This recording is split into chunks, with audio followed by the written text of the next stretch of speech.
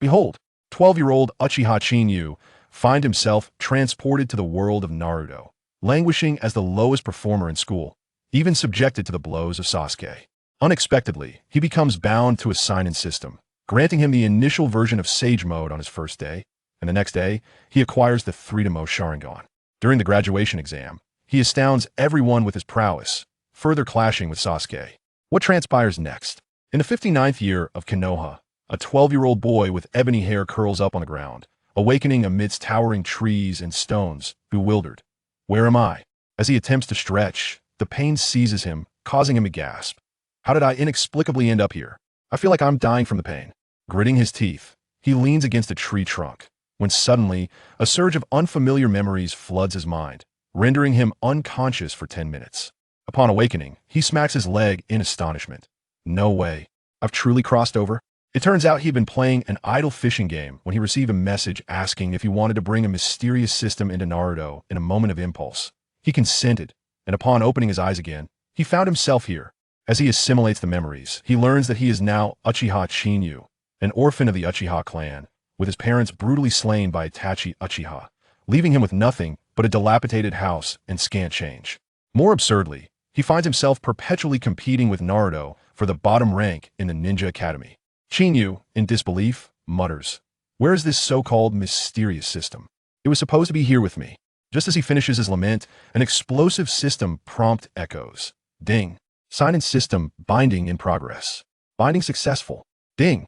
Daily sign-in grants random rewards. Would you like to sign in now? Chinyu leaps with joy. Sign in.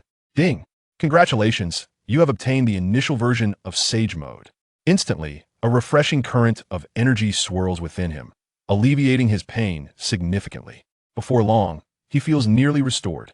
Chinyu stretches his limbs, exclaiming with exhilaration, "My goodness! Sage Mode is incredible. Recovery speed and chakra restoration have doubled, and my capacity has tripled." His expression suddenly turns cold. "Sasuke, you will pay for the beating you gave me today." After all, he found himself in this predicament because Sasuke deemed him a disgrace to the Uchiha clan and pummeled him. Returning home, Chinyu hastily devours a meal before sleeping. The next morning, before even opening his eyes, he shouts, "Sign in. Ding. Congratulations, you have obtained the 3-Demo Sharingan." He bolts upright, rushing to the mirror, where he beholds his red eyes with black pupils, the 3-Tomo swirling magnificently a sight to behold. After acquiring the Sharingan, he freshens up, pockets some money, and heads out, making his way to Ichiraku Ramen. "Boss, 1 bowl of tonkatsu ramen, please." The proprietor, kneading the dough, responds, "Coming right up." In no time, a steaming bowl of fragrant ramen is placed before Chinyu. In a matter of moments, the steaming bowl of ramen is served. "Your tonkatsu ramen." The chef, realizing it is Chinyu, smiles. "Ah, it's you, Chinyu. You're here, quite early today." Chinyu nods. "Yes, a bit earlier than usual. Take your time if you need more, just let me know." With that, the chef returns to his tasks. Chinyu lifts the bowl and takes a bite, immediately devouring it with fervor. Truly, it is a legendary dish within the Naruto universe, bursting with flavor. He consumes 3 bowls in one go, leaving in complete satisfaction. Upon arriving at the Ninja Academy, Chinyu, as per usual, took his seat in the classroom and greeted Hinata with a smile. "Good morning, Hinata." Hinata, blushing, looked up and replied softly, "Good morning, Chinyu." Observing the adorable Hinata from their childhood, Chinyu could not resist ruffling her hair, causing her cheeks to flush even deeper. Though she made no attempt to resist after all, the original host had once rescued her from bullies, intertwining their fates long ago. At that moment, Naruto burst through the door, his striking blonde hair and cat-patterned face drawing immediate attention. "Morning, Chinyu," he exclaimed before darting over to sit beside Kiba, where they quickly descended into playful chaos. Suddenly, a commotion erupted in the classroom as the girls cried out, "Sasuke has arrived. Sasuke-kun is so handsome." Sasuke entered with a stoic expression, completely ignoring the adoration directed at him, and took a seat in the corner. As the class bell rang, Iruka entered, announcing that today's lesson would focus on the shadow clone technique. Iruka was earnest in his teaching, yet Chinyu found himself growing drowsy after just 5 minutes, not due to a lack of interest, but rather because his 3-Demo Sharingan had effortlessly comprehended the technique in that brief span. Consequently, while Iruka lectured for 2 periods, Chinyu succumbed to slumber for the entirety of that time. At lunchtime, Chinyu pulled Hinata along to Ichiraku Ramen. Just as they settled back into their classroom after their meal, Sasuke sauntered past, disdainfully remarking, "The Uchiha's disgrace, and yesterday's lesson has already been forgotten." Chinyu chuckled in response. "Sasuke, I will settle the score with you eventually. Just wait." Sasuke scoffed derisively. "You dream on." And with that, he departed. The afternoon session revolved around the distribution of power within the ninja world, a topic that Chinyu absorbed with great seriousness. Understanding these dynamics would be essential for his future missions as a ninja. Thus, the day passed, and from that point on, Chinyu established a routine: attendance, school, and occasional gatherings with classmates. And in the blink of an eye, a month had elapsed. On one particular day, Iruka stood at the podium and announced, "Today is the graduation exam. The morning will test your knowledge, and the afternoon will assess your ninjutsu. The papers will be distributed shortly. Please answer diligently." He then handed the exam papers to the student at the front desk to pass back. As the exam paper reached him, Chinyu glanced at the questions and felt utterly bewildered. Had only absorbed the content pertaining to the humanities, and none of the questions seemed relevant. Just reading the first question, "What is the formation of chakra?" made him feel despondent. "I can already gather chakra. Why must I answer such trivial questions?" However, handing a blank paper was not an option. Just as he contemplated writing something nonsensical, an idea struck him. Had been in such a rush for the exam that he had forgotten to sign in. He quickly recited in his mind, "Sign in. Ping. Congratulations, host, for signing in and receiving the Ninja World Encyclopedia." In an instant, knowledge of the ninja world surged into his mind like a tidal wave. As he glanced over the exam paper again, laughter bubbled up within him. These questions were far too simple, akin to a doctoral candidate tackling elementary school assignments, and he could answer them with ease. "The system is truly remarkable. It provides exactly what I need. I must give it a thumbs up." His writing speed quickened to the point of leaving trails, and before long, he had filled the paper with correct answers, confidently submitting it, eagerly anticipating the afternoon's practical exam to showcase his prowess. On the afternoon of ninjutsu training at the playground, Iruka shouted while holding a notebook, "The ninjutsu assessment begins. Those whose names are called, step forward to demonstrate your prowess." Inazuka Kiba, cradling Akamaru, stepped forward and exclaimed, "Akamaru, canine clone jutsu." With a resounding bang, Akamaru transformed into another Kiba. One by one, the classmates showcased their skills. When it was Sasuke's turn, he performed his signature fireball jutsu, as usual. Finally, it was Naruto's turn, and he unleashed the multiple shadow clone technique, leaving the audience in awe. Then came the call, "Uchiha Chinyu." Chinyu's eyes sparkled with excitement. His opportunity to impress under the watchful gaze of everyone had finally arrived. He formed hand seals and shouted, "Fire release." Great fireball technique. With a thunderous roar, the branch fireball struck the wooden post, igniting it and scorching the ground around it to a charred black. The crowd erupted in astonishment. "Wow, this power exceeds Sasuke's by more than double. Is this really the Chinyu who was at the bottom of the class? This can't be real." Iruka was utterly taken aback, was most aware of Chinyu's previous capabilities. The contrast was simply too stark. Sasuke stared in disbelief, unable to comprehend. Just a month ago, he had been too timid to retaliate against him, and now he was so formidable. He immediately shouted, "Iruka-sensei, I demand to battle Chinyu. He must be cheating." The voice echoed across the playground, drawing the attention of all. Many began to suspect that Chinyu might indeed be cheating. Iruka turned to Chinyu. "Uchiha Chinyu, what is your response?" A confident smirk spread across Chinyu's face, his gaze sharp. "Very well. I was hoping to spar with you as well, so you can see for yourself whether I am cheating." On the playground, all the students stood outside the premises. Iruka acted as the referee in the center. Chinyu and Sasuke positioned themselves on opposite sides, locking eyes, the tension palpable. With a confident grin, Chinyu declared, "Today, it's time to settle the score." Who could forget that this past month, he had soared to new heights thanks to the Sign-In system, gaining an array of ninjutsu and significantly enhancing his sage body. His strength was already at the Chunin level, making freshly graduated Sasuke seem trivial in his eyes. Sasuke's expression hardened, scoffing, "You think you can defeat me?" As soon as he finished speaking, he lunged at Chinyu with a kunai, his speed appearing quite impressive. Chinyu remained unfazed, raising his hand to block the kunai, producing a sharp clang as sparks flew. Sasuke intended to use his momentum to topple Chinyu, but to his astonishment, Chinyu stood his ground, as steadfast as a rooted tree.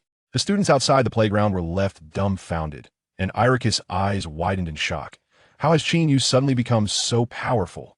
Sasuke's pupils constricted in disbelief. Chinyu took the chance to taunt him. "Is this the strength you take pride in? It doesn't seem so remarkable." Sasuke was now thoroughly enraged. He leaped backward, stowing his kunai at his waist, and swiftly formed hand seals. Fire release, great fireball technique. A watermelon-sized fireball shot towards Chinyu with a whoosh, looking quite intimidating. However, upon impact, Chinyu transformed into a puff of smoke shadow clone technique. Iruka was astonished, having completely missed when Chinyu had performed the clone. How dare you call that a fireball? Chinyu's voice suddenly resonated from behind Sasuke. Allow me to demonstrate what a true fireball looks like.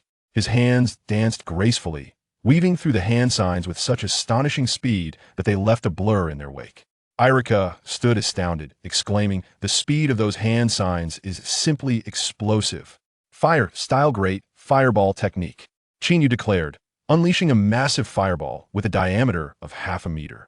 The air crackled as it ignited, radiating heat that could be felt from a considerable distance. Sasuke's pupils constricted in alarm, and he gritted his teeth, attempting to evade, but the fireball was too swift. Iruka sensed impending disaster and rushed forward to intervene, but it was already too late. Boom! A thunderous explosion resonated, enveloping the area in a cloud of smoke. Sasuke stumbled out of the haze, his hair singed and charred. Just as Iruka let out a sigh of relief, he suddenly pointed at Sasuke, shouting, "That is the Sharingan." Sasuke's eyes glowed crimson, with a tomo swirling beside his pupil, and he immediately became arrogant, declaring, "Let me show you just how vast our difference truly is." Laughing, he retorted directly, "Just because of you?" This completely ignited Sasuke's fury. He opened a scroll with a whoosh and threw out dozens of shuriken. The shuriken clashed in the air a few times, as if they had eyes, all aiming at Chinyu. Chinyu caught the shuriken, clanging them all down. But just as he finished, he felt a wave of heat behind him. Sasuke had circled behind him. Fire style, great fireball technique. 3 fireballs sprayed towards him in succession, looking like they were about to hit. Chinyu reacted super quickly, immediately shouting, "Water style, water prison." A stream of water formed a protective barrier around him in an instant, and the fireballs collided with a bang, only to hear hissing. There was no explosion, only the sound of the fireballs being dissolved. Water is the natural enemy of fire. As soon as the fireballs touched the water prison, they were completely extinguished. Sasuke looked at Chinyu, who was unharmed inside the water prison, completely dumbfounded. "How is this possible? You can use water style too?" He roared. "I activated my Sharingan. I'm the strongest. You are just a tail and Charlie, the disgrace of the Uchiha." Saying this, he concentrated all his chakra and threw out the fire style. Great fireball technique, followed by dozens of shuriken. Chinyu, however, smiled faintly and directly dispersed the water prison. Sasuke went even crazier, relying on his physical strength to throw shuriken without chakra. Chinyu shouted, "The game should end now." This made Sasuke anxious, and in the next second, he completely froze. Chinyu's eyes turned red, with 3 tomo surrounding the pupils. It was actually the 3 tomo Sharingan. Chinyu spoke. "The Sharingan is not something only you have." Iruka saw Chinyu forming complex hand seals and shouted urgently. Sasuke dodged. While shouting, he rushed over. Fire style, great dragon fire. A scorching fire dragon roared towards the sky, charging straight at Sasuke. Sasuke had no reaction at all. In a life-and-death moment, Iruka pulled him away. The fire dragon missed, soaring into the sky and exploding with a boom, the massive fireball heating the air to a scorching temperature. Iruka looked at the fireball, shocked in his silence. Chinyu's strength was clearly still holding back. Was he close to being a Chunin? At this moment, 2 Umbu wearing cat masks jumped out. What just happened? Iruka quickly explained that it was a ninjutsu exercise, and after the Umbu understood the situation, they left. Iruka called the classmates in and announced, "Uchiha Chinyu versus Uchiha Sasuke. Chinyu wins." No one opposed. Everyone was still in shock. Sasuke clenched his fists, glancing at Chinyu with a gloomy expression, quietly slipping away. He simply couldn't accept defeat. Iruka then said, "Today's exam is over. Tomorrow is a holiday. And the day after tomorrow you can come to collect your headbands and be assigned to classes." Everyone dispersed, and Naruto put his arm around Chinyu's shoulder. "Chinyu, I didn't expect you to be so strong." Kiba followed closely behind Chinyu, Akamaru trailing behind Kiba, astonished. I really didn't expect you, who usually ranks at the bottom, to be so hidden. Naruto immediately leaned over, shamelessly boasting. I didn't expect that besides me. Chinyu, you are so strong. Chinyu didn't say anything, but his mouth twitched. Kiba looked at Naruto disdainfully. Come on, you're lucky if you have 1/10 of Chinyu's strength, and you're still bragging. Chinyu finally reacted. Where are we going? Behind them, Hinata blushed and said softly, to celebrate. Kiba excitedly chimed in. Yes. Celebrate Chin, you beating Sasuke. Let's go for barbecue Q. Akamaru barked in agreement, and Naruto urged. Hurry up, otherwise there won't be any seats. When they arrived at the barbecue queue, Naruto immediately deflated. No seats left. Kiba was also stunned. Why are there so many people? Suddenly, Naruto's eyes lit up. Isn't that Choji, Ino, and Shikamaru? Chinyu immediately guessed. You want to share a table? Naruto laughed heartily. As expected of Chinyu, the group walked over, and Naruto shouted, Shikamaru, can we squeeze in and share a table? Shikamaru nodded. Sure, sit down. Choji waved his hand. Just don't steal my meat. Ino silently ate while sneaking glances at Chinyu, clearly curious about his performance today. After a barbecue meal, everyone became much more familiar, and their feelings directly warmed up. On the other side, in the Hokage office, Iruka reported to the third Hokage. Both Sasuke and Chinyu activated their Sharingan, and Chinyu has 3 Tomo. The third Hokage, tapping his pipe, stood up and looked out the window, silent for a while before letting Iruka leave, his eyes filled with surprise. Sasuke's home was in disarray, and he roared, I am a genius. I will never lose to you, the tail, and Charlie. Chinyu, wait for me. When Chinyu got home, it was past midnight, and he hurriedly signed in. System, sign in, ding. Congratulations on obtaining the Eternal Strength Pill. Chinyu was taken aback, his mouth twitching, but he didn't look at the effect and went to bed. The next day, at the ninja school, the classmates arrived early. Today they would receive their headbands and be assigned to teams. Once they got their headbands, they would officially be ninjas able to take on missions. Many were extremely excited, while only Shikamaru and the others from big families remained calm. Iruka entered the classroom much earlier than usual, smiling. All right, I will now announce the class assignments, so pay attention. Iruka held a list of class assignments and began reading from a list. Class 1. Chin Muku Kawasaki, Yamanaka, Aikir. Kawakami Mamoru, led by teacher Sakamori. Class 3. Rock Lee, Tintin, Hyuganiji, led by teacher Guy. When he reached Class 7, he paused. Class 7. Uzumaki Naruto, Uchiha Sasuke. Haruno Sakura. Uchiha Chinyu, led by teacher Kakashi. Chinyu was stunned on the spot. He excelled in both the written and martial exams. How could he be grouped with Sasuke? Naruto, Sakura, and Sasuke were also completely bewildered. Someone immediately protested from below. Chinyu and Sasuke both excel, and there's one more person. It's too unfair to the other teams. The classmates whispered among themselves, feeling there was something wrong with the assignment. Iruka coughed. This was personally arranged by Lord Hokage. I don't know the reason. Upon hearing that it was the third Hokage's decision, the dissatisfied classmates instantly fell silent. Who would dare oppose the Hokage? Chinyu understood. It turned out it was all the third Hokage's arrangement. Iruka continued reading. Class 8. Inazuka Kiba, Yamanaka Shino, Hyuga Hinata, led by Yugao. Class 10. Nara Shikamaru, Akimichi Choji, Yamanaka Ino, led by Asuma. After finishing, he added, the headbands will be awarded by the leading teachers. After saying that, he left. Chinyu patted Hinata on the head. We can't see each other every day anymore. Hinata blushed and said softly, It's okay. You can come find me. Chinyu smiled. Okay. By the way, are you the only one in your family? No, I have a younger sister named Hanabi. I'll bring her out to meet you when I have the chance. Chinyu hid his small pride on his face, which Hinata didn't see, as she was busy shyly nodding. After parting with Hinata, Chinyu went straight home. He knew Kakashi was the king of tardiness, so it was pointless to go early. He might as well go home and rest, then head out when it was about time. At the meeting place for Team 7, Naruto, Sasuke, and Sakura waited outside the school, but after waiting a long time, there was still no sign of Kakashi or Chinyu. After waiting for a long time, They still hadn't seen Kakashi. Even Uchiha Chinyu was nowhere to be found. Seeing Sasuke, who had a gloomy face and was about to leave, Naruto immediately stopped him. "Sasuke, what are you doing?" Sasuke coldly replied, "Get out of the way, I'm going back." Naruto persuaded, "Maybe it's Kakashi Sensei's test. A test of patience. Let's wait a bit longer." Sakura chimed in, "We've waited this long. What Naruto said makes sense." Sasuke thought for a moment and decided to stay temporarily. After 10 minutes, a figure suddenly appeared in a tree. Kakashi, wearing a half mask, looked at the three below and muttered, "Aren't there 4 people? Why is one missing?" He closed Ica Paradise and jumped down, causing Naruto, Sasuke, and Sakura to immediately be on guard.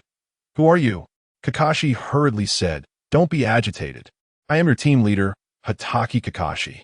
Naruto laughed and leaned over to ask, "Kakashi-sensei, were you in the restroom? Why are you so late?" Kakashi felt incredibly awkward under his mask. He couldn't just say he lost track of time reading a novel, so he had to go along with it. Yeah. Sakura frowned. "Sensei, does it take that long to go to the restroom?" Kakashi's mouth twitched. Sasuke walked up to Kakashi and extended his hand. "Headband." Kakashi smiled.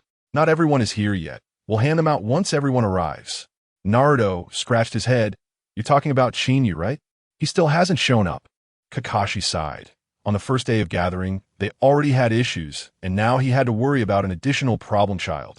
Just then, Chinyu walked over eating chips. "You all made it. I arrived just in time." Naruto frowned at him and then looked at Kakashi. "You guys didn't arrange this beforehand, did you?" Sakura was also suspicious, while Sasuke coldly ignored Chinyu. Kakashi quickly smoothed things over. "Don't joke around. I didn't even know you guys before." He pulled out 4 headbands from his ninja pouch and threw them. "Welcome to Team 7. From now on, you're official ninjas." Naruto, Sakura, and Sasuke put them on their heads, but Chinyu tucked his into his waist. Naruto was puzzled. "The headband should be worn on your head." Chinyu rolled his eyes. "I know. It looks cooler this way." Everyone was dumbfounded. Even the show-off Sasuke and Kakashi had twitching mouths. This reasoning was too ridiculous. Kakashi quickly got back on track. "All right, headbands distributed. Let's talk about the daily schedule." He scanned the group, and the corners of his mouth slightly curled under his mask. Kakashi surveyed the group and then said, "I am Hatake Kakashi, your homeroom teacher. Today is the first day of gathering, and I'll also be assigning tasks." He pulled out 3 bells from his ninja pouch and tied them around his waist. "Your mission today is to take these 3 bells from me." He added, "The method of stealing is up to you, but you must have the determination to kill me to have a chance to get them." Naruto asked innocently, "What if we can't take them?" Kakashi replied, "If you can't take them, you won't get any food, and you'll be tied to a wooden post to watch me eat." Naruto and Sakura gasped, but Sasuke stared intently at the bells, his expression extremely serious. "Let's get started." After Kakashi finished speaking, he stood still watching Ica Paradise, completely disregarding the 4. Naruto charged ahead, followed by Sakura and Sasuke. While Chinyu stood still, he knew Kakashi's strength too well. How could a Nin be easily robbed of bells by these 3? With a bang, Kakashi turned into white smoke, and Naruto tumbled and rolled twice. Sakura shouted, "Over there!" Sasuke instantly threw dozens of shurikens, but they hit only a shadow clone. The 3 worked hard for 20 minutes, ultimately panting heavily, barely able to stand. Naruto sat on the ground and asked Chinyu, "Why didn't you help just now?" Sakura frowned and yelled, "We're all on the same team. Why didn't you cooperate?" Chinyu shot a glance at Sakura and stretched. Kakashi, who was watching from the tree, initially reading a novel, immediately shifted his attention when he saw Chinyu move. Chinyu said, "I was giving you all a chance. If I intervene, you won't get any chance." Sakura huffed. "So arrogant." Naruto scratched his head, not understanding. Kakashi laughed from the tree. "Interesting. This Chinyu must not be weak. Otherwise he wouldn't dare to be so cocky." Suddenly, Chinyu spoke. "Hatake Kakashi, let me see your skills next." His eyes instantly changed, and the 3-tomo Sharingan activated, his aura rising sharply. Kakashi was shocked. "That is the 3-tomo Sharingan." He snapped shut Ica Paradise, his body instinctively becoming alert. He himself had the 3-tomo Sharingan and earned the title of copy ninja in the ninja world with it. How could he not be shocked? Qinyu's figure moved and shot out.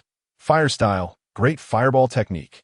A huge fireball shot directly at the tree where Kakashi stood, and with a bang, the tree was immediately burned down. Kakashi zipped out from the fire. Looks like I really can't underestimate you. Before he finished speaking, another great fireball rushed over. Kakashi quickly retreated, stuffing the novel into his ninja pouch, and rapidly formed hand seals. Water style, water wall. Just as the fireball was about to hit Kakashi, he shouted, and a wall of water suddenly appeared from below, blocking the fireball. Seeing Kakashi easily use water style to block his attack, Qinyu smirked. In that case, I won't hold back. Fire style, double great dragon fire. His hands flew, and 2 fire dragons burst forth, instantly heating the air. Kakashi looked at the fire dragons, and the corners of his mouth twitched. B-rank, ninjutsu. The fire dragons closed in from left and right, and he quickly canceled the water style and retreated. Qinyu relentlessly chased, controlling the fire dragons to push Kakashi back step by step. Suddenly, silver light flashed from Kakashi. Lightning style, Chidori. He transformed into a flash of lightning, instantly piercing through one of the fire dragons and bursting out. Just after escaping, Kakashi countered with a great fireball. Qinyu dodged to the side, standing still and saying, Kakashi, I'm gonna get serious now, so be ready.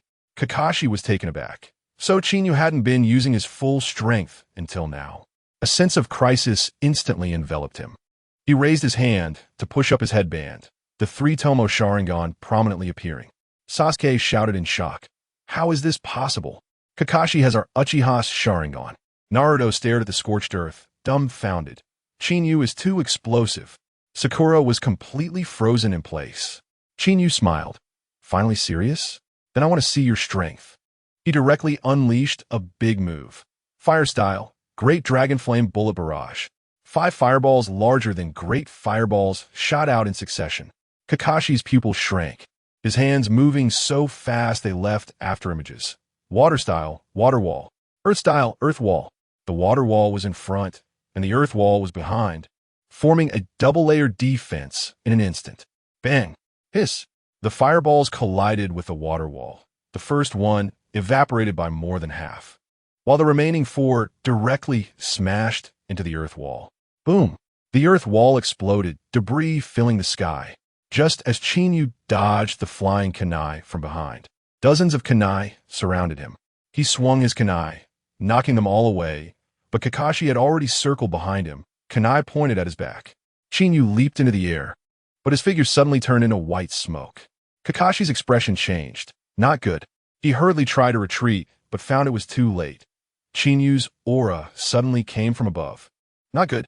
Seeing Qinyu, who had turned into white smoke, Kakashi instantly realized something was wrong and quickly tried to pull back. Looks like you miscalculated. In front of Kakashi, Qinyu opened his palm, and a rapidly spinning sphere of light instantly formed. Rasengan! Qinyu shouted, pressing the Rasengan towards Kakashi. Kakashi's pupils shrank, his heart racing. This was a sense of impending death. Cold sweat instantly soaked his forehead. He didn't even have time to dodge. Bang! A loud explosion startled everyone. It turned out that Qinyu changed direction just as the Rasengan was about to hit. He sent the Rasengan flying diagonally from in front of Kakashi, and when it landed, he slammed the Rasengan into the ground. Boom! The ground instantly cracked open, and the rapidly spinning Rasengan dug a 2-meter diameter, 1-meter deep pit in the blink of an eye. Kakashi landed and was directly stunned. This Rasengan's power was incredible.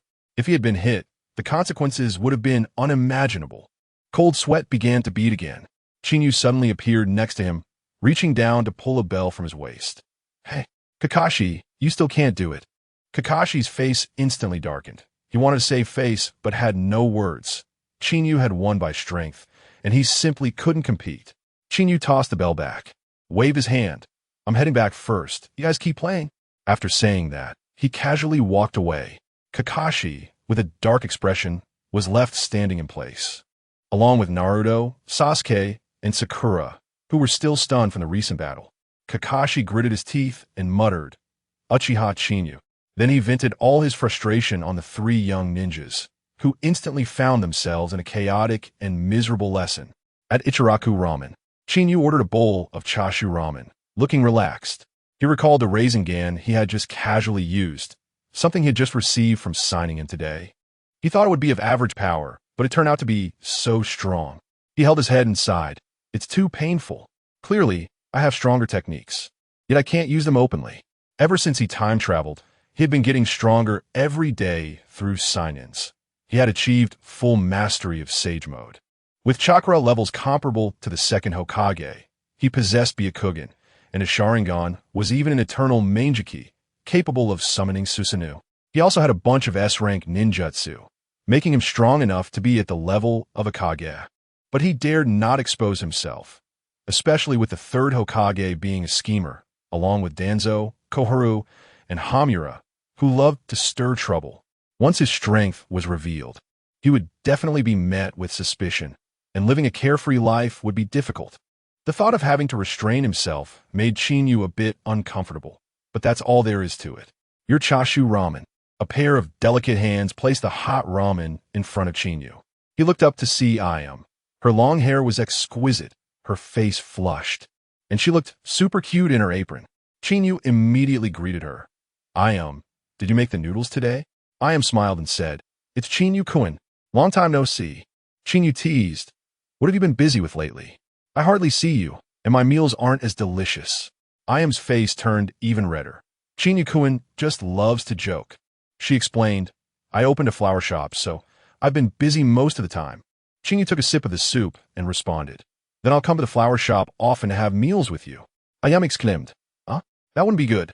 Chinyu laughed. Do you want me to starve? Ayam quickly shook her head, and Chinyu decisively said, It's settled then. After saying that, he buried his head in his ramen, while Ayam returned to her work with a flushed face. After finishing his meal, Chinyu flirted with Ayam a bit before leaving. In the Hokage's office, the third Hokage was smoking and asked, Kakashi, do you think Chinyu has Jonin-level strength? Kakashi replied in a defeated tone, Yes. I lost to him in a match today. The third Hokage became interested, and Kakashi continued. Chinyu not only has a 3-tomo Sharingan, but he can also use B-rank fire release. His agility is impressive, and his use of hidden weapons is extremely accurate, with impeccable timing. After all, he had almost fallen into Chinyu's hands today. The third Hokage frowned. This Chinyu is hiding too deeply. Just a few days ago, he was still said to be a Chunin, and now he's a Jonin. This change is too fast. He fell silent for a moment, then slammed down his pipe. In a month, there will be the Chunin exams, and all the major ninja villages will come. Keep Chinyu's matter under wraps. Let him perform well during the exam, and let the other villages and daimyos see Konoha's strength. Kakashi was taken aback. He hadn't expected the third Hokage to treat Chinyu as a trump card for the exam. He then asked, What about Naruto? Should he participate? The third Hokage, rarely displaying dominance, replied, Kakashi, this is Konoha. Kakashi immediately understood. There was nothing to fear about Naruto participating in his own village's exam. He said it was fine and left. The third Hokage called out, Tens. An Umbu wearing a cat-faced mask immediately appeared, and the third Hokage ordered, Send someone to secretly monitor Uchiha Chinyu and report back immediately if there are any developments. The third Hokage then ordered, also, starting today, strengthen the village's vigilance to prevent other villages from sneaking in. The Umbu responded, Yes. As soon as the words fell, the figure vanished. In the mission hall, Naruto stared blankly at the mission board and asked Yuri, Uncle Yuri, are there any missions we can take? Sakura and Sasuke also focused on Yuri. While Chinyu chatted with Hinata nearby, he needed to flirt with her from time to deepen his impression in her heart and pave the way for future plans. Yuri pulled out some documents. There are D-rank missions. Take a look. When Naruto saw them, they were all about finding lost cats, catching thieves, and go to the bathroom. And he exploded. Why are all these pathetic missions? Don't we have anything higher rank? Yuri replied expressionlessly. Genin can only take this. Wait until you become Chunin. The three were left speechless. At that moment, Chinyu walked over. Yuri, help me check what missions Jonin can take. His words stunned everyone. Yuri frowned. Jonin? Which Jonin are you? Chinyu decisively shifted the blame. I'm picking missions for our teacher Kakashi. When Yuri heard it was Kakashi, his furrowed brow relaxed a bit. He still didn't fully believe it, and Chinyu pointed at Naruto and the others. Aren't they all Kakashi students? Is it not okay to pick missions for our teacher? Naruto immediately put his hands on his hips, right? Can't we help our teacher pick missions? Chinyu awkwardly covered his face. This guy could change his expression too quickly. He had just been crying in grievance, and now he was so aggressive. Yuri was left bewildered by Naruto and could only say, since it's to help Kakashi, then that's another matter. He began looking for Jonin mission information. While Chinyu secretly laughed, he actually wanted to use the opportunity to go grab the Raijin sword stolen by Senju Pain, so he could finally put his swordsmanship to use and boost his strength. Yuri handed over the Jonin mission information, and when Naruto and the others looked at it, their eyes widened. High difficulty and rich rewards. Chinyu took the document from Naruto's hands. This A-rank mission, capture the rogue ninja Ishikawa Ikemen. Yuri registered it and handed the mission scroll to Chinyu. Chinyu brought the three of them to the gathering place of Team 7, where they saw Kakashi lying on a branch reading Intimate Paradise. Naruto waved from afar. Hello, Kakashi-sensei. Kakashi jumped down, looking happy and puzzled, asking what's going on with you all. Naruto blurted out, Kakashi-sensei, we took a mission for you at the mission hall. Kakashi laughed. It's just taking a mission. Is it worth being this happy? You little brats. As soon as he finished speaking, Kakashi realized something was wrong. He panicked. Naruto, what did you just say? Say it again. Naruto scratched his head, completely confused about why Kakashi was suddenly so anxious. Naruto repeated, I said, we went to the mission hall and took a mission for you. Nanny? Kakashi slammed shut Intimate Paradise. Chinyu appropriately handed over the mission scroll. Here, your mission information scroll. When Kakashi saw the scroll, he directly cursed. Damn it. To know that a ninja's mission success rate affects the commission. His success rate was already at 99.5. If this mission failed, his success rate would drop to 95, and the loss of commission wouldn't be a small amount. He hurriedly opened the scroll, and after reading it, finally let out a sigh of relief. Thank goodness. Thank goodness. He glared at Naruto and asked, whose idea was this?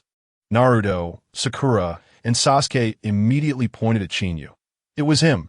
Chinyu also straightforwardly admitted. It was me. Kakashi instantly exploded. So it's you, damn Chinyu.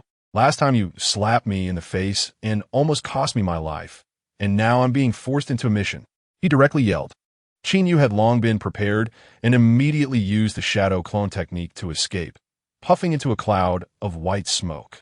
Unable to find Chinyu, Kakashi's anger was all directed at Naruto and the others. You all helped Chinyu act recklessly without stopping him? Just wait until I deal with you. The next moment, Team 7 suffered the consequences, but Chinyu had already anticipated this. On the other side, Chinyu was holding hands with the shy Hinata while shopping. Hinata, do you have any missions today? Hinata quietly said, no. Chinyu smiled. It's rare that we all have free time. Let's walk around together. At that moment, Ino patted him from behind. Chinyu-kun. Hinata quickly pulled her hand back, and Chinyu asked, Ino, what are you doing here? Ino replied, I came out to shop and happened to see you. Chinyu invited, join us. Ever since the last barbecue gathering, Chinyu had been in frequent contact with Ino, and their daily routine involved Hinata, Ino, Ayum, and Team 7 forming a close-knit group. The three of them strolled and ate, happily enjoying their day. The next morning, Naruto knocked on the door and shouted, Chinyu, get up.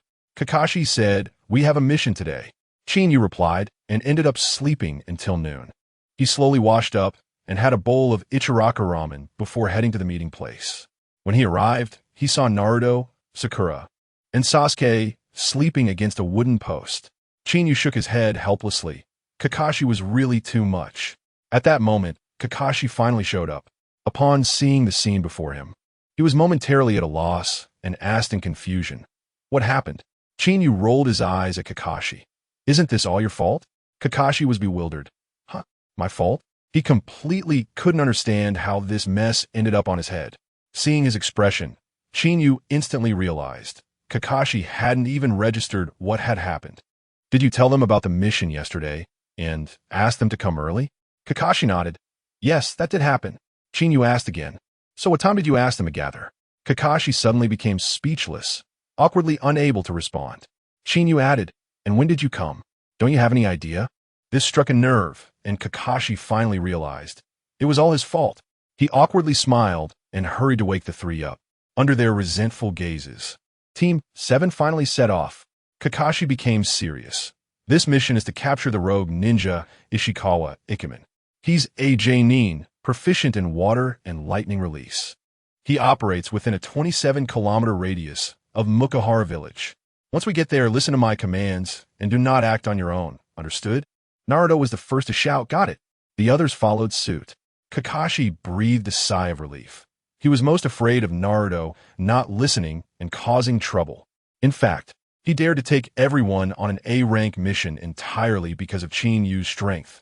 Otherwise, he would never have taken on such a thankless task.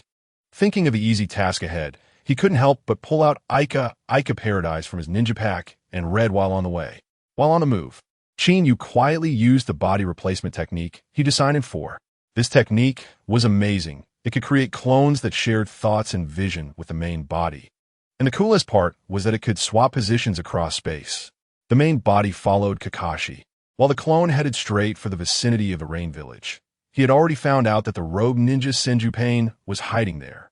In the main tent near the Rain Village, Senju Pain, carrying a sword wrapped in black cloth, asked Asa Jiro, what are we going to do? Asa, drinking, replied, a batch of high-end ninja tools from the land of gold will pass through here. We're going to steal them. Senju Pain was confused. What is the land of gold? Asa explained, a remote small country, rich in gold. This time, they traded a large batch of ninja tools, and we have figured out their route. Senju Pain was still worried. What is the strength of the escort team? Asa laughed. The highest is at the level of Chunin. This mission is a piece of cake for us. Senju Pain finally felt reassured. Suddenly, there was a commotion outside. Both Senju Pain and Asa frowned. Senju Pain said, I'll go take a look. He turned and walked out of the tent. As soon as he stepped outside, he saw 6 teammates surrounding a young boy. It was Chinyu. Chinyu was grinning, showing no signs of aggression. Seeing Senju Pain, Chinyu directly asked, so, you must be Senju Pain? Senju Pain was taken aback. Who are you? He searched his memory, but couldn't recall knowing this person. Chinyu scratched his head and smiled. Oh, I forgot to introduce myself. I'm Uchiha Chinyu, and I'm here to borrow something from you. When Senju Pain heard the name Uchiha, his pupils contracted sharply. That was a major clan from Konoha. He immediately tensed up, thinking, this kid isn't here to take my head, is he? After all, he was a rogue ninja. He cautiously asked, what? Do you want to borrow? Chinyu deliberately elongated his voice. Well, I came to borrow the Raijin sword. The moment he mentioned the Raijin sword, Senju Pain's pupils shrank again, and his body tensed even more. That sword was his lifeline. Before he had it, he was just a genin, but with it, he had reached the special Chunin level, able to establish himself in the Rain Village. If he lost the sword, he would be finished.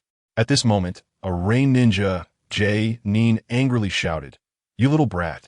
How dare you act wildly in the territory of the Rain Village? Are you looking for death? Upon hearing this, Senju Pain suddenly realized. Chinyu was just a kid. At most a genin. Why should he be afraid of him? Even if he was an Uchiha. So what? He instantly changed his expression, glaring fiercely at Chinyu. Uchiha brat, have you gone mad? Since you've come to us, don't blame us. Chinyu sighed and shook his head.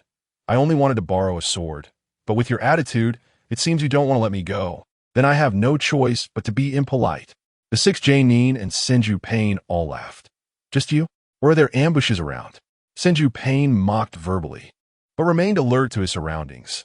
This situation was too suspicious. The other Chunin also perked up, watching for movements around them. Chinyu looked at them and smiled slightly.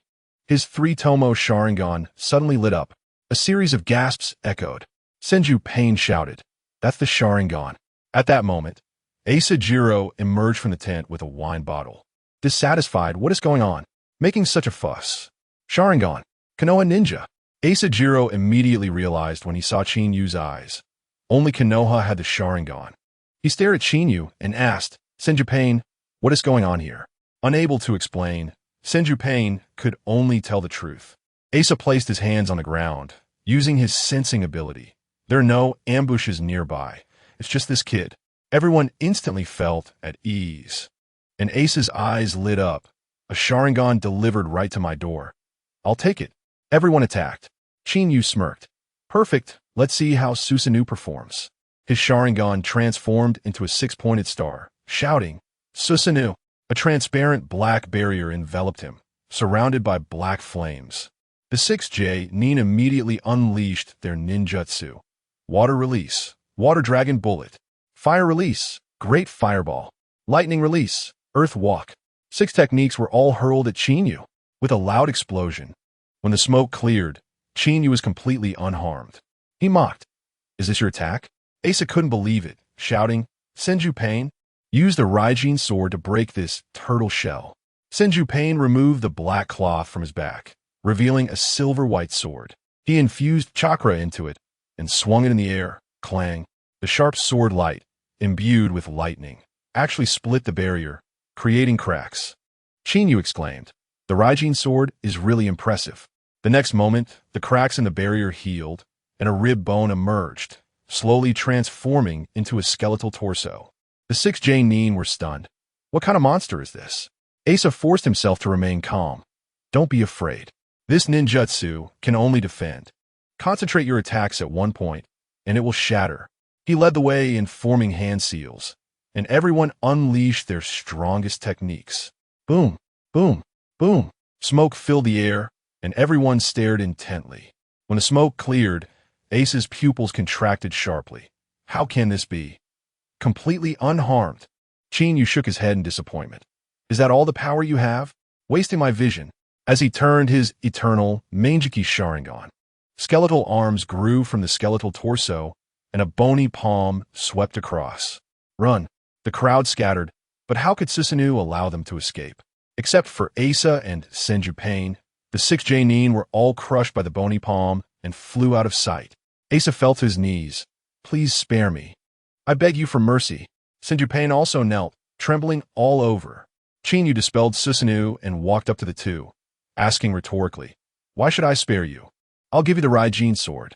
Please spare my life.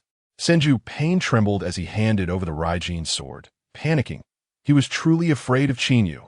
With a snap, Qinyu took the sword, lightly swung it a few times, and was immensely satisfied, as expected of a Hokage artifact. Light and sharp, and the chakra capacity is impressive. Sunno, Itashimi, saw that Qinyu was satisfied and had just breathed a sigh of relief when suddenly, with a whoosh, the kneeling Wasabi Jiro lunged forward, stabbing a kunai towards Qinyu's chest. But just as the kunai was about to hit, Wasabi suddenly stopped, his eyes vacant, clearly under the influence of Qinyu's illusion. He flipped the kunai in his hand and, with a squelching sound, stabbed it into his own chest, blood gushing out as he fell to the ground, lifeless. Qinyu sighed. Alas, I'm a pacifist. This isn't what I wanted. Senno Itashimi was even more frightened, frantically cursing in his heart. You're a pacifist? Huh. Killing so many people and still pretending. How dare you say that? But he didn't dare utter a word. His life was at stake. Qinyu spoke, you can go. I advocate for peace and do not kill the innocent. Hearing this, Senno Itashimi almost fell to the ground, holding back the urge to curse, and quickly ran away without a trace. Qinyu put away the sword of Thunder God into the system space, turned off the eternal kaleidoscope, and walked away, holding his head. On the other side, Naruto was following Kakashi and shouting, Kakashi-sensei, how much longer until we reach our destination? Kakashi replied, we're almost there, at this speed. We'll reach Mukohara village in 2 days. Naruto immediately made a sad face. 2 more days? After a whole day of traveling, I'm already bored to death. Sakura retorted, shut up. You're the one making all the noise. Naruto, who feared nothing in the world except Sakura, immediately fell silent, looking aggrieved. Qinyu shook his head from behind. Naruto was truly the comic relief. The group traveled nonstop for 2 days and finally arrived near Mukohara village. Kakashi bit his finger, formed a hand seal, and slapped the ground, summoning jutsu. With a bang, a puff of white smoke emerged, and a ninja dog wearing a Leaf Village forehead protector appeared. Looking dejected as it asked, "Kakashi, what did you summon me for?" Kakashi said, "Paku, I need you to go ahead and scout the situation in the village." Paku responded and ran off. Naruto's eyes sparkled. "Is this the summoning jutsu? That's awesome." Kakashi felt a bit elated from the admiration, while Sakura and Sasuke were surprised, but not as exaggerated as Naruto. Chinyu, on the other hand, looked down on it. Who needs a ninja dog when you have Susanoo? This dog had no combat power and wasn't even cute. Its practicality was zero. After a while, Paku returned. "Kakashi, we can't enter the village. There are lower-ranked ninjas on guard outside. There are 2 in each of the 4 directions. This village seems to be no ordinary place." After reporting, Kakashi fell silent in thought. Paku then said, "It's almost mealtime. If there's nothing else, I'm heading back." Seeing the time was getting late, Paku hurried to say goodbye to Kakashi and with a bang, dispelled the summoning and disappeared. Kakashi shook his head helplessly and said to the others, "Follow me in a moment, and don't speak. I'll negotiate first and see the situation. After all, we're just here to capture a rogue ninja, and there's no need to clash with other ninja villages." Naruto was holding the back of his head, looking bored. The group boldly walked to the entrance of Mukahara village, where 2 Mukahara ninjas jumped out, serious expressions on their faces as they stared at them. "Who are you?" Kakashi quickly said. "Hello, we are Leaf Ninjas. Could you please take us to see the village chief?" The 2 ninjas exchanged glances, and one of them said, "Wait here. I'll go ask." After instructing his companion, he left. After a while, the ninja returned, bringing with him an elderly man with a cane. The old man smiled and approached. "Hello, esteemed Leaf Ninjas. I am Yuin, the village chief of Mukahara." Kakashi shook hands and explained their purpose. "I am Kakashi Hitaki, a jounin from the Leaf, here to capture the rogue ninja Ishikawa Ikemen, who is reportedly hiding in your village. May we enter the village to apprehend him?" Yuin showed a troubled expression. "I'm sorry, but our village is currently experiencing a large-scale epidemic. For your safety, I suggest you return." Kakashi was taken aback, but Chinyu scrutinized Yuin thoughtfully. He felt that the village chief seemed a bit strange, though he couldn't quite put his finger on it. Kakashi immediately said, "Chief, if we enter the village and something happens, it won't be related to your village. I guarantee this." How does that sound? He had already seen that the chief was not genuinely concerned for their safety, but rather afraid of being held accountable by the Leaf if something went wrong. Yuin furrowed his brow, thought for a moment, and nodded. "All right then." The group followed Yuin into the village, and as soon as they reached the village entrance, they saw medical personnel and assistants bustling around. Chinyu muttered to himself, "It seems there really is a large-scale epidemic." Earlier, he thought the village chief was talking nonsense, but now it turned out to be true.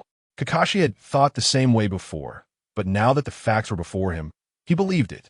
As they followed the village chief deeper inside, they saw patients and medical personnel everywhere. Kakashi frowned and asked, "If the epidemic is so severe, why not seek help from the great nations or major ninja villages?" Yuin sighed. "It's not that we don't want to, it's just that it wouldn't help at all." Chinyu was puzzled. "Wouldn't help?" Yuin explained, "This epidemic is particularly strange. I've asked several major villages for help, but none could cure it. In the end, we had to drop it." An incurable epidemic? Kakashi's expression instantly became serious. This was a huge problem. Naruto suddenly became excited. "You can ask our Leaf's medical ninjas. They can cure any disease." Clearly, he couldn't bear to see the village in such dire straits, and Kakashi didn't stop him, tacitly allowing his words. Yuin's tone was bleak. "Perhaps, but I have no confidence. Even if the Leaf's medical ninjas can cure it, they may not be willing to come." Finally, Yuin brought everyone to a hotel to settle them in, saying he wouldn't disturb them further before leaving. Kakashi immediately arranged. "Chinyu, you come with me to scout. Naruto, you stay in the hotel and don't move around." He was most worried about Naruto, as the boy always loved to cause trouble.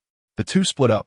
Kakashi set his direction and left, while Chinyu strolled leisurely in his own direction. As he walked, Chinyu suddenly saw someone sneaking around the medical box, just touching things without stealing. He remained silent and found a place to hide. After the person finished, Qinyu quietly followed, watching them slip into a room.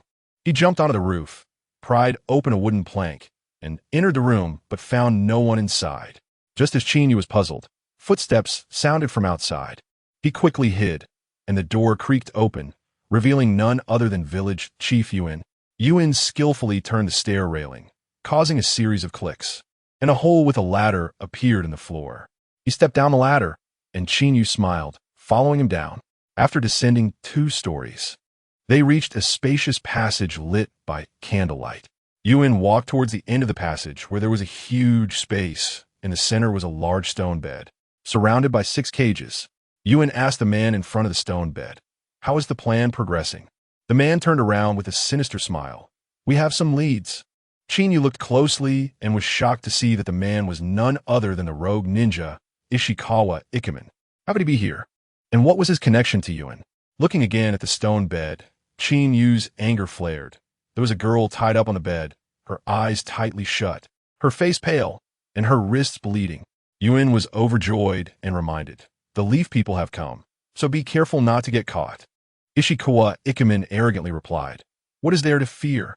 Once my human experiments are complete, the entire village will become your powerful slaves. Even the Hokage of the leaf will be crushed by our human weapons." He shouted madly, "Look, our human weapons are so magnificent." As he spoke, numerous clawed arms suddenly emerged from the cages, eerie and terrifying, filling the air with fear. As the echoes of his voice faded, many clawed arms extended from within the cages, creating a chilling and fearsome atmosphere.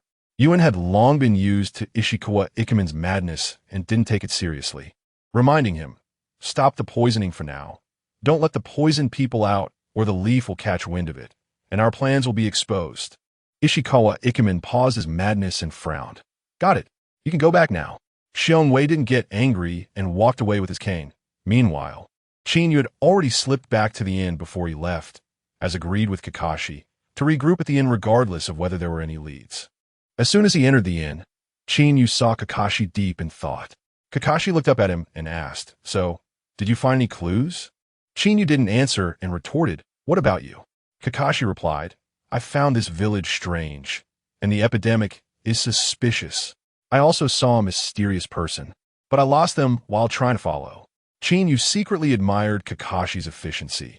If it weren't for his good luck in following that person, he probably wouldn't have made any progress either. Kakashi then asked, "Did you find anything?" Qinyu said seriously, "Yes, and it's very serious." Everyone was taken aback, and Kakashi hurriedly asked, "What did you find?" Qinyu said, "The strange person you mentioned, I encountered them too. I followed them to a building and found a basement. Guess what I saw in the basement?" Naruto jumped up anxiously and asked, "What did you see?" Qinyu scanned the crowd and said, "I saw Ishikawa Ikemen and Xiongwei." As soon as he said this, everyone was stunned. How could these two be together? Kakashi frowned and asked, "What were they doing?" Qinyu replied, "They were conducting human experiments. The epidemic in this village was also planned by them." This news hit everyone like a bombshell. Kakashi couldn't believe it. How could this be? Naruto even defended Xiongwei, saying, "Qinyu, are you sure you didn't make a mistake? The village chief is very kind." Sakura pulled Naruto, clearly trusting Qinyu more. Kakashi suddenly asked, "What is their goal?" Qinyu frowned and said, "I only heard human weapons and poisoning the poison people. I guess they are poisoning the villagers to incapacitate them, which would also cover up the human experiments. Fewer people during the epidemic means they can just say they died, and it prevents the news from leaking." Kakashi's expression turned grave. Based on his experience, what Qinyu said was definitely true. Naruto stopped arguing and shouted excitedly, "I want to go find the village chief and get to the bottom of this." He rushed out. Kakashi became anxious. "No, hurry and bring Naruto back." He took the lead and chased after him, with Sakura and Sasuke following. After all, this was Mukahara village, and if things got exposed, they would have to face the entire village. Although the two of them were not strong, they were not foolish either. Were they? This is Mukahara village, filled with its people. Once the matter is exposed, they would have to face the entire village's military force. They didn't believe they could all escape from the village. So the most important thing now was to find Naruto and make a quick getaway. Just as Qinyu left the inn to find Naruto, A secret door under the bed in the inn suddenly opened, and Ishikawa Ikemen jumped out, grinning ominously. Since you all know, then enjoy the results of my experiments. On the other side, at the village chief's door, Naruto shouted excitedly. Village chief, why did you poison the villagers? Why are you conducting human experiments? Why? Xiongwei suddenly changed his expression and asked coldly. You know? Naruto was more anxious. Why? Xiongwei sneered. You brat. You won't understand. And you won't have the chance to understand. He suddenly lunged at Naruto with his cane, catching Naruto off guard. The cane stabbed into his abdomen, and he fell to the ground with a thud. Xiongwei twisted the cane and drew a long knife. Wait for your friends to come find you. As he spoke, he lunged at Naruto. In a critical moment, Kakashi blocked with a kunai. Konoha's Kakashi. Xiongwei laughed. Looks like I'll have to take you all with me. He swung his knife and started fighting Kakashi, clashing loudly. The commotion attracted 3 ninjas from Mukahara village, and Xiongwei shouted, Kill the Konoha ninjas. They want to destroy the village. The 3 ninjas charged at Naruto with kunai. Just as Naruto stood up, he could only dodge in a panic. Just as one ninja was about to kill Naruto, with a whoosh, Sasuke threw a kunai to drive the ninja back. Sakura also arrived and asked, Naruto, are you okay? Sasuke kept his eyes on the ninjas, preventing any sneak attacks. While fighting Kakashi, Xiongwei shouted, Don't let them escape. Otherwise, Mukahara village is finished. In terms of swordsmanship, Kakashi was indeed not Xiongwei's match. Kakashi shouted, Naruto, be careful. Finish this quickly and retreat. The battle erupted in an instant. Naruto shouted, Multiple shadow, clone, jutsu. He created 3 clones, and along with his real body, Sakura, and Sasuke, they attacked the ninjas. Although Mukahara village ninjas were weak, they were still genin, and they could just about hold their own. Naruto used his clones to hold them back. Sasuke attacked with shuriken and ninjutsu, and Sakura was responsible for finishing off the enemies.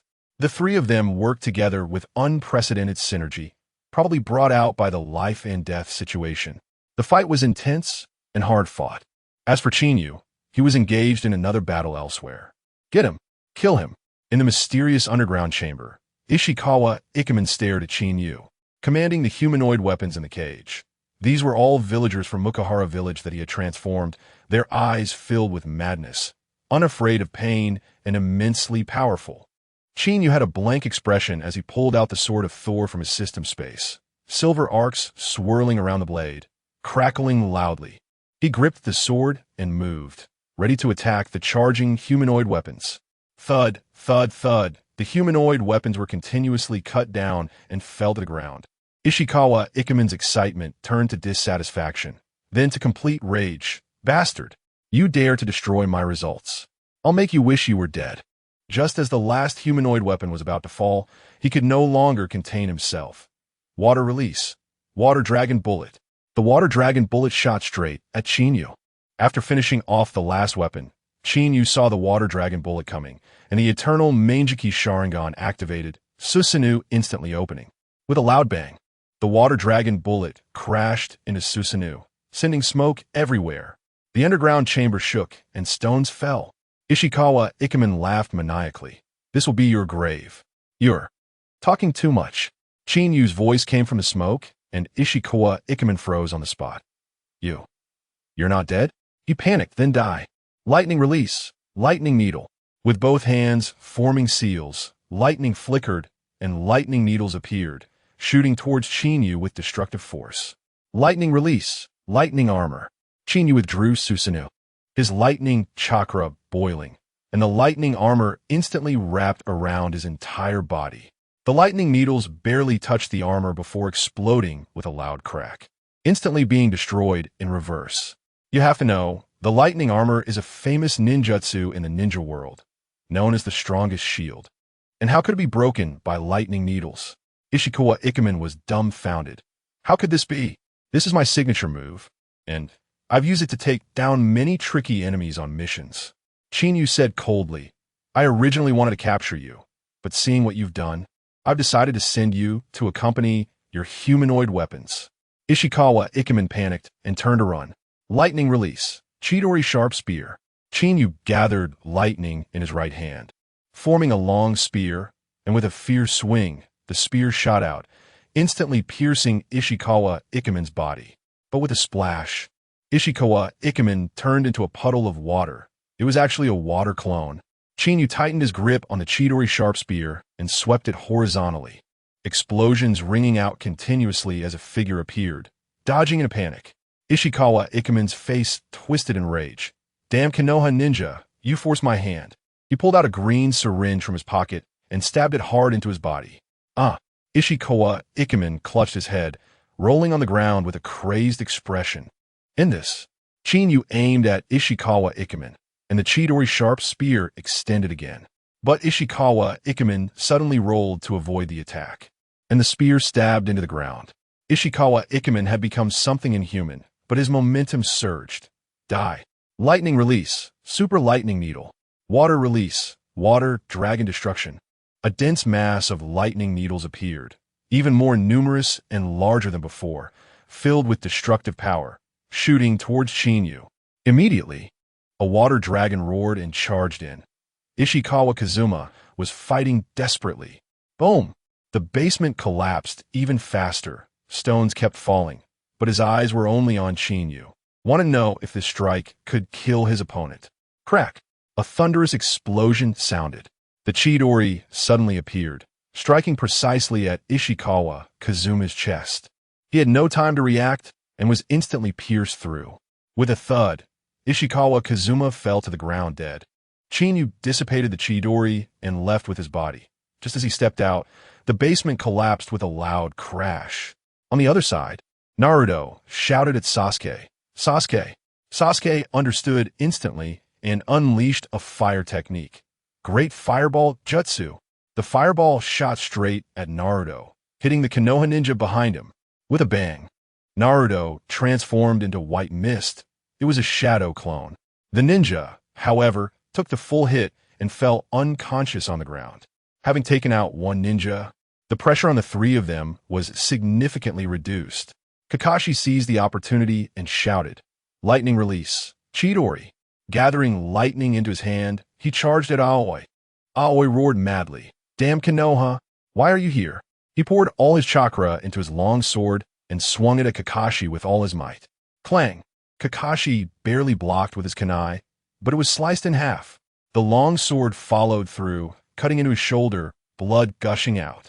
At the same time, Kakashi's Chidori pierced through Aoi's chest, the power of lightning instantly taking his life. With a thud, Aoi fell to the ground. Kakashi gritted his teeth and pulled out the long sword, drenched in sweat, quickly applying makeshift bandages to stop the bleeding. Naruto, Sakura, and Sasuke rushed over. "Kakashi-sensei, are you okay?" They had dealt with the remaining ninjas and hurried to regroup. "Let's retreat quickly. We won't be able to leave in a moment." As soon as Kakashi finished speaking, Chinyu suddenly appeared, holding the half-human, half-demon Ishikawa Kazuma. Kakashi was puzzled. "What is this?" Chinyu explained. "Target acquired. He took an experimental drug, and this is what he became." Chinyu urged, "Hurry up and retreat. They are coming." He took the lead and left, not out of fear, but because he didn't want to use his techniques in front of too many people. Kakashi quickly followed with the three of them, and after some twists and turns, they successfully escaped from Konoha Village. After a series of turns, they finally escaped the boundaries of Konoha Village. "Let's get out of Konoha's range first. I'll take care of my wounds, and then we'll quickly return to Konoha to report to the Hokage." Chinyu sealed Ishikawa Kazuma's body in a ninja scroll and handed it to Kakashi. The group proceeded as planned, and by the time they returned to Konoha, everyone except Chinyu felt exhausted. Kakashi went straight to the Hokage's office, while Naruto, Sasuke, and Sakura went home to rest. Chinyu, on the other hand, went to find Hinata to continue his plan to deepen their relationship. The next day at noon, at the gathering place for Team 7, Kakashi had a dark expression. He usually arrived late, and everyone timed their arrivals perfectly, but he was unexpectedly early today. He spoke up. "In a few days, there will be a Chunin exam. Genin must participate, and ninjas from other villages will also come. You all need to perform well and showcase Konoha's spirit." Naruto was instantly fired up. Sakura was infatuatedly staring at Sasuke, and didn't he hear? while Sasuke coldly smiled, seemingly lost in thought. Chinyu shook his head in disbelief. This motivational talk was too easy to manipulate. These young people got fired up without realizing their own strength. But he didn't expose it, not wanting to spoil their enthusiasm. Naruto shouted, "Kakashi-sensei, don't be late during this time. I want to train hard and defeat everyone in the Chunin exam." Sasuke couldn't help but scold. "Idiot." Sakura chimed in. "The champion will only be Sasuke." Kakashi secretly agreed with Sasuke's words.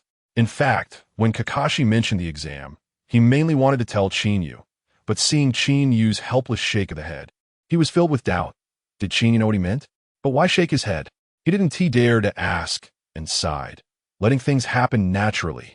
After disbanding, only Naruto was hyperactive, while the others appeared normal, with no one knowing if they would secretly train hard.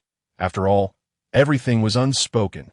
On the other side, Chinyu was walking down the streets of Konoha, holding the shy Ino's hand. Ino asked, "Chinyu-kun, where are we going?" Chinyu smiled. "We're going to Hinata's house to play together." Ino immediately puffed up her cheeks, looking a bit unhappy. Chinyu patted her head. "Don't be upset. Hinata and you are good sisters." This head pat made Ino blush, lowering her head shyly. The earlier unhappiness completely gone, replaced by joy. Chinyu led her to the entrance of the Hyuga house, where Hinata was waiting, accompanied by a girl in an orange kimono. Chinyu guessed it was Hinata's younger sister. "Hinata Hanabi." From a distance, Chinyu waved. "Hinata." Ino quickly pulled her hand back, nervously waving to greet her. Clearly, holding hands made her very shy. The moment she saw Hinata, Ino hurriedly withdrew her hand from Chinyu's, flustered as she waved to Hinata. "Kinyu-kun." "Ino." Hinata approached Chinyu with Hanabi. Chinyu pretended not to recognize Hanabi and asked, "Who is this?" Hanabi straightforwardly replied, "Hello, Chinyu-kun, I'm Hinata Hanabi, Hinata's sister." Chinyu immediately complimented, "Hello, Hanabi." Just as Hinata said, "You are both beautiful and straightforward." Hanabi looked at Hinata with confusion, clearly not believing it, but her impression of Chinyu improved greatly. Chinyu took the lead. "Now that everyone is here, let us go have fun at the flowing lake." The flowing lake was peaceful with beautiful scenery. As ninjas were busy with missions and civilians were busy making a living, no one came to play. Upon arriving at the flowing lake, Chinyu assigned tasks. Ino would catch fish, Hinata would catch animals, Hanabi would gather and chop firewood, while he himself lay back and said, "I'll handle the barbecue. I need to conserve my energy." Ino and Hinata had no objections, and Hanabi was only curious about his grilling skills. Soon everything was ready, and Chinyu said, "You guys go swim first. I'll call you when the barbecue is ready." Ino and Hinata exchanged glances, their faces instantly turning red. While Hanabi also felt a bit shy, Chinyu was puzzled. What's wrong? Though Hanabi was shy, she directly said, "I didn't bring my swimsuit." Chinyu slapped his forehead. "You should have said so earlier. I'll send a clone to buy them. What sizes do you all wear?" He looked serious, as if he was just helping out. The three girls were instantly stunned, their faces turning bright red. Ino hurriedly waved her hands. "No need. I can go myself." After saying that, she ran off, and Hinata followed suit, while Hanabi called out, "Sister, wait for me," and chased after them. Before long, the three girls returned with bags. "Chinyu didn't even look up? Go have fun. I'll call you when the barbecue is ready." The three girls walked to the lakeshore, and Hinata thought that as long as it was just her sisters and Chinyu, it was fine. So she hid behind a rock to change clothes and jumped into the water, with Ino following her. The two played excitedly in the water, calling out to Hanabi, "Come down. It's so much fun. Help me. Ino is bullying me." Hanabi shook her head helplessly, gritted her teeth, changed clothes, and jumped into the lake as well. She gritted her teeth and changed behind the rock before jumping into the lake. While Chinyu was grilling, he watched the three girls having fun in the lake, a smile on his face. This kind of life is really nice, comfortable, and happy. He felt deep down that this scene was beautiful. Suddenly, he noticed Shobu approaching with a tote bag, puzzled. "Shobu, didn't you say you were busy at the store, and couldn't he come?" It was surprising for her to show up after previously declining the invitation. Shobu blushed, gripping the tote bag and unable to speak. Chinyu teased. Now that you're here, let us have fun together. Looking at your gear, you were ready all along. Shobu became even more embarrassed, covering her face with the tote bag, and hurriedly ran off to change clothes.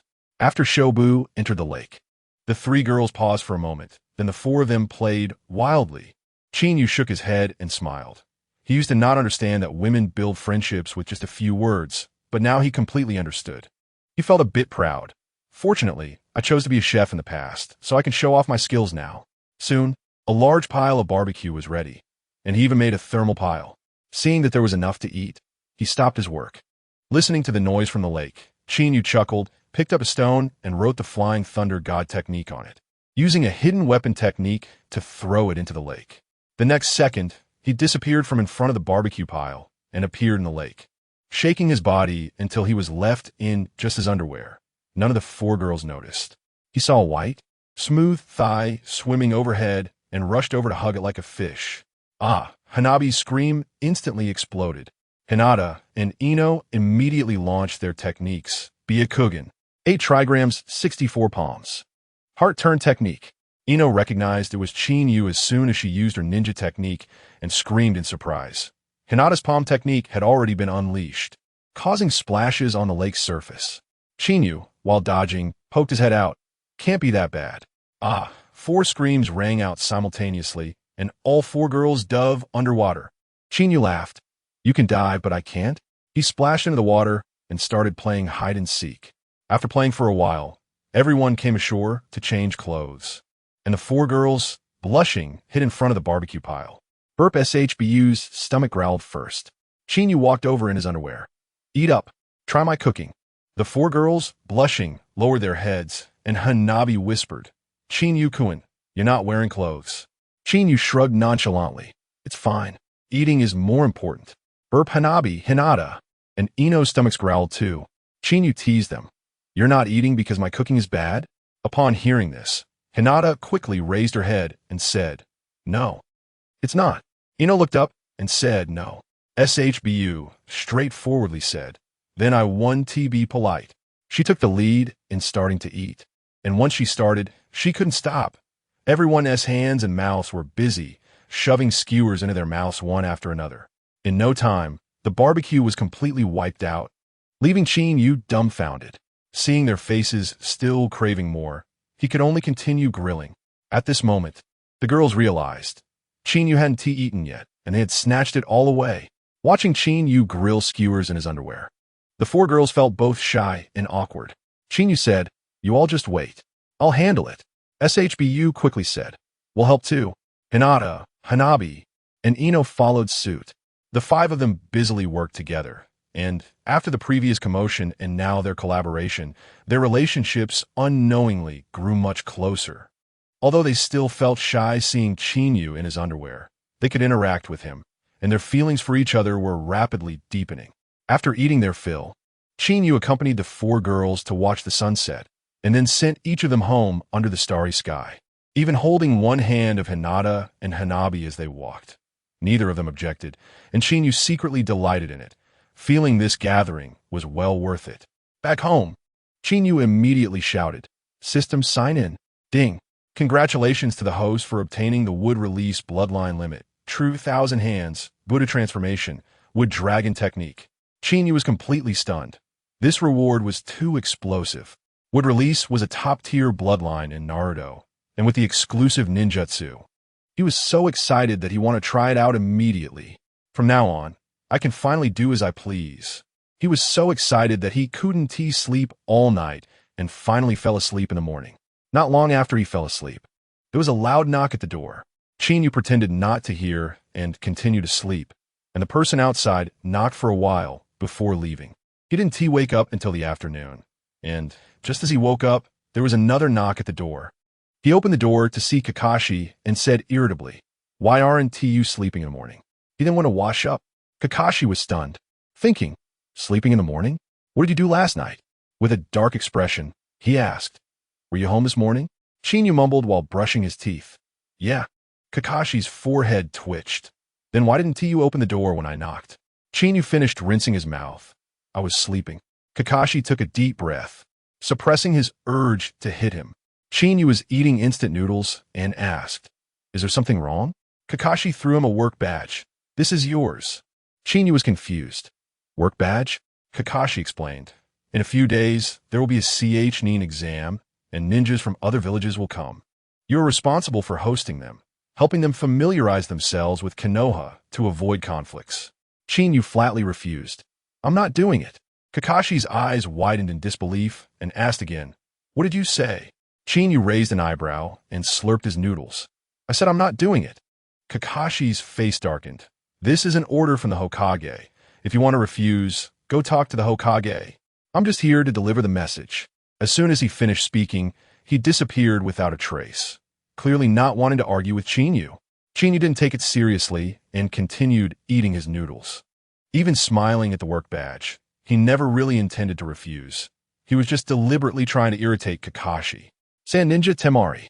Grass Ninja Karui," he muttered to himself, grinning. After finishing his meal, he headed straight to the entrance of Konoha Village, just in time to see the Sound Ninja team composed of Kin, TS, and Sakan coming in, and he ignored them completely. Hosting? He would only host those he wanted to host. As for the others, they could do whatever they liked. Feeling bored, Chinyu went to SHBU's flower shop, where he saw SHBU arranging flowers and sneakily leaned in to kiss her cheek. SHBU was startled and screamed. But when she realized it was Chinyu, her face instantly turned bright red, and her heart raced. Qinyu-kun. She trembled as she poured a cup of tea for Chinyu. At this moment, a female voice came from the door. "Is anyone there?" SHBU got up to greet her, and Chinyu turned around to look. Red hair, red eyes, black glasses, wasn't he that Karui? His eyes lit up, and he immediately called out, "Come in and have a seat." SHBU also smiled and welcomed her, and Karui nodded as she walked in. Chinyu poured tea for Karui, who directly asked, "Do you have tulips in your shop?" SHBU frowned. "We don't have any in stock right now. But if you're not in a hurry, I can go get some. If you're in a hurry, I'll find a way." Karui's frown deepened with disappointment. "I need them for tonight." "How soon can you get them?" Chinyu suddenly interjected. "What do you need tulips for?" Karui didn't hide it. "Today is the anniversary of my mother's passing. I need them for her memorial tonight." SHBU was taken aback and was about to apologize, but Chinyu held her hand under the table, signaling her to trust him. And SHBU's face turned slightly red, feeling much more at ease. Chinyu looked at Karui. "I know where to find tulips. It will take some time. You pick a place, and I'll deliver them to you tonight." Karui's eyes brightened. "Really?" Chinyu nodded, and they agreed to meet in the Konoha forest that night. Karui had come in gloomy, but left smiling brightly. That night, Chinyu arrived at their meeting spot covered in dirt and looking disheveled. Karui asked in confusion, "What happened to you?" Chinyu grinned and pulled out a large bouquet of tulips from his ninja pouch. Seeing the dirt-covered tulips, Karui seemed to understand something. Karui held the tulips in her hands, staring blankly at Chinyu in front of her. Chinyu urged, "Don't just stand there. Time is running out. Hurry up." Karui felt warm inside and bowed to him. "Thank you." She turned and walked toward the simple memorial. Chinyu wore a smile on his face, looking like his scheme had succeeded. Everything was his plan. He deliberately made his clothes dirty and disheveled. And the tulips were freshly picked. With his flying thunder god technique, picking flowers was easier than drinking water. So how could he really be in a mess? As the saying goes, deep feelings cannot be retained. Only schemes can win hearts. This operation was a complete success. After Karui finished her memorial, she sat with Chinyu, slowly sharing her tragic life story, and eventually fell asleep in his arms, tears still in her eyes. Chinyu sighed and gently wiped away her tears, and the two of them quietly stayed together for the entire night. The next day, when Karui opened her eyes, she saw Chinyu's tired face. Remembering that she had slept in the arms of a man she had just met, her face instantly turned bright red. She recalled it, but also relished the feeling and couldn't resist lying down for a while longer. Chinyu yawned and woke up, their eyes meeting. Karui hurriedly got up. I'm sorry." She suddenly realized it was getting late, turned, and ran off, but after a couple of steps, she turned back. "Thank you for yesterday. I'm Karui from the Grass Village." Chinyu smiled. "I'm Chinyu from the Uchiha clan in Konoha." Karui suddenly kissed him on the cheek while running away, shouting, This is a thank you gift. Qinyu was taken aback for a moment, then smiled slightly. The prey is caught. After changing clothes, Qinyu felt refreshed as he returned to the streets of Konoha, only to see a crowd gathered ahead, making a ruckus. Pushing his way in, he saw Tian confronting 3 sand shinobi. You hit someone and you want to leave without apologizing? The 3 were Temari, Kankuro, and Gaara. Gaara, carrying a large gourd, completely ignored Tian and was about to leave with the other 2. Tian, furious, said, "Did you not hear me?"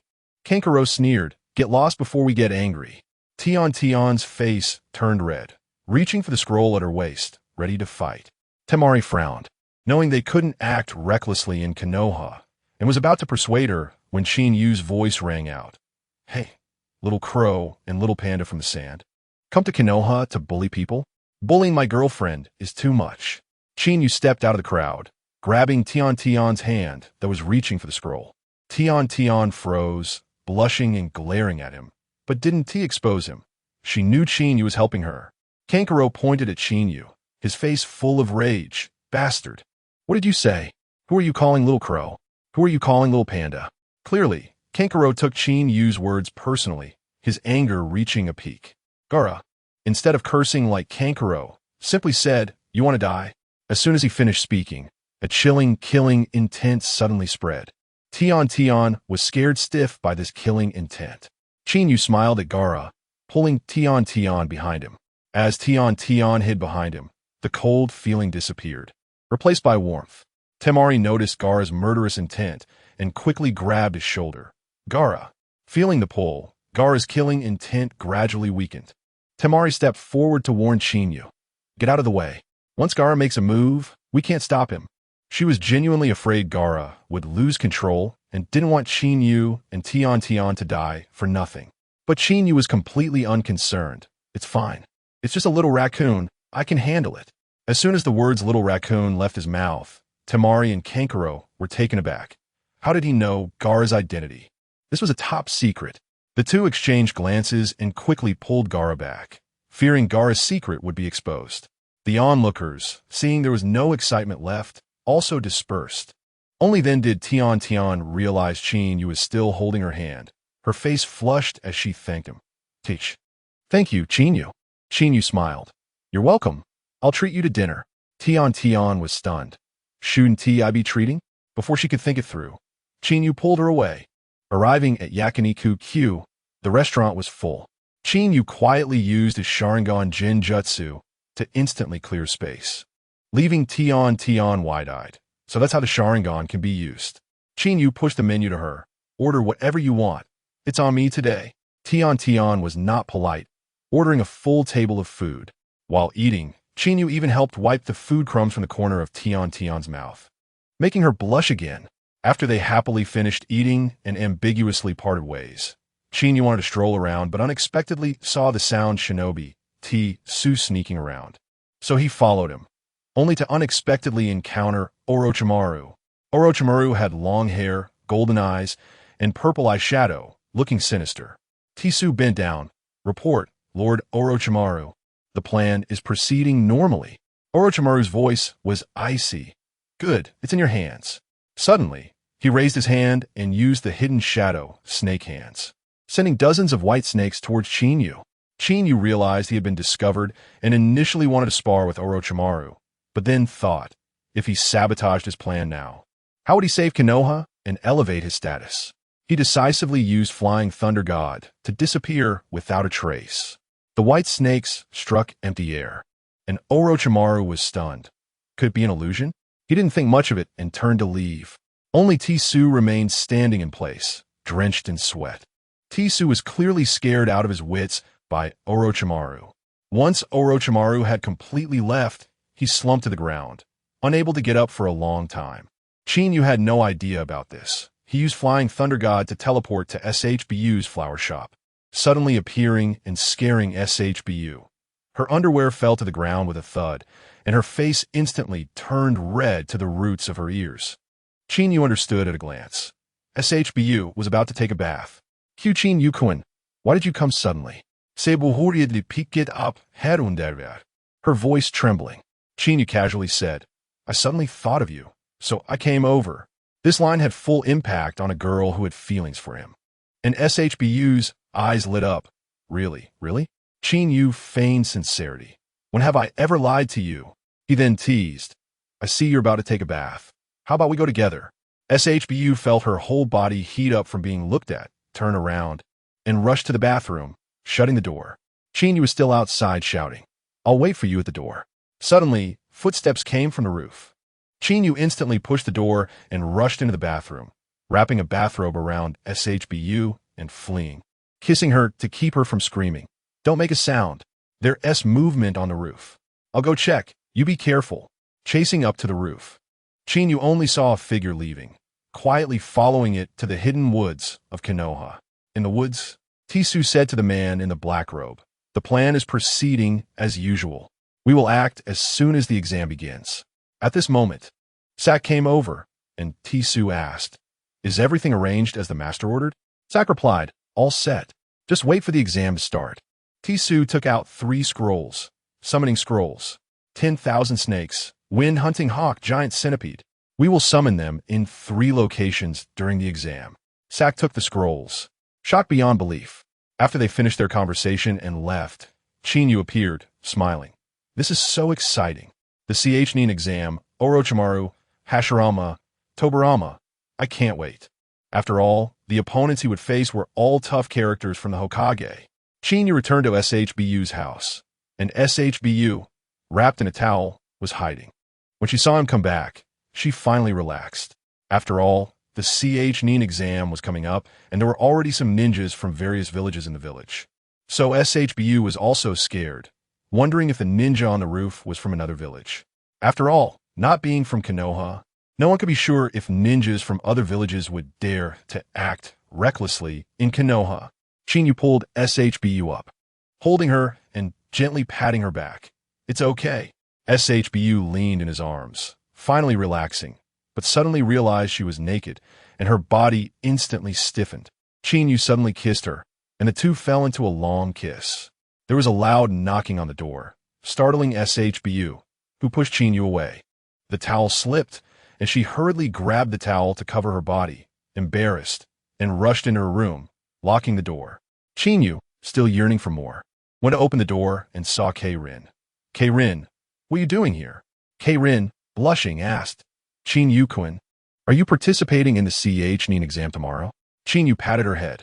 I'm a Konoha ninja. Of course I'm participating. You're a contestant too. Good luck. K-Rin nodded. You too, Qinyu-kun. After saying that, she ran off, and Qinyu's hand was still raised in the air. He knocked on SHBU's door. SHBU, open the door and let me in. From inside, SHBU's voice came. It's getting late. You should go back. We have an exam tomorrow. Qinyu's face was filled with disappointment, but the door suddenly opened, and SHBU kissed him quickly before shutting the door again. This is to encourage you to do well on the exam. Qinyu even heard her rapid heartbeat, smiling as he used Flying Thunder God to leave. Back at home, Qinyu realized it was late and hurriedly called. System, sign in. Ding. Congratulations on obtaining Azura's origin. Peak Sage Body. Qinyu was stunned. Azura's origin belonged to Hashirama, and if he got Indra's origin, he could awaken the Rinnegan and enter the 6 Paths mode. The Peak Sage Body was even Hashirama's constitution at the Valley of the End, allowing him to produce chakra at will, never again lacking blue. He was incredibly excited. Chunin exam, here I come. Arriving at the Chunin exam venue. The first event was a written test. Qinyu sat in the classroom, looking helpless. Another written test? But I have a Sharingan. What am I afraid of? At this moment, a tall man with a face full of scars walked in. My name is Marino Abiki, and I'm the proctor. After briefly explaining the rules, he distributed the test papers, and everyone started cheating. Qinyu watched the various cheating methods of everyone and exclaimed, how wonderful. It really proves a saying. The 8 immortals crossed the sea, each showing their own abilities. Hinata opened her Byakugan and openly copied answers, looking at whoever she wanted without a hint of panic. Ino also caused a stir, releasing the secret techniques of the Yamanaka clan and casually watching. With no opponents except for a few people, Tintin was a good student and didn't need to cheat at all. Naruto looked around, wanting to copy but couldn't find a target. Sakura, like 1010, was a confirmed top student, and Sasuke, with his Sharingan activated, was also copying. Chinyu suddenly noticed a sand eye next to Sakura. Turns out it was Gaara's technique, quite impressive. Chinyu pinched his fingers, holding a lightning needle, and with a smirk, shot it over. With a whoosh, the sand eye exploded. Gaara instantly became furious, looking around to find out who did it. But not finding anyone could only suppress his anger and release another sand eye, only to have it destroyed again. Kankuro noticed something was off with Gaara and quickly controlled his puppet to send answers. But just as the puppet reached Gaara, Chinyu's lightning needle arrived, instantly shattering the puppet into pieces. Now, Gaara finally understood it was all Chinyu's doing. He and Kankuro glared at Chinyu with murderous intent. Chinyu, facing the two furious individuals, shrugged nonchalantly, which only served to heighten their anger and killing intent. Suddenly, he noticed a small group of ninjas taking the exam properly, which was strange. Upon closer inspection, he realized there were reflective lights on the ceiling of the classroom, and these people were using the light to see others' answers. With a clang, someone actually used a hidden weapon to turn the reflective light just to copy answers. Once one person started, everyone else followed suit, throwing hidden weapons everywhere, and the reflective lights flickered as if they were on drugs. Chinyu was extremely excited watching this. This exam was too explosive. On the podium, Mori no Ibiki had his eyes closed, seemingly asleep, not caring about the commotion below. After watching for a while, Chinyu felt dizzy from the flickering, so he threw a lightning needle, and with a bang, he blew up the reflective light. Everyone was stunned, all staring at the last person who had acted, and that person quickly lowered their head in fear. Mori no Ibiki had actually been watching all the little movements of the candidates, but was completely taken aback by Chinyu's actions. He could understand targeting the sand ninjas. But why blow up the lights? Now, not only could other villages not copy, but Konoha couldn't either. Fortunately, most of Konoha's candidates had finished copying, and seeing that time was almost up, he stood up and began to enforce strict rules. Most candidates resigned themselves to their fate, while a few who tried to cheat were caught on the spot and disqualified. Chinyu just wrote a name and drew a monkey to submit his paper. When Mori no Ibiki passed by and saw the exam paper, he was completely dumbfounded. With so much movement and even a Sharingan, how could he still submit a blank paper? Was it intentional? But he couldn't say anything, fearing it would affect the village's reputation. And so, the first written exam perfectly came to an end. Some candidates were eliminated during this first exam. Only 26 groups of contestants, a total of 79 people, successfully advanced to the second exam. The second exam was an outdoor scroll-grabbing battle. 13 Heaven Scrolls and 13 Earth Scrolls were randomly distributed, and each group had to collect both the Heaven and Earth Scrolls and make it through the Death Forest to the destination within 5 days to pass. Everyone knew that battles between ninjas inevitably involved casualties, but the new generation of Konoha understood little.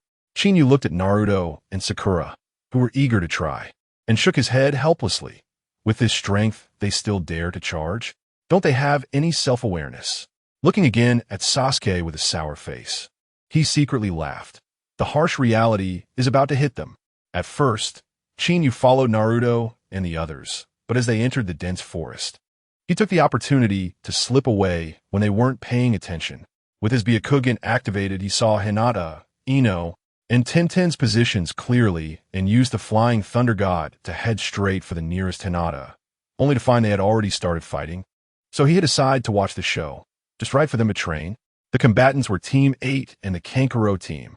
Hinata used her Byakugan to withstand Kankuro's puppet, while Kiba and Akamaru teamed up to attack Temari, and Shino sent bugs to attack Gaara. But aside from Hinata being able to predict the puppet's movements, Shino and Kiba were being pushed back step by step. Sand Shield. Gaara used yellow sand to block the poisonous bugs, and then unleashed Sand Rain. The yellow sand transformed into sand needles, shooting toward the three. And Kankuro and Temari quickly retreated behind Gaara. The power of the sand needles was explosive, creating craters upon hitting the ground. Temari then used Wind Release, Kamikaze.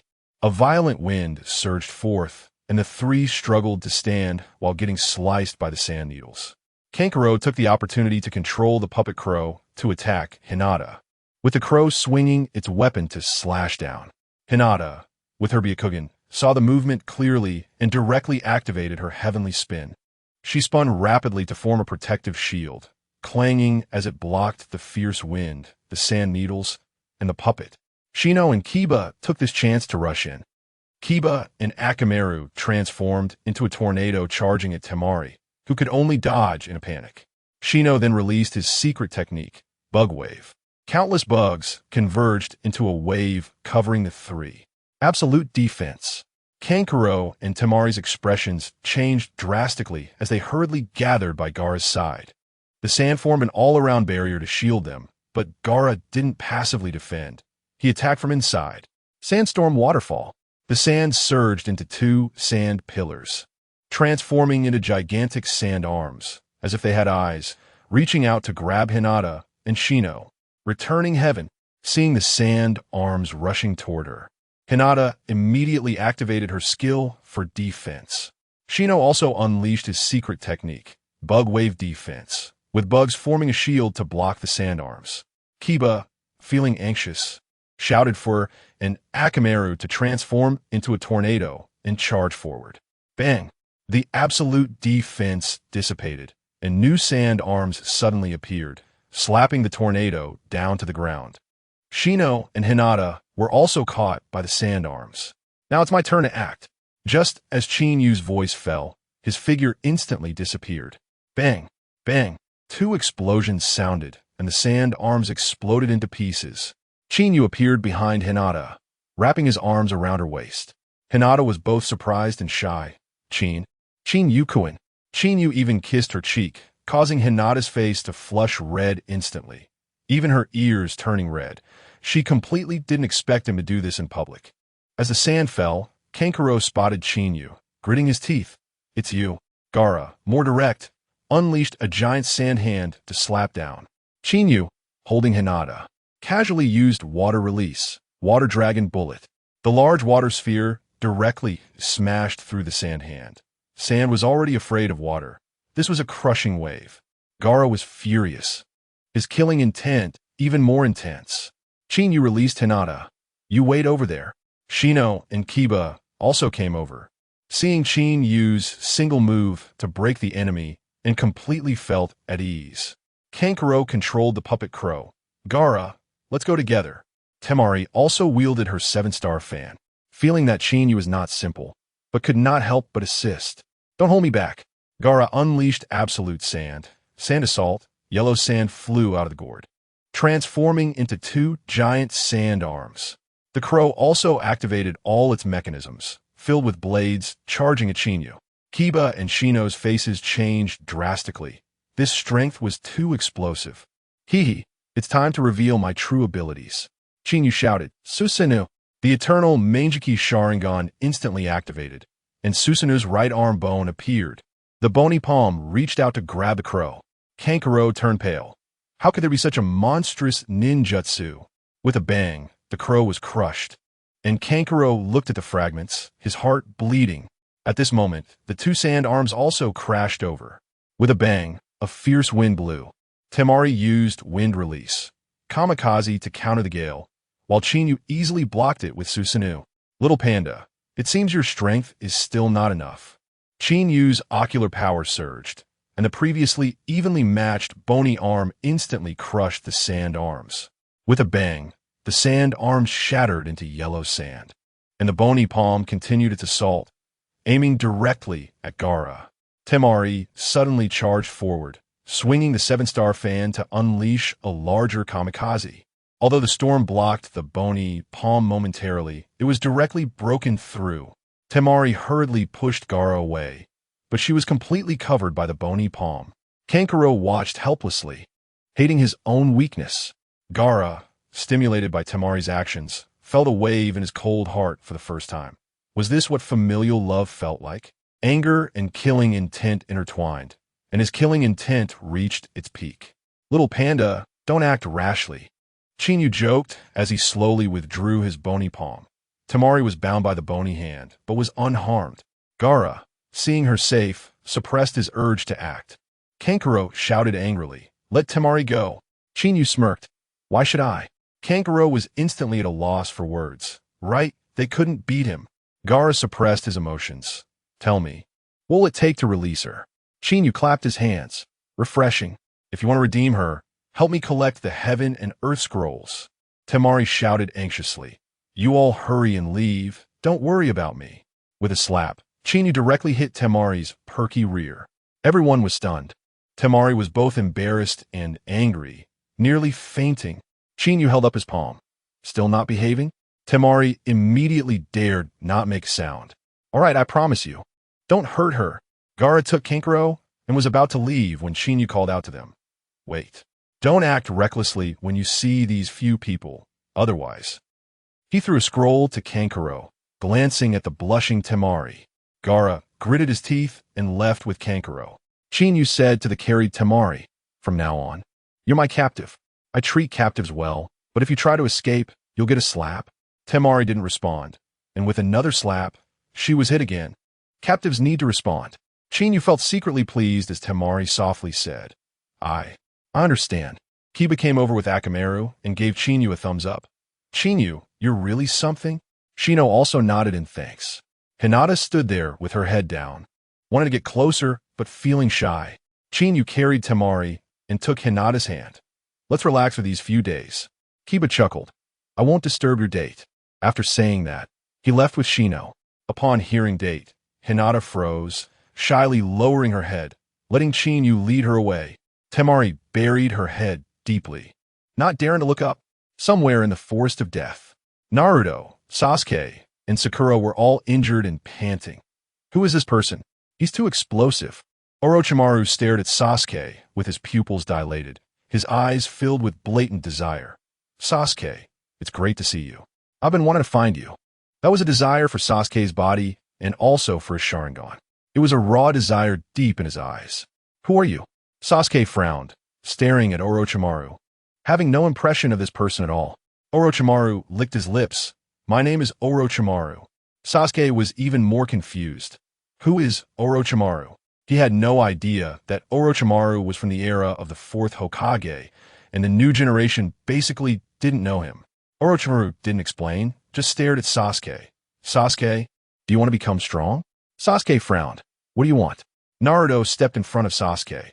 "Don't you dare lay a hand on Sasuke. I won't allow it." His eyes were filled with determination, all about the bond with his comrades. Sakura also clenched her fists, staring at Orochimaru. Though lacking Naruto's courage, she stood by in support. Orochimaru confidently said, "If you want to become strong, come find me. I can make you stronger than ever." He was very confident in his cursed seal. The seed of hatred in Sasuke's heart was stirred, and he actually wanted to try it. Orochimaru smiled. "I'll make you believe." As he spoke, he released his hidden shadow snake hand, and dozens of white snakes flew toward the three. The three managed to kill one each, but were bound by the remaining white snakes. Orochimaru instantly appeared before Sasuke, and the white snakes on Naruto and Sakura bit down, causing them to collapse to the ground unconscious. Orochimaru formed a hand sign, and his left arm turned into a white snake that bit toward Sasuke's neck, injecting a black cursed seal into his body. Sasuke's consciousness became chaotic, and his body was wrapped in the cursed seal, his power surging. Sasuke broke free from the white snakes, half kneeling on the ground, gasping, but ultimately couldn't bear the pain and fainted. Orochimaru, licking his lips and feeling pleased, heard a disdainful voice from behind. "Is this what you call strong?" Orochimaru turned around and saw Chinyu holding Hinata's hand and carrying Temari. His vertical pupils filled with confusion. "Are you the one speaking?" He looked at Chinyu with great interest, not taking the disdain seriously. Chinyu nodded. "That's right. It's me." Saying this, he put down Temari, who quickly lowered her head and stood to the side, not daring to speak. Chinyu immediately asked, "Orochimaru, what brings you to Konoha? Do you have a plan?" Upon hearing his name, Orochimaru became curious. "You know me?" Chinyu replied with exasperation. "Is it surprising to know you? You're way too narcissistic." Temari, who had been looking down, suddenly raised her head upon hearing Orochimaru's name. Stunned to see him acknowledge his identity, her mouth agape, You are the legendary Orochimaru, one of the legendary three ninjas of Konoha. Orochimaru looked at Temari with interest. Oh, this junior knows me. You're from Tsunade, right? Hinata quietly listened, not speaking. She also looked at Orochimaru, her eyes filled with confusion. How come she had never heard this name before when the legendary three ninjas were from Konoha? Qinyu teased. Aren't you running away? Konoha won't let you go if they know you're here. Orochimaru laughed. Little brat, you know quite a bit. But if I want to leave, Konoha won't be able to keep me. Qinyu grinned. You're that confident? Orochimaru arrogantly declared. I am immortal. Qinyu scoffed. Isn't it just relying on cursed seals to reincarnate? Though the method is disgusting, it's still the truth. Orochimaru's expression turned cold. It seems you know quite a lot. I want to take you away. As he spoke, he leaned forward, preparing to act. Qinyu was unafraid. Then let's see if you have the skill. Temari panicked. Qinyu, send for help. Orochimaru is stronger than AJ Nin. You can't beat him. She didn't want Qinyu to die. Hinata also nervously clenched her fists. Qinyu-kun. Fearing for Qinyu's safety. Qinyu turned to Temari. It's just a snake. How could I not be able to beat him? In an instant, he activated his Sharingan. Orochimaru was shocked. Hey, Uchiha, no wonder you're so arrogant. He immediately released his hidden shadow snake hand. Dozens of white snakes lunging at Qinyu. Instant kill. As Qinyu opened his Mangeki Sharingan, it transformed into a four-pointed pinwheel shape. The white snakes in midair were instantly severed. This was the space-time distortion killing without form. Orochimaru exclaimed. Mangeki Sharingan? Is this all the strength you have? I'm gonna be disappointed. As he spoke, he unleashed his great snake maw technique, countless white snakes slithering out of his mouth. Temari and Hinata turned pale, feeling sick. Instant kill. The white snakes were just released and were torn apart, quickly filling the ground with snake corpses. Orochimaru stopped, intrigued. I see space-time distortion instant kill. He actually saw through the principle. Qinyu wasn't surprised. Orochimaru was extremely passionate about ninjutsu. Orochimaru suddenly performed the summoning technique, slamming his hand on the ground to summon thousands of snakes, standing atop a snake's head shouting, Great snakes go. The great snakes flicked their tongues, trying to bite Qinyu, but found they couldn't move. Looking up, they saw Qinyu wrapped in a massive half-skeleton. The great snakes were confused. What is this? Orochimaru was completely shocked. Susanoo, you can use it too. He had only seen Uchiha Itachi use this technique before. Qinyu's Mangeki had turned into Eternal Mangeki. The black six-pointed star extremely explosive. He laughed. As expected of Orochimaru, you know a lot. Orochimaru chuckled, turning to look in one direction. It seems they're arriving soon. With a loud bang, Orochimaru released the summoning technique, leaving behind the words we'll meet again, and exploded into white snakes to escape. Qinyu retracted his Eternal Mangeki and Susanoo, muttering, no need to wait for next time. We'll meet again soon. He turned and walked to Hinata and Temari. With Hinata still in shock, Qinyu-kun, that ninjutsu was too explosive. Even the calm Temari was astonished, completely not expecting Qinyu to be this strong. Qinyu teased as he held Temari's chin. Don't look at me like that. Be careful not to fall in love with me. Temari's cheeks flushed, and she huffed. Turning her head away, Qinyu turned to leave, and Hinata pointed at Naruto and the others on the ground. What about them? Qinyu pulled her. The Konoha ninjas are coming soon, don't worry. Saying this, he took Temari and left together. Just as the three left, Mitarashi Anko, Kakashi, and Marino Ibiki arrived. Anko looked at the traces on the ground. This is the mark left by the Manda. After investigating, Kakashi said, Orochimaru must have run away. The three hurriedly picked up Naruto, Sasuke, and Sakura and left. Meanwhile, Qinyu was leisurely hanging out with the two, teasing Hinata along the way or finding excuses to spank Temari as a form of education. Strangely, after being treated this way, Temari developed a good impression of Qinyu. Moreover, they encountered no other ninjas along the way. This was all because Qinyu didn't specify how many scrolls they needed. So Gaara and Kankuro went crazy competing to grab them, fearing there wouldn't be enough to trade for Temari. Except for the ones Qinyu specifically wanted to protect. The others all suffered. In a flash, it was the 5th day. Qinyu passed through the forest of death and was shocked to see Gaara and Kankuro covered in blood and dirt. Gaara threw a pile of heaven and earth scrolls over. Let her go. Kankuro also tossed out some scrolls. Chinyu happily caught them and pushed Temari over. Here you go. Kankuro quickly pulled Temari away, and she looked back at Chinyu as she left.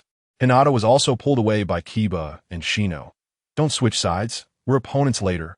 And just like that, the second exam ended. There were 20 people promoted. And the third exam was directly a battle elimination. One-on-one duels. Winners continue. Losers are out. Kabuto was afraid of exposing his identity and voluntarily withdrew. Naruto, Sasuke, and Sakura also woke up and directly advanced thanks to Chinyu's influence. The competition went on normally, and Chinyu easily made it into the top 10. Chinyu was very surprised. Naruto actually made it into the top 10 too. This was truly unexpected. The first match in the top 10 was Sasuke against Gaara. Chinyu originally wanted to see Sasuke get beaten up, but then Orochimaru's plan was set into motion. With a loud bang, a giant summoned beast crashed through the walls of the competition venue. Fighting broke out instantly all over Konoha, and 2 other summoned beasts appeared, going on a rampage. Kakashi immediately arranged, Shikamaru, you go evacuate the crowd and rescue the injured. I'll lead this centipede away. Saying this, he darted in front of the giant centipede. Lightning release, Chidori. Kakashi activated his Sharingan, and his right hand wrapped in lightning struck towards the centipede. With a clang, the centipede's shell was ridiculously hard, and Chidori only caused slight damage. Angering it instead, the centipede roared and slashed with its many legs, but Kakashi easily dodged thanks to his Sharingan, slowly leading the centipede away. Chinyu looked at the chaos and let out a bitter smile before disappearing on the spot, reappearing at the entrance of the Hyuga clan. Just as he materialized, a gust of wind swept over him. It turned out that Manda and a giant toad were fighting. At the entrance, besides the Hyuga clan members, there was also Jiraiya with white hair. Jiraiya cautiously approached. Who are you? Chinyu smiled. Since you're back, I don't need to be here. He vanished instantly. Chinyu reappeared at another part of Konoha, where the summoned beast, Wind Falcon, was wreaking havoc and no one could stop it. The ninjas below could only defend passively. Seeing Chinyu about to approach, someone shouted urgently, "Come back. It's dangerous." In their eyes, Chinyu couldn't possibly defeat the Wind Falcon, but the next second, they were left dumbfounded. Wind Release, great breakthrough. Chinyu used Wind Release to soar into the sky and shouted, "Super, Rasengan." A Rasengan as big as the Wind Falcon formed in his hand and smashed towards the Wind Falcon. The Wind Falcon let out a deafening screech and was instantly engulfed by the Rasengan. This scene was clearly seen by Jiraiya from a distance, and he was shocked. Who on earth is this? It should be noted that the Rasengan was developed by Minato, and only he could use it in the ninja world. This person not only could use it, but also with such explosive power. The Wind Falcon was blown to bits, and Chinyu disappeared in the air. The ninjas below were stunned, asking each other who Chinyu was. And someone suddenly remembered. He's the newcomer Uchiha Chinyu participating in the Chunin exam. It was all praises. Jiraiya also learned about Chinyu's identity from the Hyuga clan and became more and more curious. On the roof of the Hokage building, Orochimaru coldly looked at the third Hokage, Hiruzen Sarutobi. Teacher, long time no see. You came back to Konoha this time just to destroy it? Hiruzen Sarutobi, dressed in samurai armor, frowned tightly. Although he had taught Orochimaru, he could never see through this disciple. Orochimaru sneered. Teacher, Konoha is finished. I've already summoned beasts to cause destruction all around. No one can stop it. The look of triumph on his face made Hiruzen tremble with anger. You are my disciple, once a Konoha ninja.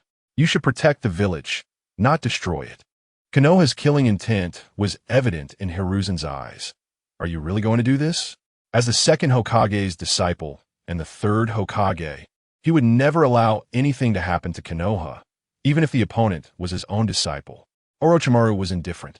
I have already done it. To entertain you, I have brought a great gift. Saying this, he bit his finger and slammed it on the ground. Summoning technique. With a loud bang, 3 white coffins covered in sealing symbols appeared out of thin air. Hiruzen's heart felt uneasy, as if something terrifying was hidden inside the coffins. Orochimaru excitedly touched the coffins. I went through great effort to get these. Here, as a surprise for you. Hiruzen felt increasingly anxious. What is this? Orochimaru suddenly fixed his gaze on him. Do you believe the dead can come back to life? Hiruzen's pupils constricted. What do you mean? He already had an answer in his heart, but didn't dare to believe it. Since you've guessed it, then I'll show you. Orochimaru formed a complex hand seal, Edo Tensei.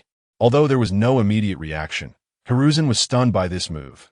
You dare to use Edo Tensei. Inside those coffins are. Anger and a sense of crisis instantly clouded his mind. Bang! The two coffins began to tremble, and the lids slowly slid open. Hiruzen nervously swallowed, staring intently. With a roar, the coffin lids flew off. Inside were Senju Hashirama, wearing red samurai armor and bearing the Senju symbol, and Senju Tobirama, with silver hair and red eyes, sporting 3 red markings. Hiruzen completely exploded. Orochimaru, have you gone mad? How dare you do this? Orochimaru laughed. Don't be anxious, teacher. The good show is just beginning. As soon as he finished speaking, Hashirama and Tobirama suddenly opened their eyes. A wave of energy exploded, and the coffins shattered into pieces. Where are we? Hashirama looked around curiously. Tobirama immediately spotted the Hokage mountain and Hiruzen. Stupid brother, this is Konoha. Monkey, did you summon us from the Pure Land? His eyes were filled with confusion. Orochimaru seized the moment to speak. 2 Hokages, I resurrected you. He said this with excitement, as if showing off his achievement. Tobirama frowned. It's you? What's going on, monkey? He was eager for an explanation. While Hashirama didn't rush, he was also curious about Konoha's current situation. Let me explain to you both. Orochimaru looked at Senju Tobirama and bluntly said, I want to destroy Konoha, so I used Edo Tensei to summon you to help me. Nanny? Tobirama was instantly dumbfounded. Nanny? Even the previously indifferent Senju Hashirama was shocked. Did they just come back to life to do something so explosive? Tobirama couldn't believe it. Staring at Hiruzen. Monkey, is what he said true? Hiruzen was both angry and anxious. I'm sorry, teacher. I will never let his scheme succeed. Tobirama pointed at him. I told you not to study forbidden techniques, but you wouldn't listen. Hashirama sighed helplessly. How could you let someone like him get your forbidden techniques? Tobirama was furious. How was I know? But it can still be salvaged. Saying this, he darted out, wielding a kunai aimed at Orochimaru. He knew the weakness of Edo Tensei was the caster. But just as the kunai was about to stab, Tobirama suddenly stopped. Damn it. Orochimaru sneered. Second Hokage, if I dare to use this technique, I must have precautions in place. With a thought, Tobirama and Hashirama's bodies suddenly became uncontrollable, turning to strike a pose of attack against Hiruzen. Sarutobi Hiruzen tensed up instantly. These two are legendary strong fighters. Can he withstand them? Tobirama shouted anxiously. Monkey, fight with all your strength. We are being controlled. Be careful. Sarutobi Hiruzen immediately slammed the ground. Summoning Jutsu, a strong ape demon appeared, and upon seeing Hashirama and Tobirama, it tensed up. Its opponents are these two. With a loud bang, the ape demon transformed into a long staff. Sarutobi Hiruzen grasped the staff and charged first, while Hashirama and Tobirama immediately confronted him. Orochimaru watched from the side, looking pleased. Sarutobi Hiruzen swung the staff down, and Tobirama blocked with a kunai. Hashirama threw a punch at his head, and Sarutobi Hiruzen twisted his body to block with the staff, using the force to retreat. Fire style, Phoenix Fire Jutsu. Sarutobi Hiruzen spat a fireball, smashing it forward like a phoenix flower. Tobirama immediately countered. Water style, Water Dragon Bullet.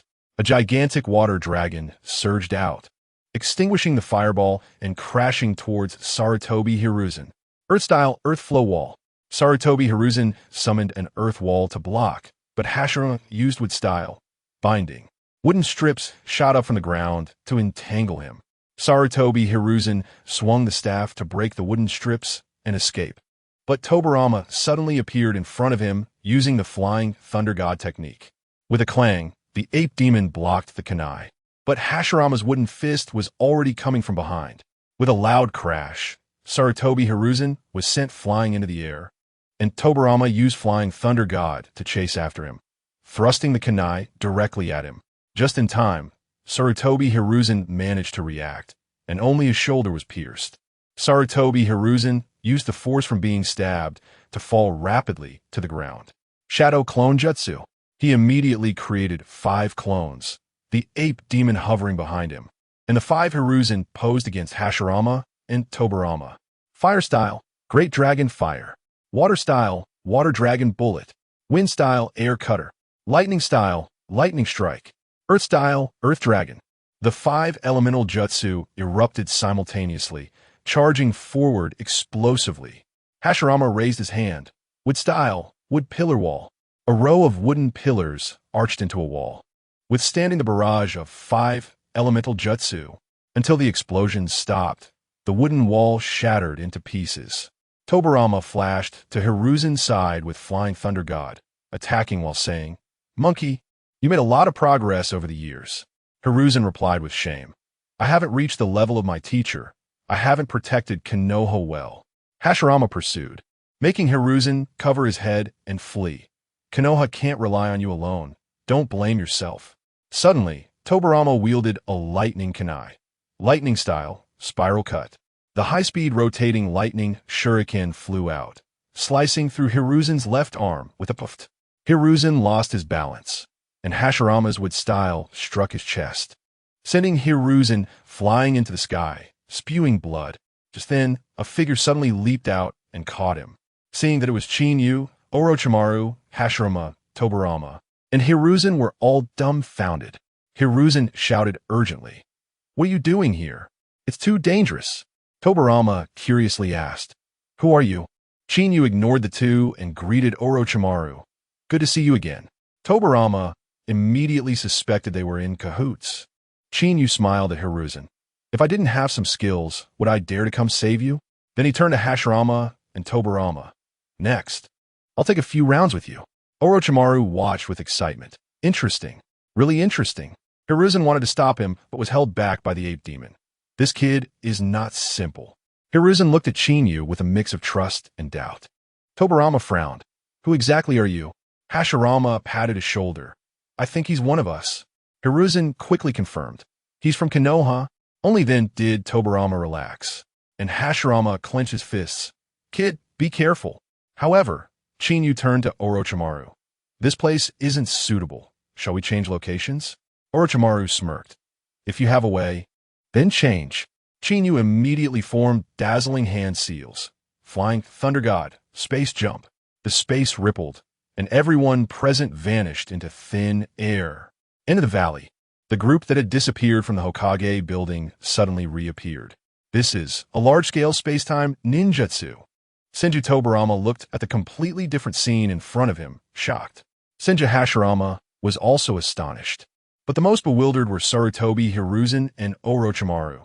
They never expected Chinyu had this ability. Chinyu looked around, satisfied. "All right, we can begin." Leaving Konoha, Hashirama had no more concerns. He had been distracted protecting the village when they were controlled, but now he could fight with abandon. Chinyu directly unleashed his big move, Eternal Mangeki Sharingan. Susanoo, a gigantic skeletal torso wrapped around him, and soon limbs and a head grew out, forming a Susanoo over 100 meters tall. Hashirama exclaimed, "No wonder he's so confident. Turns out he has this trump card." Tobirama panicked. "Big brother, hurry up and attack." "Are you waiting to be beaten? The size difference is too much. We can't fight." Sarutobi Hiruzen was completely stunned. Is this Chinyu's strength? He can stand up to 2 Hokages without a problem. Orochimaru was also shocked. Chinyu hadn't even used his full strength before. Hashirama immediately took a stance. Palms together. Wood style, true thousand hands, Buddha transformation. The ground shook violently as countless trees burst forth from the earth, intertwining into a nearly 80-meter tall giant Buddha. Hashirama stood atop the Buddha's head, shouting, "Come on." The wooden Buddha's hands swung together, crashing towards Susanoo. Susanoo punched back, creating sonic booms and shockwaves that swept the surroundings. Tobirama hid to the side, stunned. So strong. I've never seen anyone fight like this apart from Uchiha Madara. seeing Susanu's bones cracking. Chinyu increased his eye power. Susanoo enhancement. Susanoo instantly grew flesh, doubling its power. Tobirama shook his head. This guy is still holding back. In close combat, Susanoo was battered by the giant Buddha, while the giant Buddha was also torn apart by Susanoo, both fighters in a sorry state. Hashirama laughed. You're quite strong, but I can only unleash 40% of my peak strength now. Otherwise, I would have smashed your Susanoo already. He regretted that he was a puppet of the Edo Tensei, his power limited. Chinyu laughed, dispersing Susanoo and landing, asking, First Hokage, do you think restoring your peak will guarantee victory? Hashirama confidently replied, Of course. The god of shinobi isn't called that for nothing. Chinyu looked up and smiled. Since you're so confident, I should show my true abilities too. Just watch. Chinyu spread his legs, standing straight. Hashirama and Tobirama saw this familiar stance, their pupils dilating. This is clearly Wood style, true thousand hands, Buddha transformation. Chinyu's palms came together, clapping loudly. Boom! The ground began to shake again, not only with greater amplitude, but also covering a larger area. This kid, Orochimaru's slit pupils suddenly narrowed, clearly frightened by Chinyu. He had never seen such a monstrous kid. Even the former genius Uchiha Shursui was inferior to Chinyu. What style? Sarutobi Hiruzen was so shocked he couldn't speak, simply staring blankly at Chinyu. Senju Tobirama was also dumbfounded. It really is big brothers with style, true thousand hands, Buddha transformation. The facts were in front of him, and he could only watch as Chinyu's ninjutsu took shape. Hashirama didn't attack, but quietly watched. I didn't expect you would also use with style. In the blink of an eye, Chinyu's with style condensed into a giant Buddha over 100 meters tall, supported by thousands of wooden hands. Chinyu stood atop the Buddha's head. Looking down on the scene, Hashirama gazed at this 200-meter-tall Buddha, unable to help but exclaim, With you in Konoha, I feel at ease. Chinyu helplessly said, Are we still going to fight?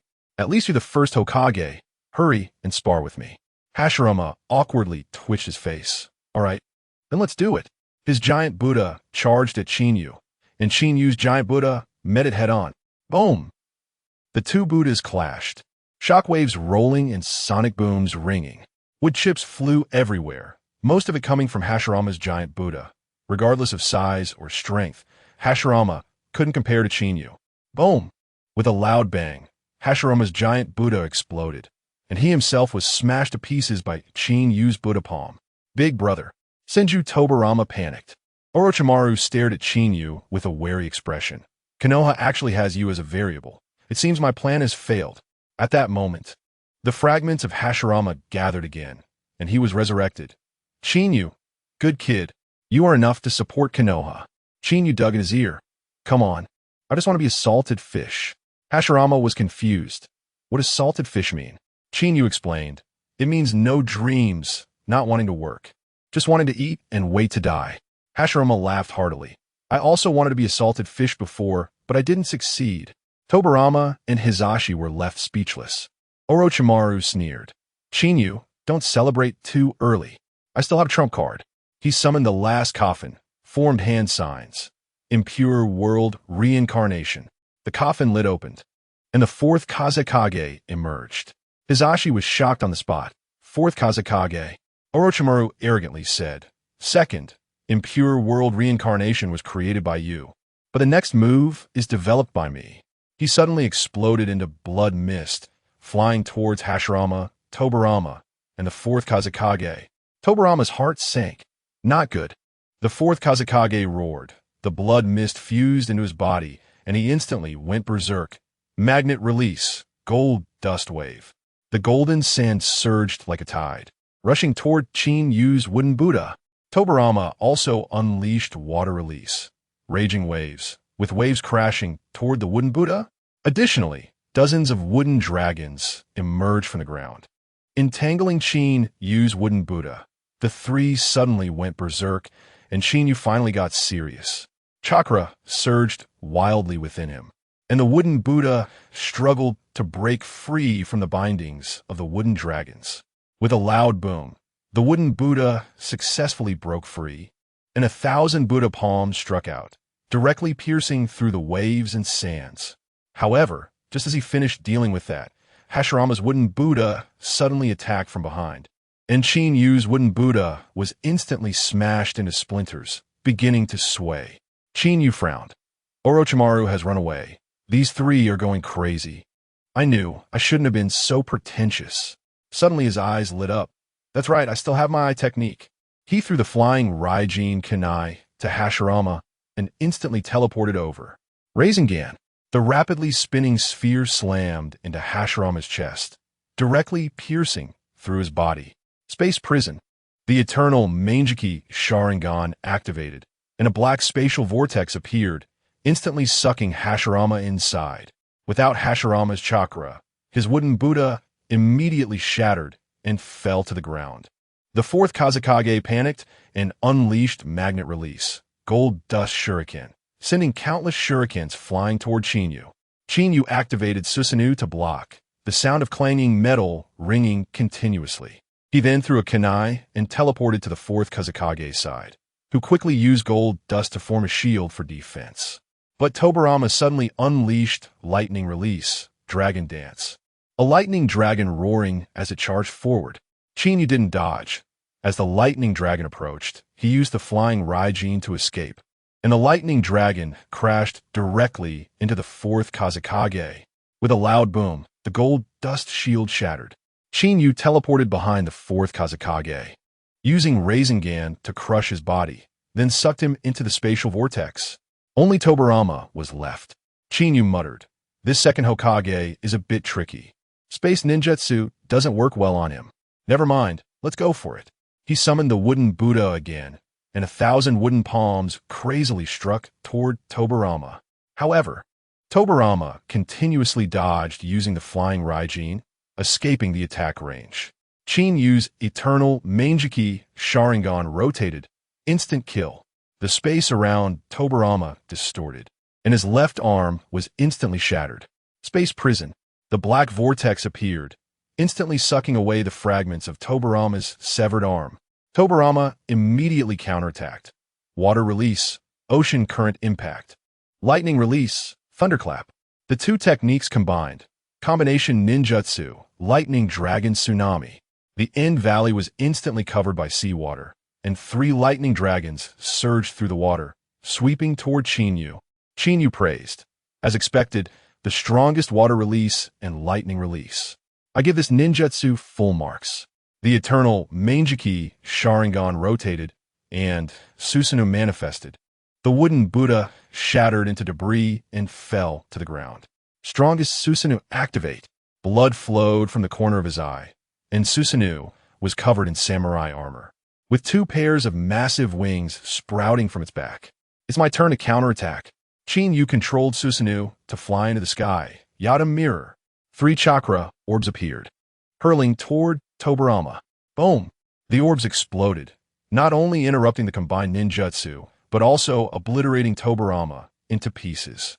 Qinyu summoned an enormous black vortex, sucking in Tobirama's fragments and the surrounding debris and trees. Everything was over. Qinyu dispersed Susanoo and used flying Raijin to appear beside Sarutobi Hisashi. Hisashi was stunned. Qinyu, seeing the blood at the corner of his eye, he was filled with worry. Qinyu wiped the blood away and helped Hisashi up. "Let's go back, old man third." The Monkey King also said, "It's done, I'm leaving." With a bang, he disappeared. Qinyu took the one-armed Hisashi and also vanished in an instant. On the roof of the Hokage building, the Anbu were urgently looking for Hisashi when Qinyu suddenly appeared with him. Tens quickly stepped forward to support Hisashi.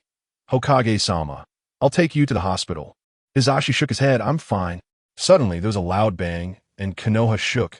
Shikaka the One-Tail appeared and began to wreak havoc. Hisashi exclaimed, "That's a tailed beast."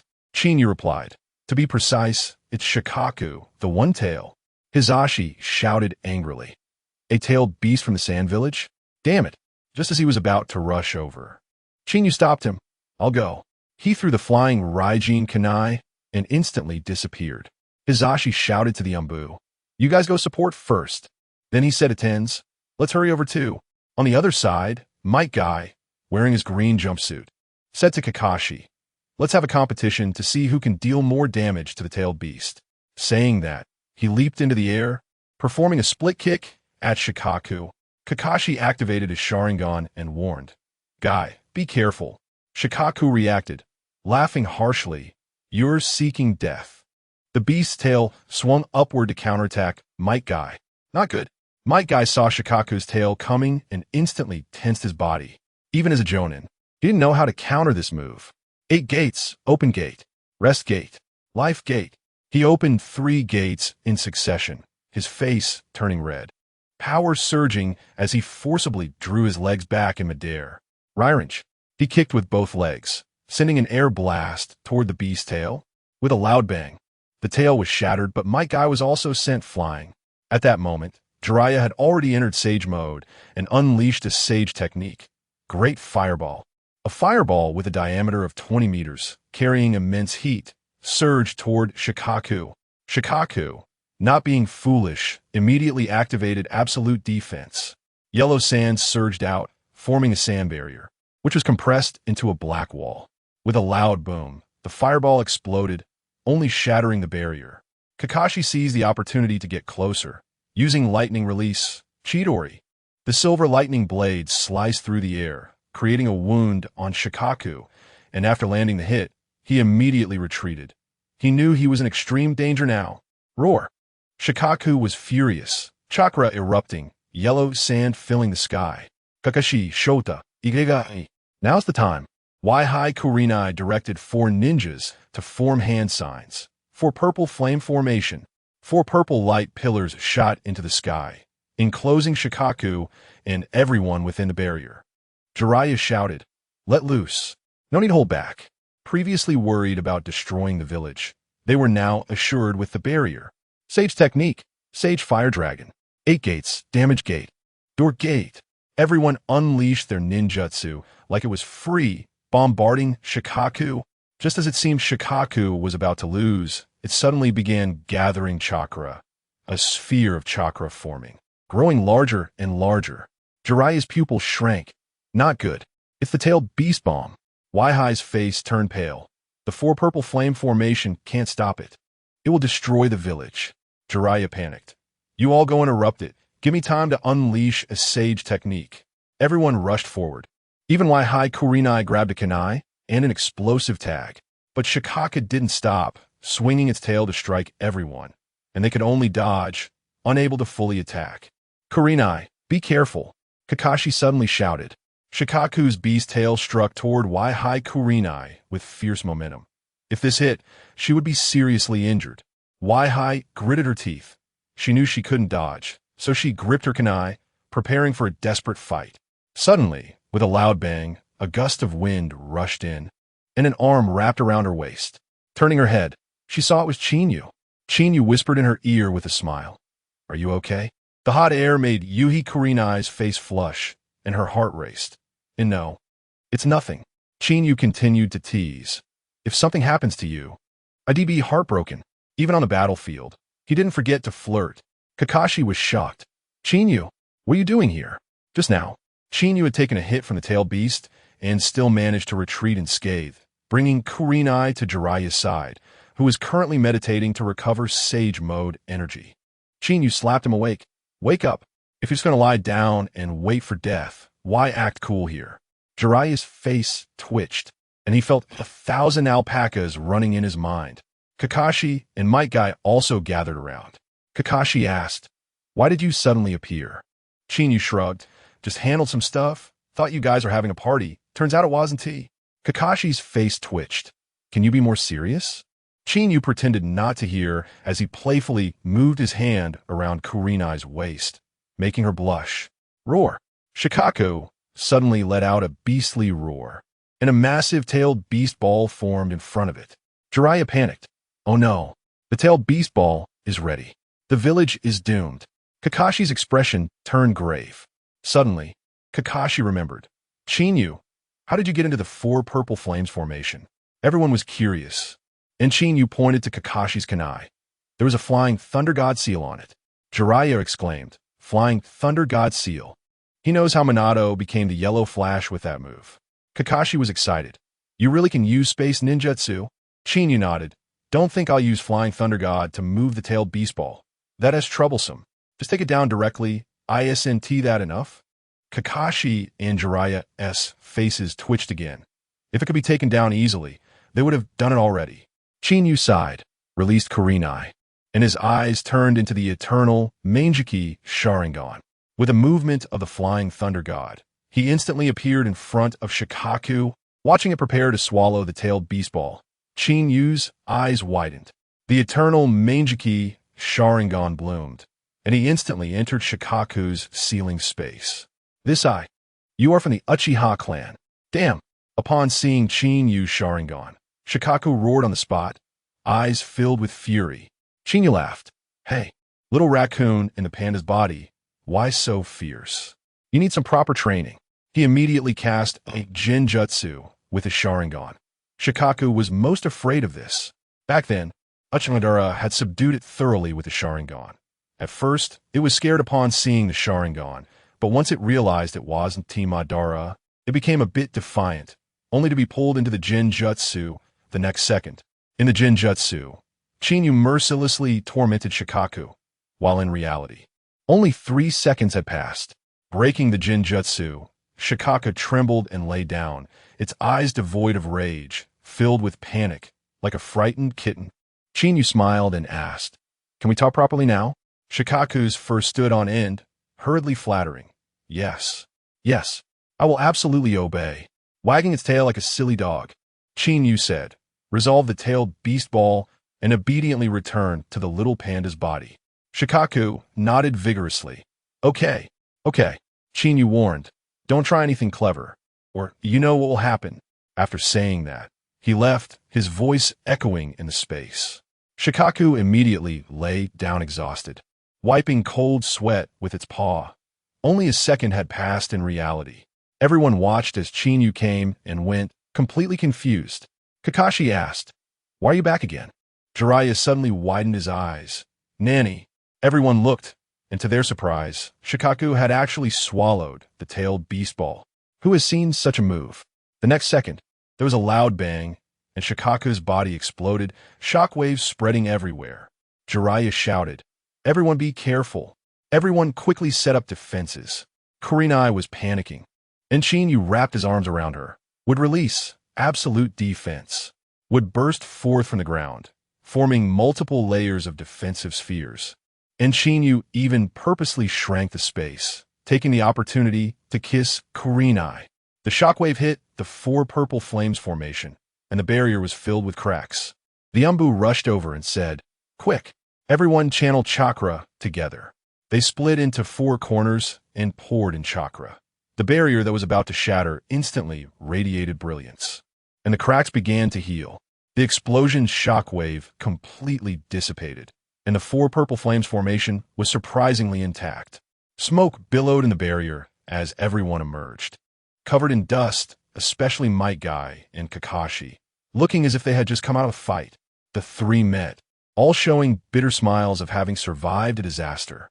Jiraiya looked at the wooden sphere on the ground and suddenly widened his eyes. This would release just like Yamato's. Kakashi furrowed his brow, completely confused about where this would release came from.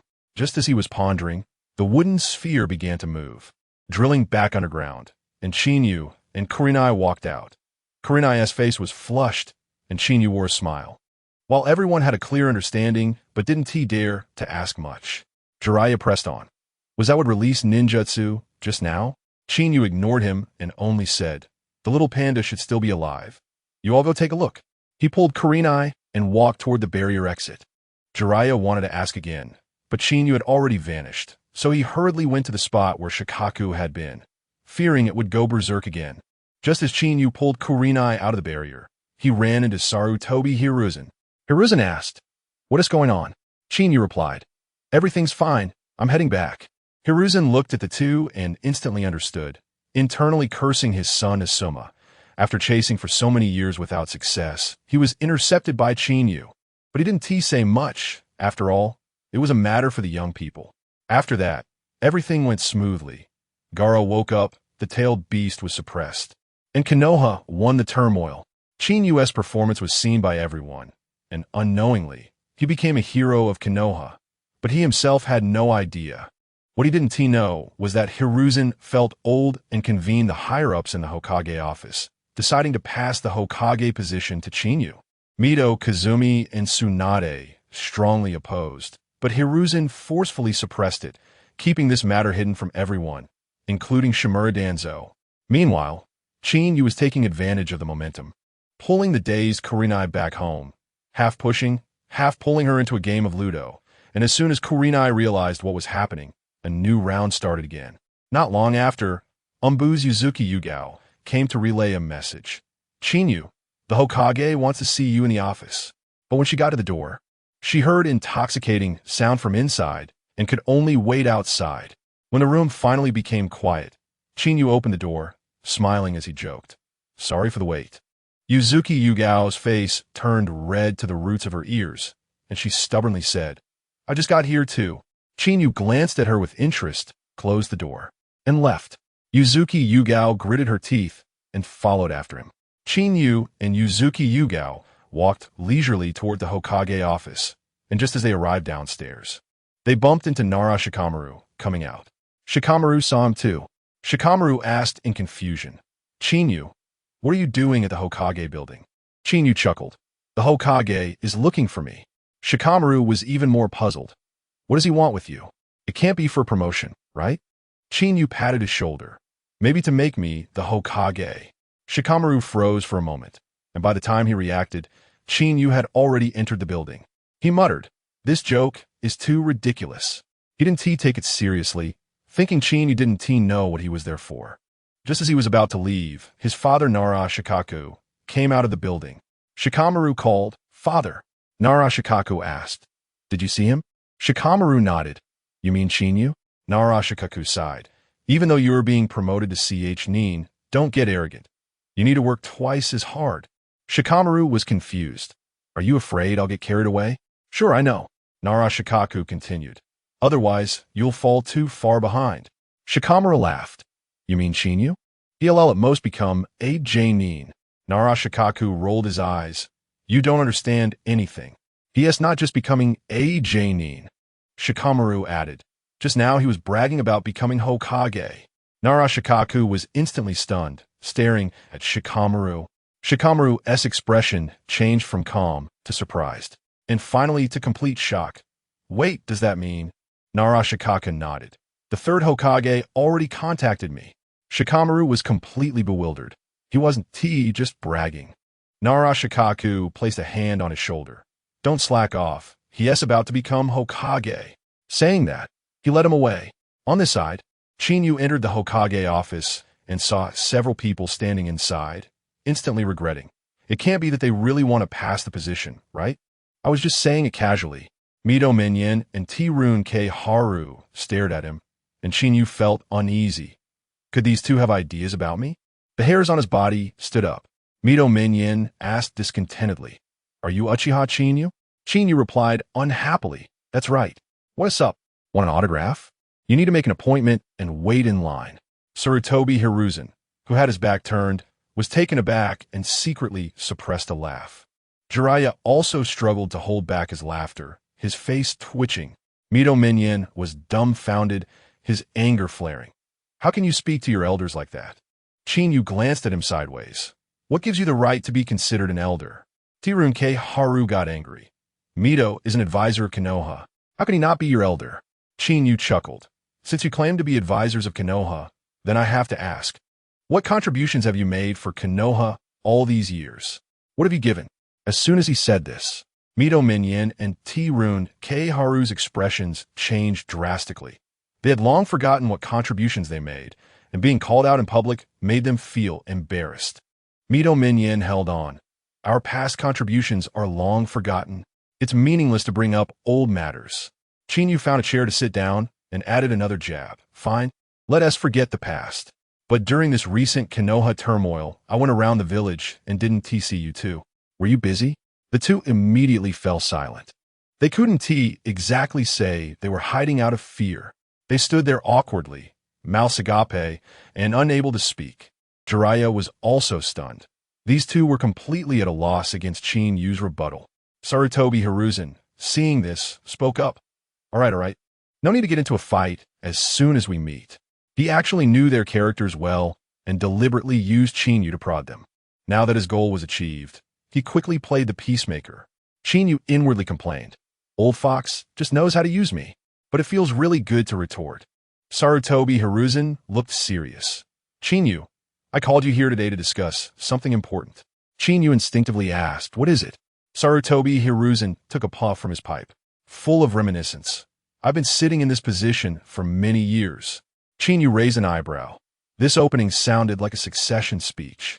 Sarutobi Hiruzen continued. I originally planned to pass the position to the 4th Hokage, but with Minato's untimely death, I had to take on the burden again. And it's been over a decade. He added, I can clearly feel myself aging. My body can't take it anymore. Especially after the recent war. Not only was it exhausting, but I also lost an arm, making me even less capable of being Hokage. Qinyu's mouth twitched. Damn, the more he talks, the more it sounds like he's about to pass the position to me. Sarutobi Hiruzen continued. Over the years, I've been looking for a successor for the next Hokage, but I haven't found anyone suitable. Until not long ago, I finally found one. He said this with excitement. Qinyu quickly coughed. Ahem. If he keeps talking, my future will be clearly arranged. I need to think of a way out. Qinyu immediately interrupted the 3rd Hokage. Oh, so that's what it is. But this kind of thing doesn't need to be discussed with me. Everyone was stunned. Such a big matter as the Hokage succession didn't need to be discussed with the person involved. The next moment, Qinyu stood up and walked to Jiraiya, patting him on the shoulder. Perverted sage, you finally made it.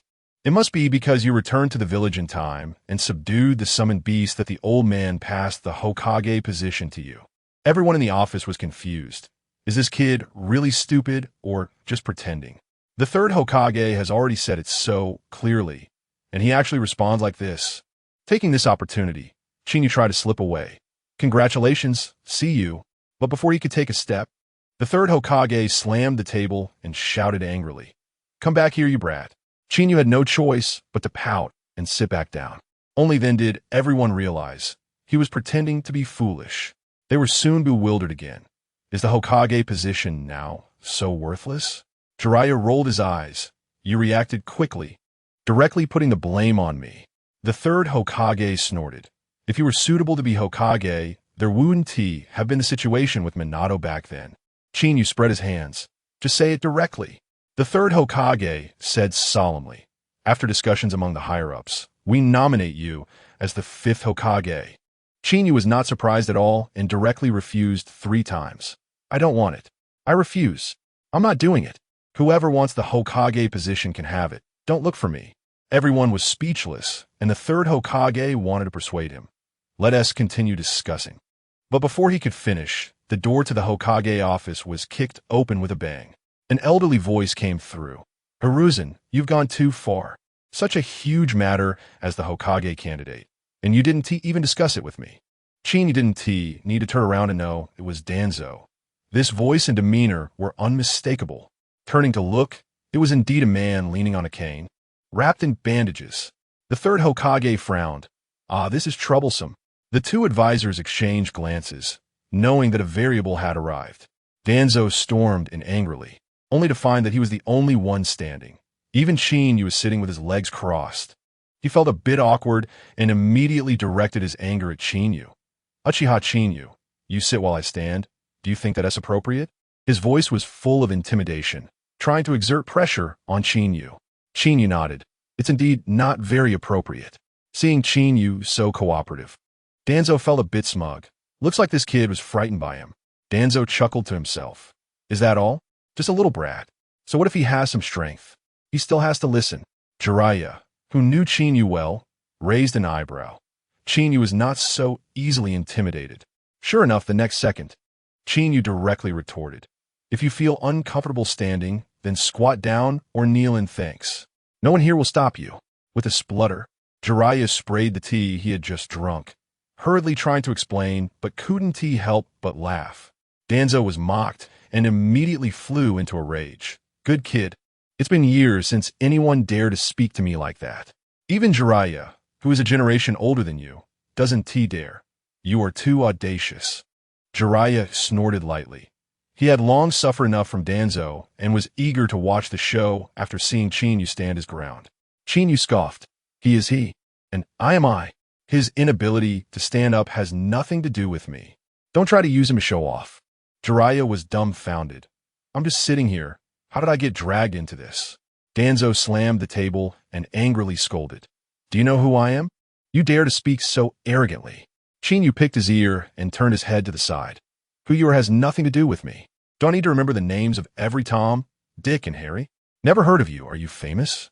He had a completely confused expression, directly questioning Danzo's soul. Danzo's face turned red, and his fingers trembled. He couldn't say that the root was involved in shady business. Before Danzo could retaliate, Qinyu started to counter. Me, what about me? You can't even speak fluently. Are you done for? He continued. Do you know who I am? I am a hero of Konoha. Are you asking a hero to give you a seat? Qinyu kept pushing. I want to ask you, can't you have some self-respect? Don't you feel a bit embarrassed or ashamed? Jiraiya's face twitched, completely caught off guard by Qinyu's actions. Mito Minyin and T-Rune K-Haru quickly turned their heads, pretending not to see anything, but the twitching on their faces couldn't be hidden. They were clearly also shocked. Everyone inwardly complained. You are indeed a hero, but which hero goes around saying I am a hero? Konoha was the first. Although they were shocked, Jiraiya and the third Hokage could only think of one word: refreshing. Danzo was trembling for being confronted. Qinyu was like a hedgehog, prickly no matter how one touched him. He had no choice but to turn to the third Hokage. Hiruzen, is this the Hokage you chose? The third nodded firmly. That's right. Danzo was stunned and asked again. Do you really think he can lead Konoha? The third replied with one word. Yes. Danzo completely lost his rationality. Hiruzen, are you crazy? Letting a kid be Hokage, you're getting old and confused. Mito gate in and TK Rin immediately scolded him. Danzo, this is the Hokage's office. Do you know what you're saying? Seeing the two also confronting him, Danzo's face darkened, and he had to shut up. He knew he had misspoken, but Qinyu let him off the hook, continuing to attack. During the turmoil, I was running back and forth on the battlefield. Where were you, old man? And that route you mentioned, not even a shadow was seen. Were you hiding away watching the show? The third suddenly frowned, becoming suspicious.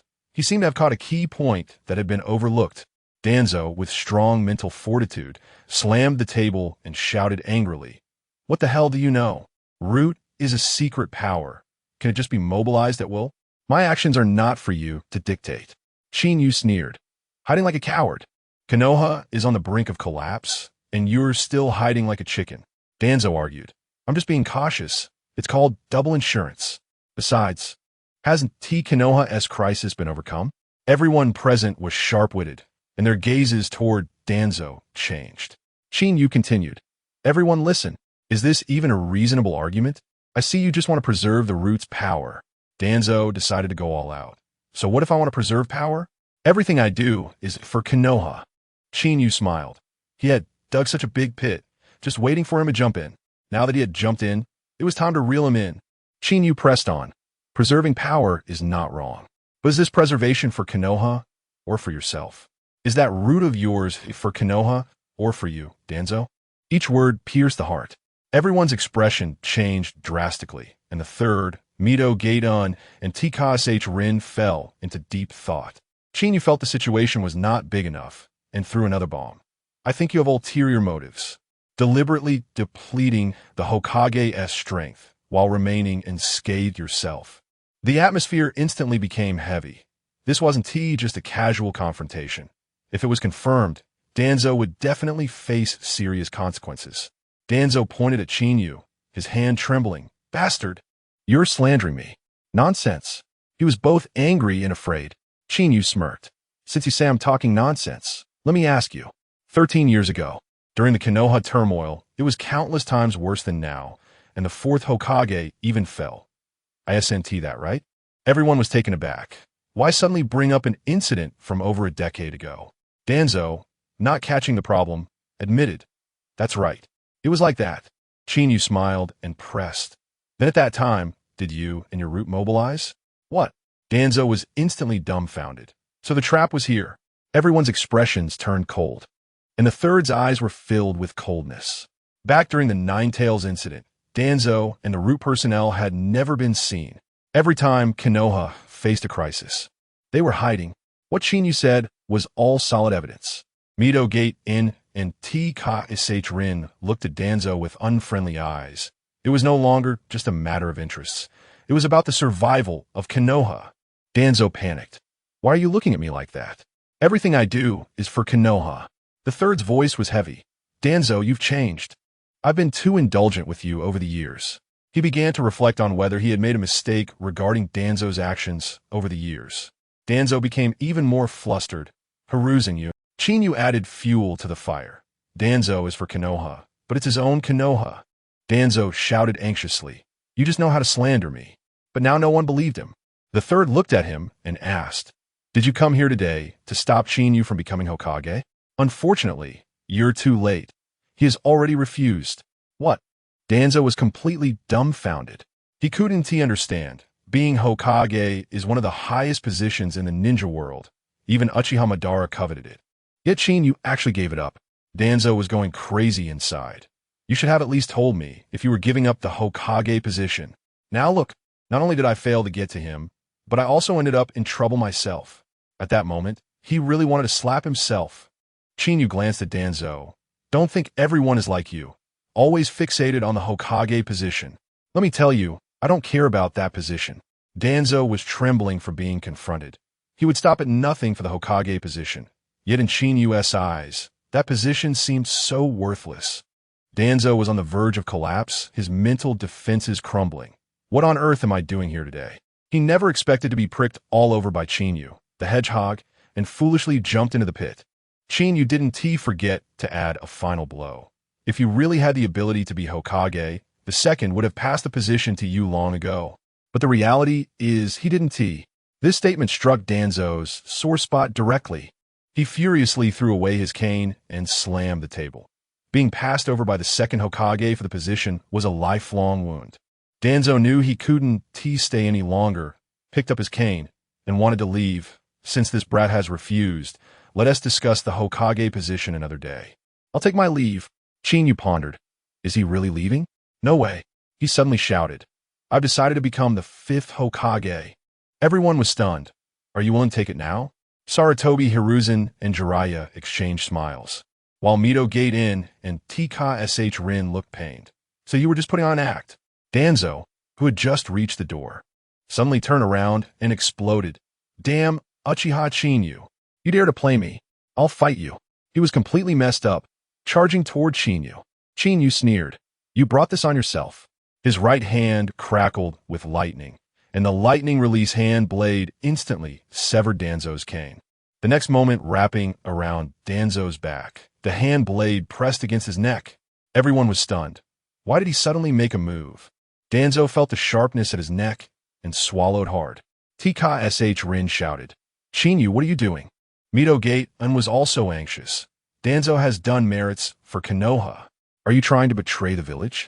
Although they had just been at odds with Danzo, they were ultimately stakeholders and feared that Chinyu would act against them in the future, trying to take the moral high ground to pressure him. But they were wrong.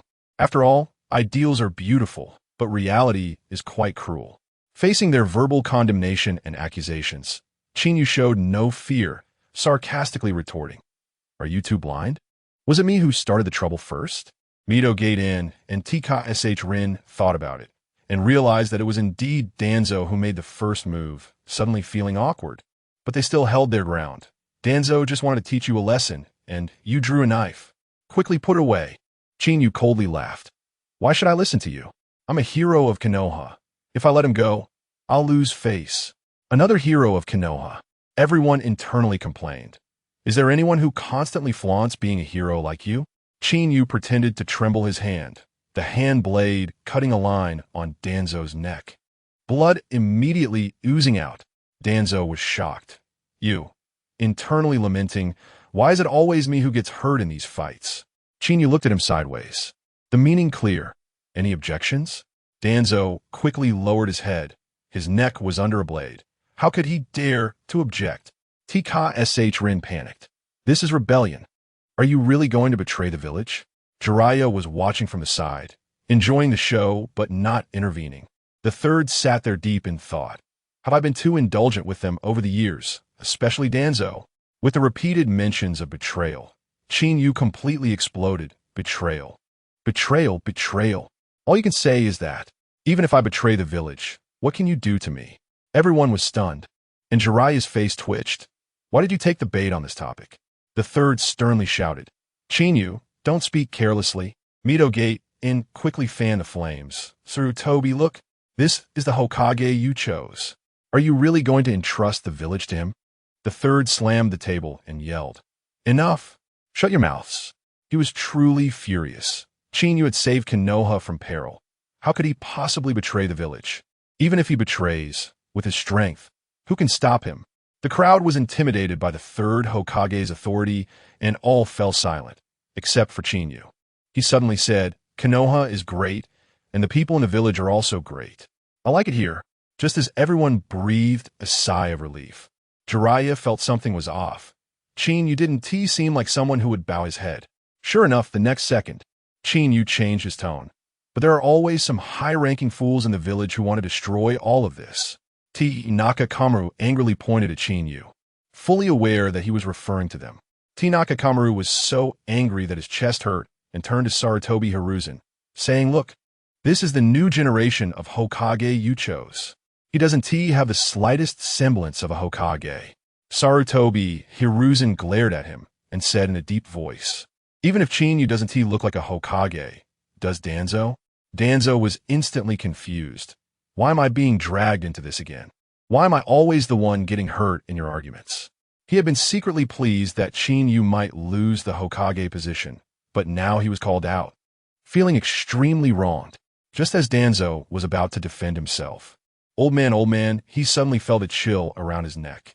Qinyu was smiling as he looked at him, and his hand blade swept across his neck, with an additional wound. Danzo immediately fell silent. What the hell? Sarutobi Hiruzen looked at Danzo, his expression shifting from complex to disappointed, and said solemnly, Danzo, you'll never get the Hokage position in this lifetime. What? Danzo's face changed dramatically. He never expected the usually easygoing third Hokage to be so decisive.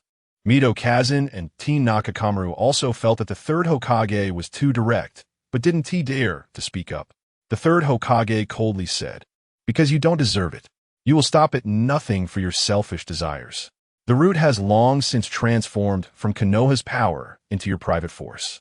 Danzo Hiridiri. No, the root has always been part of Konoha. I am also doing this for Konoha. The third Hokage sneered, if it's really part of Konoha, then from now on, the root will be reduced to 2 small squads, and those who are cut will be incorporated into the Hokage's direct umbu. Danzo was furious. Hiruzen, you've gone too far. I am the leader of the root. The third Hokage firmly replied, because I am the Hokage, the highest commander of Konoha.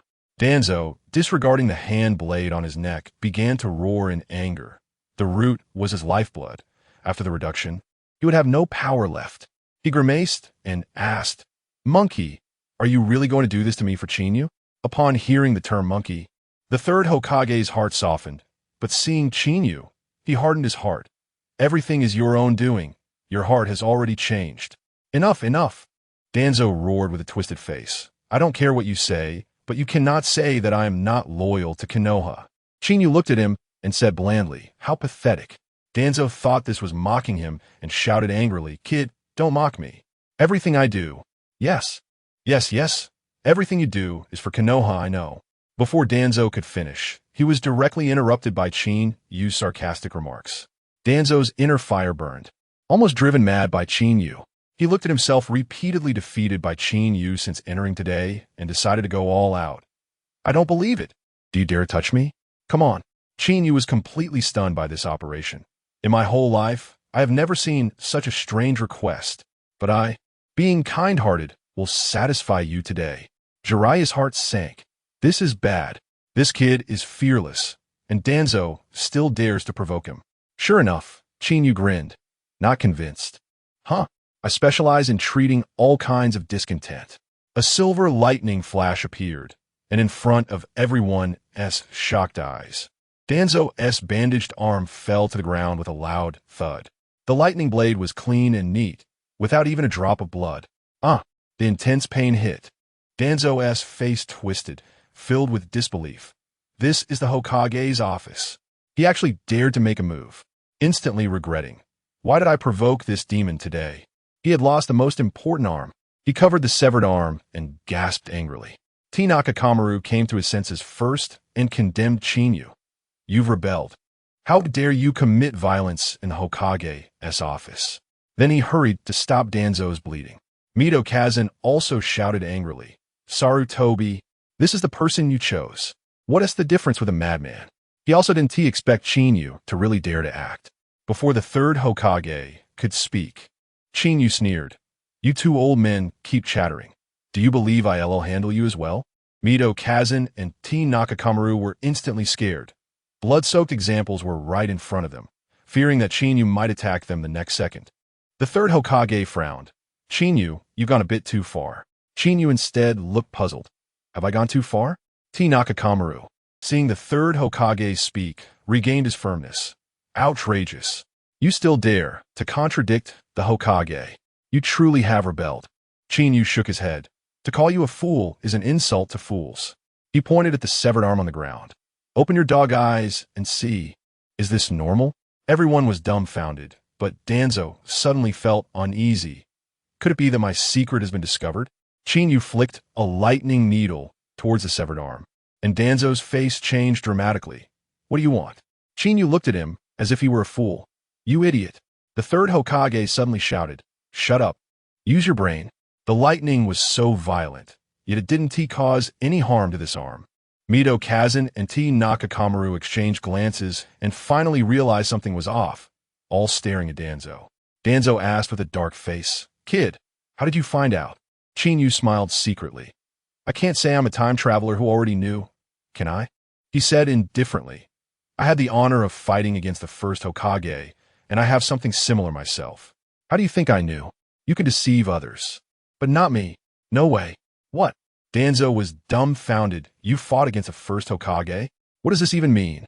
Everyone was completely bewildered by Chinyu, except for Sarutobi Hiruzen, who was not confused. He witnessed that battle firsthand. Chinyu cheerfully asked Danzo, Did you unlock the seal yourself, or did I violently tear it down? Everyone was filled with question marks, completely confused. Danzo stubbornly replied, I have no idea what you're talking about. Saying this, his remaining hand suddenly formed seals. A powerful eye technique invaded Chinyu's mind, trying to alter his thoughts. Seeing Chinyu's expression, turned dazed. Danzo just curled his lips, but froze. Chinyu's eyes suddenly cleared. Chinyu laughed. What a strong eye technique. But do you think this little trick can work on me? Danzo was completely panicked. What? How are you still fine? His strongest trump card had unexpectedly failed. The third Hokage frowned and asked, What just happened? Chinyu coldly smiled and swung the lightning blade toward Danzo's head. The third Hokage wanted to stop him. No, but it was already too late. Danzo was scared out of his wits, but Chinyu merely used the lightning blade to flick away his eye-covering mask, causing no harm. Just as everyone breathed a sigh of relief, upon seeing Danzo's eyes, their expressions changed drastically. Danzo's eyes under the mask were filled with scarlet, and a dark four-pointed star, Shuriken, flashed by.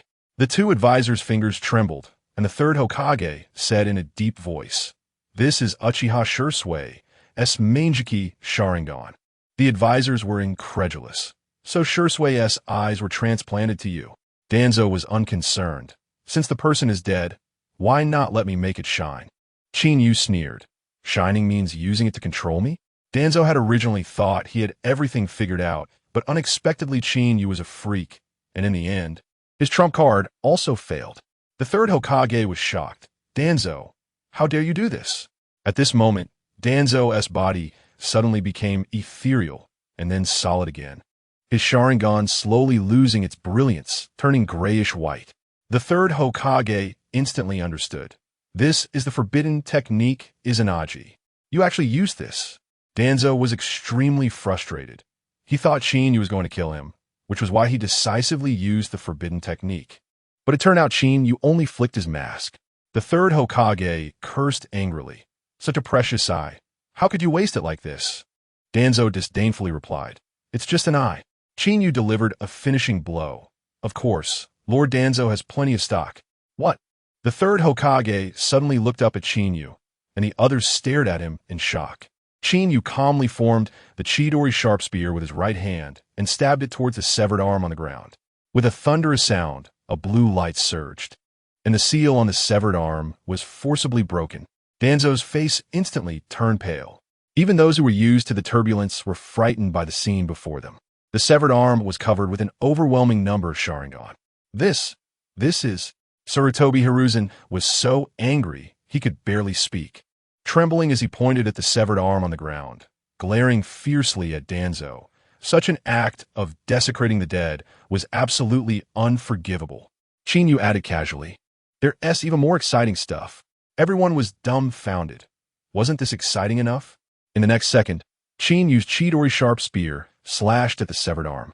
And before anyone could react, they saw the severed arm actually start to heal on its own. The speed so fast, it was visible to the naked eye. Tsunade and Mito Kaien felt a chill in their hearts, and the third Hokage could no longer sit still, roaring, "Danzo!" This shout startled the two advisors. The third Hokage was furious. "I won't even mention the Sharingan. This is would release. How dare you desecrate the body of the first Hokage?" This statement was like thunder, shaking the advisors to their core. The third Hokage's eyes were sharp. With just a glance at the regeneration ability of the severed arm, he knew, aside from Hashirama's cells, who else could have such a monstrous vitality? What? Mito Kaien and Tsunade were completely stunned, and then their anger flared up. This time, the three truly turned against Danzo. Qinyu had calculated this. While desecrating the Uchiha might be overlooked, desecrating the first Hokage, the faith of Konoha, would definitely touch a nerve. He added fuel to the fire. The first Hokage's status in Konoha doesn't need me to mention, right? If this gets out, who knows what kind of uproar it would cause? He continued with a stab. And if the Sharingan incident is exposed, how will other bloodline clans think? Can Konoha withstand this kind of turmoil? Everyone gasped in shock. Thinking deeply, it was terrifying. If other clans knew what Danzo had done, they would definitely panic. At that time, who would still stand with Konoha? The way everyone looked at Danzo instantly turned cold. Danzo looked at the furious eyes of his three old comrades and sat down despondently. He knew he was finished. Just a moment ago, he was the powerful leader of Root. After entering the Hokage's office, he stepped down from the pedestal step by step, ending up with nothing. He wailed inwardly. How much have I sacrificed for the cells of Hashirama and the Sharingan? And yet before I could use them, I was cut down by Qinyu. Even more ridiculous was that Danzo's Sharingan hadn't even shown its power before he squandered it using Izanagi. He roared in his heart. What the hell did I do to deserve this? If Qinyu could read minds, he would definitely reply, "Don't mess with me, or I'll make you regret it." This was how Qinyu operated. If no one offended him, he wouldn't offend anyone. But if someone did, he would play them to death. After a long silence, the third Hokage spoke first. "All right, it's time to discuss how to deal with Danzo." Mito Kaien and Tsunade exchanged glances, each thinking only of their own interests. Qinyu saw through their thoughts, lightning sparking in his hand as he swung the lightning blade in front of Danzo. The two were instantly shocked. "Don't make a move." They were genuinely afraid of Qinyu. Strong, bold, and wise, Danzo had been toyed with by him to this point. Tsunade quickly conceded. While Danzo is at fault, considering his past contributions, let him live. Strip him of his powers, revoke his position. Seeing Qinyu still waving the lightning blade, he had no choice but to grit his teeth and add lifelong imprisonment. Upon hearing this, everyone was shocked. Even the third Hokage and Jiraiya hadn't expected it. But the outcome was indeed acceptable. The third Hokage nodded in agreement and asked Qinyu, "What do you think?" Qinyu chuckled. "Since the adults have decided, what else can I say? I'm not one to insist on taking lives. I'm quite friendly." Mito Kaien and Tsunade forced smiles. Yes, you are so very friendly." But inwardly they cursed, "Friendly my ass. You just disarmed him." Danzo, hearing the verdict, slumped to the ground. "I'd rather die." But Qinyu added, death can be avoided, but living sins are hard to escape. With a crack, thunder sounded, and Danzo had another leg severed. He screamed in agony. And Qinyu coldly said, this is the price for trying to control me earlier. Seeing Qinyu retract the lightning blade, the two breathed a sigh of relief. Just staying alive was good enough. The third Hokage called for the Umbu. Take Danzo away and keep a close watch on him. As Danzo was dragged away, he screamed, kill me, kill me. He had spent his life scheming for the position of Hokage, and now, with no power and no authority, it was worse than death. The third Hokage sighed. All right, the troublemaker is gone. Let us continue discussing the new Hokage. Midokaian and Tsunade were taken aback, then frowned tightly. They had already regarded Qinyu as someone not to be trifled with. If Qinyu became Hokage, the consequences were unimaginable. Qinyu spoke directly. What are we discussing? Just make it Jiraiya, the pervert. Qinyu cheerfully pushed Jiraiya out. The third Hokage curiously asked, what is the reason? Why do you recommend him? Qinyu shifted the blame beautifully. This old pervert doesn't he need the Hokage position to be restrained? He'll definitely run out and cause trouble. I'm doing this for Konoha's sake. The third Hokage was stunned by this statement. Jiraiya, feeling the teacher's gaze on him, instantly sensed the crisis and quickly protested. If you don't want to be Hokage, then don't drag me down with you. Qinyu completely ignored him and continued. Letting him run wild not only means Konoha loses a fighting force, but it's also for your reputation, old man. The third Hokage was even more confused. Why does this have anything to do with me? The two advisors also looked puzzled. Qinyu looked at everyone's bewildered expressions and chuckled. Old man, your three students, although strong and have made a name for themselves as Sannin, but he deliberately paused here, building suspense. Everyone stared at him. But what? Qinyu revealed the answer. It's widely known in the ninja world that the Sannin have a collective nickname. The three troublemakers of the ninja world. This statement exploded in the third Hokage's heart like thunder. He pondered. The yellow must be Jiraiya. The gambling is Tsunade, and the drugs is Orochimaru. How true. The two advisors couldn't hold back their laughter. And Jiraiya's mouth twitched. My lifelong reputation. The third Hokage came to his senses and slammed the table.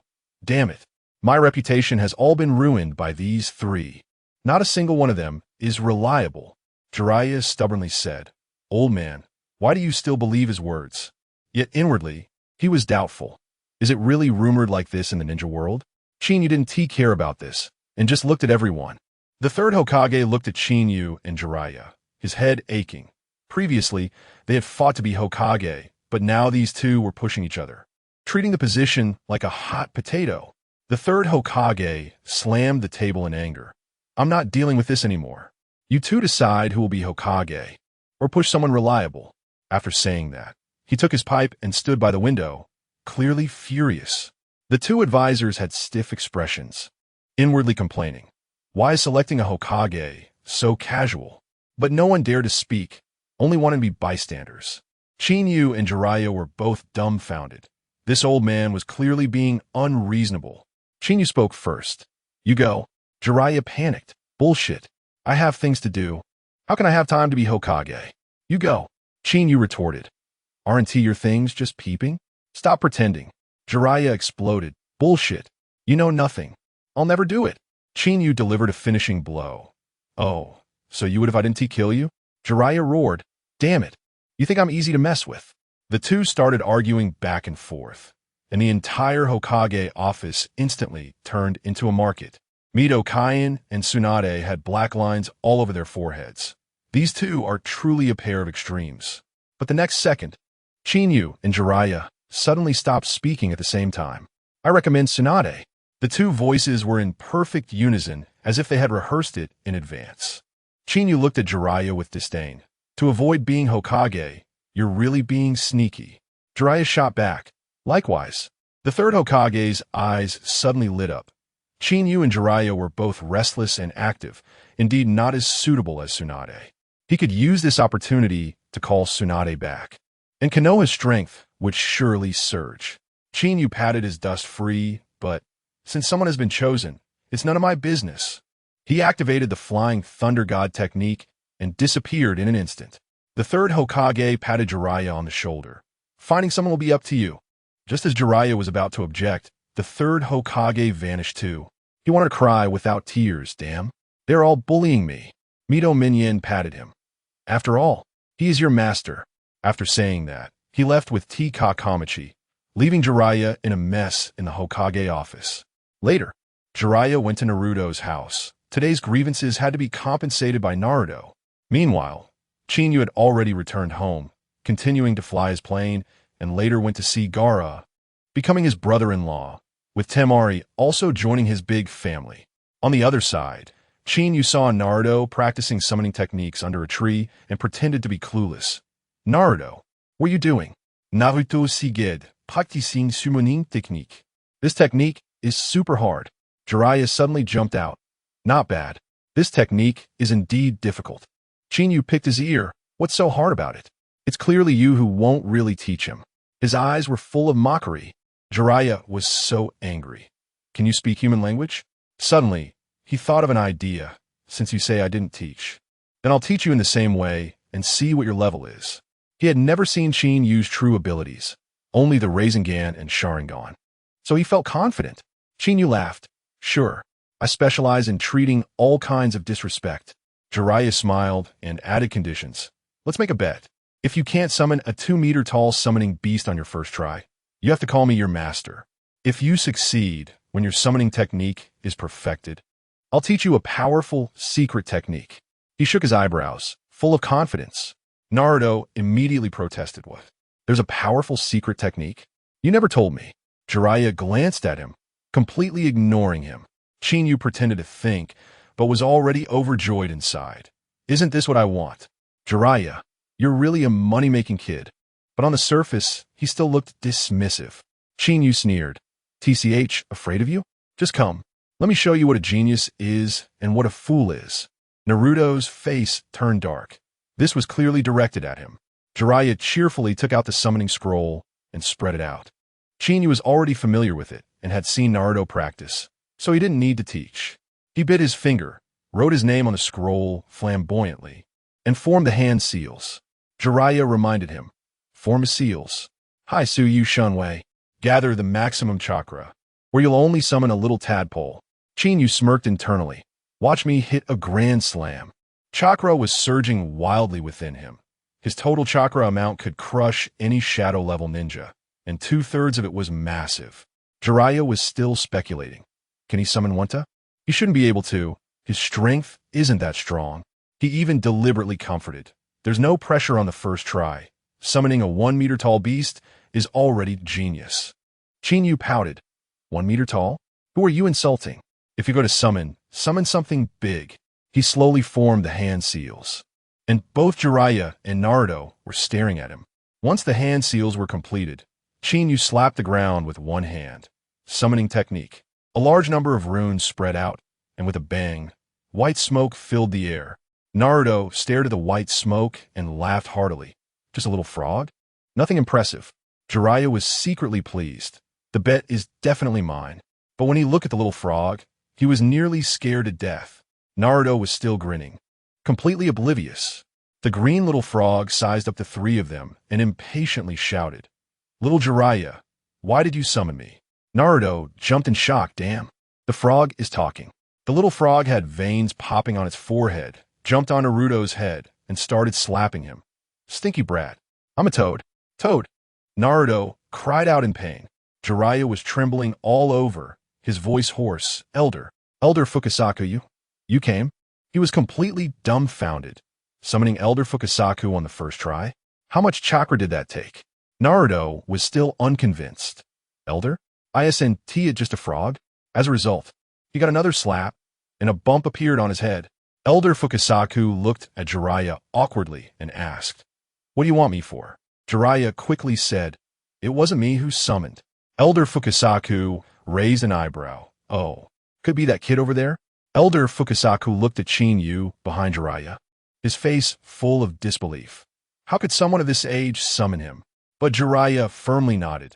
That's right, it's him who summoned you. Elder Fukasaku was completely shocked. What? It's really not you? Jiraiya confirmed again. It's really not me. The two of them stared at Chinyu, their eyes full of incredulity. Chinyu interrupted them. All right.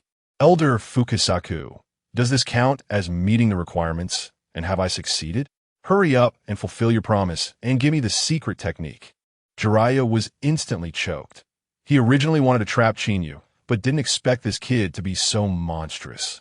Truly a case of losing the hen while trying to steal the eggs. Elder Fukasaku looked puzzled. Secret technique? What secret technique? Suddenly realizing, he glared at Jiraiya. You're not talking about. Jiraiya could only bitterly nod, pulling Elder Fukasaku aside to argue. And finally even muttered, I suspect he is the prophesied child of the great Toad Sage. Only then did Elder Fukasaku stop arguing. Looking at Chinyu and then at Jiraiya, and after a long contemplation, he agreed. He said to Chinyu, Kid, your name is Chinyu, right?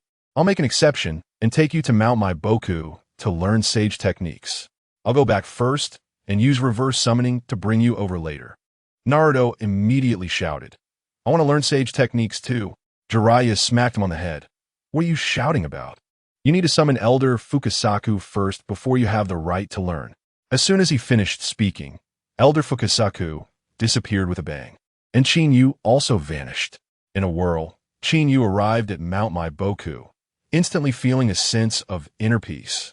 Elder Fukasaku took him on a tour, introducing the place, and when it was time to eat, he took him home for a meal. Chinyu knew what the toads ate and tried to refuse, but was dragged to the dining table. Elder Shima brought out colorful insect dishes, and Elder Fukasaku praised. Try it, the kid's mother is a great cook. Chinyu looked at the table full of insects, his scalp tingling, and he raised his chopsticks several times but didn't dare to grab anything. He quickly put down his chopsticks and said seriously, Two elders, this is my first time here, and I'll need to trouble you in the future. Today, I'll cook for you and make some good food from outside. Without waiting for the two to refuse, he took out the scroll and summoned cooking utensils, seasonings, and a pile of wild game, leftovers from the last camping trip, and the scroll preserves better than a refrigerator. After a flurry of activity, Chinyu finished cooking, but the toads had huge appetites and devoured a lot of his stock. Chinyu turned green, and as soon as he finished eating, he urged Elder Fukasaku to teach him sage techniques. Elder Fukasaku looked at Chinyu appreciatively and burped. Elder Fukasaku took Chinyu to a small square filled with stone statues. Chinyu could tell at a glance that these were all people who had failed to learn sage techniques. Next to the statues was a small waterfall, which was toad oil, capable of accelerating the understanding of natural energy, but this oil was yellow and greasy, making Chinyu's scalp tingle. Elder Fukasaku seriously explained sage techniques and natural energy, even demonstrating the power of natural energy on the spot. Chinyu had seen it in the original work, but it was even more thrilling to see it live. After explaining, he let Chinyu apply the toad oil, and Chinyu hesitated several times but didn't dare to do it, until Elder Fukasaku pressed his hand down. Once the toad oil stuck to his hand, a violent force surged wildly within Chinyu. This was natural energy. Chinyu exclaimed, Damn. Elder Fukasaku reminded, quickly gained control over it. While holding a big black stick ready for action, this stick was essential for sage techniques. Without it, the number of failed statues would multiply. Chinyu was just preparing for a long-term battle when he discovered that the natural energy was perfectly compatible with his chakra, coexisting peacefully like family. He was stunned. Is this it? I thought it would be much harder. Moments later, golden eyeshadow appeared in Chinyu's eyes, a preliminary manifestation of the perfect sage mode. Sage Shinsaku was completely dumbfounded. He had taught sage arts for over 100 years and had never seen such a genius. Just look at Jiraiya. He took over 200 hits to learn it. But Chinyu succeeded on his first try. He began to doubt himself and marveled that Chinyu was truly a monstrous talent. In fact, Chinyu was able to succeed so quickly because he possessed the sage body, a physique suited for sage techniques, making it easier to control natural energy. The god of shinobi, Hashirama Senju, also had a sage body, and his power was beyond words. After waiting for a moment, Chinyu opened his eyes and stood up, feeling the immense power within him, unable to resist trying it out. He walked in front of the toad statue, grasped the base of each statue with both hands, and shouted, "Lift!" The sage chakra surged wildly, effortlessly lifting both statues. He exclaimed, "Sage mode is truly amazing." When he set them down, the ground trembled. These statues are so heavy. Sage Shinsaku watched as Qinyu easily controlled the sage mode, both amazed and curious. Qinyu asked, "Sage Shinsaku, is this the end of the first stage of practice?"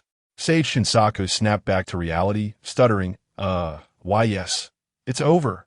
Qinyu continued, "Then let us move on to the second stage." Sage Shinsaku took a breath, his eyes sparkling as he looked at Qinyu. This kid not only had explosive talent, but was also so diligent. Thinking back to Jiraiya, who was both clumsy and lazy, it was simply incomparable. The second stage of practice took place on the edge of a cliff. This time, Qinyu was required to feel the natural energy without relying on toad oil, and he had to draw the natural energy from the environment into his body, maintaining a 1-1-1 golden triangle ratio with chakra and mental energy. Qinyu sat at the cliff's edge, closing his eyes to comprehend, while Sage Shinsaku held a thicker black staff, guarding him. If Qinyu's energy went out of control and he turned into a toad, he would strike immediately. This stage was the most dangerous and challenging, but Qinyu remained still for half a day, showing no signs of pain at all. Sage Shinsaku was perplexed. Doesn't he feel the natural energy? That's impossible. He had already entered sage mode before. He walked around Qinyu in circles, racking his brain to understand the situation. After 5 minutes, Qinyu finally showed a change. The previous golden eyeshadow reappeared, and his face was adorned with totem patterns. Clang! The black staff in Sage Shinsaku's hand fell to the ground as he stared at Qinyu, rubbing his eyes vigorously. Holy crap! This is unbelievable. The more he looked, the more shocked he became, unable to help but murmur, "Is this kid really a sage? The prophesied child?" There's no other explanation. Without the assistance of toad oil, comprehending natural energy is 10 times harder, yet Qinyu can handle it effortlessly. It's just too monstrous. Qinyu opened his eyes, feeling the sage chakra within him. Extremely satisfied, he used water style to create a mirror and took a look at the totem patterns on his face, his expression darkening. "No way. This looks too ugly. I need to practice more." Sage Shinsaku was bewildered. "You've already reached perfect sage mode. How can it still be insufficient?" Qinyu ignored him and sat down to continue his training. Sage Shinsaku nodded with relief. Indeed, he is the prophesied child. This diligence is commendable. Little did he know, Qinyu was just dissatisfied with the pattern's appearance. After practicing for 3 days, Qinyu finally managed to remove all the totem patterns from his face before the food ran out and the eyeshadow disappeared, leaving only a horizontal line in his pupils. He looked in the mirror and smiled. "Now this matches my handsome face."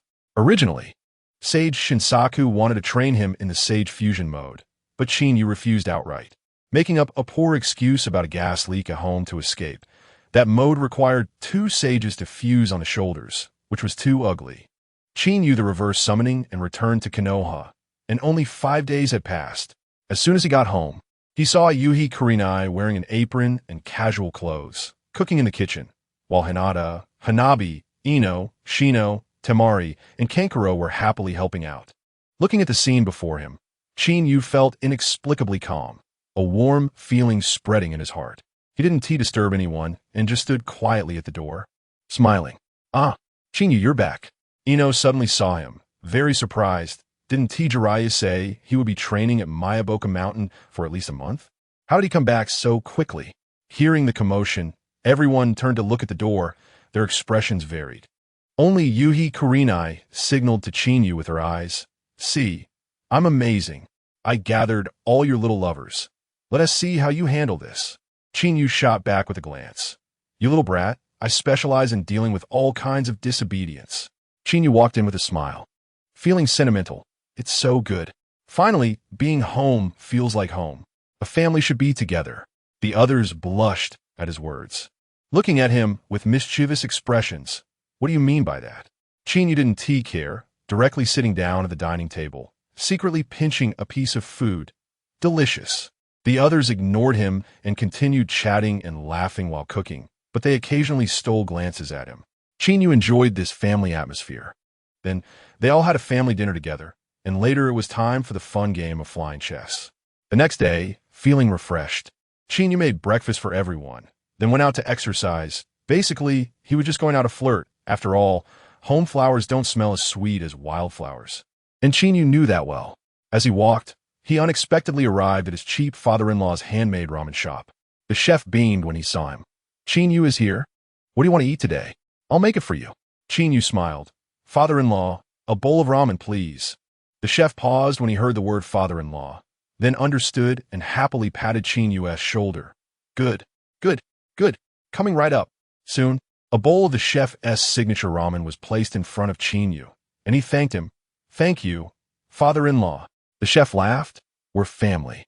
No need to be polite. If it's not enough, just ask for more." Just then, two figures in black robes with orange cloud embroidery, one tall and one short, walked in. Chinyu recognized at a glance. They were members of the Akatsuki, although their faces were covered. He still clearly saw the shark-faced Kisame Hashigaki and the emotionless Itachi Uchiha. Chinyu ignored them and continued eating, quietly listening to their conversation.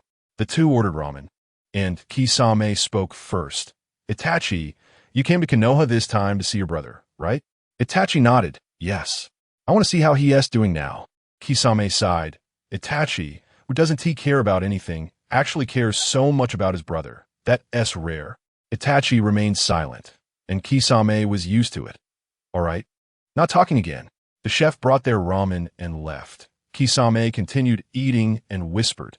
After finishing, "Hurry to see your brother, then go to the Mist Village. Don't let the three tails slip away." Itachi nodded in acknowledgement.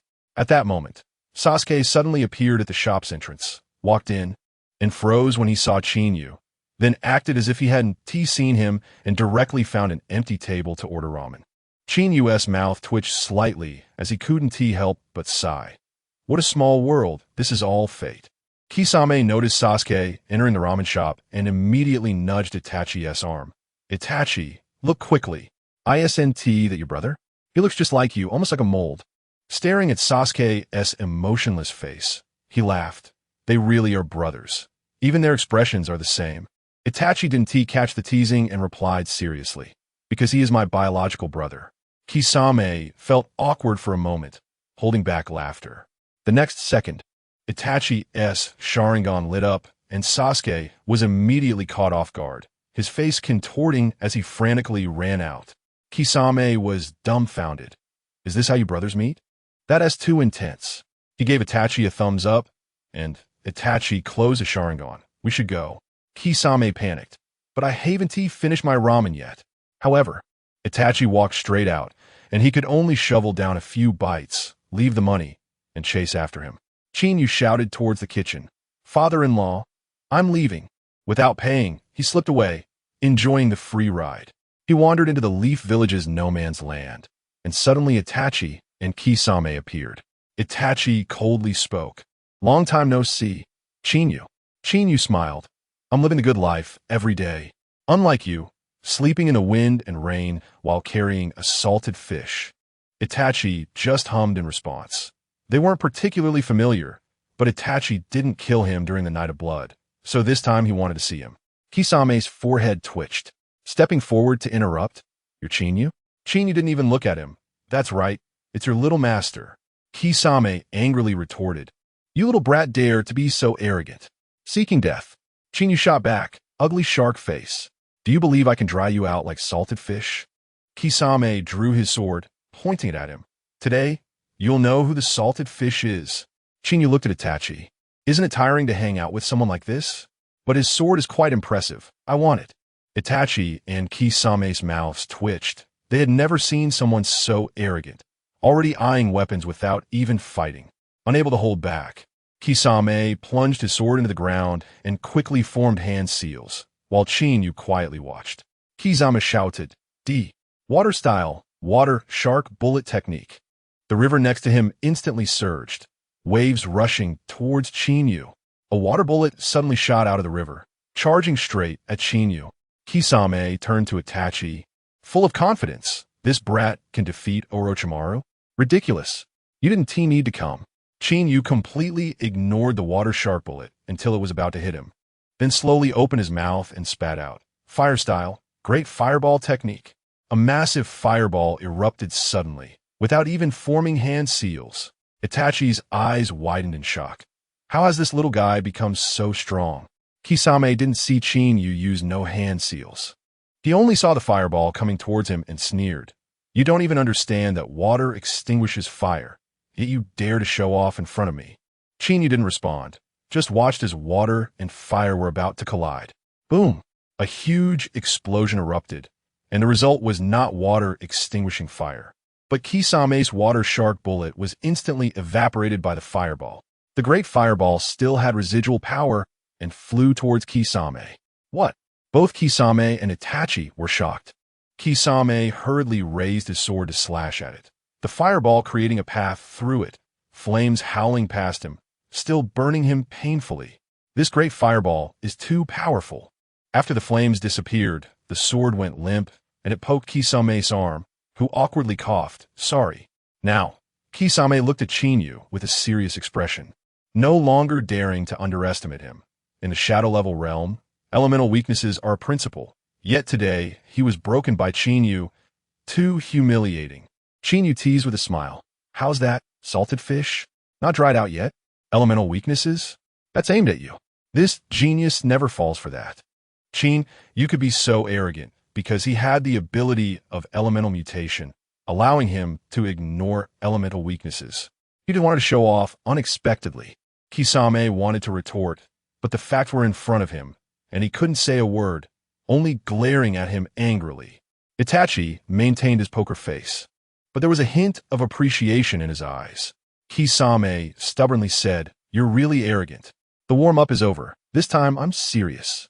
After losing the first clash, he felt heavy in his heart, no longer underestimating, but he still had the confidence of a shadow-level powerhouse.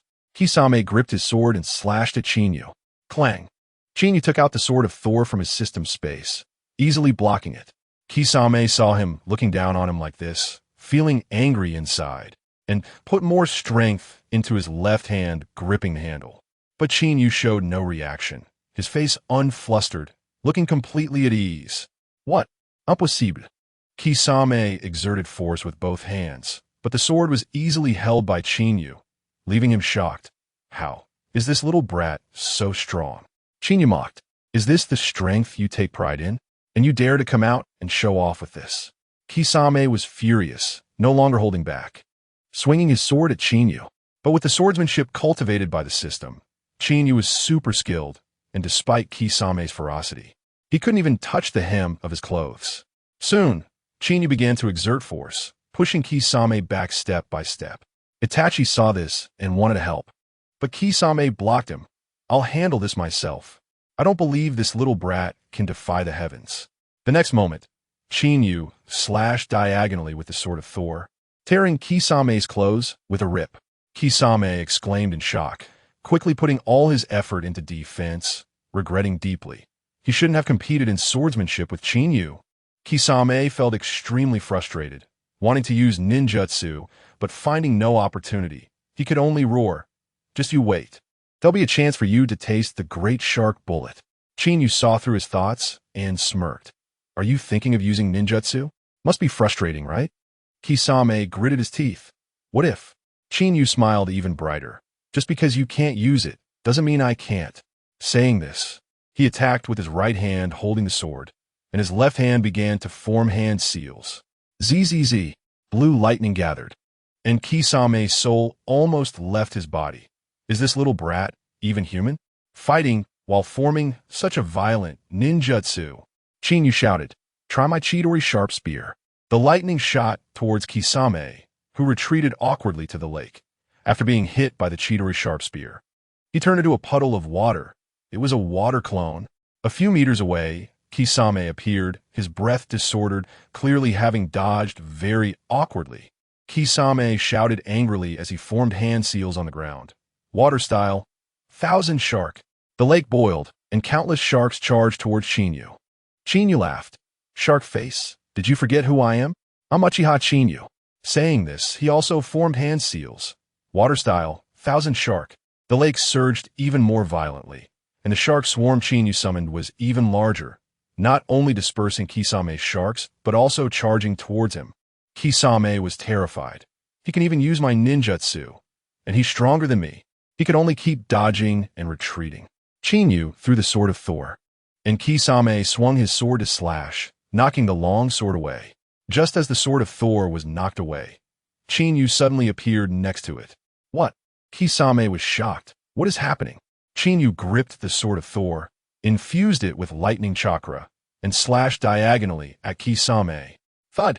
Kisame's right arm holding the sword flew off, and he howled in pain, his already ugly shark face twisting into an even worse expression. Kisame stared at the sword in the air. For him, losing an arm was bearable, but losing the sword was unacceptable. Itachi suddenly stepped in front of Kisame. Kisame, retreat. Chinyu looked at Itachi and smiled. Want to try your luck? Itachi said. You've gotten stronger over the years. Chinyu shot back. That goes without saying. Just look at your salted fish partner to know. Itachi's mouth twitched, while Kisame behind him was furious, but had no way to retaliate. Chinyu bent down, under Kisame's glaring, sealing the sword into a scroll and stuffing it into his ninja pouch. Kisame gritted his teeth, watching, but he didn't dare to rush in. He sensed the aura of death from Chinyu and could only pin his hopes on Itachi. Itachi coldly spoke. Chinyu, do you believe I can take you down in an instant? Before he finished speaking, a strange attraction radiated from him. Chinyu showed no fear. I want to see how you take me down. Itachi laughed in his heart.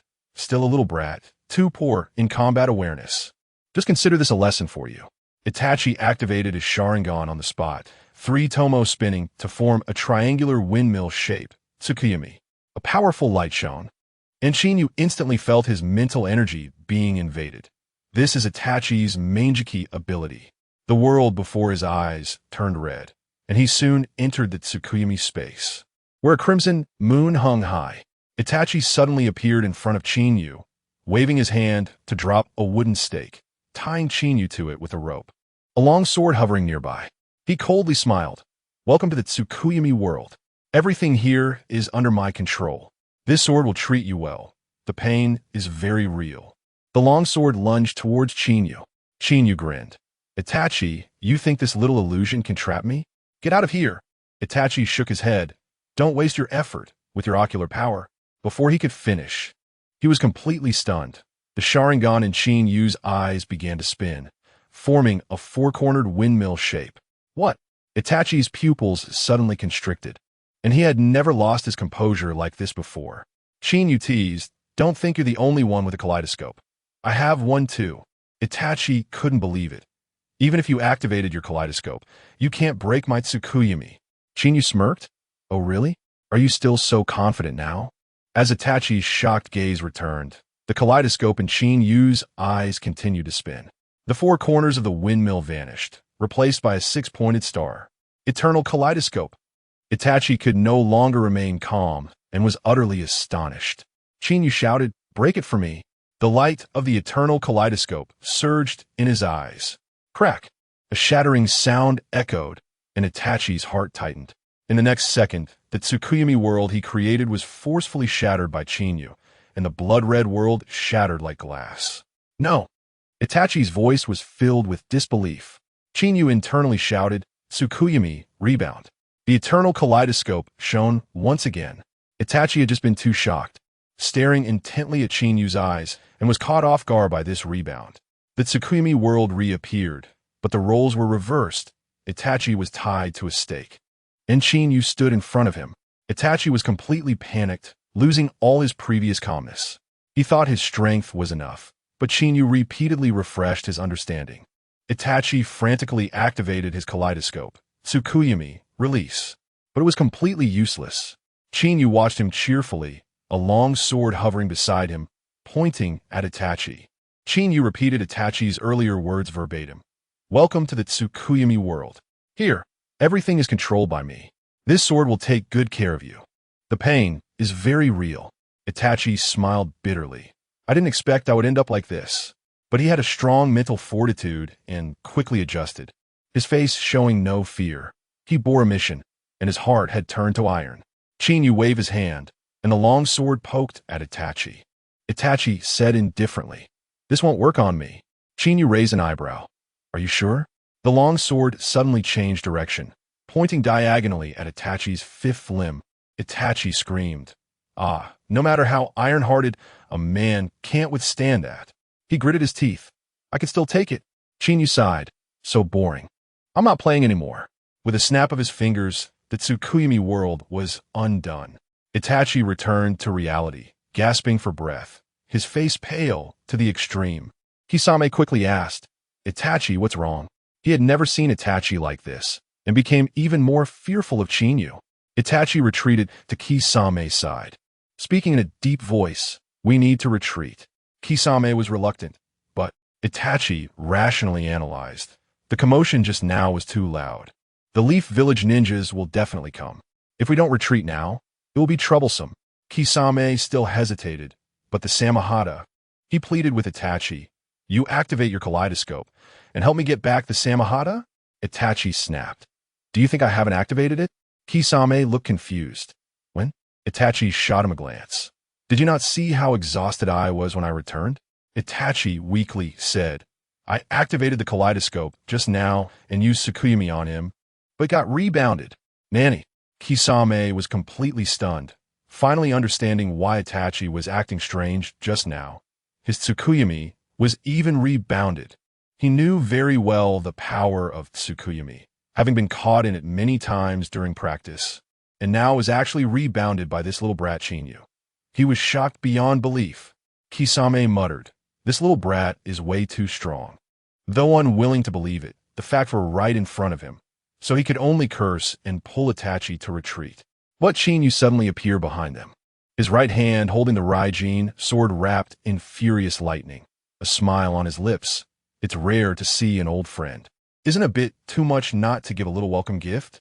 Kisame panicked on the spot, pulling Itachi back, while Itachi sighed helplessly. "I used to be so arrogant. How did it come to this?" Kisame urged anxiously. "Itachi, hurry and retreat." Itachi retorted, "How do we retreat now?"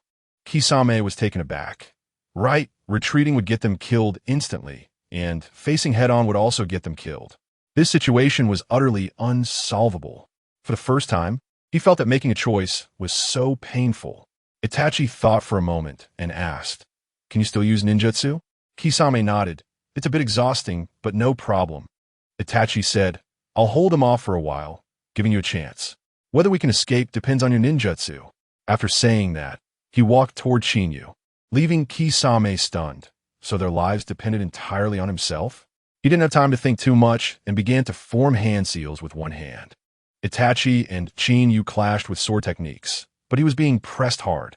Chinyu teased, "Itachi, besides Tsukuyomi, what else do you have to offer?" Itachi coldly asked, "What do you mean?" Chinyu laughed. "You've activated your kaleidoscope. You should be able to do that step now, right?" This remark struck like thunder in Itachi's mind. He was talking about Susanoo? How'd he know? Itachi thought for a moment. Since Chinyu had the eternal kaleidoscope, it was normal for him to be able to use it, and he calmed down, you know? Chinyu narcissistically replied, "As a genius of the Uchiha clan, how can I not know?" Itachi muttered, "Looks like you were intentionally pestering me." Chinyu whispered back, "If I don't pester you, how can I give you the opportunity to escape? Am I not clever?" Itachi's pupils constricted as he stared at Chinyu, seemingly asking why. Chinyu began to show off. "I'm the man who almost became the 5th Hokage. Do you think there's anything I don't know?" Itachi exclaimed, "Nanny? An Uchiha almost became Hokage? Even Uchiha Madara couldn't do it. How did you manage?"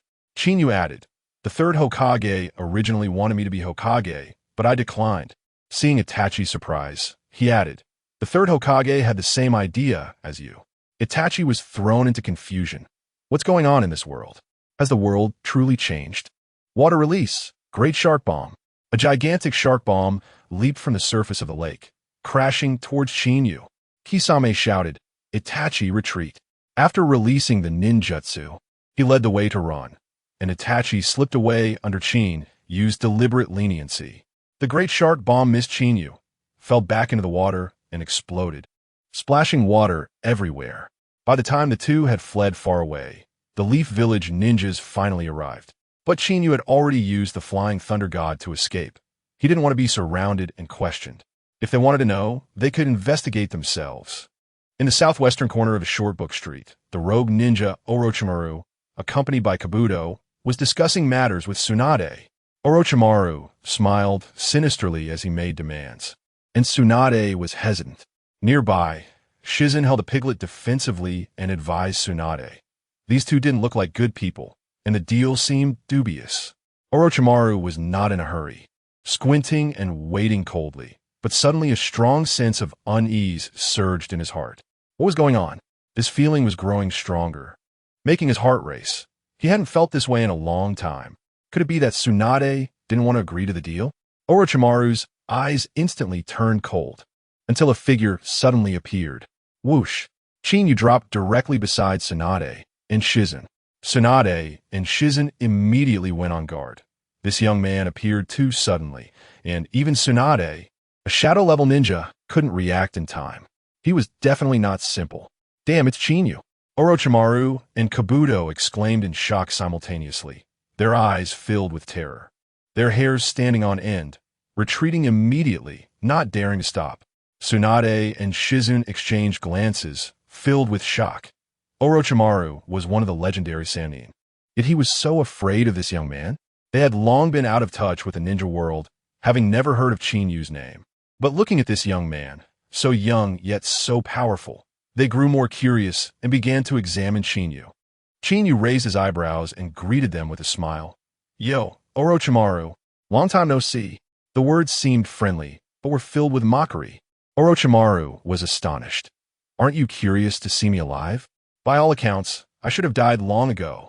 Qinyu smiled slyly. You're the most mysterious among the Sannin. If you died so easily, I would find it strange. Internally, he thought, you're just an immortal bug. As long as the ninja world doesn't perish, you won't die. Qinyu was not surprised at Orochimaru's resurrection. Having read the original work, he knew very well how Orochimaru survived. Although the method of resurrecting Orochimaru was complex, it was simple with Kabuto's assistance. Later, Do learned the art of immortality and the reanimation jutsu to go solo. Right now, he is still weak and can only rely on resurrecting Orochimaru.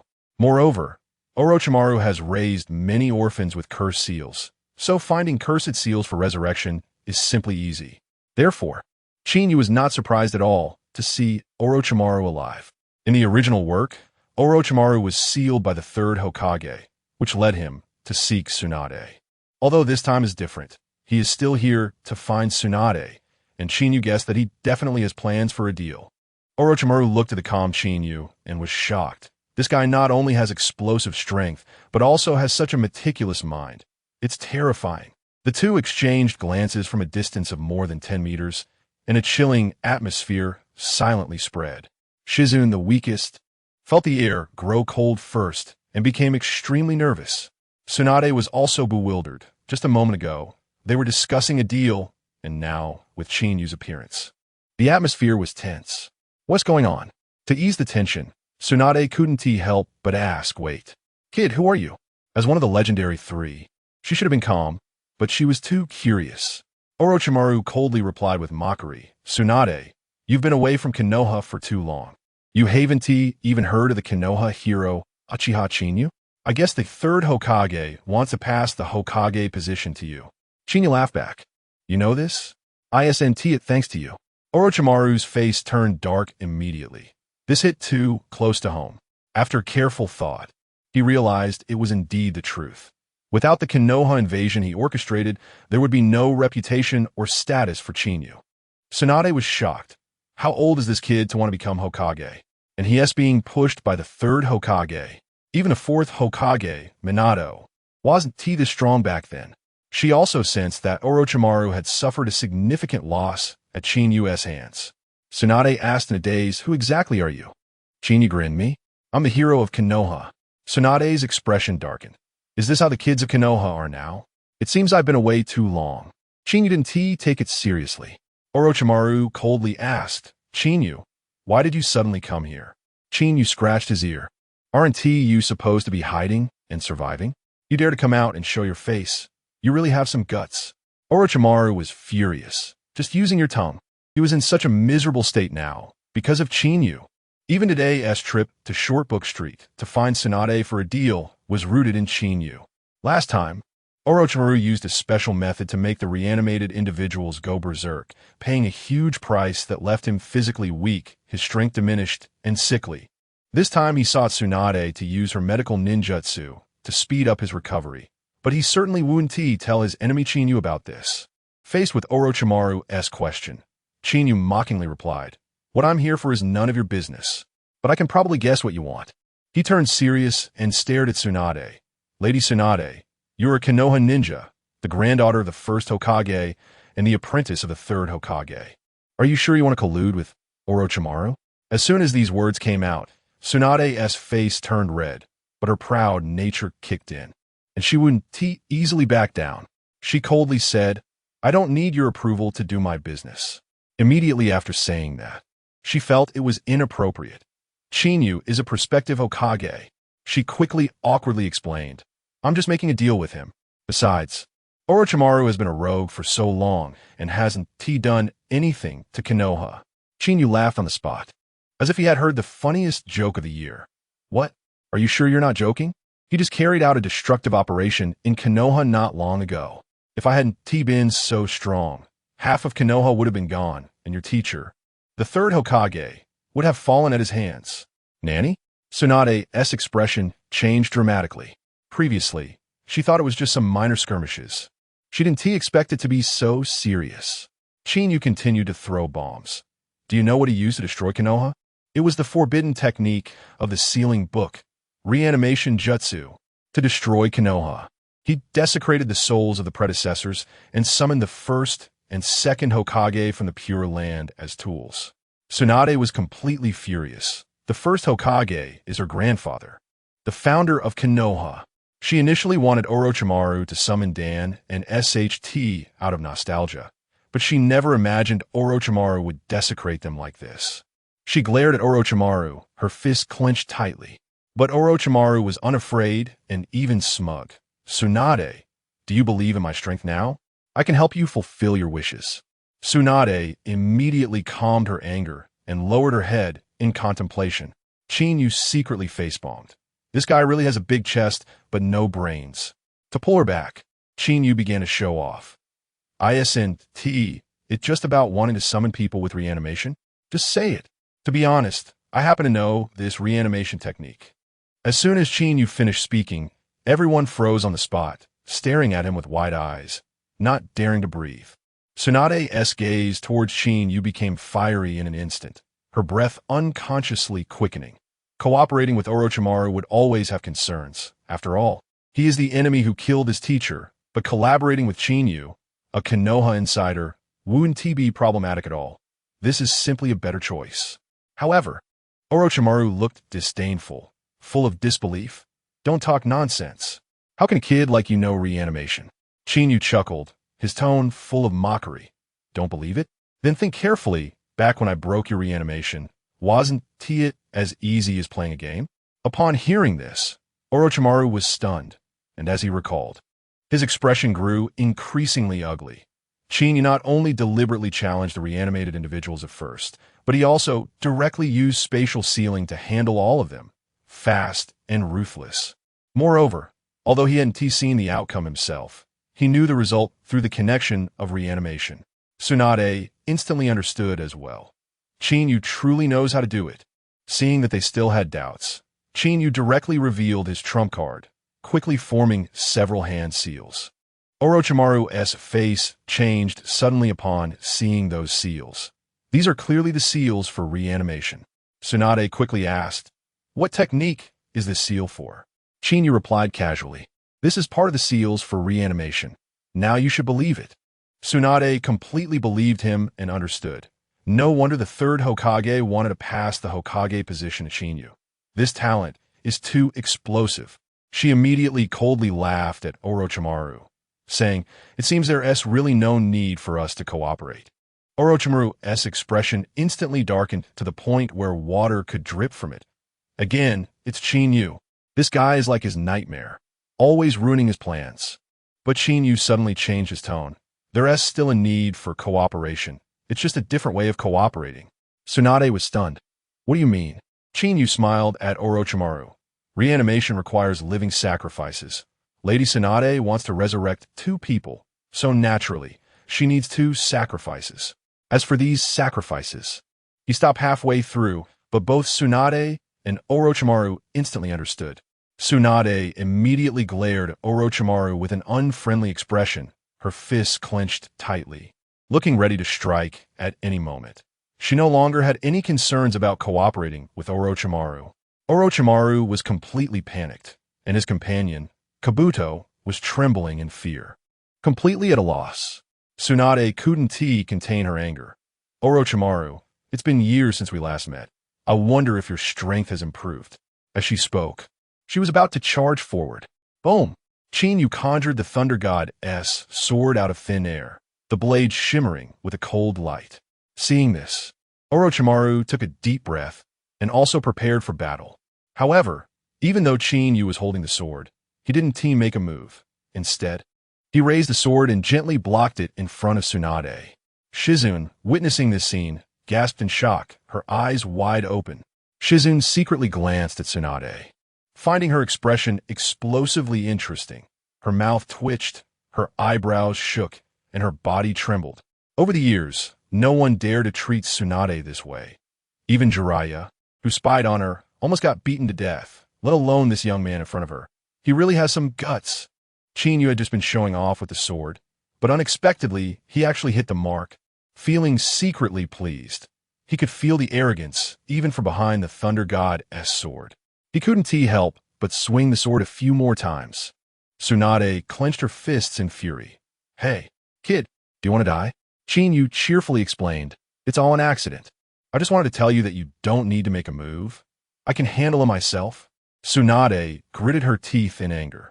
This bastard is still laughing. But then she thought that Qinyu didn't want her to take risks, and she felt a bit touched. Waving her hand grandly, no need. I'll handle my own matters. Qinyu was pondering how to respond when Tsunade interrupted with an annoyed tone. What do you mean? First, get that broken sword away from my chest. Qinyu pouted, his eyes filled with reluctance, and slowly moved the sword away, without the soft sensation. He felt a bit displeased and bluntly said, Actually, I'm afraid your involvement will hold me back. Hiss! Ino gasped in shock. This guy is too arrogant. Daring to say that to Tsunade. Tsunade glared at him. You think I'll hold you back? Qinyu replied sincerely, yes. Tsunade was almost infuriated. Suppressing her urge to hit him, she coldly said, You little brat. When I was fighting for Konoha, you were still playing in the mud. Today, let me show you what the legendary 3 are. With that, she dashed towards Orochimaru. Qinyu twitched his lips and muttered under his breath. The legendary 3 are just about gambling and drugs. I should have known. Tsunade directly engaged in combat with Orochimaru, completely ignoring Kabuto. After all, Kabuto was too weak, not even interesting enough to make her move. As Qinyu waved the sword of Thunder God and took 2 steps, Orochimaru was immediately frightened and quickly retreated. Tsunade frowned. You little brat. This is my battle with him. Don't interfere. Qinyu retracted his sword. Fine, you carry on. Only then did Orochimaru breathe a sigh of relief. Tsunade's monstrous strength was famous in the ninja world. Her ordinary punches and kicks were explosive, and in no time, she had turned the surrounding area into a bumpy mess. However, Orochimaru was an old acquaintance of hers and never faced her head-on. Instead, he kept circling around while watching Qinyu closely. He knew clearly that Qinyu was much more terrifying than Tsunade. Taking a few punches from Tsunade would just leave him injured, but a hit from Qinyu would be fatal. Tsunade also sensed this and became furious. Bastard! How dare you look down on me? Her wounded pride made her strike even harder. Seizing the opportunity, she executed a powerful kick that descended from the sky, its speed and power much greater than before. Boom!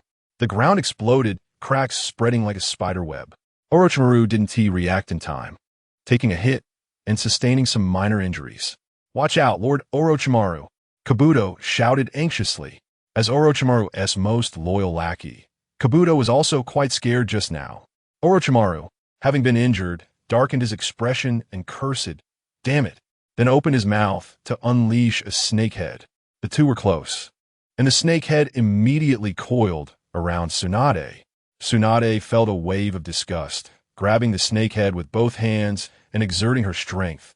Her terrifying power erupted, not only breaking free from the binding, but also lifting the snakehead and swinging Orochimaru around. Boom! With swirling smoke, the ground was once again smashed to pieces. But surprisingly, Orochimaru wasn't seriously injured. He shook his dazed head and stood up. Tsunade was a bit displeased and charged again. Kabuto saw the situation was unfavorable for Orochimaru and secretly worried. But Orochimaru was not flustered at all. Instead, he pulled out a kunai from his ninja pouch to face Tsunade.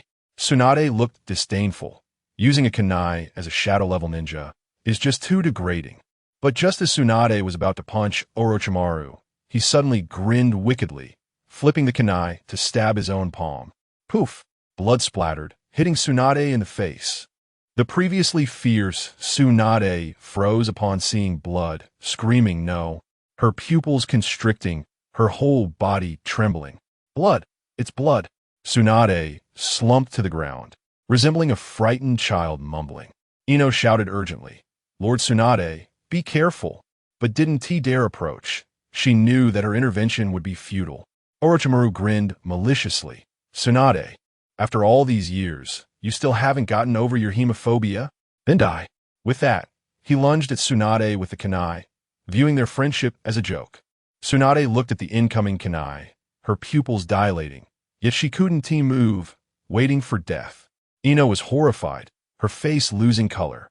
But there was nothing she could do. Such a troublesome woman. From a distance, Chinyu shook his head helplessly, and in the next second, he vanished from his spot. Tsunade, who was originally in despair, suddenly heard a teasing voice beside her. "I told you not to believe me, insisting on being strong, and now look what you've done." Ding! Clang! Chinyu's Sword of Thunder God accurately blocked the kunai. Orochimaru was shocked. What? He had clearly been wary of Chinyu, yet he was still caught off guard. This space ninjutsu is too tricky to defend against. Chinyu exerted force in his arm, slicing the kunai away, coldly saying, "Orochimaru, it's my turn to play with you." With that, he twirled his sword. Seeing Chinyu perform swordplay, Orochimaru was immediately stunned. Swish! Swish! Swish! Chinyu slashed with his sword, every move seamless and lethal. Orochimaru was terrified, his soul escaping from him, continuously dodging and retreating. His whole body tensed. He could withstand a few punches from Tsunade, but the Sword of Thunder God was entirely different. The Sword of Thunder God was a divine weapon, sharpness comparable to the Kusanagi sword. No matter how enhanced Orochimaru's body was, as long as he got grazed, he would surely bleed. Just now, his only kunai was sliced away by Chinyu, and now he had no weapons to resist, leaving him no choice but to passively evade Chinyu's sword. Even while dodging, his clothes were torn to shreds, and Orochimaru was tense, searching for an opportunity to escape. He just needed to find a way out, and he would immediately flee with Kabuto. Tsunade, seeing Chinyu suddenly appear beside her, was momentarily stunned. He just used Flying Thunder God. He actually knows this level of ninjutsu. No wonder he's so arrogant. But when did Flying Thunder God become so fast? She looked down and saw that there was a Flying Thunder God seal on her chest. This little brat took advantage of the situation to place the mark on her. His mind is too meticulous. Although Tsunade couldn't move due to her hemophobia, her brain was still functioning, and she instantly pieced everything together. While Chinyu fought Orochimaru, he glanced at the trembling Tsunade, shaking his head and complaining. Truly hopeless. At that moment, Ino rushed over, carrying a little pig, and helped Tsunade up, angrily scolding Chinyu. "How can you be like this? Lord Tsunade is like this, and you're still making sarcastic comments." Chinyu rolled his eyes. "I'm just being realistic." Ino was so furious she stomped her feet, quickly helping Tsunade to the side to rest. Orochimaru kept fighting while retreating, soon backing up to Kabuto's side, throwing a white snake towards him, and continued to entangle with Chinyu. Suddenly, the white snake spoke to Kabuto. "Kabuto, listen to me." The two were secretly communicating, and after that, Kabuto turned and ran, leaving Orochimaru to face Qinyu alone. Orochimaru suddenly felt inexplicably confident. Qinyu, I may not be able to defeat you, but you won't stop me from leaving. Qinyu pouted. You're that confident? Orochimaru feigned calmness, fully aware of Qinyu's explosive strength. He just wanted to stall until Kabuto escaped. As long as Kabuto was alive, he could be resurrected. If Kabuto died, there would be too many unstable factors in the resurrection, and he was confident in his escape methods, having never revealed them in front of Qinyu. Orochimaru shouted, "Hidden shadow, snake hands." Dozens of white snakes burst forth from his sleeves, charging towards Qinyu. Qinyu sighed. Another old trick, how boring. He was too lazy to use the Sword of Thunder God. Using one sword per snake was too time-consuming. It would be better to use ninjutsu to wipe them all out. Just as he thought this, thunder roared, and crackling sounds echoed. Qinyu's empty hand didn't T-form seals, and powerful lightning erupted, enveloping him tightly. Qinyu'sSign-In, Orochimaru, D. He charged directly at Orochimaru. As soon as the white snakes touched Qinyu, who was wrapped in lightning, they were instantly scorched, leaving dozens of charred snakes lying on the ground, emitting a smell of grilled meat. Ino, who was helping Tsunade, instinctively swallowed when she smelled the aroma. This scent is too appetizing. Damn it! Orochimaru's face darkened. Orochimaru's anger was not only because his ninjutsu was effortlessly shattered by Qinyu, but also because he realized that Qinyu's strength was still increasing while he remained stagnant. This realization made him extremely uncomfortable. His lifelong wish was to become stronger, which was why he had frantically researched forbidden techniques. The common knowledge in the ninja world is that elite J-nin find it hard to progress, and shadow-level ninjas even more so. Yet Qinyu was breaking that common sense, his strength skyrocketing as if he were on a rocket. It was terrifying. Orochimaru still remembers the first time he fought against Qinyu. At that time, he was at a disadvantage because he underestimated him and was afraid of affecting his plans. Back then, Qinyu's strength wasn't that explosive yet, but it didn't take long for him to become completely unmatched, and facing Qinyu gave him a sense of suffocation. Qinyu actively attacked with lightning release, breaking Orochimaru's ninjutsu. In a moment of desperation, Orochimaru hastily dispersed his ninjutsu and fled in a panic. Seeing his appearance, Qinyu smirked and chased after him. Orochimaru's face darkened, and he cursed, "Damn it!" He bit his left thumb, retreating while forming hand seals, summoning technique. Boom! A large cloud of white smoke rose, and after it dispersed, the giant white snake, Manda, appeared, with Orochimaru standing ominously on its head. With Manda, he regained some confidence and fixed his gaze back on Qinyu. Qinyu disdainfully sneered. Orochimaru, whether it's a small snake or a big snake, can't you be a bit more impressive? Qinyu slowly extended his right hand. Chakra surged and gathered in his palm, forming a rapidly spinning blue sphere in an instant. Tsunade, who had recovered somewhat, was shocked. Nanny? This is Rasengan. She thought for a moment. It was normal for Qinyu to know Rasengan since he could use Flying Thunder God. After all, Flying Thunder God was one of the hardest ninjutsu to learn. But in the next second, Tsunade was shocked again. Qinyu's Rasengan didn't stay in place. Instead, it rapidly expanded under the chakra infusion, eventually growing to over 2 meters in diameter. What is this? Tsunade's eyes widened, her mouth agape, completely terrified by this Rasengan. Qinyu said to Orochimaru, "Orochimaru, try my super Rasengan." With that, he pushed the Rasengan toward Manda. As a shadow-level ninja, Orochimaru had honed his eyesight and intuition. Seeing the Rasengan grow larger, he sensed danger and jumped off Manda's head, retreating further. Roar! Manda hadn't reacted yet when it was hit solidly by the super Rasengan, instantly wounded, blood splattering everywhere, in a miserable state. The super Rasengan not only hurt the surface, but also damaged Manda internally. It opened its mouth and spat out blood, its snake head swaying a few times before losing vitality. Boom! Boom! With a loud crash, Manda's massive body fell to the ground, kicking up a cloud of dust, shaking the ground. What was even more deadly was that the direction Manda fell was right towards Shizen. Shizen gasped in horror, swallowing hard. This boy is too explosive. He could even crush Orochimaru's summoning beast, Manda, with one move. She suddenly remembered how she had shouted at Qinyu earlier and felt anxious. Would he take revenge on me? He shouldn't, right? We're all from Konoha. Tsunade looked at Qinyu with awe, murmuring, "This ninjutsu is called Super Rasengan?" She didn't expect that Qinyu not only learned the fourth Hokage's Rasengan, but upgraded it to this extent. At this moment, Tsunade finally understood why the third Hokage chose Qinyu to be Hokage. This kid was destined to break conventions and might bring change to Konoha and the ninja world. Just as Orochimaru, who had just escaped, saw Manda being taken down in an instant, his face turned dark, almost cursing.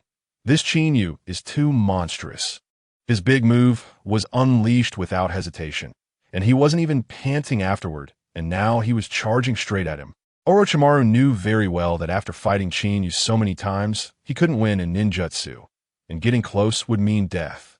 He could only retreat continuously, but embarrassingly, his retreat speed was actually slower than Qinyu's advance, and he would be caught eventually. Turning to run, leaving his back exposed to Qinyu was even more suicidal. He retreated while using blocking ninjutsu, but Qinyu completely ignored it, continuing to press forward.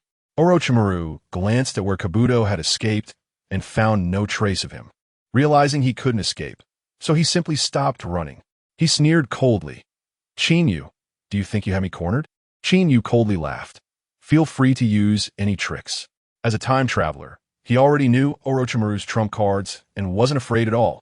Orochimaru suddenly grinned wickedly, extending his long tongue to wipe his face as if washing it. Qinyu felt disgusted and shivered. Orochimaru truly was the most repulsive in the ninja world. He couldn't compete in that regard. After using his tongue to wash his face, Orochimaru brought his hands together to form seals. Qinyu's mouth twitched, instantly realizing what he was about to do. Suddenly, Orochimaru opened his mouth, and countless poisonous snakes quickly crawled out. He laughed maliciously. "Qinyu, taste my true Manda's serpent array." Qinyu looked and found that this ninjutsu truly lived up to its name. At a glance, there were over 10,000 snakes, densely packed together, overwhelming. If someone had a phobia of clusters, they would likely die of fright without the snakes even having to attack. For example, Shizen, who was far away, turned pale at the sight of so many snakes and immediately started gagging. This ninjutsu was too disgusting. She couldn't bear it. Tsunade wasn't like Shizen. Instead, she thought, with so many snakes, how will Qinyu deal with this? He couldn't possibly finish them off with just Rasengan. But in the next second, Qinyu provided the answer, smiling. "Orochimaru, let me treat you to a roasted snake feast." He easily formed a cross with his hands, and immediately 2 shadow clones appeared behind him. Next, the 2 shadow clones directly launched their attacks without forming seals, opening their mouths. Fire release, great fire annihilation. Wind release, great breakthrough. The 2 ninjutsu met in midair, with the wind enhancing the fire, instantly becoming incredibly violent, turning into a brand new composite ninjutsu.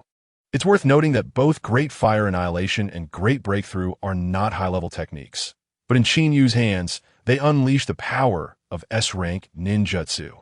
Moreover, with Wind Release assisting, Great Fire Annihilation had a broader coverage and explosive power, making it not an exaggeration to say it could destroy heaven and earth. Orochimaru's thousands of snakes were instantly roasted into charred remains, covering the ground. Shizen was astonished, her mouth agape. How can it be this strong? Even from a distance, she could feel the scorching heat wave. Tsunade was even more shocked. She had seen many geniuses, but she had never seen anyone like Qinyu, who could crush Orochimaru's signature ninjutsu with just a wind-fire combination technique. If Orochimaru hadn't escaped quickly, he would have been roasted. Orochimaru stood awkwardly aside, looking at the ground covered in roasted snakes, his heart bleeding. He had originally just wanted to use this ninjutsu to stall Qinyu, but he never expected Qinyu to resolve it with one move. As the flames dispersed, the aroma of roasted snakes filled the area, and Orochimaru looked at Qinyu, his eyes losing rationality. Chinyu, even if I die, I will make you unforgettable for eternity. With that, he brought his hands together, chakra boiling wildly within him. Muttering to himself and looking quite mad, a powerful pressure slowly spread out, and it felt like something within him was about to awaken, even from a distance. It could be felt. Shizen, being weaker, was directly frightened by this pressure, almost suffocating. Tsunade's pupils constricted sharply. As a shadow-level ninja, she understood how terrifying this power was. Orochimaru was about to unleash a truly extraordinary ninjutsu this time. Tsunade quickly reminded, "Hey kid, hurry up and take him out. Don't give him a chance." But Chinyu didn't respond at all, simply narrowing his eyes quietly. He already knew what Orochimaru was about to unleash and was even eager to try it out. Chinyu was very curious about how strong Orochimaru's technique was, and he wanted to take the opportunity to see how far his own strength had come. Heh.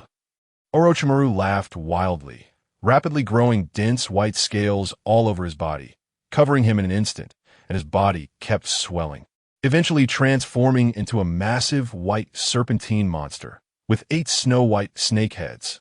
Each snake head opened its fierce mouth, revealing fangs as if ready to swallow the heavens. The 8-headed serpent towered above, and in a sense, it even had some dragon attributes. Compared to this giant, the Manda Orochimaru had summoned earlier seemed like a little caterpillar. Roar! As soon as the 8-headed serpent appeared, all 8 heads let out deafening roars, and a powerful pressure surged towards them.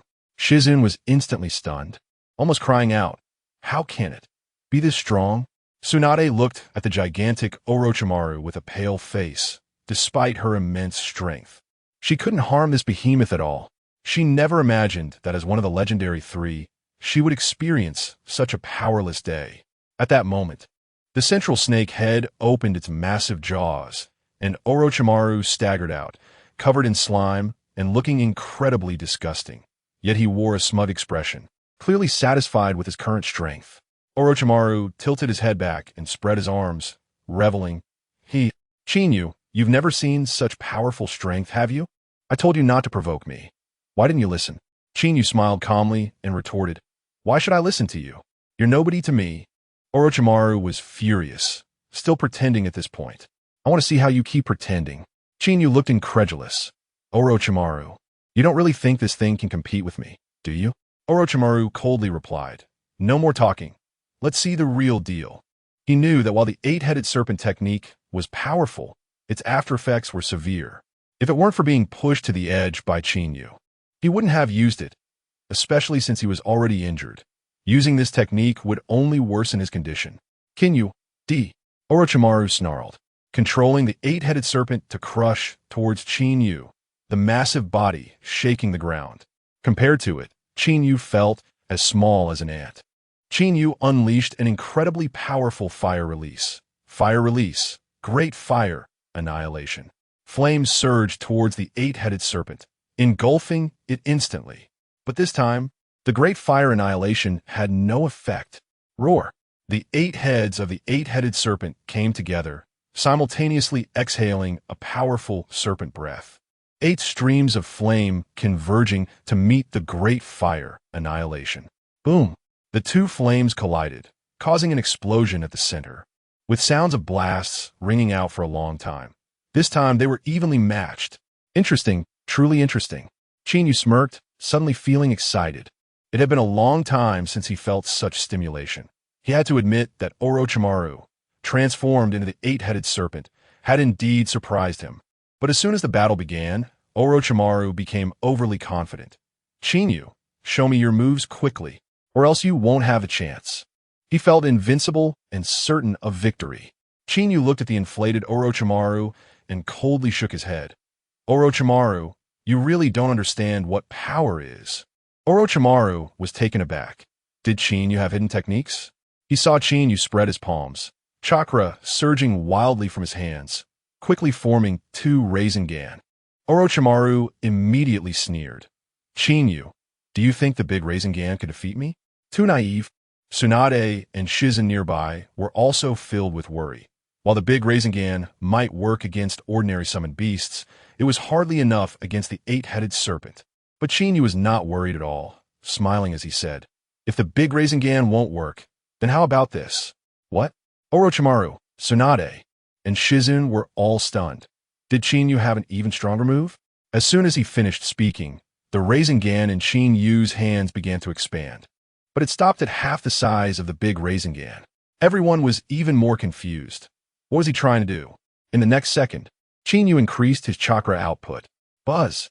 A piercing sound emanated from his palms, growing sharper. The Rasengan no longer smooth, quickly developing edges, transforming into two gigantic chakra shurikens, their edges glimmering. Anyone who saw them would think these could cut through anything. Shizune felt that this technique had a lot of chakra. But Orochimaru and Tsunade, both shadow-level powerhouses, were stunned on the spot. This was the ultimate form of transforming wind attribute chakra and changing its properties. They were disciples of a ninjutsu master and understood the difficulty all too well. Achieving one transformation with chakra was A rank, two transformations were S rank. And Chinyu had taken it to the extreme, handling one in each hand, multitasking. Simply absurd. Chinyu let out a long howl. "Orochimaru, taste my chakra shurikens." With a flick of his hands, the shurikens flew straight out. Tsunade was left dumbfounded, her mouth agape. This ninjutsu could actually be thrown? She would have never believed it before. Orochimaru looked at the whistling shurikens, terrified out of his wits. The eight-headed serpent, being highly intelligent, sensed the terrifying power and trembled, with all 8 heads roaring in anger. But it was too large to dodge, and with such a massive target, Chinyu didn't even need to aim. He could hit no matter how he threw. The chakra shurikens, being a wind release technique, were known for their speed. Before anyone could react, the 2 massive chakra shurikens struck the body of the 8-headed serpent. Buzz! The shurikens spun rapidly, tearing through the serpent's body, blood spraying everywhere, some parts even being cut away entirely. One shuriken went left, and the other went right, easily severing 2 of the 8-headed serpent's heads and continuing to damage its body. Boom! Boom! The 2 severed heads smashed onto the ground, shaking the earth, their eyes still fixed on Chinyu, as if unable to close them in death. Blood gushed from the neck stumps like a red waterfall. Buzz! The enormous buzzing sound returned, and the 2 shurikens expanded again, glowing with a bright blue light, nearly blinding Orochimaru. Boom! The shurikens reached their maximum size and suddenly exploded, generating immense power in a wide area of effect. The 8-headed serpent was heavily injured, roaring repeatedly, its massive body thrashing wildly, causing the ground to shake. As the light dissipated, the 8-headed serpent had completely lost its previous ferocity, becoming a pitiful sight, injured and bloody. With only 6 heads remaining, it had turned into the 6-headed serpent. Orochimaru, hidden within the serpent's body, was disoriented, nearly succumbing to dizziness. All his previous confidence was gone. He never expected that after unleashing a forbidden technique, he would be so brutally defeated by Chinyu. Roar! The 6-headed serpent stopped its thrashing, 6 heads howling at the sky. Orochimaru's expression was complex. Chinyu, you truly have some skills. But then his expression turned cold. But today, you will still be defeated by me. As soon as he finished speaking, chakra surged wildly within the body of the 8-headed serpent, and to everyone's astonishment, its injuries visibly healed, even the 2 severed heads slowly regrowing. This was the most terrifying aspect of the 8-headed serpent technique. It could continuously recover. Tsunade behind Chinyu was astonished. This technique was somewhat similar to her sealing 100 healings technique. Orochimaru was both mad and triumphant. Chinyu, did you see that? The 8-headed serpent can regenerate infinitely, never dying. After saying that, he controlled the 8-headed serpent to charge at Chinyu. Tsunade's expression changed. Damn it, this situation is bad. She had already recovered and in a flash appeared next to Chinyu, wanting to join forces against the 8-headed serpent. But Chinyu completely disregarded her, pouting. Tsunade, what are you doing here? Trying to drag me down? Tsunade suppressed her urge to hit him. You can't handle it alone. Chinyu raised his eyebrows. Who says I can't handle it? His indifferent demeanor infuriated Tsunade. Since you say so, I won't care about you. If you want to die, then die. Watching the two quarrel, Orochimaru sneered. Chinyu, I've never seen anyone so arrogant as you. Tsunade snorted coldly as the eight-headed serpent's 8 heads opened their massive jaws, lunging at Chinyu, the mouth widening before them. Tsunade angrily said, "You little brat. Just showing off." Saying that, she began forming hand seals, in sealing. Although she found Chinyu displeasing, she still wanted to fight side by side. But Chinyu suddenly raised his hand to interrupt her. Tsunade looked at him in disbelief. "How can you? There's no time for that now." Chinyu calmly spoke. "Everyone, watch closely. Let me show you how to suppress this bug." He then extended his palms, and, after a long time, he finally formed a seal, just one seal. Chinyu's expression was unusually serious, his palms pressed together with a heavy force, causing his clothes to flutter without wind. Tsunade instinctively swallowed hard. The next second, an incredibly familiar power erupted. Her pupils constricted. It seems like my granduncles would release. Impossible. I must be sensing it wrong. She couldn't accept this speculation. The chakra around Chinyu became increasingly violent, and the surging waves of energy could knock people away. Tsunade was startled. How does he have such strong chakra? It feels like a tailed beast breaking free from its seal to wreak havoc. Could he be a Jinchuriki too? This thought suddenly crossed Tsunade's mind. At this moment, Chinyu completed his charge and sternly shouted, "Would release, would dragon technique." Chakra flowed into the ground, and the earth began to tremble. Boom! The ground shattered, and a massive wooden dragon burst forth from underground. Its patterns were clear, its dragon eyes gleaming, lifelike and imposing, as if a true dragon had descended into the world. Tsunade was filled with shock, tears welling in her eyes. Gee, Grandpa! Since the death of the first Hokage, she had never seen such powerful wood release. Orochimaru was even more terrified. Damn. No matter how many precautions I took, I didn't expect him to use wood release. He had studied the cells of Hashirama and understood the terror of wood release too well. The plan to destroy Konoha back then relied on the first Hokage, but was thwarted by Chinyu, and now Chinyu was using wood release again. Roar! The wooden dragon rushed forward, quickly wrapping around the 8-headed serpent. Halting its assault, the 8-headed serpent roared in anger. Just a few meters away from swallowing Chinyu, it was now bound. Those few meters felt like a chasm. It abandoned its attempt to bite Chinyu, and 8 serpent heads wildly thrashed, trying to bite at the wooden dragon. However, the wooden dragon was incredibly strong. Even if the 8-headed serpent had fierce fangs, it could not bite through. Even more absurdly, the wooden dragon had explosive regenerative abilities. Even if some parts were bitten off, it could quickly heal. It should be known that the first Hokage, Hashirama Senju, had once used this technique to trap the Nine Tails, which was so powerful it was helplessly caught. Although Chinyu was not as strong as the first Hokage, the 8-headed serpent was not even close to the Nine Tails. So there was no suspense. The 8-headed serpent was completely tied up by the wooden dragon. Wood release was one of Chinyu's trump cards. Although he didn't master many wood release secret techniques, it was enough to deal with the 8-headed serpent. At this moment, the 8-headed serpent struggled even more fiercely, requiring more chakra to maintain the wooden dragon. But Chinyu was not worried at all. He smirked, his hands held together, quietly activating his technique. In the next second, the wooden dragon's power surged, its dragon eyes shining brightly, and it began to continuously absorb the 8-headed serpent's chakra. Roar! The 8-headed serpent was intelligent and instantly realized its chakra was being absorbed, becoming even more violent, its heads wildly retaliating, biting, spitting fire, every move unleashed. Only the middle head remained still, with Orochimaru hidden inside, his face filled with dark anger, gritting his teeth. Damn, that bastard Chinyu. Damn would release. Chinyu chuckled. Orochimaru, you should be quite familiar with this would release, right? Tsunade sensed something was wrong, and her expression changed. You little brat. What do you mean? Chinyu directly sold Orochimaru out. Lady Tsunade, your former teammate has done extensive research on the first Hokage's cells. Then he turned to Orochimaru and said, the cells from Danzo and that guy from the root, they're all your handiwork, right? Orochimaru's expression changed drastically. Chinyu, You even discovered this. I really underestimated you. Tsunade was furious on the spot. You insane bastard. How dare you desecrate our ancestors? She then angrily added, that old Danzo even dared to mess with my grandfather's cells. He is courting death. Qinyu waved his hand cheerfully. Don't worry.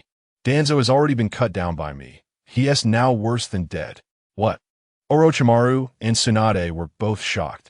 Danzo held such a high position in Konoha that even Tsunade couldn't touch him upon returning.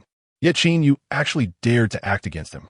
Tsunade murmured, Konoha has really changed. Orochimaru quickly changed the subject. Qinyu, as a Uchiha, how do you have Senju bloodline? I'm really curious. Tsunade also reacted, staring intently at Qinyu.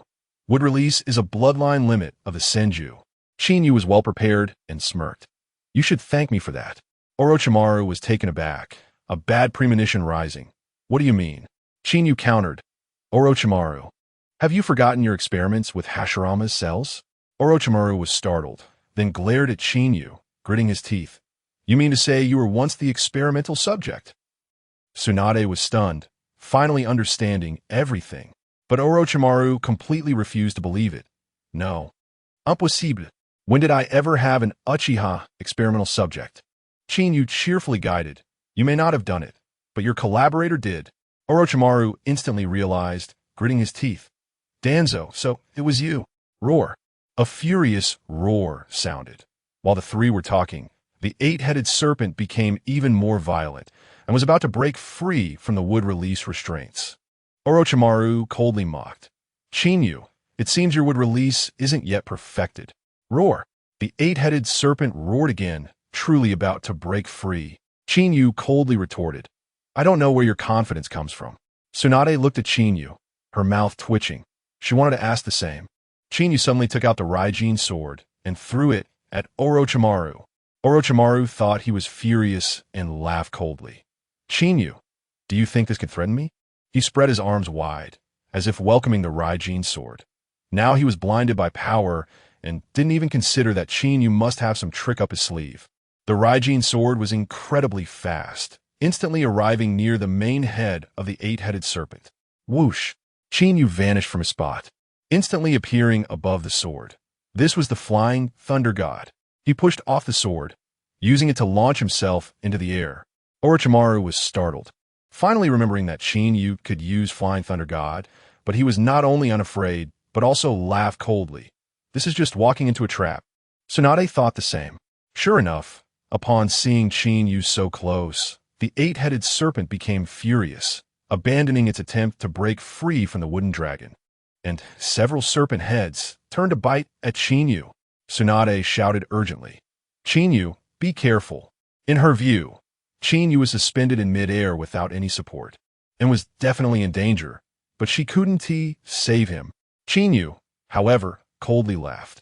A mere crawling creature dares to be presumptuous. In the next second, he grabbed his left wrist with his right hand, extending his left hand like a tiger's claw, a mysterious power surging in his palm, the profound character suddenly appearing. Qinyu'sSign-In. Give me suppression. With a loud shout, the power of the technique exploded, and the rampaging eight-headed serpent instantly froze. Standing still, this technique could even suppress a fully powered Ninetales, let alone the eight-headed serpent. The previously shattered wooden dragon also recovered, absorbing the eight-headed serpent's chakra quickly, once again binding it tightly, while extracting a large amount of chakra to replenish Qinyu. Orochimaru looked at the completely subdued eight-headed serpent, his whole body trembling, not out of excitement or fear, but pure rage. He desperately formed seals, trying to awaken the eight-headed serpent to resist, but it was utterly useless. Coming back to his senses, Orochimaru looked at Qinyu in shock, completely unaware of what ninjutsu Qinyu had just used. This ninjutsu was incredibly terrifying.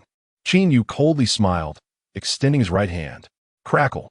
Thunder roared. Dazzling silver light gathered in his palm into a spear, and he threw it at Orochimaru. Whoosh. The lightning spear tore through the air, instantly piercing through Orochimaru's body. But after using the eight-headed technique, Orochimaru's body was no longer the same. Where he had been pierced, instantly healed. He laughed coldly and arrogantly. Chinyu, I have the eight-headed technique. What can you do to me? Once the eight-headed serpent awakens, it will be able to break free from the wooden dragon, and then you will still die. Chinyu coldly retorted, daydreaming. Orochimaru was still lost in delusions. Chinyu shook his head, using Flying Thunder God to disappear from midair, borrowing the Flying Thunder God mark on Tsunade's body to appear beside her. Tsunade looked at the eight-headed serpent, her face filled with worry. What do you plan to do? She had seen everything just now and was completely at a loss. At this moment, the subdued eight-headed serpent wobbled back to life, roaring. It howled to the sky and began to break free from the wooden dragon again. Chinyu coldly laughed. A mere crawling creature. Do you think you can turn the tide? Saying this, he once again brought his hands together, chakra wildly surging and accumulating within him. Tsunade looked at him in astonishment. The power of wood release on Chinyu became even denser. Boom! The earth trembled again, with a magnitude even greater than before. Tsunade clenched her fists, feeling both excited and nervous. Orochimaru was also panicking. Last time Chinyu made such a commotion, he released a wood dragon. And this time it must be an even stronger ninjutsu. Tsunade murmured, what will it be this time? Feeling the power of wood release, she felt a deep sense of familiarity. Just then, Chinyu completed his charge and shouted, wood release, all-purpose bag technique. Boom! The ground shook and cracked around the Orochi, and dozens of wooden hands burst out of the earth, slamming down towards the eight-headed serpent. Roar! The wooden hands accurately grabbed at the snake's head, and with the eight-headed serpent bound by the wood dragon, it was easily captured and pressed to the ground. However, the main snake head was not pinned down. It was the strongest and fastest, managing to evade. Orochimaru's face turned ashen. Damn it. Even in this situation, Chinyu still has trump cards. What frustrated him even more was that such a chakra-consuming ninjutsu, and yet you could sustain it at such a young age. Is he going to ascend to the heavens? Chinyu maintained his prayer position, took a deep breath, and increased his chakra again. Boom! The ground shook again, and 3 wooden hands broke through the earth, reaching for the main snake head. Orochimaru exclaimed, this is bad, but he was slow to react. Chinyu was also resolute, pouring chakra into it recklessly. The 3 enormous wooden hands, empowered by chakra, surged wildly, enclosed by the 3 wooden hands. The main head of the eight-headed serpent had no place to hide and was directly slammed to the ground. It was followed by a series of 3 consecutive slaps, kicking up a cloud of dust. Orochimaru, hiding inside, was also slammed down, and the eight-headed serpent roared in fury, growling and struggling madly. But under the dual suppression of the wood dragon and all-purpose bag technique, it was all in vain. Chinyu changed his hand gesture, fully controlling the wood dragon, which began to crazily extract the chakra from the eight-headed serpent, without needing to be distracted by the suppression. The extraction speed was more than 3 times faster than before. No matter how furious the eight-headed serpent was, it could only submit. Tsunade and Shizen watched Chinyu demonstrate his power, gulping in disbelief, completely stunned. Orochimaru, pinned to the ground, was livid, his face turning a pig liver color. And after finally extending one arm, he could move no more. If even the eight-headed serpent couldn't withstand the suppression, how could he escape? Orochimaru was completely hopeless. He could clearly feel the chakra of the eight-headed serpent being frantically extracted, and it wouldn't be long before it was drained to nothing, leading to a tragic end.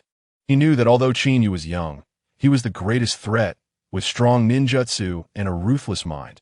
Not a good person.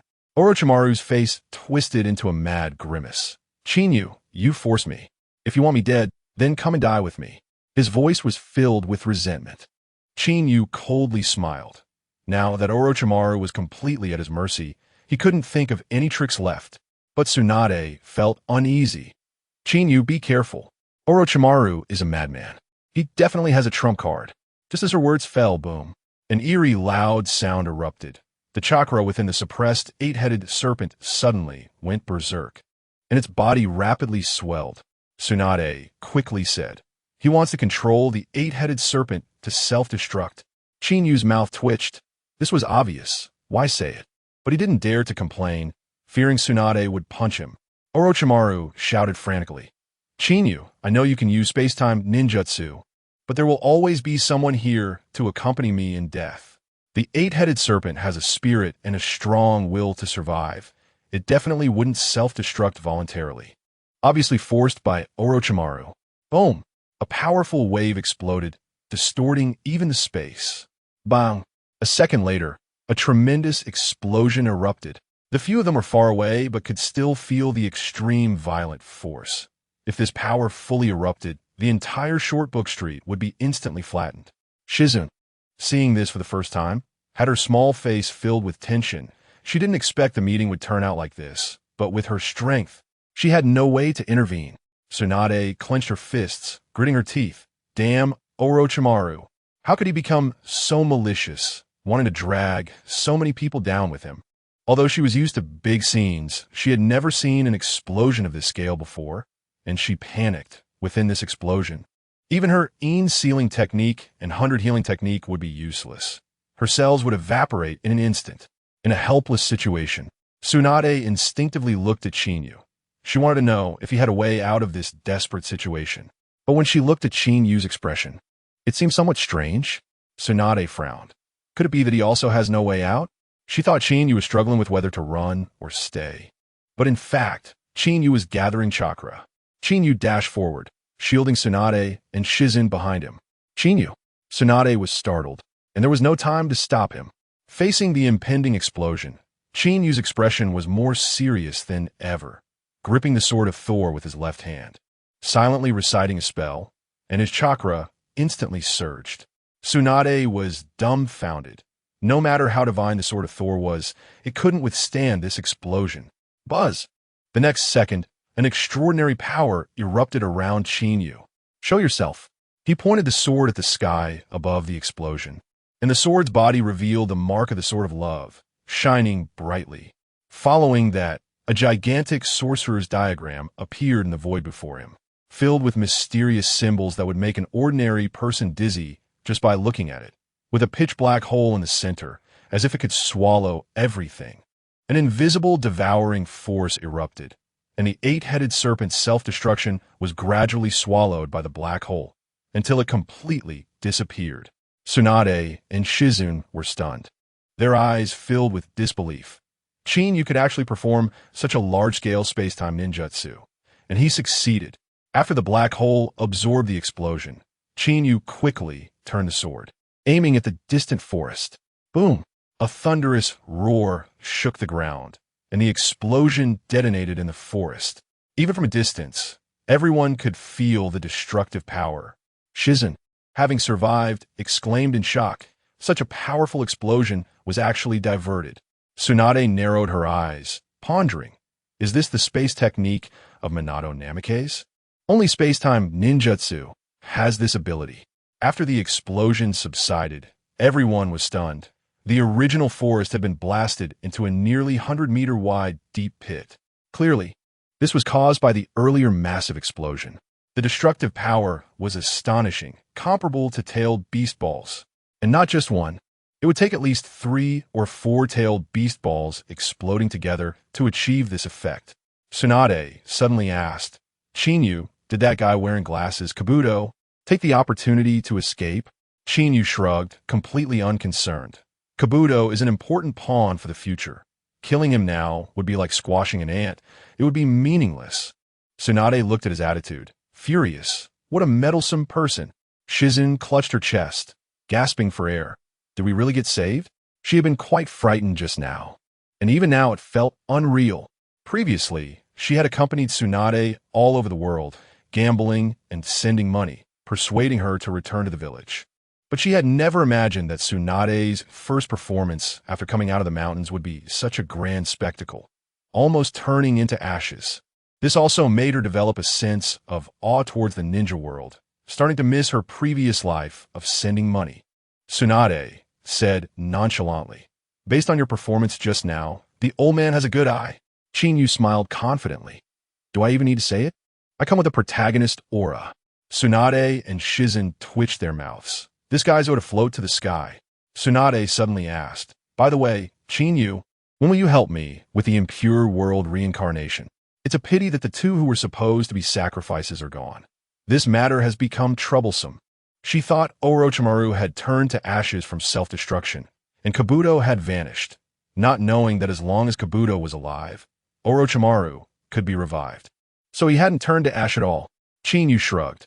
You handle the sacrifice matter yourself. Tsunade replied angrily. It's all your fault. If it weren't for your pressure, could Orochimaru have self-destructed? Qinyu was speechless. What the hell? Can you blame me for this? Your logic is too absurd. He changed the topic.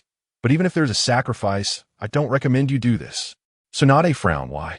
She thought Qinyu was deceiving her. Qinyu said slowly, Impure world reincarnation brings the dead back from the Pure Land. Do you think that's a good thing? This is playing with souls. I have seen your grandfather and second grandfather being brought back by impure world reincarnation, and I know how much they suffered. Tsunade's expression darkened as she fell into deep thought, and after a long while, she said dejectedly, Let's talk about this later. Qinyu nodded, No problem. He immediately tried to slip away, saying, Now that this matter is settled, I'll take my leave. This trip to the short book street was very successful. He had dealt a heavy blow to Orochimaru and figured out his own strength. Now he just wanted to go home and have fun. Tsunade quickly called out, Wait, why did you suddenly come here? You haven't said yet. The earlier intense fight had made her forget this key question. Qinyu scratched his head. Stunned, he couldn't just say he came specifically to find Orochimaru, right? That would be ridiculous. His eyes turned, and he came up with an idea. Actually, I came specifically to find Lady Tsunade to consult about something. He said this while pretending to be mysterious. Tsunade was baffled. What do you want to ask? Qinyu looked around and beckoned Tsunade with his finger. Tsunade, curious, leaned in closer. She even rested her left hand on Qinyu's shoulder. I just want to ask you. Qinyu deliberately lowered his voice, his breath brushing against Tsunade's earlobe, making her feel a strange sensation. Tsunade was puzzled. What do you want to ask? Is this really true? Qinyu said abruptly. Tsunade was confused. Huh? What? What did you say? This thing, Qinyu said. And in the blink of an eye, he reached out and grabbed. On the side, Shizun was already annoyed that they were talking with their backs to her. And just as she was curious, she saw this scene and was instantly shocked with her mouth agape. Time seemed to freeze. Shizun struggled to swallow. Oh my God! What'd I just see? How dare he? She instantly sensed a storm was coming. Tsunade was the princess appointed by the daimyo of the Fire Country, and the only female among the legendary 3 ninjas. No one dared to treat her like this. Even Jiraiya got beaten up for peeping. How could this brat be so bold? It was simply sacrilege. Qinyu's mind was filled with just one word, good. According to the sayings from his hometown, he didn't even know what size to categorize Tsunade, but just 2 words came to mind, thrilling, exhilarating. And although Tsunade was middle-aged, she was still a young lady who had never been treated so presumptuously. For a moment, she didn't react, and when she came to her senses, her cheeks instantly flushed to her neck. Qinyu immediately felt the temperature rise in front of him. A sense of danger surged. Damn it, Tsunade shouted. Her right fist clenched and smashed down. How dare you take advantage of me? You want to die? Shizun face-bombed in silence. What are you shouting about? But no one paid her any mind. Tsunade's punch was both heavy and fast. If Qinyu got hit, he would definitely be severely injured. But Qinyu wasn't worried at all. Instead, he raised an eyebrow at Tsunade, quickly formed seals, and left a parting remark. Thank you, Lady Tsunade. I know it's true now, and vanished on the spot. Bang! Tsunade's powerful fist hit nothing but air and crashed into the ground, creating a huge pit, with cracks spreading far and wide. Tsunade stared at the spot where Qinyu had disappeared, angrily stamping her foot. Shizun timidly approached. Lady Tsunade, are you okay? Tsunade replied irritably. What could possibly be wrong with me? Though she said this, she kept muttering in her heart. You little brat, just you wait. Shizun asked again. So now. Tsunade waved her hand. Back to Konoha? Shizun instinctively frowned. As expected, you're going to gamble. Only then did she realize. Shocked, what did you say? Back to Konoha? Are you serious, Lady Tsunade? Shizun felt like she was dreaming, a bit clouded. Originally, It was her task to persuade Tsunade to return to Konoha and reunite with the legendary three ninjas, but she had never succeeded over the years. Unexpectedly, after that little brat's commotion, Tsunade actually changed her mind. But Shizen didn't know that Tsunade had her own plans. Her hemophobia had improved, and she no longer needed to indulge in a dreamlike existence to escape reality. She could return to Konoha and regain the prestige of the legendary three ninjas. More importantly, she was filled with curiosity about Qinyu and wanted to figure out what this brat was all about. Qinyu had no idea about Tsunade's decision, and even if he knew, it wouldn't matter. He wasn't there to invite Tsunade. That was Jiraiya's job. So after he finished checking, he immediately used the Flying Thunder God technique to leave, setting the coordinates to his home. At Qinyu's house in Konoha village. Yugao had long been living there and was currently cooking, but she was distracted. Her mind was filled with thoughts of Qinyu, and she almost cut her hand several times. Whoosh! A gust of wind sounded behind her, and the next second, she was enveloped in a warm, strong embrace. Without needing to turn around, she knew just by the aura that it was Qinyu. Her cheeks instantly flushed, both shy and enjoying this dependence. Why did you suddenly come back? Yugao was surprised and delighted. Qinyu had left so suddenly before, and she thought she wouldn't see him for a long time, feeling quite dejected. Qinyu raised an eyebrow while holding her. Is it bad that I suddenly came back? His warm breath brushed against her ear as he spoke, and Yugao closed her eyes and murmured, "Good. Of course it's good." She thoroughly enjoyed the beauty of their world together. But Qinyu was restless. With a mischievous grin, he picked up Yugao in a princess carry.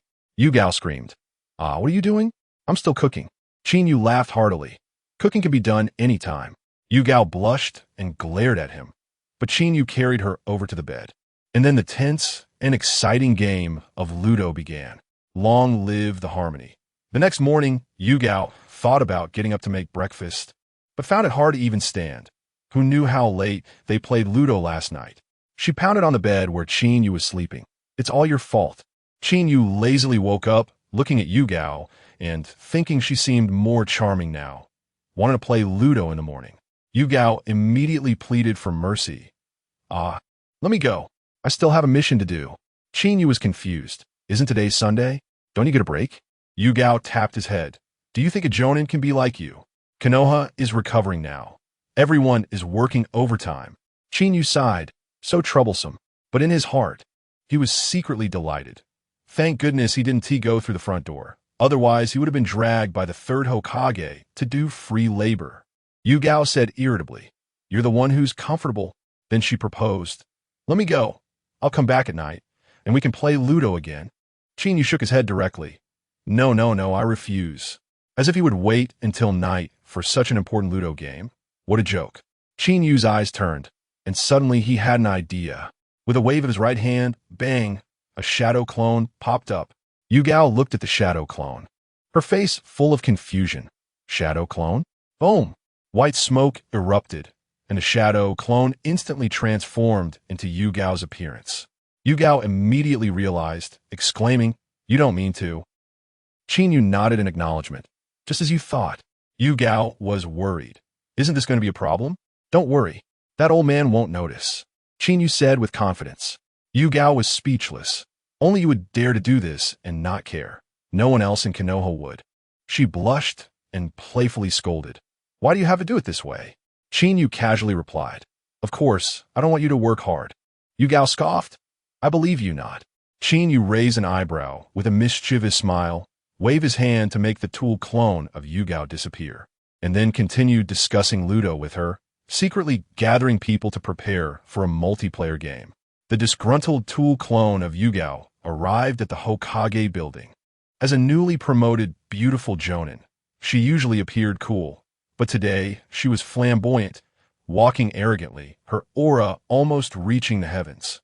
Pushing open the door to the Hokage's office, it was bustling inside. The third Hokage, Sarutobi Hiruzen, was sitting at the desk, handling documents to the point of being overwhelmed, looking even older after the Konoha crisis. The third Hokage looked up and saw Yugao, his expression complex. He had originally thought Yugao would be his daughter-in-law, but was intercepted by Qinyu. He shook his head. not bothering with the young people's affairs, and directly assign a mission to Yugao, telling her to take a Chunin to execute it. The Tool clone secretly laughed. The third Hokage hadn't noticed at all.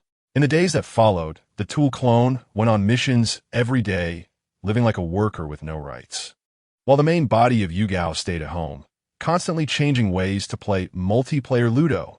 The Tool person was provoked and vented all her anger on the enemy ninja, leaving them in a terrible state, while the ninja accompanying her was left dumbfounded, not daring to touch the bad luck. That morning, Haruno Sakura, who hadn't appeared for a long time, was spotted lounging on a chair in Konoha, finally making her presence known. Soon after, a shocking piece of news reached the Hokage's office. After the Uchiha clan was wiped out, the only remaining member, Uchiha Sasuke, actually defected from Konoha last night. The Konoha guards reported that the barrier had not been breached, but there were signs of enemy activity nearby. Once the news broke, even the kind-hearted third Hokage, Sarutobi Hiruzen, was furious and flipped the table on the spot. At that moment, the third recalled that Kakashi had mentioned Orochimaru's purpose for returning to the village. Combining Sasuke's defection with the activity outside the village, he instantly realized this was definitely related to Orochimaru. He didn't believe that Orochimaru was dead. He knew full well what his own disciple was capable of, and that he would do anything to achieve his goals.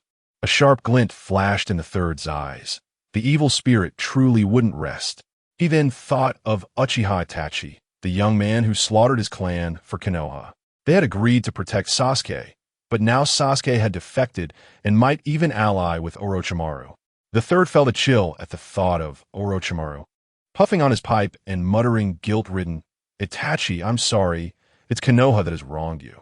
After finishing his smoke, the third resolved to send someone. But after thinking it over, he didn't know whom to call. Konoha was in turmoil and short on manpower. He initially wanted to call Qinyu, but that brat was nowhere to be found. In the end, he had no choice but to choose Shikamaru. When Shikamaru arrived at the Hokage's office, he saw the third looking serious. The third briefly explained the mission. Konoha needed people, and he could adjust anyone below the Chunin rank, as long as he could bring Sasuke back. His tone was particularly grave. Shikamaru felt a headache coming on and muttered, "Wouldn't it be better to leave this to Qinyu? They are from the same clan. He alone would be enough."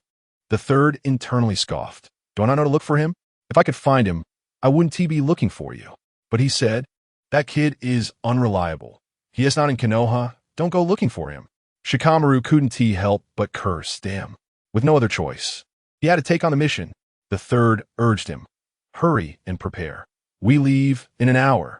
Watching Shikamaru's departing back, the third felt that he was a good kid and angrily cursed Qinyu. That bastard isn't around at a critical moment. What a jerk. Now, the plot had already diverged from the original. Qinyu had intervened, repeatedly messing up Orochimaru's plans, forcing Orochimaru to abduct Sasuke in advance. Originally, it was after Tsunade returned to Konoha that he would make his move, but now it was directly ahead of schedule. Moreover, to ensure success, Orochimaru had sent out all the elite ninjas from the Sound Ninja village, rather than just the 5 Sound Ninja from the original story. With the change in Orochimaru's plan, did Konoha remain unchanged? Of course not. After Qinyu's intervention, Konoha was much better off than in the original. The original 12 young ninjas were under immense pressure due to Qinyu's rise, forcing them to train hard and significantly improve their strength. Qinyu turned many negative influences into positive ones, making it easy for Shikamaru to gather people. Except for the defector Sasuke and the out-of-village Naruto, the other 10 young ninjas were all assembled. Shikamaru led the team, and the 10-member squad set out in full force to chase after Sasuke. And where was Qinyu? He was comfortably playing Ludo at home, although they had enough manpower and the young ninjas had grown stronger. Chasing after the elite ninjas from the Sound Ninja village was no easy task for Shikamaru, especially with the burden of Sakura. The team almost faced annihilation several times. Thankfully, she was the only one dragging them down. The others were performing normally, and with Shikamaru's cleverness, they managed to stabilize the situation. The two sides were in a heated chase and battle. At this moment, 4 figures were approaching the gates of Konoha: Tsunade, Shizen, Jiraiya, and Naruto. Why were they returning together? It turned out Jiraiya was taking Naruto to gather materials while practicing the Rasengan, moving slowly, and they encountered Tsunade and Shizune on their way back to the village. Jiraiya was stunned and learned that Chinyu had been a short book street and even knew about Orochimaru's resurrection, which shocked him. Since the matter was resolved, Tsunade was willing to return to the village, so Jiraiya followed her back. Tsunade looked at Konoha with a sense of nostalgia. As the four arrived at the gates, the Yambu went to report to the third. To keep Tsunade in Konoha, the third personally went to the gates to welcome her. Seeing Tsunade walk through the gate, regaining her imposing and composed demeanor, the third was moved to tears. Tsunade, noticing her aging master, felt a pang of emotion too. After a brief exchange, they headed to the Hokage's office, and everyone else was dismissed, except for Naruto, who foolishly followed them in. Before long, loud shouting echoed from the office as Naruto yelled, "Grandpa Third? What did you say? Sasuke defected?" After shouting, he kicked open the door and ran off. The third was startled. Naruto was the Jinchuriki, such an important asset. What if something happened outside? But Jiraiya looked unconcerned. It's fine. He can use the Rasengan. Consider it training. Only then did the third relax, thinking that Naruto going to provide support was just what they needed to bolster Shikamaru's team. As for Jiraiya and Tsunade, did they expect those two to chase after Sasuke? They were thinking too much. In the eyes of the Sannin, Sasuke was at most a Chunin, hardly worth their effort. After Naruto left, Jiraiya and the third listened to Tsunade recount her experiences over the years. However, when the third heard about Tsunade's earlier life of handing out money everywhere, his face twitched. This was too embarrassing. Despite not being very interested, he couldn't help but feel his face twitching. This was simply shameful to the point of bringing disgrace to their own doorstep. But when Tsunade mentioned Short Book Street, the third and Jiraiya perked up. No one was surprised about Orochimaru still being alive. They'd guessed it long ago. But once Chinyu was mentioned, the third's ears perked up. That brat didn't even say goodbye before leaving the village. Turns out he went looking for Tsunade, but then he thought of something and asked, "Where is Chinyu? Why didn't he come back with you?" Tsunade was taken aback by the question and then angrily replied. He clearly used the Flying Thunder God to return to Konoha a few days ago. The thought of Chinyu's earlier incident with the ball made her furious, and she almost let something slip. But then she thought that selling out Chinyu could get him into trouble, which made her feel a bit better. The third snorted coldly, took out a crystal ball, formed seals, and infused chakra into it. The crystal ball flickered before finally stabilizing. The distance vision technique was super useful.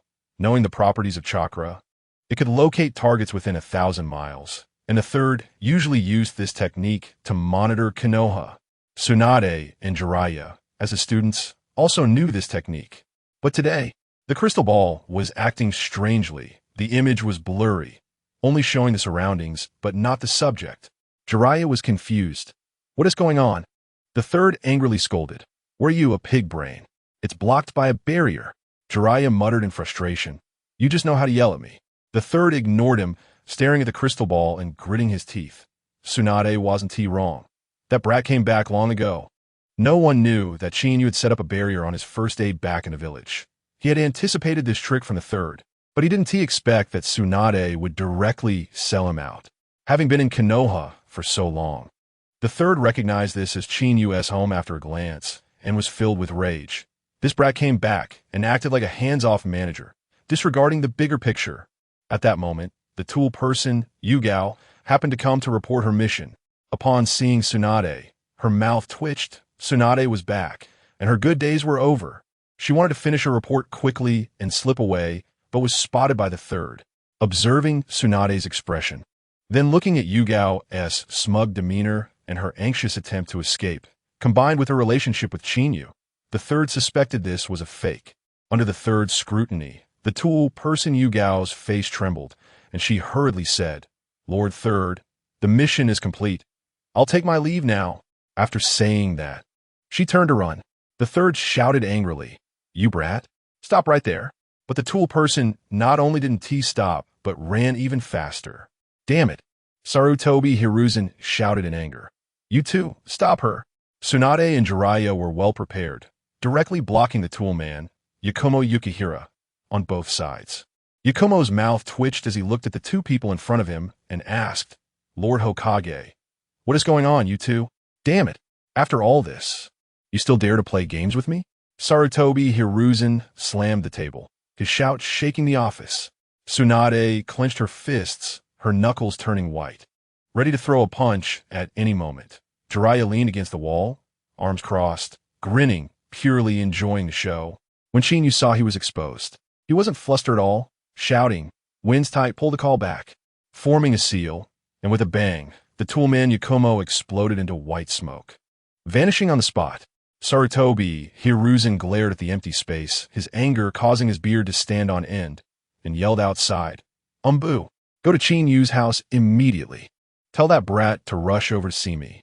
If he dares not come, I'll publicly announce him as the 5th Hokage."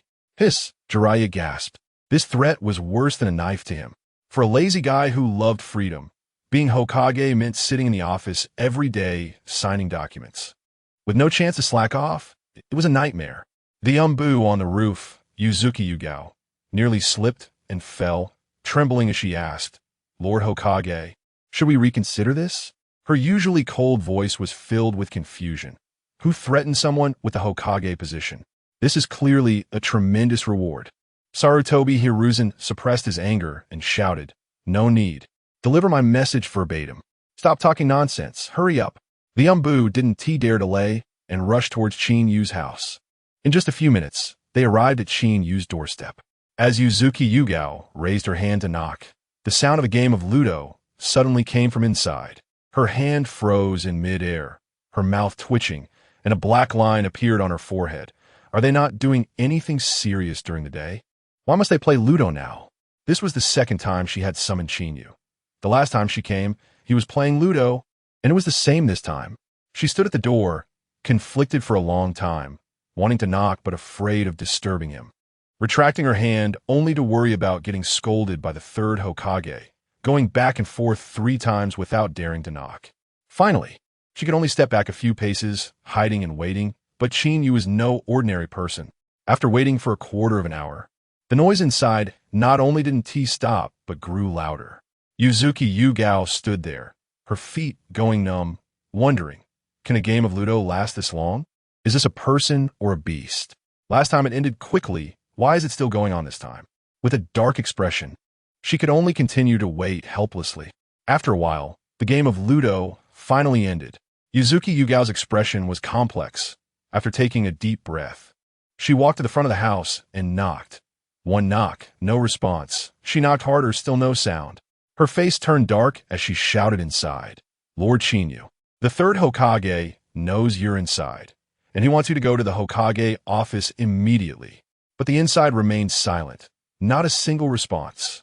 Yuzuki Yugao was completely furious, yelling, "Lord Chinyu, the Hokage wants you to rush over immediately. Otherwise, he will directly announce you as the 5th Hokage." As soon as these words fell, there was a commotion inside. Damn, does this old man have poison or something? After a round of complaints, there were sounds of hurried packing. Soon, Chinyu opened the door, followed by Yakumo, Cheyenne, Hanabi, and Hinata Hanabi. Yuzuki Yugao was stunned.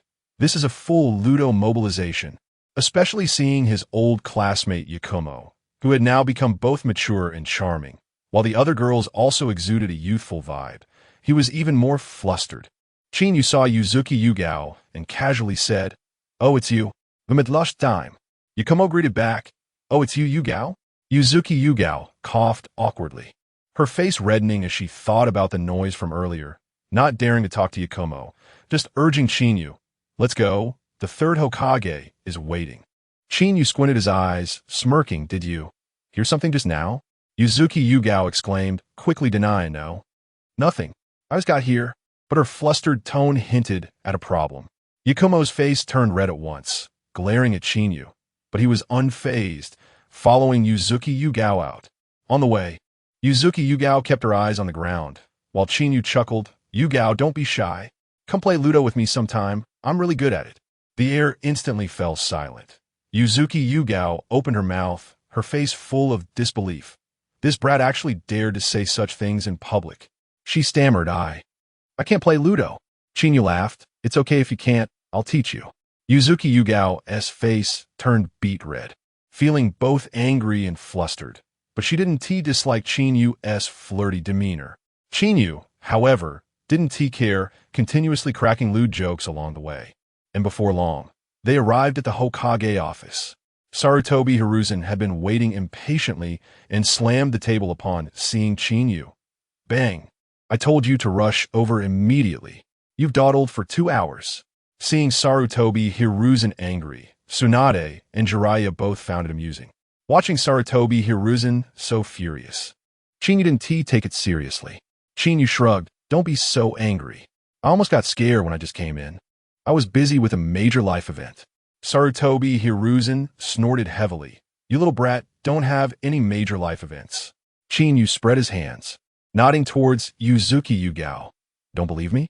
Ask her, she can testify. Yuzuki Yugao's mouth twitched. She was stunned by Chinyu's operation. Can a game of Ludo be used as evidence? Her chest felt tight, but she could only vaguely say yes. I was handling something important just now. Sarutobi Hiruzen sighed helplessly and waved his hand, telling her to step down. All right, you can go. Yuzuki Yugao felt like she had been pardoned and hurriedly slipped away, fearing Chinyu would say something outrageous again. Tsunade's resentment erupted, coldly saying, oh, respectful 5th Hokage. We meet again. The emphasis on 5th Hokage was heavy, and everyone could hear the anger in her voice. She later learned that it was Chinyu who was messing around, forcing her to take the Hokage position. But Chinyu didn't care, shrugging and teasing. I didn't say anything wrong. The old man insisted I take it. I just refused. His disdainful tone and expression made Sarutobi Hiruzen's face turn as dark as the bottom of a pot. Chinyu even raised an eyebrow at Tsunade, implying that he didn't want it, so it fell to her instead. You brat. Tsunade was furious, her chest heaving as she gritted her teeth. Fine. Let us put this aside for now. Don't we still have a score to settle? Clearly referring to the incident with the ball last time. Chinyu feigned ignorance. Huh? What score? I don't understand what you're saying. He would never admit to such things. Tsunade picked up her fist, ready to strike. You're still pretending. Let me help you remember. Chinyu quickly waved his hands. Stop. Calm down. Lady Tsunade, you're a legendary Sannin. You need to be reasonable. What have I done to offend you? Say in front of everyone and let them judge. Otherwise, I want to take the blame. Chinyu acted pitifully, but he was not worried at all, even playfully winking at Tsunade. Jiraiya was curious and leaned closer to Tsunade, whispering, Yes, Tsunade. How did he offend you? Tsunade ignored the foolish Jiraiya, glaring at Chinyu. You brat. Just wait. This matter isn't over. I'll settle it with you later. Watching Tsunade's suppressed anger, Jiraiya leaned closer to Chinyu and said quietly, Good job, kid. You got some skills. Tsunade is full of anger but can't vent it. That was smooth. Hearing this, Chinyu's mouth twitched, secretly thinking, if you knew the reason she was angry, you'd probably throw a Rasengan at me. At this moment, Sarutobi Hiruzen, whose face had turned pale, cleared his throat and brought everyone's attention back. Glaring at Chinyu angrily, You brat. Sneaking out without a word and coming back while hiding it, this matter won't be easily overlooked. Chinyu was unhappy and muttered with a pout. The Flying Thunder God technique is too fast. How can this be my fault? Everyone present was stunned. Was this even human language? Sarutobi Hiruzen couldn't be bothered to argue with him and directly turned to Tsunade, his gaze intense. Tsunade felt uncomfortable under his stare and said, Old man, just say what you want to say. Stop looking at me like that. It's scary. Tsunade, after all these years. I'm really tired. I'm no longer capable, Sarutobi Hiruzen said with a weary tone, shaking his empty left sleeve for effect. They should have informed you about the succession of the Hokage. From now on, you are the 5th Hokage, and you can exercise the powers of the Hokage. Tsunade was about to speak when Sarutobi Hiruzen interrupted. You just focus on being the Hokage. I'll handle the rest. I will notify the daimyo and set a date with the advisors to hold the succession ceremony as soon as possible. Chinyu and Jiraiya, you two are not allowed to leave Konoha, even if there are no missions. Konoha is going through a turbulent time, and you need to stay in the village. Chinyu's mouth twitched. This old man is really a master of acting. He pretends to be tired, but his words flow smoothly, not giving anyone a chance to refute. After Sarutobi Hiruzen finished speaking, he threw his Hokage cloak on the table and turned to the window to smoke. Tsunade snapped back to reality, but didn't know what to say. She felt her teacher had become more straightforward and resigned herself to it. If that's the case, then fine. But the next second, Tsunade revealed a mischievous smile and stared at Qinyu playfully. Qinyu's heart sank, knowing she was up to no good. Yet he stubbornly retorted, "Haven't you seen someone as handsome as me before?" Tsunade placed her hands on her hips and roared, "You bold little brat. Do you know who you're talking to? I'm the 5th Hokage now." "Oh," Qinyu replied nonchalantly, glancing at her. And then, "What do you want?" In his eyes, the Hokage was nothing to be afraid of. Tsunade shot him a glare and cleared her throat, speaking seriously, "Humph. This Hokage issues her first order upon taking office." Jiraiya perked up his ears, and Sarutobi Hiruzen turned back, listening with interest. Konoha's Jin and Qinyu, without permission, left the village and, upon returning, concealed the truth and evaded his mission. Furthermore, Qinyu shown disrespect towards the Hokage, committing various heinous acts. Based on the above, today, I, in the name of the 5th Hokage, hereby permanently seal his chance for promotion. Tsunade said a lengthy statement with a serious demeanor, staring triumphantly at Qinyu, her eyes full of mockery. "Hiss!" Jiraiya gasped, thinking to himself, "Don't offend anyone, but especially don't offend Tsunade. This woman is not only strong but also ruthless." Sarutobi Hiruzen's mouth twitched, feeling an ominous premonition. Sure enough, Qinyu's expression darkened after hearing it, and he asked seriously, "Are you sure?" Tsunade smirked and nodded, "Of course. Now you know what happens when you mess with me." Before she could finish, Qinyu's expression changed drastically, from serious to ecstatic. He grabbed Tsunade's hand, excitedly shouting, "Then it's settled. It can't be changed." Tsunade, Jiraiya, and Sarutobi Hiruzen were all taken aback, their faces full of question marks. Tsunade even forgot to pull her hand back, incredulously saying, "Are you out of your mind? You're happy about being a genin forever?" Qinyu exaggeratedly replied, "Being a genin is great. I love being a genin the most. The leaders only allow genin to take C rank and below missions. I'm just a little genin." Sarutobi Hiruzen sighed, revealing an expression of as expected. Qinyu's thought process has always been different from others. No one knew that Qinyu was still holding back a thought. Unadas have no vision. Jonin are cannon fodder, and Hokage-level ninjas are just extras. Konoha's genin are the strongest in the ninja world. Tsunade frowned, curious, "But if you don't take high-level missions, you won't earn money. You keep flirting around. How will you support your girls?" Qinyu dramatically slapped his thigh. "5th Hokage-sama, you are right." Tsunade was feeling proud when Qinyu suddenly burst into laughter. "Yeah, I have many girlfriends. Why would I worry about supporting them? Isn't it good to eat soft rice?" The Hokage office fell into silence, the four of them staring at Qinyu as if he were a rare animal. Jiraiya's inner thoughts were in turmoil. There's such a move? Tsunade's mind was racing. Eating soft rice and still wanted to eat hard rice. Is this something a person would do? Qinyu turned to leave, casually tossing out, "The matter is clear. Everyone go back to their homes. I'm going home to eat soft rice. See you." Sarutobi Hiruzen couldn't let him run and quickly called out, "Wait. You give me a moment." Qinyu turned impatiently, "What do you want now?" Sarutobi Hiruzen ignored his expression and said softly, "Now you must carry out mission. Go assist Shikamaru's team. They have been chasing after Sasuke for a long time, and there has been no news. You go support them." As soon as Sarutobi Hiruzen finished speaking, Qinyu exploded, protesting, "Hey, you can't do this. You just step down." Sarutobi Hiruzen nodded. "All right, I stepped down." After saying that, he fell silent and subtly gestured to Tsunade. Tsunade understood instantly, taking over the conversation with a smirk. "That's right. I'm the Hokage now. In the name of the 5th Hokage, I order you to carry out the mission." Qinyu complained inwardly. This master and disciple are both scheming. You put on an exaggerated act. No way. I'm just a weak genin. Sending me on such a difficult mission is asking for my death. Slap. Tsunade's forehead twitched with anger as she shouted, "Stop talking nonsense." This time, Besides Shikamaru being a Chunin, everyone else is a genin. Hurry up. Don't you care about your two little girlfriends? They're going to. Chinyu rolled his eyes and turned to leave, watching Chinyu's retreating figure. Sarutobi Hiruzen shook his head helplessly.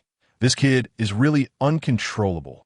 Tsunade smiled. Don't worry, teacher. Talking about women works best on him. He.S. even more lecherous than Jiraiya.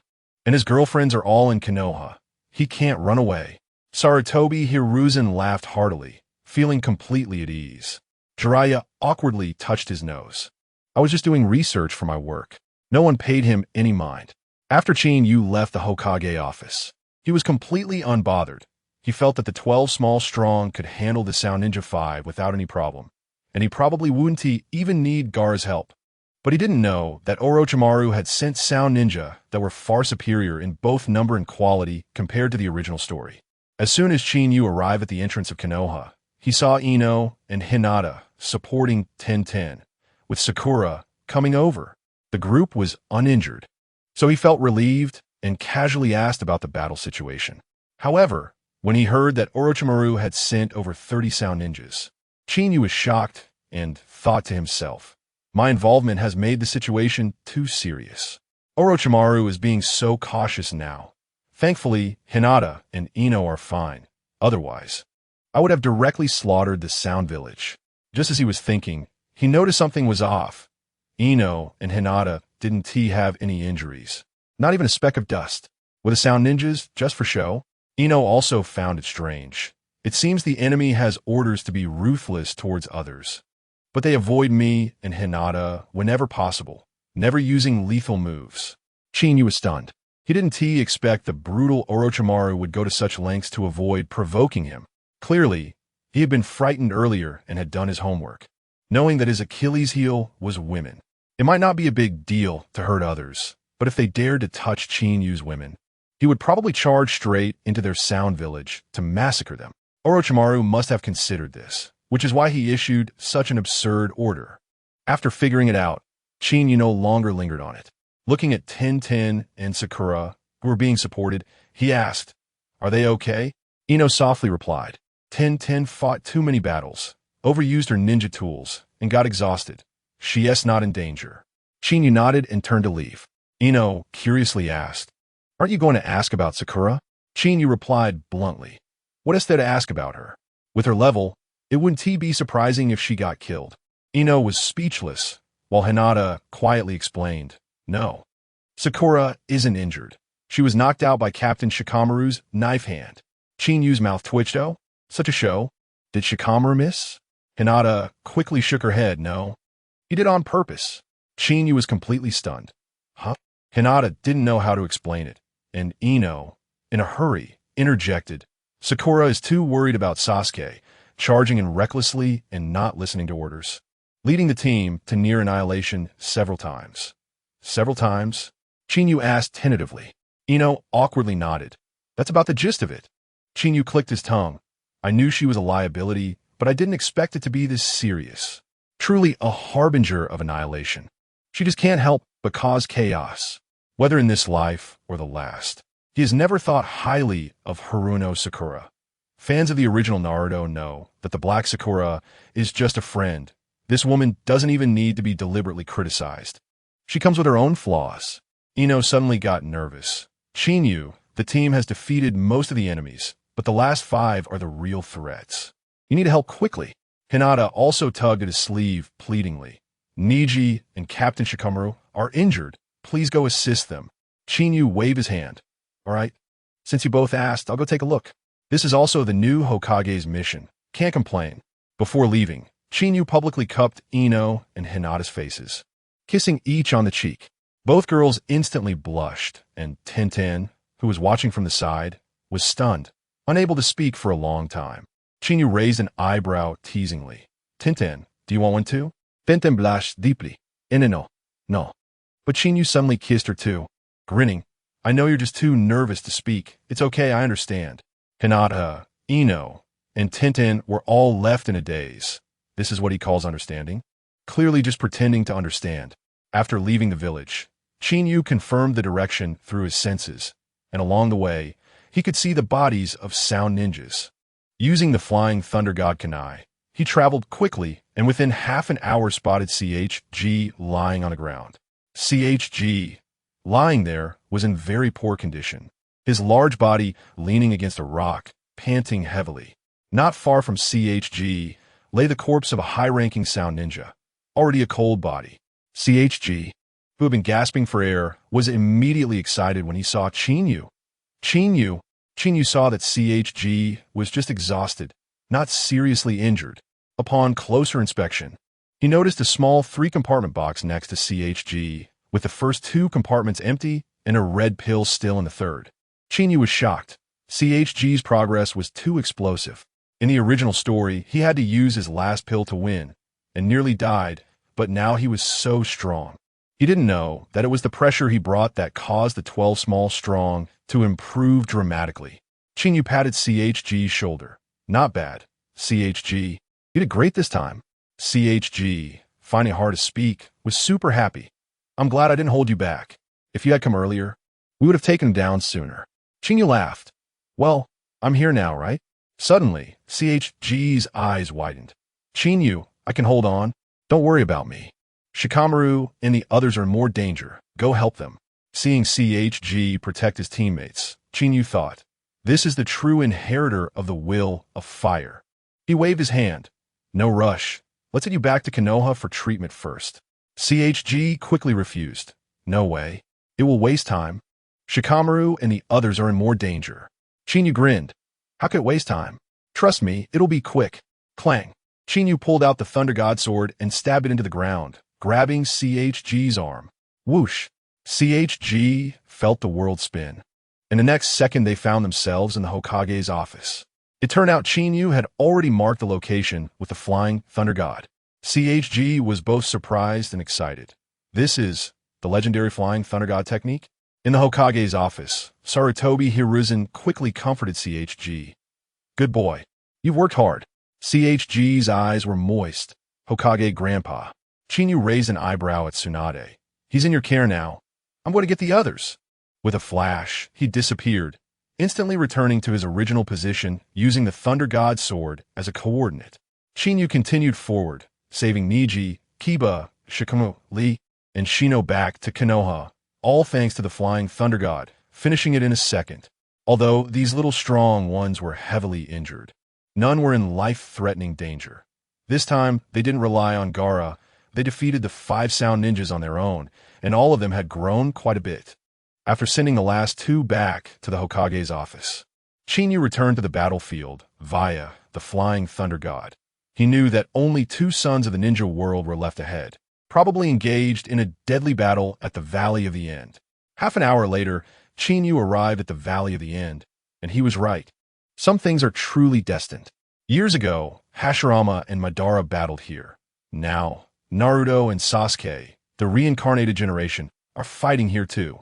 Even with Qinyu's chaotic entrance, it couldn't change what was destined to happen.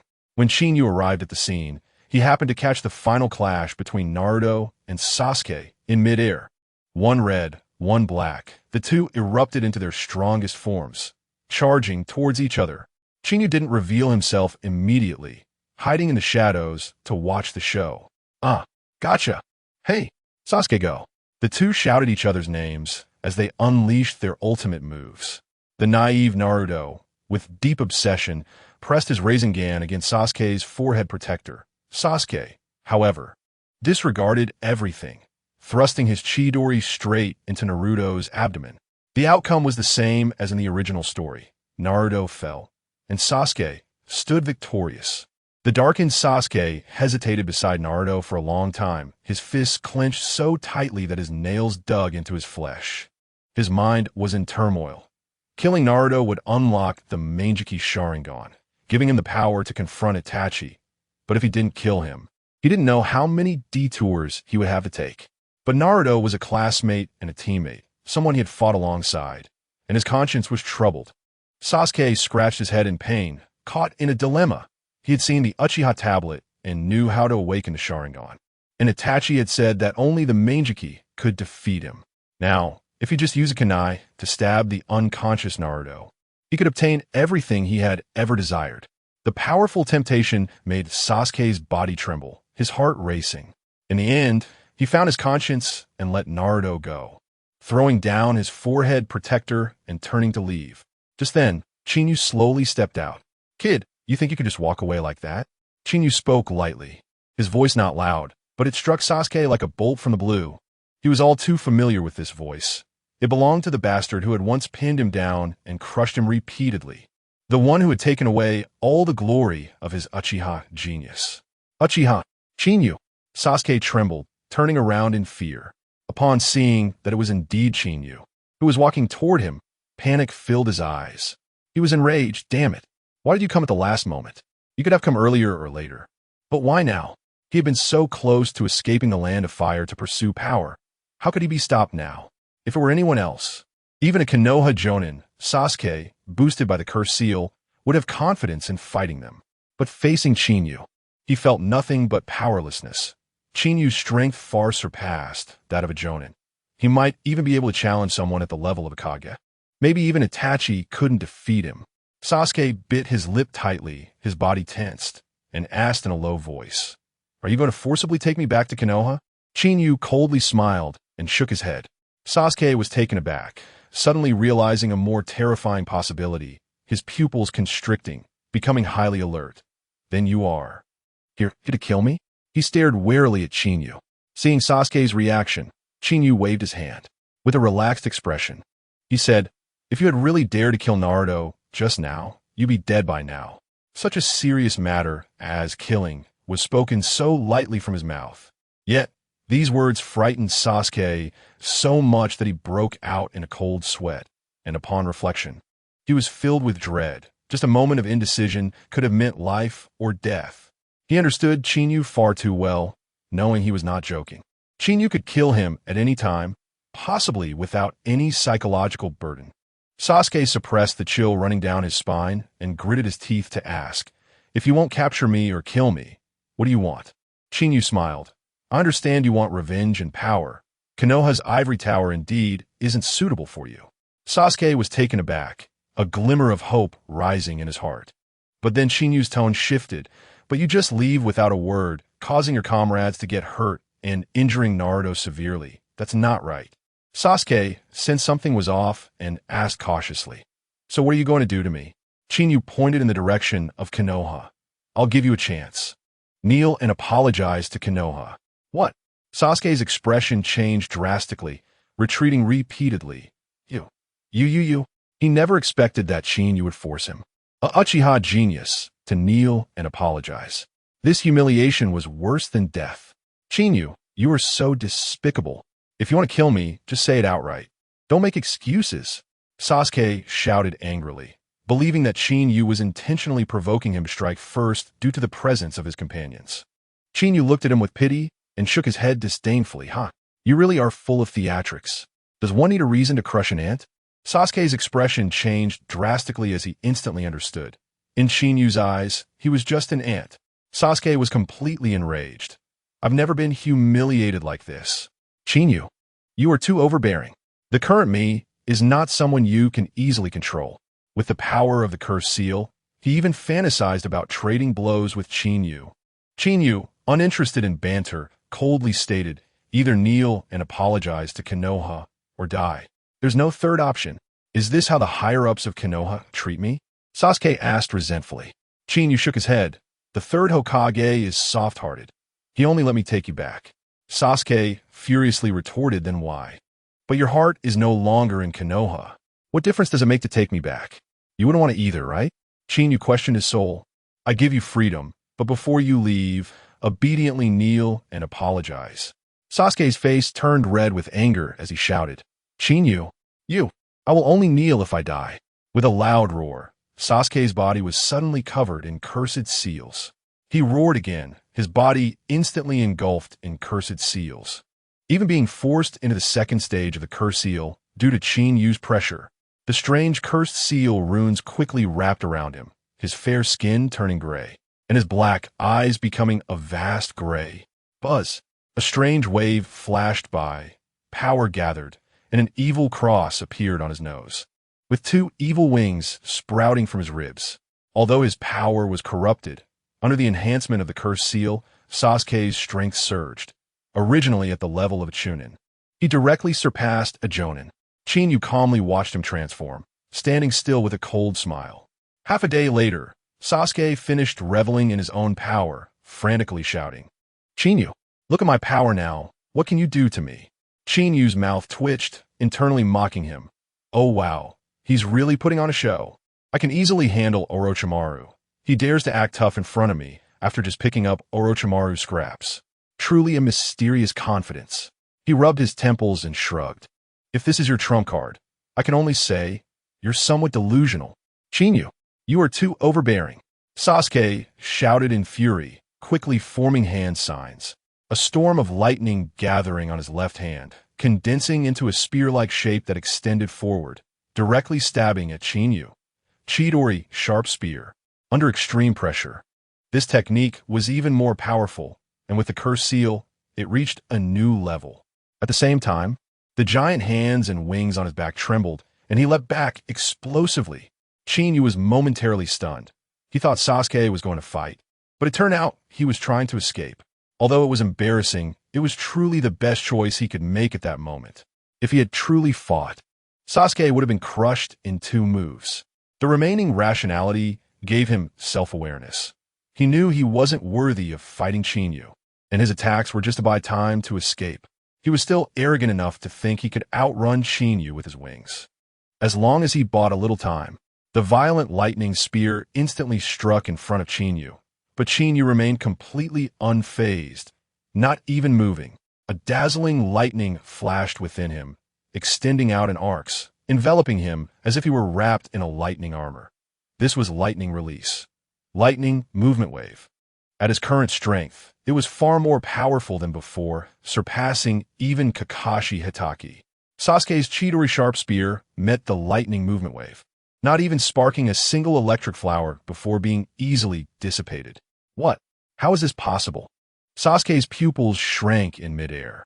He initially thought this move would trouble Chinyu, or at least force him to react, but he didn't even need to perform hand signs or move his feet. Facing such a terrifying Chinyu, Sasuke's heart churned violently. He realized that every time he faced Chinyu's strength was skyrocketing, reflecting on Chinyu's strength back in the Ninja Academy. Compared to now, Sasuke reached an unbelievable conclusion. Chinyu could grow stronger at any moment, becoming increasingly terrifying over time. In such a short period, Chinyu's strength had become unfathomably scary. Seeing the Chidori sharp spear being crushed, Sasuke's body trembled, and he retreated even more frantically. But Chinyu wouldn't give him chance. Whoosh! The sound of breaking wind rang out as Sasuke, in terror, discovered the glimmering sword of the Thunder God was already right in front of him. Before he could dodge, Chinyu's figure was already upon him, gripping the sword hilt. The blade pointed directly at him. "What?" Sasuke exclaimed in shock, panicking as he clenched his fist and struck towards Chinyu's chest. Chinyu sneered, slightly tilting his body to dodge, and his left fist heavily smashed into Sasuke's stomach. Poof! This punch was extremely heavy, bending Sasuke over in pain, and he spat out a mouthful of fresh blood.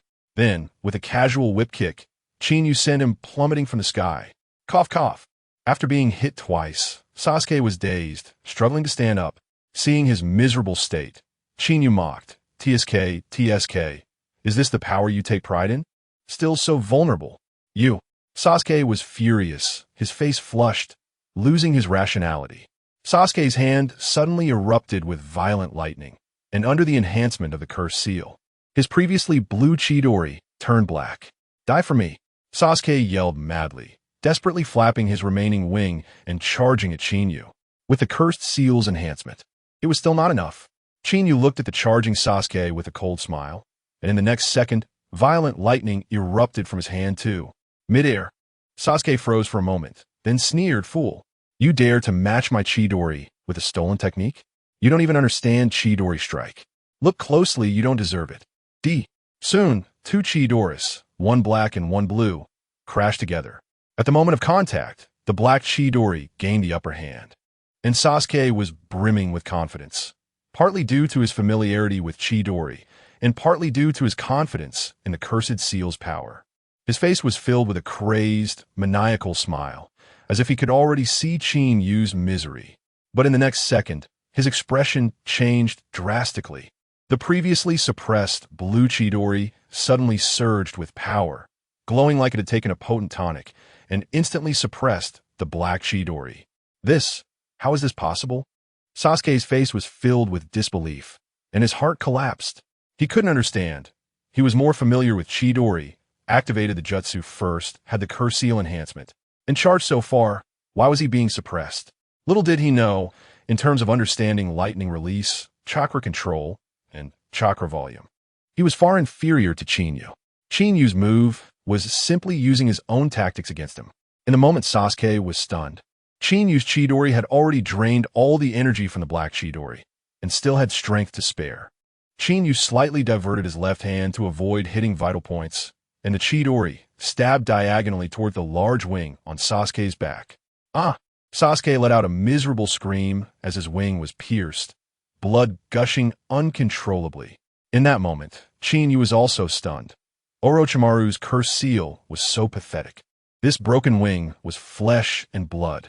Chinyu had previously thought that the wings produced by the cursed seal would be like tailed beast cloaks, manifesting chakra.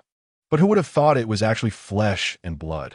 Sasuke's left wing was punctured with a large hole, howling in pain, looking both tragic and comical. Chinyu shook his head in disdain, and with a swift motion, directly cut off Sasuke's left wing from the root. The speed of his sword was so fast that Sasuke couldn't react in time. By the time he realized it, his wing had already fallen to the ground, letting out an even louder wail. Chinyu did this not for any other reason, but for aesthetics. If Sasuke knew, he would probably wish to die. After being heavily injured repeatedly, Sasuke finally had some sense, realizing he was simply not worthy of fighting Chinyu. He desperately flapped his remaining right wing, trying to fly away. Although he only had one wing left, his survival instinct gave him strength, and surprisingly, his escape speed was not slow. Chinyu looked up at him and smiled. Interesting. But do you think you can escape from my grasp? How laughable. Chinyu rarely extended his hands to form seals. Quan Ruyin, let your hands hang down. Give me suppression. Goodness, directly using would release. Boom. The earth cracked open, and a massive wooden hand suddenly rose from the ground, instantly soaring into the air, looming over Sasuke's head. The palm had a huge, glowing character for seat. What? Sasuke was taken aback, completely not expecting Chinyu to have this means. The giant hand didn't give him any time to react. In an instant, as it pressed down, Sasuke felt his mind shake violently, unable to control his body at all. 3 seconds later, the effect dissipated, and he was shocked to find himself forcibly withdrawn from the cursed seal state, with his remaining wings gone, plummeting straight to the ground. Chinyu controlled the wooden hand, which, while not shocking his mind, maintained its pressing posture, exuding immense power, forcefully pressing down on him. Ah! Sasuke's face flushed red, gritting his teeth and refusing to kneel, but Chinyu's would release power was too strong, and his knees involuntarily bent. Chinyu sneered. Orochimaru was beaten to a pulp by me, and you think just because you got a broken curse seal from him, you can stand? Kneel obediently. As soon as he finished speaking, he gently waved his hand, increasing the suppression. Bang! Sasuke could no longer withstand it, and heavily knelt down, facing the direction of Konoha. Endless humiliation and unwillingness surged in Sasuke's heart.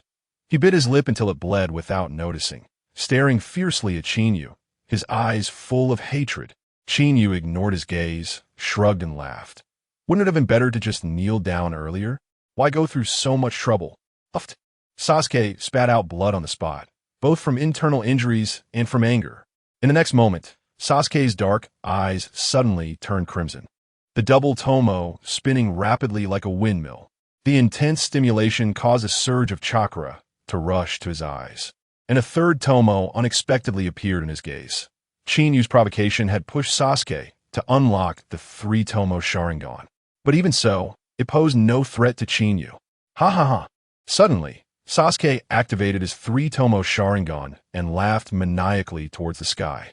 Chinyu, did you see that? I, Uchiha Sasuke, am a genius. You better kill me now.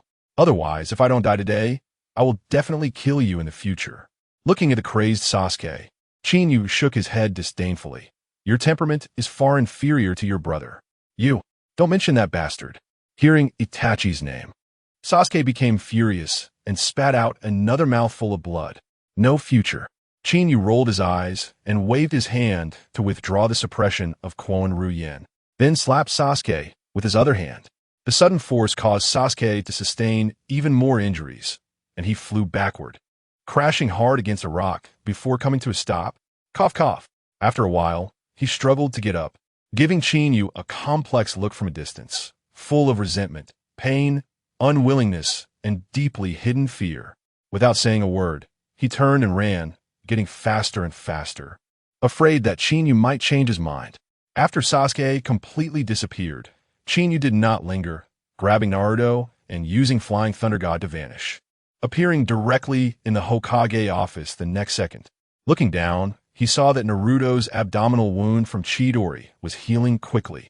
The third Hokage put down his pipe, regretfully saying, Chinyu, you couldn't bring Sasuke back either? Chinyu had already guessed he would ask this, and immediately made up a story. Naruto and Sasuke finished fighting in the Valley of the End, and by the time I arrived, it had been over for a long time. Moreover, there are signs of a large troop at the border of the Land of Fire. It's likely Orochimaru sent someone to pick up Sasuke. This lie had no flaws. There were only 3 parties involved, one defected, one was unconscious, and one was him. So no one could expose it. The cunning third Hokage indeed believed him.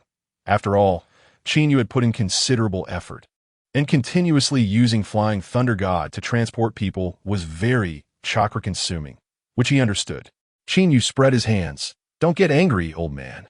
Sasuke's heart isn't in Konoha. Forcing him to stay won't end well, so why bother?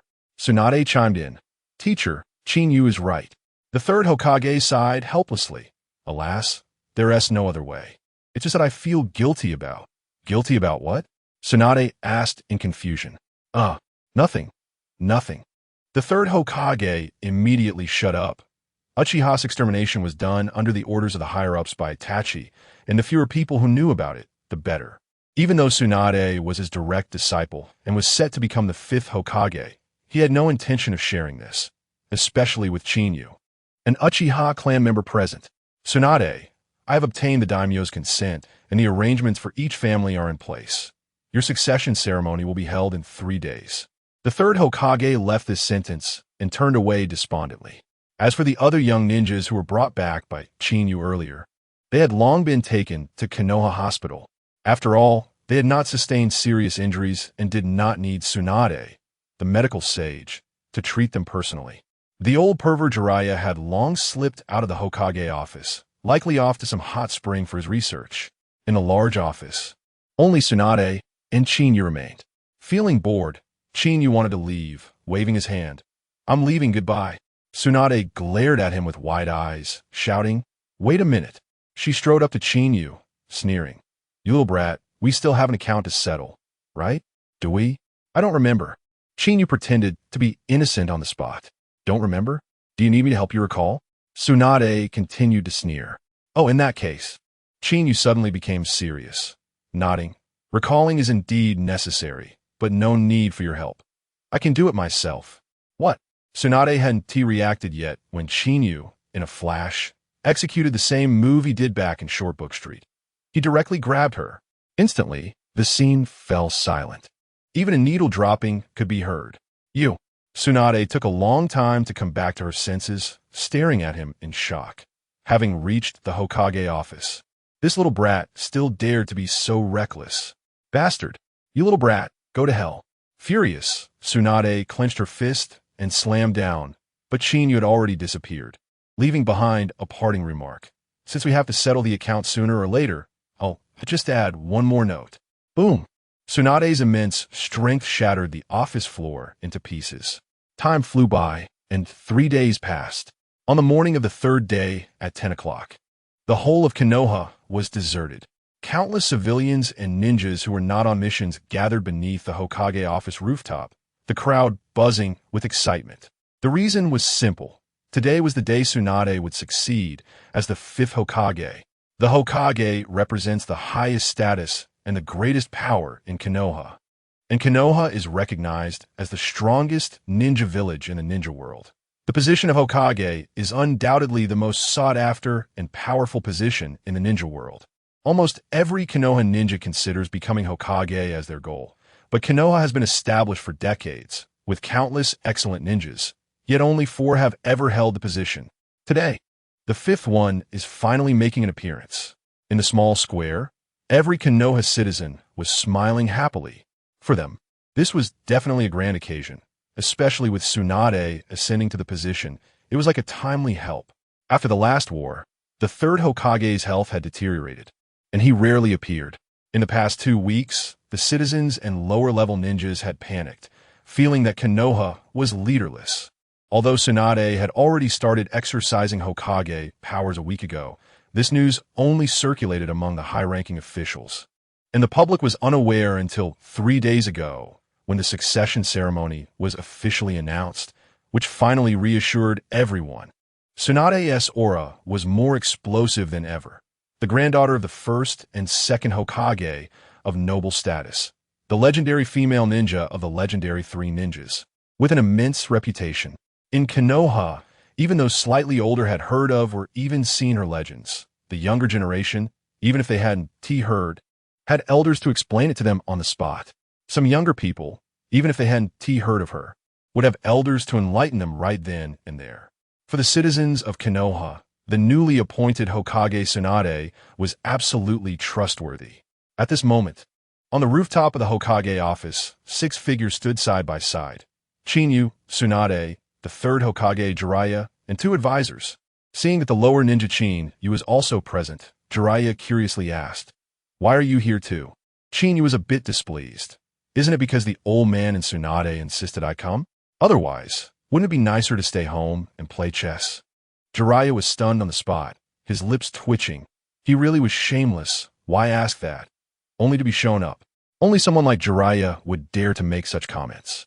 Chinyu's reputation in Konoha was skyrocketing. Although he held no official position and was still a lowly genin, standing with the higher-ups, no one found it inappropriate. In the eyes of the public and the higher-ups, he was already part of Konoha's leadership. This was the high prestige brought by strength and achievements. In front of countless witnesses, the 3rd Hokage took off the fire symbol hat that represented the Hokage's authority and handed it to Tsunade. "Tsunade, from now on, Konoha is in your hands." Tsunade solemnly accepted it. "Don't worry, sensei." After saying that, she raised the hat high. Boom!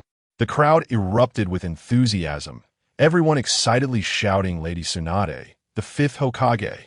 Just when everyone thought the surprises were over, Tsunade suddenly waved her hand, and a member of the Umbu appeared on the rooftop, holding a set of black ceremonial robes. The left sleeve of this robe was embroidered with flame patterns, looking incredibly noble. The crowd below, along with the 3rd Hokage and the 2 advisors, were all confused. This wasn't part of the process. Was this a gown Tsunade made for herself? But Hokage robes were usually white. This black one looked nothing like it. Before anyone could understand, Chinyu raised an eyebrow at the ceremonial robe. Sure enough, Tsunade solemnly unfolded the robe, and the crowd in the square could clearly see the patterns on the sleeves. She cheerfully pulled Chinyu to the front and personally draped it over him. "You little brat, no matter what, you deserve this honor." Regardless of Tsunade's thoughts, she gave Chinyu enough face on such an important occasion, and he certainly wasn't shy. He smiled slightly, flamboyantly flicked the robe, and shouted loudly, "With me? Chinyu here, Konoha is forever solid." Boom! The scene exploded once again, the crowd's emotions reaching a new peak. The older generation remembered that the last person who wore such clothing without being Hokage was the Konoha White Fang. This half-sleeve of Hokage represented the Hokage's recognition and supreme honor, and even the White Fang didn't have such a public ceremony. Yet Chinyu, at such a young age, received this honor, and no one found it inappropriate. When Konoha was invaded, Chinyu single-handedly saved Konoha, and everyone witnessed it. Moreover, there had long been rumors among the public that Chinyu was the 3rd Hokage's chosen 5th Hokage, but he declined, leading to Tsunade's return. Since he could be Hokage, what was wrong with him wearing the half-sleeve of Hokage? Qinyu's statement with me. Qinyu here, Konoha is forever solid, completely ignited the crowd's emotions.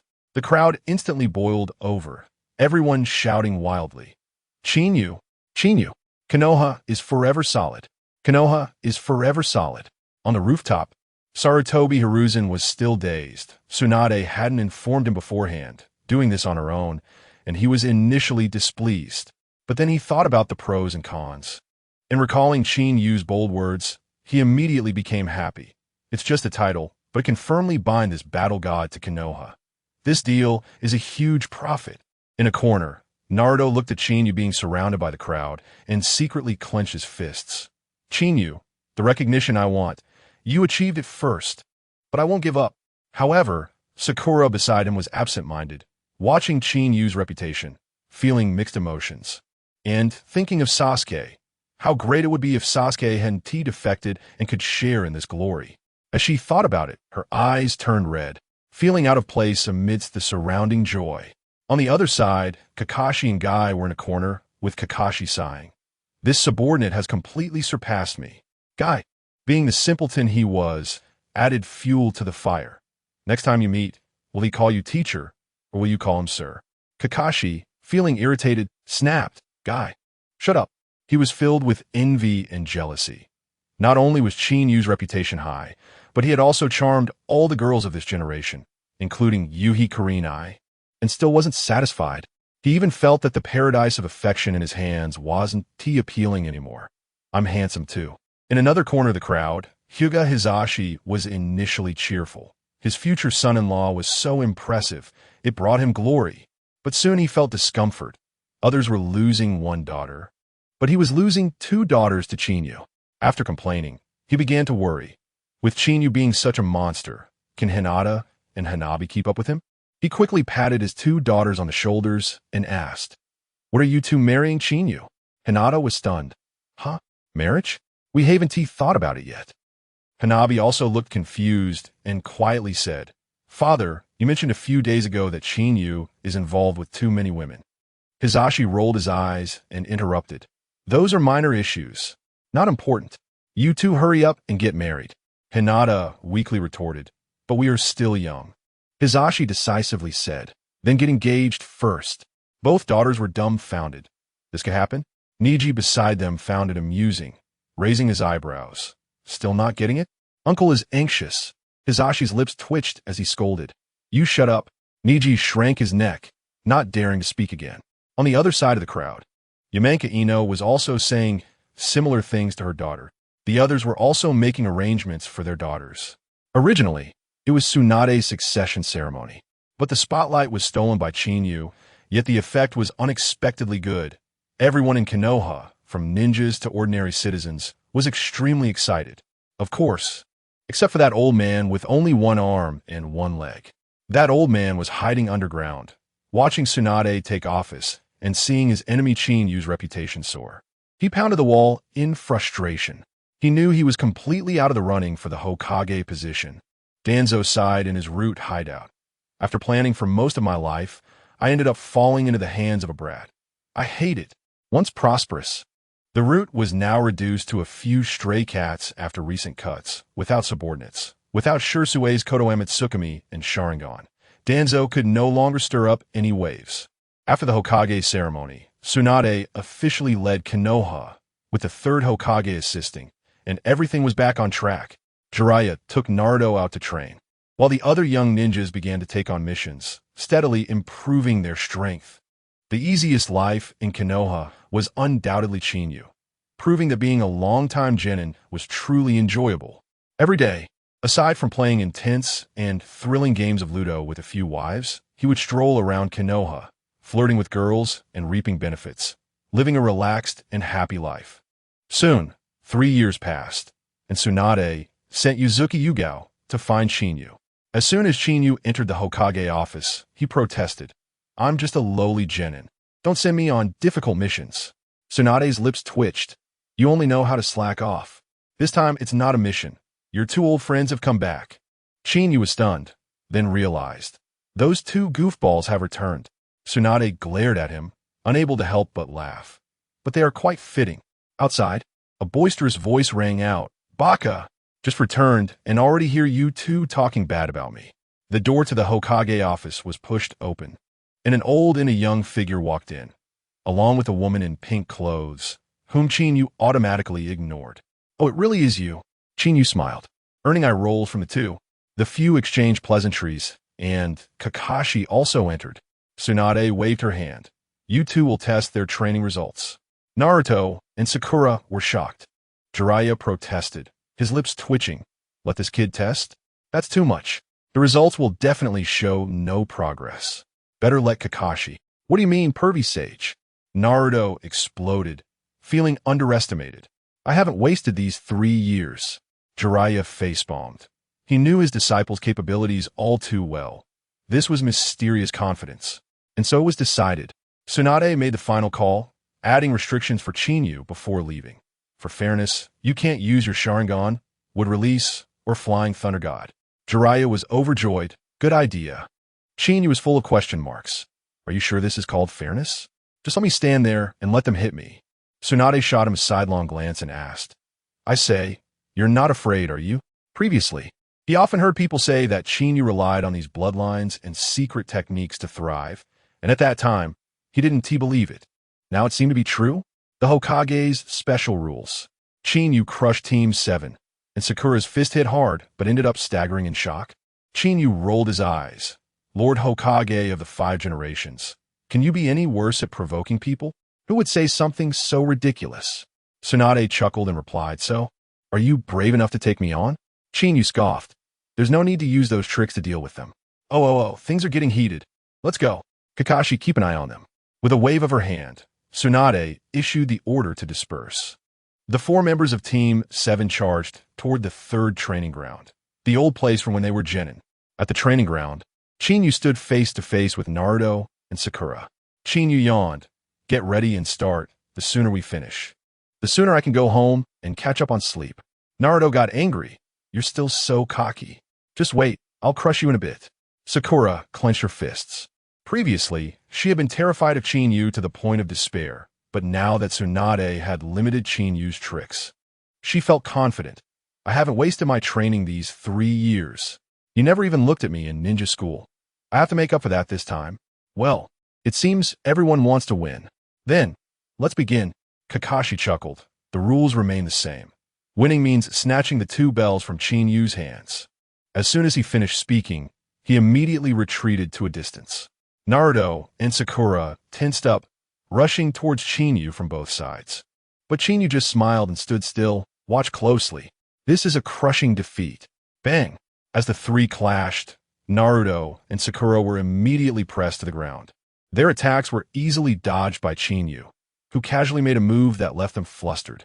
Kakashi watched in disbelief. Competing in taijutsu with Chinyu? That's just asking for punishment. He's even more explosive than Guy now. Without a mindset to kill me, you think you can snatch the bells? Dream on. Chinyu casually knocked the 2 back. Naruto panicked. Don't get cocky. Watch my ultimate move. Shadow Clone Jutsu. Instantly, dozens of Narutos appeared, swarming towards Chinyu. Get ready for some high energy. But Naruto's taijutsu was far too weak compared to Chinyu's. Every clone that charged in was instantly taken out. In the blink of an eye, only a few remained. Sakura seized the opportunity and jumped up. I'm coming too. Get smashed. Her fist, filled with chakra, slammed into the ground. Combat power, 999. Boom! The terrifying strength exploded, and the ground shattered. All of Naruto's remaining clones disappeared, and his main body nearly fell. So strong. Naruto was stunned, looking at Sakura in shock, but when he turned around, Chinyu was gone. Damn it, he got away again. Sakura gritted her teeth. Applause came from the trees. Oh-ho, Sakura, that was a ruthless move against your teammate. Chinyu's teasing voice came. Watch out. Sakura punched the tree, causing the trunk to shake. Chinyu backflipped to the ground. You're really aggressive. Sakura charged again, her fist aimed straight at Chinyu's face. Didn't Tsunade teach you not to hit faces? Chinyu clenched his fist to meet her attack, and Sakura sneered. You're asking for it. Can you catch this punch for me? Bang! In the blink of an eye, their fists collided.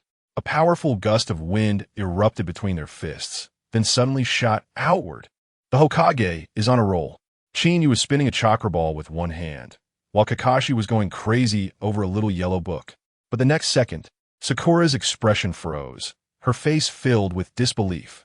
She felt an incredibly overwhelming force on Chinyu's fist. This power, super strength? How can you also have it? Ah!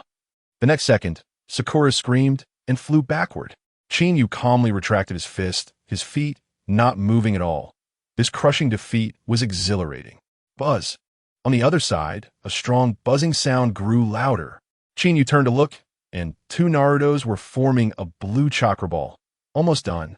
The next second, Naruto shouted, "Chinyu, try my new ultimate move. Big Ball Rasengan." The main body and clones pushed the ball toward him. "Get ready for some high energy." Chinyu smirked. "What you're playing with is just leftovers from me." Saying this, he casually extended one hand, chakra surging in his palm, and the big ball instantly formed. He could create a Rasengan with one hand faster than Naruto, as clones could help him. The superiority was clear. Big Ball Rasengan. The two big balls collided with a resounding clash, the momentum skyrocketing. In just a few seconds, Naruto's ball couldn't hold up anymore. Naruto gritted his teeth, desperately pouring chakra into it. But in terms of chakra cohesion, control, and understanding of the technique, Chinyu was leagues ahead. 2 seconds. Just 2 seconds. Naruto was also sent flying, crashing through several large trees before stopping. Damn it. Naruto groggily got up, bewildered. Why? With the same big ball Rasengan. Can he overpower me? Sakura also gritted her teeth. I didn't expect him to have super strength punches too, and he's even stronger than me. Kakashi in the shadows was stunned. TSK.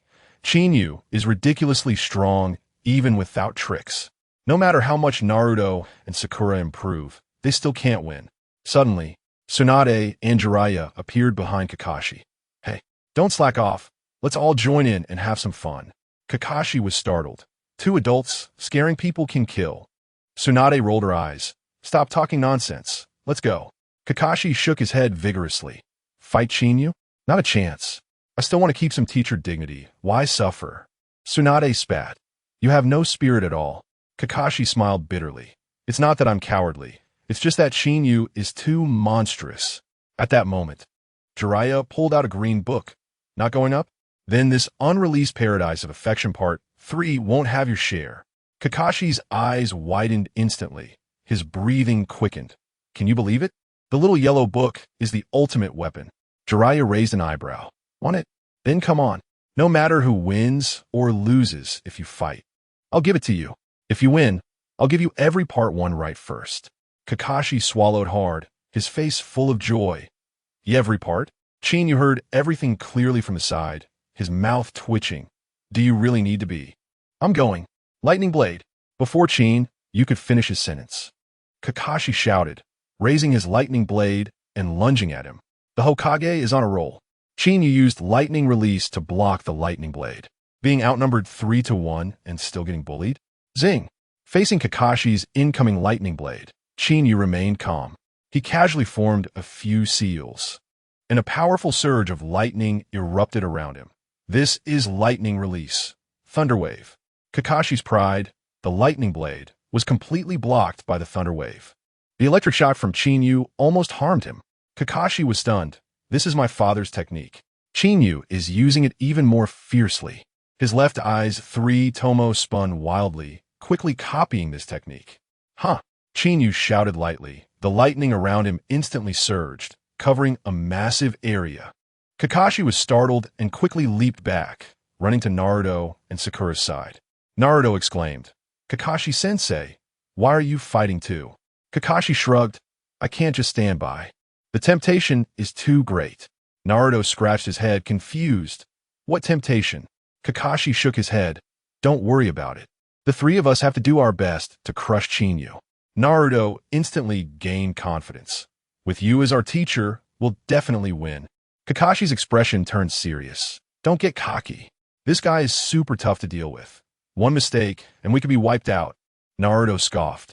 I don't believe he can take on 3 of us. Just as he finished speaking, he charged directly at Chinyu. Watch closely. He's going to hand over his head. Naruto.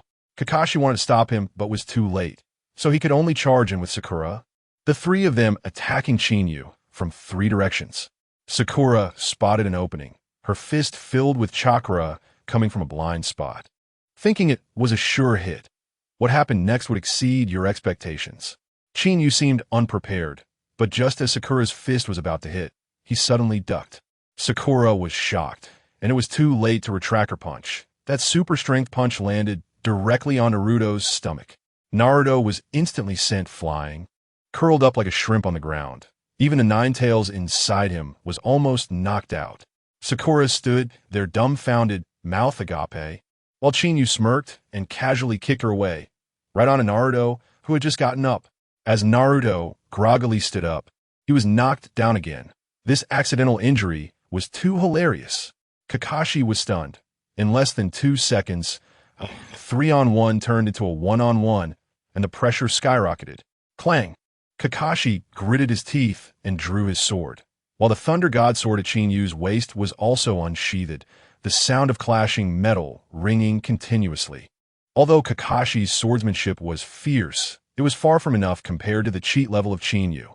The Sharingan couldn't make up for the gap. In just a few seconds, Kakashi's sword was knocked away. He was startled and quickly retreated to create distance. Naruto, clutching his painfully aching stomach, said indignantly, "That guy Chinyu is too cunning. It seems physical techniques won't work. Let's try ninjutsu," Kakashi said helplessly. "The Hokage is cheating." Chinyu blew back the fireball, and Kakashi fell victim to an illusion.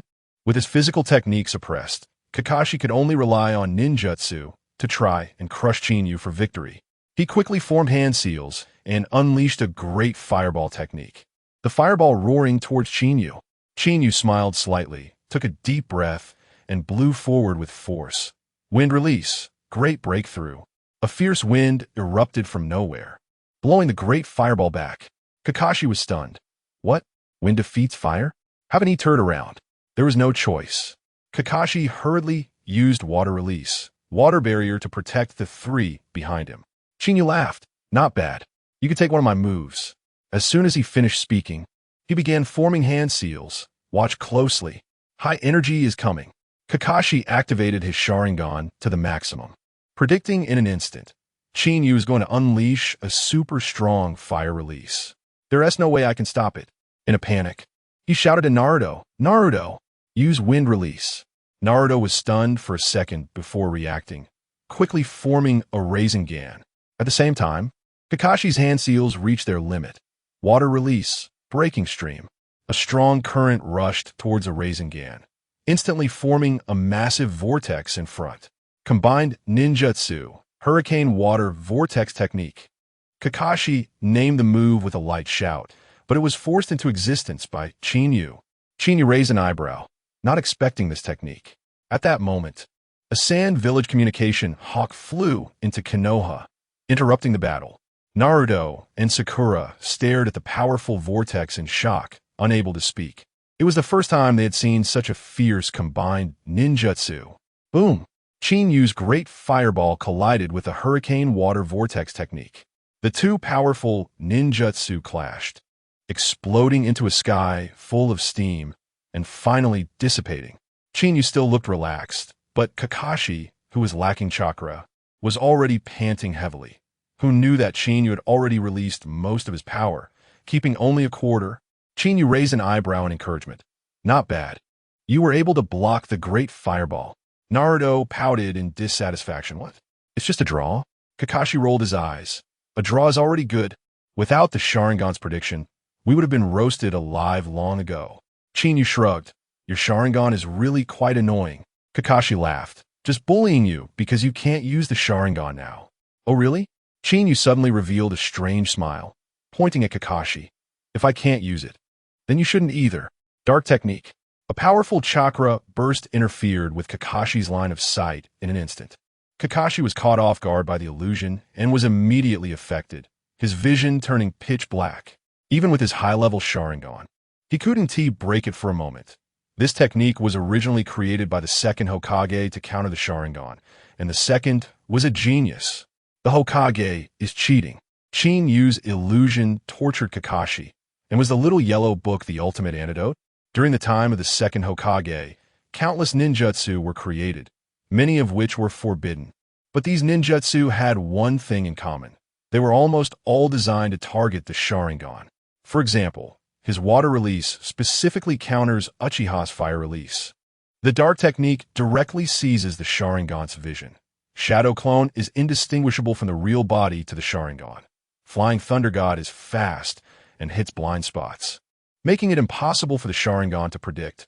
And Edo Tensei is even more ruthless, summoning the first Hokage to maintain control over the Uchiha. Back to the point. Kakashi's vision was taken away, and his body stumbled as he desperately tried to gather chakra to break the illusion, but it was no use. Everything in front of him was black. Naruto yelled, "Kakashi-sensei, what's wrong?" Kakashi frowned. "Chin, put me under an illusion. My Sharingan is completely useless." When Naruto heard this, he said, "Don't worry. The pervy sage taught me."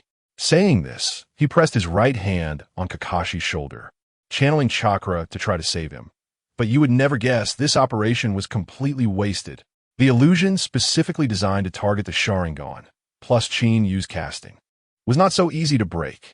Even Uchiha Izuna took a long time to break this technique back in the day. As expected, after Naruto channeled chakra for a long time, Kakashi's vision was still black, making the iron-headed fool feel awkward and scratch his head. Sakura, feeling disdainful, pouted and also pressed her hand on Kakashi. She had been praised by Kakashi for her illusion talent and was super confident, but she couldn't break it either, and was immediately stunned. How is this possible? Chin-Yu sneered. My illusions aren't so easy to break. With a casual gesture, he released Kakashi from the dark technique. Kakashi regained his sight and sighed. Even your illusions are so explosive. I truly admire you as my teacher. Naruto protested. We haven't lost yet. Kakashi helplessly replied. Without breaking the illusion, I'm half useless. Just you two alone can't beat Chin-Yu. Naruto turned his head away in a huff. Though he agreed, he was extremely unhappy. Kakashi shrugged. Losing to Chin-Yu isn't shameful.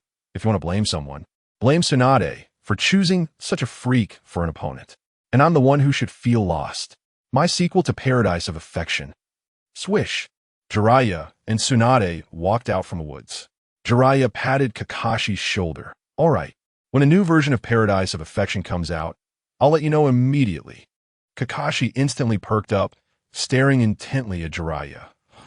Are you serious? What a surprise. Jiraiya shook his head helplessly. The Hokage is cheating. Chin-Yu is lying back and winning the captain's position. The Akatsuki organization is about to get beaten up? All right, you've lost from now on. The command of this small team will belong to Chin-Yu. Tsunade announced. What? Small team? What small team? Naruto was stunned, and Chin-Yu, Sakura, and Kakashi were also confused. Tsunade shrugged. From this day forward, you four will form a team to carry out missions. That is how it is.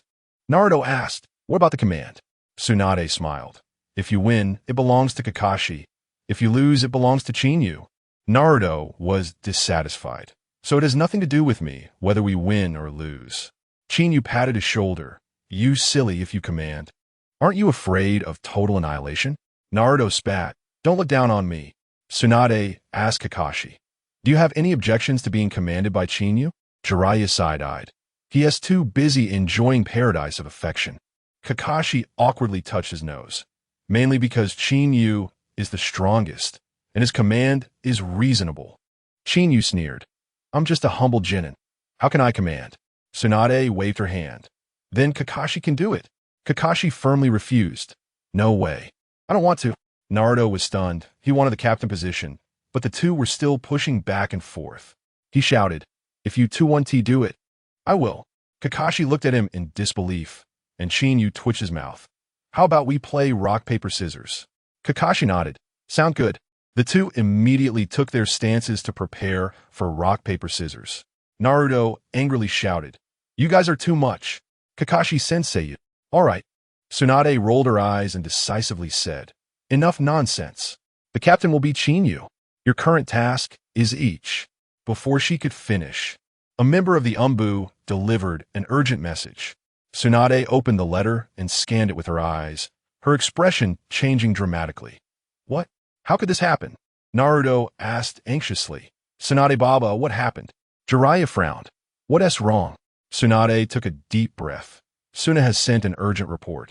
The 5th Kazekage has been captured by the Akatsuki organization. What? Gaara? Naruto was shocked on the spot. Jiraiya squinted. The Akatsuki organization has finally made a move? It's not surprising that Shinyu is present. Gaara is a Jinchuriki and will eventually be targeted. Tsunade and Jiraiya discussed for a moment and immediately ordered. Assign a new mission to Chinyu's team. Get ready to support Tsunade. Chinyu spread his hands. Looking exaggerated. Such a difficult mission? Our opponent is the Akatsuki. I'm just a genin, and I'm scared. Upon hearing this, everyone almost rolled their eyes in unison. I think having Chinyu alone is enough, right? The Hokage's cheat mode. Chinyu leads the team, confused about the way, throwing shoes to find directions, and even gets teased by Naruto. At this moment, the usually quiet Kakashi suddenly asked casually, still flipping through the 3rd volume of Ica Paradise that he just got from Jiraiya. Tsunade saw that Kakashi was also unreliable and glared at him angrily. If you keep complaining, I'll burn all your stock. Kakashi was startled and hurriedly put away his precious book. Ah! Naruto also complained. I just returned with the pervy sage, and I didn't even. Before he finished, his expression became resolute. But saving Gaara is more urgent. As for Sakura, her opinion was completely unimportant. Chinyu took her along because of his little brother Kankuro, who should have been poisoned in the original story by now. And he didn't kick her out because only Sakura could save him. Tsunade waved her hand and ordered, depart as soon as possible. Temari just left Konoha not long ago. If we hurry, we can catch up. Chinyu was confused. When did she leave?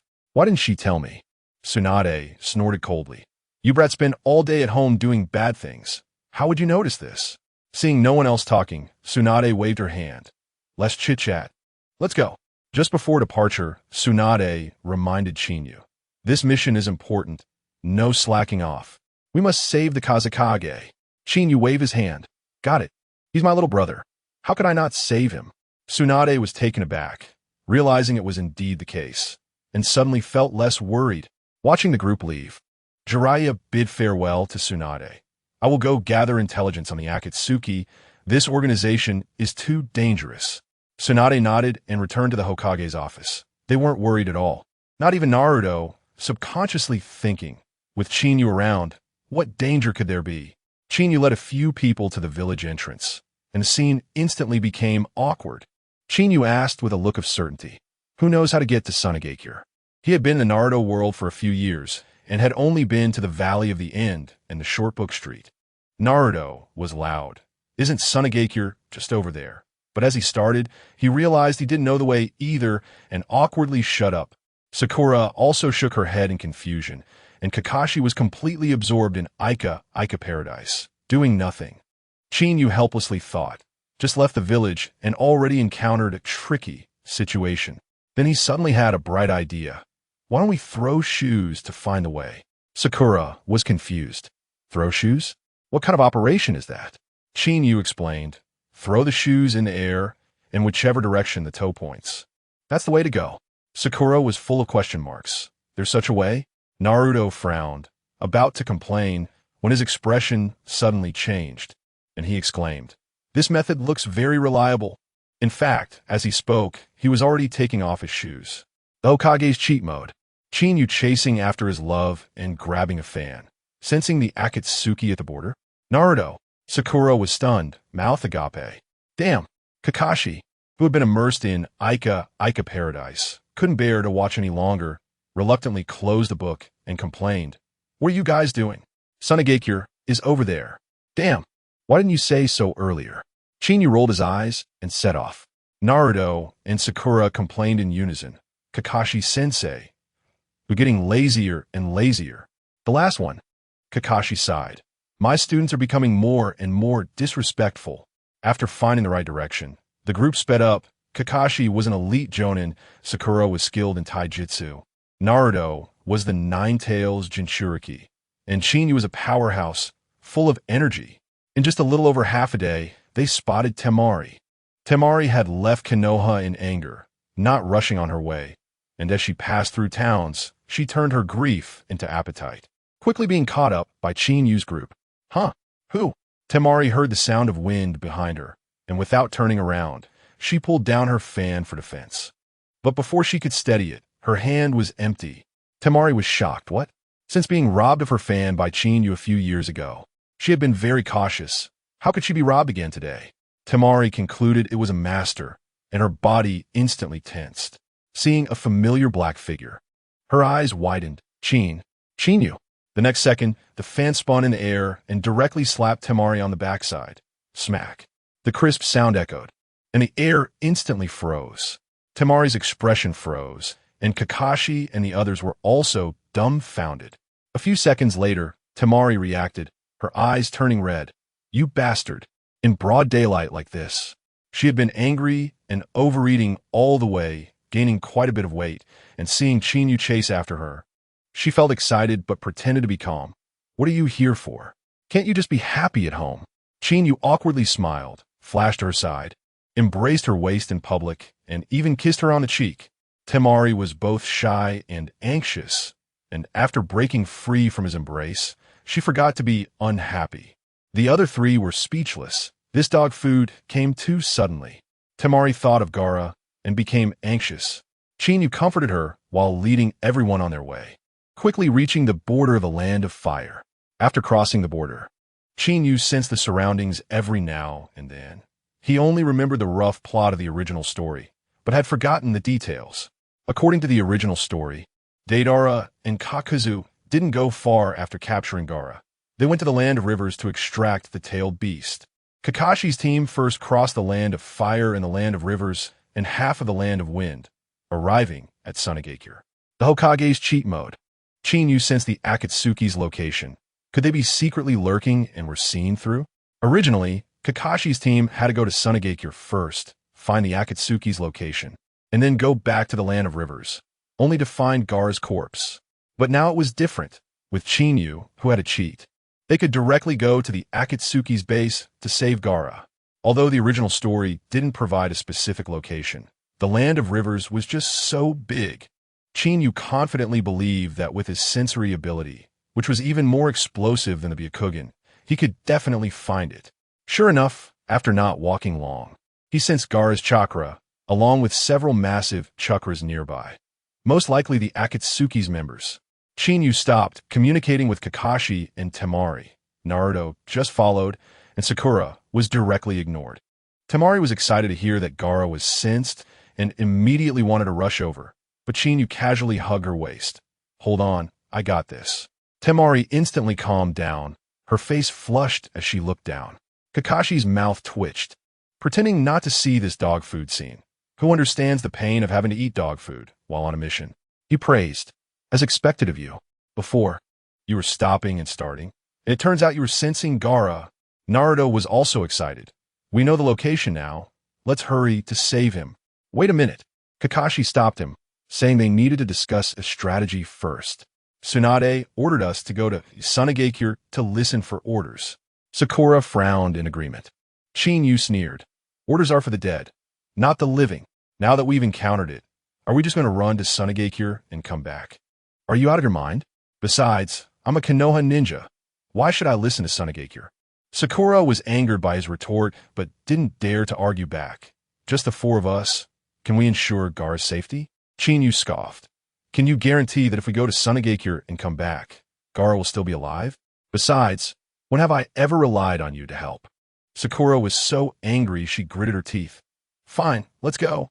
I'm not afraid. Qinyu waved his hand in satisfaction. Everyone passes. Follow me straight to the Akatsuki's base. But Kakashi shouted to stop, forming a hand sign and pressing his hand to the ground. Ninja art, summoning technique. With a bang, a mini dog named Pakken appeared. Kakashi marked the map, explained a few things, and Pakken ran towards Tsunade. Qinyu shrugged and said nothing as the group set off for the Akatsuki's base. After walking a few steps, Qinyu suddenly thought of something. A smile creeping onto his lips as he heightened his perception to the maximum, instantly detecting a nearby pitcher plant lying in wait. After Chinyu and the others left, a huge pitcher plant emerged from the treetops above the place they had just been. Inside was a half-black, half-white yin-yang figure, the deeply hidden old shadow of the ninja world, Ju. The most remarkable thing about this guy is that he would never be bored alone. The Hokage is in a power-up situation. Chinyu instantly absorbed Ju's chakra, causing the Akatsuki organization to panic. Ju is a tough guy who can chat with himself. Hey, Ju stared at Chinyu and the others' backs, his expression dark enough to drip water. This is a big problem. This group of Konoha ninjas arrived too quickly. Bai Ju squinted. That kid's methods are explosive. Even from a distance, he added a seal and could still lock onto our position. Hey, Ju said solemnly. Quickly send a message to the main body and have the organization send someone to stop them. Suddenly, a beam of white light shot over. Nanny? Ju's eyes widened in shock, but he couldn't dodge in time. The sword of Thor sliced through by Ju's chest. Pay attention. The next moment, Chinyu's figure appeared above Ju, and with a stomp, he pressed Ju down to the ground. Ju wasn't flustered. How did you find me? Chinyu sneered. The dying person, why ask this? Ju laughed maniacally. You think you've got me? As soon as he finished speaking, he transformed into a white substance. Wrapping around Chinyu and using the spore technique. I'll take your chakra. Chinyu instantly felt his chakra being drained, and Ju chuckled sinisterly. Not so good, right? This technique sticks to you. Hitting me is like hitting yourself. From a distance, Temari shouted. Chinyu. She was about to rush in. Kakashi quickly stopped her. Calm down. Sakura also advised, don't worry. Those who dare to bind him never end well. Temari saw that Chinyu was indeed calm and unhurried. The next moment, Chinyu curled his lips.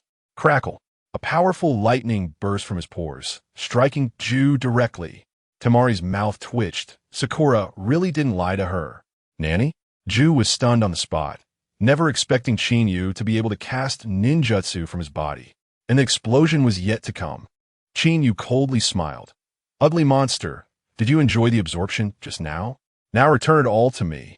In an instant, Ju felt a super strong pulling force and screamed in shock. Would release? How can you use would release? Earlier, he desperately clung to Chinyu, but now he was desperately trying to escape. However, Chinyu's would release was as pure as Senju Hashirama's, and Ju's downgraded version simply couldn't withstand it. In the end, Ju was completely defeated. His chakra was drained, leaving only a pile of white substance. The battle was over, and the group continued towards the Akatsuki base. Meanwhile, at the Akatsuki base, another Ju suddenly opened his eyes. Pain frowned. What's wrong, Ju? Any discoveries? Yes, I found a team of Konoha ninjas rapidly approaching our base. They are less than 30 kilometers away, Ju said solemnly. The Hokage is in a power-up situation. Chinyu's name stunned Haiden. The entire Akatsuki organization was in a panic. Pain listened to Ju's words, his face full of disbelief. How did they find us so quickly? Are you sure they are coming for us? Ju replied helplessly, 100% sure. Even my furthest clone was smashed. Pain's expression suddenly sharpened. They could detect your traces? It seems they have a tough character in their team. Haiden sneered. Ju's combat power is so weak. Isn't it normal to be taken down? Ju was instantly angry, and Pain quickly stopped him. No infighting. To ensure the successful extraction of the tailed beast, we need to send someone to intercept using that technique. Scorpion immediately understood and protested unhappily. Damn, those two are my subordinates. Pain coldly replied. Understand, the one tail hasn't been extracted halfway yet. Scorpion snorted and fell silent. Pain's authority in the Akatsuki was absolute. Even the most rebellious had to listen to him. Pain glanced around, seeing no one opposing, and instructed. Haiden, you have plenty of energy. Go with Itachi to intercept. Last time you fell in Konoha. This time, you have a chance to reclaim your face. Ju nodded to introduce. There are a total of 5. One is a Tsunade female ninja, like the Wind Shadow Sister. The remaining 4 are Kakashi, the Nine-Tails Jinchuriki, and an inconsequential female ninja. Haiden mockingly asked, what about the last one? Can't you count? But the last one must be a minor character.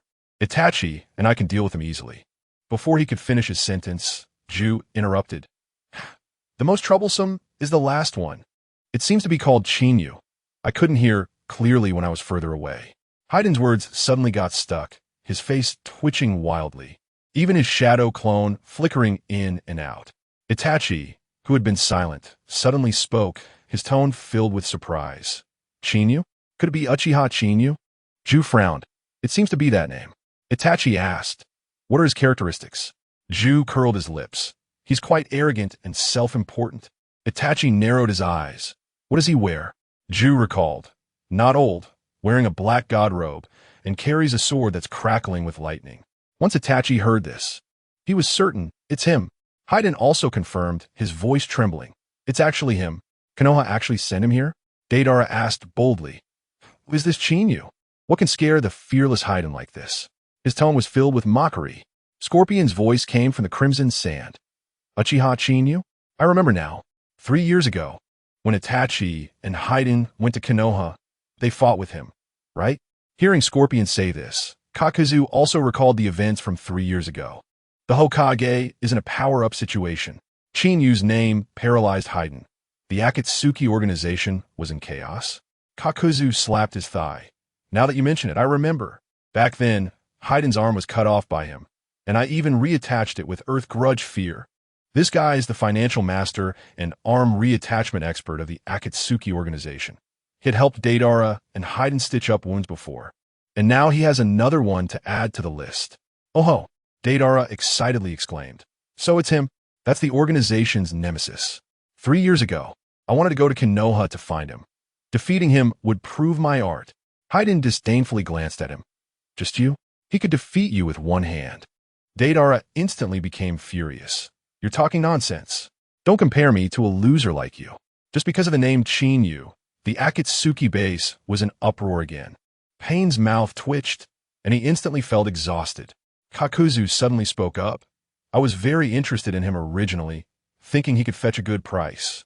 But there's no bounty for him in the black market at all. Ju also interjected. After Itachi and Hayden were defeated, the leader asked me to investigate him. But for 3 years, he has been completely off the radar. Almost forgot him. Kakuzu's expression darkened. No wonder there's no bounty. Does Konoha's higher-ups have a hole in their brains? Why not use such an explosive person? Let him out to move around. He could fetch a good price. Pain, however, had other thoughts. Could it be that Konoha is keeping him as a secret weapon? Itachi chimed in. It's hard to say, but one thing is certain. His strength has definitely become even more terrifying in these 3 years. Pain finally realized the seriousness of the situation. Staring at Hayden. With such a strong opponent, we must send someone to intercept. Otherwise, it would be troublesome if he breaks in. Hayden shook his head vigorously. Leader, find someone else. I refuse to go, absolutely not. Pain's gaze turned icy, filled with dissatisfaction and surprise. Hayden is a core member. Why is he so cowardly this time? Hayden quickly added. After escaping from Konoha last time, I swore never to engage with him again. Deidara laughed mockingly. Is this the 7 ninja swordsmen of the mist? Hilarious. Hayden feigned concern. Come on, we're all on the same side. Don't say that. After all, losing his Jinchuriki and getting his arm cut off. It's normal to have psychological trauma. Damn it. Hayden roared in anger. You Haven-T fought him, so you have no idea how terrifying he is. His chakra, ninjutsu, jinjutsu, and taijutsu are all top tier, and he even knows space-time ninjutsu. Fighting him, you'll never know how many trump cards he has, and you can never see through his depths. Kisame poured his heart out, but the members of Akatsuki were all rebellious and couldn't care less. For a moment, mocking words filled the air. The Hokage is using cheats. Chinyu's reputation scared Kisame silly. Are the Akatsuki members roadblocks? Ha ha ha, this is hilarious. When did our Akatsuki produce such cowardly goods? Getting one arm chopped off and scared to death, it's truly pathetic. Blowing Chinyu up to the skies. Why doesn't he just fly? From what he means, if our organization charges, we'll all be crushed by that little ghost with one hand. What is the point of keeping such a coward? The mocking voices continued, and for the first time, Kisame felt like crying without tears. My heart is troubled. But no one believes me. He looked hopefully at his partner Itachi, hoping that Itachi, who had fought alongside him, would speak up for him. But after exchanging a few words with Pain, Itachi fell silent. Who knows, Itachi might be an undercover agent? Hoping these people underestimate Chinyu and deliver their heads one by one. On the other side, Pain looked at the chaotic scene and coldly snorted. Everyone, quiet down. Kisame has a point. The opponent is definitely tough. Don't let her guard down. The crowd responded sparsely, at least giving face to the boss, and stopped arguing. Just a few seconds of silence, and Deidara shouted, "Leader, Kisame is too scared to go. I'll go. I'll definitely crush that Konoha brat." Pain shot him a glance. "Save it. You've already lost an arm, and you still have to face Sasori head-on. Take care of yourself." After thinking for a moment, Deidara didn't argue further. Haiden also volunteered. "Let me go. I'll send them all to the evil god." Pain frowned and looked at Kisame again. The elephant turning technique requires 30 chakra. The more chakra, the better the effect. You go with Itachi. Kisame's face stiffened. He was about to refuse when Pain interrupted sternly. "It's to use the elephant turning technique to block, not your real body. What danger could there be? Do you want me to go in person?" Kisame suddenly realized. "Right? It's not the real body. What am I afraid of? Why was I so scared?" Pain asked again. "Any questions?" Kisame immediately replied honestly, "No." Pain nodded. "I'll perform the technique now. Remember, don't fight hard. The task is to delay time." Itachi and Kisame replied in unison. Pain then shouted, "Everyone, increase chakra output. Quickly detach the one tail." Outside, Chinyu and his 5-man team moved forward at high speed. 30 kilometers ISN, far for ninjas, especially since these 5 are strong in physical techniques. And they quickly pushed 20 kilometers ahead. Temari and Naruto became more excited as they ran, feeling like they would soon rescue Gaara. Just then, 2 figures in Akatsuki cloaks suddenly appeared on the road ahead, one tall and one short, standing side by side, gazing at them seriously. Kakashi narrowed his eyes. His body tensed. An enemy ambush? "It's you again, Uchiha Itachi and Kisame Hashigaki." Seeing these 2 appear, Kakashi, Sakura, and Temari instantly went on guard, their expressions serious as they looked at them. "The Hokage is using cheats." A word from Chinyu scared Kisame. Is it an illusion counterattack against Akatsuki? The clueless Naruto shouted with shining eyes. "The bastards who captured Gaara, die." He was about to charge forward when Kakashi firmly stopped him. Chinyu looked at Itachi and Kisame across from him, smiled, and said sincerely, "It's you 2 again. Were you thinking coming to die? Shark face. Don't you want your arm anymore?" With such sincere tone, the impact was maxed out. Itachi's mouth twitched, but didn't speak. While Kisame thought to himself, "Who wants to come? It's not like I had a choice." But on the surface, the over 2-meter-tall man suddenly showed a flattering smile to Chinyu and said nicely, "Let us discuss it. Fighting and killing isn't good. How about we chat?" Itachi's mouth twitched again. This warmonger can actually say that? Does he still want face? Itachi wanted Chinyu to hurry to the base, using the conversation as a cover. He subtly pointed at Naruto, trying to cast an illusion. Naruto, who had been calmed down, suddenly frowned, thinking Itachi was about to charge, and casually formed a Rasengan, attacking the air. Chinyu noticed Itachi's little movement and sneered. "You 2 think you can block me?" Saying that, he also extended his finger, mimicking Itachi's action exactly. Itachi instinctively felt something was off. But in the next second, he was stunned. Kisame, beside him, suddenly drew his big sword and swung it straight at his head. Kisame had lost his Samahata last time and found a regular big sword, which could still slice through iron like mud, and now he was actually attacking a teammate. Itachi was shocked. It's an illusion. His battle instincts made him instantly draw a kunai, but halfway through he suddenly realized, this isn't my real body. Getting chopped to death would be better. But he was also afraid of making it too obvious, so he reduced the force and speed a bit. Clang! The big sword collided with the kunai, sending the kunai flying. But the big sword also veered off course, not hitting his head but only grazing Itachi's arm, splattering blood all over Kisame's face. Outside, Kisame was splattered with blood and instantly broke free from the illusion. Looking at the injured Itachi and the knife in his hand, he was startled. Itachi frowned secretly. How did he wake up so fast? I was hoping he would get chopped a few more times. It must be due to all the practice he had. His illusion resistance has increased. Kisame, who already felt guilty, saw Itachi frowning even more and felt even more remorseful, stammering, "Itachi, I'm sorry. I didn't know how. Are you okay?" "It's all my fault." Itachi remained indifferent. "It's a bit serious. You've injured your arm, and it'll affect the hand seals, making it hard to use ninjutsu." "Ah." Kisame was startled, feeling even more self-reproach. "It's all my fault. The Hokage is using cheats." Chinyu laughed at the scene, while Naruto was kicked away and still stubborn. Chinyu's sensing was extremely sharp. He could hear Itachi and Kisame's conversation clearly from distance. Watching Kisame being led around in circles by Itachi, Chinyu couldn't help but twitch his mouth.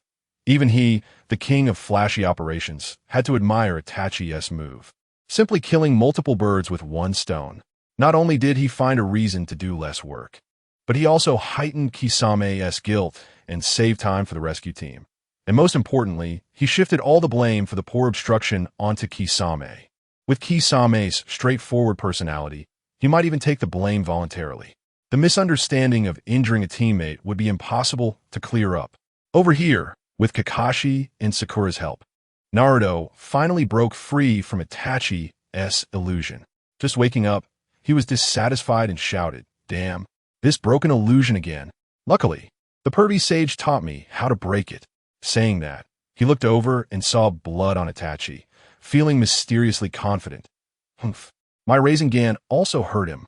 Kakashi and Sakura twitched their mouths, and Temari face-palmed. Kakashi thought to himself, Naruto is something else. Not only can't he tell the difference between an illusion, but he can't even distinguish between knife wounds and Rasengan wounds. Did Jiraiya even teach him anything? Sakura shouted, "Idiot Naruto, you've been under an illusion since the beginning. Your Rasengan hit the air." Naruto scratched his head awkwardly. "I was under an illusion then angrily cursed, "Damn, those who use illusions are so sneaky." Chinyu's mouth twitched, and Kakashi was even more helpless. He occasionally uses illusions too. Temari and Sakura wanted to laugh, but held it in. Naruto still looked confused. "What is wrong with you? Right, didn't I injure his arm? How'd he get hurt?" Temari couldn't help but burst into laughter, and Sakura explained while holding back laughter. "It was Chinyu who put an illusion on Shark Face, making him see Itachi as one of us, and then..." Naruto nodded. "Oh, so that is how it is." Chinyu rolled his eyes. "Don't you have anything to say to me?" Naruto scratched his head, no. Chinyu was stunned. This clueless guy is really something. The more he thought about it, the angrier he got, and he directly went around to kick Naruto, aiming straight at Itachi and Kisame. Naruto wailed midair, "Damn. Chinyu, you bastard."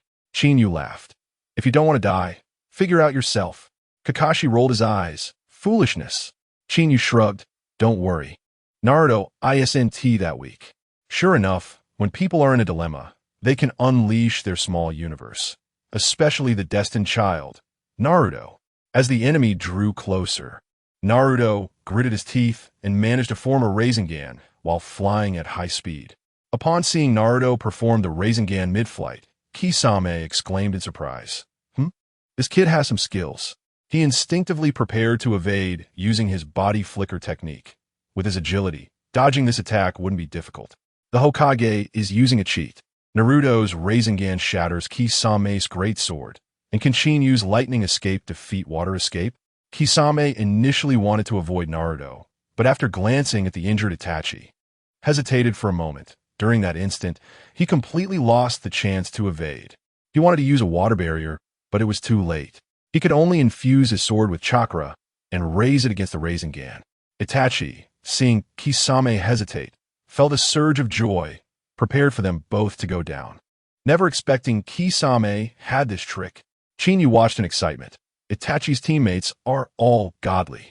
First, there's Hozuki Kisame's sword slicing through tail beast bombs. And now Kisame's sword is cutting through Rasengan. If it were the big ball Rasengan, he would have been done for. Kakashi was also stunned. He never expected Naruto, the Iron Fool, could form a Rasengan while flying at such high speed. Suddenly, a cracking sound rang out, and the surface of Kisame's sword was filled with cracks.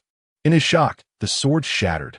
The Sharingan had consumed quite a bit of power, yet it still surged toward the two. Kisame cursed under his breath, pulling Itachi to dodge, but he still suffered a scratch. After landing, Naruto saw he had pushed the two back and, filled with mysterious confidence, rushed forward. Kakashi panicked. Naruto! Chinyu shook his head. He got a little advantage, and now he's getting cocky. He can't change this blindly arrogant habit. Sure enough, Naruto's current taijutsu was easily bullied. He was pounded by Kisame's iron fists, sent flying back, landing on his but in front of everyone, awkwardly cursing, "Damn. Why do you all like to hit flying people?" On the opposite side, Kisame, seeing Itachi clutching his wound, felt a pang of guilt and gritted his teeth, saying, "This time I'll take the lead." Itachi patted his shoulder. "It's up to you." Kisame nodded. "First, let's create terrain that's advantageous for me." He brought his hands together, water style, exploding water shockwave. A massive torrent of water surged forth, turning the area within hundreds of meters into an ocean. Kakashi sighed. This water style is explosive. Creating such a large current in a land without water, only the second Hokage could compare. Kisame looked at the watery world, grinning. "Konoha guys, enjoy yourselves." He plunged his right hand into the water, water style, 5-shark jutsu. 5 sharks erupted, charging straight at Kakashi and the others. Kakashi shouted, "Be careful." Chinyu smirked. "Water style? Let's see how you handle this." He plunged his hands into the water, and endless lightning erupted from his hands. Lightning style, thunder movement. The lightning grew more intense. The Hokage is using a cheat. Chinyu's lightning style crushed water style, causing Kisame to go mad in midair.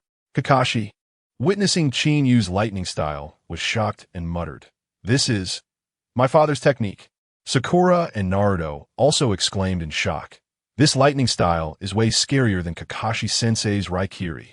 The powerful lightning struck the water, instantly shredding Kisame's 5 sharks.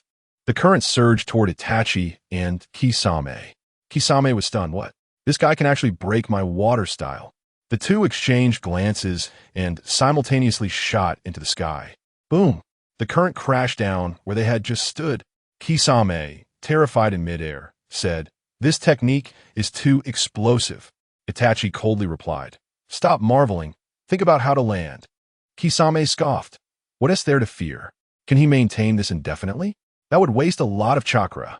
The next second, he suddenly realized, wait, this guy has an insane amount of chakra.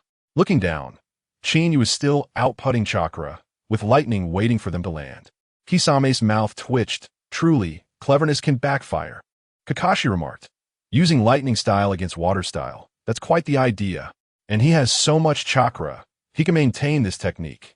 Sakura suddenly said, "Now Kisame is in a tough spot." Everyone revealed mischievous smiles. Kisame, suspended in midair, panicked and asked Itachi, "Do you have a way?" Itachi shook his head. "No. This body can't use the Manjiki Sharingan. Can't activate Susanoo." Actually, Itachi could use Earth Style to create a wall for leverage.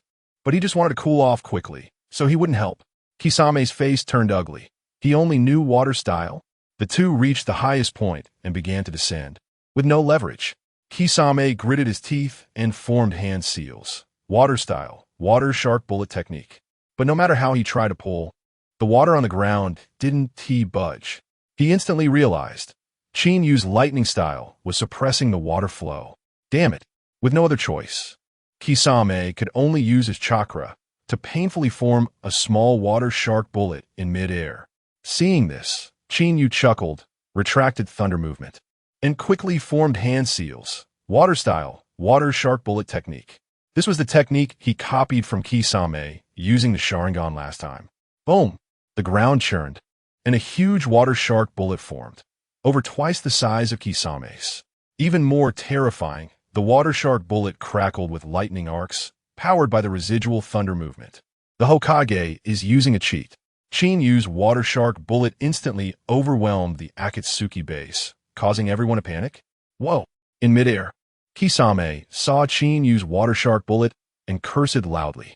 He felt a mix of anger, regret, and heartache. Chinyu could create such a commotion, all thanks to him. If it weren't for the water he released earlier, Chin, you wouldn't have been able to form such a powerful attack. Kisame was utterly despairing. This isn't just a water shark bullet. It's practically the ancestor of water shark bullets. It's so much bigger than mine. Boom! The large and small water shark bullets collided, resulting in an obvious outcome. Kisame's water shark bullet shattered upon impact. Chinyu's water shark bullet didn't expend much power and continued toward the two. Kisame's face turned ashen. This is bad. Meanwhile, Itachi was secretly delighted, pretending to endure the pain in his arm while struggling to form hand seals. Fire style, fireball jutsu. A fireball shot toward the water shark bullet. Kisame's mouth twitched. He's using water style, and you're using fire style? Are you kidding me? Itachi sighed. I can't help it. I'm just good at fire style. Kisame had nothing to say, and the fireball was extinguished without even causing a splash. Boom! The water shark bullet slammed into the two, causing them to spit blood simultaneously. The lightning from the water shark bullet added more damage, arcs of lightning flashing, and they both coughed up another mouthful of blood, dying in midair, their bodies falling into the water. Kakashi couldn't help but praise. Impressive. You dominated the entire time, and your opponents had no chance to fight back. Temari looked at Chinyu with admiration. Truly, he is my man. Naruto muttered. My Rasengan was crucial too. I didn't even get a chance to use it again. Kakashi chuckled. Naruto did well, but those two still seem off. Chinyu said nonchalantly, let's go check it out. He waved his hand, and the water parted to create a path. Kakashi secretly admired. His control over water chakra is incredible. The group reached the bodies and saw two completely unrecognizable faces. All stunned, Kakashi exclaimed, what happened here? Chinyu was too lazy to explain, waving his hand. Forget about it. The obstacles are cleared. Let us hurry to save Gaara. We're very close to the base. With that, he took the lead and charged forward, with the others following closely behind. In the dark Akatsuki base, Itachi and Kisame's shadow clones flickered. Deidara couldn't believe it. You two only delayed for 10 minutes? Hiding complained. I thought Itachi was a master. How is he so useless to? Kakuzu sneered. I should have gone. That's enough. Pain coldly shouted, stopping their complaints. The Hokage is using a cheat. Infighting in the Akatsuki. Blaming each other. Naruto's Rasengan can't break the stone? Pain turned to glare at Itachi and Kisame. What is going on? This ISNT your level. Didn't I tell you not to force it and try to delay as much as possible? I thought you could at least hold out for half a day. But it's only been 10 minutes? Usually tolerant of the Akatsuki, Pain had never spoken so harshly. This time, he was genuinely anxious. After all, it concerned the collection of tailed beasts. His icy gaze fixed on Itachi, feeling reassured about Kisame, but remained wary of Itachi. Itachi calmly met his gaze. The opponent's strength is explosive, much stronger than we imagined. Using the kaleidoscope Sharingan, I can't use the technique of transformation. The weakening is too great. Tendo snorted coldly, while Kisame looked gratefully at Itachi. Don't cover for me. It's all my fault. He turned to Tendo to explain, Boss. I was caught off guard and fell for the opponent's illusion, injuring Itachi, thinking he was the enemy. After hearing this, Tendo became furious. His projection flickering. Kisame took all the blame, and he couldn't say much more. Deidara shouted, What now? Send someone to stop them. Tendo coldly replied. The living vessel is used up, and we can't use the transformation technique anymore. They were already close, and now they're probably almost there. Zetsu suddenly said in a strange tone, Be more confident. Remove probably. They are already outside. Everyone present squinted their eyes instantly. Outside, Chinyu and his team arrived at the base. Kakashi squinted. Is this the place? Temari pointed. It seems to be behind that big rock. Naruto, wanting to steal the spotlight, shouted, What are we waiting for? Charge! He formed a Rasengan and smashed into the boulder. Boom! The boulder seal exploded, but the rock was hardly damaged. Naruto was stunned. What? The Rasengan didn't work? Gritting his teeth, he used Shadow Clone technique to prepare for a big ball Rasengan. Kakashi facepalmed, quickly going up to stop him. Inside the base, the atmosphere was strange. Konan worriedly spoke. We are all illusions and can't take action. Boss, what should we do? But Deidara was mysteriously confident. What is there to worry about? Scorpion and I are real bodies. If they dare come in, we will crush Chinyu in no time. He turned to ask, right, Scorpion? Scorpion snorted coldly. That's right. If they dare come, I'll take their bodies to replenish my puppets. You too. Hokage's special situation. Chinyu breaks the barrier with one sword, and the Akatsuki leader gets slapped in the face. Kisame frowned at Scorpion and Deidara's arrogance. Tendo coldly spoke, Scorpion, Deidara. Be careful when fighting later. Don't be careless. The two reluctantly replied, Understood, boss. Tendo continued. However, Deidara is right. Don't worry too much. Just speed up. There's still 2 layers of means outside.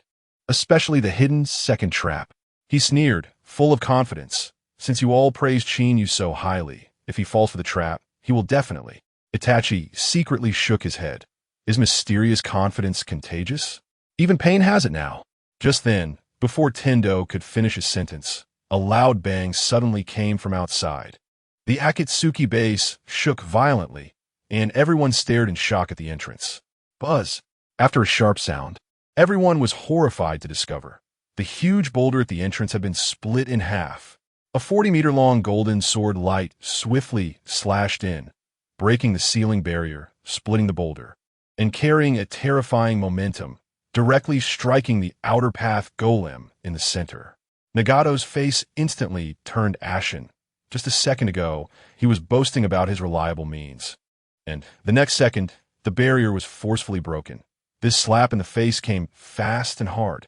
What's worse, the angle of the sword light was so tricky that it didn't T-strike people, only the outer path golem, moving so fast that no one could react. Roar! The outer path golem was slashed by the sword light, howling in pain. The Akatsuki's extraction of the tailed beasts was forced to stop, having only extracted half of the chakra from one tail. Even more terrifying, the tailed beast chakra inside the outer path golem began to overflow. Tendo's expression darkened like water, and Kisame said solemnly, Such a terrifying attack must be Chinyu. The other members of the Akatsuki fell silent, their previous disdain gone, replaced by apprehension. This attack, very few people in the Akatsuki could unleash. Outside, Kakashi was also stunned, shocked. He was originally blocking Naruto, afraid of a counterattack from a forced attack, still thinking about how to break the seal, but Chinyu directly, violently broke the barrier. Chinyu shouted, Stop dawdling. Go. Inside the base, Tendo took a long time to come back to his senses, looking at the heavily injured outer path golem and the interrupted extraction. His face looked bad, but he forced himself to act calm. Although we didn't extract the entire one tail this time, we did extract half. Everyone worked hard. I'll notify you if there's anything. We must be cautious with Chinyu, except for Scorpion and Deidara, who can't leave. Everyone else immediately dispelled their projections and must not expose their identities. This was already the best way to handle it, but Haiden was dissatisfied and shouted, What? The organization's grand plan has been disrupted, and we just let it go? Hokage's special situation. Akatsuki's projections are running away, and Deidara and Scorpion are arguing on spot? Tendo glared at Haiden, coldly replying, What do you want then? Our main bodies are not here. We can't rely on this projection to fight. It's settled. Execute it immediately. Everyone responded in unison, one by one. The projections disappeared, leaving only Tendo behind. He told Deidara and Scorpion, Don't fight hard. Find a chance to escape. I don't want to recruit new members again. The two sensed the contempt in his words and snorted coldly at the same time. At this moment, the base door was shattered, and Chinyu and the others broke in, just as Tendo's projection disappeared. He waited to retreat last because he wanted to see who Chinyu really was. In midair, his words filled with killing intent echoed. Chinyu, right? You're good. I remember you. Chinyu sneered and shrugged. A guy hiding and peeking, is that all? Kakashi behind him said in a deep voice, This person is really cautious. He dispersed the others before we came in. Chinyu snorted and smiled. Today, the Akatsuki is destined to lose 2 members. Deidara and Scorpion confronted the rescue team, and Naruto, still impulsive, shouted, Hey, hand over Gaara. Deidara was annoyed. Brat. You are Chinyu? Scorpion coldly said, Fool. Zetsu said Chinyu wears black clothes and carries a sword. It's obviously the one in front. Deidara realized. So you are the Nine-Tails Jinchuriki? You don't look smart. Everyone twitched at the corners of their mouths. Naruto's first impression is always like this. Naruto was furious. Damn, you dare to underestimate me. He was about to charge, but Kakashi stopped him. Don't be reckless. Gaara is in their hands. Naruto glared angrily. But Deidara and Scorpion didn't take him seriously at all. The two focused only on Chinyu. Deidara's eyes blazing. Kid, you are Chinyu? Was that sword strike just now yours? Chinyu sneered. You're the kid. Your whole family is kids. Deidara was stunned. He didn't expect the person he heard so much about to be a brat. Scorpion also sneered, and Deidara couldn't believe it. Big brother Scorpion. Is this guy? Should we still escape? Scorpion chuckled. How could that be? The boss is too cautious. Getting support. Deidara was super happy. I'll just play with him today. Perfect to prove my art. Scorpion retorted unhappily. Your explosions can be called art? Eternity is true art. Deidara wouldn't back down. My explosions are. True art is a brilliant moment. Nonsense. Eternity is what counts. Kakashi's mouth twitched. Are these two arguing in front of the enemy? Are they sure they are the ones who captured Gaara? No way. After a while of bickering like two clowns, it was the more mature Scorpion who finally ended the topic. Hokage's special situation. Chinyu uses space-time ninjutsu to blow up the scene, and Raiden directly clashes with Scorpion's poison tail. Scorpion stopped Deidara. Enough. We'll talk about art next time. Let us smash these eyesores first. Deidara agreed. Big brother Scorpion is right. But Chinyu must be handed over to me. Scorpion replied unhappily. Nonsense. You caught the wind shadow. Chinyu should be mine. Deidara was dissatisfied. Can the wind shadow compare Chinyu? Scorpion was furious. Do you want to hog it all? You're missing an arm. Just watch. Do you look down on me? I want to catch him to make him a puppet. I want to defeat him, prove I'm stronger than Itachi, prove my art. Scorpion was annoyed by their quarrel and thought of a plan. Stop arguing. Let us use the wind shadow as leverage. Deidara's eyes lit up. Great idea. Let us do it. But before the two could act, Chinyu moved first. Clang. Zing. Two sounds almost rang out simultaneously, and a cold light swiftly shot towards the two. Scorpion sneered. Impatient little brat. Is this the level? The metal tail behind him suddenly swung, blocking in front. Clang. The Thunder God sword collided with the tail, and the tail was instantly knocked away. Scorpion, hiding inside the Fei Liohu, was shocked. This guy has explosive power. What shocked him even more was yet to come. Whoosh. Chinyu's figure suddenly appeared in the air above the Fei Liohu. He crossed a distance of over 10 meters in the blink of an eye. Scorpion and Deidara exclaimed in unison. What? The words of Haiden flashed in their minds. He knows advanced space-time ninjutsu. Always has a trump card. Is this space-time ninjutsu? After the fourth Hokage, there's actually someone who can use this secret technique. The two finally believed Haiden's words. But Chinyu didn't waste time. He charged directly at Gaara on the ground. As a shadow-level ninja, Scorpion reacted super quickly, maneuvering the metal tail to stab directly at Chinyu with its poisonous tip gleaming with a ghostly light. Deidara sneered. What a reckless move. Either you get stabbed to death or poisoned. You think you're master? After all that, it comes down to this? Scorpion's expression darkened. Damn it. Are you underestimating me? Buzz. The metal tail finally made contact with Chinyu's hand. But instead of the expected piercing sound, a harsh electric sound rang out.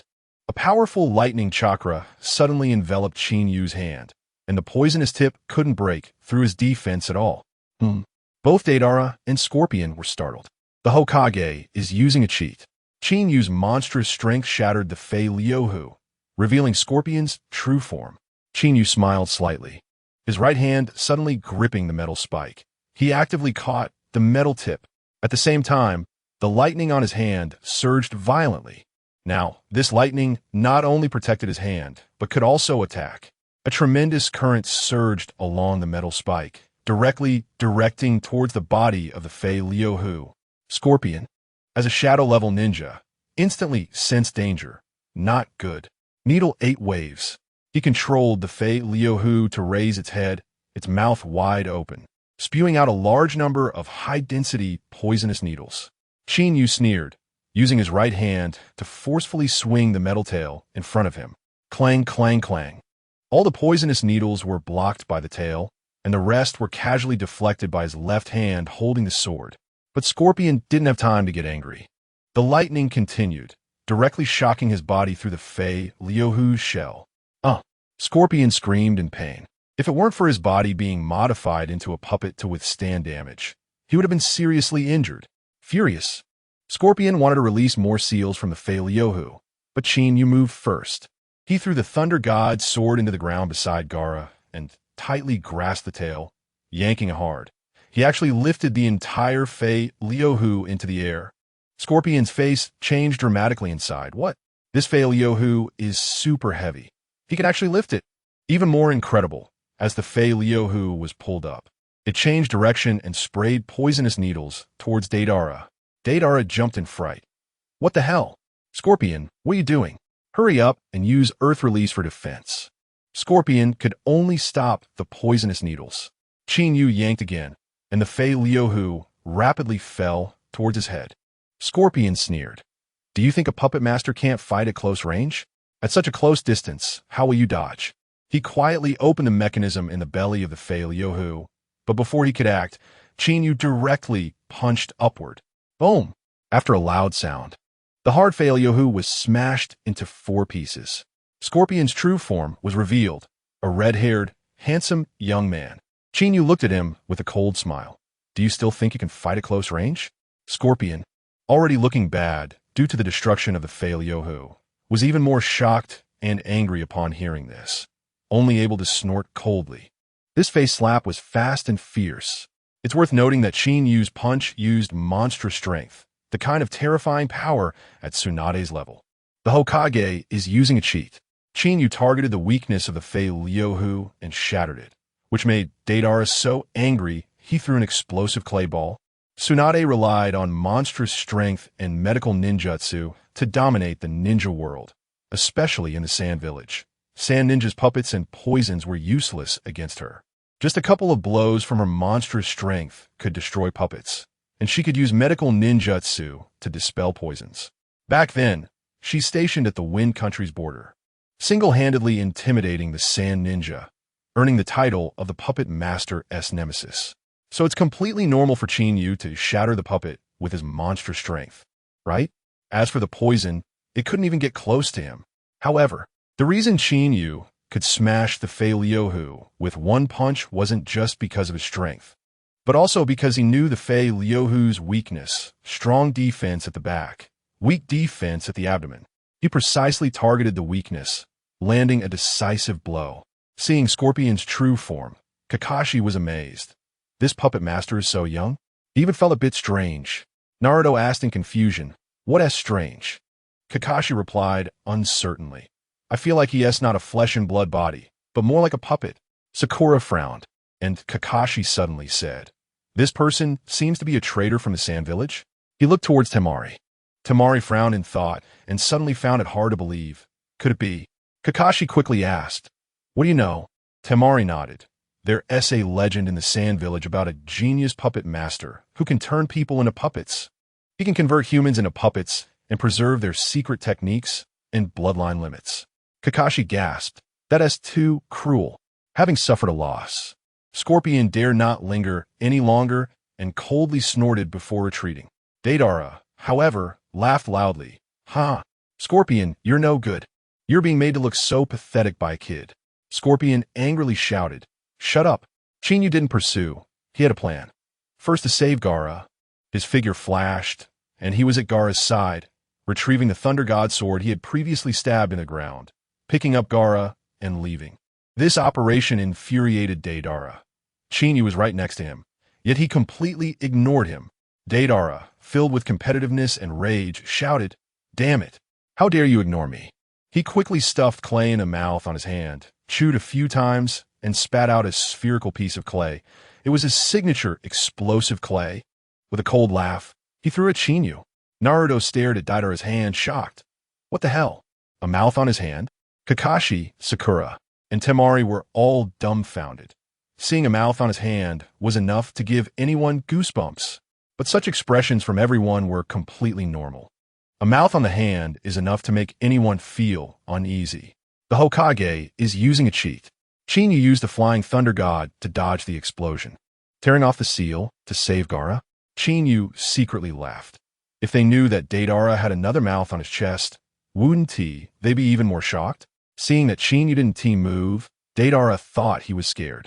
As the explosive clay approached, he pointed his fingers together in front of his chest and shouted, "Explode!" Boom! The explosive clay detonated on the spot, and as Deidara's face showed delight, he stared intently at the explosion. 3 seconds later, as the smoke cleared, there was only a deep pit. Chinyu and Gaara had vanished. He turned his head to see Chinyu handing Gaara over to Sakura. Deidara sneered. "It's that broken space-time technique again." That's right. Chinyu used the Flying Thunder God to dodge. During the last battle, he had marked Naruto, allowing him to instantly teleport using that mark. Kakashi couldn't help but praise. "Well done." Temari, holding Gaara, looked at Chinyu with gratitude, and Sakura finally acted reliable, immediately activating medical ninjutsu to check.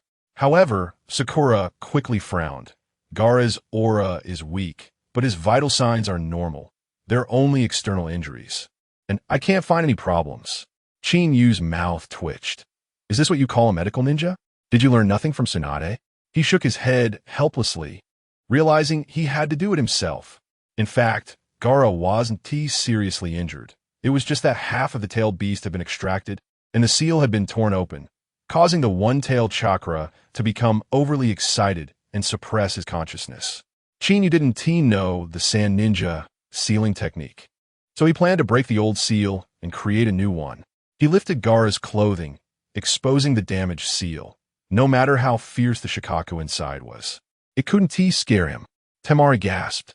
"What are you going to do?" Chinyu replied nonchalantly. "To save him." Sakura asked in confusion. "Since when do you know medical ninjutsu?" Chinyu didn't look up. "Didn't you figure it out after checking for so long? You can't wake up. It has nothing to do with the wound." Sakura frowned. "But what is the root cause?" Chinyu didn't answer. Waving his hand, "Step back. I'm going to begin cough to save him now." He quickly formed hand seals with both hands, using the Uzumaki clan's sealing technique, and shouted, "Release." Chakra surged on his right hand, and he slammed it against the seal on Gaara's abdomen. Crack, crack, crack. The Hokage is using a cheat. Chinyu's unsealing shocked everyone, and Shoha wanted to become the Jinchuriki. Amidst the mechanical sounds, Gaara's seal was slowly being opened. Kakashi was startled when he heard Chinyu shout, "Unseal." Although he didn't understand the operation, he trusted Chinyu completely and immediately stood in front of Naruto and Sakura to guard against Deidara and Sasori. But the next second, a loud roar came from behind, and an immense chakra was about to break free from the seal. Kakashi's back was instantly drenched in cold sweat. This is bad. Deidara and Sasori were also confused. What is he doing unsealing the Kazekage? Deidara didn't care. Sasori, he's asking for death. Let's smash them first, and then take the one tail back to achieve great merit. Sasori also thought it made sense, but remained vigilant. Don't be careless. This kid is very sinister. The two began to prepare. Deidara ate some clay, while Sasori took out a new scroll. Deidara hurriedly asked, "Should we attack now?" Sasori sneered. "Not yet. Wait for the one tail to come out." Deidara worried. "What if he instantly sets a new seal?" Sasori disdainfully replied, "Resealing isn't that simple. The one tail won't miss the opportunity." Just as he finished speaking, another loud roar erupted, and the one tail's massive claw had already extended out of the seal. But Chinyu was not the least bit flustered. With a thought, his spiritual energy directly entered Gaara's seal. At this moment, the seal was almost completely broken, and Shoha was about to charge out. Upon seeing Chinyu enter, he was immediately stunned. Is it you? What are you doing here?" Chinyu smiled. "I'm here to reinforce the seal." Shoha screamed, "My chakra has been drained by half. I need to go out and get it back." Chinyu sneered. "With just you? You can't even defeat those two over there. And the Akatsuki has a whole bunch of people." Shoha still had a strange confidence. "I can't beat you, but I can surely beat others." Chinyu retorted, "Don't be foolish. Don't you know the Akatsuki wants to gather all 9-tailed beasts? I'm saving you. Shoha was taken aback and immediately sensed the presence of other tailed beasts within the seal. They really dare? Chinyu continued. If you go out, you'll be walking into a trap. Staying inside Gaara is still safe. After all, he is the Kazekage. Shoha's eyes widened, clearly tempted, but soon shook his head. It's not safe with him. If I have to follow someone, it should be you. You think I'm your Jinchuriki? Chinyu, upon hearing this, couldn't help but twitch the corner of his mouth. The Hokage's cheat mode.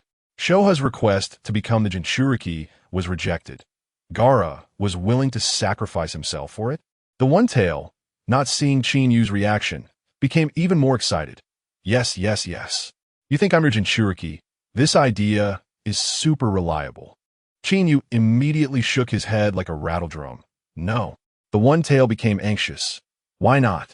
I'm super powerful. I could be your strong support. Chinyu glanced at it disdainfully. Powerful? When did I not notice? The One Tail was instantly stumped, feeling indignant. For thousands of years, when have I ever begged a human to be a Jinchuriki and been rejected? Although it really couldn't help much, it was still too embarrassing. In fact, Chinyu had a reason for rejecting the One Tail, because to him, the One Tail was just a useless piece. If it were the Nine Tails, he might consider it. After all, the 6 paths divided the tailed beast chakra. That would be 1 for the One Tail, 1 for the 9 Tails, and 1 for each of the other tailed beasts, plus another 1 for the 9 Tails. Moreover, the One Tail was a lifeline for his little brother Gaara. Meanwhile, the One Tail was still wailing, even starting to act. Please take me with you. I want to be sealed by you. I could be captured at any moment. Chinyu's mouth twitched. This drama queen, the ninja world, owes you an Oscar. Seeing the One Tail babbling nonstop, Chinyu coldly shouted, Enough. The One Tail immediately stopped acting, looking dejected. Chinyu said decisively, It's settled. You stay in Gaara's body obediently. He could be the Kazekage, and his strength isn't bad. You get along well with him. Let him become a perfect Jinchuriki, and you won't have to fear the Akatsuki. The One Tail still wanted to struggle, but I still think you. Chinyu rolled his eyes. Shut up. If you keep talking, I'll drain another half of your chakra. The One Tail immediately coughed and fell silent. Chinyu waved his hand. Bring Gaara's consciousness in.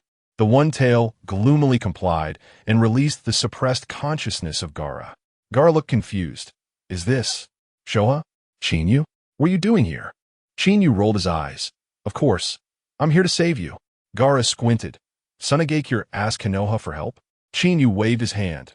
It doesn't matter whether Tsunade asked for help or not. The main thing is that your sister asked me for help. It's all about face. This line is perfect. Gaara scratched his head. True. This person is now my brother-in-law.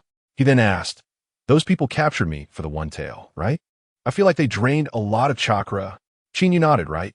They drained half. We arrived just in time to stop it. Now that your seal is broken, I want to put a new seal, but this guy doesn't want to mix with you anymore. Gaara was stunned. What? Doesn't want to mix with me anymore? Chinyu shrugged. It's because it looks down on you as a host and want me to be its Jinchuriki. Gaara pondered for a moment and said to Shoha, I know it's not easy for you with me and that you feel lonely and want freedom. If possible, I'm willing to grant you that, even if it costs me my life. The Hokage's cheat mode. Gaara's verbal persuasion moved Shoha, and Chinyu completed the 4-symbol seal in seconds. Gaara sincerely and powerfully said, But I'm the Kazekage, I can't easily die, and I hope you can help me. Chinyu listened from the side, his mouth twitching. This guy is getting too in a character too quickly.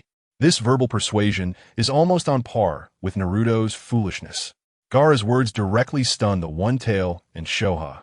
Coupled with Chinyu's earlier coercion and inducement, Shoha was already tempted, but as a tailed beast, it still wanted to maintain a last bit of pride. It pouted and condescendingly said to Gaara, Humph, little brat, seeing that you are sincere, this lord will temporarily stay in your body and protect your little life. Chinyu raised an eyebrow, and the eternal Mangeki Sharingan instantly activated. His scarlet eyes glanced at Shoha, and the powerful ocular power surged directly into Shoha's brain. Shoha immediately groaned, its body shook, and it instantly wilted. It simply couldn't withstand the power of the eternal Mangeki. Gaara's pupils constricted. This is too explosive. Chinyu said irritably to Shoha. At this point, What are you still pretending for? You've shared life and death. Now cooperate well. Under the influence of the ocular power, Shoha instantly became obedient. Yes, yes, yes. I'll listen to you. It thought about it and realized that Qinyu was right. It indeed shared life and death with Gaara. Qinyu said to both of them, "You two talk well here. I'll go put a new seal on Gaara." He also instructed Gaara, "I'll give you the key in a bit. When the time comes, unlock its restraints and give it a little freedom." This was also said for Shoha's benefit. Behave well, and you won't miss out on your rewards. Shoha indeed felt flattered, and its gaze softened considerably. Qinyu turned to leave, and Shoha called out from behind, "Lord Qinyu, what about my half of the chakra?" Qinyu didn't look back. "I'll help you get it back when there's a chance. For now, just protect the remaining half." After saying that, he completely left the spiritual world. Shoha stared at the direction where Qinyu disappeared, pondering, is this kid the prophesied child? Although his eyes aren't right, he is indeed quite miraculous. Afterwards, he really started to communicate with Gaara. Although his tone was tough, they finally had a good start. Qinyu exited the spiritual space and immediately formed hand seals to cast the 4-symbol seal. Only 2 seconds had passed in reality. The flow of time in the spiritual world and the outside world was different. It had been almost half a day inside, but only 2 seconds outside. He pressed his hands firmly on Gaara's abdomen and shouted, "4-symbol seal. Success." Mysterious symbols appeared on Gaara's abdomen and then disappeared. This casually cast seal was much stronger than the previous one from the Sand Shinobi. Even if Shoha didn't cooperate, Gaara could still sleep soundly. Not to mention that now the two had already agreed to cooperate. Deidara, on the other side, had a pained expression and asked Sasori, "That kid seems to have already resealed the one tail." Sasori's expression was grim. It was his suggestion to wait for the one tail to go berserk before taking action. And now the seal was completely calm, making him feel extremely awkward. I can't understand how that fool Shikaku is acting. Such a great opportunity, and he doesn't know how to seize it. The Hokage is in a cheat mode. Gaara wakes up and calls out to his brother-in-law, while Sasori releases a murderous aura that stuns everyone. Sasori furrows his brow and wonders, could it be that we underestimated Qinyu? He might be able to subdue Shikaku in an instant. Deidara arrogantly retorts, "Sasori, don't scare yourself. Yes, just a kid. How could he have such ability? It must be that Shikaku is too scared to come out." This statement even made Sasori believe a bit. Sasori said solemnly, "The seal is repaired. Discussing this is pointless. Prepare for battle. I want to see if ES really is explosive as the rumors say." Soon, Gaara, lying on the ground, slowly opens his eyes. Temari sees this and gets excited. "Gaara." Gaara softly calls, "Sister." Temari is overjoyed. Her brother calling her sister is so rare. Sakura, seeing that Gaara has indeed been awakened, looks at Qinyu in shock, thinking, what else can this person do? Naruto happily helps Gaara up, and Gaara gratefully looks at Qinyu. Qinyu glances at him sideways, and Gaara immediately changes his words. "Brother-in-law, thank you." Temari's face instantly turns red as she secretly glares at Qinyu. Qinyu seriously pats his shoulder. "Not bad. Young man, being the Kazekage is indeed different. You've made progress." After a brief chat, Gaara turns around and coldly stares at Sasori and Deidara. Seeing Gaara stand up, Sasori's expression turns ugly. This kid really has some means. He healed the Kazekage. This is troublesome. Deidara sneers. "He was injured by me earlier, even if he stands up. How much strength can he exert? Are you scared, Sasori?" Sasori coldly laughs. "I don't know what fear is." Both sides instantly start a clash with their auras. A great battle is on the verge of breaking out. Qinyu smirks, choosing to be the quiet, handsome guy. This kind of murderous aura clash is something Naruto, Sakura, and Temari are not good at. Their murderous aura seems like a joke. Only Gaara and Kakashi are releasing their murderous aura to pressure the Akatsuki duo. Deidara pouts. "Sasori, you're the best at this kind of thing." Sasori coldly smiles. "Dare to play this in front of me? You're asking for trouble. This little murderous aura dares to show off? Let me show you what real murderous aura is."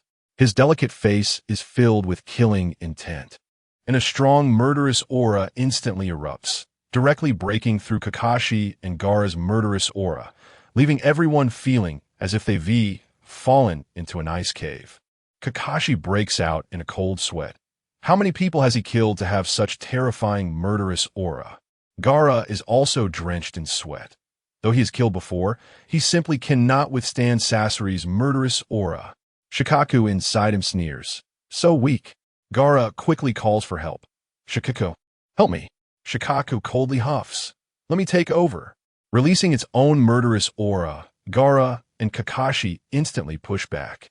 Sasori feels the murderous aura intensify and slightly squints his eyes in surprise. Deidara yells, Sasori, you're no good. You're being suppressed.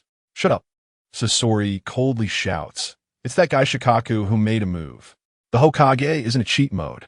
Chinyu releases Madara's murderous aura, and the whole place is shocked to the point of weakness. Shikaku? Deidara is stunned, then bursts into laughter. Sasori, find a reason that makes sense. Do you think I'm an idiot? 3 days ago, when I captured the Kazekage, even in the most critical moment, Shikaku didn't make a move. How could he help him now? Is that possible? Sasori's face darkens. Deidara does have a point, but he insists. I don't know why, but a strong murderous aura, indeed, suddenly erupted from within the Kazekage. Deidara pouts and shouts. So are you capable or not? If not, let us just fight. Sasori coldly snorts. When it comes to murderous aura, the leader is not even as good as me. I just used 60% of my power. Watch me crush them.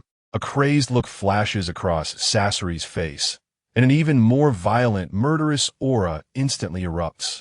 Even with Shikaku's help, Gaara and the others are still instantly suppressed.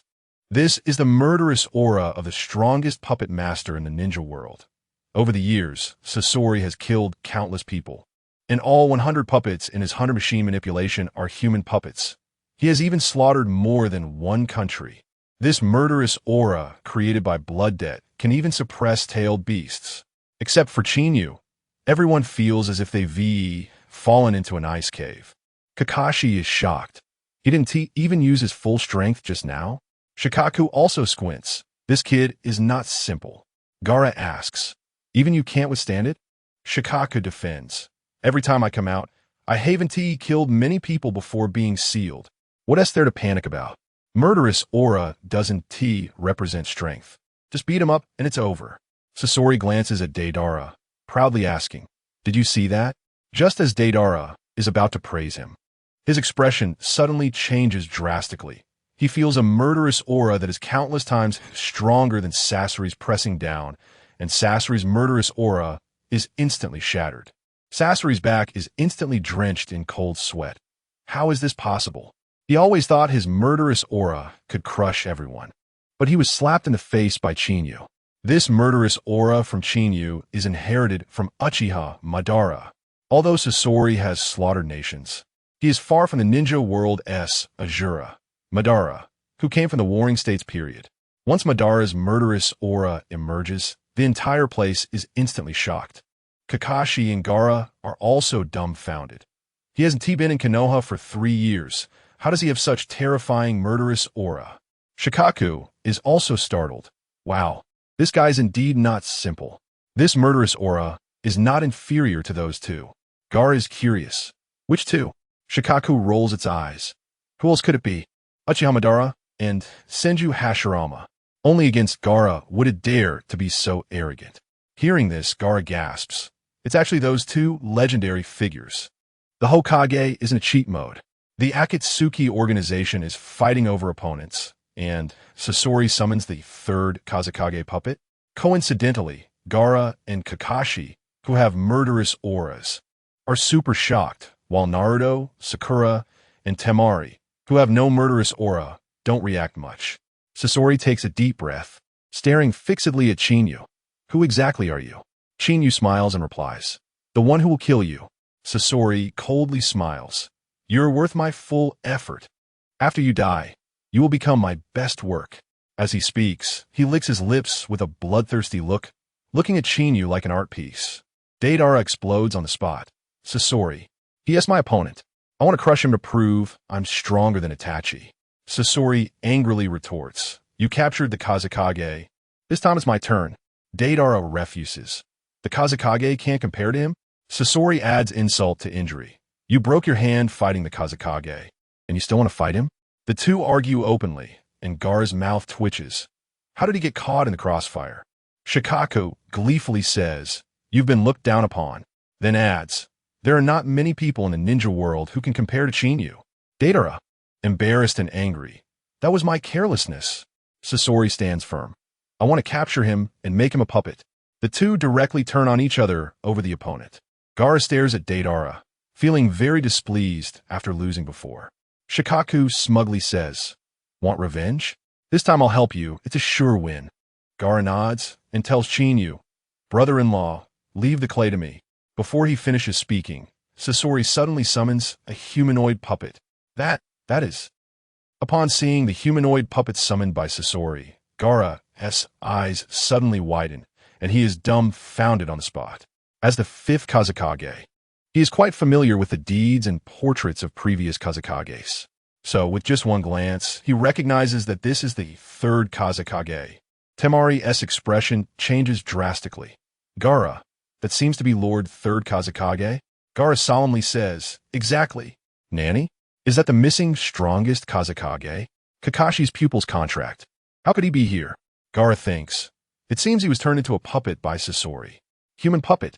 Kakashi is shocked. Is it the kind that Temari mentioned? Gaara nods and explains. Making a person into a puppet can also retain their secret techniques and bloodline limits from when they were alive. Kakashi inhales sharply. "This is too evil." Sasori coldly laughs. "I didn't expect you to know quite a bit." Gaara's face darkens. "Sasori, how could you do such shameless things? Today I'm going to clean up the Sand Shinobi." The Hokage's cheat mode. Deidara plays dirty and runs away. Chinyu instantly accepts the challenge. Chinyu curiously asks, "Gaara, weren't you just looking for revenge on those who play in the mud? Why aren't you doing it?" Deidara immediately gets angry. "You're the one playing in the mud. Your whole family plays in the mud." Gaara solemnly says, "The hatred of the Sand Village comes first. Personal grudges mean nothing. Taking down this traitor is my responsibility as the fifth Kazekage." Chinyu nods. "I didn't see it before, but you have quite the awareness." Scorpion hears this and gives a cold smile. "The strongest third Kazekage died at my hands, and you, a wet behind the ears fifth, are just making noise." His gaze is locked on Chinyu. Chinyu is his target. Deidara jumps out. "Brother Scorpion, teach this little brat a lesson. Leave Chinyu to me." Scorpion rolls his eyes. "Don't think I don't know what you're planning. Don't even think about it." Deidara smirks. "That's not up to you." As he speaks, Deidara throws out clay, which transforms into a large bird upon landing, and he jumps on it to fly. "Brother Scorpion, if I fly away, will that kid chase me?" Scorpion's face changes dramatically. "You are using such despicable tactics." Deidara grins. "This is called skill. If you have the ability, bind his feet." After saying that, Deidara controls the giant bird to fly outside the base, while Scorpion moves his 10 fingers, sending 10 chakra threads towards the bird. "I can't hold him back. But I can hold you." Deidara is startled, twisting the giant bird left and right to dodge, still circling in the air to provoke.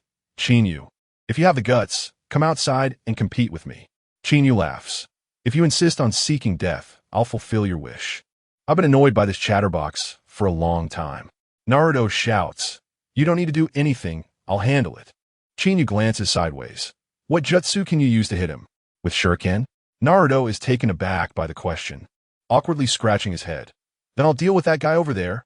After Deidara flies out, everyone looks to Chinyu, seeing him as their mainstay. Chinyu shrugs. He drew the line. "I have to respond. The puppet master is up to you. Isn't the Kazekage going clean up?" Gaara coughs awkwardly. "Don't worry. We'll handle him." Kakashi laughs. "No need to worry. With Sakura as the medical expert, the other side's tactics will be half useless." Chinyu's mouth twitches. "It's precisely because she's here that I'm not at ease." Sakura grits her teeth in anger. "I'll prove my strength." "Let's hope so." The Hokage's cheat mode. Chinyu exposes Scorpion's weakness. Deidara unleashes C2 Dragon and gets slapped in the face. Chinyu glances at Sakura, responding blandly. He then leans in to whisper to Gaara and Kakashi. "That guy's body is strange. His left chest is the weak point, so pay attention." Gaara and Kakashi nod simultaneously. "Don't worry. Leave it to us." Naruto, dissatisfied, mutters, What the heck, so mysterious. Qinyu waves his hand. This part is up to you. I'll deal with that mud player outside. With a body flicker, he disappears. Scorpion watches Qinyu leave. Though displeased, he still controls the third Kazekage to launch an attack. The battle inside the base officially begins. Outside, Qinyu sees Deidara circling high in the sky. His empty left sleeve very conspicuous. When Deidara sees Qinyu truly chasing after him, he laughs arrogantly. You have guts, daring to come alone. Qinyu feels a headache seeing him, acting all high and mighty up there, looking quite pathetic with one arm. This hits Deidara's sore spot, and he becomes furious. Even with one hand left, I can easily crush you. Saying this, his right hand scatters a large handful of clay grasshoppers, already prepared in the sky. Qinyu smiles slightly, casually unleashing needle-like lightning, which is the Thousand Birds technique. This jutsu, originally created by Sasuke, is easy for Qinyu to replicate with his lightning release mastery. Most of the clay grasshoppers are pierced and fall to the ground, while a few survivors continue to charge. Just as Deidara is about to shout explosion, a strip of lightning erupts from Qinyu's body, and any grasshopper that touches it falls to the ground. Clay that has been electrified can't explode at all. Deidara's face instantly turns ugly, and he, not believing in evil, uses the mouth on his right hand to swallow clay, chewing out small dragon-shaped clay. Boom! The small dragon instantly expands into a giant flying dragon. Circling above Qinyu's head, Qinyu squints. This is Deidara's C2 dragon, which in the original work was used in a surprise attack with a Beto, causing great trouble for Sasuke. But now, without Tobi, Deidara can't perform a combined attack, and Qinyu won't give him the chance. Deidara points his fingers in front of his chest, arrogantly shouting, Qinyu, taste my C2. If you have the ability, use the technique from earlier to block it. While saying this, he controls the giant dragon to attack Qinyu while circling. The Hokage's cheat mode. Qinyu's spiral shuriken instantly defeats the giant dragon, shocking Deidara to the point of trembling. The dragon's mouth writhes as it unleashes a torrent of explosive clay downwards. Qinyu smirks, his figure flickering as if he has activated maximum evasion, dodging all the clay cleanly. Boom, boom, boom. The ground is blasted to pieces. Yet not a corner of Qinyu's clothing is touched. Deidara glares at Qinyu's figure, furious, shouting, Bastard, can you only run? Let's see how long you can run. Suddenly, a strange buzzing sound erupts. Deidara is taken aback, looking down. On Qinyu's left hand, a massive blue vortex appears, like a giant shuriken, spinning wildly. Qinyu grins. Are you done playing with your attacks? Now it's my turn. In the next second, he throws the spiral shuriken with great force, slicing through the air and charging directly at the giant dragon. Deidara's face turns pale. Nanny? This is an unsealed ninjutsu, and he can throw it directly? He desperately channels chakra, trying to make the giant dragon dodge, but the spiral shuriken is too fast and slams into the back half of the dragon. Deidara just breathes a sigh of relief, thinking he has saved the upper half of the giant dragon, but the next second, the spiral shuriken suddenly enlarges, becoming a vortex that devours everything. Crack! The massive clay dragon is instantly shredded to pieces, with not a single intact piece of clay left. Deidara is still in shock when a sharp sound pierces through the air. He looks up and sees Qinyu jumping several meters high. A long lightning spear extending from his right hand, aimed directly at the clay giant bird beneath him. Not good. Deidara's heart sinks. This giant bird is his lifeline. Before he can control the giant bird to dodge, the Chidori spear pierces through the bird's head. The spear doesn't stop after piercing the giant bird, grazing Deidara's scalp and sending cold sweat pouring down his back. The giant bird, which was restrained by lightning, is immediately destroyed, and Deidara falls like a kite with a broken string. His mind is blank, but he knows that falling from this height means certain death. In a moment of desperation, he grits his teeth and forms hand seals. Earth release, yellow spring swamp. The ground beneath him instantly turns muddy, intending to use the swamp to cushion his fall. But Qinyu would never give him that chance. Buzz. The familiar buzzing sound rings out again. Falling Deidara looks down. Stunned, Qinyu has formed another giant shuriken in his hand. The chakra is so dense, it almost overflows. Is this guy's chakra free? The Hokage's cheat mode. Deidara on the brink of death escapes, while Qinyu's lightning release seconds the spirit technique. Moreover, the direction the shuriken is thrown is exactly where Deidara is about to land. Unavoidably, in just 2 more seconds, he would crash directly into it. Oh no! Deidara is terrified, thinking, what the hell? This kind of big move doesn't consume chakra? One after another, in just a few seconds. This is already the 2nd time he's faced death. Earlier, the lightning spear almost pierced his head. Now the spiral shuriken blocks his way down. He has personally seen the clay giant dragon being shredded, and if his small frame brushes against it, he is done for. In this critical moment, Deidara unleashes his small universe. His right hand quickly digs into his pocket, and his palm extends the self-created single snake, originally twin snakes, lost the left hand, wrapping around a branch from afar. He exerted all his strength to pull himself, finally stopping his descent and moving sideways, but still got hit by the wind blade. His cloak was torn, and his body was covered in bloodstains, crashing heavily to the ground, looking utterly disheveled. Deidara staggered to his feet, spitting out a mouthful of blood, yet still refusing to back down. Qinyu mocked, "You, playing with mud, still think you can defeat me?" Deidara, furious, though no longer underestimating Qinyu, absolutely refused to admit defeat, his eyes filled with a mad fighting spirit. "Kid, it's not over yet. I haven't lost." His right hand quickly spun, breaking through the speed of the technique at the last moment, shaping a crooked clay puppet, controlling it to rush towards Qinyu. This is the manipulation technique. Qinyu sneered, drawing the sword of Thunder God, and with a casual slash, the puppet was split in half, but the clay clone became even more agile, flanking from both sides. Qinyu snorted coldly, inserting his sword into the ground. His palms pressed together. Lightning release, thunder movement. Violent lightning erupted from his palms, extending several meters, nearly blinding Deidara's eyes. The humanoid clay was instantly dispersed by the lightning. The manipulation technique that Deidara cast was shattered in an instant. Damn it! Seeing his technique destroyed again, Deidara's expression was very grim. Although this technique was not very powerful, it was quite troublesome. Hokage's cheating. Deidara unleashed C4 Garuda, and Qinyu activated the Manjiki to shock him. This manipulation technique, after splitting, became super agile, and regular lightning techniques were hard to hit. Even if they did hit, a part would remain. But Qinyu's mastery of lightning was explosive, directly releasing a scale and intensity that was exaggerated lightning, breaking the technique in one go. Qinyu didn't want to play anymore, wanting to end the fight quickly. "I've had enough fun. Let us settle this quickly." Saying this, he suddenly kicked, accurately striking the hilt of the sword of Thunder God. Buzz! The sword embedded in the ground shot up, spinning and flying towards Deidara. Deidara was shocked. Could be that the flying Thunder God coordinates are on the sword? I can't let him get close. His taijutsu is too terrifying. He conjured a giant clay bird to jump up, stuffing clay into its mouth while ascending. This time he was serious. Qinyu understood at a glance. Deidara was serious. Soon Deidara reached a great height, spitting out clay that landed and formed into a giant puppet several dozen meters tall. This was his ultimate move, C4 Garuda. In front of it, Qinyu looked like a little ant.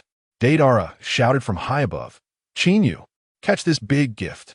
It was originally prepared for Itachi, but I'll test it on you first. This guy was overly confident again, and talking too much. Qinyu sneered, casually using Chidori's sharp spear to pierce the puppet. But there was no explosion. Tiny invisible clay spider bombs were drifting towards him with the wind. Qinyu was not the least bit flustered, his eyes suddenly widening. His dark pupils instantly turned crimson, 2 sets of black patterns forming intricate designs. Manjiki Sharingan. Deidara, high in the air, saw through his telescope and was stunned. What? Is that the Sharingan? It's not ordinary. He had a deep obsession with Itachi's Sharingan, having collected a lot of information and recognized it at a glance. Though shocked, he was still confident in his technique. So what if it's Manjiki? This move was meant to deal with Itachi. You can't escape. Before he could finish, Deidara suddenly sensed a power awakening below that was stronger than the tailed beasts. He hurriedly looked down, shocked to discover Hokage's cheating. Chinyu activated Susanoo to defend against C4, leaving Deidara feeling hopeless. Chinyu's chakra surged wildly around him, quickly coalescing into a massive purple-blue skeletal figure. Wrapping him up tightly, once Susanoo appeared, it was majestic and domineering, nearly blinding Deidara's eyes. As soon as Susanoo appeared, it blocked all interference. The nanoscopic clay spiders of C4 were kept outside. Not a single one entered Chinyu's body. Deidara fell silent. The Manjiki Sharingan even has this move? My trump card is completely useless. He was still contemplating. Is this unique to him, or is it universal for Sharingan? Would it also work against Itachi? Suddenly he realized. Did he see through the secret of C4? This realization shocked him even more. C4's power lay in its unpredictability, the nanobombs invisible to the naked eye. And now they were all seen through. Deidara asked grimly, "How could you possibly see through my C4?" Chinyu laughed. "In front of these eyes, nothing can hide. I can see the chakra of those little things clearly." Deidara felt like he had been struck by lightning, collapsing. How could this happen? He had originally planned to use this move against Itachi, and now it seemed like a joke, feeling like a clown. Chinyu teased, "You playing with mud? Still think this move can defeat Itachi?" Deidara, humiliated and furious, shouted, "So what if you defend it against C4? I can leave whenever I want. What can you do to me?" Chinyu laughed. "You say I can't do anything to you?" Deidara nervously looked at the height, feeling quite safe and relaxed. "Stop pretending." Chinyu sneered. "Let me show you if I could do anything to you." He gathered chakra to his eyes. Boom. Susanoo instantly donned thick armor. Its body grew taller, even more majestic. Deidara was startled, but seeing that Susanoo didn't grow much taller, he felt relieved, laughing wildly. Is that all you can do? He no longer wanted to defeat Chinyu. He just wanted to find a chance to regain his dignity. Chinyu curled his lips. Susanoo's two large hands stretched out flat. Buzz. A giant sword with a sheath appeared out of nowhere. Clang! With a tug from both hands, the Susanoo's giant sword instantly unsheathed. Hokage's cheating. Chinyu's Susanoo giant sword slashed down, scaring Deidara to death while still putting on a brave face. Chinyu smirked, controlling Susanoo's giant hand, making a lightning-fast vertical slash towards Deidara in the air. There were no fancy moves, just this simple vertical slash. But it carried the ultimate lethality that could cleave through airflow and break rocks. Great skill and simplicity, not giving him a chance to dodge. In the blink of an eye, Deidara felt a flash before his eyes, and a massive sword was coming down in the next second, cursing. What the hell? You can play like this? This sword was wider than his clay giant bird. The blade gleamed coldly, and the wind from the slash made his hair fly wildly, causing pain to his cheeks, even making it hard to breathe for a moment. Just a second ago, he was still arrogantly mocking Chinyu for not being able to reach him. And the next second the sword was right in front of him, slapping his face faster than the clay bombs could explode. Deidara desperately manipulated the giant bird to dodge left and right, its wings almost creating afterimages. But Chinyu didn't give him a breather. Susanoo's giant sword slashed madly in the air, the blade wind carving deep grooves into the ground, forcing him several times to nearly crash into the back of the sword. Cold sweat soaking his cloak. While dodging, he made the giant bird soar higher, relying on his top-notch piloting skills to avoid being directly hit, but still got grazed. The giant bird's left wing was cut off, and he was also struck on the face by the wind blade, wincing in pain. The giant bird lost balance and began to fall. Deidara exploded with survival instinct, pouring chakra to stabilize it, and after switching to a new giant bird. He gasped in fear, but then quickly went mad, standing on the giant bird and shouting, "If you have the ability, slash again. Can your broken sword reach me?" Chinyu sneered. Buzz. Susanoo's giant sword stabbed into the sky. Deidara's heart stopped. That sword won't extend, will it? He quickly manipulated the giant bird to rise higher. But the sword didn't extend, and even Susanoo's arm didn't fully extend, seeming like it was just playing around. Chinyu teased, "I'm just letting Susanoo stretch its muscles. What are you scared of?" Deidara's face turned bright red, filled with humiliation, being toyed with and mocked. He was furious. You. Deidara's face flushed, feeling a deep sense of humiliation. Being teased and ridiculed, Deidara was infuriated. Hokage's cheating. Susanoo sprouted wings, and Deidara was blown away by his own bombs. Deidara knew clearly that Qinyu'sSign-In had explosive defensive power, and he couldn't break through it all, so he could only rely on verbal jabs to make up for it. Qinyu, what are you so arrogant about? I can fly. Can you? No matter how long your sword is it taller than me? I can hit you whenever I want. Can you touch me? Saying this, he arrogantly threw out a clay bomb, shouting explosion. With a loud bang, the bomb crashed into Susanoo, not even causing a ripple. Deidara had known this would happen and was deliberately trying to annoy Qinyu. How about it? What do you do to me? Qinyu smirked. Do you really think you are the only one who can fly? Deidara spat disdainfully. Stop pretending. If you had that ability, you would have used it already. But he was mistaken. Qinyu hadn't used it before because he didn't think it was necessary. In the next moment, Qinyu infused chakra and activated part of his eternal Manjiki Sharingan. Buzz. Susanoo expanded instantly, 2 chakra ribs bursting forth, transforming into giant purple-blue wings. Deidara in the sky was immediately stunned. What the hell? This big guy can also have wings? Before he could react, Susanoo's wings flapped violently, stirring up a whirlwind that lifted him into the air. Even more outrageous, Qinyu had already used his Sharingan to pinpoint the location of the undetonated sea for little spiders, controlling the wind from the wings to blow all those little bombs towards Deidara. Deidara was so shocked by the wings that he didn't pay attention to the chakra sensing. And when he noticed something was wrong, the little bombs were almost right in front of him. He hurriedly controlled the giant bird to dodge, but the bombs chased him relentlessly. Furious, Deidara shouted, Qinyu, you despicable, you shameless. Being chased by his own technique was both thrilling and humiliating. Qinyu couldn't be bothered to respond. To him, Deidara was just a delusional youth in need of a beating, unable to take it anymore. Deidara gritted his teeth and formed hand seals, detonating the little bombs on the spot. Boom! Boom! The explosion had a wide radius, and Deidara was close enough that both he and the new giant bird were blown away, the giant bird losing one wing, and he was dazed from the blast, falling clumsily from the sky. Bang! The Hokage's power-up scene. Deidara was severely injured and stubborn, while Qinyu'sSign-In loomed over him, pressing down. The two of them created a massive crater upon impact. Deidara struggled to sit up, immediately spitting out a mouthful of blood, unsure if it was from the impact or anger. His Akatsuki cloak was shredded, and he was in the worst state possible.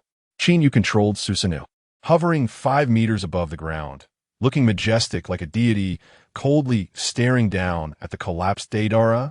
He was completely unscathed, contrasting sharply with Deidara's disheveled state. Qinyu spoke in a calm tone, but it was piercing. Playing in the mud, how does it feel to be heavily injured by your own technique? Do you still think I can't do anything to you? Deidara was so angry that he spat out another mouthful of blood. Qinyu added mockingly, Young man, don't be so angry. Deidara's face darkened as he struggled to lift his head and glared at him, snorting coldly. Qinyu, stop being arrogant. Don't spout nonsense here. Qinyu laughed, seriously retorting, It seems like it's you who has been spouting nonsense the whole time. Deidara was instantly enraged, but upon reflection, he realized Qinyu's words were true. He had been the one constantly shouting about crushing his opponent, while Qinyu remained calm the entire time. Coming to this realization only made him angrier, feeling cornered for the first time. Deidara still insisted, Do you think you got me? My art isn't finished yet. I can use my hell-level art to crush you. But Qinyu didn't react at all. He had already seen through Deidara's exhaustion, severely injured with chakra running low. But he knew this guy still had a trick up his sleeve, and he was even a bit looking forward to it. Deidara noticed Qinyu's indifference, and his expression shifted from arrogance to madness. His resentful eyes met Qinyu's calm and profound gaze, which held no emotion, like he was looking at a dead person. Deidara roared, Qinyu, why don't you show any signs of wavering? This time, my art will truly take you down.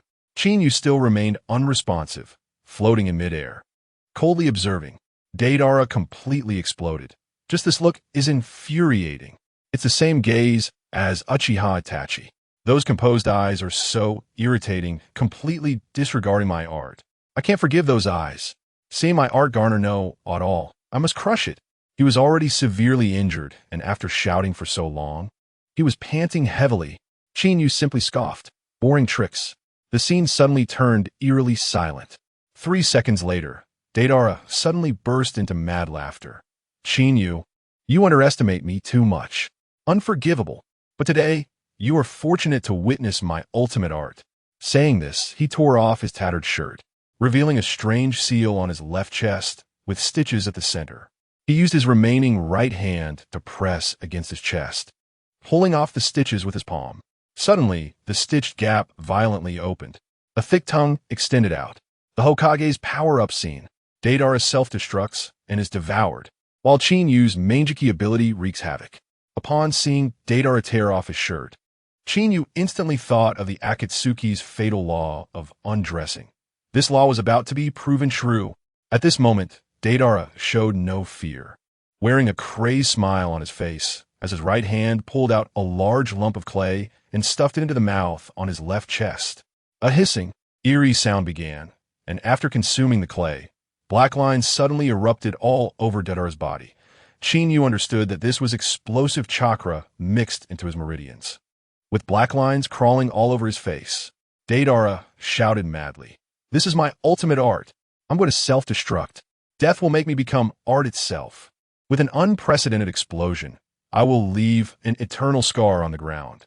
Brother Scorpion, I'm sorry. You will be blown to death in your appreciation of me. The explosion radius is 10 kilometers. Everything will be transcended. Chinyu, aren't you strong? Bet your space-time ninjutsu can escape 10 kilometers, right? Can your fragile skeleton withstand it? He continued passionately with his farewell speech. Feel the fear. Marvel at me. Experience despair. Cry for help. My art is... Before he could finish his sentence, his body turned completely black until it vanished. Chakra mixing with explosive clay condensed into a pitch-black sphere, with a large mouth grinning wildly at the front, conveying his final will. Buzz. The surface of the sphere cracked with lines, light bursting outward, and the air was filled with dead silence. An explosion was about to occur. Chinyu smirked and performed an unbelievable maneuver. He slightly closed his eyes and directly dissipated Susanoo. In an instant, he appeared in front of the black sphere. Deidara left his last words. Die for me. Boom. But a second before the explosion, Chinyu's eternal Mangeki suddenly emitted a strange light. A powerful attraction surged. The black sphere's explosion actually halted and was forcibly sucked into Chinyu's left eye. A second later, the world returned to calm, as if the prelude to the explosion had never occurred. This was Chinyu's Mangeki ability. The absorption reversal. The left eye absorbs enemy attacks and stores them in the Mangeki, while the right eye reverses and releases the absorb attacks.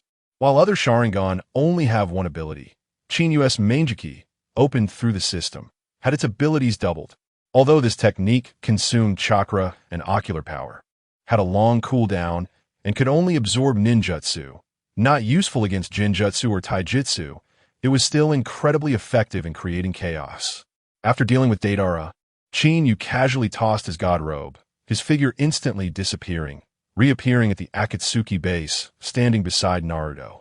However, the base was no longer as it had been before. The ground was pockmarked from explosions, with sand, iron, and debris scattered everywhere. The people from Konohagakure were in bad shape. Clearly, the fight against Sasori the Red Sand was intense, and without holding back, he was directly of high-level Kage strength. With the efforts of Gaara, Kakashi, and others, they had managed to painstakingly take down the puppets of the third Kazekage. The Hokage's power-up scene, Chinyu dispatched Deidara back to the base, while Sasori of the Red Sand pulled out his ultimate scroll. Now the people of Konoha were almost at their limit, but the Red Sand Sasori still had strength to spare, his condition stable. Kakashi, seeing Chinyu return, hurriedly asked, "Did you resolve it?" Chinyu shrugged confidently. "If I took action, is there still suspense?" Kakashi rolled his eyes helplessly. This guy has never been low-key. In fact, Kakashi felt a bit bitter. Chinyu had already mentioned Sasuke's weakness was in his left chest, and he wanted to use Kamui to shift Sasuke's torso. But the third Kazekage's iron sand was too annoying, blocking everything tightly, and he couldn't even see Sasuke's true body. In the end, he had to rely on cooperating with Gaara to barely take down the puppets of the third Kazekage. As for Sakura and Naruto, they were two pure idiots, unable to get close without Chiyo's help. No matter how strong their brute strength and Rasengan were, it was useless. Everyone felt greatly relieved to see Chinyu return safely, instantly feeling a sense of reassurance. The heart of the scorpion of the red sand collapsed directly. Chinyu not only returned quickly, but also was completely unscathed. He was shocked inside. Did that guy Deidara really die? Impossible. Even if he was weak, he shouldn't have been taken down so quickly, right? How could someone who played with explosions come out unscathed? A battle at the shadow level shouldn't determine life and death in less than 15 minutes. It's simply absurd. He couldn't help but ask, Chinyu, where's Deidara? Did he run away? That bastard must have slipped away at a crucial moment. He was adamant that Deidara had a clay giant bird, and no one could stop him from escaping. Chinyu looked at him as if he were an idiot. Do you think he could escape from my hands? The expression on Scorpion's face changed, sensing something was wrong. Chinyu shrugged. What I mean is he's already been crushed by me. Scorpion exploded on the spot. Impossible. How could you take down Deidara so quickly? Chinyu pretended to be troubled and scratched his head. Is it because he's too weak? Or am I too strong? It's up to you how you interpret it. Scorpion sneered, sharp-tongued. I don't believe your nonsense. Chinyu said, what if I take out his corpse for you to see? Kakashi's mouth twitched. No way. You even collect corpses? Chinyu nodded and said to Scorpion, forget it. You wouldn't be able to handle the consequences after I take it out. Scorpion scoffed. Do you think I'm a 3-year-old? Deidara definitely ran away. You're just bragging. Chinyu was too lazy to argue. Think whatever you want. I have no need to lie to you, let alone prove anything to you. Anyway, you will die at my hands sooner or later. Scorpion's expression darkened, and he said sinisterly, Chinyu, I know you have some skills. Itachi and Kisame have mentioned it. But you can't keep me here. Now let me show you my ultimate art. Saying that, he pulled out a brand new scroll. What? The Hokage is pulling a cheat. Scorpion took out the 100 machine manipulation, and Chinyu said, do you still need to coordinate with this pile of scrap metal? Kakashi and Gaara's expressions changed simultaneously, and they asked in unison, wasn't the previous third Kazekage his ultimate move? A strong sense of dread surged in their hearts. They would definitely be in grave danger if Chinyu hadn't returned in time. The members of the Akatsuki organization were just too explosive, but Chinyu was not only unflustered, he even wanted to laugh. Ultimate art? You really matched Deidara. The scorpion of the red sand asked coldly, what do you mean? Chinyu shrugged. I just mean that as soon as he finished shouting ultimate art, I crushed him. How much stronger do you think you are than him? Scorpion sneered. Deidara's explosions don't even qualify as art. True art is eternal. Saying this, he shouted, come out. Boom. A large cloud of white smoke spread out, and everyone looked up, stunned. Hundreds of red-robed puppets were floating in midair, each with different shapes and equipped with all kinds of bizarre weapons. Scorpion laughed maniacally. Chinyu, this is my ultimate art. Red secret technique. 100 machine manipulation. Each one is a human puppet, and I can control them at will. I once single-handedly slaughtered an entire country with this move. Do you think you are stronger than a country? As soon as these words were out, Kakashi and Gaara broke out in a cold sweat, and Sakura and Temari took a step back in fear. Slaughtering a country by oneself, that was just terrifying. Only Naruto, the thick-headed fool, showed no reaction. Chinyu casually retorted, destroy a country? Why don't you try in the land of fire? Purely bragging. All right, you want to have a chance. The land of rivers will be your burial ground. Scorpion snorted coldly. All you can do is talk trash. He was too lazy to argue and directly used the rebirth core to control the puppets. Hundreds of puppets moved instantly, creating an extremely shocking scene. Kakashi's expression became serious. These puppets have different weapons. Their attack methods are definitely outrageous. Gaara added, not only are there sharp blades and poison needles, but also rocket launchers. His poison techniques are incredibly powerful too. If it weren't for Sakura, we would have been poisoned several times already. Everyone must be careful. Then Kakashi turned to Chinyu and asked, Chinyu, tell us your plan. How should we respond? What coordination do you need from us? Chinyu looked incredulous. Respond? Coordinate? Do we need to do anything against this pile of scrap metal? Scrap metal? Everyone was momentarily stunned. Gaara thought Chinyu had never fought against the scorpion of the red sand and didn't know how strong he was, and was prepared to advise him. Not brother-in-law. I know you're strong, but the Hokage is pulling a cheat. Shikaku blew up Chinyu, and Scorpion S-100 Machine Barrage stunned Kakashi. Before Gaara could finish speaking, a sharp voice from within him suddenly sounded from Shikaku. Save your breath, Wind Shadow Kid. You're worrying for nothing. Gaara was stunned. What do you mean? Shikaku lazily said. To you guys, these are super strong human puppets, but to him, they're just a pile of scrap metal. Gaara was instantly astonished. Is brother-in-law really that strong? Didn't he understand why the tailed beast trusted Chinyu so much? After all, he was unconscious when Chinyu was showing off his muscles, and had no idea about Chinyu's trump card. But Shikaku was clear in his mind, lying down and watching the show. Just watch, you'll know soon. He is much stronger than you think. Gaara was dumbfounded for a long time, turned back to look at Chinyu, and was filled with disbelief. Brother-in-law, to what extent are you strong enough to make Shikaku so wary? But Kakashi didn't have this reminder, and looking at the calm Chinyu, he was exhausted, even if you look down on your opponent. At least tell us the plan. Chinyu's response was simple and brutal. The plan is to ignore these things and rush in to crush him. What else do we need? Kakashi exploded on the spot. What the hell? Just as he wanted to say something more, he was completely at a loss for words. The scorpion of the red sand was directly enraged by the pile of scrap metal. These human puppets were all his hard work, and the 100 machine manipulation was his most proud, ultimate art. Being belittled like this filled his eyes with rage, vowing to make Chinyu pay the price. Whoosh, whoosh. Hundreds of puppets opened fire simultaneously. Poison needles, poisonous mist, and rocket bombs rained down on Chinyu. What? Kakashi was stunned on the spot. This scale of attack was more than 10 times stronger than before. Scorpion deliberately stretched the battle line, and the puppet's attack angles were extremely wide, covering both the front and sides. Gaara was also startled. Although his sand control technique was strong, his chakra was running low. So he hurriedly shouted to Shikaku, "Lend me some chakra." But Shikaku rolled his eyes. Why should I lend you anything? With him around, do you even get turn? Just rest. Gaara was so angry his teeth were itching. Kakashi took out a kunai and stood at the very front. As a Jonin, he had courage and a sense of responsibility. But his ninjutsu had too many limitations, and facing this overwhelming attack, he had no good plans at all. Everyone be on guard. Kakashi took out a kunai and directly stood at the very front of the team. As a Jonin, he had courage and a sense of responsibility.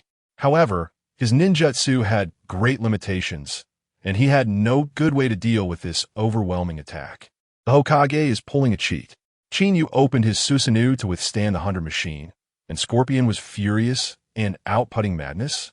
Scorpion's attacks also came from many side angles, and using the earth flow wall wouldn't help. Naruto was fearless. Sakura clenched her fists nervously, while only Temari remained extremely calm. In her eyes, with Chinyu around, there was nothing to fear. Chinyu looked at the tense crowd and shook his head. There's no future. The next second, he slightly closed his eyes and then suddenly opened them wide.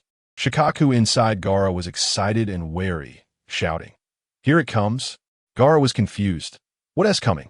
Shikaku only said, "Just watch." In an instant, a massive amount of chakra surged around Chinyu, quickly condensing into a purple-blue skeletal figure that wrapped him tightly and extended to protect a few people nearby. Ding! The poison needles hit the Susanoo and fell to the ground. Boom! The rocket bombs exploded without harming the inside at all. Everyone was stunned. Naruto curiously stared at the Susanoo. Gaara was shocked. Is this brother-in-law's technique? It's too explosive. Shikaku snorted coldly. That's the power of those evil eyes. Gaara looked at Chinyu's eyes and was instantly stunned. Those pupils were filled with magic. Kakashi was also stunned. This is the one from back then. Chinyu just glanced at them and said nothing. The most shocking was still the scorpion of the red sand. He stared at the purple-blue skeleton, his heart shaking. What kind of power is this?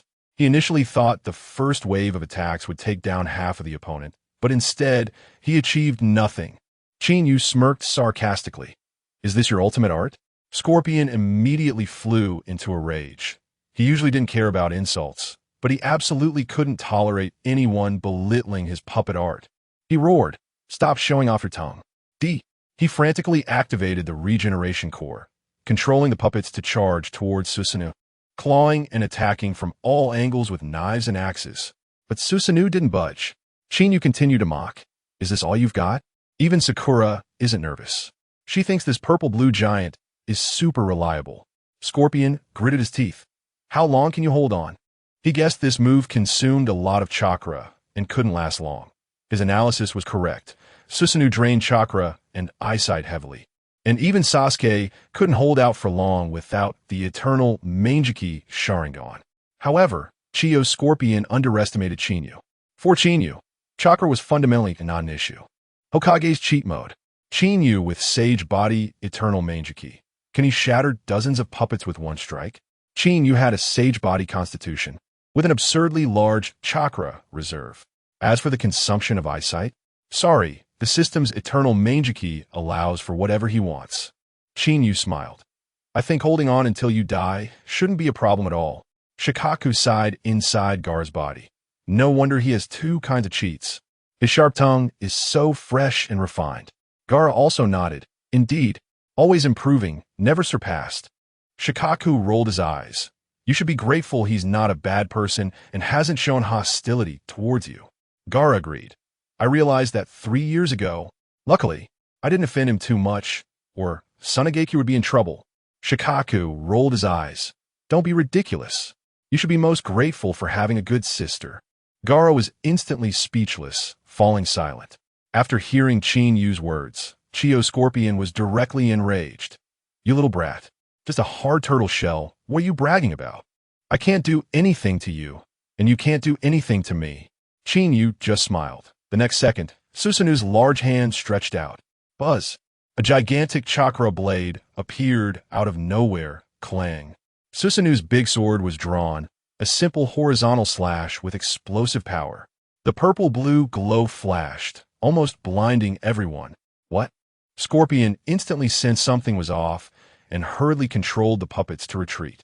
But the size of Susanoo's blade was exaggerated, and its speed was too fast. There was no time. In an instant, dozens of human puppets were sliced in half, turning into scrap. Scorpion's heart bled, and his eyes turned red. He prided himself on being the world's #1 puppet master, and his puppets were much sturdier than ordinary ones. Yet in front of this blade, they were like tofu.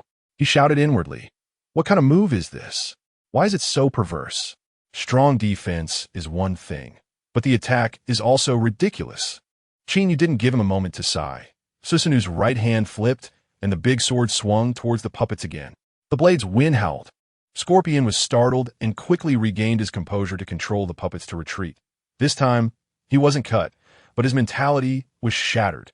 He breathed a sigh of relief, then immediately focused again. His opponent was not only strong, but also cunning. Because the opponent he faced now was not only incredibly powerful, but also very crafty. Hokage's cheat mode. Qinyu's chakra arrows blasted away hundreds of puppets, and Scorpion recalled Kisame's words. Bewildered? For Chiyo's scorpion. Qinyu was the most dangerous opponent he had encountered since his debut. Any slight mistake could lead to disaster, so he had to be fully alert. Qinyu sarcastically said, Oh, you can dodge pretty well, but this broken base is only this big. Where can you hide? Scorpion snorted coldly, not wasting words, just pondering strategies in his heart. Qinyu curled his lips provocatively. Not talking anymore? Do you think that means I can't do anything? Scorpion immediately became tense. Suddenly, Qinyu's pupils moved slightly. Susanoo's left hand waved, and the chest armor in front of him instantly opened. Whoosh! Countless purple-blue chakra arrows shot towards a group of puppets. Overwhelming and dense. The arrows were fast, covering a wide area, and with Scorpion's puppets so spread out, he almost didn't need to aim to hit. In an instant, nearly 100 puppets were struck, These arrows were much stronger than Chidori, and the puppets hit were severely damaged, with dozens more turning into scrap. Scorpion's 100-machine manipulation of over 200 puppets was now down to half, and his face was extremely grim. Qinyu continued to rub salt in the wound. Don't puppet masters love to play with hidden weapons? How about my hidden weapons? Scorpion was so angry he almost spat blood. This wasn't a hidden weapon. This was clearly a world-destroying, killing move. He even questioned his life. Why are my puppets so fragile in front of Qinyu? Just one move can shatter them. Scorpion was filled with helplessness. Qinyu's attack and defense completely crushed him. At this moment, he suddenly remembered Kisame's words. That person has top-notch chakra, ninjutsu, jinjutsu, and taijutsu, and also masters profound space-time ninjutsu. Fighting him, you will find he is like a bottomless pit, always having hidden cards. Only now did Scorpion realize Kisame wasn't exaggerating and how ridiculous his comparison with Deidara was. If he had retreated earlier as Itachi and Kisame suggested, it would have been better. But unfortunately, there are no ifs. Scorpion fell into a mental breakdown, and Qinyu didn't ambush him, just stood inside Susanoo and watched him calmly. Scorpion suddenly looked up, meeting Qinyu's gaze, and saw a thick disdain for his puppet art. An unnamed fire ignited instantly, and he growled coldly. What kind of look is that? How dare you despise my art? Unforgivable. Even if I die today, I will make you pay the price. Qinyu laughed. Just you? Feel free to use any means. If you don't strike soon, you won't have a chance. Kakashi shook his head helplessly, wanting to urge Qinyu to finish it quickly, but knowing he wouldn't listen at all. Scorpion's expression darkened further, and the next second, bang, bang, the sound of heavy objects crashing to the ground echoed. Everyone looked up to see over 100 surviving human puppets that had been floating in the sky. At this moment, it seemed they had lost support and all fell to the ground. Hokage's cheat mode. Scorpion pulled out a flame prison array to burn Susanoo. Qinyu directly activated his full form to blow up the scene. Under everyone's gaze, Chiyo's Scorpion quickly pulled out a new scroll from behind. His palms extended towards Qinyu. His hands were no longer resembling human hands, with output interfaces in the palms, but everyone was too far away, blocked by puppets, and didn't notice these details. Boom! Violent flames instantly erupted from Scorpion's palms, sweeping towards Susanoo. This was his killing move, the Flame Prison Array, unleashed with a fire scroll. The flames were explosively powerful, burning many of his own puppets to scrap in the process. But the crazed Scorpion didn't care at all. He only wanted Qinyu to pay the price and absolutely wouldn't allow anyone to underestimate his puppet art. Boom! The flames spread wide and moved fast, instantly reaching Susanoo. Susanoo's defense was strong enough to firmly block the flames outside, but anyone with keen eyes could see that this attack was much stronger than the previous puppets. Qinyu already knew how ruthless Scorpion was. He had even transformed himself into a human puppet for the sake of puppet art. Seeing the flames being blocked, Scorpion immediately changed his tactic. The large area of flames disappeared, condensing into a small direct flame that shot straight at Susanoo. Not good. Kakashi's face changed on the spot. He had enough battle experience to sense the danger instantly. The previous widespread flames looked intimidating, but in reality, their power was limited. Now, this kind of straight-line attack had all its power compressed into one point, which could truly break Susanoo. Zing!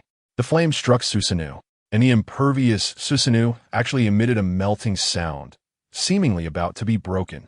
Gaara was also anxious, wanting to use sand to help, but Shikaku lazily waved his paw. Save it. If this can't hold, your sand is even more useless. Gaara was furious. We can't just sit and wait for death. Shikaku rolled his eyes. You underestimate the Mangeki too much. This is just the beginning. Gaara was confused. Isn't this all of my brother-in-law's strength? Shikaku sneered. Of course not. Just watch. The real moves are coming soon.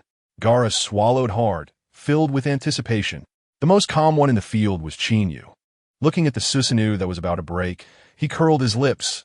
Interesting, this puppet master can still surprise me. Scorpion's face was filled with madness. Die for me. As he saw Susanoo about to break, he desperately urged his regeneration core to check his chakra, pushing the flame intensity to the max. Qinyu mocked. You're using all your strength, but I was just warming up a moment ago. Scorpion didn't believe him at all, roaring, "Stop pretending." Before he could finish his sentence, a loud bang sounded. Scorpion's pupils shrank, and he swallowed his words. What was originally only a few meters tall, suddenly shot up to several dozen meters, like a giant reaching the heavens, directly piercing through the roof of the Akatsuki base. Not only that, but the originally thin skeletal exterior was now covered in thick armor. It looked completely indestructible. The Hokage is in a cheat mode. Qinyu's complete Susanoo withstood corrosion. Was someone going to call stop just when Scorpion was about to lose? Previously, there were indications that Susanoo could be pierced, but now those signs had completely disappeared. Even the most concentrated direct flames couldn't shake it even a little. The few people inside Susanoo looked at the towering armored giant outside, completely dumbfounded. Only Kakashi breathed a sigh of relief. He had known how powerful this state of Susanoo was. Gaara murmured, "Is this really my brother-in-law's true strength?" Shikaka grinned. "What did you think? That was really just a warm-up. You thought he was just talking nonsense. But he was stating facts." Gaara's mouth twitched, unable to refute it at all. The shock of this complete Susanoo wasn't over yet. The nine tails inside Naruto stirred. Lying on the ground with its front paws crossed, its fierce fox eyes filled with dread. How does this kid have such strong power? It's getting close to Uchiha Madara. That evil eye has appeared again, even more perverted than Madara. Don't provoke me. The most shocked of all was Scorpion. In front of the dozens of meters tall Susanoo, he felt like a speck of dust. The linear flames couldn't hurt Susanoo at all, and he had a hard time swallowing. What kind of technique is this? Is a god descending? How can it be so strong? Kinyu smirked. Do you still think you can make me pay a price? Scorpion was already feeling frustrated, and after being mocked, he became even angrier and shouted again, pulling out a new scroll. Phew! The flames in Scorpion's palm extinguished, and a slender water column shot out. This was his killing move, the silica erosion stream. He didn't stab directly.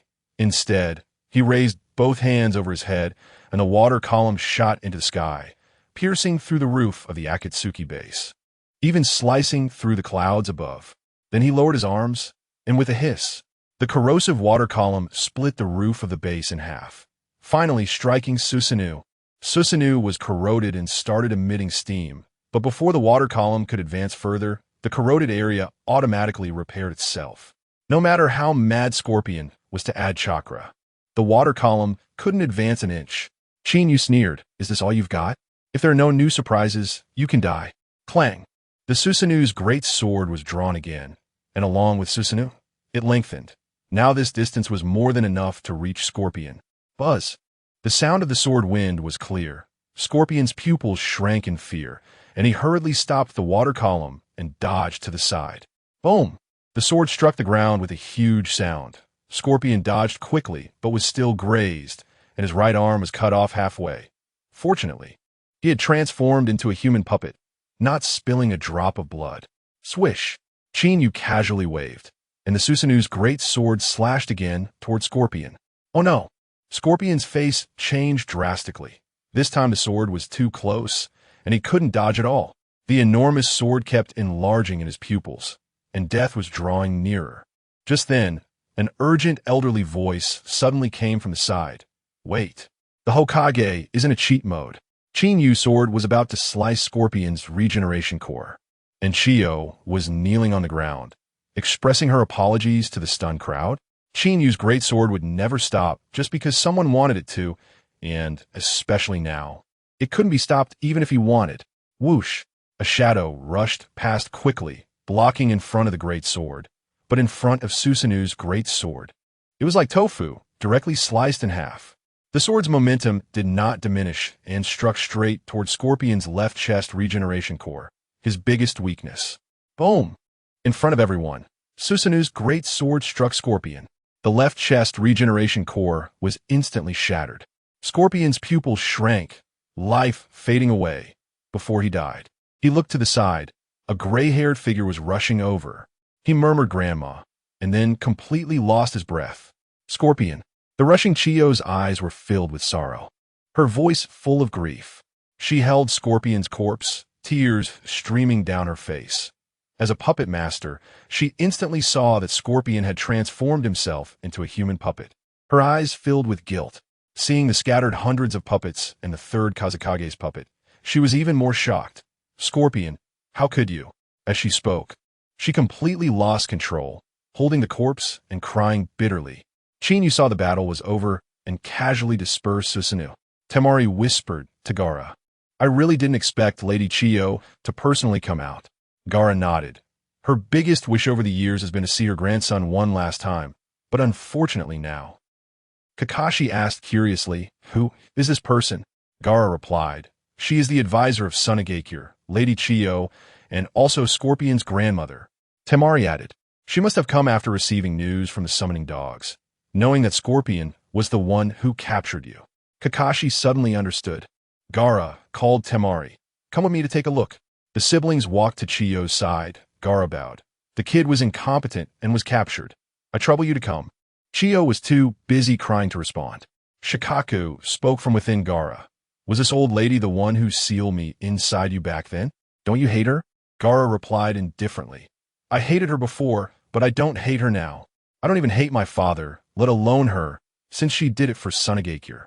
If I hadn't become the Jinchuriki, I wouldn't have been able to become the Kazekage. Shikaka laughed strangely. You've changed a lot, kid.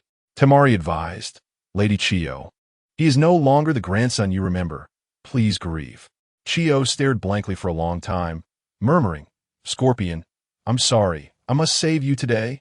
She put down the corpse, turned around, and made a shocking move that stunned everyone. Bang. She knelt heavily in front of Gaara.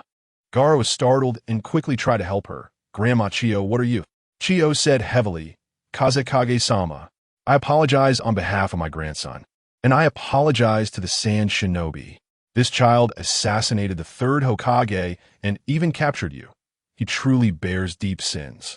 The Hokage is in a cheat mode.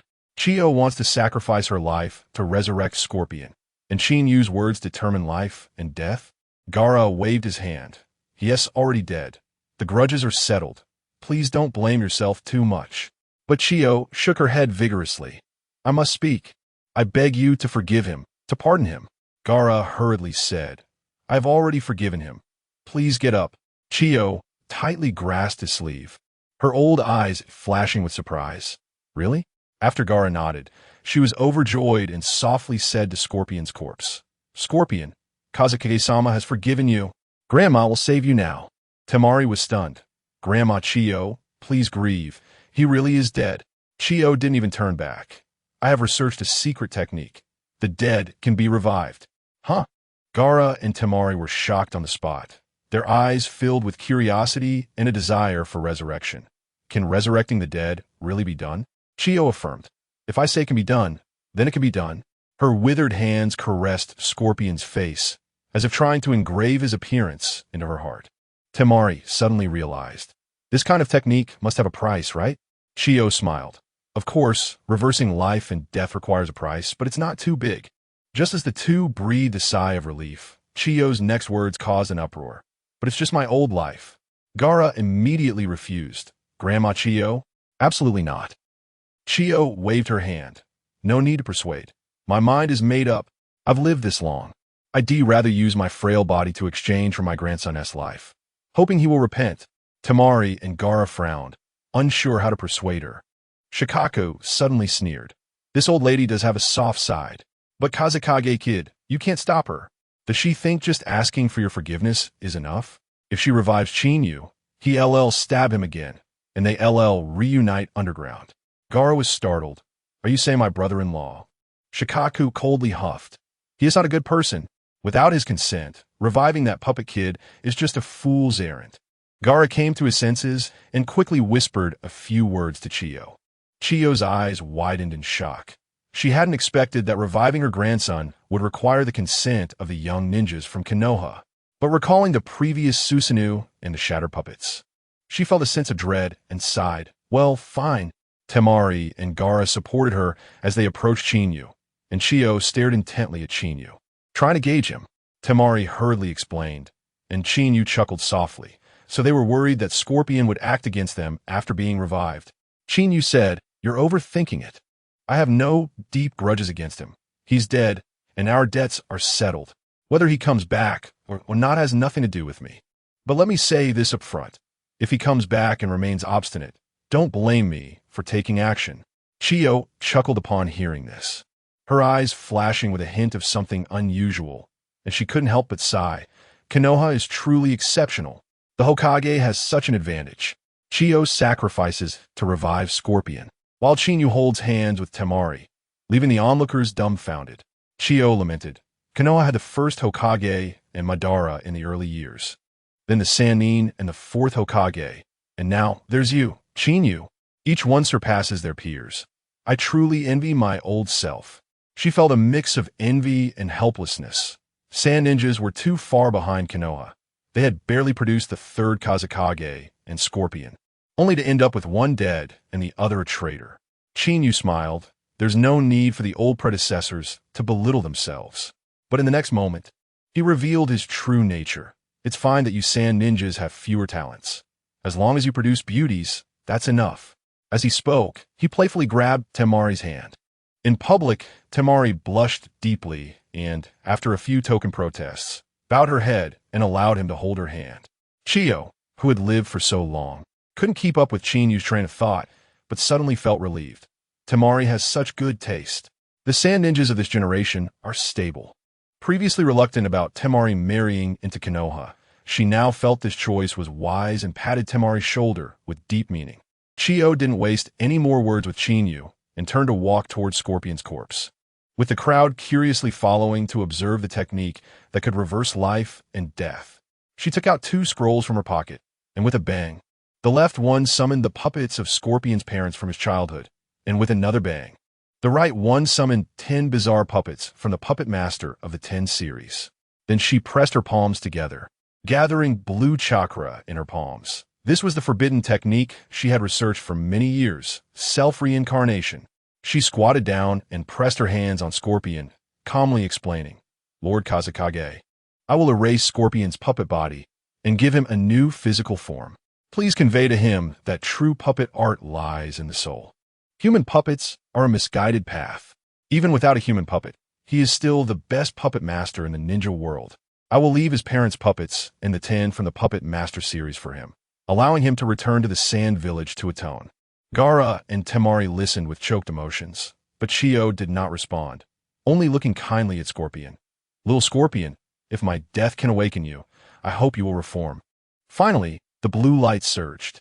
Chiyo's head drooped, completely losing her vitality, as all her chakra and life force was directed into Scorpion's body. "Chiyo!" Temari and Gaara cried out in despair. In the next moment, Scorpion suddenly opened his eyes. Chiyo's body fell into his arms, and Scorpion's pupils contracted sharply. His heart, which had not felt anything for years, suddenly ached. He stared fiercely at Kinyu, his eyes filled with blood, and said sternly, "It's you? You killed her. The Hokage has an advantage." Scorpion, misunderstanding Kinyu after being revived, had Chiyo sacrifice herself to awaken him. Was Sand finally welcoming back a genius? Scorpion glared at Kinyu. "Is killing me not enough? Why did you have to kill an old woman like her?" Kinyu rolled his eyes disdainfully, too lazy to respond. Scorpion immediately wanted to activate his regeneration core to control a puppet, but was shocked to find that the regeneration core was gone, and his puppet body had also disappeared. He was bewildered. "What is going on? I clearly died, and now this is." Gaara sighed heavily and recounted how Chiyo had sacrificed herself to revive him. Scorpion was stunned upon hearing this, tears flowing uncontrollably as he held Chiyo's cold body and cried out, "Grandma, I was wrong. Why did you save me? A sinful scoundrel." Kinyu sneered. "You useless fool. She saved you because you are her grandson. She hoped you would start anew and become a puppet master with a soul." These words struck deep into Scorpion's heart, and he muttered, "A puppet master with a soul." His eyes regained a glimmer of spirit. Scorpion tightly clenched his right fist and struck the ground, bang. The stone shattered, and blood flowed from his hand. This was the first time in years he felt pain. Ever since he became a puppet, he had never bled or felt pain. Only now did he realize he was a living person. He gently brushed Chiyo's eyes and helped her close them. "Grandma, I know I was wrong. I will protect the sand ninjas and become a true puppet master. After speaking, he took out the scrolls, respectfully sealing Chiyo's body, and also sealed his parents' puppets and the 10 from the Puppet Master series to carry with him. Scorpion respectfully bowed to Gaara, Lord Kazekage. Will the sand ninjas still accept me, this sinner? Gaara was overjoyed, of course. Welcome back. Temari also smiled. Scorpion, welcome home. Scorpion solemnly took off the Akatsuki ring and threw it far away. From now on, there'll be no more Akatsuki-S Jade Girl. Only Sans Red Sand Scorpion. Qinyu waved his hand. It's settled. The 7th Squad's mission is complete. Everyone go back to your homes. As he spoke, he put an arm around Temari and waved to Kakashi. Gaara quickly asked, Brother-in-law, when will my sister gather with the Sand Ninjas? Qinyu rolled his eyes. Whenever there's time. Don't worry, we are all family. From now on, I will protect the Sand Ninjas. Temari was full of happiness, but Scorpion snorted in dissatisfaction. The affairs of the Sand Ninjas will be handled by us. I will help the Kazekage make the Sand Ninjas stronger, without seeking help from others. Qinyu glanced at him sideways. You, a defeated foe, dare to speak bravely? Are you itching for fight? Scorpion haughtily snorted. I know you are strong. I can't beat you now, but I will return to train hard in puppet techniques and challenge you sooner or later. The Hokage has an advantage. Scorpion called out to Sakura to save Kankuro, and Qinyu retorted. Didn't you just say you didn't need Konoha's help? Qinyu shrugged indifferently. Well, I'm always here. The two of them were now both rivals and friends. Qinyu said seriously, I want to see what the Sand Ninjas can become under Little Panda, Gaara. And you? Scorpion was also unconvinced. Just wait and see. I want to lose to Konoha. Qinyu laughed. Then I'll be waiting. Let us go back to Konoha. Temari reluctantly said goodbye to Gaara and followed Qinyu towards the base entrance. Just as they were about to leave, Scorpion suddenly called out to them, his tone somewhat awkward. Wait a minute. Qinyu turned around, impatiently raising an eyebrow. What now? Scorpion, not in the mood, said, I'm not looking for you. He quickly ran to Sakura's side, eagerly asking, Little girl, you are a medical ninja, right? And a very excellent one? Gaara hurried over. Scorpion, are you feeling unwell? Scorpion shook his head. It's not me. When I captured you, a ninja named Kankuro from the Sand Village chased after me. Kankuro? Temari and Gaara were both startled, and Temari excitedly grabbed Scorpion by the collar. What did you do to Kankuro? Scorpion, knowing he was in the wrong, said softly, I didn't kill him, but he was poisoned by me. Temari breathed a sigh of relief upon hearing Kankuro was not dead and let go of Scorpion, but she still gasped in fear. Gaara calmly asked, What is the situation with the poison now? Scorpion frowned. It's not immediately fatal. He should still be alive, but the poison is extremely potent, and he will definitely die in 3 days. I concocted this poison. The ingredients are complex, and ordinary people can't cure it. Temari panicked. Then you should hurry back to the Sand Village and save him. Scorpion felt awkward. I can't cure it. Qinyu was dumbfounded. You made the poison, and you can't cure it? Scorpion replied innocently. I made the poison to kill people. Why would I need an antidote? Qinyu rolled his eyes. Aren't you afraid of poisoning yourself? Scorpion felt even more awkward. I used to be a puppet body, so I didn't worry about being poisoned. Qinyu spat. You're ruthless. Temari was almost in tears. So what do we do now? Scorpion waved his hand. Don't panic. I noticed during the previous battle that this little girl is an excellent medical ninja. Temari suddenly slapped her forehead. Right? Sakura is Tsunade's disciple, the 5th Hokage. She will definitely be able to do it. Scorpion was taken aback. Tsunade? The one from the Sannin? The number 1 medical ninja in the ninja world? Sakura proudly nodded. That's right. Lady Tsunade is my master. Scorpion patted his thigh. Great. The only one in the ninja world who can cure my poison is definitely her. And her disciple isn't bad either. Sakura nodded emphatically. Don't worry. It's on me. Scorpion urged. Then hurry up. The longer we wait, the more danger Kankuro is in. Seeing that Sakura was confident, Temari and Gaara breathed a sigh of relief. But Qinyu came to undermine the situation, glancing at Scorpion with a mocking tone.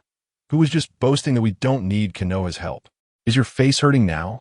Scorpion was embarrassed by the mockery, coughed twice, and stubbornly said for the sake of his pride, I'm not asking you for help. Hokage's special situation. Chinyu pressed Scorpion to admit defeat. Did the Akatsuki organization panic during the meeting? Chinyu nodded, a sly smile on his lips. So that's it. Sakura, you don't need to go yet. We still have to return to the village and report to the Hokage. Sakura was stunned on the spot. Can be done this way? Chinyu glanced at her.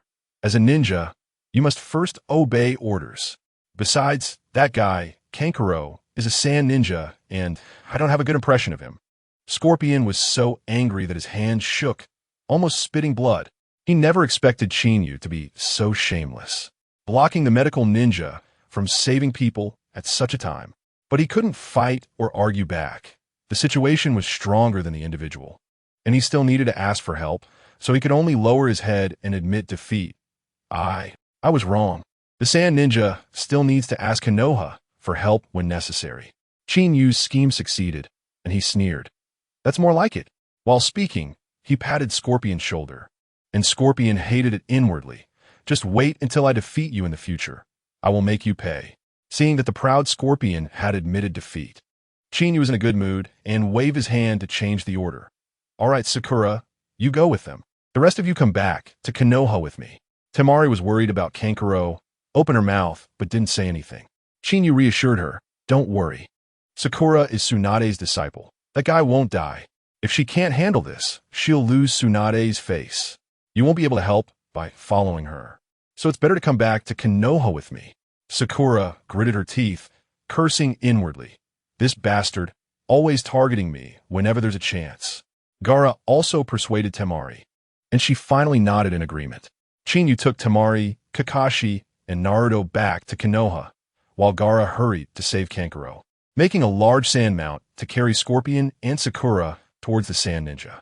Once everyone left, a huge pitcher plant rose from the ground. Black Zetsu watched the direction everyone left and murmured, I really didn't expect that these two would fall. White Zetsu gleefully remarked, going head-to-head with Konoha, the organization suffered heavy losses. The leader is definitely going to be furious. Black Zetsu scoffed, take the ring and go back to report. White Zetsu, uninterested. Let's go, it's really boring. 2 days later, at the new Akatsuki base, members gathered using the body flicker technique. As soon as Haiden appeared, he shouted, Hey, those two guys didn't come? They can't be really dead, right? Kakuzu sneered, always shouting about some nonsensical art. It wouldn't be surprising if they died. Pain was annoyed and interrupted them. Enough. Zetsu, what's going on? Kisame muttered quietly. Sai, the opponent is that guy, Chinyu, so it wouldn't be surprising if they both died. Everyone heard this clearly. White Zetsu said sarcastically, well, from now on, the organization doesn't need me to gather intelligence anymore. Pain coldly inquired, what do you mean? Hokage's special situation. The Akatsuki organization was shocked to hear that Scorpion was revived, and Haiden and Kakuzu exchanged barbs filled with humor. Seeing Pain's expression turn cold, Black Zetsu remained unperturbed, wearing a mocking expression. So it's easy to deduce the answer just from Kisame's reasoning. What? Pain's expression changed drastically, and he hurriedly confirmed. Did Deidara and Scorpion really die? Zetsu nodded. At first, it was confirmed they were dead. Pain frowned. At first? What do you mean? Can there be a later after death? Zetsu pondered for a moment and explained. Later, that old advisor from the Sand Ninja, an old lady named Chiyo, appeared and revived Scorpion. What? Haiden jumped up on the spot. What did you say? Revived? You're not joking, are you? Even Pain furrowed his brow. He didn't expect that besides the Rinnegan, someone could perform such a miraculous resurrection. Zetsu continued. This is my analysis. I clearly sensed Scorpion's chakra disappear for a while outside the cave, and then it reappeared, and the old lady's chakra should have disappeared. It must be a life-for-a-life technique. Pain narrowed his eyes, so that's how it is. At this moment, Haiden interjected loudly. So, you didn't see it with your own eyes. Kakuzu also mocked. Some people are getting more and more complacent. Zetsu was furious. I didn't see it with my own eyes, but the analysis is reasonable.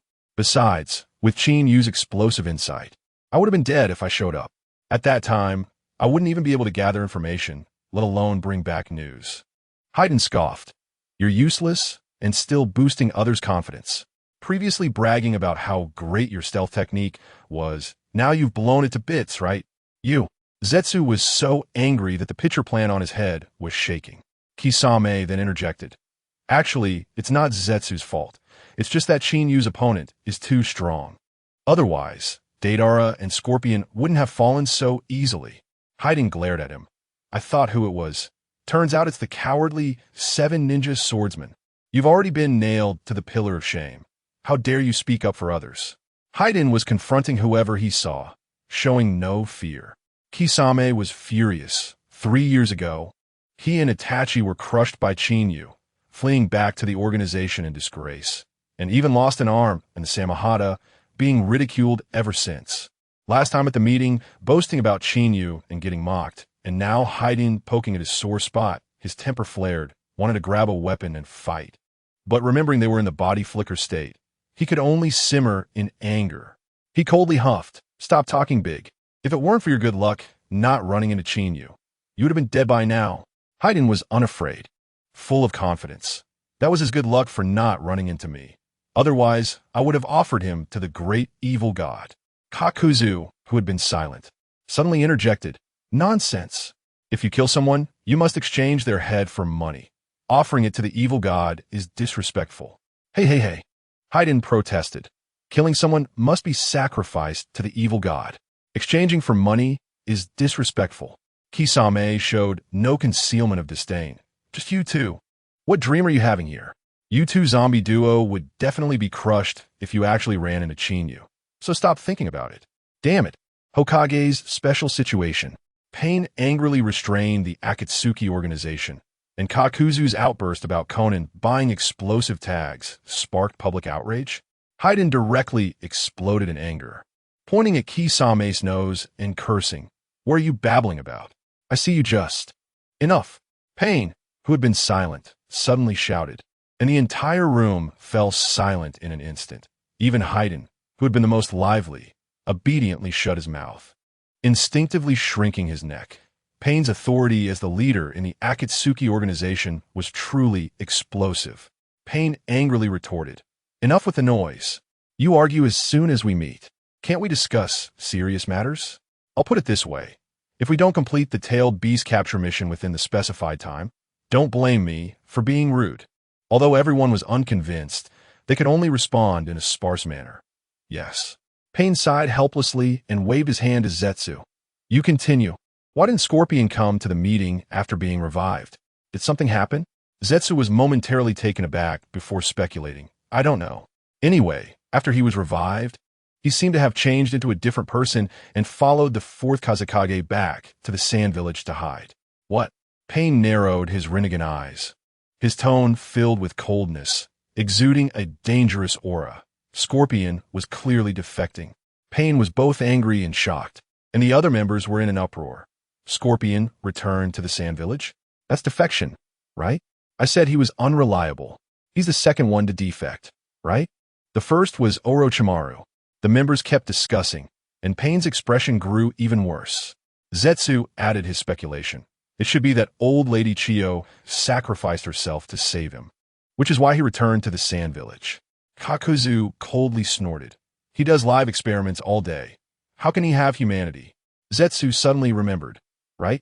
When the organization recruited him, the condition was to allow him to conduct a large number of live experiments. He had no interest in the organization's peace goal. Konan, who had been silent, spoke up. He abandoned human puppetry, so naturally, he doesn't need us anymore. Kakuzu voiced his dissatisfaction. If he doesn't share the same goals as us, he can't be relied upon at all. Kisame took the opportunity to mock. So, are you saying that a guy like you who only thinks about money isn't reliable? Kakuzu was furious. Bullshit. The money I've saved is for the organization. Kisame scoffed. I haven't seen a single cent, nor have I spent any. Kakuzu sneered.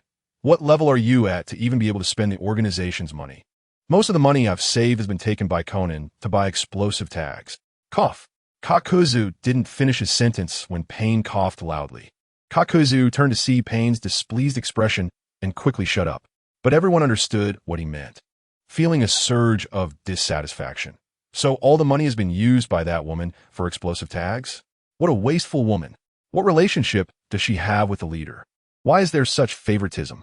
The gossip and dissatisfaction among the crowd instantly intertwined. Kakuzu awkwardly coughed, realizing he had misspoken, and tried to smooth things over. Actually, that money was mainly used for organizational development. However, the more he said, the more real it became. As the saying goes, the more you describe, the darker it gets. That was exactly the case now. The crowd immediately began to adopt a sarcastic tone. The Hokage's power play. The Akatsuki organization was in chaos. And Pain shouted angrily, "Everyone, behave yourselves." The crowd sarcastically responded, "Oh, so it was used for organizational development. Yes, it must be like that. The leader is selfless. The money must be used in the right places." Pain couldn't stand it anymore and shouted, "Enough." After stopping everyone, he shot a glare at Kakuzu, his eyes clearly saying, "How can you still be so stupid after all this time?" Kakuzu understood and awkwardly lowered his head. Pain coughed and forcibly changed the subject. "Let's put the money issue aside for now. Let's talk about serious matters. What does everyone think about the previous incident?" Hayden immediately yelled, "What is there to think? Anyone who dares to betray the organization must be killed." Kakuzu echoed. "He's been in the organization for many years. Knows too many secrets. He must not be allowed to live." The cool Conan spoke up. "Scorpion's desertion is different from Orochimaru's." Zetsu immediately chimed in. Orochimaru was defeated by his juniors and fled out of shame, even establishing his own broken ninja village and not returning to Konoha. So there's no need to worry about leaks. But Scorpion went straight back to Suna. He will definitely tell the higher-ups in Suna about our information. And then the Kazekage might hold a 5-Kage summit, exposing our plan to capture tailed beasts, which would be extremely disadvantageous for us. Pain nodded, feeling that Zetsu's analysis was very reasonable. He also felt that Zetsu was a bit different today. He used to just gather information, but was now actively analyzing. Little did he know, Zetsu was afraid that Shinyu would mess up the plan to resurrect Kaguya, which was why he had to step in to control the situation. Even the brainless Hayden waved his hand. "Stop talking nonsense. So what if they hold a 5-Kage summit? I can take them all out with one swing of my scythe and send them to see the Lord of Evil. What angers me the most is his betrayal. He must be severely punished." Kakuzu shouted, "Exactly. How dare he betray us and return to Suna? Let's just flatten Suna. We can take heads for money and conveniently capture that brat Kazekage to extract the remaining Ichibi." Kisame also set aside previous grievances and shouted, "That's right. My big blade has been itching for action." But Hayden didn't appreciate it and sarcastically replied, "Oh, isn't this the mighty 7 ninja swordsman? Why would he need to get involved in taking down Suna? What if you lose an arm again? How embarrassing." Kakuzu also mocked. "Just a heads up, if you lose another limb, I won't help you. You bastard." Kisame was furious, drawing his big sword from behind and ready to slash at the two. Even knowing it was a shadow clone, Pain felt exhausted, coldly shouting, "Enough! Kisame, stop messing around." Kisame immediately felt wronged. Pain took a deep breath and scolded again. "And you two, Kakuzu, Hayden, behave yourselves. Stop being so sarcastic." "Oh, the Hokage's power play." Pain angrily refused to annihilate Suna, and Hayden and Kakuzu still wanted to create trouble for Chinyu. The three reluctantly responded, still unable to see eye to eye. Hayden tentatively asked, "Leader, what about what we said about destroying Suna?" Pain pondered for a moment and decisively refused. "No, Suna is one of the 5 great ninja villages. Even for the Akatsuki, annihilating it would be extremely troublesome. We are not good at confronting large ninja villages head-on, nor is it necessary." He continued to analyze. "Currently, it is uncertain whether they will report to other ninja villages. Even if they do, those higher-ups in the ninja villages are used to scheming against each other, and they may not reach a consensus, so there's no need to worry too much." Pain's reasoning was sound, and even Black Zetsu secretly nodded. Madara didn't misjudge this person. He was quite insightful. Uchiha Itachi also thought Pain was a dependable leader, but Hayden was dissatisfied and yelled, "What the heck? You said a lot, but I didn't understand anything. Are we just not going to punish that traitor Scorpion?" Pain shot him a cold look. Of course, the traitor must be punished. But not by attacking Suna. Do you understand? At this stage, we need to focus on gathering the tailed beasts. While the 5 great ninja villages haven't reacted yet, we need to capture and seal all the tailed beasts to implement our plan. Is that clear? Yes. Everyone responded in unison. Pain waved his hand to announce the meeting adjourned. All right, the meeting is over. Everyone go back to your own tasks. Before the crowd could leave, Haydn shouted again, "Wait a minute." Pain asked irritably, "What now?" Haydn, not sensing his displeasure, exclaimed, "What about that brat Qinyu? Because of him, our tailed beast plan was ruined, and we lost 2 members. We need to settle this score with him. How can we let him off easily?" Kakuzu also sneered. "This brat is so strong at such a young age. If he grows up, he'll be a big problem for the organization. He must be nipped in the bud." Pain's mouth twitched, feeling like he was on the verge of breaking down. He really wanted to ask these 2 if they had pig brains. Just said not to attack Suna. And now they want to kill Qinyu. If Qinyu was easy to kill, would the organization have lost 4 members to him, with 2 dead? Pain sighed heavily and shouted at the 2. "First, capture the tailed beasts. Capture the tailed beasts. Do you understand? Focus all your energy on capturing the tailed beasts." Do I need to explain this again? The last sentence was almost shouted, fearing these 2 wouldn't understand. TCH. The 2 exchanged glances, filled with dissatisfaction. Pain saw this and added, "Let's put Qinyu's matter aside for now. When the right opportunity arises, I'll personally take care of him. You 2 behave yourselves and don't actively seek him out. I don't want the organization to lose 2 more members. I don't have time to find new ones." After finishing, he wearily dispelled the shadow clone technique. After Pain left, Haydn and Kakuzu exchanged glances again, both seeing dissatisfaction in each other's eyes. Although they were unhappy, they had no choice but to obey the leader's orders. The Hokage's power play. Kisame incites the immortal duo, and Haydn and Kakuzu forcefully invade the land of fire to find Qinyu. At that moment, Kisame suddenly leaned over, trying to provoke the 2. "Did you hear that? You 2? The leader made it very clear. You're not Qinyu's opponents, so just stay honest. Get lost." Haydn scolded disdainfully. "Whether or not we're opponents, we'll know once we fight. You're definitely not his match. I can guarantee that." "You." Kisame was furious. "You bastard. Do you want to spar?" Haydn wasn't afraid at all. "Afraid of you? Bring it on. You're destined to be my defeated opponent. Just a little brat scared you so much. And you dare to act tough in front of me. You're looking for death. If I run into Qinyu, I'll definitely offer him to the Lord of Evil." Haydn has an immortal body. He has never been afraid of anyone since his debut. Kisame was also provoked. "Just wait. The next time we meet, I'll chop you into a human stick with my big blade. But you 2 better be careful outside. If you really run into Qinyu, you won't even need me to lift a finger." Smack! After saying that, his shadow clone instantly disappeared. "You." Haydn was about to curse, but realized the person was gone, so angry that he was jumping up and down. Uchiha Itachi also followed suit, his figure disappearing instantly. The immortal duo saw that it was just the 2 of them left, so they dispelled their shadow clones. After all, their real bodies were together, which didn't affect communication. Haydn grumbled, "Kakuzu, they all look down on us." Kakuzu's face was gloomy, yeah. From the leader to Kisame, and even that deadpan Itachi. None of them think highly of us. Faden picked up his scythe and waved it. "Are we really just going to accept what the leader said?" Kakuzu snorted coldly, paused for a moment and growled, "No way.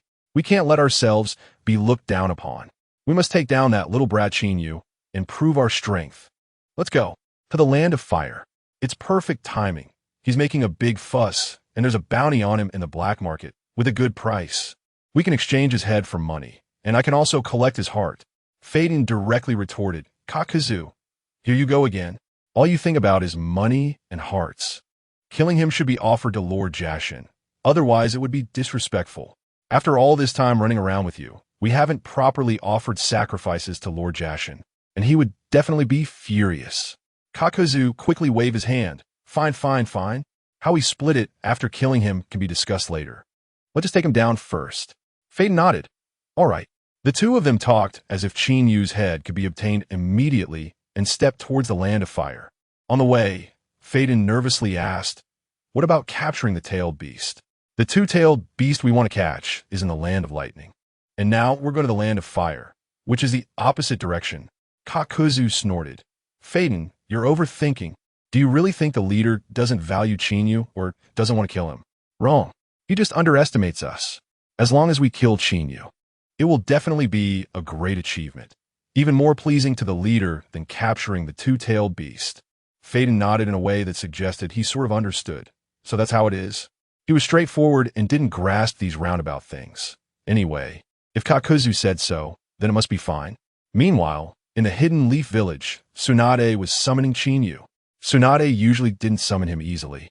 So this time it must be something significant. However, the scene at the summons was absurd. Tsunade was sitting behind her desk, while Chinyu was slouched in a chair, with his feet directly on the desk. In the corner, Shizen looked helpless. She had never seen anyone so brazen in the Hokage's office. Even elite Jonin or clan heads would be respectful. Yet Chinyu was still a genin. But considering Chinyu's contributions and strength, she felt it was understandable. Seeing that Tsunade wasn't speaking, Chinyu casually asked, "What is it, Hokage-sama? Why did you call me?" Tsunade glared at him. "You little brat. No manners. About the last time you saved the Wind Shadow, Kakashi reported it, and you did well." Chinyu was delighted. "So, is there a reward?" Tsunade replied irritably. "How about a fist as a reward? 3 years without a mission, and you still dare to ask for a reward." Chinyu lost interest and asked, "What is it, really?" Tsunade's expression turned serious. "The Wind Shadow has sent news. After Scorpion's return, the Sand Ninjas have grasped information about Akatsuki. Akatsuki threatens the ninja world, and the Wind Shadow is preparing to hold a 5 Kage summit." Chinyu waved his hand. "The 5 Kage summit is just a bunch of bickering. Who believes in those Kages?" Tsunade sighed. "The Wind Shadow is in trouble. Inoki from Awagakure and that bastard from Kimogakure aren't participating at all." Chinyu scoffed. "That's normal." Then he suddenly frowned. "Are you calling me to convince the Tsukage and Reikage to attend?" Shizen face-bombed, and Tsunade choked, "Cough. You little brat. Are you trying to start the 4th Shinobi World War?" Chinyu teased. "You're worried about me. Afraid I won't come back." Tsunade blushed with anger. "Get lost." Just as Chinyu was about to leave, Tsunade called out, "Come back." Chinyu slouched back in his chair. "What is it?" Tsunade continued. "Iwagakure and Kimogakure aren't interested and are mocking us. But the often ignored Kirigakure is quite proactive. Since the death of the 4th Mizukage, Kirigakure hadn't chosen a new Mizukage, and they specifically selected the 5th Mizukage, with the inauguration ceremony set to take place in a week. Hokage's special situation. Upon hearing the name of the new Mizukage, Chinyu's eyes lit up, and a playful smile appeared on his face as he recalled Meiterumi's figure. Murmuring, "The 5th Mizukage, huh?" He quickly adjusted his thoughts and teased. "So how does this relate to me? Are you going to hand over the Hokage position to me?" Tsunade glared at him. "I would like to, but would you be willing to accept it?" Chinyu waved his hand to change the topic. "Stop it. You're doing fine. Let's talk business." Tsunade dropped the playful tone and said seriously, "Kirigakure wants to build a good relationship with Konoha, and they invite us to witness the inauguration ceremony of the new Mizukage. You're the only one with weight in Konoha. Jiraiya and the old man aren't suitable. So can you go?" She thought Chinyu would refuse, but unexpectedly, he readily agreed. "Going to Kirigakure to witness? No problem." Tsunade was surprised. Did this kid change his temperament today? Tsunade suspiciously asked. "You agreed so readily. Are you planning to take a girl with you?" "No way. They all have missions." Chinyu rolled his eyes. "What are you thinking? I'm going alone." In truth, he wanted to take the opportunity to flirt with the new Mizukage, but didn't say it out loud. Tsunade felt something was off, but didn't think too much about it, and handed him a document from the desk. "Take a look at this." Chinyu took it and asked, "What is this?" Tsunade replied, "Since the Tsukage and Reikage aren't attending, the 5 Kage summit can't be held. Gaara sent us the information about Akatsuki that Scorpion obtained. Aside from the Akatsuki leader, information about the other members is in here. Take a look so you can be prepared if you encounter them." Her eyes were filled with concern, but Chinyu casually flipped through it, scoffing. This stuff isn't worth looking at. Yet in his heart, he thought, Scorpion knows nothing. I could write down the info on pain. Bam! Chinyu pretended to finish flipping through and tossed the document on the desk. Tsunade was shocked. You finished looking at it that quickly? Take it back and study it well. You have a week before going to Kirigakure. Chinyu waved his hand. No need, just a glance is enough. They're not difficult opponents. I'll set off tomorrow. I'll have time to take a look on the way. Tsunade nodded. All right. When you go to Kirigakure, don't cause trouble and build a good relationship with the new Mizukichi. You're wearing half the Hokage's cloak, and your reputation is significant. Kirigakure won't underestimate you. It would be even better if you could bring allies like the Sand Ninjas. Chinyu had a strange expression, half smiling as he asked, So Hokage-sama is saying I should build a good relationship with the new Mizukichi, right? Hokage's special situation. Chinyu accepted the Kirigakure mission, and Tsunade cautioned him not to kill Itachi, while the immortal duo invaded the land of fire. Chinyu patted his chest. No problem. Leave it to me. His enthusiastic attitude surprised Tsunade. What's gotten into him? Chinyu secretly chuckled. Only he and Konoha knew that the new Mizukichi was a woman. Tsunade suddenly remembered something. Oh, right. There's one more important thing. Chinyu raised an eyebrow. What is it? Tsunade briefly explained. A few days ago, the old man told me something. I won't go into details, but remember not to make a move on Uchiha Itachi, and absolutely do not kill him. Chinyu smiled playfully. Looks like he asked the old man's secret agent. Huh? About the Uchiha clan. Tsunade frowned. The old man wouldn't share the details. It probably involves a taboo, so don't ask too much, just know it.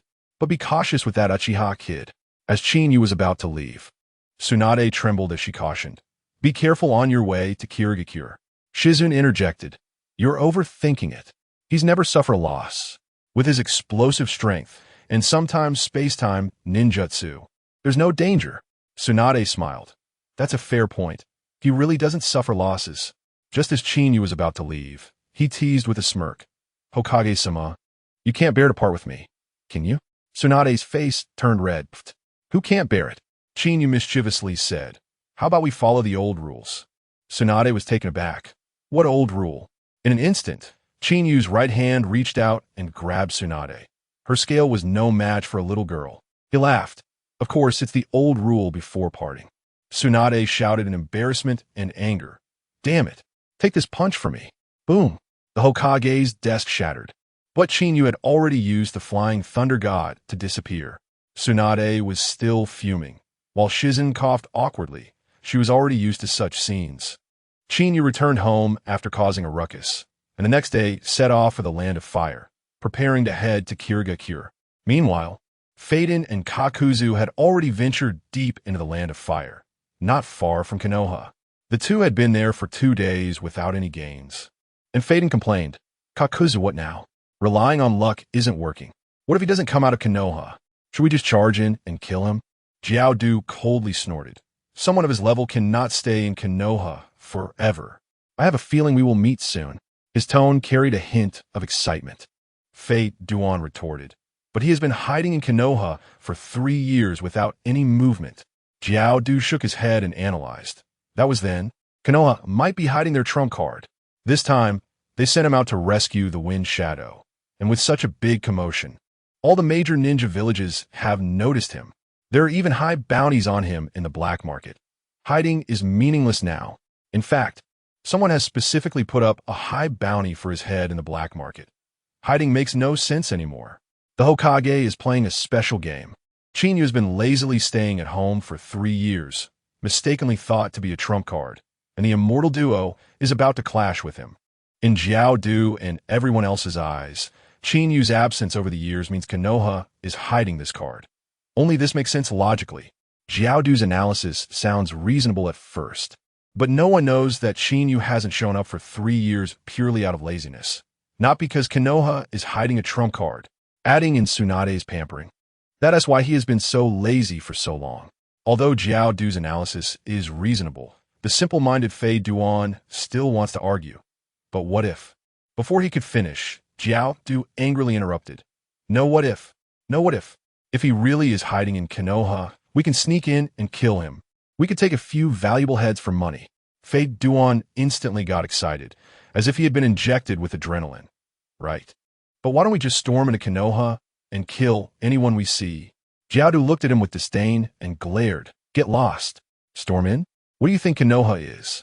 If you want to die, Don't drag me down with you. Fei Duan arrogantly replied. Jiao Du, when did you become so cowardly? We are immortal. Jiao Du is self-aware. Immortal my ass.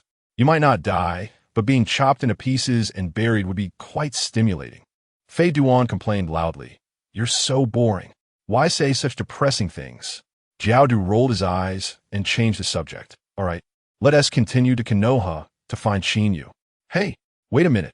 Jiao Du suddenly stopped, his gaze fixed ahead. Fei Duan casually asked, What's wrong? What happened?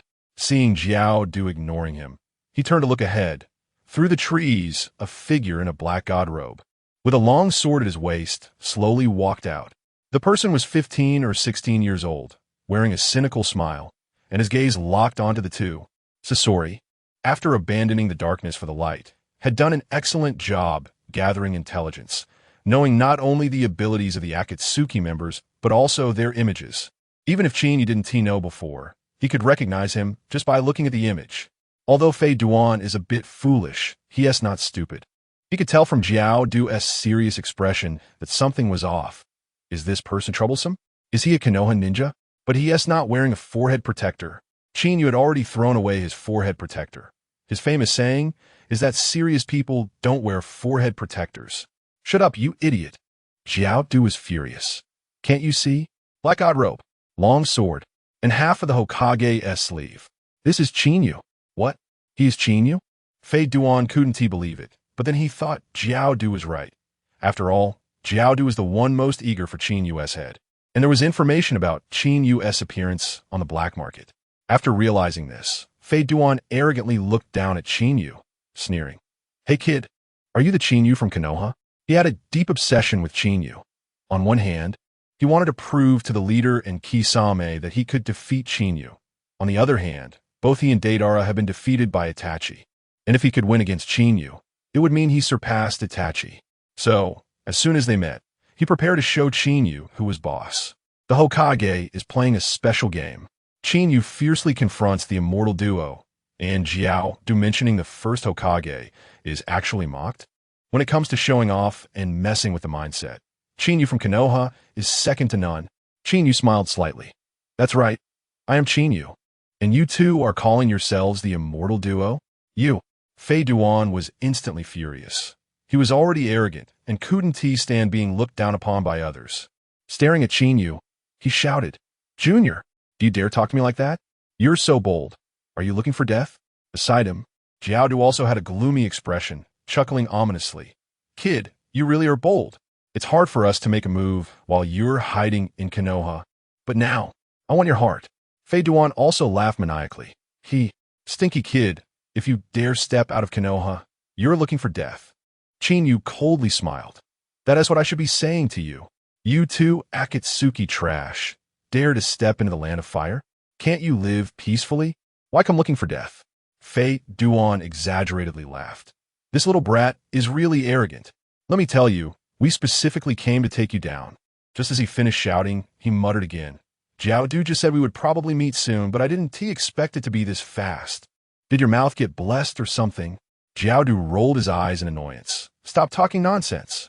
Qinyu smiled. You specifically came to kill me? This result doesn't surprise him. After all, he just sabotaged Akatsuki's plan to capture the One Tail and even caused the death of two members. It's normal for him to be targeted. What he doesn't know is that the order to kill him wasn't from Nagato. It was these two fools who came voluntarily. Even if he did know, it wouldn't matter. They came to his door, so he wouldn't feel guilty. Qinyu coldly said, Your leader underestimates me too much, sending just two trash to deal with me? Or did you anger him?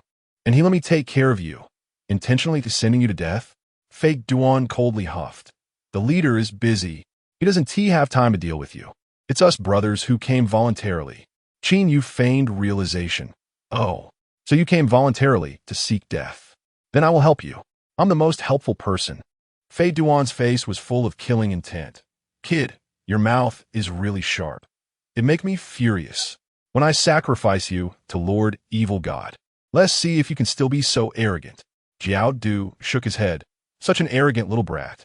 Saying this, he put on an elder's demeanor and started to show off. Kid, compared to me, your strength and experience are far behind. Seeing you reminds me of the first Konoha ninja I fought. The first Hokage. Fate Duan muttered. Here we go again. Shouting at everyone. As if afraid others don't know you fought the first Hokage. Jiao du chutait d'Angridi. Shut up. He fixed his gaze on Qinyu. Wanted to see if this arrogant little brat would show fear upon hearing this. However, he was destined to be disappointed. Qinyu simply looked at him with a smile that didn't hide his sarcasm. Jiao Du was stunned, then shocked, and asked, Kid, you aren't surprised at all? The Hokage is playing a special game. Qinyu said he fought the first Hokage, and Jiao Du's bragging was pierced. His face turning pale. Jiao Du emphasized, listen carefully. I said I fought the first Hokage, that god of ninja from your village. Did you hear that clearly? Qinyu coldly smiled, his tone casual. May I ask, what is there to be surprised about? He then said seriously, to be honest, I also fought the first Hokage. In an instant, the scene fell into silence. Both Fei Duan and Jiao Du were stunned, their mouths wide open. 5 seconds later, Fei Duan erupted into thunderous laughter. Shouting while laughing, Jiao Du, I thought you were the biggest braggart, but I didn't expect him. He said he fought the first Hokage. Ha ha ha. I can't take it anymore. I'm going to die laughing. He yelled at Qinyu. Kid, do you know who the first Hokage is? By age, your grandfather might not even have met the first Hokage. Fei Duan laughed so hard he was holding his stomach, completely losing his image. Qinyu's mouth couldn't help but twitch, but he wasn't lying. Previously, when Orochimaru launched the Konoha upheaval, he had summoned the first Hokage using the impure world reincarnation. At that time, he indeed had fought the first Hokage. But Jiao Du didn't think Qinyu was telling the truth. He only felt insulted. In his view, Qinyu imitating his words was simply not believing him, humiliating him. After all, with Qinyu's age, who would believe such words? And no one would think of the secret forbidden technique of impure world reincarnation. Damn little brat. Jiao Du's expression darkened terrifyingly as he growled. You dare to toy with me. Qinyu coldly laughed. Hee. Who was toying with who? It was merely someone who was 800 miles away, throwing a shuriken at the first Hokage, scared into a mess by just a glance. With that, you still have a nerve to shout around the ninja world that you fought the first Hokage? Qinyu's words were like a barrage of cannon fire, not giving Kakuzu a chance to react. Kakuzu's face instantly turned ashen. He had been scared into fleeing by a mere glance and killing intent from Senju Hashirama. And this incident had always been a shadow in his heart. He often talked about his battle with the first Hokage, not to boast, but to brainwash himself. After nearly 100 years of living, no one could verify this matter. He had been smooth sailing for so many years. But today he was ruthlessly exposed by Qinyu. Haiden also stopped laughing, looking at Kakuzu as if he were a fool, and asked in shock, Kakuzu, is what this kid said true? You bragged about fighting the first Hokage, but it was just throwing shuriken from 800 miles away, right? If you don't speak, it's an admission of guilt. Oh my god, you're too pathetic. Even if your opponent is the god of ninjas, you have an immortal body, so why be so cowardly? Kakuzu could no longer hold back and exploded at Haiden. You have no idea how terrifying that person is. He is known as the god of ninjas. Haiden continued to mock Kakuzu's cowardice, while Kakuzu viewed Qinyu as 200 million Ryo, and Haiden charged forward. Kakuzu shouted angrily. That so-called immortal body is a joke in front of that person. Moreover, at that time, I didn't even have an immortal body. He was a person from that era, and I personally felt the intimidation of the first Hokage. But Haiden was extremely disdainful, sneering, "Pa, what god of ninjas? Just a name without substance. You were scared away by a guy with a hollow reputation. How pathetic." Kakuzu, disappointed, replied, "Since you looked down on the first Hokage, this kid, Qinyu, should be even less of a concern, right?" Haiden replied naturally, "Of course. They are both just names inflated by rumors." Kakuzu smirked. "In that case, you can deal with this kid." Haiden shouted, "Kakuzu, are you being cowardly again? No problem. Leave it to me. I'll sacrifice him to the god of evil." Kakuzu grunted in dissatisfaction. "Remember, don't damage his head. I needed to exchange for money." Haiden was furious. "Get lost. For the past few days, the heads of the people we've killed have all been exchanged for money by you. That's disrespectful to the god of evil. Kakuzu growled. You don't understand anything. Do you know what this kid is? Haiden was confused. What is he? Kakuzu's eyes were fervent, staring at Chinyu. In your eyes. He's a little brat looking for death, but in my eyes, he's 200 million Ryo. Now do you understand? Mentioning 200 million. His green eyes were shining. This was a huge sum that could overshadow many on the bounty list. Haiden spat. Money is just waste paper. The most important thing is faith. Don't say any more. I must sacrifice him. Haiden kept chattering, and Kakuzu, with a headache, shouted, Stop, stop, stop. Instead of talking so much, let's take him down first. Haiden pondered. That makes sense. Then he shouted, Kakuzu, you just watch. I'll handle this. Clang. Haiden pulled out an exaggeratedly large, three-bladed scythe and charged at Chinyu without a second thought. But Chinyu smiled calmly, making no movements, just standing there silently watching him approach. At that moment, Haiden was exceptionally excited. While charging toward Chinyu with all his might, he kept shouting, Watch this. God of evil. I'll fight seriously. I'll be very serious. I'll pull out his intestines. At that moment, Haiden was filled with mysterious confidence. Haiden swung the scythe to strike Chinyu, but was instead sent flying and crashed into a tree. Haiden dashed to Chinyu's front at lightning speed, shouting, Chinyu, right? Today, your life is in my hands. He tightened his grip on the three-bladed scythe and swung it down. The cold light aimed straight at Chinyu's shoulder. The scythe cut through the air, creating a whistling sound. If it hit, Chinyu would probably be cut in half. But until the scythe was about to touch Chinyu, he didn't move. Haiden thought it was a sure hit and showed a bloodthirsty expression. Clang. A crisp sound rang out. Chinyu's left hand actually caught the long handle of the scythe. Haiden instantly felt a tremendous force in his palms. The weapon couldn't advance even a fraction. What? How is this possible? Haiden was shocked, unable to believe that the weapon had slipped from his control.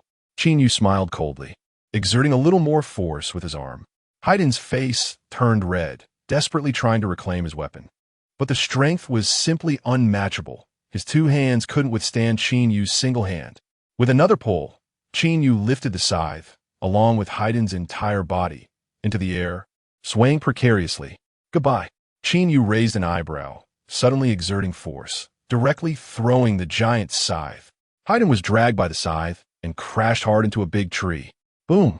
After the loud noise, the trunk was broken. Chinyu's strength was explosive. Tree branches and leaves fell, and dust rose, making it impossible to see whether Haiden was dead or alive. Chinyu mercilessly mocked. You were shouting so happily, but in reality, just this. Watching from the sidelines, Kakuzu felt a storm brewing in his heart. He had known Haiden would lose, but he didn't expect it to be so quick and so thorough. Although this blow didn't do much harm to Haiden as a shadow-level powerhouse, the details contained a wealth of information. Haiden's bloody three-bladed scythe was not simple. It could extend and split, controlled by ropes for throwing, and its three blade edges specifically targeted opponents. But Chinyu had already spotted the flaw at the moment of attack, grabbed the handle, and effortlessly threw Haiden away. Kakuzu felt that facing this move, he could at most dodge. He absolutely couldn't do what Chinyu did, turning defense into offense. This insight, accuracy, and the brute force of a single hand overpowering two hands made his scalp tingle. Just as Kakuzu was lost in thought, the dust slowly dispersed. It revealed a disheveled Haiden. Haiden, not willing to admit defeat, charged again, and Kakuzu prepared to use ninjutsu, but Chinyu easily blocked. Haiden was rubbing his head, looking dazed. After coming to his senses, he glared fiercely at Chinyu, angrily saying, You little brat. Just now, I was careless. You dared to underestimate me. Next, I'll let you see my true strength. Saying this, he picked up the bloody three-bladed scythe and charged again. But Kakuzu was no longer going to watch idly. He saw from the details that Chinyu was no ordinary opponent, fearing they would be taken down one by one. He stepped forward and said in a deep voice, Haiden, I'll help you. Haiden was extremely displeased. Kakuzu, what do you mean? You underestimate me too? Just watch. I can easily take down Chinyu. His mysterious confidence was almost overflowing. Kakuzu angrily scolded, Haiden, you're such an idiot. But Haiden didn't listen, and Kakuzu had no choice but to act. Suddenly, Countless black lines erupted from his body, connecting his arms and legs, making him look like he was floating in mid-air. Haiden saw that Kakuzu was determined to act and didn't stop him. After all, they had been a team for a long time. Their synergy and cooperation were top-notch. They already had a battle plan. Haiden had unique skills, responsible for the main offense to take the opponent's blood. Kakuzu could use all 5 nature transformations, responsible for long-range attacks. Moreover, Haiden had an immortal body, so Kakuzu didn't have to worry about accidentally injuring him. Their cooperation was perfect and non-disruptive. At this point, Kakuzu had already formed the hand signs and attacked Chinyu. Fire style, Phoenix Fire Jutsu. A small fireball was spat out from his mouth, shooting straight at Chinyu. This fireball looked small and unassuming, but Chinyu knew the energy inside was terrifying. It would expand upon landing, burning everything to ashes. This technique was ranked first among fire styles in the early to mid stages of Naruto, and its first appearance destroyed a vast forest. Chinyu smiled coldly, activating the body flicker technique to disappear in an instant. Kakuzu saw him dodge and also sneered, forming hand signs again. Wine style, pressure damage. A high-pressure wind ball was shot out, which shattered and formed a vortex, shooting wind claws forward. But this wind style was not aimed at Chinyu. It was aimed at the earlier fire style. The Phoenix Fire Jutsu exploded into a sea of flames, and the wind claws surged into the fire sea. The raging flames being redirected by the strong wind, again attacking Chinyu. Wind style entwined with flames. Wind claws transformed into fire claws. And in the blink of an eye, it reached Chinyu's side. Chinyu snorted coldly, his arms suddenly spread wide, softly chanting, "Return to heaven." As his voice fell, his body spun rapidly like a top, and a massive blue light shield instantly formed, blocking all flames and wind blades from the outside. Looking at the suddenly appeared blue light shield, Kakuzu squinted slightly. He felt that this technique was somewhat familiar, but he couldn't quite remember. The Hokage is in a cheat mode. Chinyu's wind cut through Kakuzu's shield, and Haiden's scythe was instead severed. At this moment, Chinyu felt a bit dizzy, but he could still hold on. He always thought about offense, and defense was just temporary. As Return to Heaven was about to end, he swiftly drew the Thunder God sword from his waist, and with a wave of his right hand, 5 wind blades flew out from the sword. Wind style, wind cut. The wind cut sliced through the surrounding exploding sparks, instantly transforming into a powerful fire-infused ninjutsu, directly attacking Kakuzu, with a particularly tricky position, aimed precisely at the 5 heart's locations. What? Kakuzu, who was extremely sensitive to the heart's position, instantly sensed the wind blades coming towards his heart. He frantically thought, "Does this little brat know my heart's location? Impossible. Even if Scorpion betrayed and provided the information, Scorpion wouldn't know my heart's location. Coincidence? No, it's too coincidental. He must have an extraordinary perception. This little brat's methods are truly impressive." But Chinyu's attack arrived in an instant, and Kakuzu wanted to dodge but was too late. He could only quickly use black threads to form 5 shields, accurately blocking in front of his heart. Puff, puff, puff, puff, puff. The 5 wind blades struck the shield and directly pierced through. Although Wind Cut is a low-level ninjutsu, it didn't have enough power to penetrate Kakuzu's body after breaking the shield, but it still shredded his Akatsuki cloak and caused him some injuries. Kakuzu's face turned extremely ugly, not because he was at a disadvantage, but because it completely refreshed his perception of Chinyu. His Earth Grudge fear was a secret of the Takigakure ninja, with terrifying defense, yet it was broken by a low-level wind cut and even injured him. Kakuzu stared at Chinyu, muttering, "This money is really hard to earn. One misstep and I get hit. I need to be careful." At this moment, Haiden swung his bloody scythe and charged forward. This time he was smarter. He didn't engage in close combat, but threw the large scythe from 10 meters away. The scythe came with a fierce wind, but Chinyu didn't take it seriously and casually jumped to avoid it. Unexpectedly, Haiden suddenly laughed, and a rope appeared in his hand connected to the scythe. With a flick of his hand, the scythe attacked Chinyu again. Chinyu couldn't leverage power in the air, but suddenly his right hand shook, and he casually threw the Thunder God sword. Although it was a casual throw, the angle and accuracy were extremely tricky, directly stabbing towards the thin rope connecting the scythe. Qinyu's throwing technique was inherited from the Uchiha, with maximum precision. The Thunder God Sword was incredibly sharp, instantly severing the rope, and the scythe lost control. Clang! A crisp sound echoed as the bloody scythe fell to the ground. Oomph! The Hokage is in a cheat mode. Qinyu's Thundercut electrocuted Haiden, and the Thunder God Sword shattered Kakuzu's Earth Spear. Seeing his unique weapon destroyed, Haiden snorted coldly. His expression grim, but not panicked. Though the rope was severed, the previous force remained, and the scythe still lunged towards Chinyu. In his expectant gaze, the scythe was about to stab Chinyu's face, a bloodthirsty smile on his face, as if he could already see Chinyu bleeding, tortured by him. Whoosh! In the next second, Chinyu's figure suddenly disappeared. What?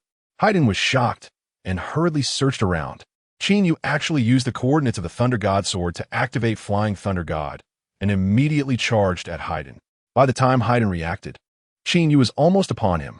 Haiden, having experienced Chinyu's methods, realized he was no match without the scythe and wanted to retreat without thinking. But Chinyu wouldn't let him go. Whoosh! Without forming any seals, Chinyu directly unleashed Chidori Sharp Spear with his left hand, and the sharp spear shot out, piercing Haiden's heart. What a fast technique! Haiden was shocked, then suddenly laughed maniacally. Keep it coming, Chinyu! It hurts so much. Ahaha! Although he wouldn't die, the pain was more intense than that of ordinary people, and over time, his mentality became twisted. Chinyu already knew about his immortality. His current attack was just to confuse him. Suddenly, a bright lightning burst forth, and the spot where the Chidori Sharp Spear pierced glowed brilliantly. Lightning cut. Chinyu used the Chidori Sharp Spear as a medium to instantly unleash Lightning Cut. The powerful lightning enveloped Haiden, causing his body to tremble continuously. Both the pain and paralysis were real, and even more severe due to his immortality. In an instant, Haiden's body became charred, looking comical and ridiculous. At this moment, Kakuzu, having defended against the attack, launched a ninjutsu. Earth Style, Earth Spear. Earth-type chakra surged in his arm, instantly hardening and charging towards Chinyu with immense force. This move looked ordinary but had great power. The hardened arm was incredibly strong in both offense and defense. Chinyu didn't want to give up on electrocuting Haiden, so he swung his right hand, and the Thunder God Sword slashed out rapidly. Buzz! The Thunder God Sword was infused with lightning chakra, becoming even sharper, just like the lightning blade secret technique. This move was explosively powerful, far stronger than what Sasuke used in the original work. Puff! The sharp Thunder God Sword, under Kakuzu's shocked gaze, directly sliced into his arm. The originally solid Earth Spear was as weak as tofu in front of the lightning blade. The originally solid Earth Spear became extremely fragile in front of Chinyu's lightning blade, like a piece of weak tofu. The Hokage is in a cheat mode. Chinyu swiftly toyed with the Immortal Duo, and the Chidori Sharp Spear pierced Kakuzu's heart. Kakuzu's face was full of shock, his mouth agape. How is that possible? He was so shocked that he even forgot the pain. Whoosh! The sound of breaking wind rang out as Haiden appeared behind Chinyu using body flicker technique. However, Chinyu was not at all flustered, smirking. In terms of speed, you guys are still far behind. Whoosh! Chinyu's figure vanished again and appeared behind Haiden. This time he didn't use the Sharingan, relying solely on ordinary body flicker technique, but his speed was still top-notch. Whoosh! Chinyu unleashed the Chidori Sharp Spear again, clearly intending to skewer Haiden and Kakuzu like lamb skewers. Having suffered from the electric shock, Haiden knew that lightning style could paralyze him, so he hurriedly dodged. But Kakuzu wasn't so lucky. Kakuzu initially wanted to use the substitution technique, but it was too late. He could only desperately mobilize all the black threads behind him to form a defense. Puff! The penetrating power of the Chidori Sharp Spear was explosive, and with a muffled sound, it pierced through Kakuzu's Earth Grudge Fear defense and shattered one of his hearts.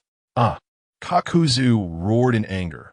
One heart represented one chakra attribute and was also a life. He knew that continuing to fight would only make him more passive, with his combat power diminishing. Roar! Countless black threads suddenly burst forth from Kakuzu's back, rapidly shooting towards Chinyu.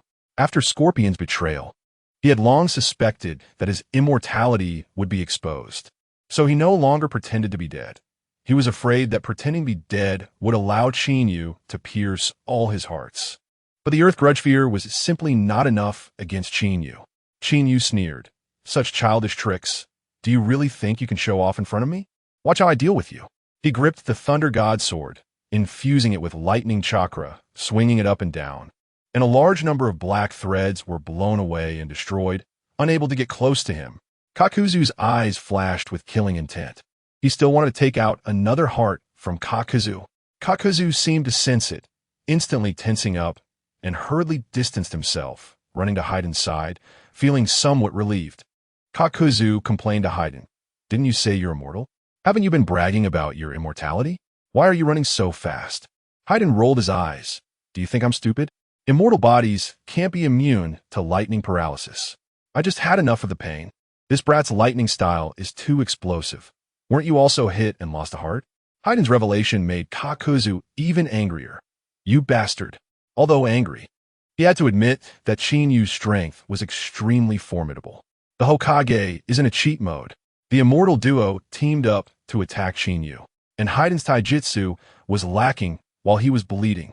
Kakuzu said seriously, "This little brat is too tricky. Lightning style and wind style are both explosive. Next, let's attack together. Be careful not to flip the boat in the gutter. Let us take him down quickly." The usually unreliable Haiden surprisingly nodded. Reliable. After the previous exchanges, they no longer looked down on Qinyu. All notions of one-on-one dueling were thrown out the window. True one-on-one was just asking for death. Previously, Feiden's main offensive capability was lacking. His physical skills were so poor in Qinyu's eyes that it seemed like a joke. Barely at the level of an elite Nin, relying solely on his immortality to reach the rank of Kage. In the past, he could win thanks to his immortality. But now facing Qinyu, he had turned into a complete fool. The two quickly changed their tactics, with Jiao Du taking the lead, both Kage-level ninjas attacking together, making even Qinyu feel a bit of pressure. No matter how bad Feiden's physical skills were, he couldn't let him touch him. If he got a drop of blood, it would be over.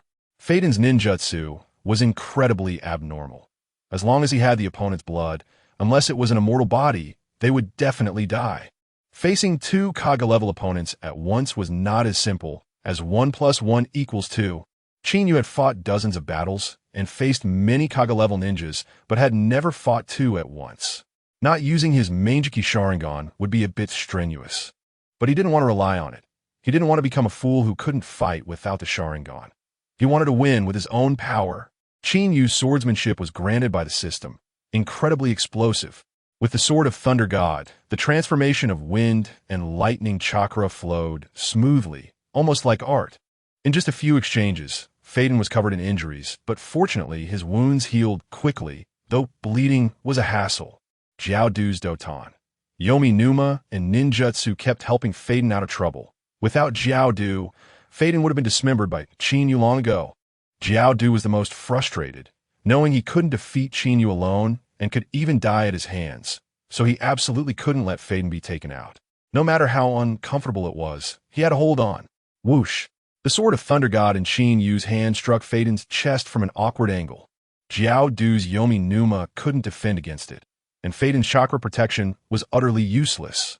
The powerful wind attribute chakra instantly broke through the defense, ripping a huge hole in Faden's Akatsuki robe, flesh and blood spilling out, blood spraying everywhere. "Ah, that damn bastard. You made me bleed again." The situation was chaotic. Jiao Du accidentally set Faden on fire, while Qinyu used wind to ignite flames, and Faden was cursing in frustration. Faden, in pain, bared his teeth and shouted at Qinyu, "I swear in the name of the evil god, I will offer your soul to the evil god and make you his eternal servant." Qinyu was already used to his style and ignored him. Katan, head hardening. Jiao Du's harsh voice suddenly came from behind Qinyu. Qinyu had intended to strike Faden again, but had to withdraw quickly. Whoosh! A small fireball flew from behind, extremely fast, with a tricky angle and timing, aimed directly at Qinyu's back. If it hit, Qinyu would definitely be gravely injured. Whoosh! Qinyu instantly used the body flicker technique to disappear, reappearing behind Phaeton. Bang! Jiaodu's head, hardening, collided solidly with Phaeton, and the violent flames immediately spread across him. Jiaodu, are you doing this on purpose? You're gonna burn me alive. Phaeton, engulfed in flames, was cursing up a storm. Qinyu smirked coldly. You like roasting so much. Let me add some fire. With a motion of his empty hand, he quickly formed seals. Katan. Head hardening. Another compressed fireball rushed toward Phaeton from behind. What? Both Phaeton and Jiaodu were shocked. Jiaodu was filled with questions. How is this possible? How could he use this ninjutsu? Did he copy it with the Sharingan? But he never activated the Sharingan. He was almost questioning his life. Phaeton was even more frustrated, shouting loudly, "Damn it! Why is this never-ending?" Qinyu had been close to him just now, and the small fireball struck him instantly, leaving him no chance to dodge. Boom! The two head hardening techniques exploded one after the other, and Phaeton, caught in the center of the flames, was roasted to a crisp. If it weren't for his immortal body, he would have lost half his life. Jiaodu, are you an idiot? You can't handle a little brat? Phaeton cursed in the flames, feeling extremely dissatisfied. Jiaodu snorted. He hadn't expected it to turn out this way, so he decided to go all out. Quickly forming hand seals, F-ton, pressure damage. A wind ball was spat out from his mouth, flying toward Phaeton in the sea of flames. The wind ball shattered, creating powerful storms and wind claws that rushed into the fire, making the flames even more violent, increasing the fire's intensity and temperature several levels. Clearly, Jiaodu wanted to use the wind to push the flames toward Qinyu. But before Qinyu could react, Phaeton started cursing again. Jiaodu, are you crazy? I'm still in the sea of flames. Do you want me to die faster? Why are you blowing wind? You're such an idiot. How did I end up with you as a teammate? This is infuriating. Damn it, damn it, damn it. I really want to send both of you to the evil god. Phaeton had turned into a super chatterbox. Shut up. At this moment, Jiaodu also angrily shouted, You're immortal, so burning for a while is fine. No matter what, I must take this kid down in one blow. You keep roasting him. The situation flipped. Jiaodu set fire to burn Qinyu, but was instead drowned by Qinyu'sSign-In, reversing the scene completely. Phaeton was furious and retorted, Shut up. I'm the most loyal follower of the evil god, and I need to maintain my image. My robe is already burned to shreds. Jiaodu replied irritably, Humph. As long as we can take down this kid, what does your robe matter? If we really take him down, I'll buy you 10 more. As he spoke, his gaze was fixed on the flames in front of him. Phaeton was not polite either. Damn it. If we don't take him down, Jiaodu, I'll take you down with me. Jiaodu snorted. Too lazy to respond to Phaeton, but he was secretly worried, this time using pressure damage to blow the two head hardening techniques. The fire's range is large and the damage is strong. This kid should not be able to escape, right? The reason he dared to be so aggressive was that Qinyu had also released head hardening. Once the fire landed, it would be out of Qinyu's control, and with his wind technique, he could make Qinyu suffer the consequences. The flames from the two head hardening techniques were already large, and with the added wind technique, they formed a terrifying firewall that closed in on Qinyu from all sides. The scene was grand, no less than Uchiha Madara's great fire annihilation. At this moment, using the body flicker technique was completely useless. There was no way to evade the overwhelming flames. Jiaodu smirked, saying, Umph. Let us see how you deal with this. He didn't believe there was a ninjutsu that could defend against it. Head hardening was already extraordinary, and with the addition of wind, even an ordinary water barrier wouldn't hold up. The attribute clash of ninjutsu was useless in the face of absolute strength. He believed Qinyu would definitely be burned to ashes, and a bloodthirsty smile appeared on his face. Kisame might be able to defend, but this brat? He seemed to already see victory in sight. But if he had Byakugan, he wouldn't think that way. Through the flames, he could see that Qinyu was completely unperturbed in the face of the raging fire. He sheathed the sword of Thunder God, retreating in the flames while quickly forming hand seals. Suetun, great explosive water collapsing wave. After completing the seals, Qinyu brought his hands together and shouted loudly. This was the signature super water technique of the second Hokage, Senju Tobarama. In the next second, Qinyu opened his mouth wide and spewed forth a torrent of water. The vast water flow instantly swept across the area, transforming hundreds of meters into an ocean. Almost instantaneously, the fierce flames created by the head hardening and wind technique were extinguished, leaving only a bit of steam. Not only that, the powerful waves instantly formed a massive elliptical water prison. The situation flipped again. Qinyu's water prison trapped Phaeton, while Jiaodu was pushed back and lost his defenses. The immortal duo was crushed. As soon as the water prison formed, it trapped Phaeton directly in the water. Damn, Gurgle, are you messing with me? Gurgle. In the water prison, Phaeton's voice came intermittently, still cursing. Damn you, Jiaodu. Gurgle, is this what you call taking him down in one blow? Why is he still alive and kicking while I'm stuck in this broken place? Don't play dumb. Get me out of here. Damn little brat, once I'm out, I'll definitely torture you to death and send you to the evil god. Gurgle. Phaeton was firmly trapped in the water prison, and even though he was choking on water, his chatterbox nature was fully on display.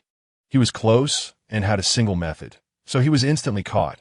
Kakuzu was far away, had multiple methods, and when Qinyu unleashed his water escape, he sensed something was wrong and quickly made hand seals to create a high wall to land on, avoiding being drowned like Haydn. However, having escaped this calamity, he was shocked beyond measure. He was not only amazed by the explosive power of Qinyu's water escape, but also by Qinyu's continuous use of lightning release, wind release, fire release, and water release. Each ninjutsu skill was extremely high, and he grasped the changes in nature deeply. This water release felt no less than that of Kisame. How could this little brat achieve that? Even the dim-witted Haydn noticed and shouted at Kakuzu, "Hey, Kakuzu, fighting this kid, how is it the same as fighting you? It's only been a short while, and he has already used several types of elemental ninjutsu. Your 5 elements aren't that impressive. A random little ghost can almost catch up to you." Haydn's mockery was unabashed, making Kakuzu's face even darker as he roared. "Shut up. Haydn, this little brat is a freak. I haven't encountered one in years. Who knew I'd run into him today?" Listening to their banter, Qinyu was in a great mood, smirking arrogantly. In this day and age, if you don't have any 5-element ninjutsu, how can you call yourself a ninja? Is everyone in the Akatsuki as ignorant as you? This was quite a bold statement, but Kakuzu and Haydn were at a loss since the battle began. They had been completely outmatched by Qinyu. Whether it was Haydn relying on his immortal body to fight desperately, or Kakuzu using his multiple hearts and multi-attribute ninjutsu bombardment, all were perfectly countered by Qinyu, who even launched stylish counterattacks. Now Haydn was trapped in a water prison, and the earthen wall under Kakuzu's feet was also on the verge of collapse, about to fall at any moment. This was the greatest battle setback the immortal duo had encountered since teaming up, no exceptions. It could be said that until this moment, the two were still finding it hard to believe the scene before them. The Hokage was using cheat tactics. Qinyu swallowed lightning release and backfired on Haydn, leaving Kakuzu dumbfounded. The immortal duo completely crumbled. A young brat had managed to make them look so disheveled. It was something they would never have imagined. Haydn in the water started shouting again. "Hey, Kakuzu, what are you doing? Hurry up and save me. I swear, I will definitely sacrifice this stinky brat to Lord Jashin. I must." Listening to Haydn's rambling pleas for help, Kakuzu's already grim face turned even darker. He stared at Qinyu, knowing well that the situation was dire and could only rely on himself to break the deadlock, but Haydn was completely useless. After thinking it over, he felt he had to save Haydn first. As long as he got him out, he could take the opportunity to get this brat's blood. Then with that in mind, he began to form hand seals, lightning release, false darkness, crackle. A powerful bolt of lightning was expelled from Kakuzu's mouth, compressing during its flight, transforming into a sharp spear aimed at Qinyu. Qinyu smirked, his body radiating with lightning. Lightning armor. The dazzling lightning release enveloped him, forming a protective shield. Kakuzu watched closely, wanting to see if his move could break through. False darkness was his strongest single-target attack, and in the original story, it had made the grown-up Ino Shikicho flee, while Kakashi barely managed to defend against it with all his might, and it drained half of his chakra. But the next second, the lightning spear crashed into the lightning armor, crackling. Thunder echoed in all directions. To Kakuzu's astonishment, His lightning spear was continuously devoured by Qinyu's armor, disappearing without a trace in the blink of an eye. What?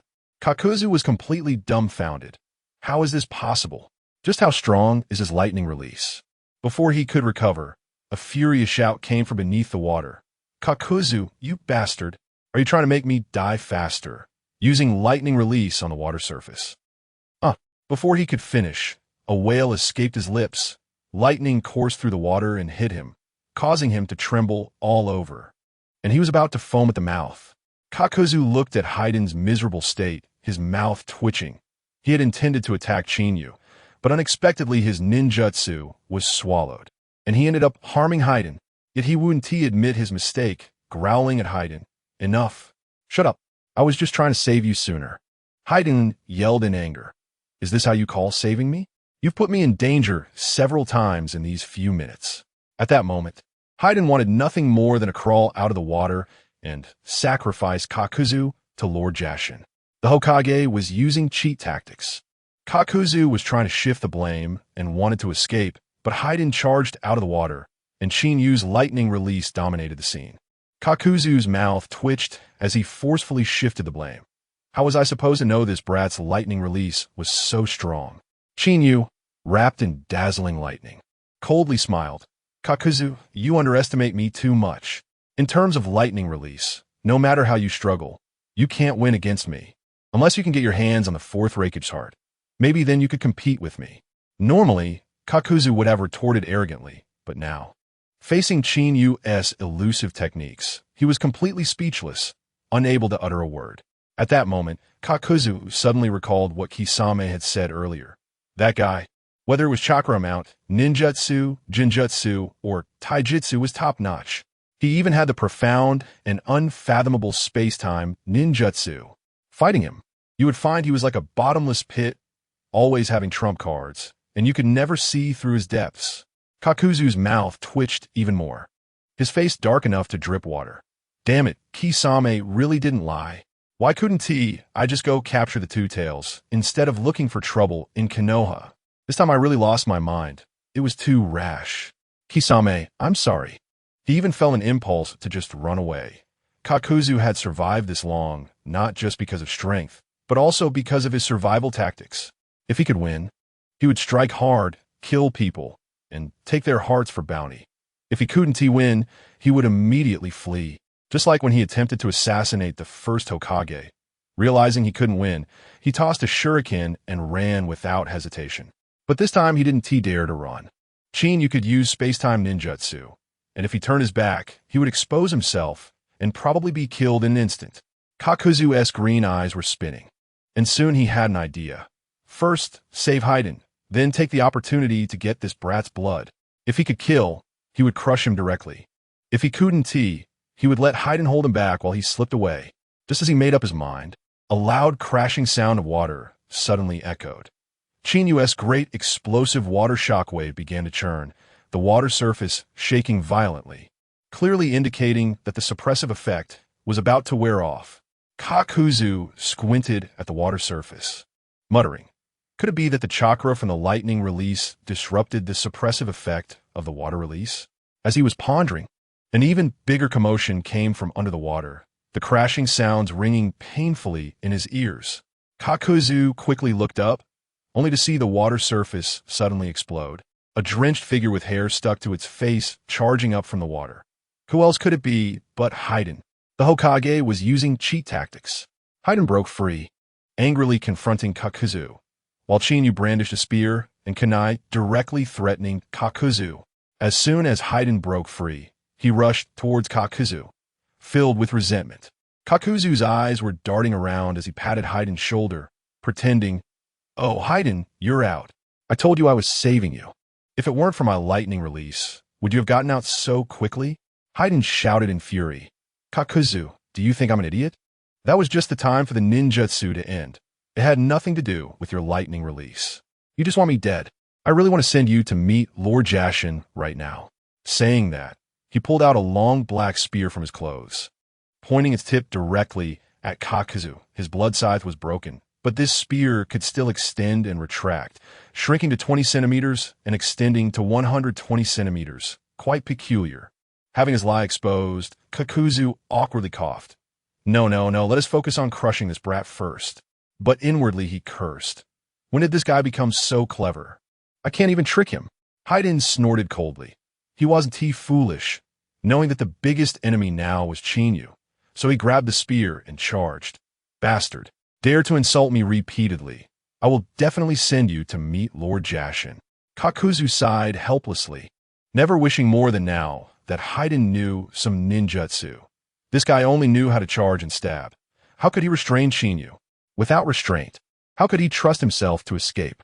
There was no way out. If he didn't follow, he would just wait for death. If he did follow, he might seize the chance to take Chinyu's blood. He could only grit his teeth and charge forward. Fei Duan rushed to Chinyu's side, thrusting his spear straight at Chinyu's face. He didn't really want to kill, he just wanted blood. But facing Chinyu, he always felt like he was being seen through. And he thought to himself, impossible. How could he know how I attack on our first encounter? While he muttered to himself, his hands didn't stop, and he focused on continuing his assault. Clang! The Raijin sword at Chinyu's waist instantly unsheathed, effortlessly blocking the spear. The sound of metal clashing echoed continuously. Fei Duan didn't care about defense, only focused on attacking desperately for blood, hatred overshadowing everything. But anger was useless, even when he switched weapons. He was still completely dominated by Chinyu. If it weren't for Kaku using ninjutsu to cover him from the outside, he would have been thoroughly beaten by now. Chinyu wielded the Raijin sword, launching several strikes that forced Fei Duan into a perilous situation. Kaku quickly gritted his teeth and formed hand seals to provide assistance. Suddenly, a flash of cold light darted towards him. The force and precision of that cold flash startled Kaku, and in an instant he reacted. After all, he was an experienced shadow-level powerhouse. He quickly determined that this was a kunai. In the Hokage's cheat mode, Kaku braced himself to take the kunai head-on, while Chinyu unleashed the Raijin slash, shattering Kaku's heart, and Fei Duan attempted a surprise attack with his rope. Kaku sneered. Chinyu, you think you could do anything to me with this? You underestimate me. Puffed. He didn't even dodge, directly unleashing several earth grievances in front of him. This thing had explosive defense and power, instantly sending the kunai flying into a corner. Seeing Chinyu attempt a sneak attack with the kunai, Kaku suddenly felt contempt. This kid seems anxious. He probably doesn't have enough chakra left. After all, he was just a young one. Using so many ninjutsu earlier must have consumed a lot. If he can hold on a bit longer, maybe he can get his blood. Just as his inner monologue finished, he suddenly fell silent. A shadow flashed before his eyes, and a sharp pain surged through his chest. Clang! The sound of a sword being sheathed suddenly rang out, and time seemed to freeze. No one saw Chinyu's movements. They only saw a faint glimmer from the blade of the Raijin sword as he slightly pulled it out. The next second, he pushed the hilt ka-ching. The sword was completely sheathed. As soon as the sound fell, countless lines of blood erupted from Kaku's chest, and a black object with broken mass debris appeared behind him. Chinyu had shattered one of his hearts with a single move. The excruciating pain made Kaku's pupils constrict. Looking down, he discovered another heart had shattered. When he looked back at Chinyu's original position, the figure was slowly dissipating.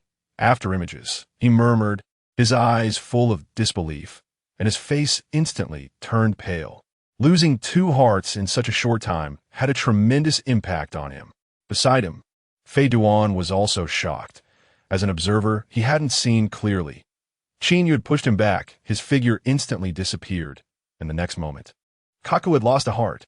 What they didn't know was that Chinyu had used the flying Raijin slash created by the second Hokage. The kunai he threw had the flying Raijin mark inscribed on it. He originally intended to teleport in front of Kaku to strike, but although Kaku had deflected the kunai, he was still caught off guard by Chinyu teleporting to his blind spot, using the Raijin sword to pierce through his body. Once Kaku realized, he quickly controlled the earth grievance to grab the kunai and hurled it far away. He no longer dared to let that thing appear within 100 meters of him. Just then a maniacal laugh echoed. Huh? Chinyu finally caught a chance this time. Fei Duan laughed crazily, but this time he was surprisingly calm, not at all flustered by Kaku's shattered heart. Chinyu shifted his gaze and instantly discovered On the nearby Blood Moon scythe, another rope was connected, with the other end held in Fei Duan's hand. Whoosh! The Blood Moon scythe swiftly lifted off the ground and attacked Qinyu at lightning speed. Qinyu immediately drew his sword to block. Who would have thought, at that moment, Kaku also seized the opportunity. In an instant, countless black lines appeared all over Kaku's body. The black lines crazily attacked towards Qinyu, distracting part of his attention. Qinyu raised an eyebrow, having no choice but to use the body flicker technique to dodge. However, the body flicker technique, which had always been invincible, encountered an unexpected situation this time. In the Hokage's cheat mode, Fei Duan took Qinyu's blood to open a curse. Kaku desperately blocked the sword and spat blood. But Fei Duan was not in a hurry. Although Qinyu seemed to have dodged Fei Duan's scythe, he felt a faint sting on his cheek, and when he reached out to touch it, his pupils shrank. His cheek was actually bleeding. He appeared terrified on the surface, but inside he was unusually calm, even feeling a bit amused. Seeing Qinyu bleed, Fei Duan exerted force with both hands, instantly pulling the Blood Moon scythe back, cradling it like a treasure, and gently stroking the bloodstains on the scythe with his fingers. From a distance, Kaku saw this scene, and his heart sank. The thought of fleeing was completely cast aside. Everyone believed that if Fei Duan obtained blood, it was basically a death sentence. Having partnered with Fei Duan for so long, he had never seen him fail after obtaining blood. This was a guaranteed kill. Fei Duan, grinning sinisterly while holding the bloody scythe, laughed loudly. Qinyu, no matter how strong you are, you can't surpass the curse of the evil god. Awaken. Prepare to be sacrificed to the evil god. He, with a sickly demeanor, licked his blood-stained finger, reveling in the moment. Every time he licked an enemy's blood, it was his most exhilarating time. This was the prelude to the evil god ritual. Then Fei Duan drew strange symbols on the ground with his foot. First a circle, then a regular triangle in the middle. In an instant, his skin turned black, and one could see the eerie white bones. Cursed death from blood. The previous Fei Duan could be considered handsome, with slick back hair that had an eerie charm. He could play a gambling god on Blue Star, but after opening the curse, his appearance became terrifying, exuding a chilling aura. Fei Duan laughed maniacally, tilting his waist back, his face to the sky, looking supremely arrogant. Qinyu, no matter how powerful you are, so what? This time, it's your turn to be finished. No one can escape the evil god's curse, not even you. Qinyu swiftly used the body flicker technique to rush in front of him, the Raijin sword slamming horizontally, trying to knock Fei Duan out of the curse circle. He knew that if Fei Duan left the circle, he wouldn't be able to use the curse. Kaku hurriedly unleashed all the black lines, blocking Qinyu at all costs. Bang! When the Raijin sword struck the earth grievance, a tremendous force surged through, making Kaku feel like his organs were displaced. Qinyu's strike was incredibly powerful. Fortunately, it was blocked by the earth grievance, showcasing how strong its defense was. But Kaku was not feeling well either. After having 2 hearts destroyed by Qinyu earlier, he now took this hit head-on and spat out blood on the spot. Even while spitting blood, Kaku didn't forget to angrily shout, "Bastard Fei Duan, why are you still not making a move? What the hell are you doing? This kid is not ordinary, and you're still being careless. If you want to die, don't drag me into it." He was about to go crazy. He was fighting desperately, while Fei Duan was completely unconcerned, wishing he could pry open Fei Duan's brain to see what was inside. Although Kaku was filled with anger and urgency, Fei Duan was completely unbothered. In the Hokage's cheat mode, Fei Duan arrogantly awaited the curse, while Kaku self-destructed his heart to block the sword, only to be betrayed by Qinyu and spit blood. Fei Duan waved his hand dismissively, laughing and shouting, "Don't worry, Kaku. Once I obtain the blood, you will definitely die. I never expected you to fear a little brat. Didn't you say you fought the first Hokage? Are you still afraid of this? You're such a king." Before Fei Duan could finish, Kaku's pupils constricted. Qinyu had once again teleported close to Fei Duan. Kaku was about to go into despair. How could his opponent be so strong? How did he end up with such an unreliable teammate? In an instant, he thought about fleeing, but then he considered that Fei Duan had gripped Qinyu's life, and seeing that he was about to kill the enemy, there was no reason to give up. It was worth a shot. Kaku gritted his teeth and performed an unbelievable maneuver. He directly detonated one of his hearts. He wasn't self-harming. He was using the explosion of his heart to enhance his power, a last resort move. By sacrificing a life, he could temporarily gain power beyond his limits. He would never use this in normal circumstances, but now he had 3 hearts left, and as long as he protected Fei Duan for a few seconds, Qinyu would be finished. After exploding his heart, Kaku's Earth Grievance surprisingly kept up with Qinyu's speed, the pitch-black Earth Grievance emanating a blood-red evil light. Indeed, the power from exploding his heart was related to his essence blood. He once again forcefully blocked Clang. After the crisp sound, Qinyu's attack was blocked again. But Kakuzu was not feeling well either. Seeing Haiden still not making a move, he roared to the sky. "Bastard, hurry up and make your move. If you don't, I'll do it myself." Furious, Kakuzu didn't wait for Haiden anymore. After all, Haiden was merely a medium for shared damage. It didn't matter who dealt the damage. His back opened, and a large amount of the Earth Grudge fear surged out, forming a black spear that recklessly stabbed towards Haiden's heart. The spear instantly pierced in, and Haiden's pupils constricted. "Damn, Kakuzu, you bastard." But the next second, a sinister expression appeared on his face. Not pain, but pleasure. "Qinyu, accept your judgment." Haiden shouted in ecstasy, staring at Qinyu, wanting to see the expression of pain and fear on his face. But he was destined to be disappointed. Qinyu not only showed no fear, but also wore a mocking smile, coldly laughing. "Hee hee, you fell for it, Haiden." Puffed.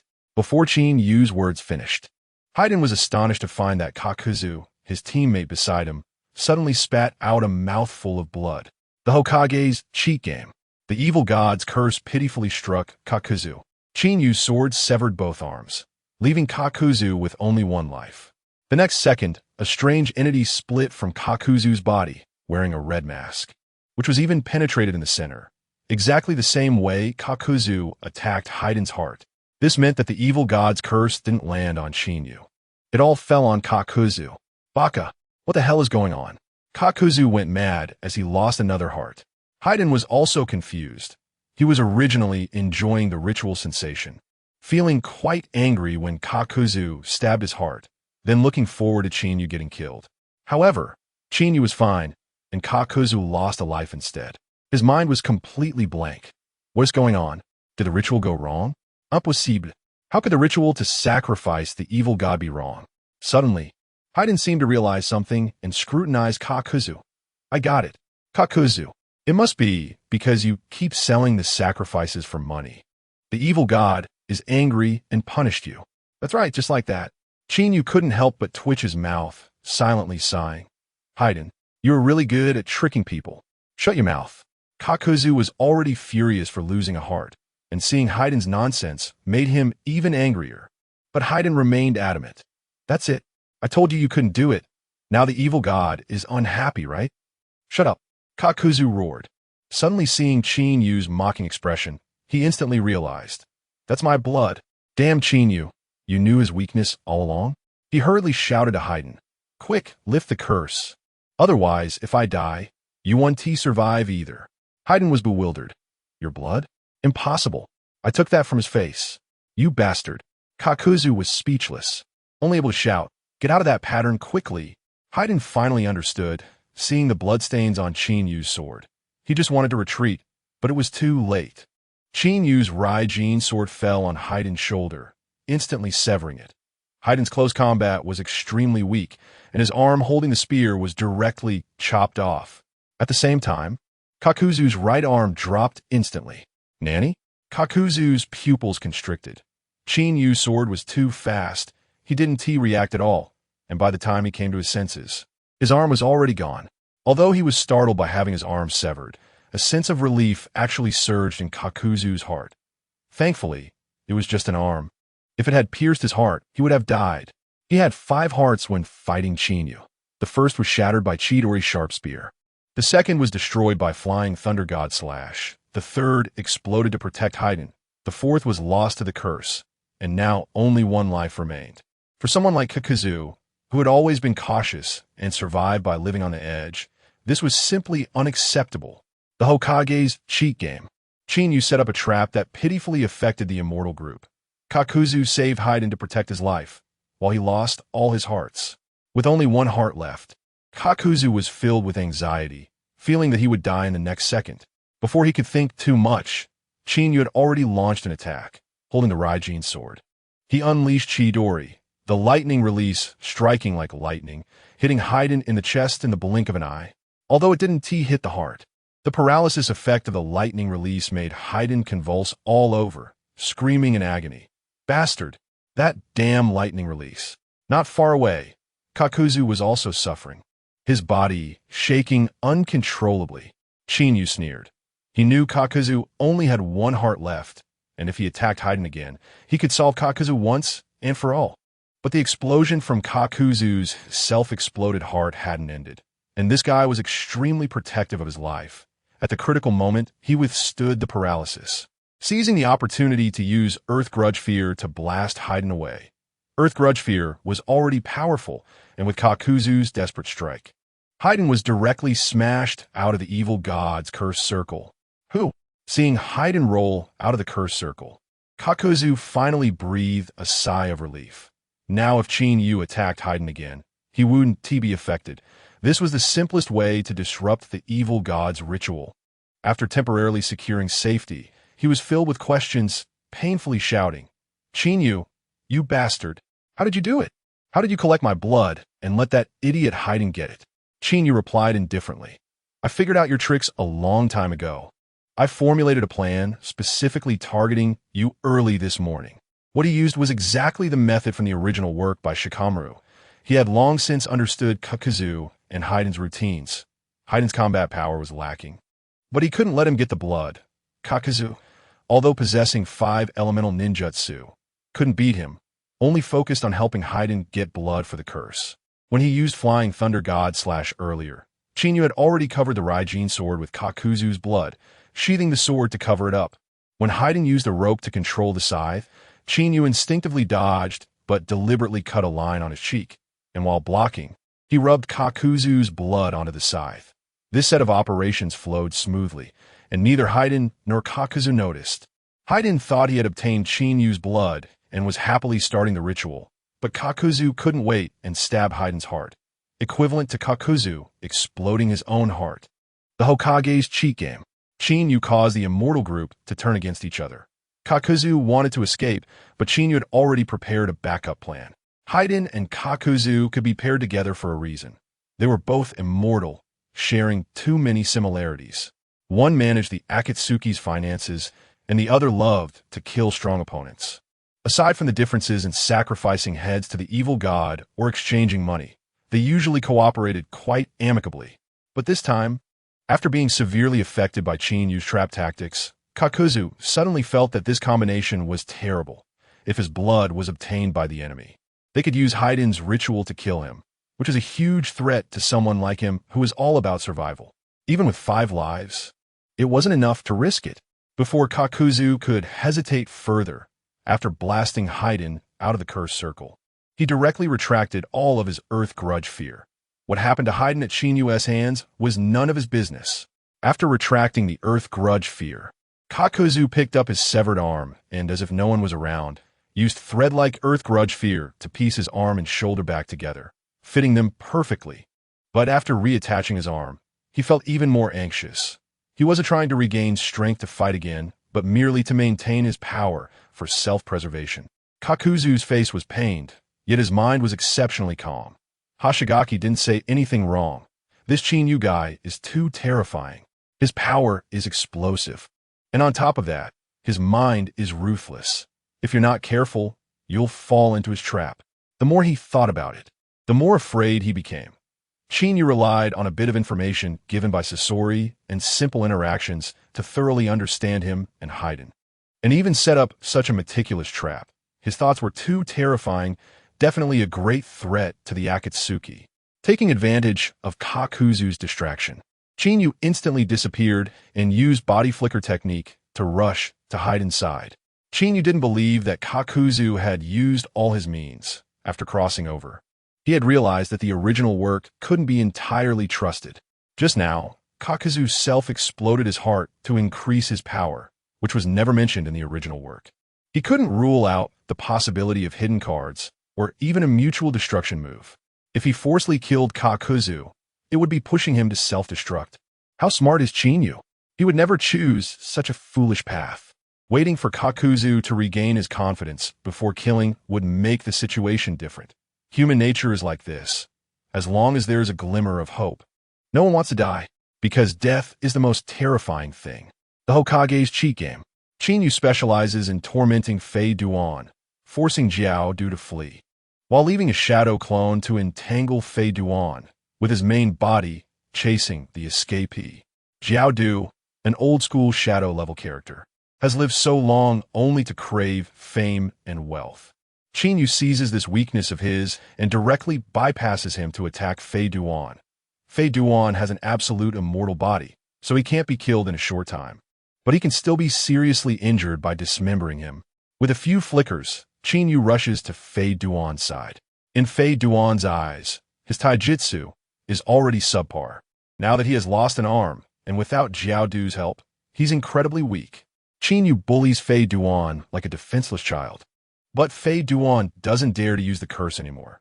He's not sure if the blood he got earlier was from Chinyu or Jiao Du. Fearing he might accidentally kill his teammate, he realizes he can't beat Chinyu alone. He has to rely on Jiao Du to escape. If he accidentally kills Jiao Du, he won't survive either, putting him in a passive position. In just a few moves, Chinyu uses taijutsu to sever Fei Duan's remaining 3 limbs and shocks him with lightning release. At this point, Jiao Du has regained some strength.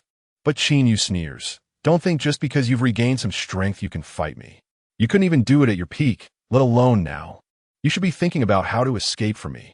Seeing Chinyu attacking Fei Duan instead of himself, Jiao Du suddenly thinks of running away. Before, he hesitated because he hoped Fei Duan's curse would work, fearing he wouldn't be able to escape, and his heart wasn't yet at the point of desperation. But now it's different. Fei Duan's curse is a joke, and it has backfired on his teammates. He has only one of his 5 hearts left and could die at any moment. Without the curse, Fei Duan is weaker than AJ Nin, and he himself doesn't have shadow-level strength. Staying would definitely lead to death, while fleeing still offers a chance. After realizing this, Jiao Du bursts into speed and escapes in the opposite direction. Fei Duan, who is being beaten and constantly spitting blood, is still waiting for Jiao Du to save him. After calling for a long time without a response, he looks up and is directly dumbfounded. Jiao Du has already slipped away 100 meters. Damn, Jiao Du, you bastard. No matter how much Fei Duan curses, Jiao Du runs even faster. Seeing that Jiao Du has fled, Chinyu also stops attacking Fei Duan. He originally intended to kill both of them, and he would never let one go. Wanna run? It's not that easy. Chinyu quickly brings his hands together, creating a shadow clone. He plans to send a shadow clone to continue entangling Fei Duan while his main body chases Jiao Du. In this activated state of the Hokage, Fei Duan makes a bold move and jumps back into the cursed circle, while Jiao Du runs away without looking back. Chinyu finds it amusing. To Chinyu, Fei Duan is just a simple-minded fool, and sending a shadow clone to keep an eye on him is enough.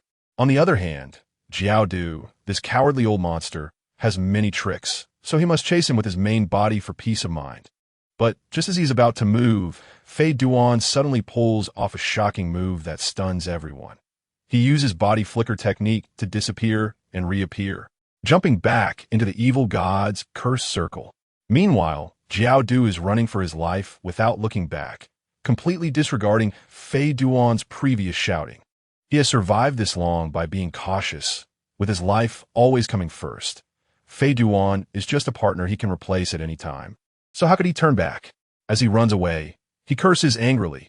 Fei Duan, you idiot! Why can't you just get beaten quietly? Why scream? Initially, he could have delayed being discovered, but now it's all ruined, exposed. Jiao Du seizes the opportunity to escape perfectly, choosing to run when Chinyu is in the middle of a combo. If it weren't for Fei Duan shouting, Chinyu might not have noticed until the combo ended. But he is still internally complaining. This battle is a huge loss. Losing Fei Duan, that useless teammate, means the Tailed Beast mission is also doomed. and the leader of the organization will definitely not spare me. Plus, I lost 4 hearts for lives. Collecting hearts isn't hard, but finding good attributes is tough. If I had known, I would have listened to the leader and caught the tailed beast instead of coming to Konoha with Hoshigaki to seek death. Thankfully, Fei Duan's immortality can delay things. Otherwise, I would have been done for a long time ago, filled with regret. He doesn't realize that his road of losses has not yet ended. At this moment, Fei Duan shouts in the cursed circle, "Jiaodu, you bastard! Look back!" Jiaodu spits, "Look back? No way. If I look back, it's over. If it weren't for you, would I need to run?" Seeing that he won, he turned back. Fei Duan, anxious, yells, "Bastard! I'm back in the circle. If you don't come back, I'll kill you." Jiaodu spits again. "Are you kidding? Are you out of your mind?" That little brat attacks so fiercely. I'd be looking for death if I went back.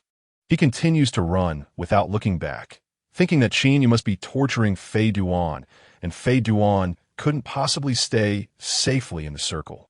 But Qinyu is no ordinary opponent. Jiaodu doesn't know that at this moment, Qinyu is standing aside, watching this farce with great interest. Damn, Fei Duan, standing alone in the circle, is completely dumbfounded this time. In this activated state of the Hokage, Fei Duan tries to force Jiaodu to look back. But Jiaodu is breaking down. "Are you kidding me?" Fei Duan initially wanted to threaten Jiaodu with the evil god ritual to come back and fight together. But Jiaodu ignores him completely, not even looking back. He performs like a clown, with only Qinyu as the audience, instantly feeling abandoned by the whole world, and angrily curses, "Damn it!" Looking at Jiaodu, who is intent on fleeing, Fei Duan no longer hesitates, raises his retractable spear, and points the tip directly at his heart. Qinyu watches with great interest, wanting to see what Fei Duan will do. Simple gestures are useless. Jiaodu won't look back at all. Poof! The next second, Fei Duan grits his teeth and stabs the spear, the black spear piercing directly through his chest, blood instantly gushing out. 300 meters away, Jiaodu suddenly feels a sharp pain in his chest and looks down to see blood gushing out. Damn! He is so scared that he quickly stops and turns around, and he sees Fei Duan in the cursed circle, the spear still stuck in his own chest. Jiaodu feels like he's been struck by lightning, and he curses Qinyu frantically in his heart. Damn, this useless Qin you can let Fei Duan, a piece of trash, come and go as he pleases. He thought Qinyu was careless, and had no idea this was intentional. Fei Duan sees Jiaodu finally looking back and angrily curses, "Bastard Jiaodu, why aren't you running anymore? Keep running." Jiaodu's face is left with only embarrassment, but with his life in someone else's hands, he can only quickly reassure, "Fei Duan, calm down. Calm down. Calm down my ass."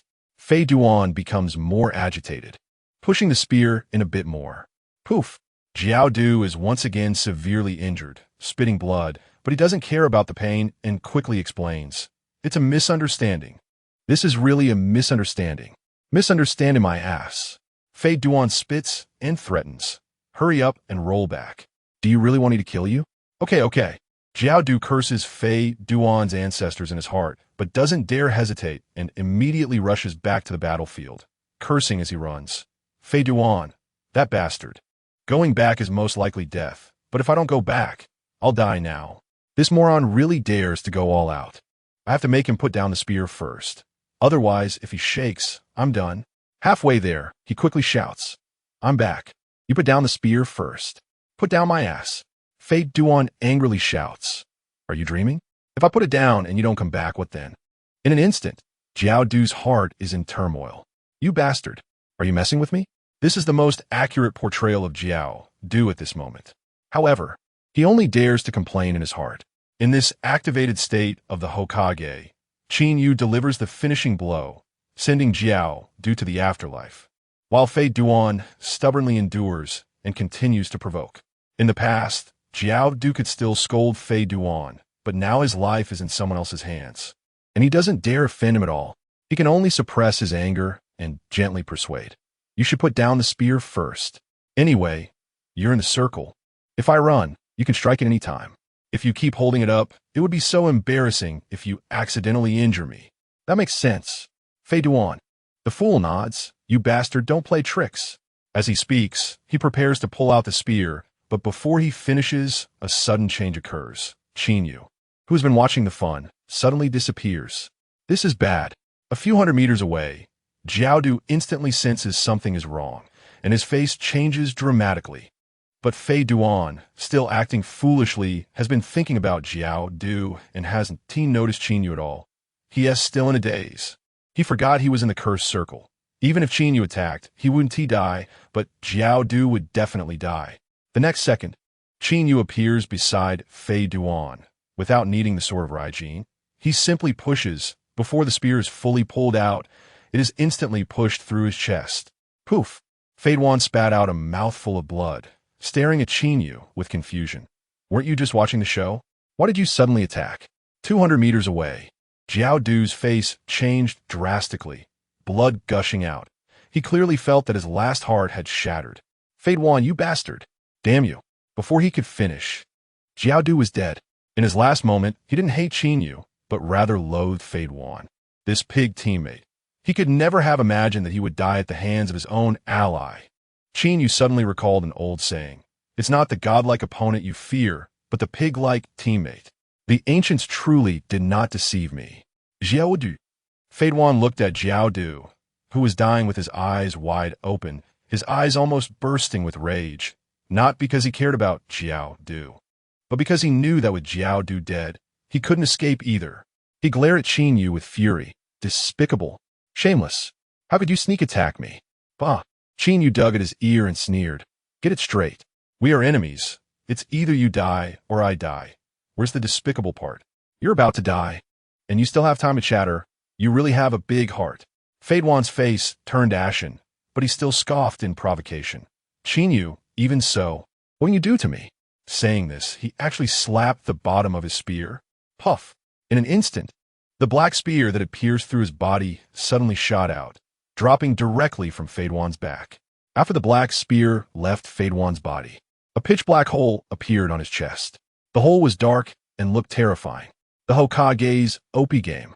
Qinyu sealed Fei Duan, and the Akatsuki organization was shocked to hear that the immortal duo was dead. Fei Duan trembled in pain, yet showed no signs of dying. Laughing maniacally, this is the kind of pain, it's so fascinating. Too bad I can't experience death. I'm the most loyal follower of the evil god. You can't compare to his power. I will never die. No matter how strong you are, you can't kill me. Qinyu smirked, finding his smugness amusing. Are you that confident? You really think I can't break your immortality? Fei Duan didn't believe it all, sneering. Come on, I want to see what you can do. He knew he was at the end of his rope, unable to beat Qinyu.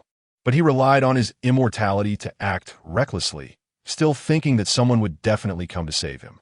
Qinyu didn't waste words. The sword of Thunder God was instantly unsheathed. Swish, swish, swish. The sharp blade instantly sliced Fei Duan into 7 pieces, his head falling heavily to the ground. Fei Duan was still shouting madly. Ha! Look, I am immortal. Qinyu coldly sneered and kicked his head far away, crashing through several trees. While Fei Duan continued to ramble. Damn it. When I regain my body, I will definitely sacrifice you to the evil god. Qinyu took out a sealing scroll, formed seals, and the scroll glowed brightly, opening a magical array. He then kicked Fei Duan's head into the magical array, causing Fei Duan to panic instantly. What? No. Qinyu, you can't do this. Before he could finish, he was sucked in. Qinyu snapped the scroll shut and tucked it away, having dealt with the immortal duo, and set off for the mist-hidden village, leisurely enjoying the scenery along the way, asking for directions when he got lost, living a very carefree life. 3 days later, at the Akatsuki base, Nagato, Obito, and Conan were discussing plans when a pitcher plant emerged from the ground. Ju had appeared. Nagato frowned. Didn't I tell you to gather information on the tailed beasts? Why are you back so soon? Obito also frowned. What happened? Black Zetsu was silent for a moment before saying solemnly, Jiaodu and Fei Duan are dead. What? Both Nagato and Obito were startled. Could capturing the 2 tails be that difficult? Both of them were said to be immortal, especially Fei Duan. He was truly immortal. Moreover, Jiaodu is also a long-time veteran. Even if he couldn't win, he could leave calmly. How could he die so easily? The Hokage's OP game. The Akatsuki organization was shocked by the fall of the immortal duo, Nagato furiously scolding his pig teammates, and Shinyu becoming a great threat. Nagato's voice was filled with confusion and anger. Just as he finished speaking, Obito guessed. Could it be that they charged into the Cloud Ninja village to capture the Two Tails and were surrounded by a large force? Conan suddenly spoke up. Impossible. Fade Wan might be reckless, but Jiao Du is steady and would never do such a thing. Enough.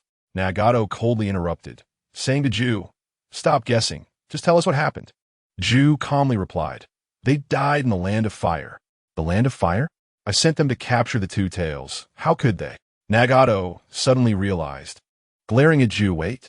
They went to find Qinyu. Obito's tone turned cold. Qinyu? The one who destroyed the capture of the One Tail? Nagato nodded. Exactly. 3 years ago, Itachi and Kisame also lost to him. Obito then asked Ju, did Fade Wan and Jiao Du really die at his hands? White Zetsu confirmed. That's right. It was that kid who did it. Damn it. Nagato was so angry he almost pulled out his tube from behind. I warned them repeatedly not to go. And Kisame also warned them. These two fools were just looking for death. Conan analyzed. Fade Wan is competitive, and warnings only ignited his combative spirit. Nagato was displeased. What about Jiao Du? Why was he also being foolish? Conan shrugged. I heard Qinyu has a bounty of 200 million Ryo in the black market. White Zetsu chuckled. No wonder. Jiao Du couldn't resist. Black Zetsu added. He thought of Qinyu as worth 200 million Ryo? Bastard. Nagato was even angrier, resulting in losing his own people. Fade Wan was one thing, but Jiao Du was a financial strategist for the organization. It's such a pity. Obito said solemnly. Is Qinyu really that powerful? His face beneath the mask darkened, and his Sharingan narrowed. Black Zetsu analyzed. This person must not be underestimated. 3 years ago, he defeated Itachi and Kisame, and after disappearing, he came out and killed Deidara and Sasori. Now, even the immortal duo is gone. He is definitely a great enemy of the organization, Obito coldly remarked. If he is this strong now, give him a few more years. Before he could finish, everyone understood. Conan thought to herself, even Uchiha Madara fears Qinyu. Who exactly is he? Nagato snorted coldly. No matter how strong he is not a match for a god. Obito frowned. Don't let your guard down. Although he pretends to be Madara, he doesn't have Madara's strength and cannot contend with Nagato, who has the Rinnegan. At that moment, Nagato continued coldly, killing so many members of the organization and repeatedly disrupting our grand plans. I cannot allow him to exist. If I have the chance, I will definitely kill him. I will make him understand that a god is not to be offended. The Hokage's OP game. The Akatsuki organization seized the opportunity to capture Qinyu. And Qinyu met Terumi Mei, shaking hands that made the Mizukage blush. Nagato's voice was filled with killing intent. Qinyu continued to cause trouble, either killing or destroying, bringing too much trouble to the Akatsuki organization, and, as the leader of the Akatsuki, he was utterly furious. Ju, the old schemer, rolled his eyes and said, speaking of which, there really is an opportunity to deal with him. Nagato and Obito instantly became interested. Black Zetsu didn't keep them in suspense. Jiao Du and Fade Wan encountered Qinyu because he was on a mission, representing Konoha to attend the 5th Mizukage's inauguration ceremony. The 5th Mizukage? Obito narrowed his eyes, and Nagato's gaze also sharpened. Are you saying Qinyu will go to the land of water alone? White Zetsu shrugged. That's right. The two exchanged glances, their eyes filled with coldness. On the other side, a leisurely Qinyu finally saw the entrance of the mist-hidden village. Just as he arrived at the gate, a large group of people rushed out, exuding a murderous aura. Anyone could tell they had blood on their hands. With the lowest being elite Chunin, Qinyu raised an eyebrow, feeling uneasy. If they didn't know better, they might think they're here to encircle and annihilate me. Terumi Mei loves peace. She shouldn't be doing this, right? Isn't she the 5th Mizukage anymore? The more he thought, the more anxious he became. If I don't see Terumi Mei, why did I come all this way? I came to the mist-hidden village specifically to find her. And if I don't see her, I might as well draw my sword. At this moment, as both sides approached, the mist ninjas suddenly stopped and parted, and a graceful figure wearing a blue hooded cloak stepped forward. "Welcome, Konoha's envoy. I am the fifth Mizukage, Terumi Mei." A soft and enchanting voice came through as Terumi Mei raised her hand to lift her hat, revealing a delicate face, brown long hair, emerald green phoenix eyes, and a charming figure full of allure. Qinyu and her faced each other, and Terumi Mei thought to herself, "So this is Qinyu? Handsome. Looks like a bad man." Qinyu felt pleased. More enchanting than in the anime, truly a fairy. It was worth coming here. Qinyu smirked, extending his hand under the gaze of everyone. Terumi Mei was taken aback. Her cheeks slightly flushed, hesitated for a moment, but still reached out. Several cold snorts came from the Mist Ninja team as their hands gently clasped together. Terumi Mei's hand was both tender and smooth, with a slight coolness. Her face turned even redder, and Qinyu didn't hold on for too long. After all, he was a scoundrel emperor and wouldn't be so foolish as to hold on like a simpleton, right in front of everyone. Qinyu and Terumi Mei's hands finally met lightly. Terumi Mei's jade-like hand was incredibly soft and smooth, with a hint of coolness. As the saying goes, a jade is cool, that is for the cherry blossom.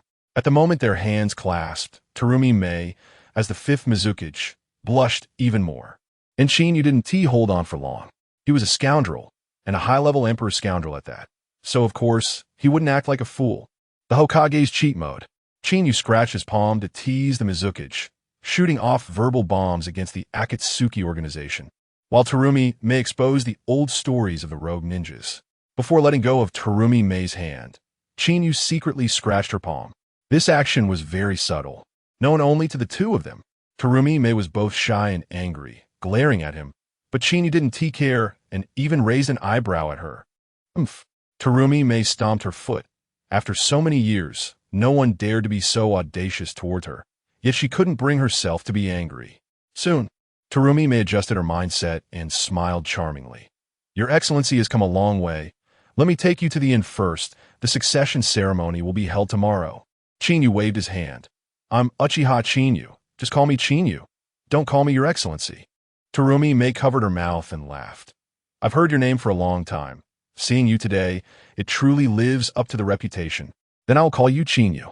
Saying this, she led him into the Mist Village, followed by a large group of Chunin and Jonin. Passers-by on the street looked over curiously, and Qinyu complained, "Mizukage, do so many people have to follow us around like this?" Terumi Mei laughed. "These are the high-ranking ninjas of the mist. First to show importance, and second to protect you." Qinyu pouted. "I can see that. I almost thought they were going to encircle me." Terumi Mei covered her mouth and laughed. "You really know how to tell jokes." Saying this, she waved her hand to let the ninjas disperse, and Qinyu instantly felt much better. On the way, people greeted Terumi Mei, and she responded cheerfully. Qinyu teased, "Mizukage is quite beloved by the people." Terumi Mei paused. "The fourth was misled and made mistakes. I'm just benefiting from his influence. I only did a little." After saying this, she curiously looked at Qinyu. "I've heard about your deeds these days. I didn't expect the Hokage really sent you here." Qinyu waved his hand. "What I did was all small matters." Terumi Mei laughed. "Rumor has it that you are very arrogant. It seems to be false. At such a young age, you defeated the Akatsuki organization and saved the Kazekage. These are all major events that shook the ninja world." Qinyu shrugged. "Mainly the opponents were too weak. I didn't even have to exert myself, and they were done for." Terumi Mei couldn't help but laugh, thinking to herself, "This little man is really interesting." Qinyu glanced at her. "Is it that funny?" Terumi Mei raised her index finger. "The Akatsuki organization consists of ruthless characters. Their combat power is explosive. They are not weaklings." Qinyu shrugged. "Strength is relative." Terumi Mei rolled her eyes, thinking, "As expected, the rumors are true. This guy is really arrogant." Terumi Mei's eyes turned, and then she suddenly spoke. "I heard that 2 rogue ninja from our Mist Village have both been defeated by you, and that the guy Zabuza Momochi was killed by you. Is that right?" The Hokage's cheat mode. Qinyu pushed the blame onto Tsunade for refusing to return the sword. After flirting with the Mizukage and waiting for the succession, Terumi Mei's appearance sent the whole place into a frenzy. Chinyu pretended to be serious. What? Mizuki wants to thank me? No need. This. Terumi Mei was so angry her body shook, coughing. The decapitation blade and the sword of the mist are treasures of the mist. I hope you can return them. Chinyu pouted. Since we are establishing diplomatic relations, they should be returned. But I've already given them to the village. You have to negotiate with the Hokage. Instantly pushing the blame onto Tsunade. Terumi Mei had a half-smile. I've already communicated with the Hokage. He said the swords have always been with you, asking you to return them conveniently. What the heck? Chinyu was stunned, damn. Tsunade didn't tell him in advance. He rolled his eyes and put on a sincere face. I really gave them to the higher-ups. That was before Tsunade became Hokage. She might not know. The sword might be with the third. Terumi Mei looked skeptical. Really? Chinyu didn't look sideways. Of course. Terumi Mei stared at him for a while, helplessly said, well, okay. The two quickly arrived at the inn, which was luxuriously decorated, clearly the highest reception standards. Terumi Mei said seriously, we have arrived. You should rest well. Tomorrow I will send someone to take you to the ceremony site. Chinyu raised an eyebrow with interest. Mizuki, aren't you coming in to sit for a bit? Terumi Mei cursed in her heart at the bad man, but said on the surface, I'm not as free as you. I have government affairs to handle. Chinyu said seriously, it's okay. You can come at night. Batman. Terumi Mei stomped her foot, red-faced, and left, while Chinyu secretly laughed. She will be mine sooner or later. The next morning, the Mist Village was festooned with lights and decorations, bustling to the extreme. The new Mizuki succession was a grand event that only happened once in over a decade. The commoners stood orderly in the square, all smiles. Ninjas casually perched on trees and rooftops. As the special envoy from Konoha, Chinyu was arranged in a good position on a high platform, directly opposite the Mizuki's office, accompanied by high-ranking Mist officials. Yet he felt a subtle unease in his heart, tapping his fingers on the armrest as he waited for the ceremony to begin. At noon, the sound of cannon fire echoed, and Terumi Mei, dressed in mist attire, made her appearance. A beautiful face, a graceful figure, paired with enchanting peach blossom eyes. Her image was extraordinary. Boom! The moment Terumi Mei appeared, it instantly sparked the most enthusiastic response from the crowd. All the villagers of the mist, even the ninjas, seemed to be on drugs. Everyone was almost fervently shouting her name. Everyone offered their utmost enthusiasm and the loudest cheers. The Hokage's cheat mode. Chinyu secretly acknowledged Terumi Mei, while the 5 members of the Akatsuki organization crashed the scene, laser cannons taking out mist ninjas in seconds. Seeing the mist people crazily shouting Terumi Mei's name, Chinyu pouted and muttered, a bunch of lunatics. Why are they calling me wifey? The elder beside him heard and quickly asked, Your Excellency, what are you saying? Chinyu laughed. I said the 5th Mizuki truly has the hearts of the people. The elder laughed in agreement. Indeed. At this moment, Terumi Mei began her inaugural speech. And Chinyu was pondering how to make a flashy entrance when suddenly the atmosphere changed. Above the Mizuki's office, a small vortex suddenly appeared. Before anyone could react, Chinyu felt his senses explode, instantly standing up, his eyes narrowing to lock onto the vortex. A gloomy voice echoed throughout the venue. The new Mizuki succession. As a former Mizuki, I should come to congratulate you. As soon as the words fell, 5 figures suddenly appeared in the sky, blocking the sun. Although there were only 5 of them, the aura and killing intent they emitted were extremely frightening. The mist civilians and ninjas stared at them in fear as the 5 figures slowly landed on the top of the pillars of the Mizuki's office. Just after the succession ceremony, Terumi Mei turned around, her enchanting peach blossom eyes narrowing. Instantly recognizing one of the masked men, he was the one who had manipulated the 4th Mizuki with Genjutsu back in the day. She didn't recognize the other 4, but seeing their black and red cloud attire, she knew they were a group. The masked man, Obito, asked from a high position, 5th Mizuki, do you welcome us? With a cold tone, Terumi Mei angrily replied, You dare to do such excessive things to the previous Mizuki, and you still have the audacity to come back. Obito sneered. Not only am I back, but I also bring you a big gift. Today, I will turn your joyous occasion into a sad one. Several hot-headed mist ninjas couldn't hold back, cursing and charging. Bastard! How dare you disrespect the Mizukage, seeking death? Terumi Mei shouted urgently. Don't be impulsive. It's too late. The bald man on the pillar stretched out his arm, and his fleshy arm suddenly transformed into a laser cannon. Bang, bang, bang. Laser beams shot out, and several Mist Village ninjas were instantly killed, with not even their bodies left behind. Bastard! How despicable! Terumi Mei's face changed dramatically when she saw her subordinates die tragically, her silver teeth clenched tightly. The Mist ninjas were taken aback by this bizarre method, and there was an uproar on the spot. At this critical moment, Terumi Mei remained extremely calm and immediately arranged. Everyone stay calm. The ninjas are responsible for evacuating the civilians. The Hokage is breaking the game. Chinyu protected Terumi Mei, while the Akatsuki organization surrounded them just for him. And Obito revealed his true colors with harsh words. The somewhat chaotic crowd calmed down significantly when they heard the new Mizukage's order. The Mist ninjas immediately sprang into action. Civilians retreated in droves. Ninjas were responsible for the evacuation, and only Terumi Mei's personal guards remained massed beside her. Terumi Mei fixed her gaze on the 5 men ahead and gritted her teeth, saying, You go help. These guys are not something you can handle. Mizukage-sama. The guards became anxious, and Terumi Mei immediately asserted her authority as Mizukage. Obey the orders. The guards had no choice but to leave. Obito sneered. This little girl has some skills. No wonder she can be the Mizukage. But do you really think you can stop us 5? Terumi Mei glared at him. How would you know if you don't try? Just as the 5 shadows were about to make a move, a mocking voice suddenly rang out. 5 bastards bullying a weak girl. Don't you feel ashamed? Whoosh! A shadow instantly appeared in front of Terumi Mei, shielding her behind. Terumi Mei looked at the straight figure in front of her, her beautiful eyes rippling. Clearly outnumbered 2 to 5, yet she felt inexplicably safe. Qinyu's originally youthful figure seemed particularly towering in her eyes, making her a bit infatuated. Obito, however, was not surprised at all and coldly said to Qinyu, The information was correct. You really are in a mist.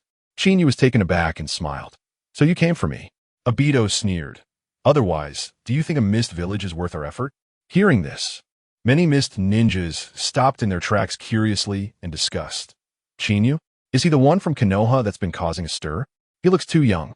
Is he a disaster? They came just for him. The commotion below was overwhelming, but the atmosphere above the Mizukage's office was tense.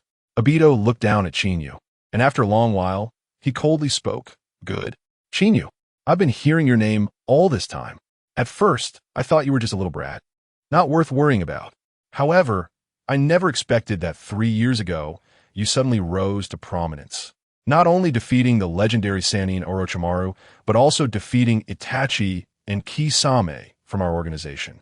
At that time, I sent someone to investigate you, but I didn't expect you to have hidden in Konoha for 3 years.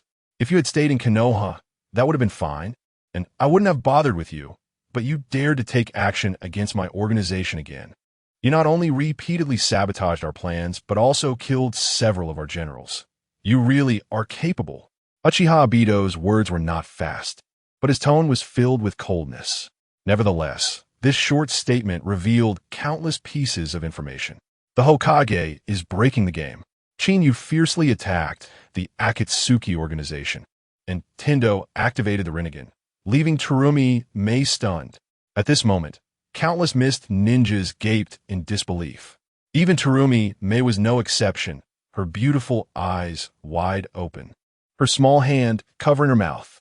Although it was widely known that Chinyu saved Konoha 3 years ago, the fact that he defeated Itachi, Kisame, and killed members of the Akatsuki organization was completely unknown to the Mist ninjas. Previously, the Mist had spread rumors about Chinyu, mostly saying he was young and had half of a Hokage's sleeve, but now they truly understood how powerful he was. Itachi was a ruthless clan exterminator. Kisame was one of the 7 ninja swordsmen, and both S-rank fugitives were defeated by him. This combat power was too terrifying. Terumi Mei looked at Chinyu's upright figure, her enchanting eyes narrowing. What a charming young man. Obito continued to rant. But Chinyu smirked and said something shocking. I really didn't expect to be this awesome. I wouldn't have known if you hadn't mentioned it. Those things were done by me. So, are you here to find a place of the trash? Upon hearing this, May rolled her eyes, and the mist villagers went wild with discussion. This guy is too arrogant. If it were me, I'd be even more arrogant. He was this strong 3 years ago.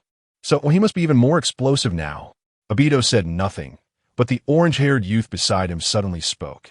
Chinyu, we don't want to be enemies with you. You can join us. Chinyu raised an eyebrow. The Akatsuki organization? The orange-haired youth nodded. Join us to create peace. Otherwise, your skills will be wasted. Chinyu smiled casually. I won't. You guys are all traitorous ninjas hiding in the shadows. I'm not interested. The orange-haired youth's expression turned colder. Chinyu, you have great skills, but you should know that in the ninja world, you are far from the strongest. In front of me, you have no right to be arrogant. As his words fell, he opened his tightly shut eyes. Light purple irises, with no pupils, only circular ripples. The mist villagers instantly exploded. What kind of eyes are these? I've never seen them before. So strange. So terrifying. May's eyes widened in disbelief when she saw these eyes. Others may not recognize them, but as the Mizukage, she knew these were the eyes only found in legends. Chinyu sneered, then looked directly at Tendo and said, Is this Rinnegan the source of your mysterious confidence? The Hokage is breaking the game. Chinyu fiercely criticized the Rinnegan, while Pain displayed his 4 eyes to intimidate. Yet Chinyu remained completely unperturbed. Tendo coldly laughed in response. It seems you have some discernment to recognize the Rinnegan. Since you recognize it, why are you still so foolish to attempt resistance? The Rinnegan is the eye of the sage, the eye of the gods. You cannot resist at all. The dialogue between Chinyu and Tendo was like thunder, causing the mist ninjas to explode. What? Rinnegan? Is it the one that's the top of the 3 great dojutsu? Did I hear that right? Is it the eye of the sage of 6 paths? Nanny? How could he possess the sage's eyes? Can our mist withstand it? Instantly, the faces of the mist ninjas changed, filled with despair. But Chinyu suddenly said something shocking. What a load of nonsense about the eye of the gods. Don't flatter yourself. Hiss. The mist villagers were stunned. This guy must be crazy. What courage? It's just ignorance. The opponent has Rinnegan, just a bit of skill, and he's gone too far. No one believed in Chinyu, and they all criticized his arrogance. May's expression darkened. Chinyu is one of their own. Yet these people still mock their teammate. It was simply insane. But Chinyu didn't care at all. In his eyes, these mist people were just trash. Not worth his concern. Tendo was enraged by Chinyu's words and coldly said, Chinyu, do you know the consequences of offending the gods? Chinyu coldly sneered. The sage of 6 paths doesn't even count as a god in my eyes, let alone you. Once these words were spoken, it exploded even more. So arrogant. He doesn't even regard the sage of 6 paths. This isn't arrogance, it's stupidity. Nagato was also enraged. Controlling the other 3 Pain to open their eyes, 4 pairs of Rinnegan simultaneously stared at the crowd. Those who were unaware of the truth were all stunned. And you could hear the sound of them swallowing their saliva. Nagato looked at the shock and awe of the crowd, feeling extremely satisfied. But when he looked at Chinyu, his smile instantly froze. There wasn't even a trace of fear on Chinyu's face. Pretending. Nagato scoffed. And Tendo spoke. Our 4 pairs of Rinnegan will ensure your death if you act. Chinyu, I'll give you another chance. Join us now, and we will not hold you accountable for your previous actions. Chinyu truly laughed. Others might be intimidated by 4 pairs of Rinnegan, but he was a transmigrator. How could he be easily intimidated? However, Nagato was also interesting. He thought Chinyu would be intimidated by his 4 pairs of Rinnegan, so he deliberately revealed them. The Hokage is breaking the game. Chinyu wanted Konan to join the Akatsuki, but Pain was furious and wanted to silence him. While May instructed to protect the mist, Nagato revealed his 4 pairs of Rinnegan. But Chinyu spoke up. If there were only 1 pair of Rinnegan in the ninja world, I might still be wary. But your Akatsuki has 4 pairs of those. Such common goods, why should I be afraid? Tiandao frowned, stunned on the spot. The Fog-Hidden members were also taken aback. Chinyu smirked and said, If you wanted to join Akatsuki, it's not impossible. You just need to agree to one condition. Conan's expression changed drastically. You. She never expected Qin you would negotiate terms with Akatsuki. Tiandao snorted coldly. No one has ever dared to negotiate terms with me. Today is an exception. Go ahead. Qin teased. I heard there's a girl named Conan in Akatsuki. If she follows me from now on, I'll consider joining. Conan's heart raced. She knew well that Conan was a beauty and cursed Qinyu in her heart for saying such things in public. What? Qinyu, what did you say? Tiandao's face turned instantly dark, his voice cold as if it came from hell. The fog-hidden ninjas below trembled. But Qinyu smiled mischievously and raised an eyebrow. You heard me right. Nagato was completely enraged. Conan was a close relative, and he absolutely would not allow any mistakes. Obito also spoke up. Stop wasting words. This kid has no intention of cooperating. Just kill him to eliminate future troubles. That's exactly what I meant. Tiandao looked down at Qinyu. Qinyu, you will regret this soon. Qinyu is unyielding. Coincidentally, I never regret. Clang. The sword of Thunder God was unsheathed. And Qinyu pointed it at the 5 people in sky.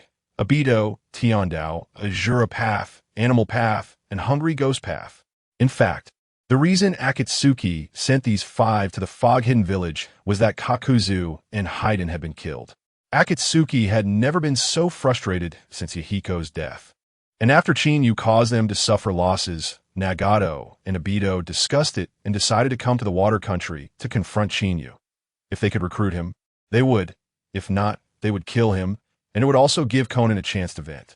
They believed that with the 4 Pain and Obito, they would be absolutely foolproof in their attack.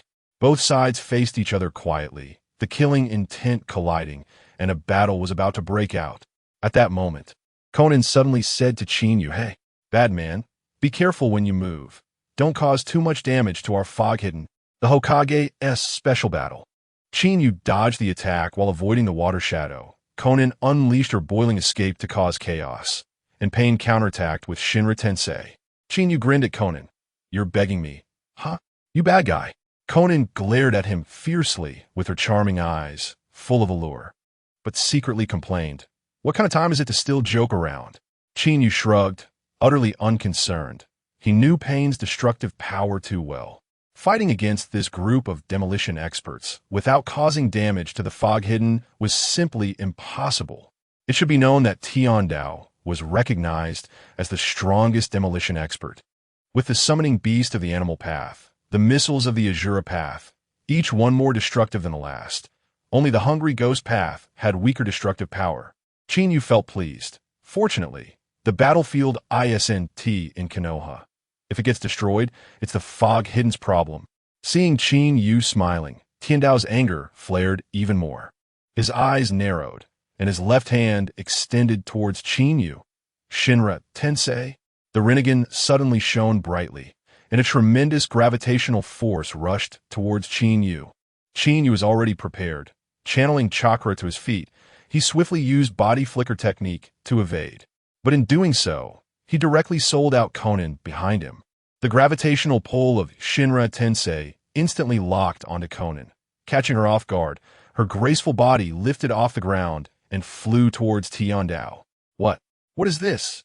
Conan was shocked but didn't panic. Being the water shadow meant she was no mere vase. She quickly formed seals with her hands and opened her mouth.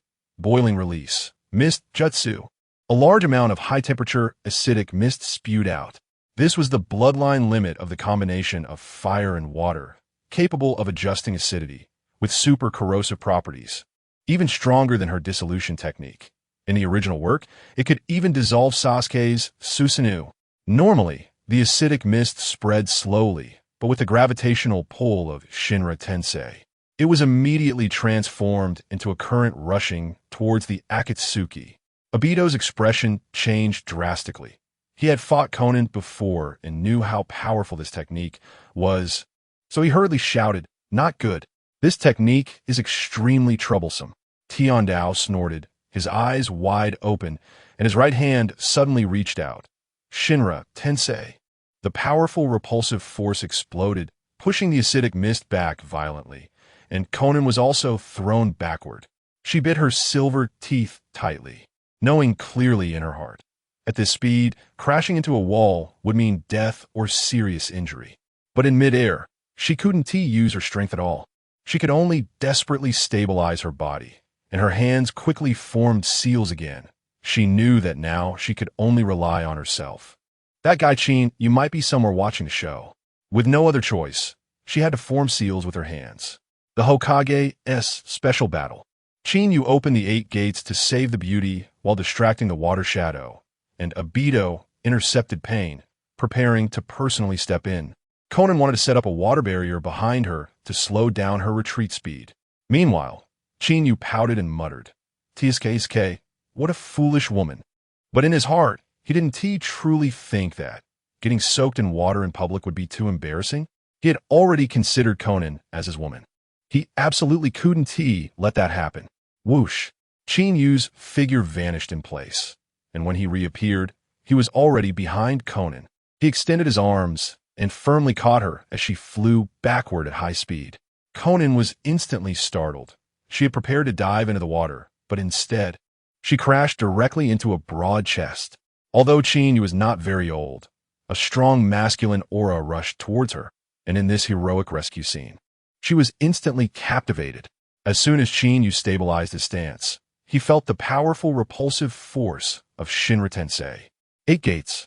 Open the first gate, the second gate, the third gate, and the fourth gate. He shouted lightly, and the first 4 gates opened instantly. Green chakra surged forth, and his aura skyrocketed, forcefully withstanding the repulsive force. Whoosh! Chinyu seized the opportunity to activate body flicker technique, teleporting with Conan to a secluded corner, still holding her tight, a smile on his face. "You bad guy." Conan glared at him, rolling her eyes and gently breaking free. But she couldn't help but carefully examine him. His handsome face bore a mischievous smile, looking unreliable. Yet his strength was explosive. This contrast deeply attracted her. Chinyu suddenly reached out to brush aside her long hair. "You were scared just now, right? Just watch from the back. Leave the fighting and killing to me. From now on, I'll protect you." Conan gasped in surprise, but shyly lowered her head and replied softly. Chinyu instructed, "You go evacuate the crowd. The fighting will definitely be loud later." Conan worriedly asked, "Can you handle it alone? Do you need my help?" Chinyu raised an eyebrow. "Fighting like this might not work. If you just show up, it'll definitely work." Conan rolled her eyes but timidly leaned in, standing on her tiptoes to peck his forehead, then turned and ran. "Bad guy, be careful."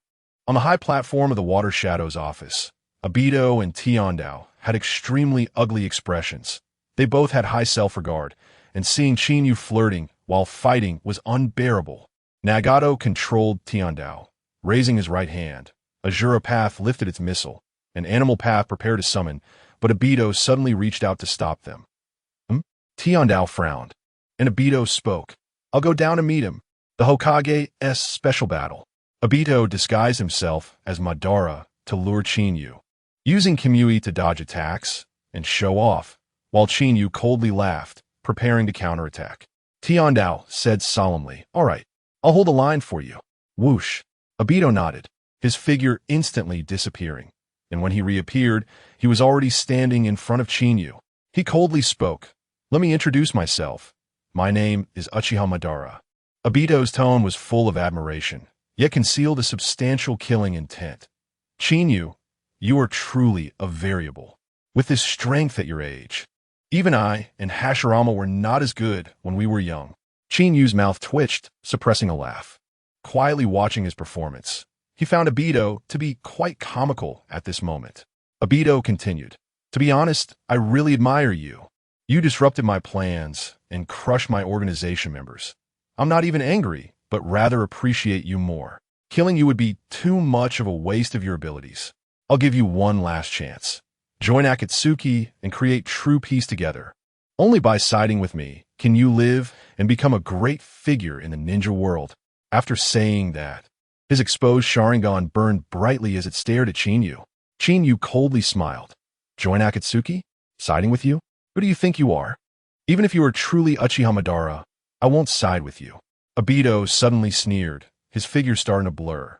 "Chinyu, if you insist on being my enemy, you are choosing a path to death. Die for me.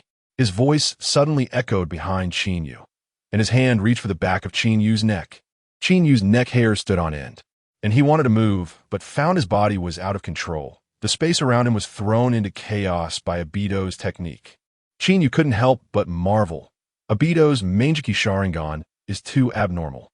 The Kamui space ninjutsu is even more advanced than that of the 4th and 2nd Hokages. In the office of the Mizukage, the 4 pain bodies remained still, as Nagato had already sentenced Qinyu to death. In his view, once Obito made a move, Qinyu would definitely lose. 4 pairs of renegades stared coldly, waiting for Qinyu to die. Just when everyone thought Qinyu was finished, he suddenly moved. Without looking back, Qinyu threw out the Raijin no Ken filled with lightning chakra. The sword instantly pierced Obito's body, but strangely, Obito didn't bleed. It was as if the sword passed through an image and didn't harm him at all. Obito's hand reached for the back of Qinyu's neck, his Sharingan cold. Useless. Qinyu, physical attacks are ineffective against me. No matter how strong your sword technique or lightning release, they are all jokes in front of me. What arrogance. A cold smile suddenly appeared on Qinyu's face. The Hokage's cheat mode activated. Qinyu replicated the Flying Thunder God to torment Obito, and the Raikiri pierced through his chest, leaving Obito stunned. Qinyu's smile was filled with mockery. In the distance, observing from afar, the Deva path of pain felt an ominous premonition rising in his heart. In the next second, Qinyu turned around, a burst of green light erupting from his body, and the resistance that had entangled him vanished in an instant. Nanny, you actually managed to break my control. Obito's face was full of astonishment. He had thought the spatial disturbance would lock Qinyu down, but unexpectedly, Qinyu directly opened the 8 gates. Qinyu didn't stop. He charged at Obito, his right hand glowing brightly with lightning chakra. Raikiri, you do have some tricks, but you underestimate me. Underestimating my ending only leads to death. He sneered, thrusting his electrified hand into Obito's chest. Obito's Sharingan instantly filled with horror, but Qinyu's smile suddenly froze. The Raikiri, like the Raijin no Ken, passed straight through Obito's body, not touching any physical form. Useless Qinyu. Seeing Qinyu's surprise, Obito sneered and reached for Qinyu's head with a large hand. Just as everyone thought Qinyu was done for, his body suddenly vanished. Obito's eyes widened as he was about to turn his head, when a hand filled with lightning pierced through his body. This time, it was a real physical attack. Nanny? Obito watched Qinyu's hand pass through his abdomen, his pupils constricting, his whole body stiffening. He replayed in his mind. That wasn't speed, it was pure spatial ninjutsu. At the moment of his physical attack, Qinyu used spatial ninjutsu. Qinyu grinned behind him, holding the Raijin no Ken in his left hand, his right hand embedded in him. This maneuver completely replicated Minato's tactics from years ago. After a long moment, Obito finally came to his senses and coldly asked, What is your relationship with Minato Namikaze? Qinyu teased. If we have to count, it's that we've both used the same method to crush you. It seems the lesson the 4th Hokage gave you wasn't enough. You fool never learns. Obito was both shocked and angry. It should be noted that Obito had previously used spatial ninjutsu to disrupt the space around Qinyu and tried to use Jinjutsu to interfere. But Qinyu's resistance to Jinjutsu was extremely high, and he was not deceived at all. Qinyu first threw the Raijin no Ken behind him, just like Minato threw Kunai, passing through Obito to his back. Then he used Raikiri to feign an attack, exposing a flaw that drew Obito's physical attack. Finally, he used the second stage of Flying Thunder God to teleport behind Obito, directly stabbing with Raikiri. During the Nine Tails incident, Minato used the Rasengan to severely injure Obito. 15 years later, Qinyu replicated this tactic, driving Raikiri deep into Obito's body.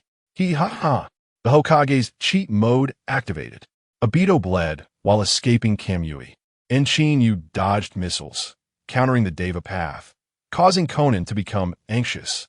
After being hit by Qinyu, Obito had blood trickling from the corner of his mouth, dripping down from his vortex mask onto the ground. He spoke. Qinyu, you surprise me again. You really are too interesting. As soon as he finished speaking, a strong spatial fluctuation surged around him. Chinyu instantly sensed it, snorted coldly, and quickly distanced himself. The spot where Obito had been standing was enveloped in a spatial vortex, wrapping him up and making him disappear. If Chinyu hadn't dodged, he would have definitely been pulled into Kamui space, putting him at a disadvantage. On top of the pillar in the Mizuki's office, the spatial vortex opened, and Obito staggered into view, standing next to Pain. The Deva Path said lightly, "I didn't expect you to mess up even when you acted personally." Obito's failed show-off decreased his intimidation factor in Nagato's eyes. He coldly huffed and explained, "I was careless. This kid is not ordinary.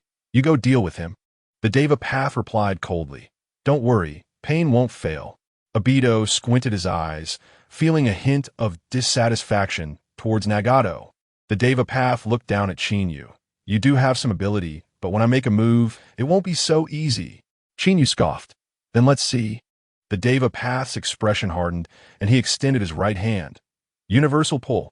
A tremendous gravitational force surged towards Chinyu, who boredly said, "Is that all you can do?" Saying that, he used Shunshin to evade. His Shunshin activated extremely quickly, and he vanished before the gravity could reach him. But Nagato was already prepared, having the Azura Path open its arm mechanism in advance. Boom! Just as Chinyu landed, the explosive missile from the Azura Path shot towards him. This missile was even fiercer than Scorpion's puppets. Getting hit would cause severe injury, and its speed was so fast that even Shunshin couldn't evade it. However, Chinyu smirked. Unbothered, he was well prepared. During his earlier evasion, he had left the Raijin no Ken in place. Influenced by universal pull, the Raijin no Ken shot towards the Deva Path like a released arrow. Oomph! A mere trick? The Deva Path scoffed, and, as the sword was about to stab him, he extended his left hand and precisely pinched the blade with 2 fingers.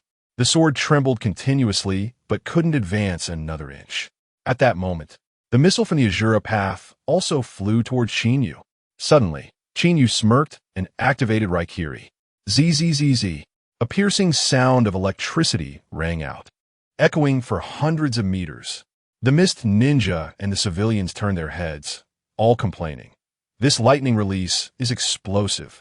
Is he crazy? Going head-to-head with a missile? He must be heavily injured or even killed. Talented, yet foolish. Conan, who was in the middle of relocating civilians, heard the discussions and quickly turned around, just in time to see the missile about to collide with Raikiri. Her peach blossom eyes widened, her heart racing. "You bad guy, please don't die." Whoosh! The Hokage's cheat mode activated. Chinyu teleported and slashed at the Deva Path, hard withstanding Shinra Tensei, leaving everyone stunned. Under everyone's gaze, Chinyu's figure vanished in an instant. Bang! The Azura Path's missile missed him and directly struck the plaza's stone bricks. The solid ground was blasted into a massive deep pit, the power fully unleashed. He dodged. The people of the mist were all confused.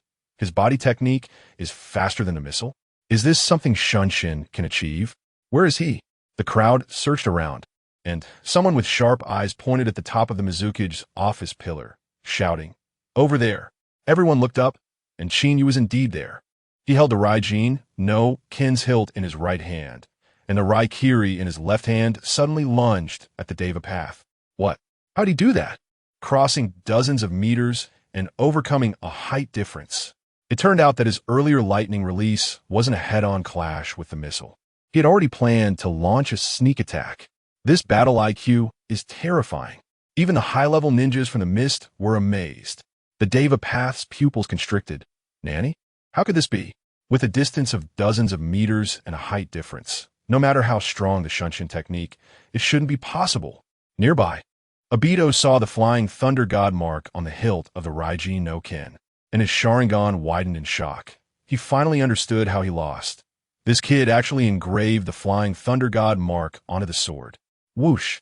Chinyu's Raikiri instantly tore through the Deva Path's Akatsuki robe. The Deva Path's expression changed drastically.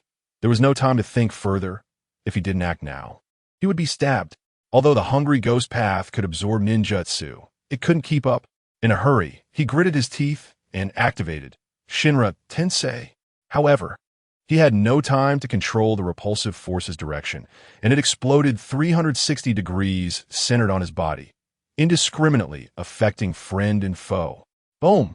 The hungry ghost path, Azura path, and animal path were all blasted away, smashing through several walls.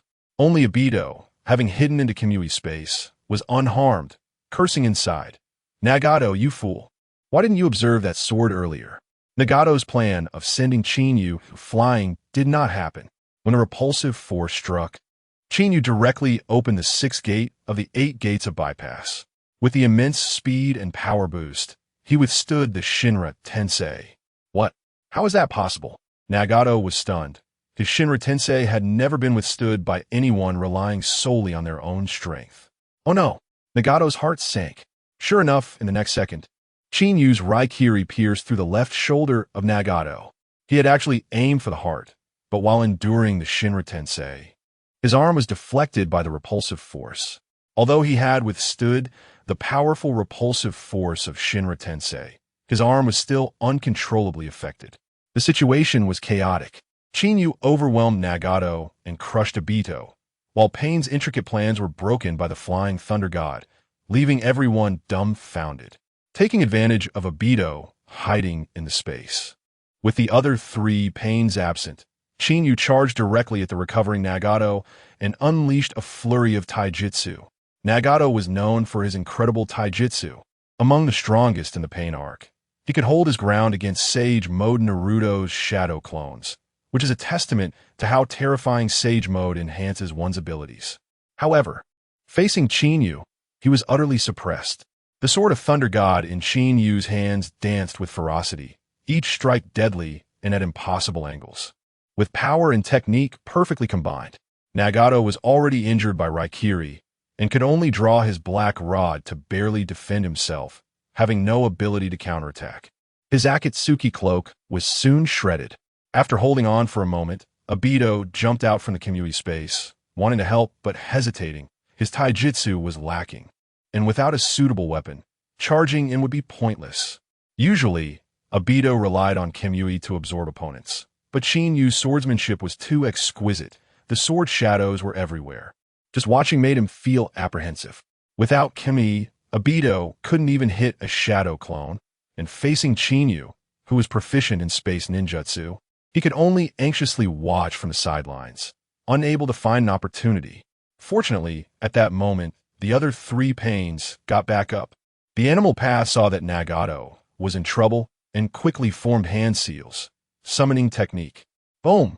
A giant rhinoceros appeared in a puff of white smoke, charging towards Chinyu's back, its horn menacingly fierce. Just as Nagato's skill cooled down, the Rinnegan shone brightly. Shinra Tensei. This time, fearing Chinyu would withstand it by opening the 8 gates, Nagato used a large amount of chakra, planning to coordinate with the rhinoceros for a combo, launching Chinyu away to crash into the rhinoceros's horn. The 6 paths of pain shared vision and synchronized thoughts, and the coordination should have been seamless. But the reality was harsh. At the moment Nagato activated Shinra Tensei, Chinyu simply vanished using Flying Thunder God. When Chinyu's figure reappeared, he was already at the place where he had said goodbye to Terumi May earlier. Before making a move, he had left a Flying Thunder God coordinate there. Just at that moment, it was perfectly utilized. The situation was chaotic. Chinyu's great-tailed beast Rasengan instantly defeated the rhinoceros, shocking the audience into silence. This time, Chinyu used the same trick again, leaving the Sword of Thunder God behind.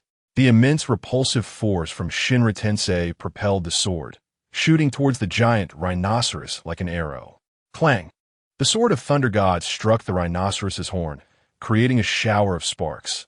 The sword, capable of cutting through iron like mud, couldn't penetrate the rhinoceros's horn at all. The hardness of that rhinoceros horn was maxed out.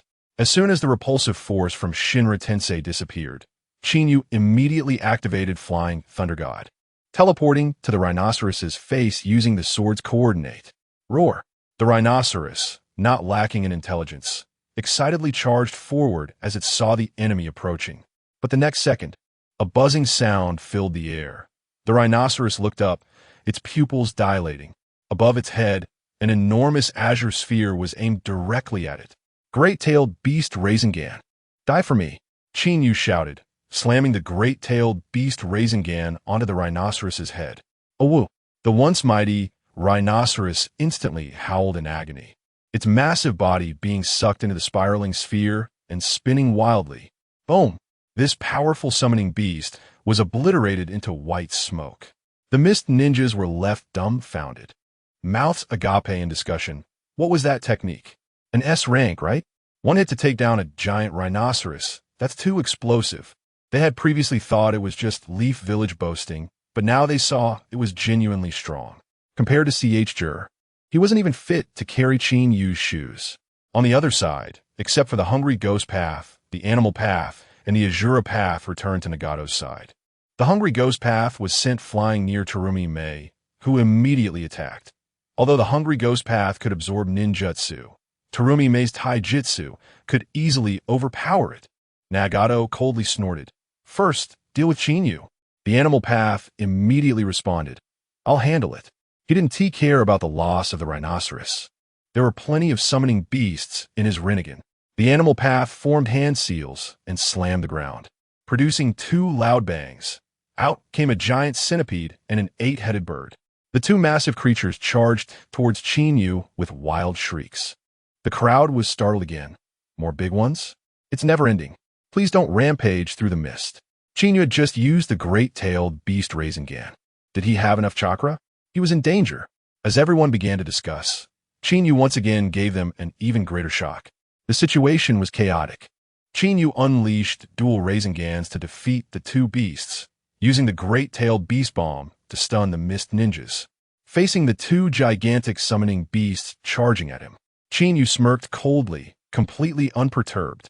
He extended his arms, and massive chakra quickly gathered in his palms, forming two Sharingans in no time. The mist crowd was initially worried, but upon seeing this, they exploded in excitement. Is that the previous giant Sharingan? This time, he is using two at once. Where does this kid get so much chakra? The key is his chakra control. If he is not careful, it could blow up. He can even multitask. Suddenly someone shouted, "Wait, this technique is different from before. It seems stronger." They watched as Chinyu poured chakra into the Sharingans, and several sharp blades suddenly extended from the sphere. The buzzing sound piercing through the air.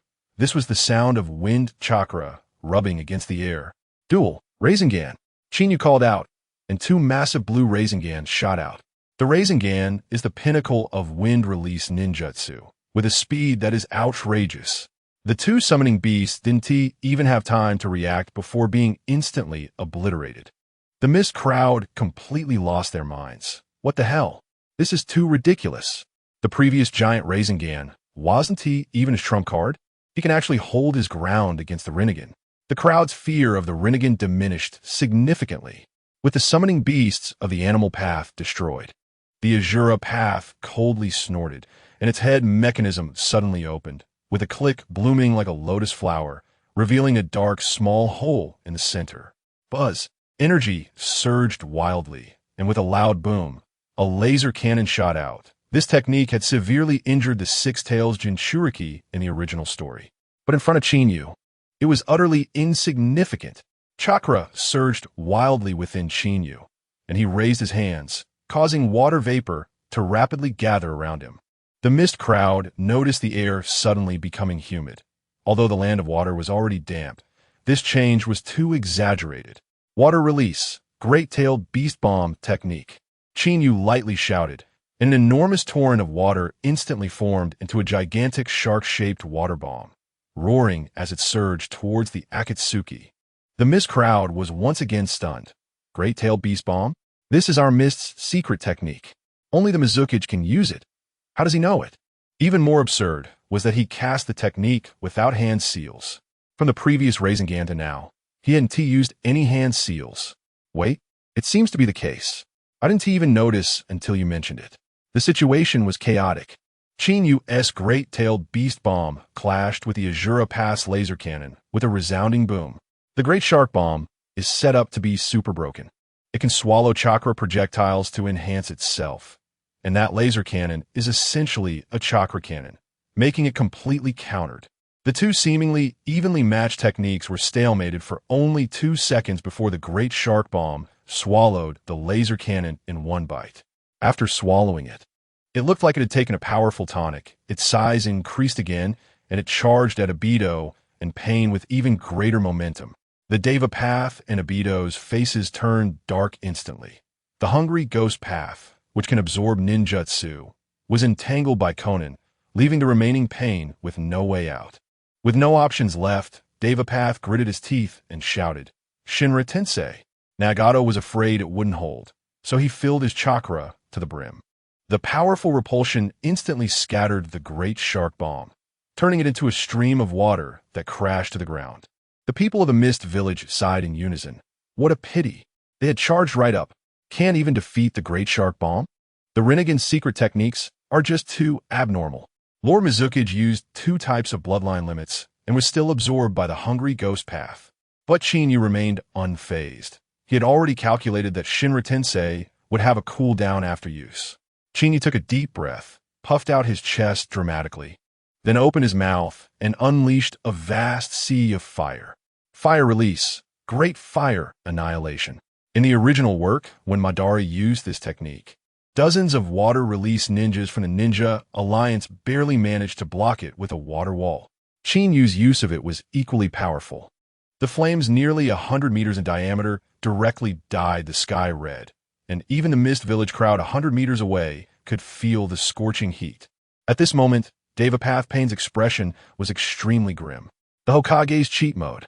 Chinyu's Great Fire Annihilation drove Akatsuki crazy, and Obito teamed up with a crab to block it, causing a scene that was outrageous.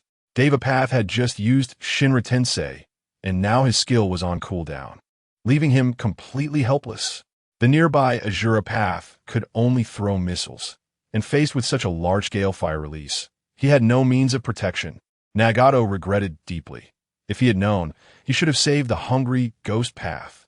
If the Hungry Ghost Path were there, whether it was the Great Shark Bomb or Great Fire Annihilation, they would all be giving chakra. How could they be in such an awkward position?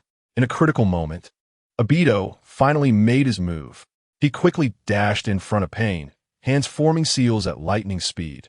Fire release, storm dance. The overwhelming flames transformed into serpentine shapes, spiraling toward the Great Fire Annihilation.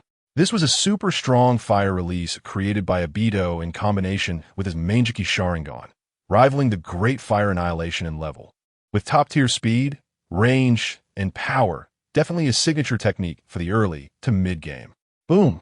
The two powerful fire releases collided, instantly erupting in a series of explosive sounds. The explosions and the sound of collapsing houses were relentless. With this one counterattack, the Mist Village didn't know how many houses had collapsed. In the distance, Conan's face darkened. What was supposed to be a smooth succession ceremony had turned into a disaster zone, and they would have to focus on rebuilding afterward. 10 seconds later, Obito's storm dance was first shattered. This was not surprising. In terms of chakra volume and ninjutsu mastery, Obito simply couldn't compare to Chinyu, and the Great Fire Annihilation's range was already larger. Obito's face hidden beneath the mask looked extremely ugly. Uchiha's fire release was supposed to be their trademark, yet he, Uchiha Madara, was actually losing to a junior, and in front of Nagato, it was embarrassing. Nagato had no time to care about Obito's embarrassment. The Deva Path skill was still on cooldown, and the sea of fire was almost burning their faces. The scorching sensation could be felt from a distance. In desperation, he had the animal path summon a hell crab. As soon as the crab appeared, the sea of fire was upon it, and it hurriedly took a deep breath, spewing out a large mass of foam. Water release, foamy wave. This foam could wash away oil and extinguish flames, extremely practical. The hell crab was nearly running out of oxygen while spewing foam, but it finally managed to extinguish the Great Fire Annihilation. If it weren't for Obito's storm dance having consumed most of the firepower first, the crab alone would have been unable to stop it. The people of the Mist Village watched in stunned silence, exclaiming, "S so powerful." Such a strong fire release was truly unheard of. I used to think the power of fire release was not that impressive, but I didn't expect there to be such advanced ninjutsu. The Hokage's cheat mode. Chinyu's 4 elemental releases shocked the Mist Village, and Conan was being linked in a marriage alliance. The scene was laughably absurd. Yes, it was too exaggerated. Even from as far away, one could still clearly feel that scorching heat. I don't think this fire release is necessarily high level. The key is that Chinyu is just too explosive. This guy's a monster. The people of the Mist Village saw Chinyu using fire release to push the enemy back, and they instantly got hyped. Earlier, when the Great Fire Annihilation first appeared, they were sweating buckets from a distance, and when the temperature rose again, their sweat was directly evaporated. Having lived in humidity for so long, they were completely stunned. A thoughtful ninja suddenly realized, how old is this kid? Water release explodes. Fire release also explodes. Wait, that previous spiral ball was wind release, right? And the first time he used the Rinnegan, he used lightning release. Wow, mastering water, fire, wind, and lightning elemental releases and doing them so smoothly? I suspect he doesn't lack earth release. It's just that earth release is more defensive, and he had the chance to use it while on the offensive. This perspective is amazing. It's so reasonable. Generally, elite Jonin can master 2 elements at most, but he actually masters 4. Is he even human? Saying he's transcendent wouldn't be an exaggeration. Decades ago, the second Hokage made us unable to lift our heads. Now another all-element genius has come. Can the other ninja villages still compete? Luckily, he's on our side now. If he were an enemy, it would be a nightmare. Stop thinking about it. He's from Konoha. At most, it's the enemy of my enemy is my friend. No, wait. I just saw the 5th Hokage seems to. What? Really? Conan's earlier affectionate gesture with Chinyu was in a secluded corner. Very few people saw it, and no one dared to spread it. But now it's different. Chinyu is so powerful. Everyone in the Mist Village is afraid of him. If Conan has a relationship with him, it will be a major gain for the Mist Village. Once the news spreads, not only will people not be upset, but they will be incredibly happy. This genius is going to become our Mist Village's son-in-law. So awesome. The 5th Hokage is too smart. When will it be officially announced? So looking forward to it. Although Lord Mizukage feels a bit pained about giving away his daughter to an outsider, the other party is indeed explosively talented. Also, some infatuated girls whispered, if Lord Mizukage is unwilling, I can. Get lost. Who do you think you are? While Conan was fighting the hungry ghost path, she inadvertently heard these words, her beautiful eyebrows twitching wildly. She hadn't intended to hide it, but now it sounded like the Mist Village wanted to send her out for a marriage alliance to win over Chinyu. These damn guys. The Hokage's cheat mode. Chinyu's earth release lifted the Mizukage's office. Conan angrily attacked the hungry ghost path, and Nagato was dumbfounded. Conan rolled her eyes in frustration, taking out her anger on the hungry ghost path even more. But after her anger, she felt more joy. She was originally worried that the people of the Mist Village would oppose her relationship with Chinyu since one was the Mizukage and the other was from Konoha, with a significant identity gap. But now Chinyu had conquered everyone with his strength, and no one opposed it. On the other side, Nagato was completely intimidated by Chinyu's Great Shark Bomb and Great Fire Annihilation. He didn't care that the Hungry Ghost Path was still fighting with Conan. He directly used Universal Pull to yank the Hungry Ghost Path back. He couldn't feel safe without the Hungry Ghost Path absorbing ninjutsu near him. As soon as the Hungry Ghost Path returned, Deva Path breathed a sigh of relief, and his gaze toward Chinyu regained its indifference. But Chinyu gave him no chance to breathe, immediately making his move. Bang! He brought his hands together. Massive amounts of chakra surged wildly, all directed underground. Boom! Boom! The earth began to tremble violently. The people of the Mist Village panicked. What's happening? What's going on? Pain's expression also changed drastically. They hadn't expected Chinyu would even use earth release. In fact, Chinyu didn't lack it. He just hadn't had the opportunity to use it while on the offensive before, and now that other elemental techniques were less effective. It was time for earth release to make its appearance. Some citizens saw Chinyu forming seals and shouted, "It's Chinyu causing the commotion." Mist Village's elite Jonin analyzed. He's using a powerful earth release. Wow, he really masters all 5 elements? The intensity of this earthquake and the power of this technique are absolutely explosive. Chinyu suddenly shouted, "Earth release! Mountain Earth technique!" Instantly, the iconic water shadow office of the hidden mist was blown away, and the earth below surged up, forming two massive hemispheres that pressed towards the four members of the Akatsuki. An elderly elder from the hidden mist cried out in despair, "Damn it! Is this kid helping us or destroying us?" He was so agitated that he threw his cane away. This water shadow office had stood for decades, the spiritual lighthouse of the hidden mist, and now it was destroyed by their own. A bystander quickly comforted him. The opponent has the Rinnegan. Fighting is bound to cause destruction. As long as Chinyu can win, that's what matters. Alas, I didn't expect the safety of the hidden mist to rely on a kid from another village. The elder was so angry he was pounding his chest. However, it wasn't just the old folks of the hidden mist who were furious. Far away, another person felt a tightness in his chest. That person was Nagato, hiding in a secret base near the hidden mist, controlling pain. The Hokage's cheat mode. Chinyu's Mountain Earth technique locked onto pain, causing Nagato to jump in anger. I finally managed to pull the hungry ghost path back. Can you play this? How can this solid earth ball absorb chakra? The hungry ghost path can absorb chakra ninjutsu, but against Chinyu's solid earth release, it could only stare blankly, with no way to respond. Oof, I'll handle this. The Azura path immediately stepped forward, all its mechanisms activated, and with the sound of duh, missiles and lasers bombarded the earth ball like they were free. However, the earth ball from the Mountain Earth technique was compressed from massive amounts of soil, incredibly hard, after Azura path bombarded it for a long time. It only knocked off some dirt, and the earth ball continued to press down, not losing speed at all. The animal path was also anxious, with hands forming seals. It summoned a giant centipede. The centipede was highly intelligent, and as soon as it emerged, it used countless legs to cling around, trying to use its size to push open the earth ball to buy time for pain to escape. But Chinyu's Mountain Earth technique had even more chakra than the original story's Yellow Earth, and the pressure was maxed out. The centipede could barely hold for 2 seconds before being pushed back by the earth ball. If this continued, Pain and the others would definitely be squashed into meat patties. The Deva Path's face turned extremely dark. Although Shinra Tensei had cooled down, he really didn't dare to use it carelessly. This technique was Pain's last life-saving measure. Using it once would consume a massive amount of chakra, and the cooldown time would be doubled. Chinyu would definitely take the opportunity to hit hard. But now the earth ball was almost touching his face. He had no choice. The Rinnegan suddenly shone brightly. Shinra Tensei.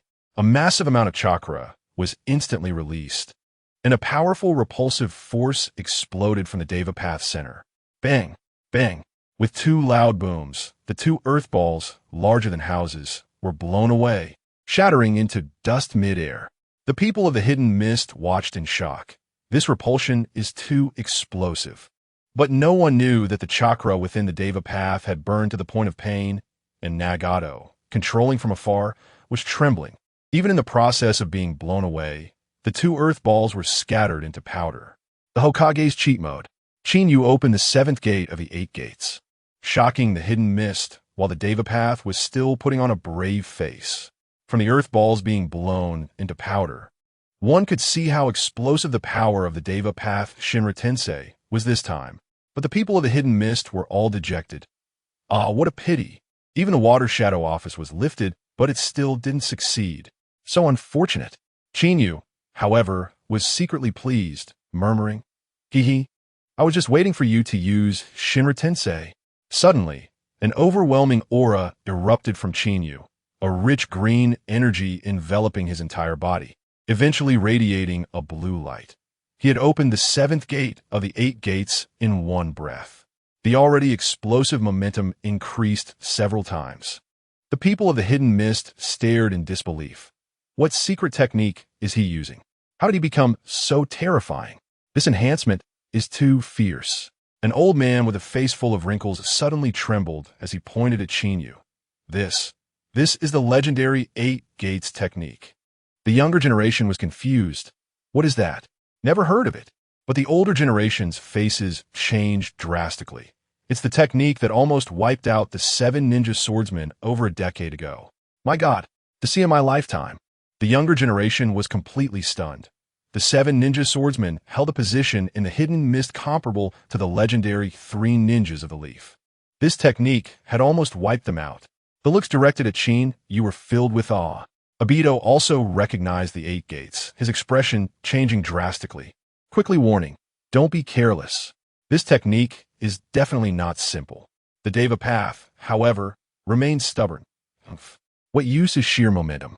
He thought that with the hungry ghost path present, aside from solid ninjutsu, he had nothing to fear. Qin-yu was just putting on a show. At that moment, Qin-yu suddenly shouted, sending a chakra-induced sound wave throughout the hidden mist. "Watch this move.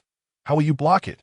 He clasped his hands in front of him, compressing the air to the extreme, then launched a punch. Day Tiger. Boom! A fierce air cannon shot out, enlarging as it rushed forward, transforming into a gigantic white tiger totem. Roar!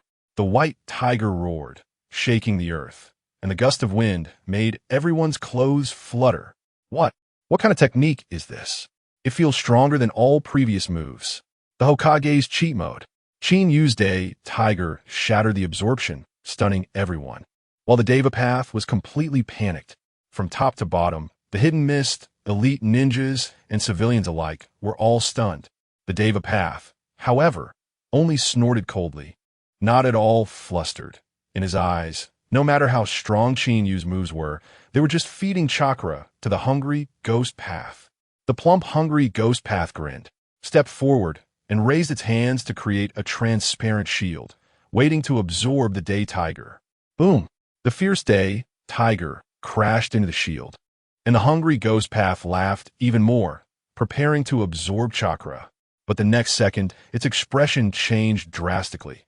The transparent shield didn't hold for even a second before shattering.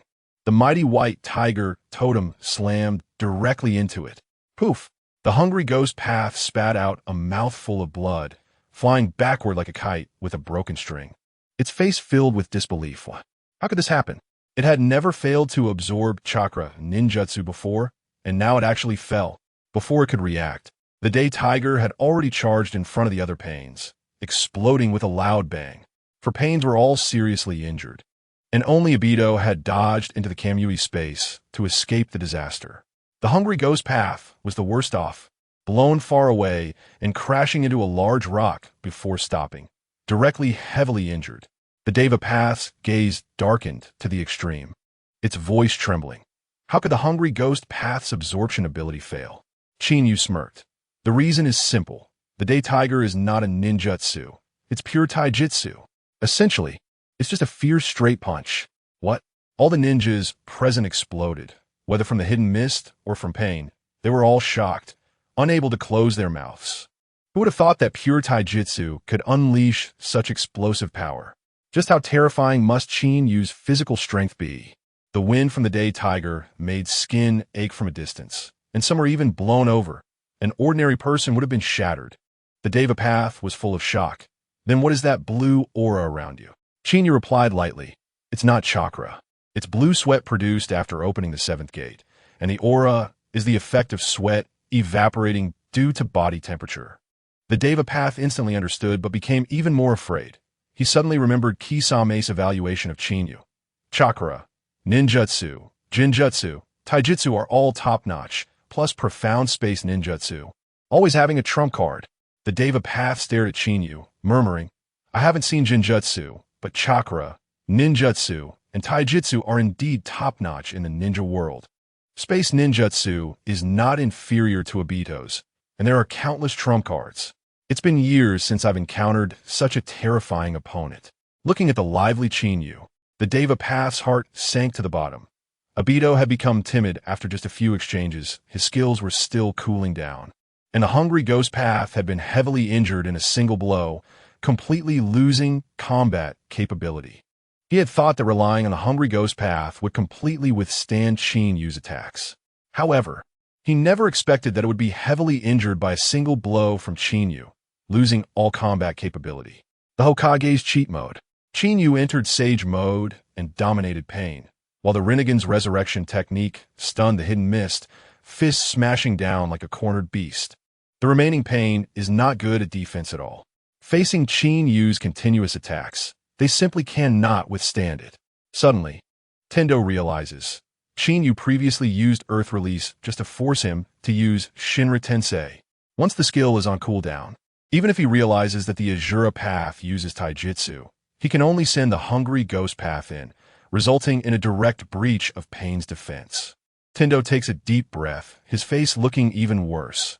He calls himself a god, hasn't lost in years. And now he can't even take down a 15 or 16-year-old boy with 4 pains. He's even getting beaten badly and has to call for reinforcements. This time he must crush this little brat. If he gives him a few more years, no one will be able to stop him. He gave a signal to the animal path, which immediately performed the summoning technique. Boom! As the smoke cleared, 2 more figures in Akatsuki cloaks with Rinnegan appeared. One of the burly men summoned a monster with a mouth emitting purple light, which spat out chains to bind the Azura path and drag him into its mouth. When it opened its mouth again, the previously incapacitated Azura path was fully revived. The crowd from the hidden mist was instantly dumbfounded. Just when their morale was high because Qinyu won, the enemy multiplied and could even revive, making their emotions feel like a roller coaster, with some even wanting to give up the fight. However, Qinyu just curled his lips and waved his hand, causing the shadow clone in the corner to disappear.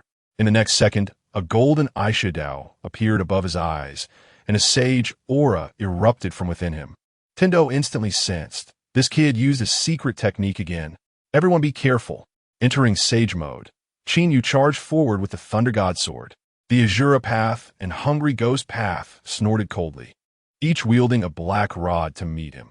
They considered their taijutsu among the best in Pain and thought that teaming up with weapons would have no problem facing Qinyu head-on. The other 4 Pains used their Rinnegan to monitor the battlefield, preventing surprise attacks. Clang! The 3 instantly clashed. Qinyu slashed out with his sword. The Hungry Ghost path raised his black rod to block, but immediately felt a tremendous force in his hands, nearly losing grip. How is this possible? How did his strength suddenly increase so much? Nagato was also shocked. Qinyu continued to suppress the Hungry Ghost path with his right hand while delivering a swift and fierce side kick to the Azura path. The kick was fast and powerful, and the Azura path hurriedly dodged, turning his face to the side. Qinyu seized the opportunity, his left hand clenched into a fist, striking the Azura path's face from an unimaginable angle. This punch was an absolute surprise attack. The Hokage's overpowered mode. Qinyu's frog-style hand technique instantly defeated the Azura path, shattering the black rod, but he was ambushed by a low-health attack. Qinyu's punch was powerful and fast, but just as it was about to hit the Azura path, the latter's head suddenly tilted, narrowly avoiding the blow. Qinyu raised his eyebrows. Sure enough, just like in the original work, Pain has visual sharing.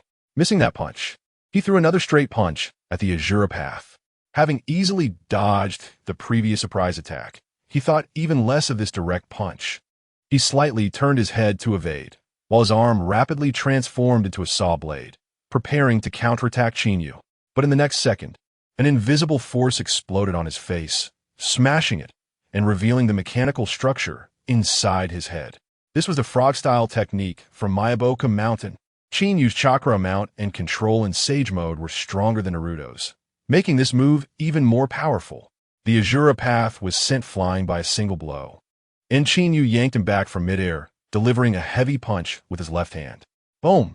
The Azura path was directly beaten to a pulp, unable to use any of his weapons, reduced to a pile of parts, taken out in seconds. After dealing with the Azura path, Qinyu faced the Hungry Ghost path alone, forcing the opponent into a perilous situation with his fierce swordsmanship.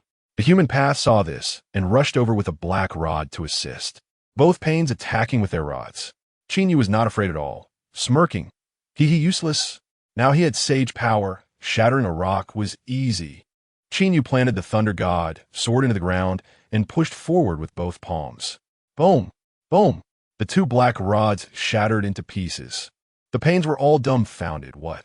These black rods were made from yin-yang release, capable of suppressing chakra, and incredibly hard. Yet he shattered them with his bare hands. Qinyu sneered, his fists dancing wildly. Sage mode combined with the 8 gates, his combat power maxed out. The two Pains were sent flying one after the other. crashing heavily to the ground and unable to get back up. Having taken out 3 pains in one go, the morale skyrocketed.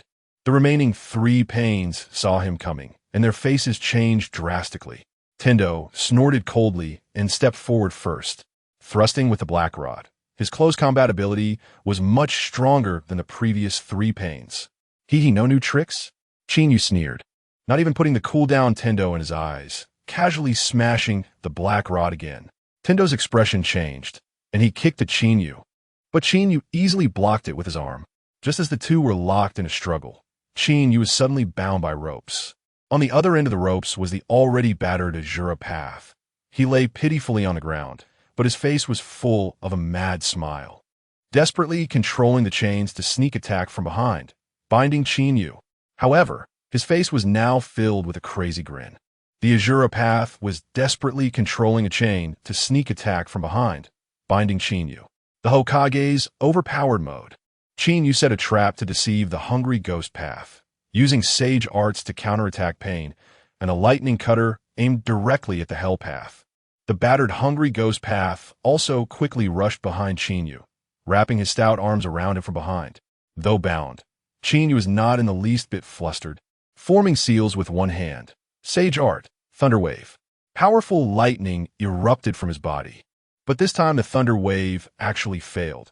His sage chakra was instantly absorbed by the hungry ghost path. Thinking this would be enough to trap him, Qinyu sneered, desperately trying to break free from the hungry ghost path's grip.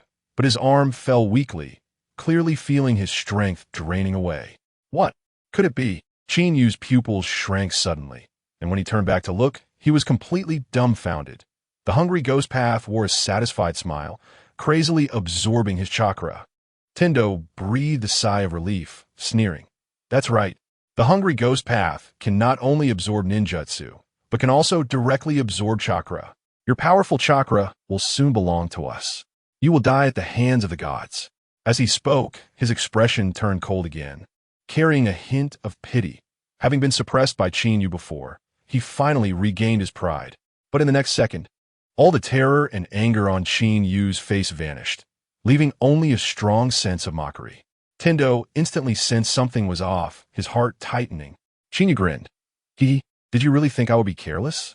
Your movements are all calculated by me. What?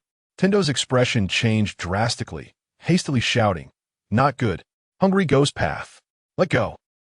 The 6 pains synchronized their thoughts, and the hungry ghost path immediately released his grip, but it was already too late.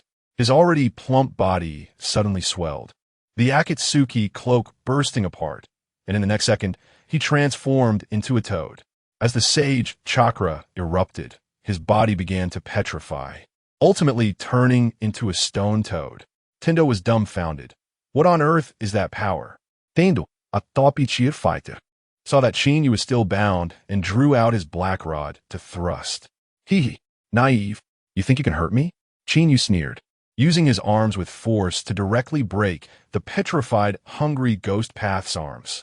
He leaped up, and Tendo's black rod missed him, instead piercing the stone toad. As Qinyu soared, the golden eyeshadow by the corner of his eye dissipated. The sage chakra had been absorbed, and sage mode was gone. But he was already prepared. With a wave of his hand, the hidden shadow clone dissipated, and the accumulated sage chakra surged instantly into his body. The golden eyeshadow reappeared, and Qinyu activated sage mode again. Qinyu fell from midair, moving in incredible speed, heavily stomping down on Tendo's shoulder. Boom! Tendo was caught off guard and knocked to one knee. Qinyu noticed the hell path nearby was stirring, trying to find a chance to revive the other pains. Naive. Die for me. Qinyu stomped on Tendo's back, then leaped up, charging straight at the hell path. Sage art. Lightning cutter. The Hokage's overpowered mode. Qinyu's lightning cutter instantly defeated the hell path, and the sage art, great dragon fire soared into the sky, leaving everyone stunned. Qinyu was already incredibly fast, and with the 8 gates, sage mode, and lightning release activating his cells, at this moment, he almost became lightning. This strike from Reikage is many times stronger than that of Kakashi, accompanied by a massive buzzing sound. A dazzling white light crossed the void and instantly pierced the heart of the hell path. His attack was so fast that it left the Hell Path no time to react. Without even needing a sneak attack, he openly pierced the heart in front of everyone. This is the ultimate lethality brought by pure speed. Though the Hell Path was already dead, it still stood after having its heart pierced, desperately grabbing Qinyu's arm in an attempt to counterattack. Obito, who had been motionless for a long time, seized the opportunity to silently appear behind Qinyu, holding a chain, intending to bind him with Kamui. Qinyu had long anticipated this. He sneered, "I knew you would come." With both hands, he lifted the Hell Path and violently threw it towards Obito. Obito snorted coldly, activating Kamui to make his body intangible, allowing the Hell Path to pass right through him. But at that moment, a black rod shot out from behind Obito like a poisonous sting. It's the Deva Path. After Qinyu took down the Hell Path, it rushed over immediately. Obito's attack was merely bait. The black rod was the real killing move. Qinyu praised, "Good coordination, but unfortunately it's useless against me." As his words fell, he instantly vanished, reappearing next to the sword of the Thunder God. The Deva Path realized it had made a huge mistake. Qinyu had already left a backup plan. The earlier binding from the Hungry Ghost Path was just a joke. This guy's battle IQ is terrifying. Qinyu drew the sword of the Thunder God with his right hand and gathered a lightning spear in his left hand, thrusting it. The spear directly struck the remaining Shura path in the distance, completely shattering it. He didn't look back the entire time, his movements fluid like flowing water, a smile lingering on his lips, causing the mist-hidden ninjas to gasp in awe. Is killing people really this artistic? Now, Pain was left with only the Deva Path, the Animal Path, and the Human Path, and the three were so scared they huddled tightly together. The Animal Path frantically formed seals, summoning nearly 10 summoning beasts to protect itself in the middle. Qinyu smiled slightly and suddenly released a ninjutsu into the sky. Sage Art, Great Dragon Fire Technique. Under the Sage Mode enhancement, the Great Dragon Fire was far stronger than the one used by Sasuke, as the fire dragon shot into the sky and disappeared into the clouds. Everyone was confused. Why is Qinyu casting a technique at the sky? The actions of this big shot are incomprehensible. Did he miss? This is too outrageous. Is he really missing?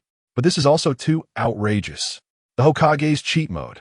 Qinyu's Great Dragon Fire created thunderclouds, intending to summon lightning to strike Pain, and everyone was terrified. Someone guessed, perhaps this is a provocation, to give the enemy psychological pressure. Immediately, someone rebutted, "Nonsense. The enemy would just laugh at this." The mist-hidden ninjas were all analyzing wildly. But not one of them was right. The Deva Path looked up at the sky, unable to figure out Qinyu's intentions. Falling? Bait? Feint attack? Having fought Qinyu for so long, it no longer dared to underestimate him. Looking up while the Human Path and Animal Path stared intently at Qinyu. Being extremely cautious, only Terumi May vaguely saw through the method. Her beautiful eyes filled with awe. This bad guy is using super strong fire release to alter the high-altitude weather. The rising temperature transformed the water vapor into thunderclouds. This man is truly a genius. Just as her words fell, boom. After the fire dragon entered the clouds, the sky above mist hidden suddenly darkened. Dark clouds rapidly gathered, and arcs of electricity flickered incessantly. The mist-hidden ninjas were startled and looked up. What happened to the sky? Mist-hidden has a lot of water and rain, and it rarely thunders. This is a characteristic of the hidden cloud. Originally cloudless, the sky suddenly changed, and recalling Qinyu's earlier Great Dragon Fire, everyone instantly realized, it's Qinyu. He used fire release to change the weather and create thunderclouds. Can humans really do this? The mist-hidden ninjas were completely blown away. Terumi May explained, the Great Dragon Fire generates strong updrafts, which form cumulonimbus clouds, and the cumulonimbus clouds become thunderclouds. Everyone understood to a degree, and someone asked, what is the point of creating thunderclouds? Is he trying to summon lightning to strike the enemy? As soon as AJ Nin proposed this idea, someone immediately laughed. Are you kidding? Lightning travels at 1,000th of a second, faster than sound. If he dares to summon it, he'll be the first to be struck. It's too dangerous. A moment's inattention could lead to disaster. No one was optimistic. and May was a bit worried, but she chose to believe in Qinyu. This man has always been able to create miracles. Qinyu looked up at the thunderclouds, waiting until it was fully charged, then exerted force with both feet and soared into the sky, his figure flashing as he reached the highest building in Mist Hidden. He slowly raised his right hand, powerful lightning chakra piercing straight into the thunderclouds. Boom! The lightning in the clouds was already violent, and when drawn by the chakra, it became even more frenzied, as if it were about to rain down divine punishment. The mist-hidden ninjas were terrified and fled in panic. Is he crazy? Does he really dare to do this? This is playing with fire. Everyone get away. No one knew that Qinyu had already calculated everything. He just needed to activate his Sharingan to see the trajectory of the lightning. They had no idea that this wave of operation from Qinyu was already planned out. As long as he activated his Sharingan, he could use it to clearly see the path of the lightning in the thunderclouds. The Hokage's cheat mode. Qinyu activated his Sharingan to control the Kirin, and the divine lightning struck towards Pain, paralyzing the entire field with fear. As long as Qinyu used his Sharingan to see the trajectory of the lightning and guided it accurately with his lightning chakra, he could avoid harming himself while directing the powerful natural lightning towards the enemy. This was all part of his premeditated plan. The next second, his dark pupils suddenly turned scarlet. The Sharingan was activated. Buzz! A strange wave surged, and the lightning chakra in Qinyu's hand resonated completely with the natural lightning in the thunderclouds. He pushed the Sharingan to its limits, fixating on the lightning in the thunderclouds. It's important to note that his earlier fire release was much stronger than Sasuke's, and the natural lightning produced was even more explosive. Qinyu didn't dare to be negligent. The originally chaotic natural lightning quickly morphed under his control, transforming into a gigantic monster with a dragon's head and a serpent's body in an instant. Roar! The monster let out a deafening roar as soon as it took shape, reverberating throughout the entire Mist Hidden and even half of the Land of Water. The Mist Hidden ninjas were all stunned. What kind of monster is that? It's terrifying. The civilians were so frightened that their bodies went numb and they couldn't move.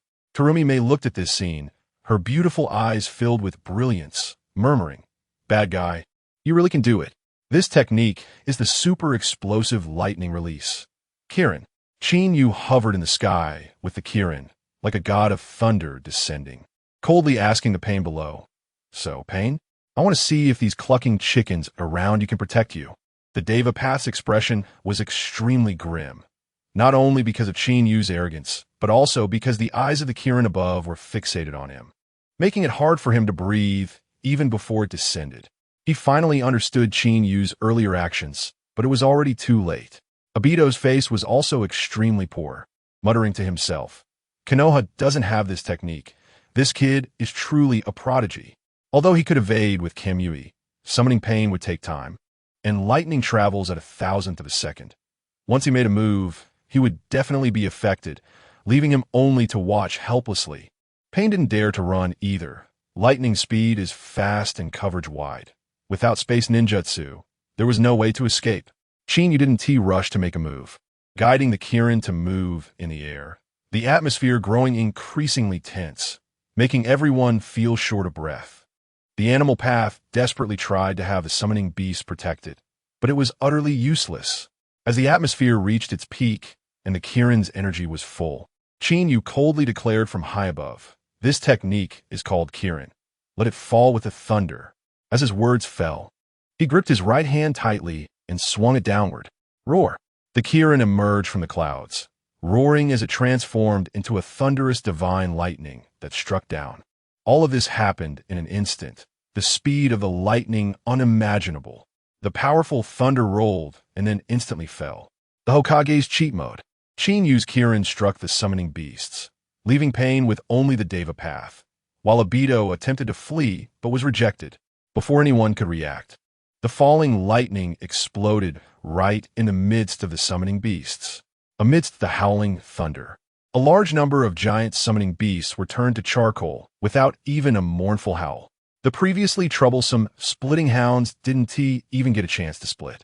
They were directly reduced to useless dogs.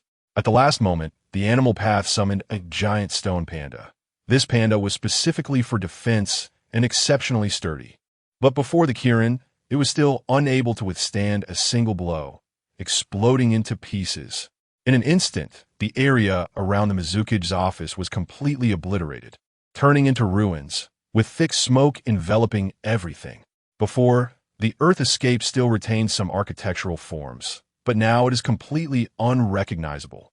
Fortunately, the people of the Hidden Mist had already slipped away and were not affected. But seeing this destruction still left some with lingering fears, shocked by the power of Qinyu's move, happy that the enemy was hurt, yet heartbroken over their ruined homeland. Only Konan saw through it all, her beautiful eyes filled with admiration for Qinyu. She had known there would be damage when the war started. But it was already a great fortune that Qinyu caused almost no casualties among the Hidden Mist. As the thick smoke cleared, a huge pit appeared, its power far exceeding everyone's imagination. Besides the ruins and the charred remains of summoned beasts, there were also two humanoid black figures emitting black smoke. Human realm and animal realm had finally stepped up to block most of the damage for Devapath, but they were directly cleaved away. Cough! Devapath pushed away the two corpses pressing down on him, swaying as he stood up, his robe tattered, covered in wounds, and his face darkened, looking utterly miserable. If it weren't for the summoned beasts and the other two pain bodies blocking for him, he would have been finished. Devapath's aura was weak like a candle flickering in the wind, his face dark enough to drip water. Ever since he killed Hanzo of the Salamander, it was the first time he had been beaten so badly. The six pain bodies were all defeated, leaving him alone. Buzz. A spatial fluctuation occurred as Obito appeared, and upon seeing the destruction caused by the Chunin, he gasped. If it weren't for Shinra Tensei, he would have turned to charcoal too. Obito's face darkened as he gritted his teeth. This Qinyu. He knows there's no way to deal with Qinyu right now, and he was already thinking of running. Enough pain. I will take you away. We have lost this time. Leave? Lose? Devapath instantly went mad. Impossible. Pain will not fail. The battle is not over. I want everyone to know the power of a god. Obito looked at Devapath, who was still holding on despite being at the end of his strength, frowned, and disapprovingly lectured. There's no need. He has space ninjutsu. You can't kill him today. Retreat first. Hee hee. Upon hearing this, Devapath immediately let out a wild laugh. Can't kill him? Then I'll make the entire Hidden Mist accompany him to the grave. Mr. Madara, you should leave first to avoid my technique accidentally harming you. The Hokage's cheat mode. Devapath was determined to destroy the Hidden Mist, and Nagato prepared a big move, but Qinyu disappeared in an instant. You. Looking at the stubborn Devapath, Obito's face turned even uglier.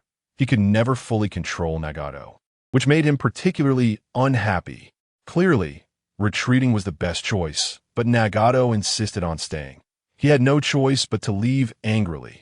Once Obito left, Devapath raised his face, his cold Rinnegan staring straight at Qinyu, suddenly laughing madly. Qinyu, do you think you won? Let me tell you, you haven't won. The battle is not over. I have not failed. I am pain. I am a god, and gods do not fail. You dare to desecrate the divine. I will make you suffer divine retribution. Qinyu's expression remained calm, just watching him boast. He knew Devapath's moves well, and even in the worst-case scenario, he had countermeasures. Remaining completely unflustered, in a secret base near the Hidden Mist, Nagato's face was grim as he suddenly pressed his palms together. Devapath of the Hidden Mist followed suit. Konan panicked upon seeing this, her face changing dramatically. Nagato, stop. If we can't win, retreat. There's no need to use this technique. Do you know how much burden this puts on your body? But Nagato ignored her, shouting frantically, I haven't forgotten Yahiko's pain. Qinyu must die, otherwise, the organization's plan cannot succeed. I want the world to feel pain. Konan, be quiet. I need to concentrate. As his words fell, chakra surged wildly within Nagato, the power of his Rinnegan reaching its maximum, all directed towards Devapath. Fortunately, the other 5 pain bodies had been shattered by Qinyu. Otherwise, they would have been drained of energy, and then the secret of pain being a puppet would have been exposed. Buzz. A dazzling light erupted from Nagato's palm, and Devapath began to chant the declaration of his ultimate technique. How many floors can a bag of rice carry? A bag of rice can carry the second floor. A bag of rice, how much do I need to give? The people of the Hidden Mist were bewildered, discussing among themselves. Is this person crazy? He must have been hit silly by Chinyu. He says he wants to unleash his ultimate move. It's laughable. If he had a technique, he would have used it already. Yes, just putting on a show. But Conan furrowed her brows tightly, always feeling a sense of foreboding. Devapath, far away, did not hear the mockery and was still seriously chanting. A bag of rice, how much do I need to give? A bag of rice. How much do I need to wash? At that moment, Chinyu's figure flashed and instantly disappeared from the spot. Just then, Chinyu's figure flickered and vanished from sight. The Hokage's cheat mode. Chinyu used a space-time technique to throw his sword at Devapath, the earth-exploding star bringing disaster, a double spiral shuriken breaking the situation. When Chinyu reappeared, he was already at the location he had previously marked. Whoosh! He instantly hurled the sword of Thunder God towards Devapath. Devapath's expression changed drastically, but the big move had already reached its final stage and could not be stopped. He grit his teeth and chose not to dodge, allowing the sword of Thunder God to pierce directly through his chest. Oomph! Devapath let out a muffled grunt, blood flowing from the corner of his mouth. Yet he continued to chant the declaration of his ultimate technique, mouth full of mud. Whoosh! Chinyu used the coordinates on the sword of Thunder God to teleport behind Devapath, clenched his fist, and smashed down on his head. A bag of rice. You mother! I'll make you have a mouth full of mud. Bang! Devapath was caught off guard and fell to the ground, angrily getting up and shouting, Bastard! His hands still held together. A strong light erupted from his palms. Who gave you a bag of rice? Earth-exploding star. Devapath opened his hands, and a small black ball flew into the sky. The people of the Hidden Mist all stared at the small ball, no one understanding what technique this was. Buzz! The black ball suddenly burst forth with golden light, nearly blinding everyone. Boom! The ground shook as the ground of the Hidden Mist began to crack and break apart. Small stones flying into the air. The gravity grew stronger, and the people felt like they were about to fly. This was more terrifying than the Chunin. What ninjutsu did he use? With another loud bang, a large chunk of stone was lifted from the ground, flying towards the black ball. And then countless stones were sucked in. The black ball quickly wrapped in rock, but the gravity was still increasing. In the secret base, Nagato's Rinnegan nearly popped out of his eye sockets, his hands trembling, blood flowing from all 7 orifices. This technique was incredibly damaging to his body. Conan's eyes glistened with tears. That's enough, Nagato. Stop pushing yourself. But Nagato crazily said, Chinyu is too explosive. If I don't take this seriously, I can't win. Devapath, eyes closed, ecstatically raised his hand, laughing madly. Chinyu, dying under this move is your honor, and the entire Hidden Mist will accompany you to the grave. Chinyu sneered. Do you really think this move can do anything to me? Devapath scoffed. Stop pretending. You have no moves left. Chinyu was too lazy to argue, extending his hands, and 2 spiral balls instantly formed, sharp blades extending around them. The buzzing sound piercing the ears of everyone. This was the sound of wind-style chakra rubbing against the air. Double spiral shuriken. The Hokage's cheat mode. Chinyu's spiral shuriken broke through the rock, summoning the eternal kaleidoscope to manifest Susanoo, shocking Devapath. Chinyu shouted lightly as 2 massive blue shuriken were suddenly thrown out. He didn't even aim, just threw them casually, but the gravity from the earth-exploding star's black ball was too strong, and the 2 spiral shuriken were directly sucked and flew over. The people of the Hidden Mist all looked up, hoping Chinyu would create another miracle and break this move. Boom! The 2 spiral shuriken collided with the large round ball simultaneously, the outer rocks shattering and falling down. But the black ball remained. The gravity still incredibly strong. The recently fallen debris had not yet hit the ground before being sucked back up. The people of the Hidden Mist instantly became pessimistic. Even Chinyu can't break it? Our Hidden Mist is done for this time. The gravity increased again. Hold on tight. Devapath stared at the sky. He knew the weakness of Earth exploding star. Seeing Chinyu launch a strong move, he panicked for a moment. But seeing the core was unharmed, he immediately felt at ease. He laughed maniacally. Qinyu, is this your trump card? Then obediently die. Qinyu sneered. You are so shallow and ignorant, yet you dare to call yourself a god? Open your eyes and watch how I break your move. Devapath didn't believe it at all, merely snorting coldly. The next second, Devapath's face was suddenly filled with shock, as Qinyu's dark pupils turned crimson. 3 Tomo spinning wildly. Sharingan? Tian Dao's expression changed drastically. You were holding back before? But he quickly calmed down. With just a Sharingan, you can't change your fate. Qinyu chuckled and nodded. That's why I have more. Tian Dao was confused. More? More? Immediately, Tian Dao panicked completely. Qinyu's eyes transformed from the Tomo into a large 4-pointed pinwheel, with 3 strange patterns underneath. What? A kaleidoscope Sharingan? Tian Dao exclaimed. Qinyu didn't say anything, just smiled slightly and began to gather a large amount of chakra towards his eyes. Boom! Tian Dao suddenly felt that Qinyu had become incredibly terrifying. A power stronger than the tailed beast was awakening. In the blink of an eye, chakra surged wildly around Qinyu, condensing into a massive purple-blue skeleton that wrapped him tightly inside. This scene stunned Tian Dao and the mist villagers. The civilians looked up at the giant in fear. Oh my god, what kind of monster is this? If this thing moves, it will cause huge destruction to the mist. The Hokage's cheat code activated. Qinyu's Susanoo donned armor, and the 20 Tomo exploded, leaving the mist villagers dumbfounded. Someone sighed. With things like this, who cares about destruction? This move seems to be released by Qinyu. He wants to use this thing to counteract the gravity? Of course. I feel an overwhelming pressure from this monster. Stronger than the 3 tails. Is this for real? This is too explosive. But what can we do now?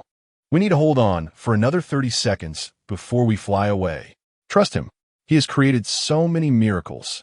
Yes, he is our son-in-law from the mist. Terumi Mei, hearing these words, felt both helpless and shy. She had never thought it would come to this. The power of the Rinnegan was beyond imagination. She couldn't stop the god of earth explosion at all. Luckily, she had Qinyu to rely on. She wasn't someone who liked to depend on others. But Qinyu made her feel happy and secure, watching his back and smiling lightly. You bad guy, I'm counting on you. Boom. Amidst the shock of pain and the anticipation of the mist villagers, Susanoo suddenly grew larger, wrapped in a thick layer of armor, looking even more indestructible. Tian Dao instantly became nervous, but the mist villagers felt an overwhelming sense of security. Buzz! Susanoo brought its hands together and then pulled them apart. 20 massive purple-blue Tomo appeared out of thin air, exuding immense pressure. What? Tian Dao was completely stunned. He could clearly feel that each Tomo's power was not weaker than the previous spiraling shuriken, and now there were actually 20 of them. In the secret base, Nagato's eyes widened. Wasn't it said that the Rinnegan is the highest of the 3 great ocular techniques? How is his kaleidoscope stronger than mine? The mist villagers were also shocked. Even the civilians could feel the terror of this move. What kind of move is this? It's even more explosive than the blue shuriken. It can definitely break that black hole. Our son-in-law is incredible. Qinyu slowly rose, coming to Susanoo's chest, looking down at Tian Dao and shouting, "Let me show you how I break your so-called ultimate move." As his voice fell, Susanoo raised its giant hand. Whoosh! 20 Tomo shot up into the sky with astonishing might. Qinyu casually threw them, but the gravity of the god of earth explosion made the Tomo seem like they had navigation, heading straight for the core. Boom! Almost in an instant, the 20 Yada mirror Tomo collided with the god of earth explosion. The Hokage's cheat code activated. Qinyu's Tomo shattered the god of earth explosion. Nagato spat blood and broke his defense, and the mist cheered for their son-in-law. The outer layer of the black sphere was wrapped in thick rock. But under the Tomo's overwhelming attack, it was instantly smashed to pieces. The fragments didn't even have a chance to fall, directly turned into flying ash by the energy. Immediately afterward, the energy of the Yada mirror Tomo slammed into the black core. In the secret base, Nagato's image became even more terrifying. He saw this scene through Tian Dao's Rinnegan, his eyes nearly bulging out of their sockets, his hands clasped together, trembling uncontrollably. Trying his best to concentrate all his chakra to maintain the god of earth explosion. But Qinyu's attack was too explosive. He couldn't withstand it at all. Boom, boom, boom.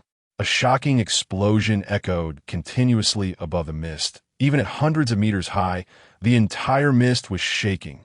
The core of the god of earth explosion was quickly destroyed under the 20 tomos energy. As the core shattered, the powerful gravity enveloping the mist gradually dissipated. The mist villagers, who had been anxious just moments ago, instantly breathed a sigh of relief. Then all cheered, "Great! We won! We defeated the Rinnegan! The mist has made it through, all thanks to Qinyu. He is so handsome, and he is one of us." Terumi Mei watched the jubilant crowd, feeling relieved before. Pain's pressure had nearly suffocated her. As the Mizukage, she had to protect the people, but she felt helpless against Pain. Fortunately, there was Qinyu. She gazed at his back, momentarily entranced. Unlike the celebration in the mist, as the core of the god of earth explosion shattered, Nagato suddenly spat out a mouthful of blood. His whole body instantly languished. He had used all his chakra and even part of his life force to cast the god of earth explosion, and when the core was broken, he suffered a strong backlash. Conan hurriedly supported him. "Nagato, are you okay?" Nagato managed to say a few words before spitting out another mouthful of blood. Conan was shocked. He can't even defeat Qinyu with the god of earth explosion? That's the ninjutsu used by the Sage of Six Paths to create the moon. Nagato sighed. "I've exhausted all my means, and he still has trump cards left." This time, Qinyu not only defeated him, but also left him with a psychological shadow. Conan bit her lip, unable to believe. How can he be so strong? In the Mist Village, after Qinyu broke the god of earth explosion, he casually waved and dispelled Susanoo. Tian Dao, having lost control due to Nagato's abandonment, remained in the previous posture, blankly looking up at the sky. His Rinnegan lost its former brilliance. Qinyu casually stabbed his sword at his vital point, and Tian Dao just lay there dazed. That pair of Rinnegan, which had always been incredibly sharp, lost its original luster in that moment. With just a casual stab, Qinyu struck the vital point, and Tian Dao lay there dazed. The Hokage's cheat code activated. Qinyu shattered Tian Dao, igniting a celebration, publicly flirting with Terumi Mei, and the Mist Elders quickly played matchmaker. "All right, we won. Qinyu, Qinyu, Qinyu." As Tian Dao fell, the Mist villagers erupted into exaggerated cheers. Qinyu squinted as he approached Tian Dao, seeing Yahiko's face full of unwillingness and despair. After all, Tian Dao was created by Nagato, using his friend Yahiko. Qinyu crouched down and pulled out a black rod, flipping it over and stabbing it forcefully into his arm. As the black rod entered his body, a residual chakra signal was transmitted. He sneered, following the signal towards the 3 o'clock direction. That was Nagato's lair thousands of meters away. But in the next second, the signal suddenly disappeared, and Qinyu's fingers touching the ground could no longer sense any chakra. It must be that masked man who took him away. At that moment, there was movement behind him. Qinyu turned around to see a group of ninjas surrounding a hunchbacked old man, along with Terumi Mei approaching. The old man leaned on a snake-shaped cane, bowing and saying, "Lord Qinyu, I'm the elder Yuan-Shi of the Mist. Thank you for saving the Mist." Qinyu accepted the gratitude calmly and reached out to help him up. He knew that Yuan-Shi held a very high position in the Mist and was the nominal ruler. And Terumi Mei being able to become the Mizukage relied on his support. Yuan-Shi said solemnly, "Your great kindness, the Mist cannot repay. We will obey any orders you have." Qinyu grinned and said something shocking. "Old senior, I'm not interested in the Mist things. I'm more interested in your Mizukage." He even gave Yuan-Shi a knowing look. Yuan-Shi understood immediately, but didn't agree directly. This mainly depends on Terumi Mei's own wishes. Qinyu turned and teasingly asked, "Mizukage, will you agree?" Terumi Mei stomped her foot in frustration, feeling both surprised and shy. Yuan-Shi, being experienced, saw the situation and smiled. "I didn't expect the Mist could also form a marriage alliance with Konoha." In fact, he had long wanted to win Qinyu over. The Mist is currently unstable, and Terumi Mei is struggling alone, with Qinyu being so strong. Keeping him or building a relationship would be extremely beneficial for the Mist. Yuan-Shi laughed and said to Terumi Mei, "Since that's the case, You should accompany Qinyu to explore the hidden mist. This will also be his home in the future, so he should get familiar with it. He hasn't been this happy in years. But I still have many things to deal with. The Hokage is in a power-up mode. Yuan sure assists in matchmaking. Terumi Mei shyly runs away, and Qinyu teases the water shadow for being timid. Terumi Mei hurriedly says, I am the water shadow. The village has suffered greatly. I need to arrange for the rebuilding of houses, soothe the people's hearts, and also. Before she could finish, Yuan Sure waved his hand. No worries. I'll arrange for others to handle that. You just took office today. Go out and celebrate. Qinyu leaned over and jokingly said, What's wrong? Lord Water Shadow doesn't want to show me around? Is Hidden Mist so diplomatic? Not even greeting the esteemed guest from Konoha? Seeing Qinyu's smug smile. Terumi Mei gritted her teeth in anger, but she couldn't refuse. She may seem strong on the outside, but inside she's still a little woman. And she has no resistance to Qinyu. Her face flushed with embarrassment. Stop talking nonsense. I'll take you there right now. But the village has been mostly torn down. What is there to see? Qinyu smirked. Think of it this way, if I hadn't come, your village would have been sucked away by the black hole long ago. As soon as these words were spoken, both Terumi Mei and the people of Hidden Mist gasped. Everyone knew that without Qinyu, Hidden Mist would have been gone long ago. And their gazes toward Qinyu were even more grateful. While saying this, Qinyu leaned closer to Terumi Mei's face, and she was so frightened that she quickly dodged and jogged ahead. Bad guy, hurry up and keep up. Qinyu turned back and gave Yuan Sure a knowing look, then instantly caught up. CHJ wanted to follow and protect Terumi Mei, but was hit on the head by Yuan Sure's cane. What are you following them for? CHJ said innocently. He's from Konoha. I need to protect the water shadow. Yuan Sure hit him again. It's safest for them to be together. The village needs to be rebuilt. Go help. CHJ felt melancholic, but still went to the ruins. He thought of Terumi Mei as sacred, and even though he admired Qinyu, he still felt a bit heartbroken. After Terumi Mei took Qinyu around for a while without seeing anyone. She wondered, why is there no one here? Qinyu deceived her. Hidden Mist has suffered greatly. Everyone is busy with the reconstruction. Terumi Mei surprisingly believed him. It's true that a woman in love can really lose her intellect. Qinyu grinned mischievously. Isn't this great? Just the two of us. We can do whatever we want. He understood that this was an opportunity created on purpose by Yuan Sure. This elder really knows how to set things up. Terumi Mei felt guilty, but pretended to be tough. Humph. Bad guy, what nonsense are you talking about? This is Hidden Mist. I'm the water shadow. What do you dare to do? Qinyu looked at her like a startled rabbit, smirking. Look how scared you are. Is that all the courage the Grand Water Shadow has? The Hokage is in a power-up mode. Qinyu instantly hugged the Water Shadow, offering gifts and divine artifacts. Ready to go to the Water Shadow's house to discuss business. Oomph. Terumi Mei stomped her foot in anger. I know you wouldn't dare to do anything in broad daylight. Qinyu chuckled. Then have you ever thought about why there's no one in the village? Didn't you say everyone went to rebuild? Terumi Mei stopped mid-sentence. How smart she was, she figured out at once. Thinking about what might happen next, her face instantly turned red. Qinyu leaned closer and teasingly asked, Why are you blushing? Thinking of something bad? You. Terumi Mei was both embarrassed and angry. Who is thinking of something bad? It's clearly you, the bad guy. Qinyu joked. I didn't see that coming. Lord Water Shadow looks mature, but actually she's just a shy little girl. Hey, what do you mean by that? Are you saying I can't find someone to marry? Once this topic was brought up, Terumi Mei exploded. Her whole body seemed to be on fire. Qinyu shrugged. I didn't say that. Oomph. Terumi Mei raised her little fist shyly and said, If you keep talking nonsense, be careful I kill you. Oh, you want to kill me? Qinyu smirked and instantly appeared behind her, pulling her into his embrace. Terumi Mei was startled, her face turning completely red. What do you want to do? Qinyu grinned. You just said you wanted to kill me, so I got closer for you to do it. You. Terumi Mei gritted her teeth. I was just joking. Really? Qinyu whispered in her ear. Who said you can't find someone to marry? I want you. I'm not joking. Terumi Mei was instantly stunned. The identity of the Water Shadow had always made her suppress her feelings, but Qinyu's appearance opened her heart, and he had also won over Hidden Mist, so their relationship was bound to blossom. She shyly looked up at Qinyu in his embrace.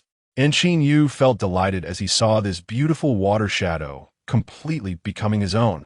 Terumi Mei's eyes turned, and she smiled slyly. No gifts, I won't marry. Gifts? Qinyu casually pulled out 2 scrolls and handed them over. Here. Huh?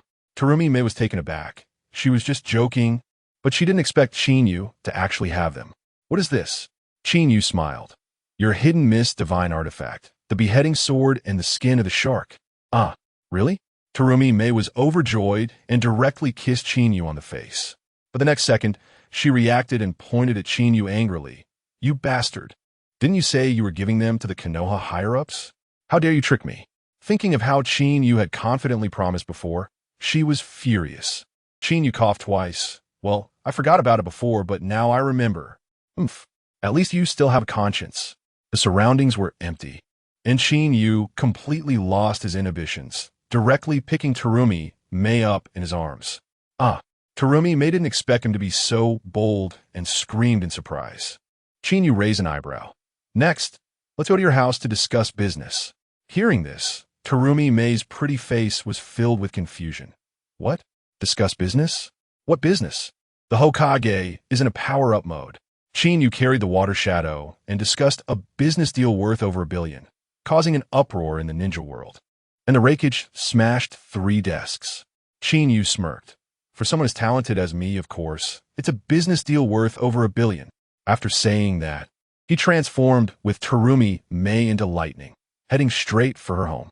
Terumi Mei wondered, how do you know where my house is? Qinyu shrugged. The 5th Water Shadow's residence is easy to find. I sensed it clearly in Sage mode. You even pay attention to this during battle? Terumi Mei was speechless. You Konoha ninjas use your jutsu for this? Wait, you were already watching my house back then? You had a plan all along? You bad guy. And what does discussing business really mean? Along the way, Terumi Mei transformed into 100,000 questions, but Qinyu did not answer, only prepared to respond with actions. The next afternoon, Terumi Mei angrily asked, is this what you call $1 billion business? Qinyu laughed heartily. What? Does Lord Water Shadow think it wasn't a good deal? Should we discuss 10 billion or 100 billion instead? No, we had a good deal. Terumi Mei shook her head in fright, then asked, honestly, am I your 4th business partner? Qinyu counted on his fingers. 4th? No 5th, though. You probably have 7 or 8 above you. What? Terumi Mei's pretty face changed drastically, barely suppressing the urge to kick him. Qinyu smirked. Relax. I'm not an irresponsible person. Besides, someone like Lord Water Shadow is really rare. Are you worried about losing to them? Oomph. I really want to beat you to death. Terumi Mei rolled her eyes at him.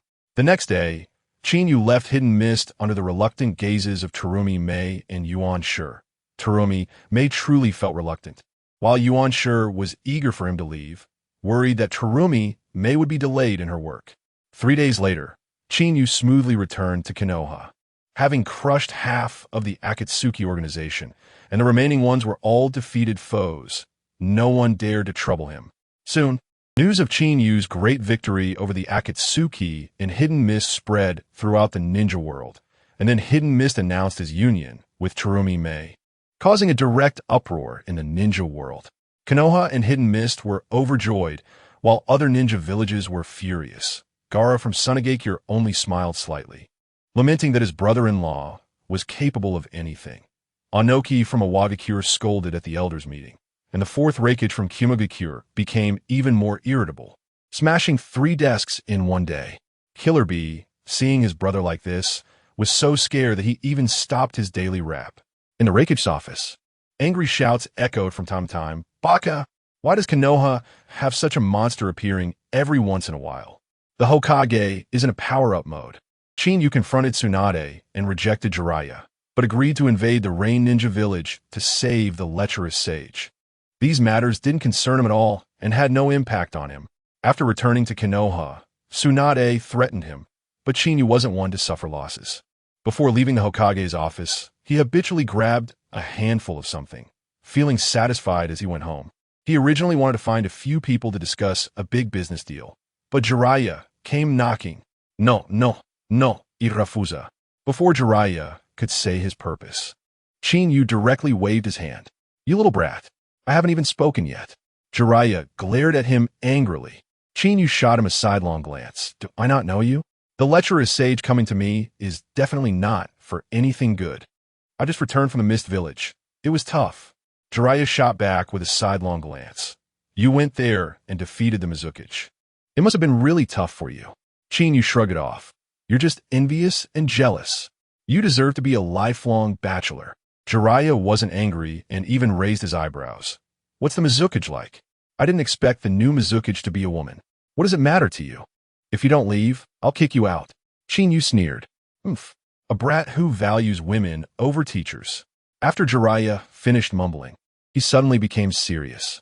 I really have something important to discuss with you this time. Chinyu rolled his eyes. This is such a hassle. Just say it. Jiraiya put away his playful demeanor. I've been investigating Orochimaru and the Akatsuki for the past few years, and recently found out that the Akatsuki's core base is in the Rain Ninja Village. Chinyu immediately showed a pained expression, replying with an yin-yang tone. Your investigation is too thorough. When I fought the Akatsuki leader in the mist, he was wearing the Rain Ninja forehead protector. Jiraiya suddenly felt awkward. He hadn't expected the Akatsuki leader to be so high profile. All his efforts were in vain. In fact, Nagato wasn't high profile, but overly confident. Most of those who had seen his forehead protector were dead, with Chinyu being the exception, having beaten him to a pulp. So, what exactly do you want me for? Chinyu pressed. Jiraiya coughed twice and leaned into flatter. You're so smart. You must have guessed. No. I can't guess and don't want to. Chinyu pouted. Jiraiya played the fool. I don't care. You must come with me. I'm recruiting you. Chinyu had seen through his intentions long ago. Originally in the story, Jiraiya went alone to the Rain Ninja Village and ended up dying there. Back then, no one in Konoha could help him. But now Chinyu was different. Although he had beaten Nagato badly, who knew if he would recover quickly or have some backup? Chinyu spoke lightly. The Akatsuki leader has already been beaten to a retreat. I really don't want to go back. But since you asked, I can reluctantly accompany you. Hearing Chinyu agree so quickly, Jiraiya was momentarily stunned. The Hokage's luck is working.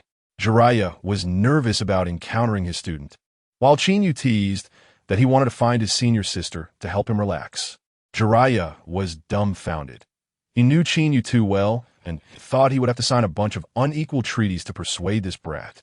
If it were anything else, Chinyu would definitely ignore it. After all, isn't playing a board game fun? Isn't discussing business enjoyable? But this matter concerned life and death, and Chinyu would never refuse. Though he didn't want to acknowledge Jiraiya as his master, they already had a teacher-student bond. The two bid farewell to Tsunade and headed straight for the Rain Ninja Village, without the emotional farewells of the original story. Tsunade didn't even leave her office before sending them off. She believed that with Chinyu around, there would be no accidents. The Akatsuki? That's nothing to worry about. Didn't Chinyu already beat the Akatsuki leader? On the way, the usually carefree Jiraiya was unusually somber and becoming increasingly nervous. He had received more information this time than in the original story and was almost certain that the mastermind behind the Akatsuki was Nagato, a former student he had once suspected to be the child of prophecy. Chinyu was speechless. Are you still capable of doing this? You don't understand. Jiraiya shook his head. That Akatsuki leader with the Rinnegan is probably my student from years ago. Chinyu's mouth twitched. I didn't understand at first, but you've repeated it over 800 times in the last couple of days. Jiraiya awkwardly coughed. I'm just too nervous. Nervous about what? There's no future in this. And you're still one of the 3 legendary ninjas. Chinyu pouted. If you can't do it, just go back. I can go alone. That's not acceptable. Jiraiya immediately refused. Since we've come this far, I must meet him. Chinyu was finally satisfied. Now that's more like it. If he's your student, just clean house and make the 3 legendary ninjas famous again. No. Jiraiya quickly waved his hands. If we can avoid fighting, let's avoid it. Nagato was originally very kind. He just had a tragic background and possessed the Rinnegan. He was probably instigated by someone to go down the wrong path, and I want to persuade him to turn back. Chinyu immediately lost interest. If I had known you were just going to have a war of words, I wouldn't have come. Jiraiya scratched his head. I was just worried about a potential fight. Chinyu suddenly had a thought and cheerfully asked, Hey, lecherous sage. Did you only take Nagato as a student? Don't you have any female students? Jiraiya was about to say of course he did, but suddenly stopped, glaring at him. What are you up to this time, you brat? Qinyu feigned innocence. I'm just curious.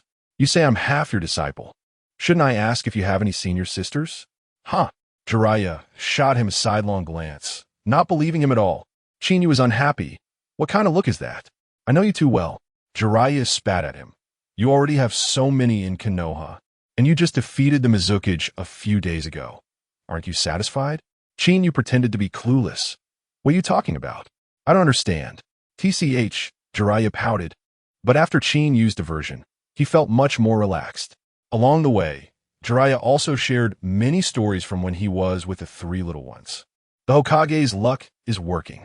When Jiraiya saw the barrier, he reminisced, and Qinyu kicked him into the Rain Ninja village, triggering the alarm. When talking about the happy times from the past, even Jiraiya, this veteran who had seen many storms, couldn't help but smile. Probably in his heart, those days were more joyful than being revered as one of the three legendary ninjas. As they spoke, the two arrived at the outskirts of the Rain Ninja village.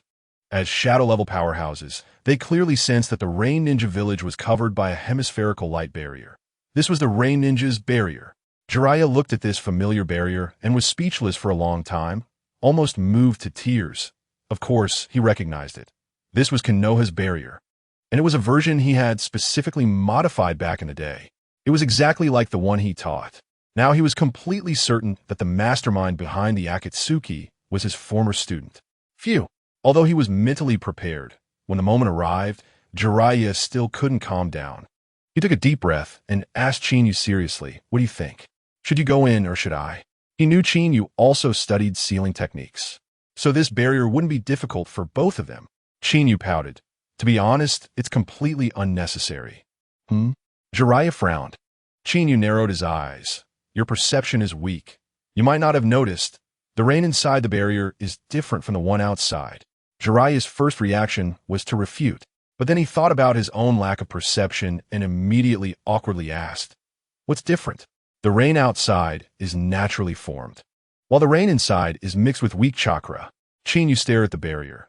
This should be a sensing secret technique. Once we enter, the rain touches us, and the caster will know that outsiders have entered. The barrier hasn't been triggered. What do you think he will do? Jiraiya thought for a moment. Then we will definitely be locked onto immediately. As he spoke, he suddenly had an idea. So we can wear raincoats, cover ourselves completely, and avoid getting wet, right? What the hell? Qinyu's mouth twitched, looking at him as if he were an idiot. Are you kidding me? Jiraiya awkwardly coughed. I was just trying to make a joke to ease the tension. Qinyu pouted. I see you're not that nervous anymore. Jiraiya took a deep breath. I was only joking because I was too nervous. Qinyu smiled and kicked Jiraiya in the butt. Jiraiya was caught off guard and fell through the barrier into the Rain Ninja village, exclaiming, damn it. He had originally wanted to adjust and sneak in quietly, but he didn't expect Qinyu to do this. The barrier was breached, and the alarm rang out instantly. The once peaceful Rain Ninja village sprang into action, with dozens of figures soaring into the air, rushing towards the two of them. Jiraiya's lips twitched as he shot a fierce glare at Qinyu. What are you messing around for? We should be sneaking in quietly. Do you even understand what stealth means? He had carried out countless infiltration missions and had never seen such arrogance. Infiltration, my ass. Qinyu retorted angrily. Aren't you here to confirm if the Akatsuki leader is your disciple? This is perfect. He will receive the news soon and come right away, and you can just persuade him to turn over a new leaf. Hearing this, Jiraiya felt it made sense, and he scratched his head, continuing to ask, what if he isn't? The Hokage's power is overwhelming. Qinyu declared that it was either kill or be killed. And when Conan appeared to reveal the truth, Jiraiya was stunned. Not him. Qinyu shrugged. Then it's simple, just kill him, and it will be over. As they broke in, the Rain Ninja village erupted in chaos, with a large number of high-ranking ninjas rushing over. But a cold voice suddenly echoed throughout the village. Everyone stand down, I will meet him. The Rain Ninja immediately turned and left. Jiraiya froze when he heard the voice. He immediately recognized it as Conan's voice. Wow! In the high sky ahead, paper unfolded, and Conan appeared, her stunning face cold as ice. With paper wings spread behind her, exuding an angelic aura, Conan. Jiraiya's lips quivered as he called out to her. It really is you, Jiraiya-sensei. Conan's face rarely showed any emotion. A teacher who had taught them in the past was below. The two of them exchanged glances. Their expressions complex. Jiraiya had both pride and anger, while Conan felt conflicted yet resolute. Qinyu suddenly interjected with a smirk. Oh, you must be senior sister Conan, right? Huh? Conan narrowed her eyes at him. You are Qinyu? You're also Jiraiya-sensei's disciple? She had already learned through secret techniques who had come. Qinyu smiled. I guess so. The more Conan looked at Qinyu, the more confused she became. How could someone who could defeat pain look so careless? How did this little brat win? Could he really be a genius? Jiraiya glared at Qinyu, regretting bringing him along. Conan, is the Akatsuki leader really Nagato? Jiraiya's voice was desolate. Where are Nagato and Yahiko? Aren't they coming to see me? Haha, Yahiko. Conan suddenly mocked. Do you really not know, or are you pretending? Jiraiya was taken aback. What do you mean? Yahiko has been dead for a long time. He was killed by Hanzo and your Danzo. Conan's face was filled with sorrow. What? Jiraiya's expression changed drastically. Yahiko is dead? And it has something to do with Danzo? You really didn't know? Conan said coldly. We have already marked Konoha for Yahiko's revenge. Don't say it anymore. Conan interrupted him. We did not hold a grudge for the destruction of our home back then, but Yahiko's death will never be counted as over. Considering our teacher-student bond, I don't want to fight you today. You should leave. If we meet again, I won't hold back. Conan said coldly, and after finishing, she stopped speaking, just looking at the two of them with a cold gaze. The Hokage's power is overwhelming. Qinyu exposed Conan, and Nagato appeared with only one eye. The truth was instantly revealed. Jiraiya's expression was complex, and he did not doubt Conan's words at all. Qinyu smirked. Senior sister Conan, do you not want to fight? Or can you not fight? Conan was taken aback for a moment, but quickly regained her composure. What do you mean? Huh? I came all the way with Jiraiya to see the Akatsuki leader, the one with the Rinnegan, isn't that unreasonable? Qinyu said. Jiraiya, still not fully aware of the situation, nodded. Right? Yahiko is gone. But what about Nagato? Nagato.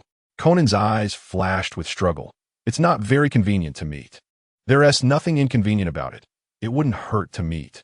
A voice came from the alley behind Conan. Conan's body trembled. Nagato. Nagato waved his hand. We should meet anyway. Jiraiya and Qinyu looked over. There was a gaunt red-haired man, with black spears protruding from his back, slowly approaching while sitting on a makeshift vehicle, his right eye rippling and his left eye tightly shut. Nagato, what happened to you? Jiraiya's expression changed drastically, his voice trembling.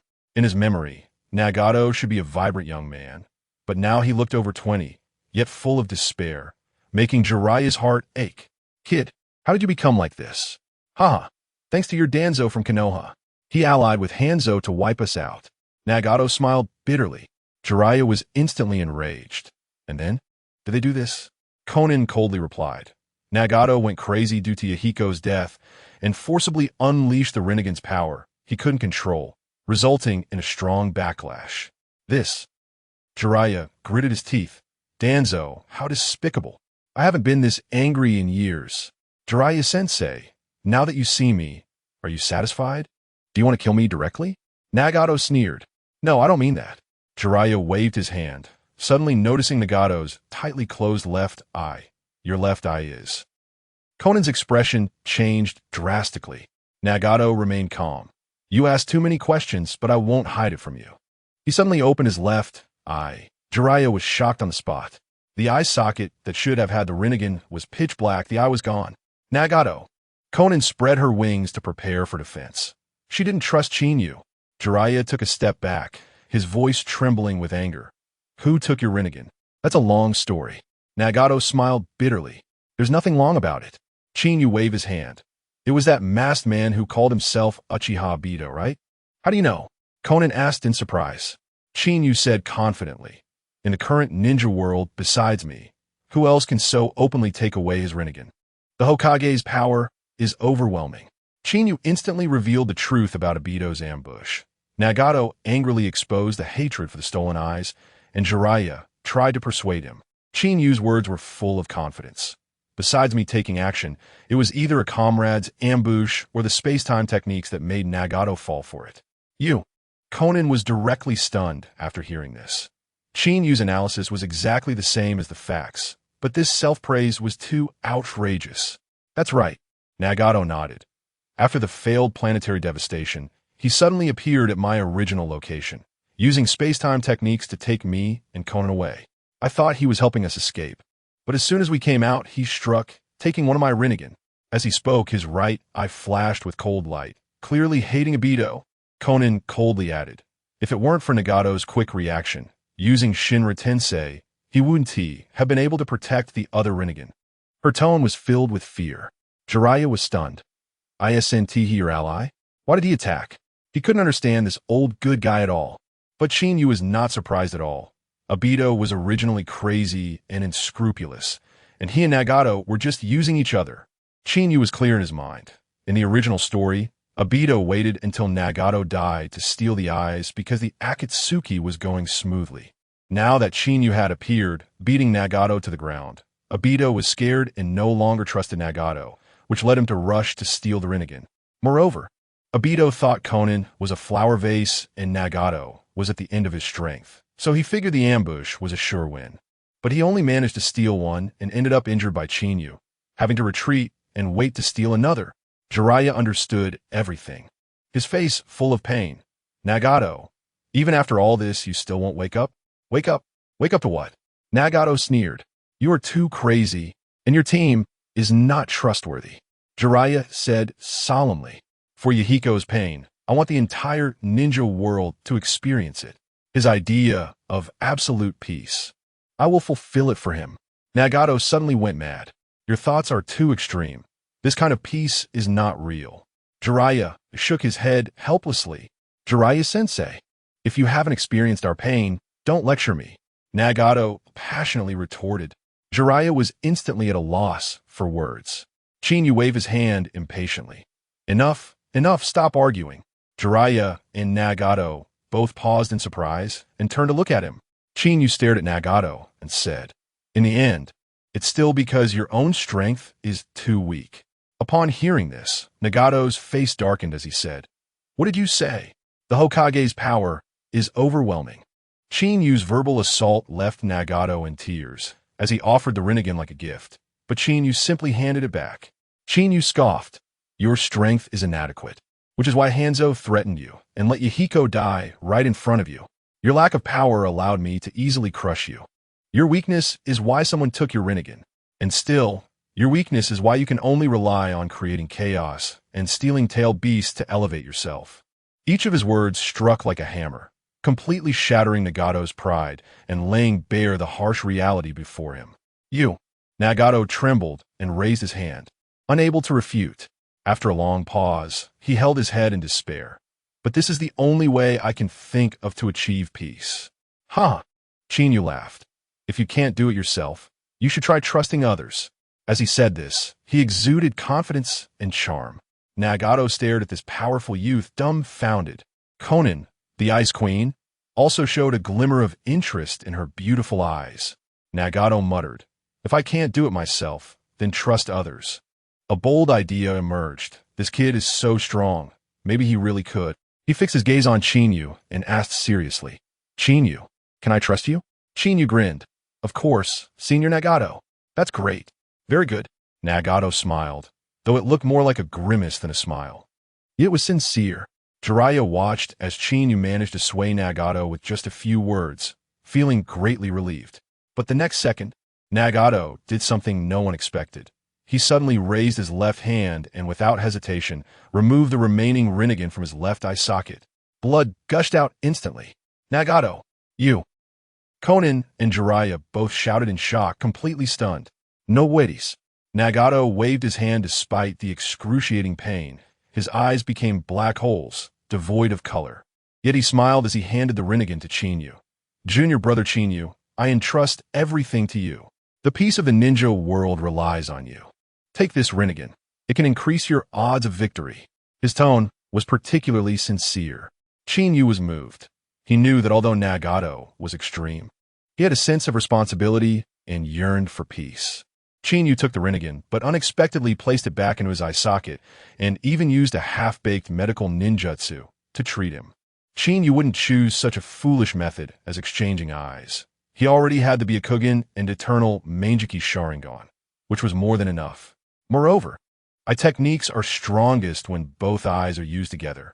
Even if he was envious of the Rinnegan, he wouldn't want it this way. Besides, he had a trump card. With hard work, he believed he would eventually obtain a perfect Rinnegan himself, so there was no need for such a risk now. Furthermore, regardless of the type of eye technique, maximum power can only be achieved when both eyes are used together. He was indeed envious of the Rinnegan, but he wouldn't choose to obtain it in such a manner.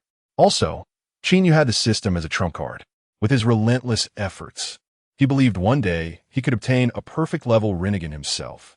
Therefore, he didn't need to go to such lengths now. In the Naruto world, Chinyu's rejection of the Rinnegan shocked everyone, revealing that Danzo had already been incapacitated, leaving Nagato in disbelief. As soon as Chinyu refused, everyone was stunned. Huh? Konin's beautiful eyes were filled with surprise. She never expected anyone could remain so calm in the face of the Rinnegan and return it. What kind of man are you? She looked at Chinyu, full of curiosity. Jiraiya was even more exaggerated, his jaw nearly dropping. He knew Chinyu well. Though he was emotional, he was also greedy, and this time he actually refused the Rinnegan, which completely astonished him. Junior brother Chinyu, what are you doing? Nagato, who had just regained his sight, was also extremely shocked. Chinyu smiled. This Rinnegan is more suited to Senior Nagato. No. Nagato panicked. I'm just a useless person now. I can't move, and my body is getting worse. Having the Rinnegan with me is a waste. You have high talent and explosive strength. With the Rinnegan, you could dominate the ninja world. He spoke earnestly and excitedly, genuinely wanting to entrust the Rinnegan to Chinyu. But Chinyu's attitude was firm. Senior Nagato, I have my own path. Don't lose hope. Since you decided to trust me, let's start over. Our 5th Hokage of Konoha is the best medical ninja in the ninja world. You can transplant a regular eyeball into your left eye, and the life force issue can also be resolved. Yes. Jiraiya slapped his thigh, giving Chinyu a knowing look, then urged Nagato, go back to Konoha with us. First, you and Konin can be together with us. Second, you can receive the best treatment. Third, it's not safe in the Rain Village. That masked man might come back. Upon hearing about going to Konoha, Nagato instantly became agitated and shouted, Impossible! Don't say that. I absolutely will not go to Konoha with you. Jiraiya was baffled. Why not? Because I can't forget my hatred for Yahiko. Nagato's eyes were filled with intensity. Jiraiya's gaze dimmed, and he fell silent. Ha! Chinyu suddenly laughed and loudly asked, Senior Nagato, you're worried about Danzo, right? Nagato remained silent with a cold face, and Konin hesitated to speak. Chinyu grinned. Then you can rest assured. That old man Danzo was incapacitated by me 3 years ago. You and Sister Konin can go bully him if you have nothing to do. What do you mean he was incapacitated? Nagato's face was filled with disbelief. I heard Danzo was a high-ranking member of Konoha, able to stand against the 3rd Hokage. With his high status, how could he be incapacitated? Junior brother Chinyu, are you trying to make me feel disheartened? Ha! Chinyu laughed. Senior, you are right. Danzo indeed had a high status in Konoha, and even Jiraiya couldn't do anything about him. But you, hearing this, Nagato was momentarily bewildered. In the Naruto world, Chinyu revealed the shocking news of Danzo's downfall, and Nagato burst into mad laughter for revenge, while the Akatsuki organization misjudged the truth. But I'm different. I won't pamper anyone. Chinyu looked at the bewildered Nagato and shrugged with a smile. His biggest mistake was provoking me. If you provoke me, you must pay a lifelong, unforgettable price. Nagato asked in a deep voice, what did you do to him? He was extremely eager to know Danzo's fate. Chinyu gestured to Jiraiya. Ask him. He was there at the time. Nagato turned his head, his Rinnegan fixated on Jiraiya. Jiraiya rolled his eyes and said in a deep voice, This kid, in front of the 3rd Hokage, took out one of Danzo's eyes and severed one of his arms and legs. The 3rd Hokage even stripped him of his base power. That old man was scared out of his wits. For the past few years, he hasn't dared to utter a word, living like he's waiting to die. 3 years later, Jiraiya reminisced with a sigh.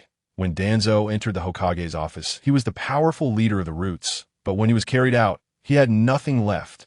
Is this true? Ha! Nagato suddenly went wild, the freshly healed eye socket oozing blood. His face twisted. Yahiko, did you see? Your great revenge has been avenged.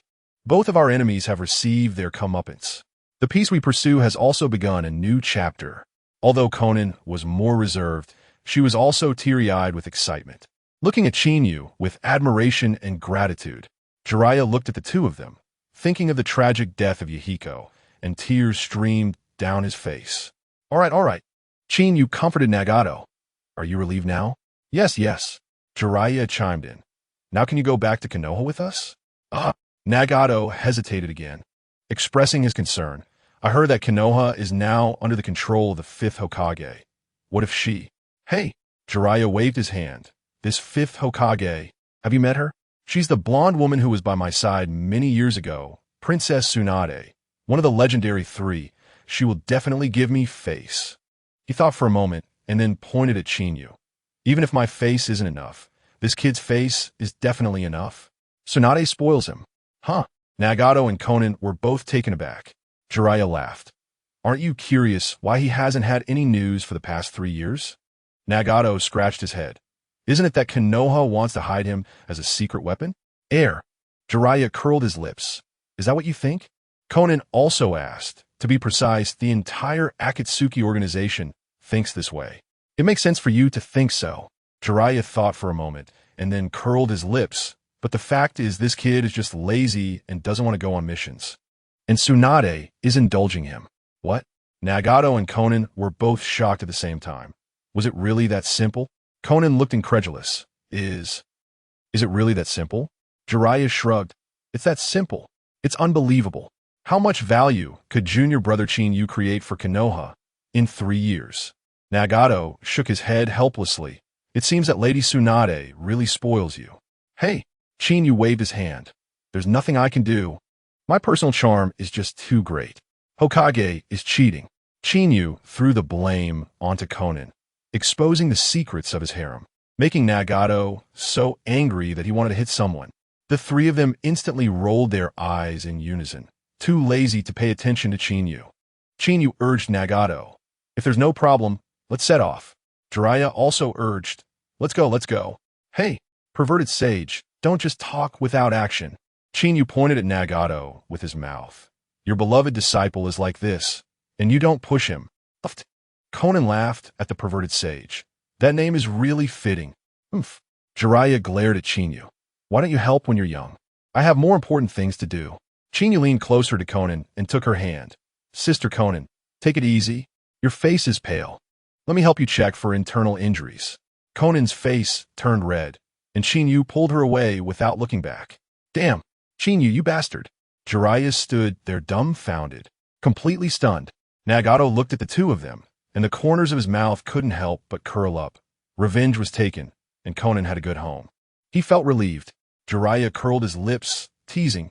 Sigh, another one has fallen. What? Nagato was confused. Jiraiya shrugged.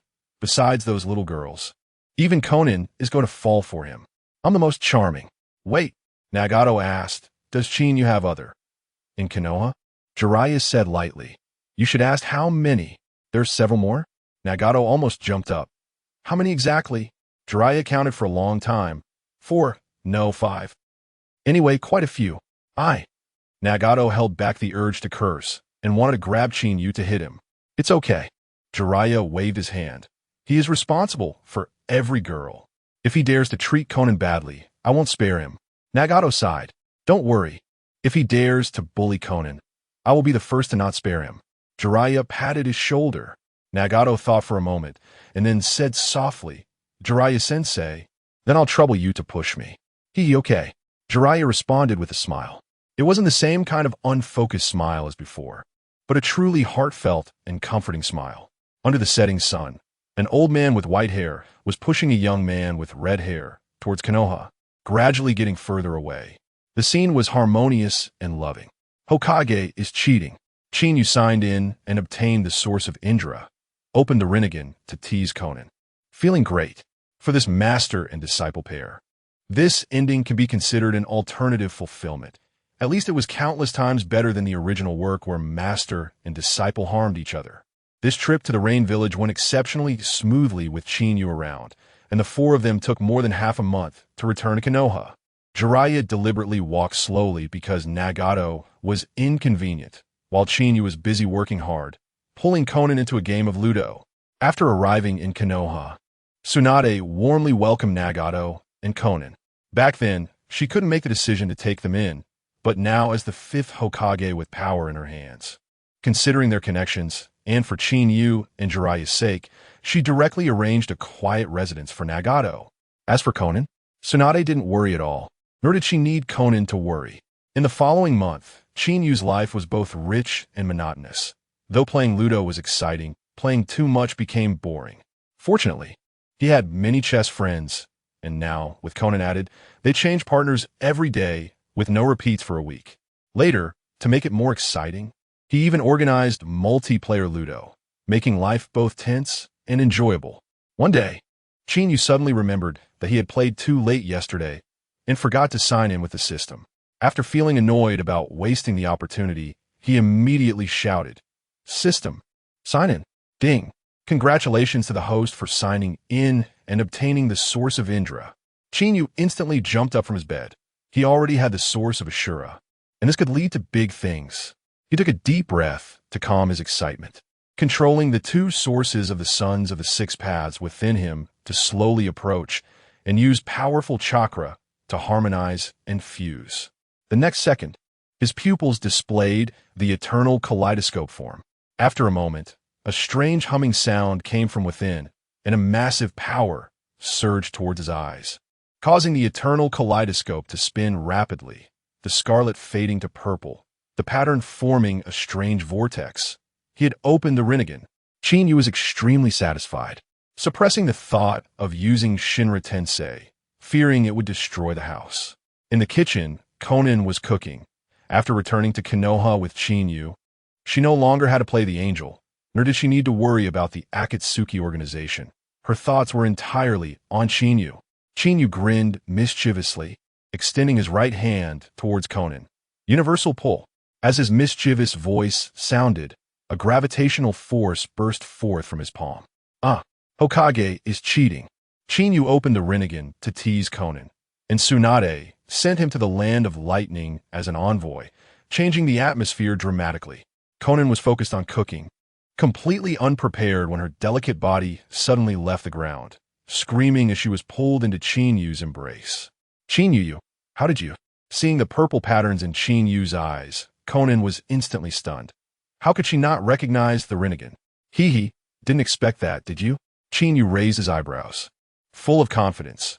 Your man is just this capable. Even the Rinnegan can be opened. This is amazing. Conan's beautiful eyes sparkled with wonder, feeling more and more that placing her hopes on Chinyu was a wise choice.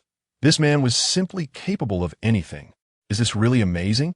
Chinyu said with a sly smile. There's even more amazing stuff. What are you doing? I'm still cooking, Conan exclaimed.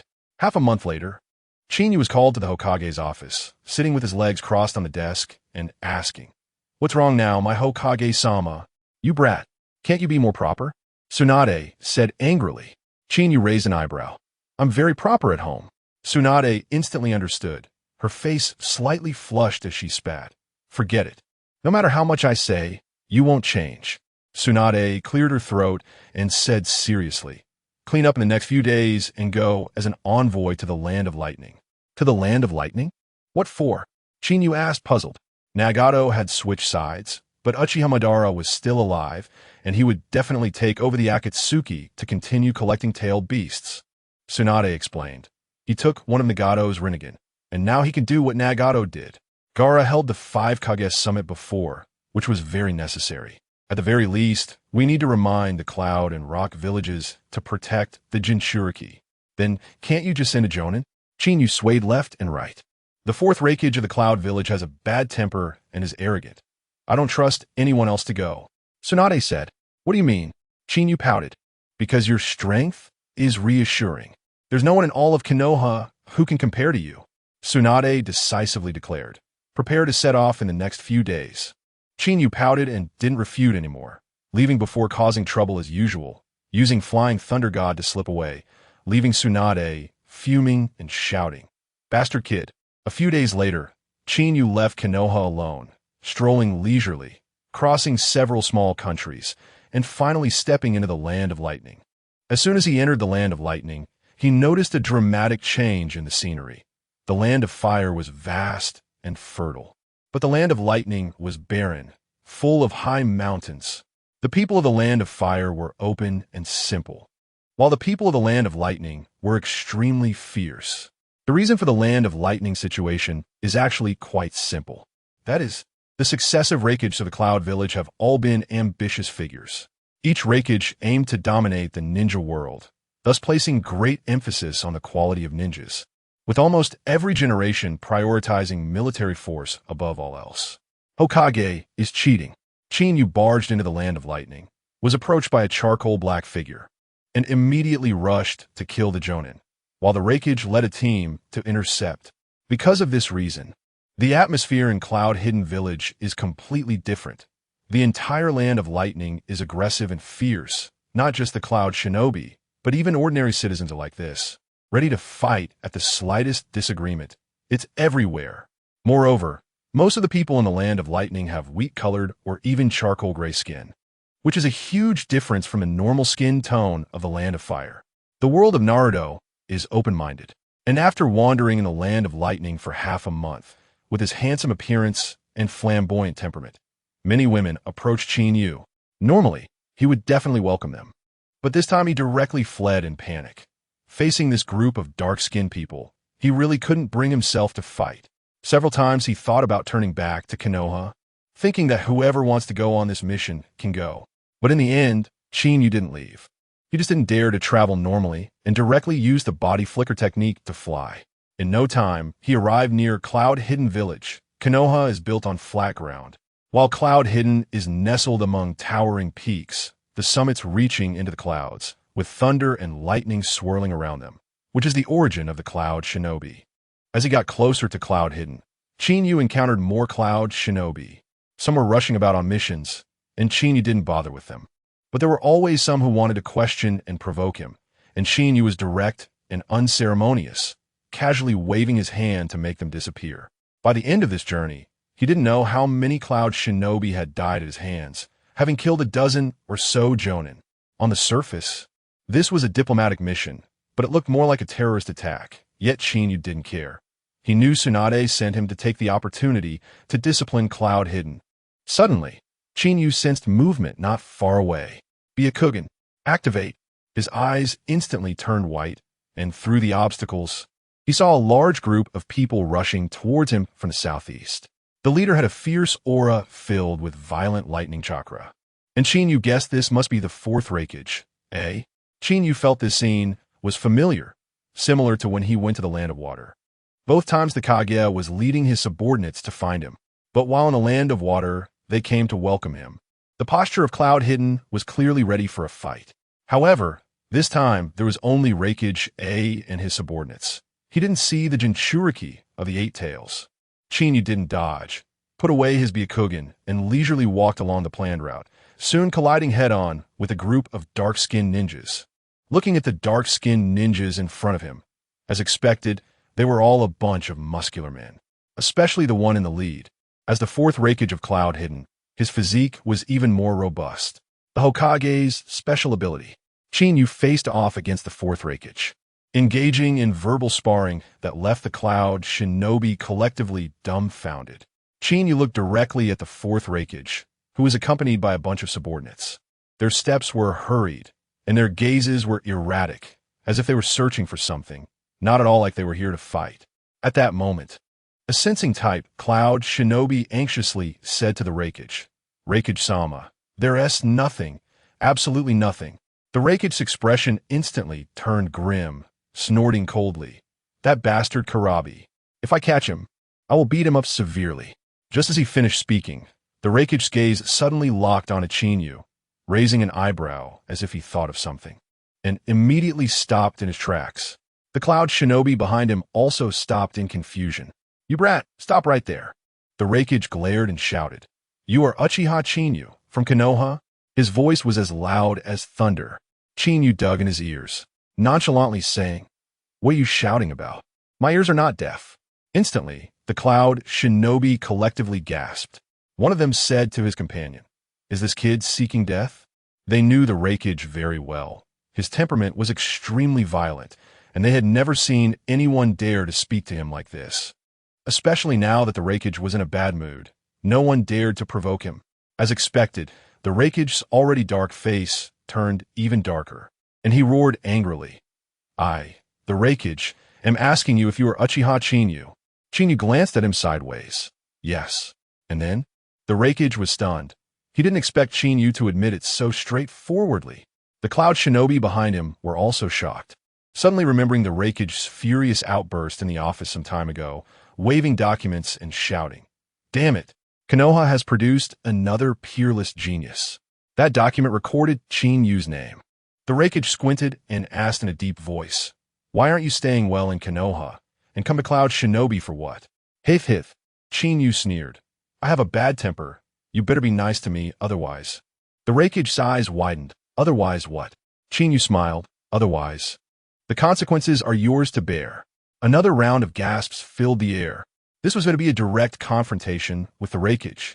They had never seen a diplomatic ninja so arrogant at someone else's village entrance.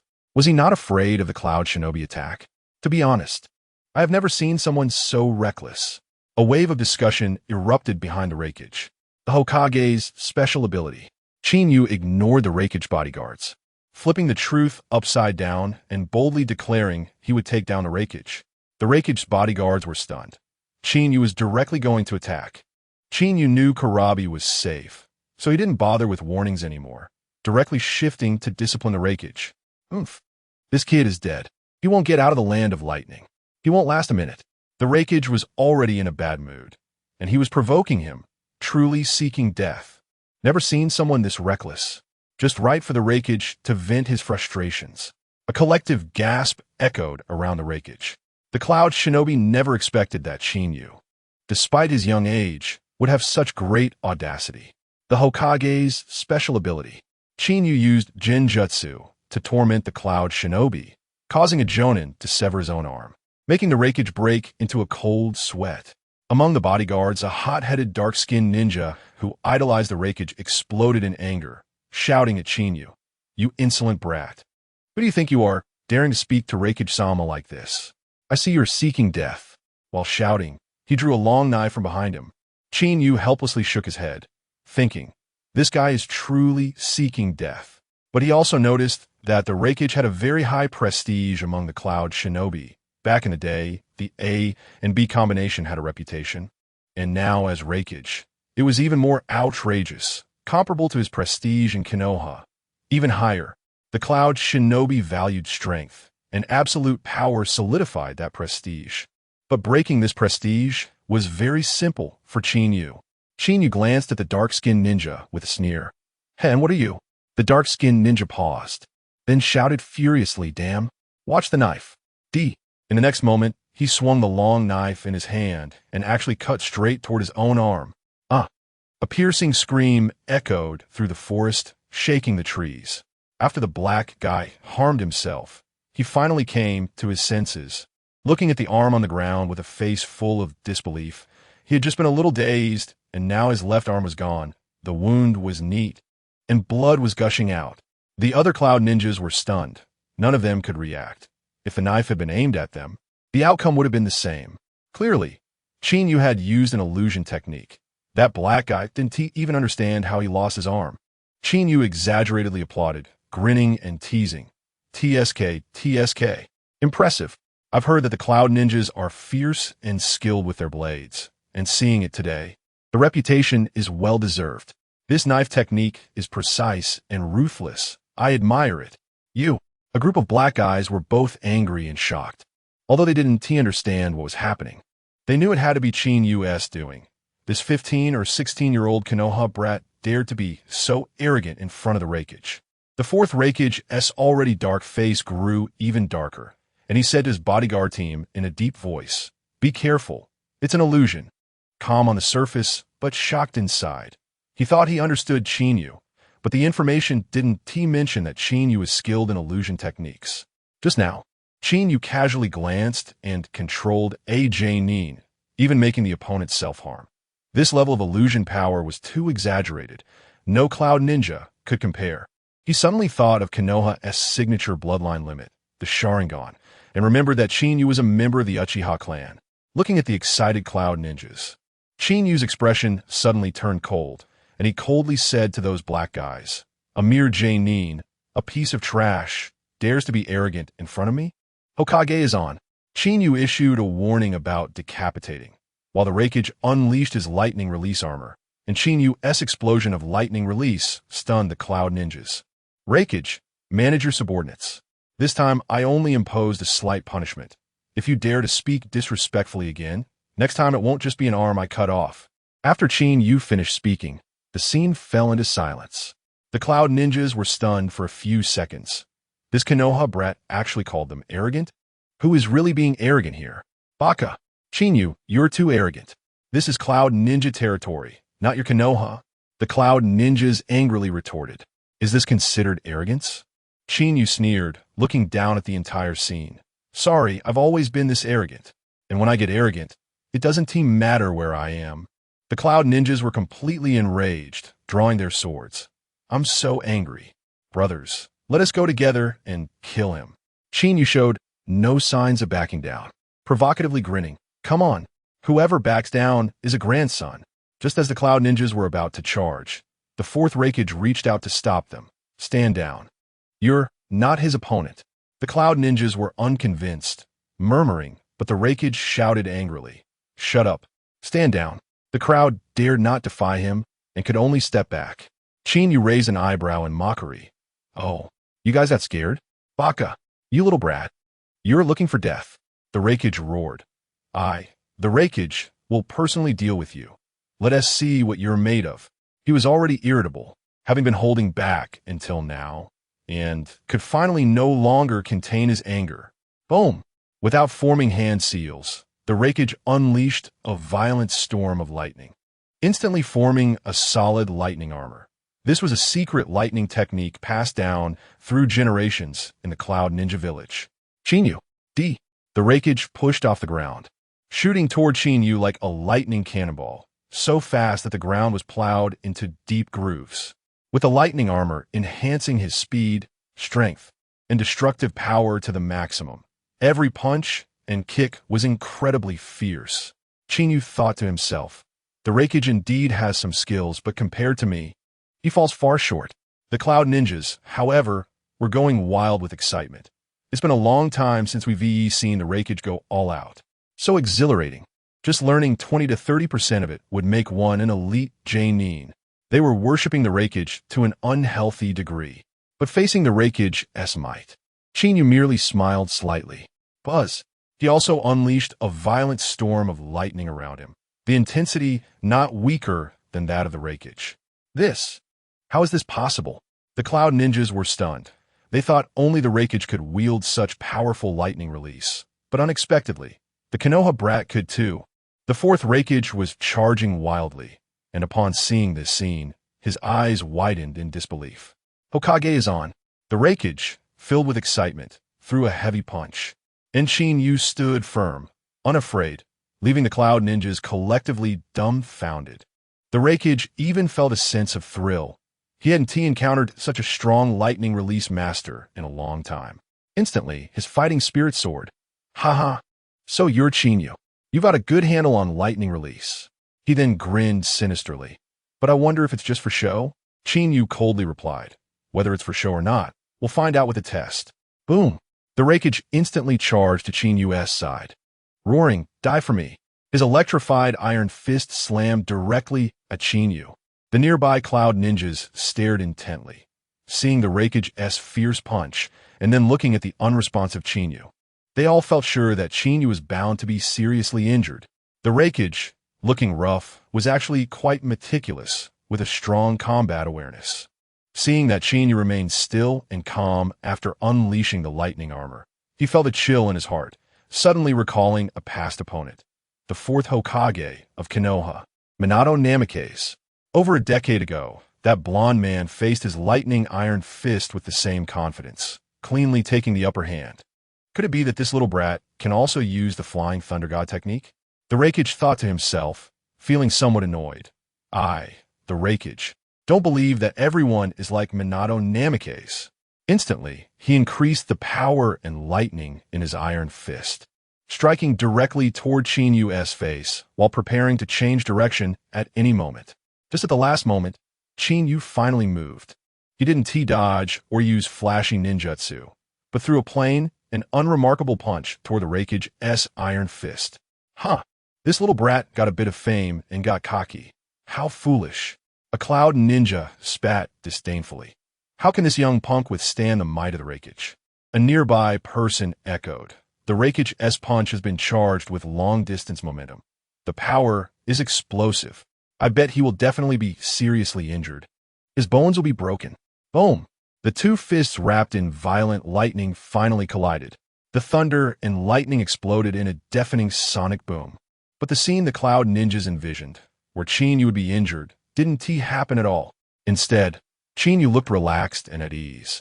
While the Raikage's dark face turned red, he desperately tried to exert force to crush Qinyu, but completely failed.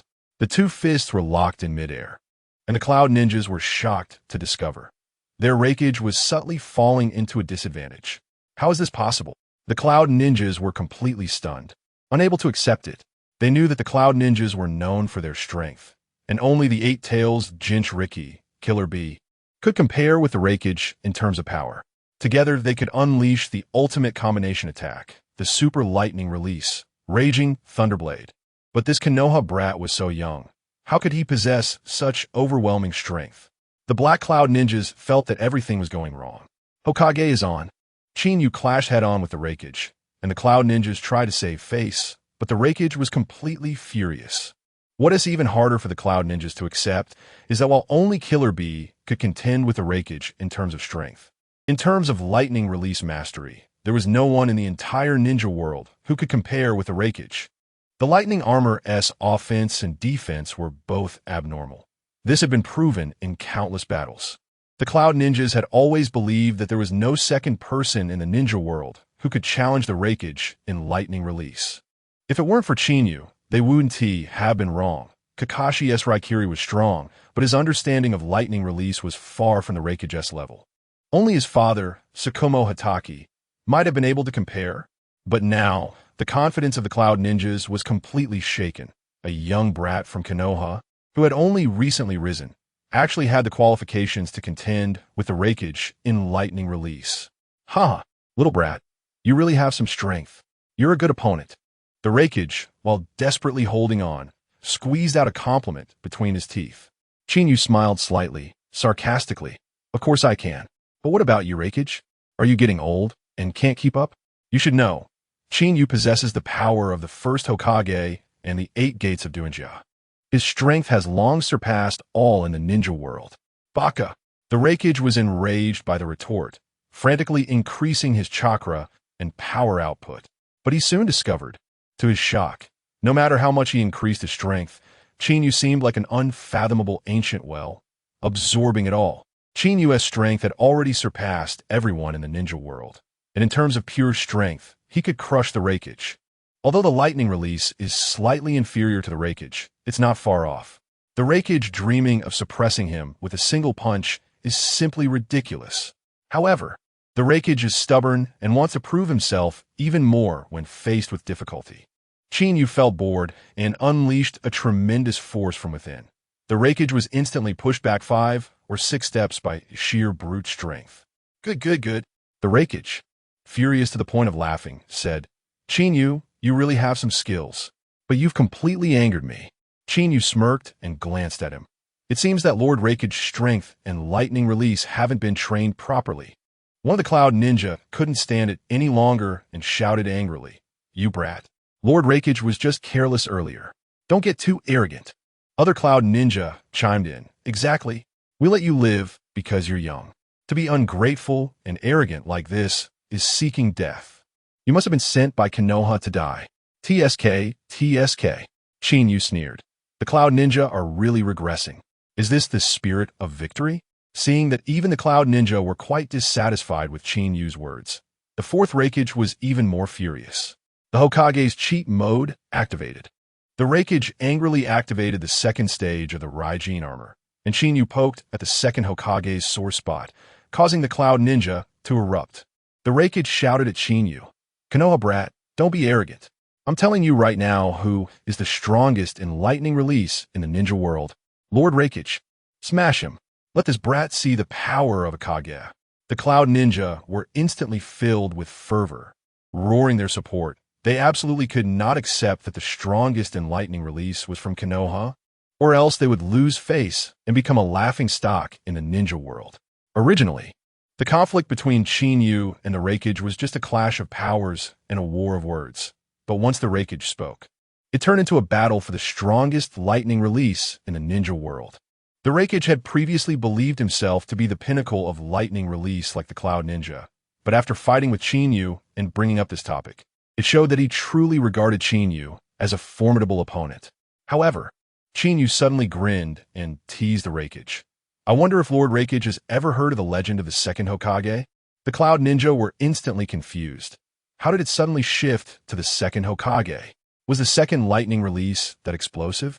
The Raikage, however, immediately reacted, and his face turned pale. He knew all too well that the second Hokage, Tobirama Senju, dominated the ninja world with water release and incredible speed. Back then, the 5 great nations acknowledged each had the strongest release, resulting in a very awkward situation for the Mist Village. The strongest water release was not in the mist, but in the hands of the second Hokage, even being referred to as sea release. During that time, the Mist Village was ridiculed to the point of not being able to lift their heads. Chinyu's words seemed light, but were in fact piercing. He was saying that the strongest in lightning release now was him, not the Raikage. The arrogant and hot-tempered Raikage completely exploded, roaring, "Brat, the Cloud Ninja are not the mist. You are not worthy to be compared to the second Hokage." While shouting, he clenched his fists and lowered them to his waist, preparing to unleash his power. Boom! Almost instantly, the lightning around the Raikage erupted into a violent frenzy, transforming his slicked-back hair into an explosive style. This was the second stage of the Raijin armor, his strongest form. Wow! The Raikage actually activated the second stage. I haven't seen this form in years. This Chinyu is quite something to force the Raikage to go all out. But it doesn't matter. Once the second stage is out, this brat is doomed. Yes, Chinyu is definitely facing certain death now. The Cloud Ninja were exchanging words, their eyes filled with certainty, as if they could already see Chinyu being knocked down. The Hokage's cheat mode activated. The Raikage unleashed his second stage ultimate move. But Chinyu retaliated with Lightning Cutter, breaking the Cloud Ninja's defenses. The Cloud Ninja, seeing the Raikage explode with power, had excitement written all over their faces. "Dum Konoha brat, D." The Raikage shouted as he charged at Chinyu, this time faster than before, moving like a spatial leap, instantly reaching Chinyu's side. Heavy flow burst. The Raikage roared, striking down at Chinyu with his powerful elbow. But Chinyu merely smiled slightly, gathering a large amount of lightning release chakra in his right hand, pushing the lightning nature transformation to the extreme. His violent chakra instantly became docile. Yet everyone could feel the terror of this strike. Seeing this move, the Raikage's pupil shrank. "That's Kakashi's Lightning Cutter," Chinyu called out lightly, thrusting his lightning blade straight at the Raikage's elbow. Although the Lightning Cutter was invented by Kakashi, in Chinyu's hands, its power was magnitude stronger. 2 violent lightning releases collided, thunder roaring, and the blue-white light nearly blinded the Cloud Ninja's eyes. The Raikage, furious and red-faced, desperately tried to overpower Chinyu, but his heavy flow burst relied on an initial impact and was at a standstill without further momentum. Instead, Chinyu's Lightning Cutter pierced through his arm, blood gushed out, and was instantly evaporated by the high temperature of the lightning. The Raikage was actually injured? How could this happen? Is this brat really this strong? The Cloud Ninja were completely dumbfounded. They regarded the Raikage as an undefeated god of war, their faith, How could he be bested and lightning released by a brat? It felt unreal, like a dream. The Raikage also didn't expect Qinyu's lightning cutter to be so formidable. Not only did it withstand the heavy flow burst, but it also broke through his Raijin armor. In that moment he was stabbed. He suddenly recalled a technique from his father's book. If the Raijin armor had been in its prime state, it might have withstood the blow. But he had just expended too much chakra for the heavy flow burst, weakening the armor and allowing Qinyu to exploit the gap. However, the Raikage was a seasoned warrior with quick reflexes. He leaped high into the air, using the moment of elevation to launch his next killing move.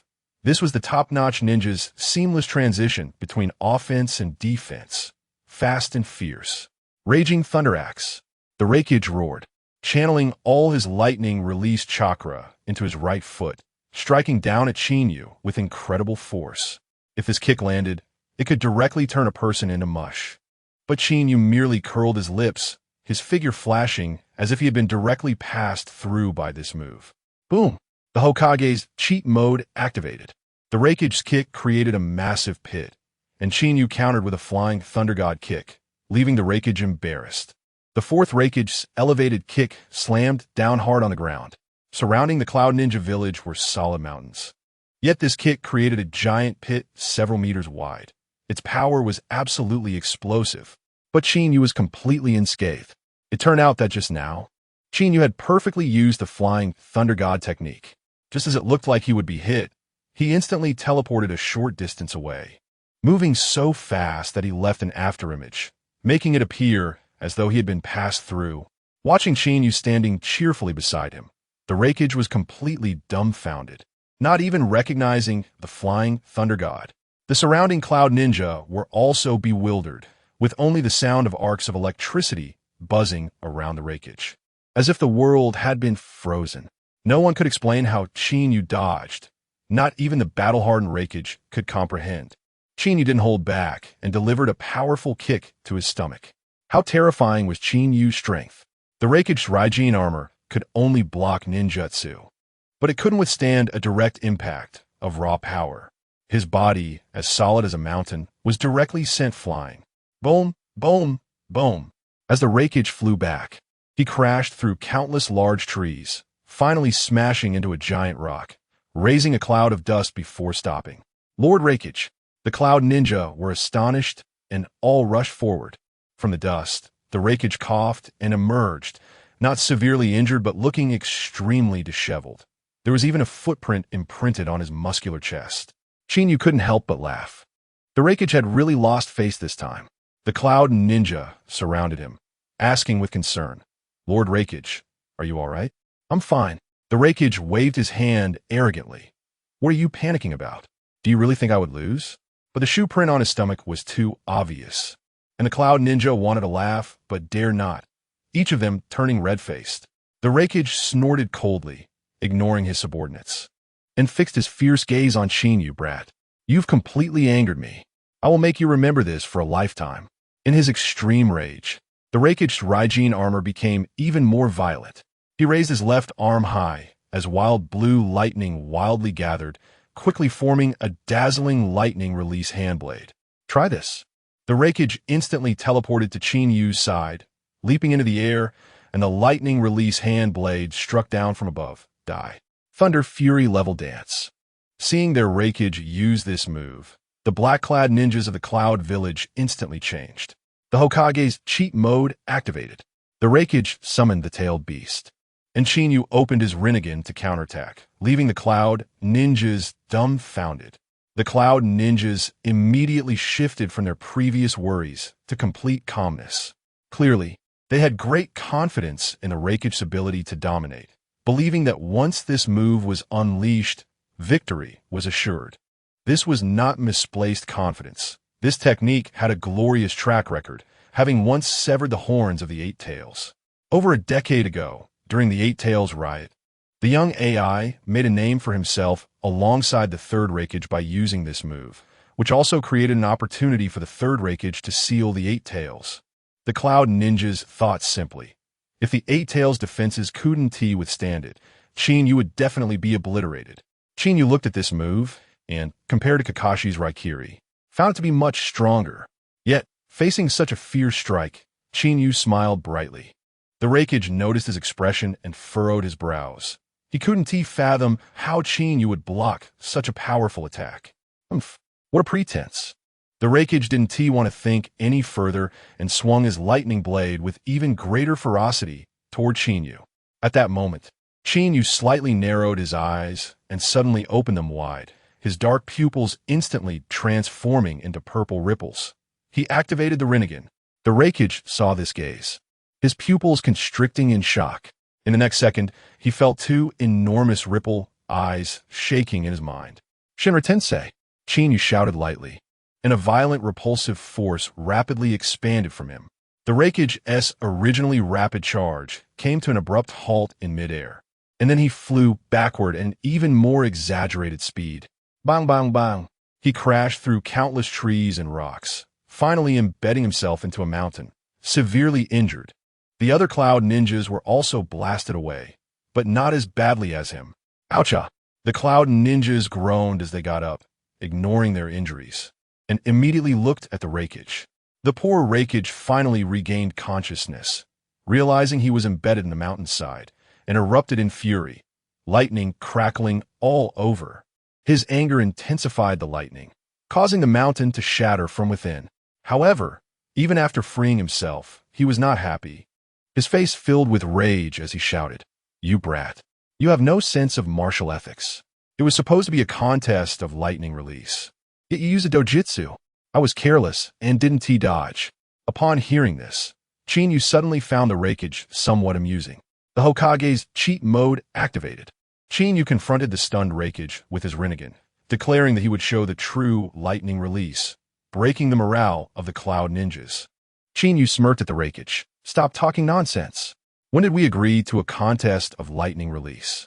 You just been talking to yourself. I never agreed. ISN, TA ninja, supposed to use every means necessary to win?" The Raikage was so angry that his face turned red, unable to utter a word of rebuttal. "You brat. It was supposed to be a contest of lightning release, and you used a dojutsu? Shameless. If you can't play, don't play. Is this the quality of Leaf Ninjas?" The Cloud Ninjas were filled with righteous indignation, watching their battle god Raikage repeatedly fall to a junior, their faith crumbling. They could only cling to the excuse of using a dojutsu, which was quite pitiful.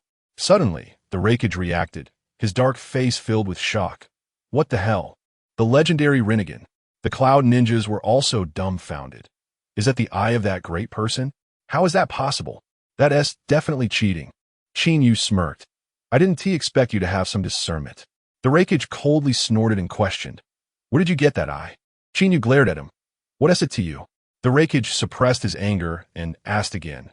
"The leader of the Akatsuki has a Rinnegan. How did it end up with you? Did you steal it? Or is the Akatsuki secretly behind the leaf?" His tone became stern. Qinyu thought to himself, "This Raikage is quite the imagination, even better than Jiraiya." He was so busy reflecting that he completely ignored the Raikage. The Raikage became even angrier, shouting, "Speak! Where did you take the two tails Jinchuriki? Is my brother killer BS disappearance related to you?" Qinyu impatiently waved his hand, glancing at him. "What are you yelling about? You're just a fool. You brat. You're doomed." The Raikage was furious. The Cloud Ninjas were excited again. His lightning release is nowhere near the Raikage's. Now that the Raikage is on guard, he'll definitely take him down. If it weren't for the tricks, he wouldn't even be worthy of carrying his shoes. Qinyu sneered. "Don't want to stoop to your level. And you still haven't had enough? Do you really think your lightning release is that great? Next, I'll show you what true lightning release is." Whoosh! The Hokage's cheat mode activated. Qinyu unleashed a fire dragon to summon thunder, leaving the Raikage stunned in midair, while the Cloud Ninjas were slapped in the face. Qinyu quickly formed hand seals, took a deep breath, and suddenly sprayed upward. Fire release. Great fire dragon technique. In his hands, this move was several levels stronger than when Sasuke used it, its power maxed out. The Cloud Ninjas all looked up at the sky in unison, seeing several thick and powerful fire dragons roaring as they soared into the sky. The scene explosive. What kind of operation is this? Is there so much chakra that he has nowhere to spend it, setting fire dragons into the sky? Didn't he say he would show lightning release? Is he out his mind? What a bunch of nonsense about lightning release. Purely a show-off. The Cloud Ninjas shouted crazily, each with a disdainful expression. Only the fourth Raikage had a tense expression. His instincts told him that Qinyu would definitely not act without reason. There must be something fishy about this. The Raikage's eyes widened as he stared firmly at the sky, not daring to blink. Seeing the Raikage so tense, the Cloud Ninjas followed suit. Dozens of them looking up at a 45-degree angle. The scene both comical and ridiculous. Qinyu watched this scene, the corners of his mouth twitching. This group of Cloud Ninjas must be complete fools, comparable to that immortal little fox Naruto from the Leaf. 3 seconds passed, and there was no movement in the sky. 5 seconds passed, still nothing. Someone couldn't help but curse. This kid is just messing with us. Wasting time. Another 5 seconds passed, and more people gave up, rubbing their sore necks, looking displeased. But just then, boom, a loud noise suddenly erupted from the sky, shaking the ground, startling the Cloud Ninjas, who quickly looked up again. It's important to know that the sky over the Cloud Village is usually overcast. But today was a rare clear day. However, at this moment, the clear sky suddenly darkened, fog rising rapidly, the clouds gathering like crazy. And in the blink of an eye, they covered the sky, with blue arcs of electricity continuously flashing within the clouds, crackling nonstop, looking extremely terrifying. What? What's going on? Did that kid do it? Impossible. How could a person control the weather? It must be a coincidence. Just a coincidence. The land of lightning is high in elevation, so thunder is normal. It just happened to coincide today. The Cloud Ninjas were stubborn and refused to admit that it was Qinyu's doing. However, the Raikage's heart sank, beating wildly. Although he didn't want to believe it, his instincts told him that this was definitely Qinyu's work, forcing a change in the weather. How could a mere human do that? He wanted to find an excuse to comfort himself, but the next second, his eyes widened. Qinyu was slowly floating up from the ground, his figure gradually rising into the sky, completely unaffected by gravity, as if he were stepping on air. Is this the flying technique of Inoki from the Stone Village? The Hokage's cheat mode activated. Qinyu, floating in the air with his Rinnegan, summoned the thunderous Kirin, leaving the Cloud Ninjas completely stunned, and the Raikage was in a state of panic. The fourth Raikage looked at Qinyu, who was slowly ascending, his pupils constricting as he muttered in shock. How does this kid know the secret technique of the Iwa Nin? It's known that only Inoki of the Stone Village can perform this flying technique, passed down only through the Earth Shadow lineage. And even Uchiha Madara and Senju Hashirama cannot do it. But no one knew that Qinyu was not using the flying technique at all. He was using the Rinnegan to release repulsive force to escape gravity and rise. The Raikage's brow furrowed tightly, yelling at Qinyu, "Kid, what exactly do you want to do?" Qinyu stopped at several hundred meters in the air and shouted down at the Raikage, "Fourth Raikage, once I unleash this technique, everyone will know who is the strongest in lightning release in the ninja world." His usual carefree demeanor turned serious, his voice carrying great authority. Immediately, Qinyu slowly raised his right hand, and a powerful lightning chakra shot straight into the stormy sky. Boom! The already violent thunderclouds became even more frenzied, with arcs of electricity darting around as if they were about to unleash divine punishment, creating an incredibly shocking scene. What? How could this be? The Raikage's pupils constricted, and he finally confirmed that the thunderclouds were indeed created by Qinyu. This person must be insane. If he wants to die, he shouldn't drag us down with him. How did Konoha produce such an arrogant madman? Is he trying to take us all down with him? The Cloud Shinobi were panicking, fearing that Qinyu could not control the natural lightning and was going for mutual destruction. But the next second, they were all dumbfounded. The chaotic natural lightning, under Qinyu's control, transformed into a gigantic monster with a dragon's head and a snake's body, the Qilin. The lightning Qilin was vividly alive, exuding endless majesty. As soon as it took shape, it let out a deafening roar that echoed throughout the entire Cloud Shinobi village and even half of the Land of Lightning. Oh my god, that's a monster, right? It's scarier than a tailed beast. Is this really something a human can do? It's too hard to believe. The Cloud Shinobi looked at the Qilin in the sky, Their expressions changed completely. Not good. The Raikage suddenly felt his pupils constrict. He had sharper eyesight and could sense the terrifying energy within the Chunin, even from hundreds of meters away. Qinyu was floating in midair, his black robe billowing, with the lightning Chunin above his head, resembling a reincarnation of the Thunder God. The Chunin in the sky stared intently down below, and even before it descended. The overwhelming pressure made all the cloud shinobi gasp for air.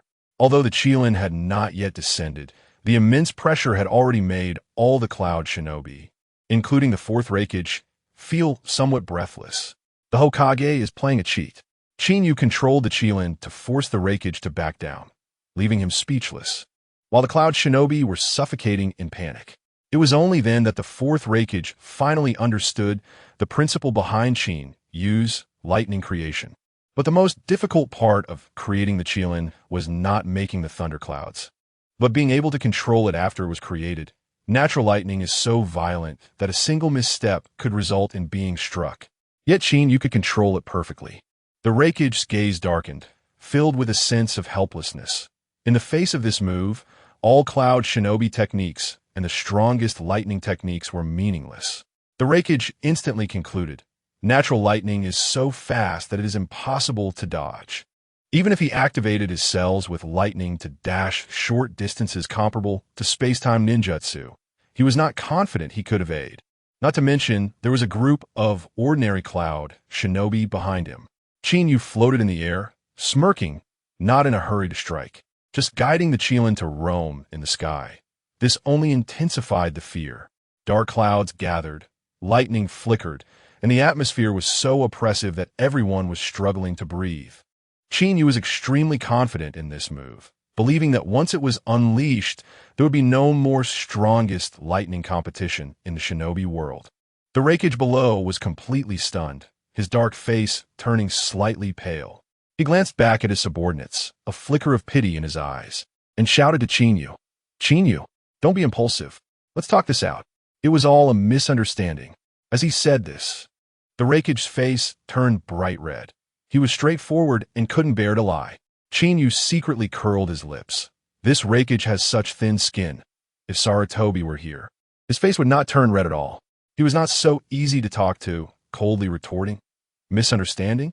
Does Lord Raikage really think I'm young and easy to bully? I gave you a chance before, but you didn't cherish it. Now it's too late. The voice from high above, accompanied by thunder, sounded like the judgment of the Thunder God. How dare you be so aggressive?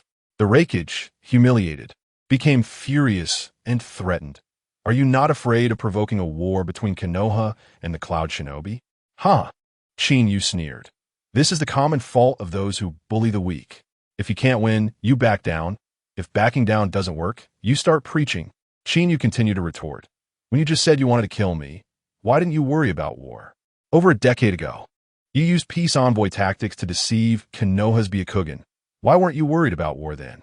Even if a war is triggered, so what? Can your Cloud Shinobi defeat the current Konoha? The current Konoha is no longer the Konoha of over a decade ago.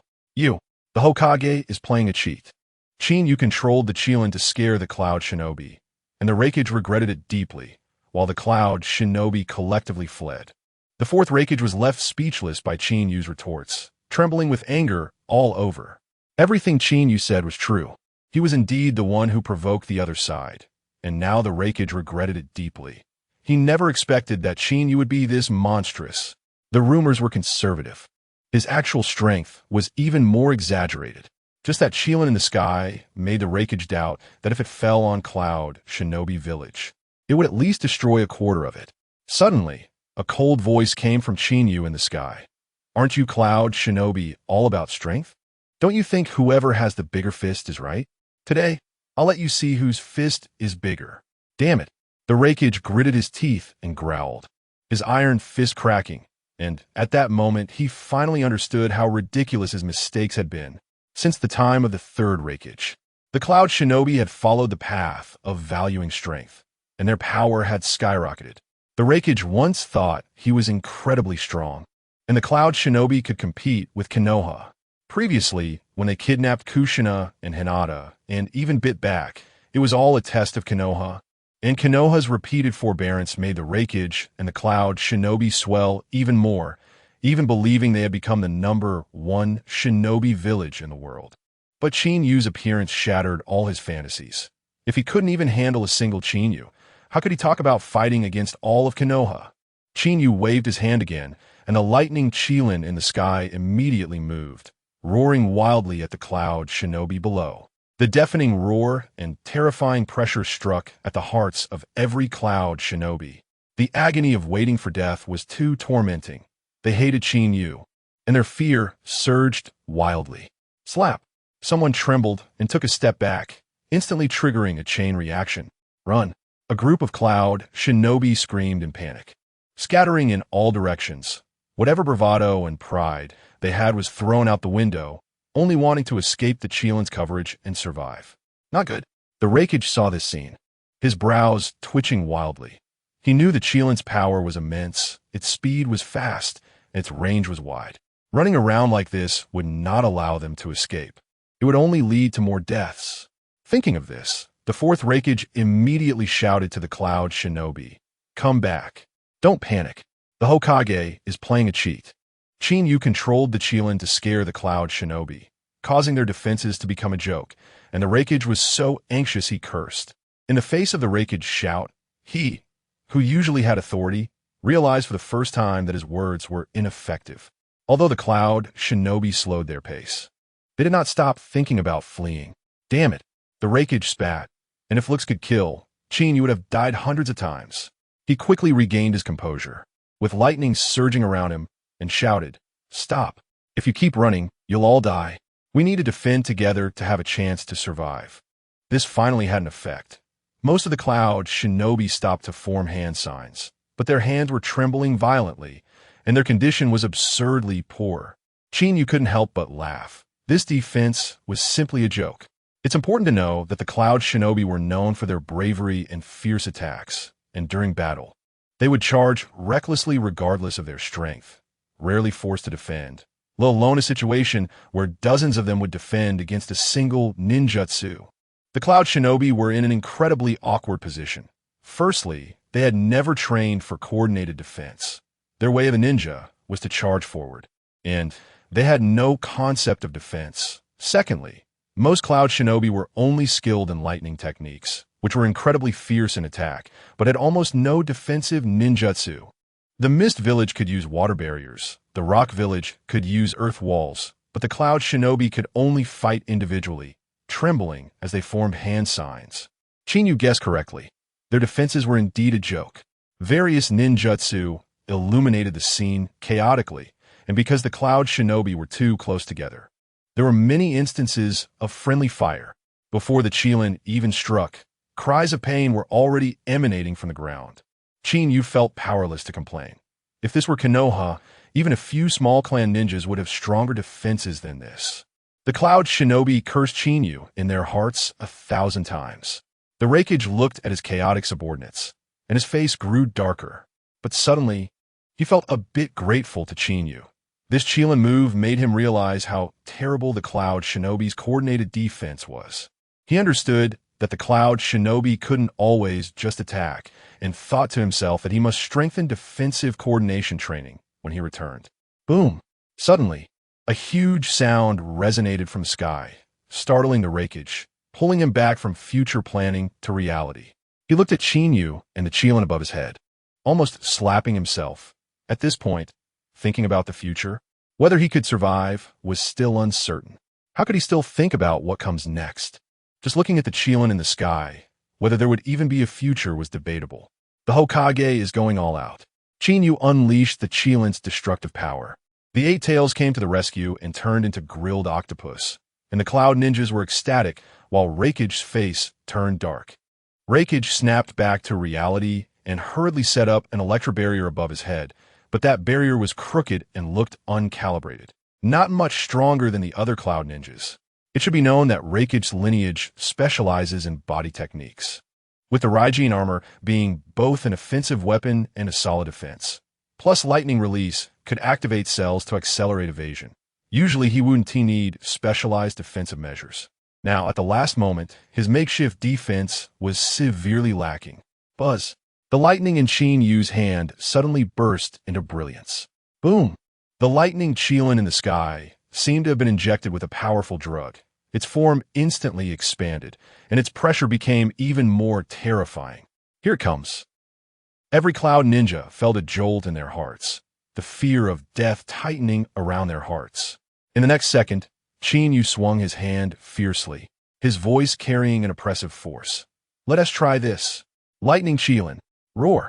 The lightning Qilin in the thunderclouds suddenly thrust its head out, let out a furious roar, and transformed into a blinding divine thunder, diving down towards the cloud ninjas. Naturally, the speed of the lightning was beyond imagination. Apart from Qinyu, the caster, no one at the scene could see the Qilin's trajectory. They could only watch helplessly as the divine thunder approached. Suddenly, a strange wail pierced through the air. When the dust kicked up by the Qilin's descent settled, everyone was dumbfounded. There were several huge octopus tentacles floating above, emitting black smoke, and the rich smell of grilled meat was drilling into their noses. This is the Eight Tails? Lord Killer Bee has saved us. Thank you, Lord B. We are saved. Long live Lord B. The cloud ninjas fell to the ground, their clothes tattered, but their faces were filled with ecstasy, shouting excitedly. They had thought their defenses could withstand it, but when the Qilin really fell, they realized that the so-called defense was as fragile as paper, breaking at the slightest touch. Fortunately, at the critical moment, the previously missing Eight Tails Jinchuriki, Killer Bee, had arrived, using the power of the Eight Tails to withstand this attack. But even with the Eight Tails, it didn't completely block the attack. The tentacles that took the hit were directly charred, and the earlier wail was from the Eight Tails in pain. Killer Bee and the Eight Tails were one entity. When the Eight Tails was burned, he also felt pain and gritted his teeth, but he didn't forget his rap career. Mumbling rhyming words, Qinyu sensed the powerful chakra within him and recognized at a glance. This was one of the few perfect Jinchuriki in the ninja world, Killer Bee, who could fully control the Eight Tails. After mumbling a few lines, Killer Bee retracted the Eight Tails tentacles, using a body flicker technique to flash to Raikage's side. Speaking urgently, Big brother, are you all right? Not dead. The fourth Raikage replied with a grim expression, patting the dust off his clothes. The Hokage is going all out. Raikage angrily scolded Killer Bee, saying that the brothers should join forces to take down Qinyu, while Qinyu provocatively gestured with his fingers. The fourth Raikage glared at Killer Bee, growling, Baka, you know to come back. Where have you been messing around? I'll deal with you later. And this time I want to go easy on you. Although he cared for Killer Bee, he was embarrassed by his current situation, protected by the Eight Tails tentacles and the Raijin armor. He was still left covered in dust and wounds by the Qilin. Compared to other cloud ninjas, Raikage was actually doing better. The ordinary cloud ninjas were lying on the ground, gravely injured and unable to get up, and a few unlucky ones were directly killed by the Qilin. Seeing his brother angry, Killer Bee quickly shrank his neck, not daring to refute. He feared nothing in the world, but feared his older brother. Raikage stopped scolding Killer Bee and fixed his gaze on Qinyu. Bee, you came just in time. Let us take action together and take down this Konoha brat. At this moment, after unleashing the Qilin, Qinyu had slowly landed back on the ground. Killer Bee squinted and asked, is he the Qinyu from Konoha? Raikage nodded, and Killer Bee murmured, to be so young and wield such a terrifying technique. This kid is formidable. Therefore, such a person absolutely must not be allowed to live. Otherwise, the cloud ninjas will never rise again. A cold killing intent flashed in Raikage's eyes. Although Killer Bee didn't like fighting and killing, he knew his brother aimed to revitalize the cloud ninjas, so he nodded. Understood. Raikage grinned. B, it's been a long time since we fought side by side. Bakayuru, cool guy Yagyu. Exactly. Killer Bee remained goofy, but was filled with nostalgia. They were the AB combination chosen by the third Raikage, known for their absolute cow, lightning, plow, hot knife technique, and once were the trump cards of the cloud ninjas. Ever since Raikage took over, the two hadn't worked together much.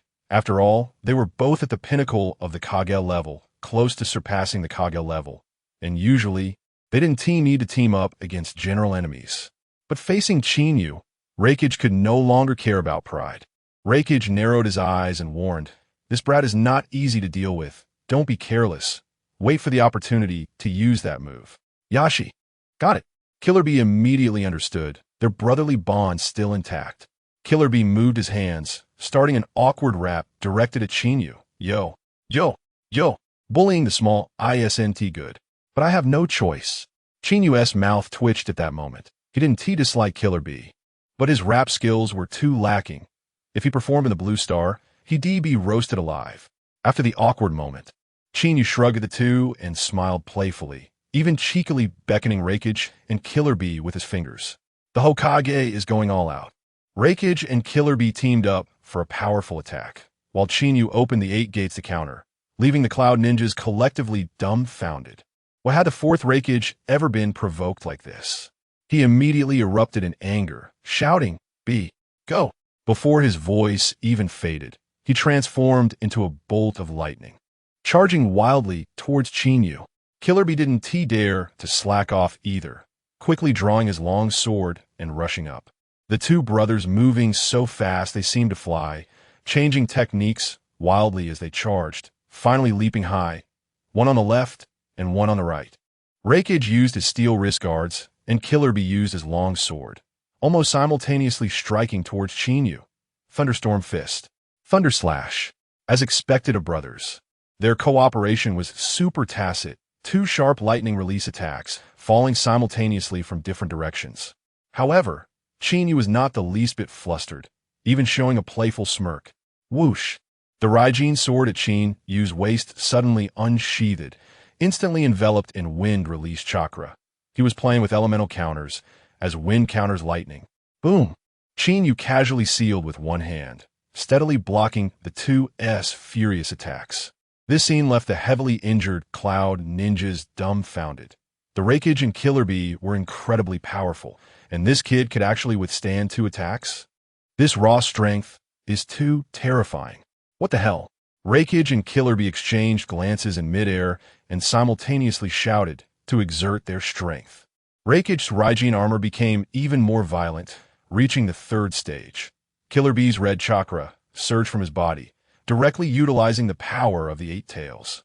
The Cloud Ninjas reignited their hope, forcing Killer Bee to use the 8 tails. This kid has gone too far. With the 8 tails in play, it's 2 against 1. Victory is certain. But the reality was that as Raikage and Killer Bee exerted their strength, Chinyu, although feeling some strain, remained calm. Suddenly, Chinyu lightly said, 8 gates, open for me. Instantly, the Cloud Ninjas stared in a daze as they watched Chinyu's aura rapidly rise. Boom! Boom! Boom! In the blink of an eye, he opened the first 5 gates of the 8 gates. A powerful chakra surged, and he instantly felt relaxed, even subtly pushing back against the 2. Nanny? How did this kid suddenly become so strong? What kind of ninjutsu is this? What the hell? How many trump cards does he have left? The Cloud Ninjas were completely bewildered. The most shocked were Raikage and Killer Bee. They were personally testing their strength against Chinyu, and they knew best how terrifying that power was. 8 gates technique? The Hokage is going all out. Chinyu performed the unsealed massive Rasengan while Raikage and Killer Bee unleashed their absolute cow lightning plow hot knife, with killing intent at its peak. Wasn't that the technique that almost wiped out the Mist Ninja 7? Why does this little brat have so many tricks? Raikage felt both shocked and anxious, immediately raising his guard. Just as he was about to be pressured by Chinyu, Raikage and Killer Bee both shouted loudly, their empty hands smashing towards Chinyu again, iron fists creating a whooshing sound. A normal ninja would either die or be severely injured from a hit. Yet Chinyu remained unfazed, coldly smiling as he stretched out his left hand, which was behind him, revealing a swirling azure chakra orb that was continuously growing larger. What is this? Raikage and Killer Bee's pupils shrank suddenly. They didn't see any hand seals. How could he perform ninjutsu without seals in such intense combat? The amount of chakra and control is astonishing. Watching the large Rasengan in Chinyu's hand grow bigger and feeling the terrifying power within, Raikage and Killer Bee's brows twitched wildly. Raikage shouted, "We can't take it head-on. Retreat quickly." The two flew back quickly, dodging the large Rasengan and intentionally trapping Chinyu in the middle. Raikage stared at Chinyu and shouted angrily, "Chinyu, to force us brothers into this position. You're quite arrogant, but you have no chance now. The next move will decide life and death. Oh, Bakaya rode, cool guy Killer Bee. Killer Bee excitedly jumped and rapped, while Chinyu awkwardly twitched his brow. This guy really can't shake off his rap addiction. Chinyu figured out that Raikage's ultimate move was the combined ultimate technique of the Cloud Ninja AB combo, the absolute bull lightning plow knife. Boom! Raikage and Killer Bee simultaneously unleashed unprecedented chakra, extending their iron-like right arms, charging towards Chinyu at a speed beyond limits from opposite directions. Here it comes. It's the legendary combined ninjutsu. This speed is impossible to dodge. Chinyu is undoubtedly dead. The injured Cloud Ninjas were so excited they almost got up. Raikage and Killer Bee roared simultaneously. Awaken. Uchiha Chinyu. Absolute bull. Lightning plow knife. Before the two charged at him, Chinyu casually waved his sword, throwing the Raijin sword into the corner. No one paid attention to this small action. All the Cloud Ninjas thought Chinyu was doomed.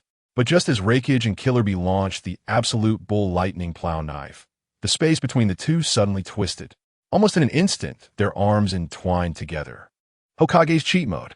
Chinyu used Flying Thunder God to dodge the ultimate move, counterattacking to injure Killer Bee, leaving the Cloud Ninjas stunned.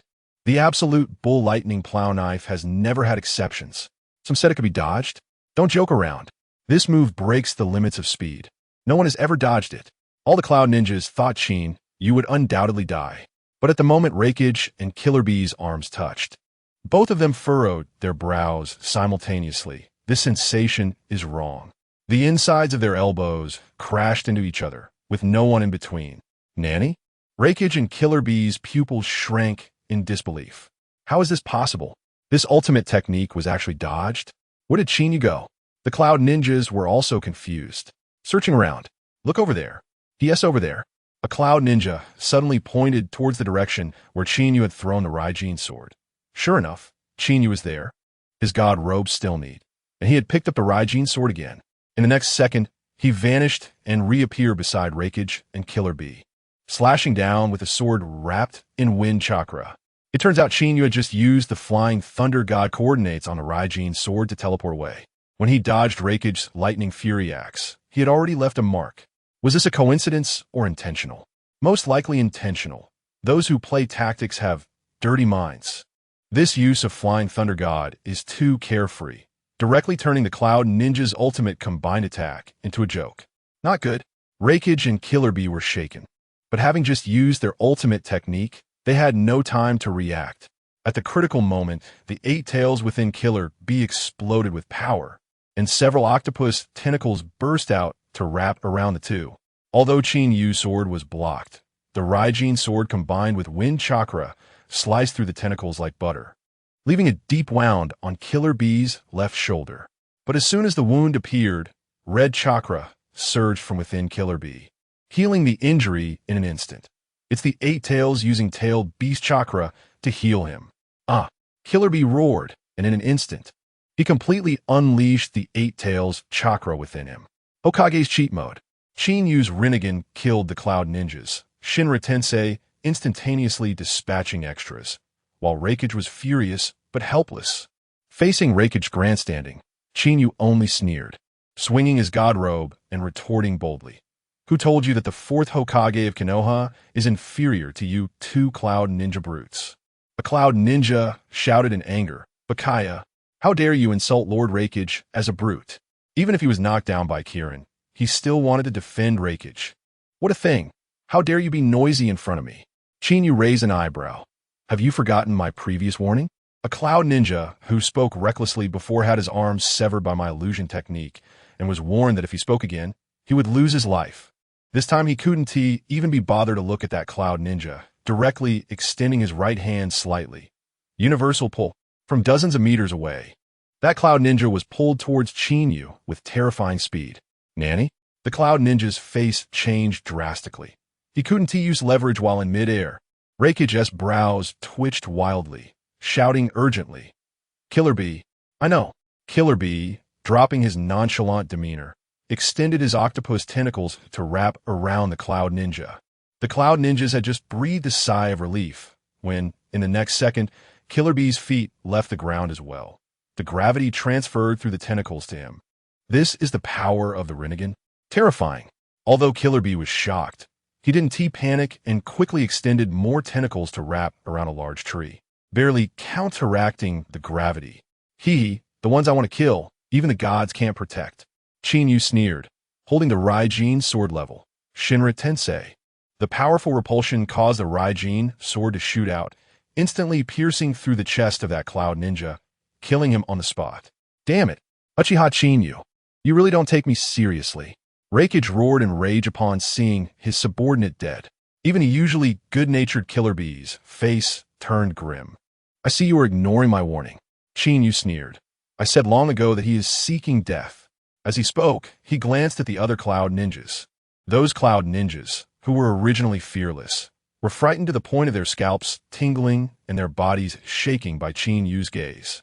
If it weren't for being severely injured by the Qilin, they would have already run away in fear. Trash. Qinyu scoffed and no longer looked at them. Waving his hand, Chakra responded to the Sword of Thunder God, instantly summoning the sword back. At this moment, as Qinyu waved his hand, the chakra on his hand resonated with the residual chakra on the Sword of Thunder God, and in an instant, the Sword of Thunder God was summoned back to him. The Hokage's cheating game. Qinyu showed off. Crazy Raikage. Killer Bee was about to enter Tailed Beast transformation and prepare the Tailed Beast bomb. While the Raikage plotted to kill Qinyu with a conspiracy, Qinyu casually twirled the sword, graceful and flamboyant. In the realm of showing off, he always had a firm grip and was on point. You little brat, you have truly angered me. The Raikage's voice was filled with rage, and the armor of the Thunder God on him became even more violent. However, Qinyu mocked. A defeated opponent dares to speak of bravery? Baka. The Raikage was driven mad, pounding his chest with his iron fist. Qinyu shook his head disdainfully. You dare to speak wildly against the fourth Hokage of Konoha? The Raikage was furious and jumped as if struck by thunder, but he realized the painful truth when it came to verbal sparring. He would never win against Qinyu in his lifetime, so he simply stopped talking. Killer Bee, understanding his brother's intent, knew it was time to get serious. Roar. Killer Bee let out a thunderous roar, tapping into the power of the eight tails, and a violent surge of chakra erupted, instantly forming a thick chakra cloak around him, with chakra tails continuously sprouting behind him. And finally, eight tails danced wildly. Not good. Lord Killer Bee has transformed into the tailed beast. The cloud ninjas were so frightened that their scalps tingled, desperately crawling away. They knew all too well that the destructive power of the tailed beast transformation was off the charts, and collateral damage was inevitable. In fact, this was only a half-tailed beast transformation, but it was already much stronger than his normal state. And the key was that he could unleash the ultimate killing move, Tailed Beast Bomb. The Raikage said quietly to Killer Bee, Qinyu wants to use Flying Thunder God. His weakness is that he relies on the marks. I have already found 2 mark locations. Later, you use the Tailed Beast Bomb to blast him at his current position. No matter where he moves, I will rush over and crush him. If he tries to withstand it, then he doesn't believe anyone can endure the Tailed Beast Bomb. Not even Qinyu. Yoshi, got it, big brother. Killer Bee nodded. The two spoke softly, but Qinyu, with his shadow-level perceptive ability, heard every word clearly. But the Raikage was confident this was a conspiracy. Don't be fooled by the Raikage's rough exterior. His battle intelligence was extremely high. At this moment, Killer Bee let out another furious roar that shook the mountains, and the 8 red chakra tails curled back, gathering at his mouth like an opening fan. His mouth transformed into a bizarre, tailed beast form, opening wide. As a massive amount of tailed beast chakra flowed through the tails to his mouth, quickly forming countless chakra bubbles, which slowly fused together, ultimately coalescing into a giant purple-black sphere. In a flash, countless large and small chakra bubbles formed at the edge of his mouth.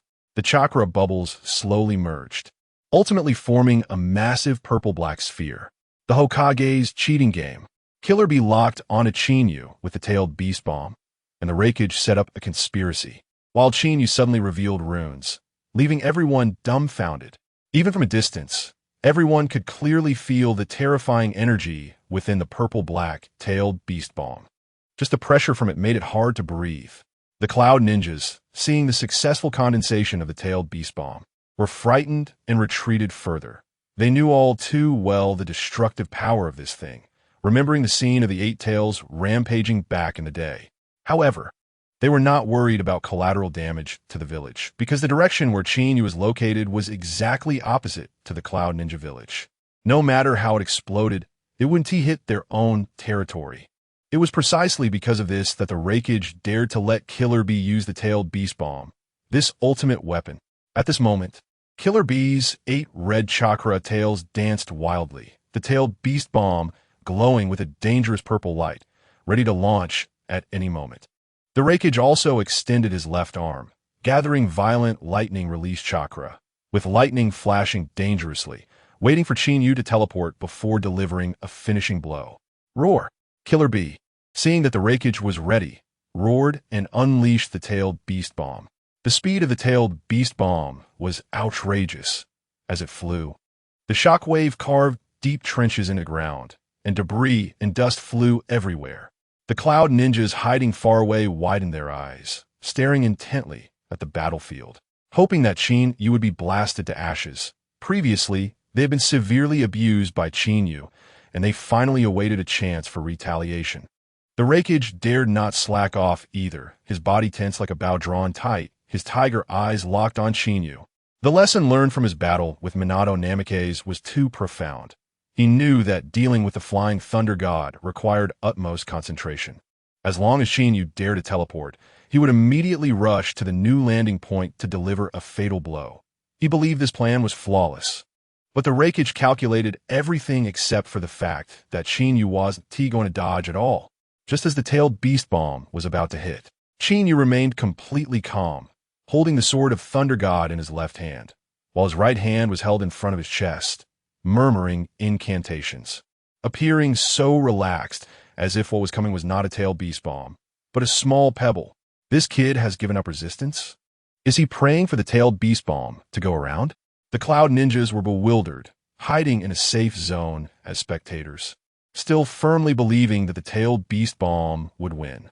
The Raikage was also confused, unable to understand Qinyu's actions. But his wariness of Qinyu kept him from relaxing. He remained tense, fearing that Qinyu would teleport at the last moment. But after half a second, something that no one could comprehend happened. Suddenly, a large area of bizarre and intricate runes appeared in front of the advancing tailed beast bomb. The Hokage's cheating game. Qinyu's runes devoured the tailed beast bomb, counterattacking the Cloud Ninja village, causing the Raikage to collapse on the spot. As soon as the runes appeared, they spread out in an instant, with a strange vortex in the center. In the next second, the massive tailed beast bomb was rapidly devoured by the vortex, and finally disappeared completely. How is this possible? The Cloud Ninjas instantly widened their mouths, their faces filled with disbelief. Nanny? The Raikage and Killer Bee were also dumbfounded.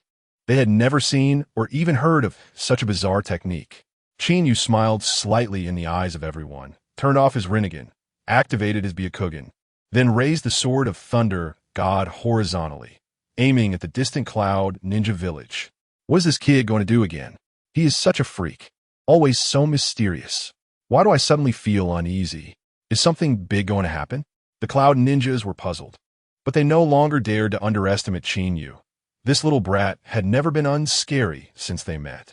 A sudden ominous premonition arose in the Raikage's heart, and he quickly shouted, "Qinyu, stop! Hee, you want me to stop after I finish? It's too late." Qinyu sneered.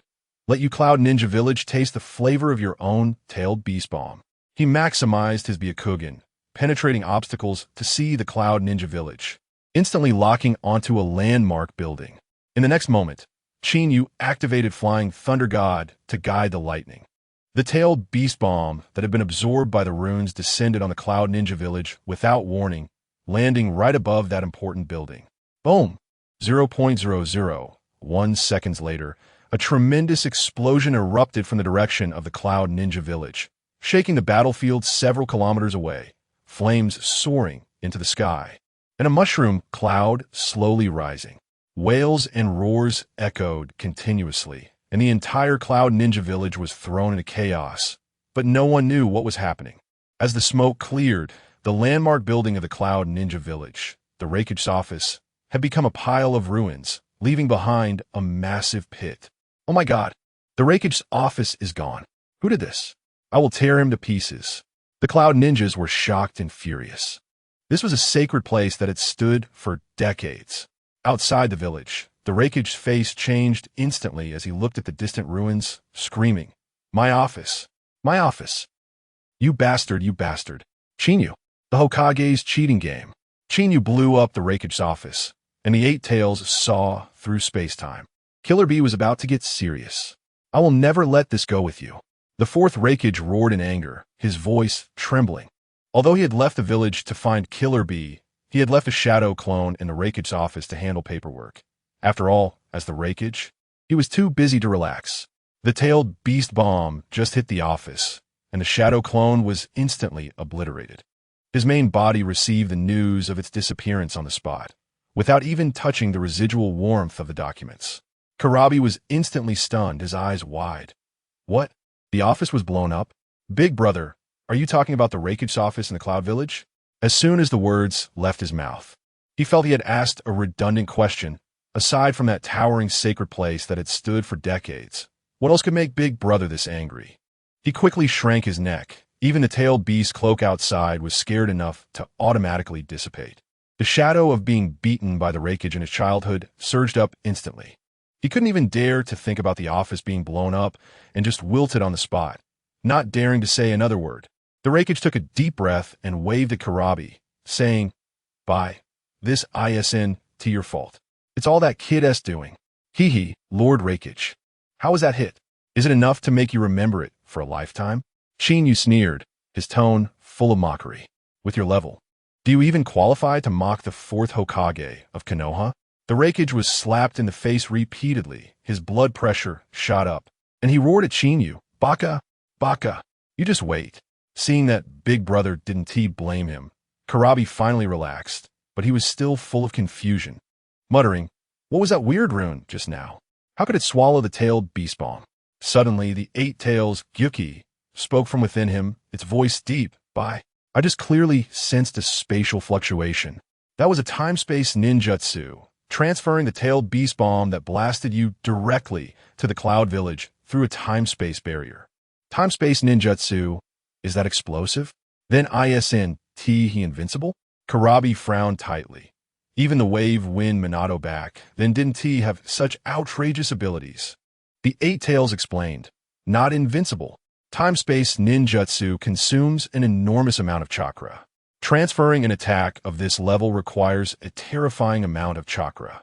He can't keep using it, but we can't gamble either." Karabi spread his hands. If it transfers again, the Cloud Village would lose half its territory. The Eight Tails pondered for a moment and suddenly said, "Then let us use an attack that can't be transferred against him."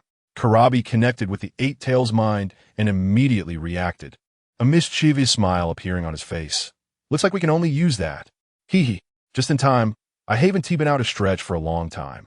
At this moment, the Eight Tails, Gyuki, revealed a strong excitement in its voice. The Hokage's cheat mode. The Eight Tails' main body would explode and kill Chinyu, while Chinyu would activate the Manjiki Sharingan, instantly scaring the tailed beast into paralysis. The Eight Tails had been pinned up inside Karabi for too long and was particularly eager to come out and have some fun. "Oh, Bakayuru, cool guy Yalu." Karabi was also happy for his old buddy and got excited. With a loud roar, Karabi's body was once again covered in blood-red tailed beast chakra. Seconds later, the Eight Tails' main body was directly revealed. Hiss! That was the Eight Tails' main body. Lord Karabi was completely tailed beast transformed. The Cloud Village ninjas who were lying on the ground gasped in cold air, feeling that you would surely lose this time. No one had ever seen a tailed beast transformed Karabi lose. The Eight Tails was too huge, visible from dozens of miles away. And over 100 Cloud Village Jonin rushed to the battlefield in formation. The freshly emerged Eight Tails roared again, shaking the earth, the sound waves creating ripples. Even the space seemed to twist. The power of the tailed beast was too explosive. Karabi didn't hesitate and controlled the tentacles of the Eight Tails to fiercely attack Chinyu. This simple and crude physical attack couldn't be transferred by time-space ninjutsu at all. The Raikage crossed his arms to watch the show, sneering. Chinyu, I want to see what other tricks you have. Facing the ferocity of the Eight Tails, Chinyu merely smiled coldly. The Eight Tails? Just a bigger beast.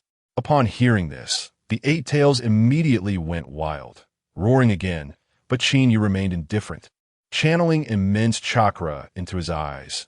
His originally normal eyes instantly turned crimson, 3 black tomos spinning in the pupils.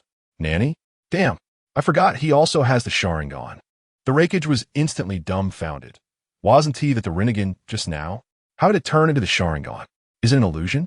In less than 2 seconds, countless thoughts flashed through his mind. Not only the Raikage, but Karabi and the Eight Tails were also stunned. The massive body of the Eight Tails shook, clearly wary of the Sharingan. The Raikage quickly regained his composure and shouted angrily. Chinyu, do you think a pair of Sharingan can turn the tables? You're too naive. Is that so? Chinyu curled his lips. Then what about this? The tomo in his eyes spun rapidly, instantly connecting to form a 4-cornered windmill pattern. With 3 strange lines below, it was precisely the Manjiki Sharingan. The Raikage's pupils contracted sharply. The Eight Tails' reaction was even more exaggerated. As soon as Chinyu's Manjiki appeared, its massive body involuntarily trembled, and the tentacles attacking Chinyu awkwardly froze in mid-air. It wasn't that the Eight Tails was too cowardly. Rather, the impression left by the eternal Manjiki was far too deep. The Hokage's cheat mode. Chinyu activated the Manjiki to control the Eight Tails, and then used would release to scare the tailed beast into paralysis. The Raikage was completely dumbfounded. Decades ago, Uchiha Madara and Senju Hashirama teamed up to capture the tailed beasts. They were the pinnacle of the ninja world. Susanoo and the Great Buddha, the 2 annihilated 4 countries. Capturing tailed beasts as if playing with toys, Madara used the Manjiki to control the tailed beasts' minds, while Hashirama used would release to grab them forcefully. All 9 tailed beasts were captured like pets. The tailed beasts were a joke in front of the Manjiki. Even the 9 Tails was easily controlled by Madara and Obito. So now, how could the Eight Tails not tremble at the sight of the same eyes? Karabi connected with the Eight Tails' mind. Never before had he seen the Eight Tails so afraid. He quickly comforted it, and the Eight Tails barely steadied its emotions, still harboring a fluke. Madara was a legend. Just because others have the Manjiki doesn't mean they have that kind of strength. Oh, the Eight Tails howled to pump itself up and attacked Chinyu again. Still not believing in evil? Chinyu raised his eyebrows with a cold smile and activated the eternal Manjiki's ocular power on the spot. In an instant, the Eight Tails' mind was invaded by the terrifying ocular power. Although it didn't directly control it like Madara, with Karabi's help, the Eight Tails' movements slowed down significantly. Even if I withstand the ocular power, I have other tricks. Chinyu withdrew the Sword of Thunder God, put his hands together, and channeled a massive amount of chakra into the ground. Boom! The ground shook violently, a large crack exploded, and a domineering wooden dragon sprang out from the fissure. Wood dragon technique. This wooden dragon looked lifelike, exuding the aura of a true dragon. Its eyes shining like golden lamps, the patterns clear like a real dragon. What is this? Wood release? The Cloud ninjas hiding far away were instantly dumbfounded. Is this the wood release technique of the first Hokage? The Raikage was also horrified, staring at Chinyu and roaring, Rinnegan, Manjiki, now even wood release. What kind of monster is this kid? He knew the terror of wood release. The text described wood release as godly, absolutely not to be underestimated. As soon as the wooden dragon emerged, it locked onto the Eight Tails, the dragon's eyes erupting with strong light, pouncing forward as if it saw delicious food. The Eight Tails, upon seeing the wooden dragon, was filled with fear, losing all its previous bravado. First the Manjiki, then would release. The impact was too great. Even the heart of the tailed beast couldn't withstand it, as if it were facing the combined form of Madara and Hashirama. The Manjiki was manageable with Karabi holding it back. But what about wood release? The Hokage's cheat mode. Chinyu's wooden dragon ensnared the Eight Tails, draining its chakra, and the Raikage desperately tried to intervene, but the Eight Tails finally fought back. Would Release didn't care about who the Jinchuriki was. As long as it was trapped, it would violently absorb chakra. This thing was terrifyingly explosive. The Eight Tails clearly sensed the aura of the first Hokage within the wooden dragon, indicating that Qinyu'sSign-In would release mastery was extremely high. This wooden dragon was certainly not just for show. Qinyu, fully unleashing his power for the first time, was super excited, controlling the wooden dragon to fly toward the Eight Tails. The Eight Tails' fear transmitted to Kurabi, who desperately tried to evade and resist. But the innate fear of wood release combined with the interference of the Manjiki made his movements ridiculously slow. The wooden dragon moved swiftly, instantly rushing to the front of the Eight Tails, and with a fierce tail whip, it bound it tightly. A whoop! The Eight Tails howled in resistance, dozens of tentacles flailing wildly, loosening the grip of the wooden dragon. You think you can escape my grasp? Qinyu sneered, formed several hand seals, and infused a large amount of chakra into the wooden dragon. The wooden dragon instantly became more mysterious, binding tighter, and opened its huge mouth to bite onto the Eight Tails. Roar! The Eight Tails was bitten madly, but Qinyu smiled faintly, changing his hand seals again. The wooden dragon erupted with a dazzling brilliance, and the tailed beast chakra within the Eight Tails began to rapidly drain. Qinyu was using the wooden dragon to extract its chakra. Brother, help me. Kurabi had no choice but to call for help from the Raikage. The Raikage wanted to help, but hesitated. Should he rush in to fight Qinyu or save Kurabi first? The pressure from Qinyu was too great, and he feared making a wrong move would lead to disaster.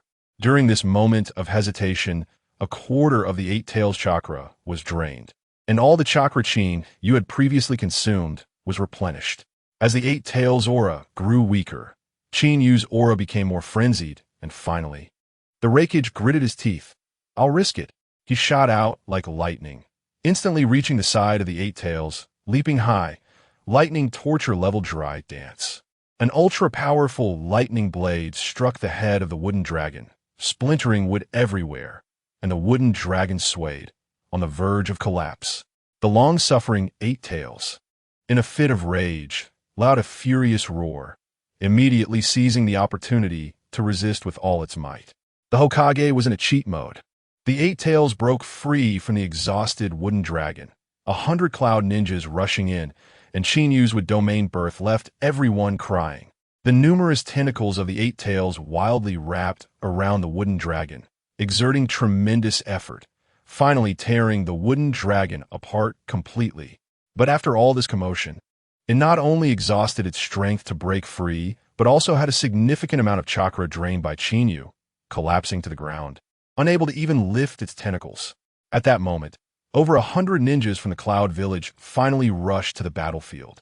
They were not just here because the Cloud Village had been attacked by the tailed beast ball, but because they saw the Eight Tails transforming into its tailed beast form from afar and feared a major incident. So they hurried over. As soon as these people landed, they were stunned by the sight before them. The Raikage's face was ashen. The usually invincible Eight Tails was covered in wounds and collapsed nearby. And standing opposite them was a boy in a black divine robe, grinning at them. What? What is going on? Is that kid the enemy? Just one person? Can he really take on the Raikage and Kurabi? Impossible. Absolutely impossible. How could a kid have such power? A group of people discussed for a long time without understanding. And since these cloud ninjas relied on muscle to think, they simply stopped pondering and drew their swords. Why think so much? Charge in and kill him. For Lord Raikage and Lord Kurabi's revenge. Yes, for the glory of the Cloud Village. Crush this kid. Stop. Retreat quickly.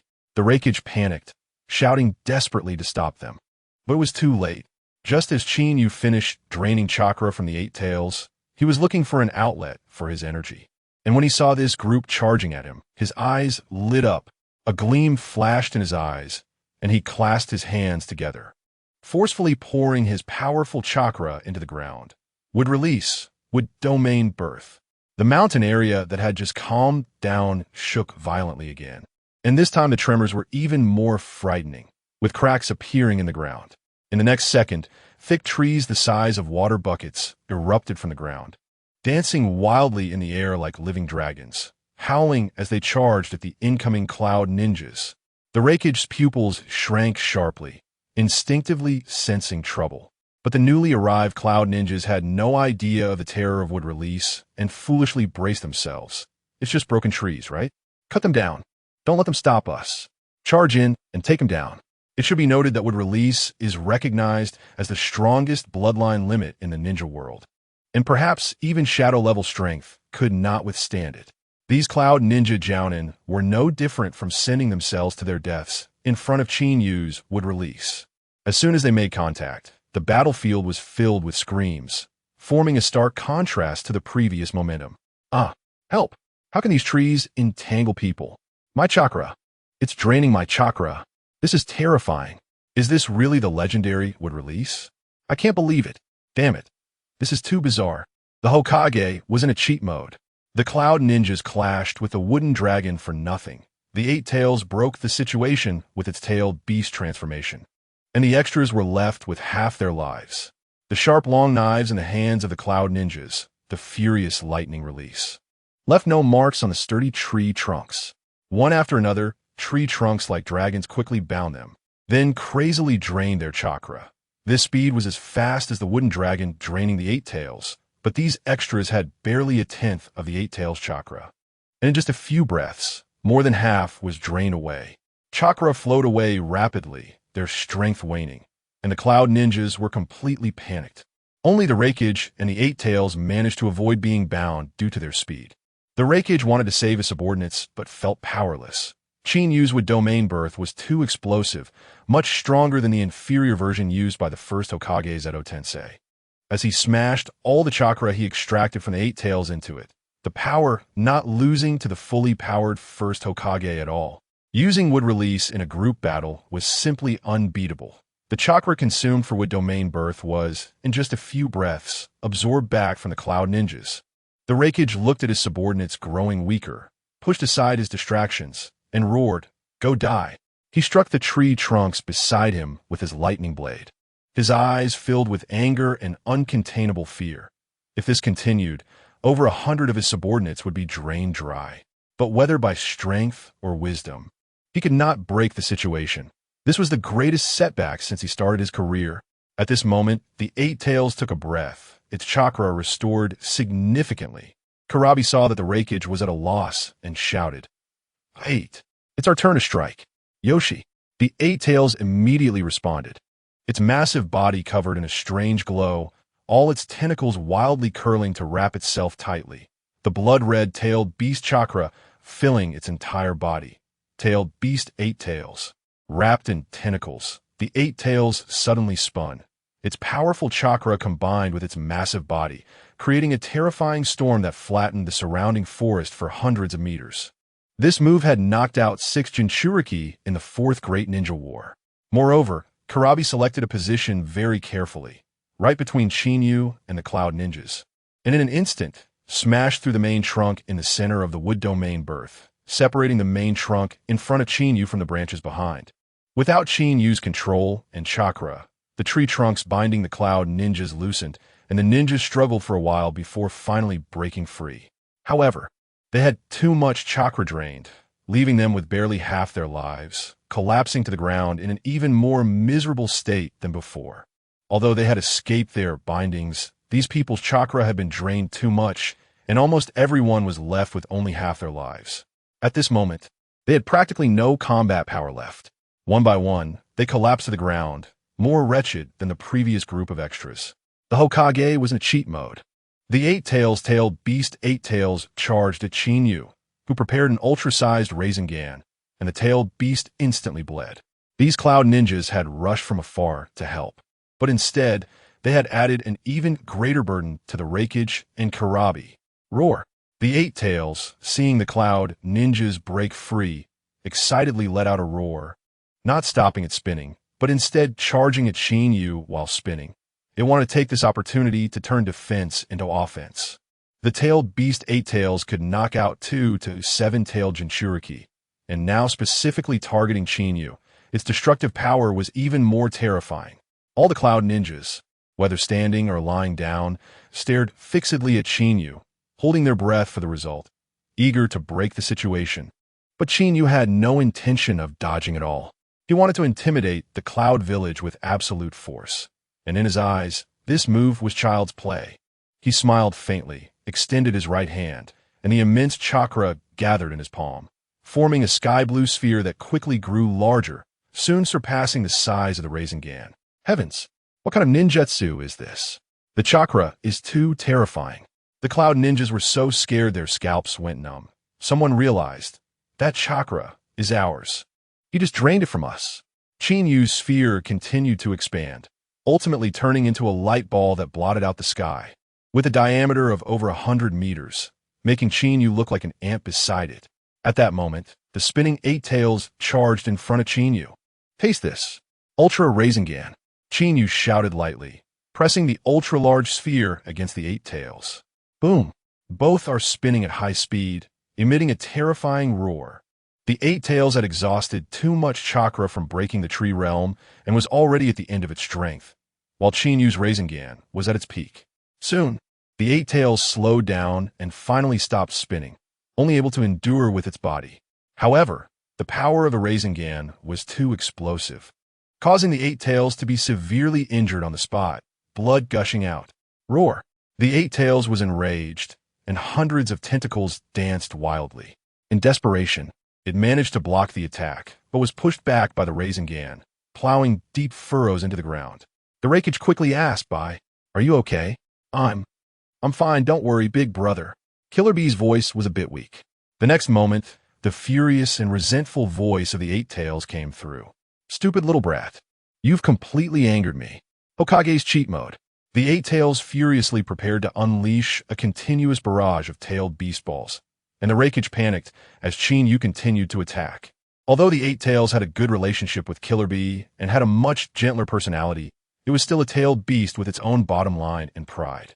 Being continuously humiliated by Qin, you made it completely furious, and a terrifying aura erupted from within. Damn it! Who do you think you're scaring? Qinyu shot back. Just a bigger beast. What are you pretending to be in front of me? Roar. The eight tails was enraged by Qinyu's arrogance and roared again. Arrogant little brat. I will make you pay for this. After saying that, it opened its mouth wide, its eight tails raised to its mouth, and the enormous tailed beast chakra began to gather rapidly. What are you going to do? The Raikage was startled and hurriedly tried to stop it. If this attack were redirected to the Cloud Village, it would be a disaster.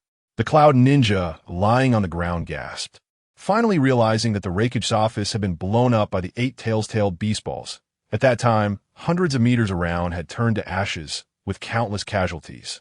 And, thinking back, still gave them chills. But the eight tails had already been enraged and completely ignored the Raikage persuasion, determined to unleash its ultimate move to destroy Qinyu. The Raikage's expression turned grim. He never expected the tailed beast wouldn't follow orders.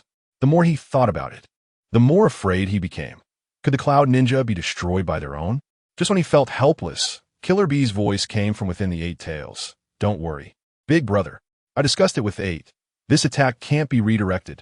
The Raikage immediately felt relieved and was curious about what Killer Bee's countermeasure was. This time, the chakra the eight tails had gathered was 5 or 6 times more than before, and even those who weren't sensory ninjas could feel its terrifying power. It was clearly a world-destroying strike. Over 100 Cloud Ninjas widened their eyes, not daring to breathe, staring intently at the battlefield. Roar!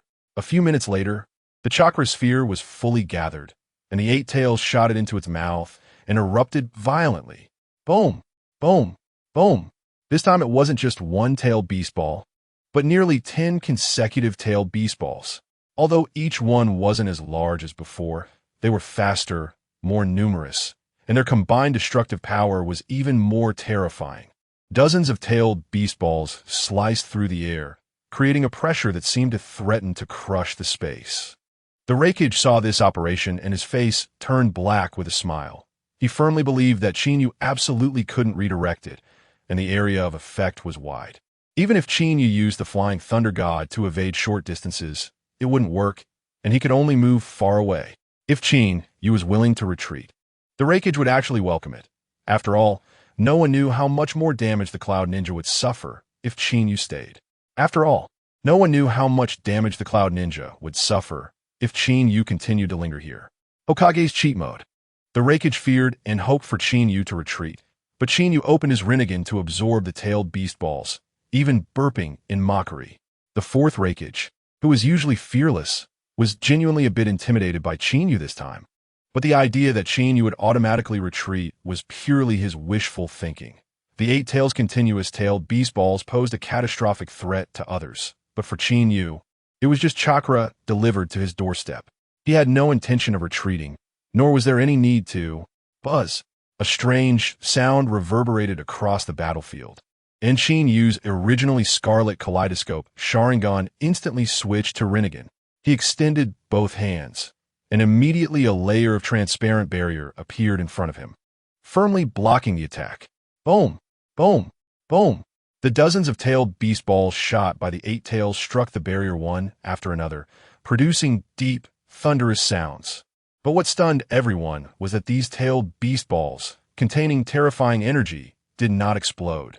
Instead, they slowly deformed and shriveled like popped balloons, ultimately disappearing without a trace, leaving not even a hint of energy residue. The Cloud Ninjas were all dumbfounded. No one expected Chinyu to counter with such a flashy move. In Chinyu's eyes, Killer Bee was not unleashing a killer move, but rather acting as a benevolent deity delivering chakra, generously providing over a dozen at once, which was simply too considerate. As for whether the Eight Tails would be left with psychological trauma, he couldn't care less. Killer Bee was frozen on the spot, his previously wildly dancing tentacles halted in midair.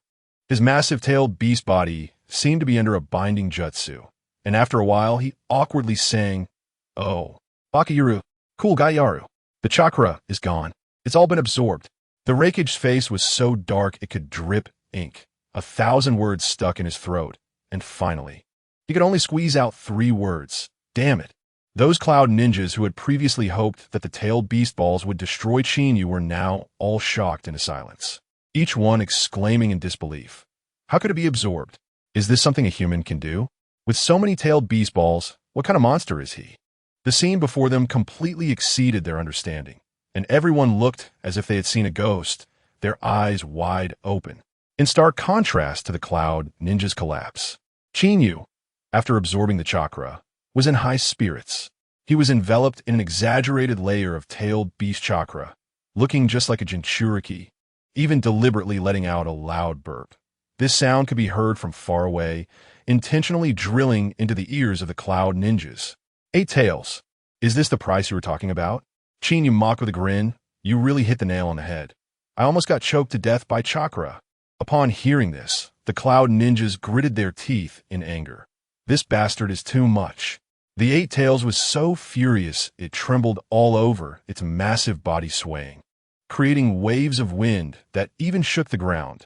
Immediately after, Chinyu quickly put away his usual nonchalance, and his expression suddenly became extremely solemn, his palms pressed together.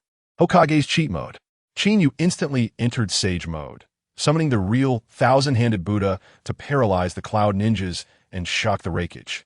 The surrounding natural energy surged wildly into Chinyu's body, and 2 golden eyeshadows appeared above his eyes.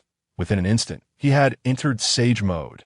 The larger the chakra, the faster the absorption of natural energy. So naturally, the speed of entering Sage mode was ridiculously fast. After instantly entering Sage mode, Chinyu did not lower his pressed palms, but rather became serious. The chakra within him roared to life, and the tailed beast chakra, overflowing from his body, surged wildly. In the next moment, the golden eyeshadows at the corners of his eyes suddenly shone brightly. Sage mode was pushed to its peak. Sage art, true thousand hands, manifest Buddha, Chinyu shouted, and the tailed beast chakra outside his body instantly vanished, with his palms glowing with immeasurable brilliance. The ground began to shake violently, and in front of everyone's eyes, a wooden Buddha statue hundreds of meters tall slowly rose from the ground. The statue had thousands of wooden hands growing behind it, exuding an extraordinary presence and radiating light, leaving the Cloud Ninjas completely dumbfounded. From the Raikage to the lowly extras, Everyone was trembling, their faces filled with disbelief. Can human power really create such a massive Buddha statue? In front of the hundreds of meters tall Buddha, the eight tails seemed like a small creature, while the ordinary cloud ninjas appeared as tiny as ants. Even the Buddha's wooden hands were thicker than their bodies. The thousand-handed wood release was truly explosive. The Raikage clenched his fists, words squeezing out through his teeth. He was always brave and daring, but facing this massive Buddha, he had lost the will to resist. The Eight Tails was also too scared to shout, trembling all over, knowing that when Hashirama captured it, he didn't even use this ultimate move. Chinyu stood atop the Buddha statue, looking down at the Cloud Ninjas. Raikage, Eight Tails, are you stunned? Where are the grandiose claims you made about wanting to kill me? The Raikage angrily scolded, bastard. The conversation was not finished when Chinyu controlled the giant Buddha to take a step toward him. Just this one step caused the ground to shake like an earthquake, affecting even Yunrin village several miles away. Yunrin village had just suffered from a tailed beast bomb attack, and the people's emotions were only just stabilizing when this tremor sparked chaos, with everyone searching for the source of the shaking. The true Sasuke Senju atop the Buddha was simply too massive and too tall. The Hokage was in a cheat mode. Chinyu's giant Buddha shook Yunrin village, and Raikage was so frightened that he forced a smile, only to be confronted by the number one ninja village. Those with sharp eyes quickly spotted the true Sasuke Senju on top of the Buddha, and the news spread like it had wings from 10 to 100. As everyone in Yunrin village turned to look in that direction, immediately stunned into silence. The vast village was thrown into disarray, and no matter how much they tried to calm the people, they were in a panic. This giant Buddha was so unbelievable that even ninjas found it hard to comprehend, let alone ordinary citizens who had never seen such a spectacle. It was no surprise they were in turmoil. Seeing that Chinyu had only moved the giant Buddha one step and caused such a massive commotion, Raikage's pupils shrank sharply, and he instantly wilted, no longer daring to lose his temper. The more he thought about it, the more frightened he became. If just one step caused such exaggeration, what if the thousand hands behind the giant Buddha came crashing down? Wouldn't Yunrin village be flattened? Lord Raikage, can we have a reasonable discussion now? Chinyu stood atop the giant Buddha's head, smiling as he spoke, mimicking the way Hashirama dealt with the Nine Tails back in the day, clearly relying on strength to crush, yet pretending to be reasonable. Raikage was seething with anger internally, but he didn't dare show even a hint of it, fearing he would upset Chinyu. He could only force a smile that was uglier than crying, his voice tense.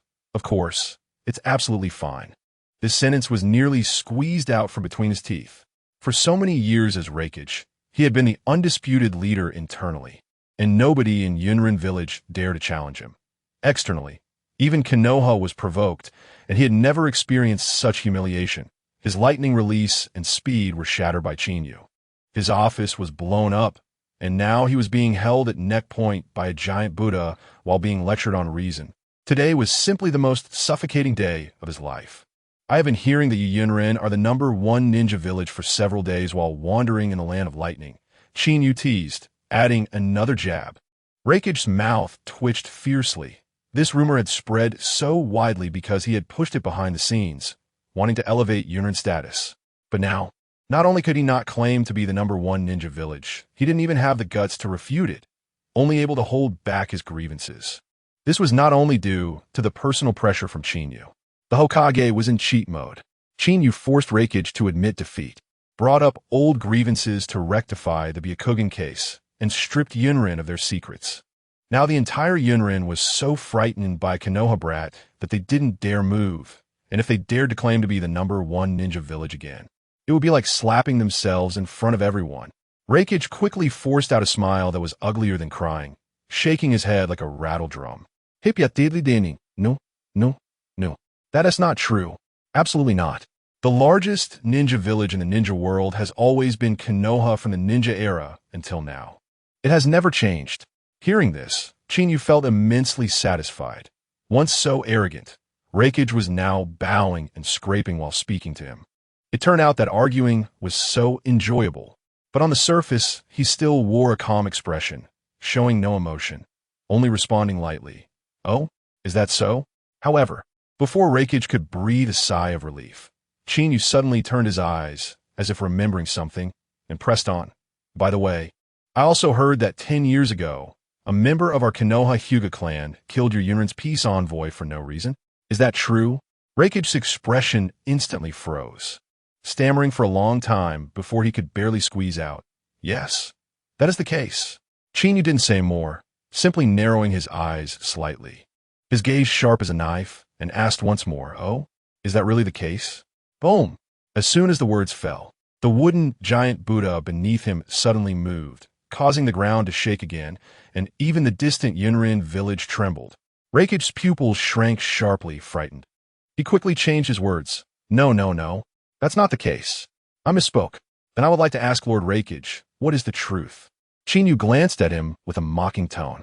Reikich swallowed hard, no longer daring to hide, honestly confessing, "The truth is, Yunrin was severely deceived by the Byakugan of the Hyuga clan on the battlefield, and we had no choice but to use the opportunity of peace talks to secretly obtain a pair of Byakugan. But the plan was exposed, so we could only turn the tables. The Byakugan injustice from 10 years ago was thus vindicated by Qinyu's few words. But Reikich still stubbornly insisted there was no other way, and Qinyu couldn't help but laugh. "Oh, so it was a matter of having no choice. But it seems like your Yunrin's no choice has long been in place, right?" Reikich's mouth twitched fiercely, pretending not to understand, mumbling, "What? What do you mean? I don't understand. 20 years ago, you feared that Konoha would become stronger due to having the Nine-Tails Jinchuriki. So you had no choice but to send someone to invade Konoha and abduct the then Nine-Tails Jinchuriki. Am I right?" Qinyu directly dug up Yunrin's past. This incident happened 20 years ago, when Naruto was not yet born. The then Nine-Tails Jinchuriki was Uzumaki Kushina, the wife of Namikaze Minato. At that time, Uzumaki Kushina was indeed abducted by Yunrin's ninja, and this incident was later discovered by Konoha's people. The Hokage was in cheat mode. Qinyu dug up Yunrin's past, confronting Reikich with 3 cases, even revealing the black material of the 3rd Reikich. At that time, Namikaze Minato shattered the Yunrin ninja, who had abducted Kushina on the way and brought her back to Konoha. It was precisely because of this that Namikaze Minato and Kushina ended up together. But that's a digression. Qinyu deliberately emphasized the no-choice aspect, and Reikich's dark face flushed red, filled with hatred. How does this brat know so many secrets? But under Qinyu's questioning, he dared not refuse, only gritting his teeth to defend. "I was young when that happened. It has nothing to do with me." "Oh, it has nothing to do with you?" Qinyu nodded. He wasn't wrong. At that time, the 3rd Reikich was in power, which was Reikich's father. "Unfortunately, your father died long ago, so I can only settle this score with you. Otherwise, who else can I find?" Qinyu's words left Reikich speechless. Before Reikich could regain his composure, Qinyu changed the subject and shot him a sidelong glance. "By the way, our Konoha's 2nd Hokage, Senju Tobarama, seems to have also been unavoidably harmed by your Yunrin, right?" This twist was simply magnificent. "What?" Reikich was completely dumbfounded and quickly argued. "The 2nd Reikich also died during that peace talk. It was a traitor from Yunrin. Not that we intended to harm him." Qinyu immediately revealed a half-smile expression. "Oh? So you admit that the Hyuga incident and the abduction of Kushina were all premeditated by you?" Reikich instantly realized he had fallen into the pit Qinyu had dug. But Qinyu was not finished, adding another jab. "The traitor was from your Yunrin, so if the bill is not settled with you, who will it be settled with? Moreover, if the 2nd Reikich had not died, how would your father, the 3rd Reikich, have come to power? I have every reason to believe that the assassination was orchestrated by your father." This line of reasoning was so tight that the people present felt it was true. Completely confused, Qinyu aimed to thoroughly subdue Yunrin with this, preventing them from causing trouble in the future. "Qinyu!" Reikich was completely enraged by the slander against his father, gritting his teeth and shouting, "You bully!" Hearing his father, the 3rd Reikich, being slandered, the 4th Reikich, it was now completely furious, gritting his teeth and saying, "You bully!" The Hokage was in cheat mode. Qinyu forced Reikich to acknowledge the debt, throwing out 3 humiliating treaties, and Yunrin was completely blown up. Reikich hadn't finished speaking when the wooden giant Buddha beneath Qinyu suddenly moved. He instantly swallowed the word too much back, not daring to breathe. Chinyu was very satisfied with the intimidation effect of the giant Buddha and mockingly asked, "So, I say the second Hokage was harmed by you. You have no objections, right?" The fourth Raikage's face darkened like the bottom of a pot, squeezing out words through his teeth. "And no problem. As long as there's no problem." Chinyu nodded with a smile. "Since you've admitted to the three matters, it's time to talk about compensation." The corners of the Raikage's mouth twitched madly. He knew Chinyu wouldn't let Yunin off easily. First, Yunin must publicly announce the truth of the three matters to the ninja world in the name of the Raikage and apologize to Konoha. Although the Raikage was dissatisfied, he felt it was just a matter of losing face, so he didn't explode. He knew there must be more ruthless demands to come. Second, Yunin must submit an affiliation document, becoming a subordinate village to Konoha like Tsunade, permanently giving up the right to participate in the Chunin selection and attending the selection in Konoha on time. As soon as this was said, the Yunin present exploded. Become a vassal? Give up the Chunin selection rights? Impossible. Absolutely impossible. This brat is too arrogant. Let's fight him. The ordinary Yunin were outraged, and the Raikage was even more furious. He initially wanted to make Yunin the #1 ninja village, but now they had to become a subordinate. The gap was simply heaven and earth. But Chinyu continued as if he hadn't heard. Third, starting this year, Yunin must submit 1/3 of their mission rewards to Konoha every year. This move was simply cutting off their foundation. The income of a ninja village relied entirely on mission rewards. Training new ninjas cost money like flowing water. Giving away 1/3, it was uncertain whether Yunin could operate normally, let alone rise. The Yunin present were even more furious. Even if they were heavily injured, they struggled to get up. This is ridiculous. Are we supposed to work for Konoha for free? You're dreaming. Yunin would absolutely not compromise. This is too much. Let's fight him. Ridiculous. Ridiculous. Ridiculous. The Hokage was in a high-stakes game. Chinyu casually threw out some words from Blue Star to calm the situation, and the giant Buddha struck down on the dissenters in an instant. Even if the Raikage ground his teeth, he had to acknowledge it. The fourth Raikage's face was as dark as it could get, his iron fist cracking with rage. But Chinyu seemed to ignore the Yunin's reactions and smiled as he asked, "Now that I've finished speaking, who agrees? Who opposes?" The moment these words from Blue Star were spoken, it directly struck down the ninja world. The Raikage's head buzzed. He was so angry he was trembling all over. But he could only endure. He couldn't explode for the sake of Yunin's overall situation. "I oppose. I also oppose. Absolutely disagree. This is taking our lives." The Yunin were furious. Mission rewards were their lifeblood. How could they easily give it up? Chinyu nodded with a smile. "I understand." The Yunin thought their protests were effective and were filled with joy. But the Raikage suddenly felt a chill in his heart. He knew too well that Chinyu was not an easy person to deal with. He would stop at nothing for his goals. Boom! Sure enough, Chinyu moved. With a wave of his arm, the wooden Buddha beneath him suddenly came to life. This time it was not just for show. It was genuinely moving. The 1,000 hands behind the giant Buddha flew up, carrying terrifying momentum, and with near instantaneous speed, smashed towards the dissenting Yunin. Not good. The Raikage's pupils shrank suddenly.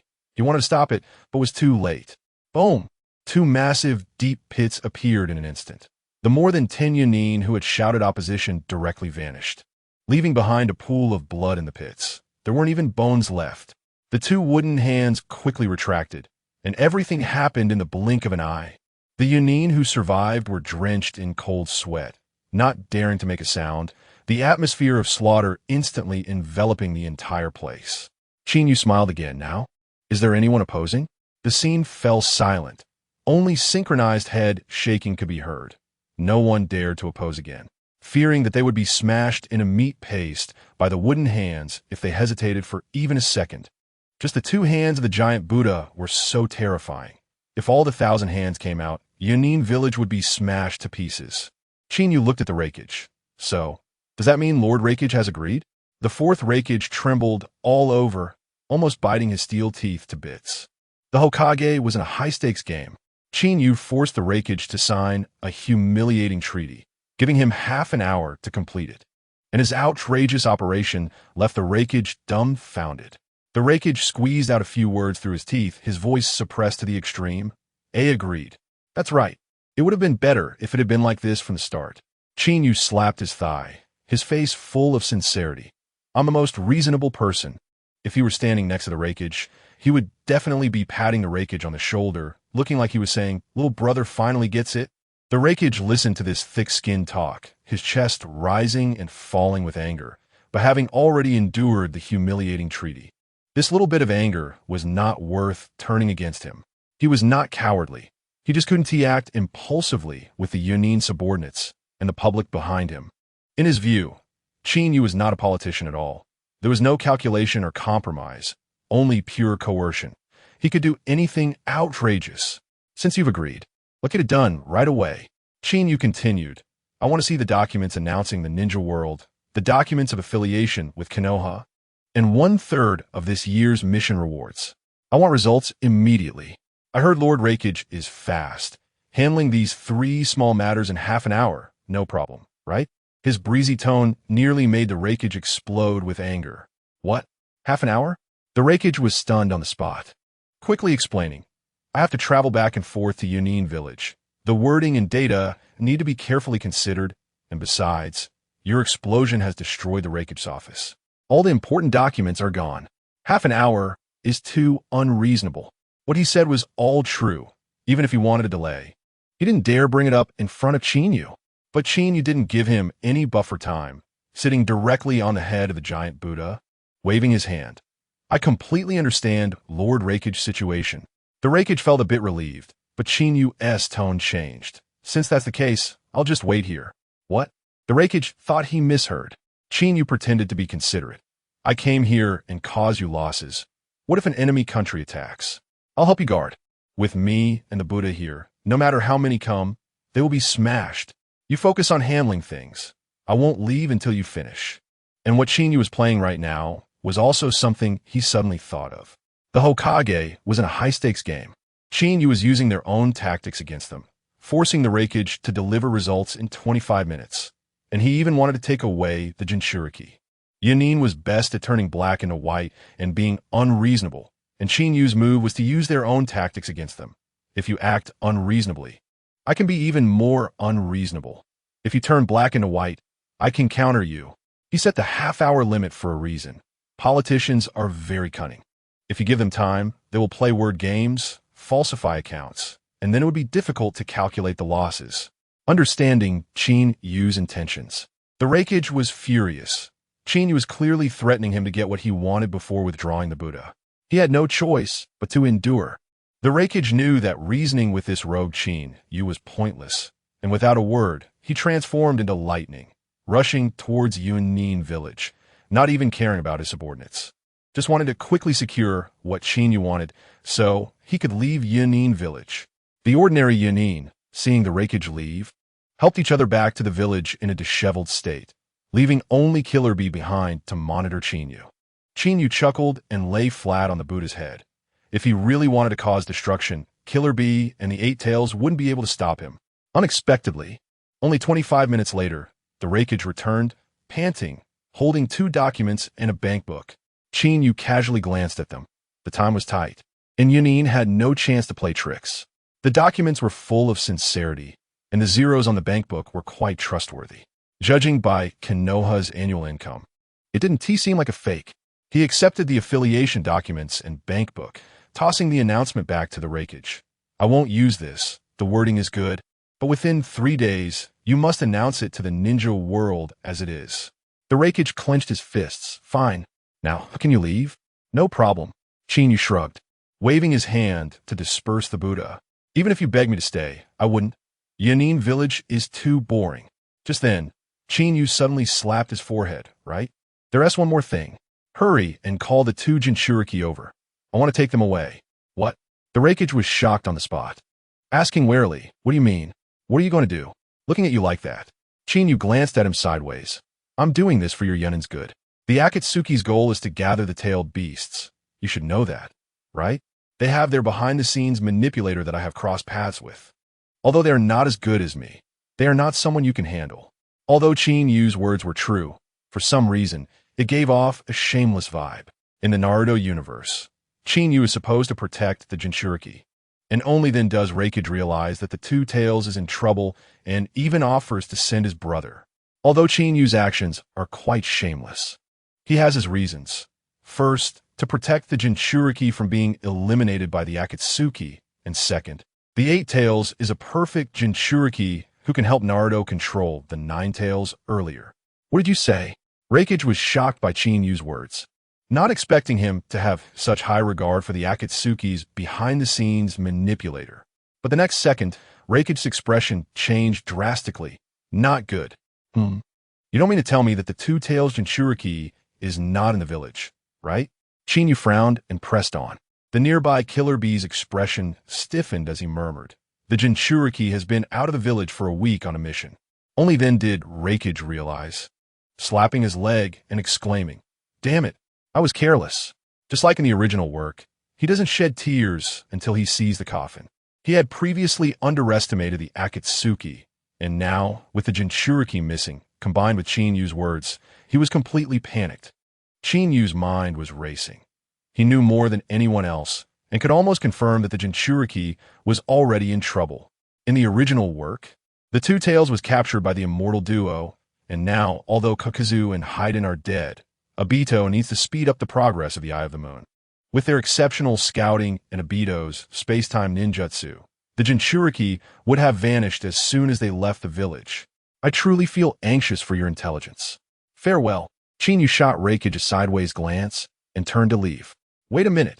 Raikage quickly called out to stop him. Chinyu's face was full of impatience. Is there anything else? Do you want me to stay a few more days? No. No. Raikage shook his head like a rattle drum. So? Chinyu's tone was cold. The usually decisive Raikage was unusually hesitant this time, struggling for a long time before finally saying, could you take my brother Killer Bee with you? Although he hated Chinyu, he respected his strength. For the safety of the ninja world and to protect his brother, he had to put aside past grievances and ask Chinyu. He would never have done this before, but now he was awakened by Chinyu. What? Killer Bee was stunned, looking at Raikage. Big brother, you don't want me anymore? Raikage heavily patted his shoulder. His eyes filled with helplessness and reluctance. It's all because Big Brother is incompetent. But don't be sad, I will. No, no, no. This time it was Killer Bee who shook his head like a rattle drum. In the Naruto universe, Killer Bee wanted to visit Konoha so badly. But Chinyu refused and took a third of Raikage's finances, causing Raikage to cry. Killer Bee said to Raikage, Big Brother, you misunderstood. I'm not sad at all. I'm super happy to go to Konoha. Baka, you bastard. Raikage was furious on the spot, faced with Raikage's request to bring Killer Bee. Chinyu directly gave him a look as if to say, what are you thinking? And outright refused. Raikage was confused. Wasn't it said that Jinchuriki were safe in the Cloud Village? Now that the Two Tails was in danger, the safety of the Eight Tails was even more important.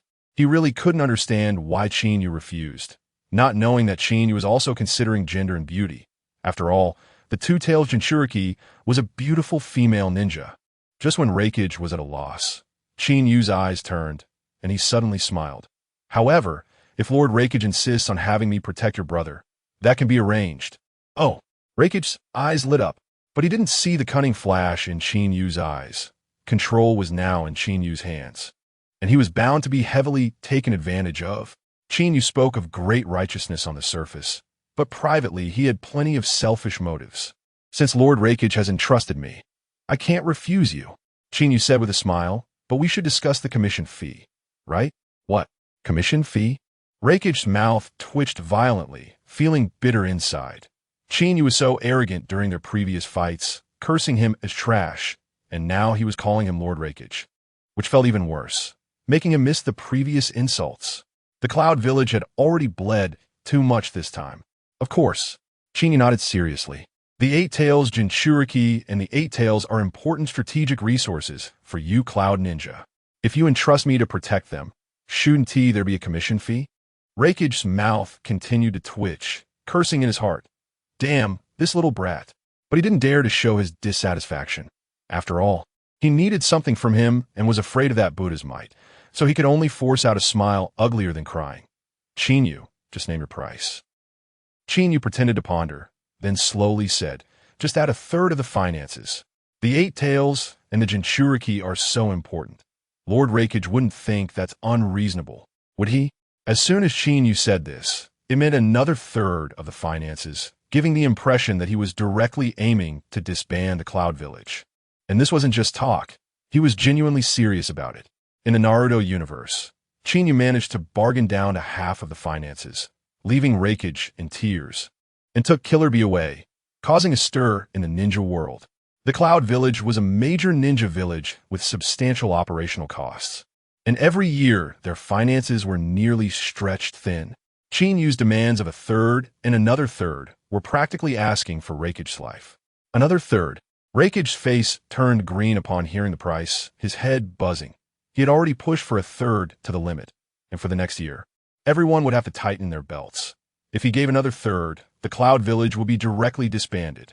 Just as Raikage was about to refuse, Chinyu saw through his thoughts and said, Young master understands that you are under pressure, so I will ask for less, adding the previous third, a total of half. Isn't that unreasonable? If you don't agree, then forget it.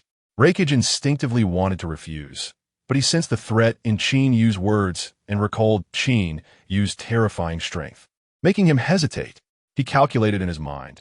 Half of the finances would be a stretch but acceptable. It's a one-time deal, and once the Akatsuki is dealt with, there won't be any more payments. For Killer Bee's safety, it's worth it.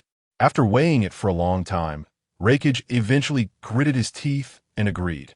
But Killer Bee was completely different. Just thinking about playing, the thought of leaving the Cloud Village and escaping Raikage control to go to Konoha made him extremely happy. Raikage looked at his carefree brother, kicked him a few times in anger, then transformed into lightning to return to the village, quickly bringing a savings book tremblingly to Chinyu. Chinyu didn't even look at it, casually stuffing it into his ninja tool pouch. His movements so skilled it was painful to watch, and he cheekily patted Raikage's shoulder before turning to leave. This trip to the Cloud Village allowed Chinyu to establish his authority and make money, leaving him in a fantastic mood. Killer Bee wanted to say goodbye with a rap, but was scolded and chased out by an unhappy Raikage, just as Chinyu was taking Killer Bee to Konoha. In a hidden cave 1,000 miles away, Orochimaru met with Kabuto and Obito. Obito had changed to a new mask, with one eye showing the Sharingan and the other the Rinnegan. Orochimaru was shocked listening to Obito's plan. After Orochimaru left, Sasuke, who had been hiding for 3 years, seized the opportunity to break out of the Sound Ninja village, officially leaving Orochimaru and embarking on the path of revenge. For a moment, the ninja world seemed calm, but in reality, there were dark currents surging and a terrifying storm was about to arrive. Killer Bee had not left the Cloud Village for many years, and along the way, he looked around excitedly, chatting nonstop with Chinyu. Moreover, this person was quite familiar, grabbing Chinyu and chattering endlessly. In the Naruto universe, Chinyu threatened Killer Bee to be quiet, taking him back to Konoha, and Tsunade was directly stunned upon seeing the return documents. Chinyu didn't exactly dislike Killer Bee, but he simply couldn't stand his rap bombardment. In desperation, he could only threaten. If you keep babbling, I'll send you back to the Cloud Village. Killer Bee immediately shut up like a good child. The two spent half a month finally returning to Konoha Ninja Village. Upon first seeing the legendary first ninja village of the ninja world, Killer Bee was incredibly excited. No matter how well the Cloud Village developed, compared to the bustling Konoha, it was on a completely different level. The Land of Fire is at the center of the ninja world, with fertile land, a large territory, a high population, and a heritage that far exceeds the other 4 major ninja villages. If it weren't for Chinyu dragging him to meet Tsunade, Karabi would have rushed to the streets of Konoha for fun. In fact, half a month ago, Tsunade had already received news. The Raikage's office issued a formal apology to the ninja world regarding the incident with Hinata Hisashi with an extremely sincere attitude, causing an uproar in the ninja world. Tsunade knew at that moment that it must have been Chinyu who caused trouble in the Cloud Village, making the Raikage bow his head. But when she saw the document of allegiance from the Cloud Village and a full silver savings book in the Hokage's office, she was still stunned. Admitting fault was just a matter of face, but what was in front of her were solid benefits. Tsunade had only sent Chinyu to pressure the Raikage and remind him to pay attention to the Akatsuki organization. But Chinyu had directly brought the Cloud Village under Konoha's control and even brought back the Eight-Tails Jinchuriki, Karabi. This achievement was something even her great-grandfather and second-grandfather had never accomplished. Tsunade had dealt with the Raikage before and knew how domineering and difficult he was to handle. She was even more aware of how hard it was for Chinyu to achieve this. "You brat, how did you make the Raikage compromise?" Tsunade murmured. "Not much." Chinyu waved his hand in nonsense. "The Raikage isn't as domineering as the rumors say. He's easy to talk to. After I had a friendly exchange with him, he agreed to the conditions." He said this without a change in his expression. And if the Raikage were there, he would probably be so angry he could cry. "Is it that simple?" Tsunade was skeptical. Chinyu shrugged. "It's that simple." Karabi rolled his eyes beside them, but fiercely agreed. "It's a friendly exchange for sure." But that bastard was standing on the Great Buddha while exchanging. "Great Buddha?" Tsunade frowned, suddenly realizing something. Her mouth agape. Could it be that? The technique of the first Hokage flashed in her mind. Karabi nodded. "Exactly as you thought." Remembering it after half a month still sent chills down her spine. Tsunade gave Chinyu a white eye in mock anger, full of charm. "All right." Chinyu clapped his hands and said to Tsunade, "The issue with the Cloud Village is resolved. This guy will be handed over to the Hokage. You can arrange it." At this moment, Chinyu directly clapped his hands and said to Tsunade, "The issue with the Cloud Village is resolved. This guy will be handed over to the Hokage. You can arrange it." Hokage's power play. Chinyu recommended Karabi to accompany Naruto. Tsunade revealed that Sasuke had opened the Manjiki Sharingan, and Chinyu dragged Jiraiya to do the hard work. Chinyu suggested, "Let Karabi hang out with Naruto. Both are Jinchuriki. They have common ground. Naruto is lonely, and Karabi is fun." He didn't explicitly say to let Karabi teach Naruto how to control the Nine Tails, but Tsunade was smart and instantly understood, happily agreeing. "All right, I'll take my leave." Chinyu nodded and was about to leave. "Oof. Are you in such a hurry to find your girlfriends?" Tsunade sneered and teased. "What the heck? Girlfriends?" Karabi stood up excitedly, staring at Chinyu with a lewd expression, the fire of gossip about to ignite. Chinyu rolled his eyes and said to Shizen, "Sister Shizen, take this guy to find Naruto." "Oh, okay." Shizen nodded, but Karabi immediately opposed. "No, wait. I still want to." "What the heck?" Chinyu glared and threatened. "Are you itching for a beating?" Karabi shrank his neck in fright. I'll go." In his heart, Chinyu's level of danger had already surpassed the Raikage, becoming number one. After Karabi left, Chinyu spread his hands. "So, what else is there?" Tsunade narrowed her beautiful eyes, putting away her jokes, her expression serious. "There is something important I need you to do." Jiraiya sent back news. "The Uchiha kid who was on your team, the one who defected to Orochimaru, has recently left the Sound Village and is looking to cause trouble for Itachi Uchiha." Itachi Uchiha was a tragic figure, contributing greatly to Konoha and the ninja world. Jiraiya said that much of the intel he provided about Akatsuki was from Itachi. "What does that have to do with me?" Chinyu shrugged, thinking Jiraiya owed Itachi, so let him handle it. A dignified Sannin could easily take down two weaklings, right? "Forget it." Tsunade waved her hand. "Itachi Uchiha is not that easy to deal with. Your classmate Sasuke is also not what he used to be. He is said to have opened the Manjiki Sharingan." "What?" Chinyu raised his eyebrows. "No way. Is the Manjiki so worthless now? Can anyone open it?" His words were half true and half false. Sasuke's talent was erratic. If he said he was weak, he could quickly reach Lee's speed, and he could also open the eternal Manjiki. If he said he was strong, he was completely crushed by Itachi and Madara. However, it wasn't surprising that Sasuke opened the Manjiki early. After all, he was the reincarnation of Indra. Having unexpected surprises was normal. "You." Tsunade rolled her eyes. "Please. Sasuke is of pure Uchiha bloodline, and he's Fugaku's son." "Oh, right. How did I forget about that?" Chinyu nodded seriously, helplessly saying, "Then I'll go take a trip." Tsunade nodded in satisfaction. "But," Chinyu suddenly grinned, "since it's Jiraiya who caused the trouble, I can't let him gather materials in Konoha every day. Let him come with me." Hokage's power play. After Chinyu tricked Tsunade, he tricked Jiraiya, tossed his shoes, and pointed the way before running into Kakashi. where the three parties of Uchiha's ancestral land faced off. Tsunade shook her head helplessly. You too. Fine, take him away, so he doesn't cause trouble in Konoha? Half a minute later, seeing Chinyu still hadn't left, Tsunade wondered. Huh? Why aren't you leaving? Chinyu raised an eyebrow and grinned. Hokage-sama, did you forget something? Tsunade was puzzled, but seeing Chinyu's smirk and aggressive gaze, she suddenly shivered, realizing the danger. 2 seconds later, Chinyu walked toward Jiraiya's residence with satisfaction. And a loud crash suddenly came from the Hokage office, shaking the entire building. The already settled Shizen heard this familiar sound and shook her head helplessly. This guy can't change his habit before leaving. How many desks has he replaced? Obviously, Chinyu had pulled off another prank and then used the Flying Thunder God to escape. Flying Thunder God in his hands had only one use: to dodge Tsunade's monstrous punches. This time, he even broke through and directly reached in, relying entirely on his increased strength. Chinyu quickly arrived at Jiraiya's residence. The old guy had just returned to Konoha to gather materials when Chinyu informed him they had to leave again, causing him to protest on the spot. After a friendly education from Chinyu, Jiraiya could only follow behind with a bitter face.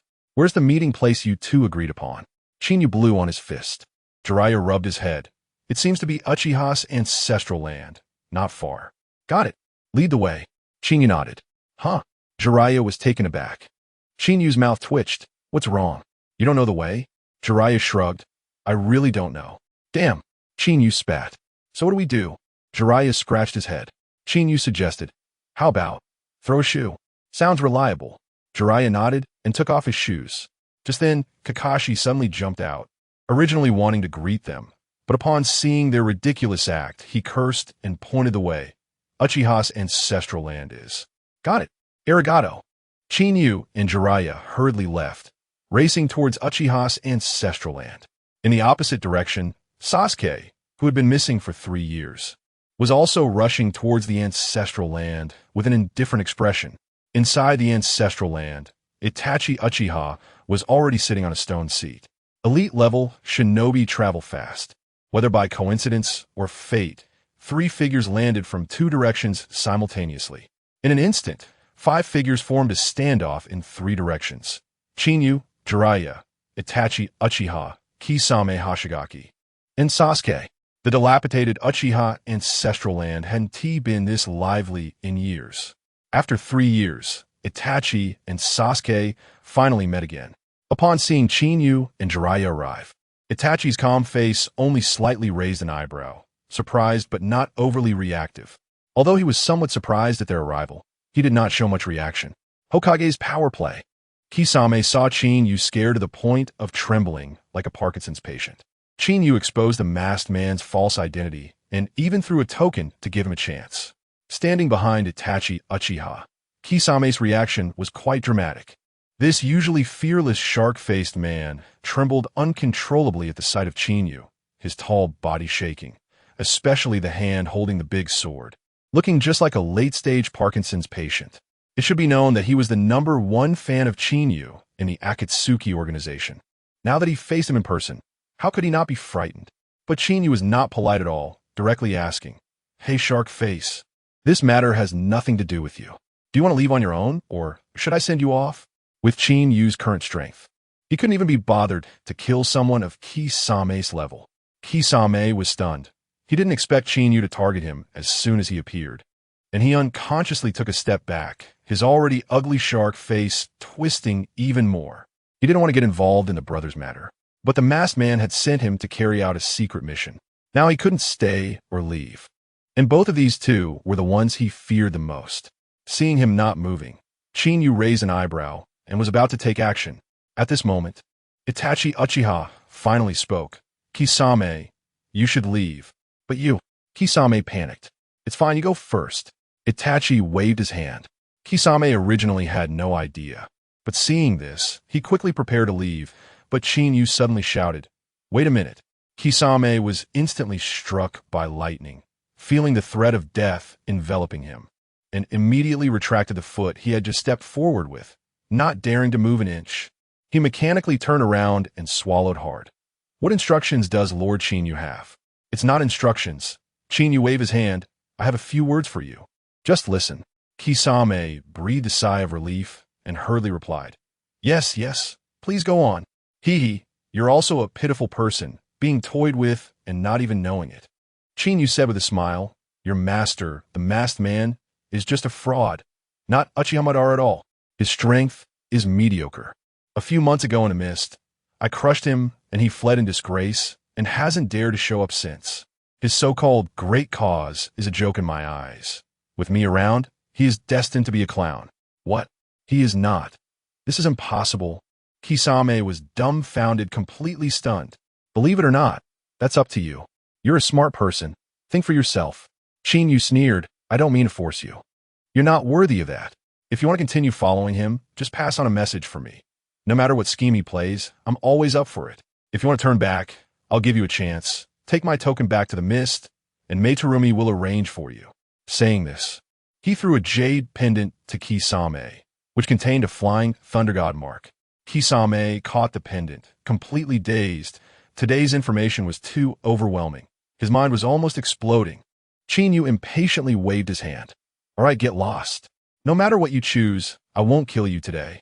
Chinyu impatiently waved his hand again, saying to Kisame, all right, get lost. It doesn't matter what decision you make, I won't kill you today. In the Naruto universe, Kisame clutched the pendant and fled for his life. While Sasuke was excited to want to kill Itachi, but Chinyu's words stunned the second pillar. Hearing this, Kisame quickly put away the pendant, clutching it like a lifeline, and vanished in a flash. He had no doubts about the pendant's issue, feeling he wasn't even worthy of Chinyu's effort. If Chinyu truly wanted to deal with him, he wouldn't need to go through so much trouble. And indeed, Chinyu's target had never been him.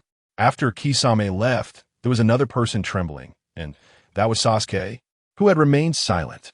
He had followed Orochimaru for 3 years, enduring rigorous training and bloody killings, finally honing his skills to kill his brother Itachi, while also wanting to step on his rival Chinyu. Now that both opponents had appeared, Sasuke was not the least bit flustered, but filled with excitement, even unable to suppress a cold laugh. Chinyu sighed inwardly. Just like in the original work, this guy's a problem child. But the next second, Sasuke coldly opened his mouth. The useless minion is left. It's time to settle our grievances. Good guy. In his eyes, Kisame was actually a minion. When it comes to showing off, it still depends on the second pillar. Chinyu smiled and countered. All right, how do you want to resolve it? Do you want to take on both me and Itachi at once? Or Ajiraya and fight the 3 of us? You. Sasuke's face turned red from being countered. He was bursting with confidence now. But he wasn't stupid. He knew he couldn't take on 2 or 3 at once. Jiraiya had long seen enough and decided to watch the show, not wanting to intervene at all. Itachi sat there, his expression inscrutable, and didn't say anything. Sasuke struggled for a long time, coldly snorted. Chinyu, we are the same clan and team. There's enmity, but no hatred. We can determine the winner without splitting life and death. But I have a deep-seated grudge with Itachi. I must kill him to sacrifice for my clan. You're also Uchiha. You have an obligation to take revenge. And besides, Itachi is an S-rank rogue ninja from Konoha. Killing him is beneficial to Konoha. Don't stop me. After I kill Itachi, I will fight you. Chinyu initially thought Sasuke would be foolish enough to take on 2 at once, but unexpectedly, he still had some rationality. But with his current state, which of the 3 could he defeat? Facing Sasuke's reasonable proposal, Chinyu raised an eyebrow and teased. What if I say no? What? Sasuke's face changed instantly. He thought what he said was reasonable, even considering Konoha's interests, but he didn't expect Chinyu to decisively refuse with such a casual attitude. Sasuke felt secretly furious, cursing Chinyu's nonsense in his heart. He knew Chinyu could be unreasonable, but his enemy was right in front of him, and he didn't want to offend Chinyu first. However, the enemy of the Uchiha clan was right in front of him, and he still didn't want to offend Chinyu first. In the Naruto universe, Sasuke, feeling wronged and rejected, unleashed Chidori, while Chinyu countered with a single finger. Sasuke had no choice but to suppress his anger and compromise. As long as I can kill Uchiha Itachi, I can go back to Konoha with you. Don't stop me now. Hee hee. Chinyu laughed out loud at that moment. It seems you still haven't grasped the situation. Here today, I have the final say. If I don't allow Itachi to die, you can't kill him. If I want to take you back to Konoha, you can't resist. Chinyu directly activated his invisible show-off mode, saying the most arrogant words in the calmest tone. This show-off was based on his overwhelming strength. Don't flaunt your choices. You have no choice but to follow my lead. His tone was calm throughout, as if he was stating the obvious, but to Sasuke's ears, it was as if he was about to explode. All right, Chinyu, you are still so arrogant. Sasuke's face was filled with pride. I have changed after 3 years. Is that so? Chinyu didn't confirm or deny. Maybe for others, but in my eyes, you are still as weak as ever. Both weak and pretentious. Baka. Sasuke was instantly triggered, angrily shouting, "You trample on my dignity time and time again. This is unforgivable. I'll take you down first, then kill Itachi." Clang. Sasuke drew the long sword from his waist, and with a buzzing sound, the violent lightning attribute chakra enveloped the long sword. Chidori Senbon. Sasuke flicked his wrist, and the long sword swung swiftly. Hundreds of lightning-infused Senbon shot toward Chinyu like a torrential rain, each flashing with blue-white electric light, full of lethality. This move clearly showed that Sasuke had indeed made progress, but all these techniques were leftovers from Chinyu. Jiraiya originally wanted to watch the show peacefully, but the coverage of Senbon was too wide, and he got caught up in it too. He quickly formed hand seals, ninjutsu, needle earth god. His white hair suddenly flared up, protecting his body. This jutsu made his hair as hard as metal, providing top-notch defense. The Senbon struck the ground, piercing several feet deep, but when they hit Jiraiya's white hair, they only produced the sound of metal clashing, failing to penetrate at all. Jiraiya had no intention of helping Chinyu's defense. He knew that just not dragging him down was good enough. 3 years ago, Chinyu might have had to take this seriously. Now, these were just clouds to him. Sasuke hadn't activated his Sharingan, and Chinyu didn't make a move either, standing with his arms crossed while slightly raising a finger. Instantly, powerful lightning attribute chakra enveloped his entire body, forming a dazzling Raijin armor. After that, Chinyu did nothing, allowing the Senbon to stab towards him. Then, Chinyu made no further movements, letting the Senbon stab towards him. In the Naruto universe, Chinyu absorbed the lightning release, enhancing himself, and pinched the long sword between his 2 fingers, while Sasuke prepared his big move to attract the thunderclouds. The devastating lightning release technique, 1,000 bolts, struck Chinyu, but instead of causing any harm, it was directly absorbed by the Thunder God armor, disappearing without a trace. This guy's lightning release. Sasuke's eyes narrowed, and his expression suddenly darkened. He hadn't expected to take down Chinyu with this move, but the ease with which Chinyu deflected it still surprised him. What chilled him even more was that after absorbing the 1,000 bolts, Chinyu's Thunder God armor became even stronger. Over the past 3 years, Sasuke's perspective had broadened significantly. He could tell at a glance that Chinyu's mastery of lightning release surpassed his own. He immediately felt disheartened. His fire release hadn't been trained as much, so he certainly couldn't compete with Chinyu's great fire annihilation. As for swordsmanship, there was no need to mention it. Chinyu's taijutsu was unmatched in the ninja world even without opening the 8 gates. Did he have to open the Mangekyou Sharingan? After struggling for a long time, Sasuke ultimately gave up. Using the Mangekyou would consume a lot of chakra, and he needed to save it for dealing with Itachi. Chinyu, being a distant relative, didn't deserve it. Then he would use that.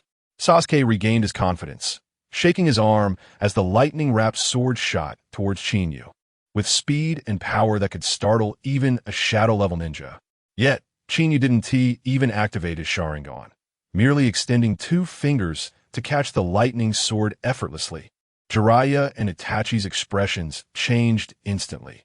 This was not just strength, but also confidence. If it were them, they definitely wouldn't dare to be so reckless. Sasuke's expression darkened even further as he hastened his hand seals. Throwing the sword was meant to buy time. Fire release, great fire dragon technique. Several fire dragons soared into the sky, disappearing into the clouds. Soon, the sky above the Uchiha ancestral ground darkened. Clouds gathered, and arcs of lightning flickered. Chinyu understood at a glance. Sasuke was going to unleash Kirin, but he secretly complained. Sasuke's fire release was too mediocre. The storm clouds he summoned couldn't compare to the ones he had summoned earlier.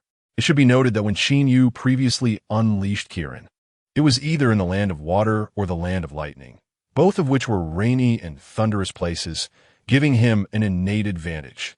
Yet even though Sasuke's storm clouds were inferior, they still stunned Itachi and Jiraiya. They had never seen this technique before, leaving them momentarily dumbfounded. Itachi felt a sense of relief in his heart. Sasuke, you have truly grown a lot. In the midst of the battle, Sasuke laughed maniacally, showcasing Kirin, while Qinyu raised his hand to seize control, leaving the three of them stunned. Jiraiya sighed. This kid Sasuke is a top genius. If it weren't for Qinyu, there would be no one in the younger generation of Konoha who could match him, not even Naruto with the 9 tails. What a pity. Both he and Itachi were shocked by Sasuke's thoughts, but no one believed Sasuke could defeat Qinyu. However, Sasuke was unaware of this. He dashed high into the air, looking up at the sky and laughing wildly. Qinyu, today I will show you my trump card. In his eyes, the lightning clouds were ready, and the outcome was just a thought away. He needed to vent the frustration he had built up over the years. The thunderclouds rolled above, and the lightning reflected on his face, making him look even crazier. Itachi frowned and murmured, Sasuke's strength has increased, but he is too arrogant. How can he be careless against a powerhouse like Qinyu? If it were anyone else, Sasuke would have been ambushed and taken down in the time it took to say those few words. But Qinyu was interested in watching him show off. Sasuke kept boasting, hoping to see fear on Qinyu's face, but Qinyu remained calm and composed, even wearing a teasing smile. Damn it, how long can you keep this up? Sasuke channeled chakra into his eyes, his dark pupils turning scarlet. The 3 Tomo Sharingan fully activated, carefully observing the direction of the lightning in the storm clouds. This was his first time using Kirin in battle, and he didn't dare to be careless. After observing for a while, he connected his lightning chakra to the natural lightning, slowly sketching out the form of Kirin. Ha ha ha. Qinyu, take note. This is the S-rank ninjutsu I have painstakingly trained for several years. Kirin, you are fortunate to be the first to test its power, Sasuke said excitedly, even shaking his palm, causing the Kirin in the storm clouds to nod along, with a thunderous roar echoing for miles. But Qinyu still just smiled without saying a word. Stop pretending. You have no room to resist against this technique, Sasuke shouted. Qinyu nodded seriously. You make a valid point. Sasuke felt a surge of joy. Qinyu can't hold it together anymore. He thought Qinyu's time was about to end, that he could dominate the ninja world and restore the glory of the Uchiha clan, and he was even close to thinking of names for his future children. But the next moment, Qinyu also activated his 3 Tomo Sharingan. Without taking to the air or observing, he simply raised his right hand, and a pillar of lightning shot straight into the clouds. He was actually trying to seize control of Kirin. He was already very familiar with Kirin and didn't need to be cautious like Sasuke. What? This action startled all 3 present. The natural lightning in the clouds was already extremely violent and unstable. The Hokage's cheat mode. Qinyu retaliated against Sasuke by seizing Kirin, and Itachi hurriedly activated his Manjiki to protect his brother, while the second pillar thought he was being ambushed. Sasuke had been lucky that his chakra probe into the storm clouds hadn't triggered a riot before. Now, with Qinyu's chakra entering, the consequences would definitely be dire. Sure enough, as the pillar of lightning pierced in, Kirin went into a frenzy. Qinyu, relying on his superior mastery of lightning release, forcefully seized control. Sasuke was stunned in an instant, realizing that the Kirin he had painstakingly summoned was no longer listening to him. Even worse, the chakra line he used to guide Kirin had become the fuse. The powerful natural lightning surged back along the chakra line. Sasuke screamed as his right hand was electrified, blood pouring out, and he could only hurriedly retract the chakra line. Baka, give me back my Kirin. Sasuke went mad, completely unable to accept the fact that it was snatched away. All right, I'll return it to you. Qinyu smiled, waving his hand, and the Kirin in the air immediately went wild, its 2 glass-like eyes locking onto Sasuke. A terrifying aura descended, making Sasuke feel cold all over, and his chakra nearly came to a standstill, his face filled with horror. Itachi could no longer sit still. He was a seasoned brother complex and didn't know whether Sasuke could withstand this heavenly punishment. He quickly stood up from his stone chair, preparing to unleash the supersized Susanoo to protect his brother. With a high perspective, Itachi understood at a glance that this Kirin couldn't be avoided and could only be blocked by Susanoo. He furrowed his brows, staring at the battlefield, still wondering whether Sasuke had activated his Manjiki, ready to unleash a massive Susanoo to protect his brother. But this action, in Sasuke's eyes, completely twisted. Sasuke thought, Itachi must be afraid that I am too strong and doesn't dare to fight me alone. Want to take the opportunity to ambush. This bastard will stop at nothing for his goals. Sasuke was both angry and unwilling, feeling that his situation was dire. But soon he sneered. You didn't expect this, did you? I've already activated the Manjiki. This Kirin can't do anything to me. He decided not to hide anymore, even thinking about taking on two opponents, not even putting Jiraiya in his eyes. Seeing that Sasuke had lost his fear, Chinyu waved his hand. Roar. The Kirin in the sky crashed down. Oof. Manjiki Sharingan. Activate. At the critical moment, Sasuke's three tomo spun rapidly and connected, activating the Manjiki eye power. A massive purple chakra surged out just before the lightning struck, barely forming a giant skeleton around him. Immediately afterwards, the Manjiki Sharingan's eye power activated. A colossal purple chakra erupted from his body just before the lightning fell, barely forming a giant skeleton around him. The Hokage's cheat mode. Sasuke activated Susanoo to withstand the frenzied Kirin, completely unaware that Chinyu had already mastered the eternal Manjiki and was going to attack Itachi first. This technique was the initial stage of Susanoo. Boom! The terrifying, thunderous Kirin slammed into the purple skeleton. Although Sasuke's Susanoo was rough, his Kirin was also not that impressive. So the Susanoo was battered and broken, but managed to barely hold up. When Uchiha Itachi saw Sasuke activate his Manjiki, he let out a huge sigh of relief. Seeing him successfully use Susanoo, he completely relaxed and sat back down in his stone chair. But this scene was completely distorted in Sasuke's eyes. He felt that Itachi must be sighing, regretting that he hadn't ambushed him earlier. Soon, Sasuke turned his attention back to Chinyu, laughing wildly at the sky, and the Uchiha, four heavenly kings, made their appearance. The Susanoo was shattered, yet it didn't affect his show-off demeanor as he looked down at Chinyu. How about it? What if you were a Kirin? Can you break through my Susanoo's defense? This is the power of the Uchiha Manjiki. What does it matter if you're a humble clansman with Sharingan? Can you activate the Manjiki? You'll never obtain this ultimate secret technique in your lifetime. Chinyu was almost amused. This show-off was too stiff. Sasuke had no idea that 3 years ago, when he defected from Konoha, Chinyu already possessed the Manjiki, and even the eternal Manjiki. Sasuke's assertion that Chinyu would never unlock the Manjiki made Itachi, who was standing nearby, awkwardly facepalm, his indifferent image shattered in an instant. He had seen Chinyu's Manjiki 3 years ago and had experienced its power. Now seeing Sasuke flaunting with just having unlocked the Manjiki was exasperating. Chinyu remained quite calm. He knew the second pillar too well. He loved to show off since childhood and never gave up even when slapped in the face. Now that he had just unlocked the Manjiki, he was even more arrogant. He shrugged and nodded. You make a good point, a very good point. Sasuke didn't see envy or jealousy on Chinyu's face, which made him a bit dissatisfied. But this was the first time he had put Chinyu in a tough spot, and he felt exhilarated. Keep jumping. Keep showing off. Use your humble tricks to trample my dignity. The extreme pleasure made his face twist. The first time using the Manjiki in battle, he activated the Susanoo, which placed a tremendous burden on his body, causing 2 streams of blood tears to surge out, making him appear even crazier. But he was completely immersed in it, urging his ocular power, and the damaged Susanoo began to recover. Chinyu, now let you witness the power of the Manjiki.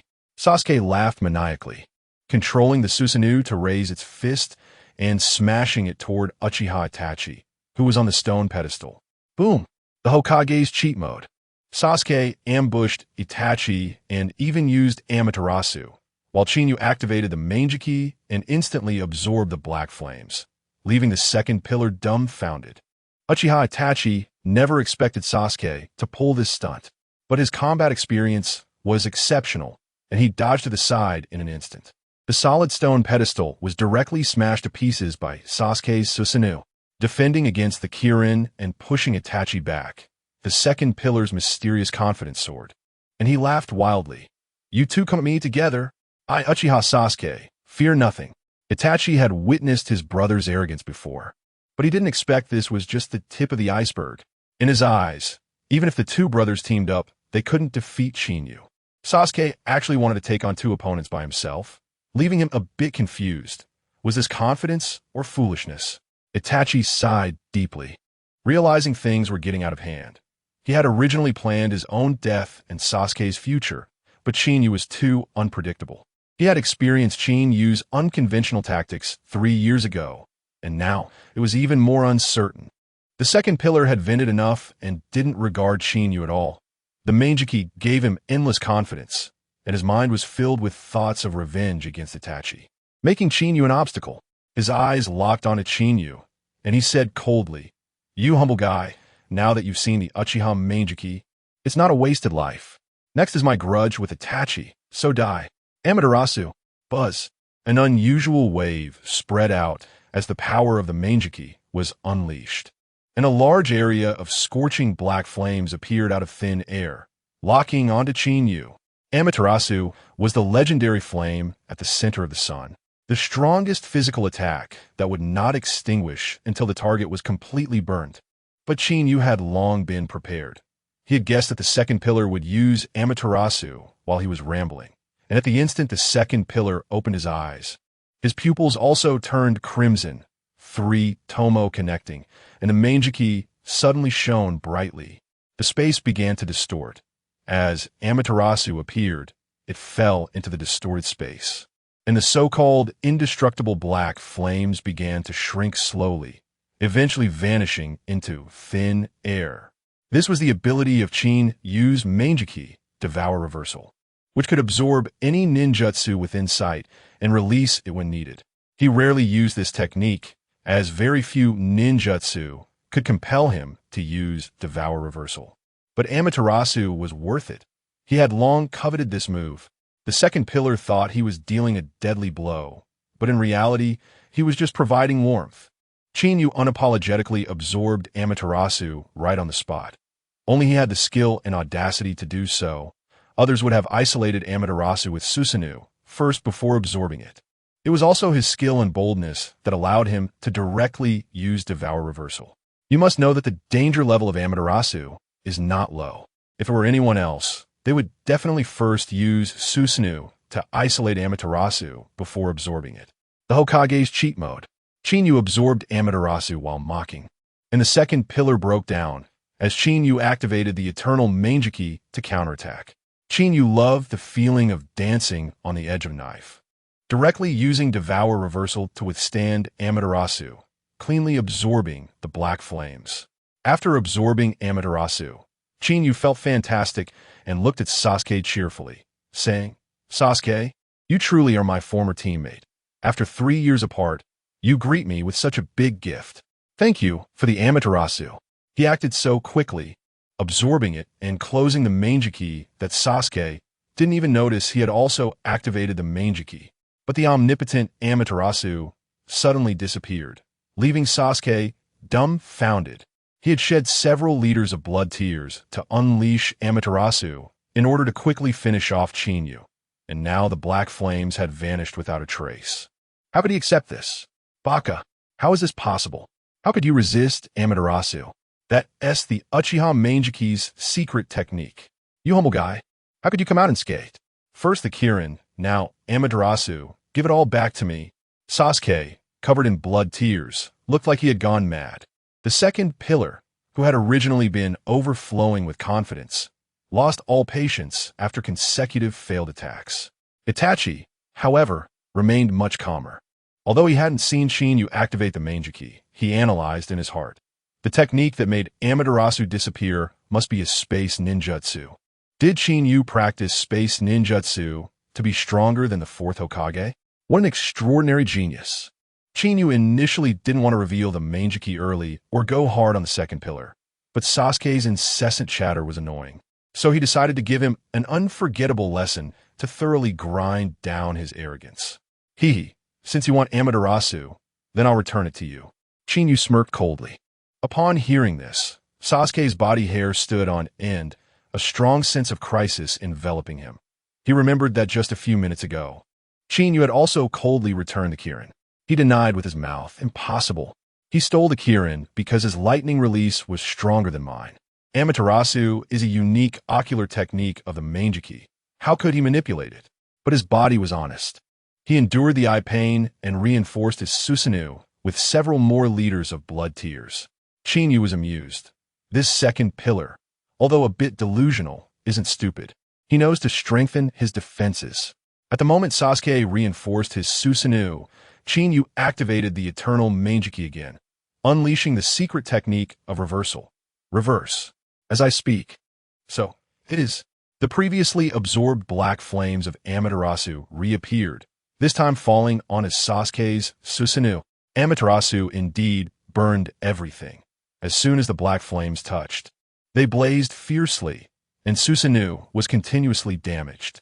Sasuke quickly concentrated chakra and ocular power to resist. Without Susanoo, he wouldn't be able to avoid this attack. This time, Chinyu showed no concealment. The crimson and peculiar eternal Mangeki Sharingan was clearly displayed in front of everyone. The Hokage's cheat mode. Chinyu revealing the eternal Mangeki stunned the second pillar, and Sasuke, in a moment of desperation, wanted to fight back. The second pillar was shocked by the scene before him, raising his trembling arm to point at Chinyu's eyes, stammering, You. How is this possible? You also activated the Mangeki? This can't be. Jealousy, anger, and embarrassment surged up, recalling his previous mockery of Chinyu that he would never unlock the Mangeki. He felt so ashamed he wanted to dive into Amaterasu. Beside him, Uchiha Itachi also lost composure, his fist clenched tightly under the Akatsuki robe. He understood more than Sasuke, immediately recognizing that Chinyu's Mangeki was not an ordinary one, but the even more powerful eternal Mangeki. He had seen Chinyu's Mangeki 3 years ago and could barely understand it. But the eternal Mangeki was completely beyond comprehension. According to the Uchiha Stone Tablet records, one had to unlock the Mangeki and then transplant someone else's abilities. Could there be other Mangeki users in the ninja world? He carefully observed Chinyu's eyes, becoming increasingly shocked. He had never seen such eyes and abilities before. He even absurdly wondered if Chinyu had dug up his family's grave, but quickly dismissed the thought. Chinyu had possessed the kaleidoscope for 3 years, and his eyes could open and close freely, clearly not like a transplant. Itachi was baffled and could only sigh. This Chinyu is truly an anomaly. On the other side, Sasuke, who bore half the fate of the ninja world after extreme sorrow and anger, unexpectedly underwent another transformation in his kaleidoscope. The Susanoo directly evolved to the second stage. Originally just a skeleton, it now had Meridian's flesh and was wrapped in a cloak of chakra, greatly enhancing both offense and defense. The most obvious change was that the burning speed of Amaterasu on the Susanoo had slowed down significantly. Sasuke had been slapped in the face countless times, yet he could always regain his confidence through new breakthroughs. And this time, with the Susanoo's advancement, he felt elated. Did you see that, Chinyu?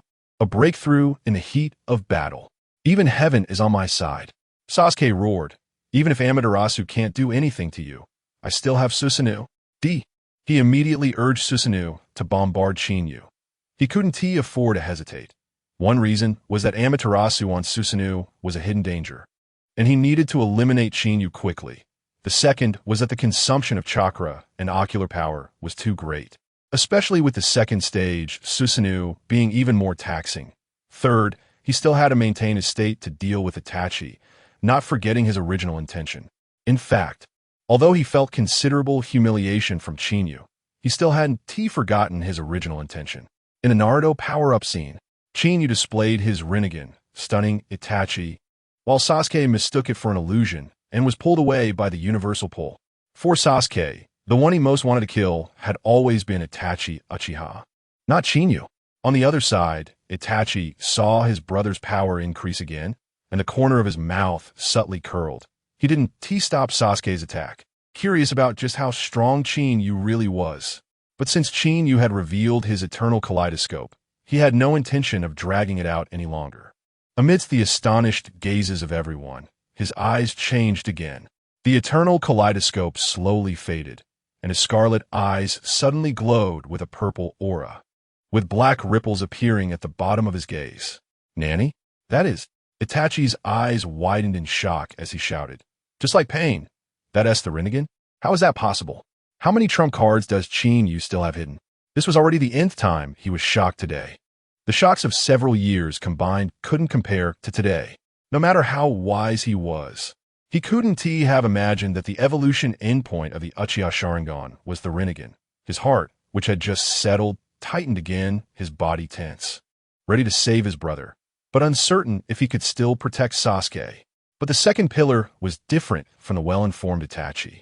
He had only heard of the Rinnegan but never seen it, and his first reaction was, Nanny? An illusion? But the kaleidoscope and Susanoo had given him too much confidence. The momentary confusion quickly faded from his mind. He thought Qinyu was using a distraction technique, surely afraid of his Susanoo. Just an illusion, a minor trick. He crazily urged Susanoo, wanting to seize the moment while Qinyu was using an illusion to strike with lightning. Qinyu heard the second pillar's words, and the corner of his mouth twitched. An illusion? How did this guy see that? Not recognizing the Rinnegan was one thing, but mistaking it for an illusion? As a direct descendant of the Uchiha clan leader, even the Rinnegan, the pinnacle of the three great ocular techniques, was unrecognized by him. Only the second pillar could do that. He truly didn't understand why a second stage Susanoo gave him such confidence. Qinyu sneered, calmly extending his right hand under everyone's gaze. Ever since he gained the origins of Indra and Ashura, his power had been increasing daily. Even if a heavenly obstacle came, he wouldn't be afraid. But this time, he didn't use any perverse ninjutsu. He simply activated a normal one. Universal pull. The Rinnegan came with a buff. And even Qinyu's tone was like pain from the Akatsuki, indifferent yet carrying supreme authority. As his words fell, his eyes erupted with terrifying power, and his right palm unleashed a fearsome gravitational force. Sasuke, who was controlling Susanoo to charge forward, trembled as everything in front of him disappeared, leaving only a pair of purple-rippled eyes spanning the void.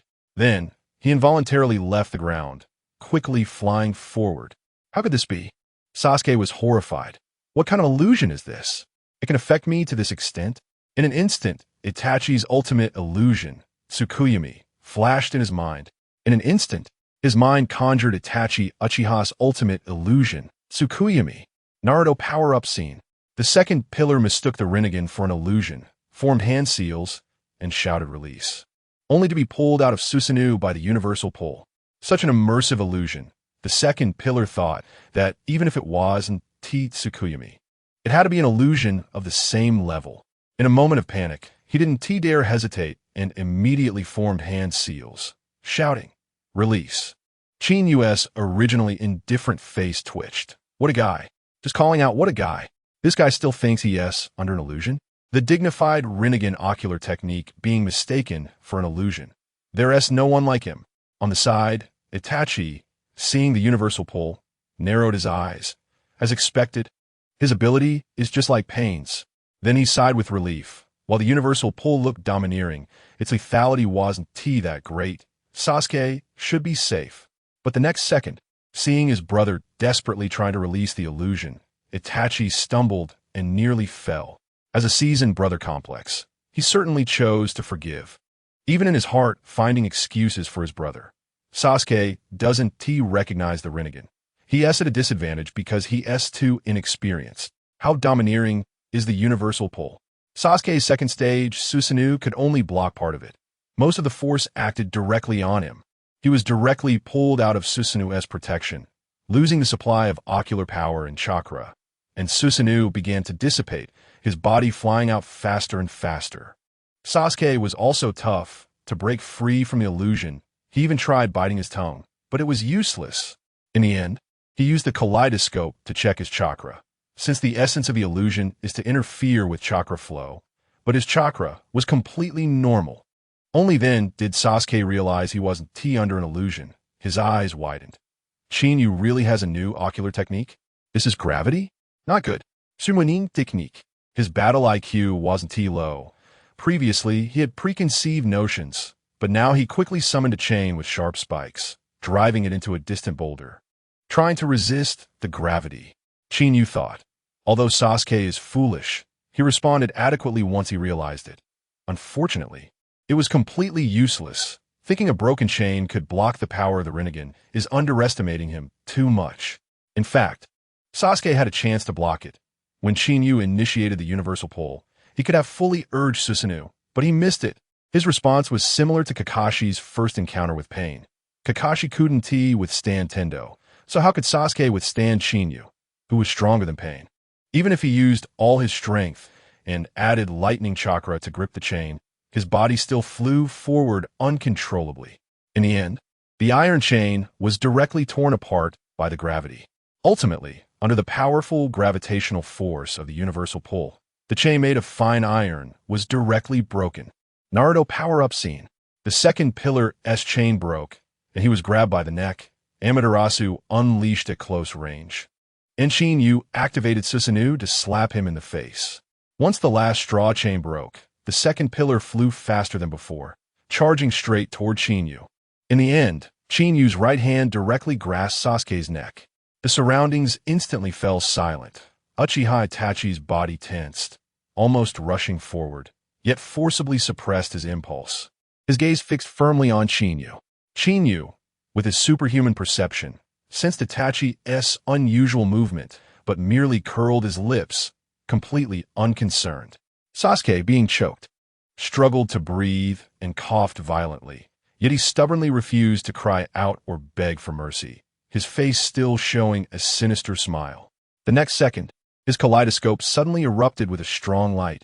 Amaterasu. At such a close distance, I don't believe you can absorb it. His voice was hoarse, but filled with fervent killing intent. He had just activated the kaleidoscope, continuously using powerful ocular techniques that carried immense burdens. Blood tears gushed forth. His face terrifying, yet he didn't care, only wanting to end the battle quickly. The all-consuming black flames of Amaterasu reappeared. In Sasuke's view, the previous Amaterasu being absorbed was because Qinyu was prepared and at a distance, but now they were almost glued together. Amaterasu would definitely take down Qinyu.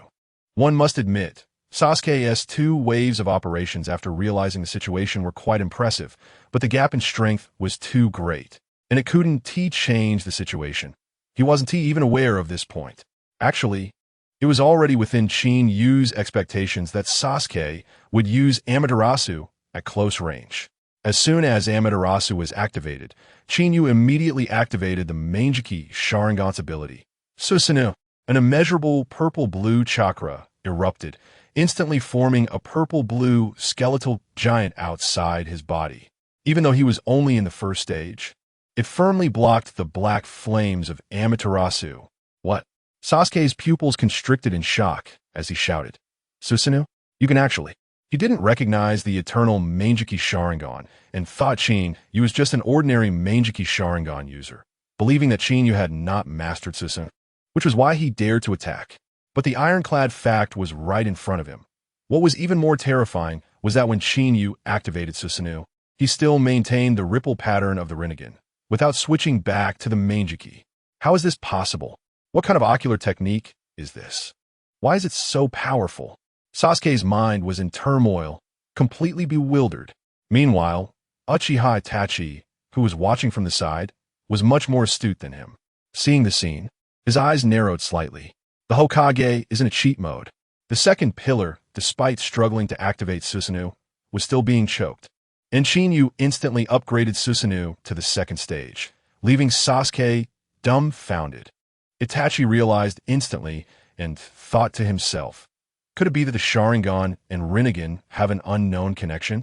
Yes. The Rinnegan is the eye of the sage, and the Uchiha are descendants of the sage, so it's normal for there to be a connection. It's just that the Rinnegan is so terrifying.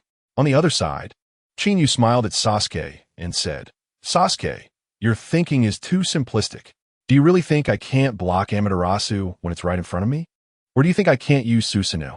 Sasuke, who was already being choked and struggling to breathe, was provoked by Chinyu, causing his blood to rush to his head, turning his face red. He used Amaterasu, but it had no effect, feeling both angry and anxious. Yet still unwilling to give up, he hoarsely shouted, Chinyu, don't get cocky. Your Susanoo is only in the first stage and doesn't deserve to be arrogant in front of me. Chinyu's mouth twitched. Good grief. The second pillar truly lived up to his reputation. Who can withstand this kind of show-off? Sasuke was completely unaware of Chinyu's embarrassment and still felt good about himself. Boom! As soon as he finished speaking, he forcibly activated the Manjiki Sharingan, chakra surging violently, and the second stage Susanoo wrapped around his body again. Instantly, there were two gigantic figures on the field, one purple-blue and one pure purple, the pure purple one looking even sturdier and larger. But even so, Sasuke still couldn't break free. Chinyu's right arm directly plunged into Susanoo, firmly gripping his neck. Sasuke didn't really expect to break free. He just wanted to prove that his legitimate Uchiha Susanoo was stronger than Chinyu's. Itachi and Jiraiya, watching from the side, shook their heads secretly. Those involved are often confused. Itachi knew that Chinyu was using the eternal Manjiki Sharingan, which was inherently stronger than an ordinary Manjiki Sharingan. Even Jiraiya, who didn't understand ocular techniques, could see that Sasuke was weak and bleeding tears after using the Manjiki several times, while Chinyu was completely at ease throughout, making the difference clear.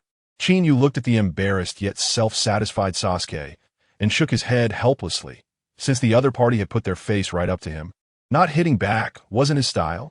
He stared directly at Sasuke, adopting Itachi's tone, and said lightly, My foolish teammate, your ambition is too narrow. With these eyes of yours, how far can you see?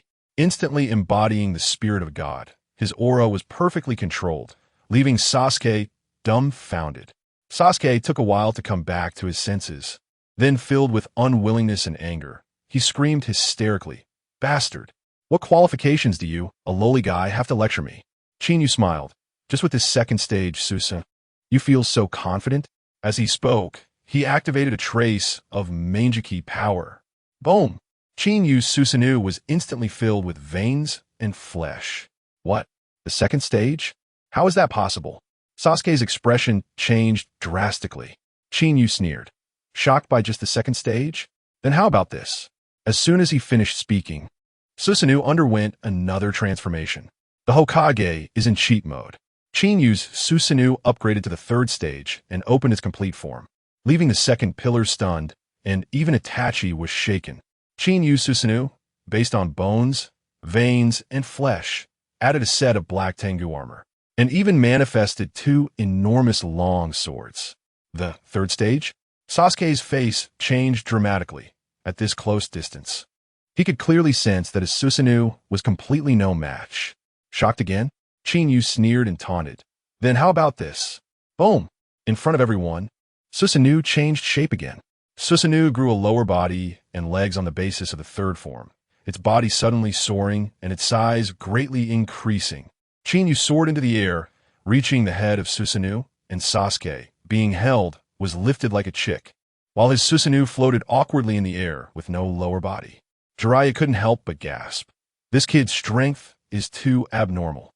He left this old man far behind. The three legendary Sannin of Konoha are just trash compared to him. Fortunately, he is from Konoha. Itachi's expression changed repeatedly as he muttered, I never expected you could train Susanoo to this level. Even I can't do it. Is this the power of the eternal Manjiki? He thought Chinyu's performance was over, but the next second Chinyu said, What? Can't accept this? Then how about this? Besides Chinyu, the other three in the room had buzzing heads, and they all thought, What the hell? Is this not even the final form? Boom! Amidst the huge booming sound, the already towering Susanoo expanded again, turning into a giant hundreds of meters tall. The chakra stabilized. The armor was distinct, with wings sprouting from its ribs like a deity, and the long sword at its waist resembling a divine sword. Complete Susanoo. Chinyu relaxed his grip slightly. But Sasuke was completely out of breath. Not because he was being choked, but because the overwhelming presence of complete Susanoo was too strong. His second stage, Susanoo, was about the same size as a fist of the complete form. Remembering his previous taunts against Chinyu, Sasuke felt so embarrassed he wanted to dig a hole in the ground. But being held up in midair, he couldn't. After the embarrassment came a deep jealousy. If I had this power, I would have avenged my parents and clan long ago. Strong emotions welled up. And Sasuke screamed while covering his eyes, blood tears gushing out. Itachi was also profoundly shocked. He initially thought he could withstand the fourth stage, Susanoo, with the 10-fist sword and the Yata mirror. But once the complete form appeared, all his illusions shattered. Today's events were beyond control. Itachi furrowed his brow tightly. Chinyu is both righteous and wicked. His thoughts are inscrutable, and it's unclear what his true attitude is. As for Jiraiya, he had long since become accustomed to Chinyu's strength. The Hokage is in cheat mode.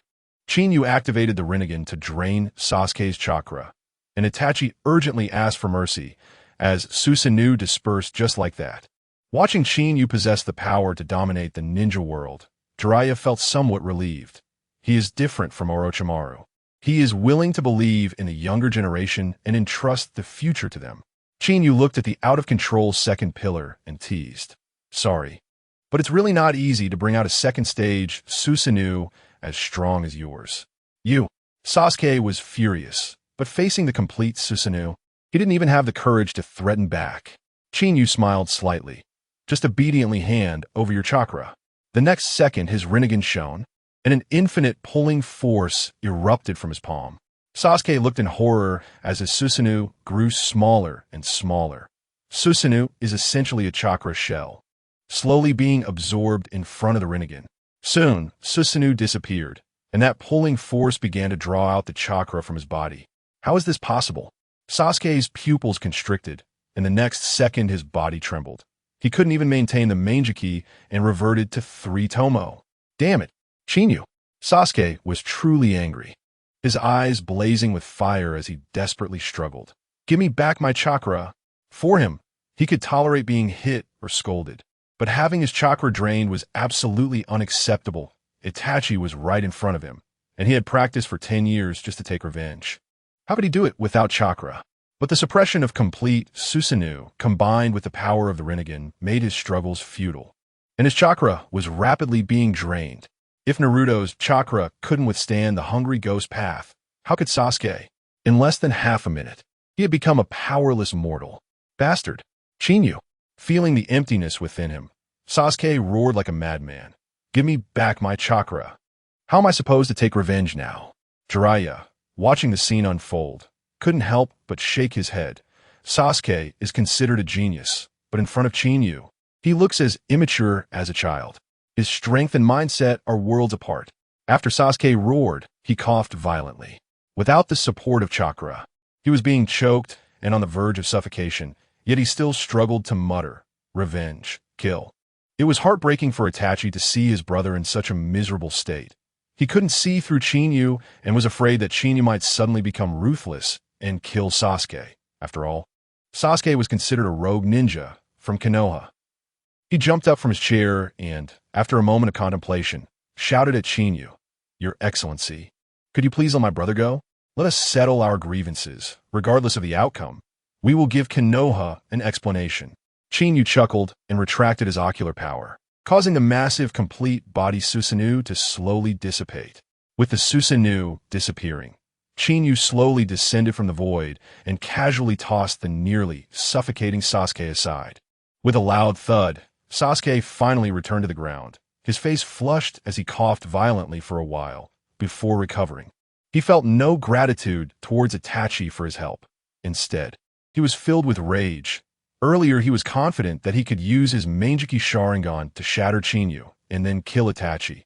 But after being beaten by Chinyu, he realized the harsh reality. It didn't matter whether Chinyu lived or died. Itachi must die. Back on the ground, Sasuke's first reaction was to summon weapons using summoning jutsu to charge at Itachi. But his chakra was completely drained, and he couldn't even perform the summoning technique, stumbling and falling to the ground. Itachi felt a pang in his heart and stepped forward to show concern. Sasuke, get lost. Sasuke, blinded by hatred, shouted, stop pretending to be nice. You let Shinyu let me go because you're afraid I'll take your Mangeki and you won't be able to activate your eternal Mangeki, right? Today it's either me or you. Shinyu was speechless. Did this guy really think he was clever? He knew he couldn't kill Itachi today, so he deliberately mentioned the secret of the eternal Mangeki to remind Shinyu not to let Itachi get it. After shouting, Sasuke struggled to get up, still wanting to charge at Itachi. Shinyu helplessly shrugged and pointed at his chest, saying loudly, would release, thorn killing technique. A mass of vines suddenly rose up and tightly bound Sasuke. Chidori flow. Let me go, Shinyu. I want revenge. Sasuke instinctively wanted to use ninjutsu to break free, but aside from shouting, he couldn't even produce a spark of lightning. It was then he remembered that his chakra was drained, and he felt a surge of anger. Shinyu rolled his eyes, too lazy to deal with him. But Itachi's expression turned serious. Sasuke, you need to recover your chakra first. You and I will definitely have a battle. I'll be waiting for you. As he spoke, his crimson Mangeki locked onto Shinyu. If it were someone else being targeted by the Mangeki, they would have panicked, but Shinyu remained relaxed. Waving his hand, it seems you all haven't understood the situation. I told you have no choice. Today, everyone's fate is at my command. Seeing Shinyu still so arrogant, Itachi frowned, a fierce look crossing his brow. He was loyal to Konoha, but he didn't want his and his brother's fate to be controlled by someone else, no matter how powerful that person was. Shinyu understood. Itachi was gentle yet resilient, bearing too much, and it wouldn't be easy to let him let go. He also realized that he didn't want to argue, and for the first time, he looked directly at Itachi. Uchiha Itachi, good eyes. But how far can your eyes see? The Tsukuyami, Amaterasu, and Susanoo you rely on are completely meaningless in front of me. The situation in Konoha was dire. Itachi felt powerless as Chinyu's words hit him, and he opened Tsukuyami just to whisper, the truth about to explode. As soon as Chinyu finished speaking, the originally cold Itachi's expression changed, and a sense of helplessness surged from his heart. The last time he felt this way was during the conflict between Konoha's higher-ups and the Uchiha clan, when Shisui was forced to commit suicide. He could only struggle in the vortex, ultimately having to annihilate his own clan. Since then, his resolve had grown stronger, facing pain and a masked man without feeling this powerless. Yet the current Chinyu left him utterly helpless. 3 years ago, when they first met, his proud Mangeki secret techniques were ineffective against Chinyu. Now, upon their reunion, the Akatsuki organization he feared was easily wiped out by Chinyu. Itachi's evaluation of Chinyu in his heart was simply unfathomable, incredibly monstrous. Just a glance from Chinyu made him tremble. His hand hidden in the Akatsuki cloak was shaking. He hadn't even activated his ocular technique, yet Chinyu was curious. Was Itachi going to grit his teeth and attack? Or just bow his head? If he dared to attack, Chinyu wouldn't mind teaching him a lesson. Itachi struggled for a long time, glanced back at the trapped Sasuke, and finally made his decision. In that case, Chinyu, I have to offend you. As soon as the words left his mouth, the triangular windmill in his eyes spun violently, and the world in front of Chinyu twisted into a bloody red. Tsukuyami, it seems you still want to spar. Chinyu smiled, thinking it was unfortunate that he made a foolish decision. A mere Tsukuyami couldn't touch him 3 years ago, and now it could be broken with a snap of his fingers. Just as he was about to use his ocular power to violently break the Tsukuyami, Itachi hurriedly waved his hand. Wait. Chinyu, you misunderstood. You are a prodigy. I know I can't defeat you. I didn't mean to attack you. Oh. Chinyu raised an eyebrow. So you have something to say to me? Itachi sighed deeply. Yes. There are some things I don't want Sasuke to hear. This Tsukuyami world is quite suitable for whispering. Chinyu teased, go ahead. Itachi's expression became serious, and he asked in a low voice, you are the pillar of Konoha, wearing half of the Hokage's cloak, and you are also a member of the Uchiha clan. You must know the truth behind the Uchiha clan's extermination, right? Oh, Chinyu was surprised. How can you be so sure? It's simple. Look at your attitude towards me and Sasuke. Itachi smiled slightly. Uninformed Konoha ninjas would definitely be filled with killing intent upon seeing me. The traitor of the exterminated clan, even Kakashi wouldn't be an exception. Not to mention you're also a member of the Uchiha clan. But when we first met 3 years ago, I found that you were different. You never thought of killing me, no matter how strong you are. I see. Chinyu remained non-committal, inwardly sighing. Uchiha truly produces outstanding talents. Itachi's high reputation was entirely due to his wisdom. Itachi continued, his tone calmer. It's laughable to say that back then I thought you were too sharp and wanted to warn you, the newcomer. But as soon as the thought crossed my mind, you ruthlessly shattered it. Now, 3 years have passed, you have even crushed the Akatsuki, proving how naive my thoughts were back then. As fellow Konoha ninjas, Chinyu, you are far stronger than I am. As fellow Konoha ninjas, Chinyu, you have done far better than I have. At this point, as wise as he was, as proud as he was, a hint of admiration involuntarily appeared in his eyes. Once, because of his identity as a rogue ninja, after the extermination of his clan, he couldn't stay in Konoha and voluntarily followed the dangerous masked man as a spy. Moreover, as time passed, the strength of the Akatsuki organization became increasingly terrifying, even having the power to destroy Konoha at any moment. Given this situation, he had to be even more cautious in his work as a spy. But in reality, he felt somewhat pessimistic about the future of the ninja world. However, the seemingly unbeatable Akatsuki organization was continuously suffering defeats at Chinyu's hands. Even more surprisingly, the members of the organization were being cut down one after another. Now, even the leader with the Rinnegan returned in defeat and was now missing. When he first learned this news, Itachi felt a bit lost. After so many years, he had grown accustomed to the life of a spy, and the sudden collapse of the Akatsuki made his existence lose its meaning. But soon, he found a new purpose for himself, to use his life to achieve greatness for his brother. Moreover, due to the existence of this butterfly named Chinyu, Uchiha Itachi came to face death more calmly than in the original story, without any lingering worries. Chinyu waved his hand with a smile. Unusually modest. You don't need to say such flattering words. They mean nothing to me. I do know about the Uchiha clan's affairs, and I know all the details firsthand. So, for you and Sasuke, I hold the utmost sympathy and understanding. I came this time to resolve this matter. Uchiha Itachi shook his head with a bitter smile and said, I appreciate your goodwill, but this matter originated because of me, and I already have a plan in mind. Trust me, it will definitely end in a way that brings joy to everyone and satisfies all. Chapter 232. Sasuke is better than Chinyu. Hearing this, Chinyu couldn't help but curl his lips in denial and said to Itachi, what you call a win-win situation is just your own idea. Don't think I don't know what you're thinking. You just want to bear all the blame alone, deliberately lose to Sasuke in the final duel, die under his sword, and achieve the heroic name for your brother, allowing him to return to Konoha, loved and admired by all. Right, Nanny? Itachi Uchiha's pupils suddenly shrank. His face filled with disbelief. You guys are like this. You love to make decisions for others, and you think the decisions you make are the best. At that moment, Itachi Uchiha was shocked after Chinyu revealed his thoughts. Ever since Uchiha Shursui died, he had become increasingly lonely and deep. He clearly didn't expect that there would be someone in this world who could see through his thoughts so clearly. How? How did you guess my thoughts? Itachi asked, while a terrifying thought floated in his mind. Could it be that your eyes can see through people's hearts? Or can they see into the future? Chinyu couldn't help but chuckle, somewhat admiring Itachi's ability to imagine. This brother complex had once said something pretentious to Sasuke, with your Sharingan. How far can you really see?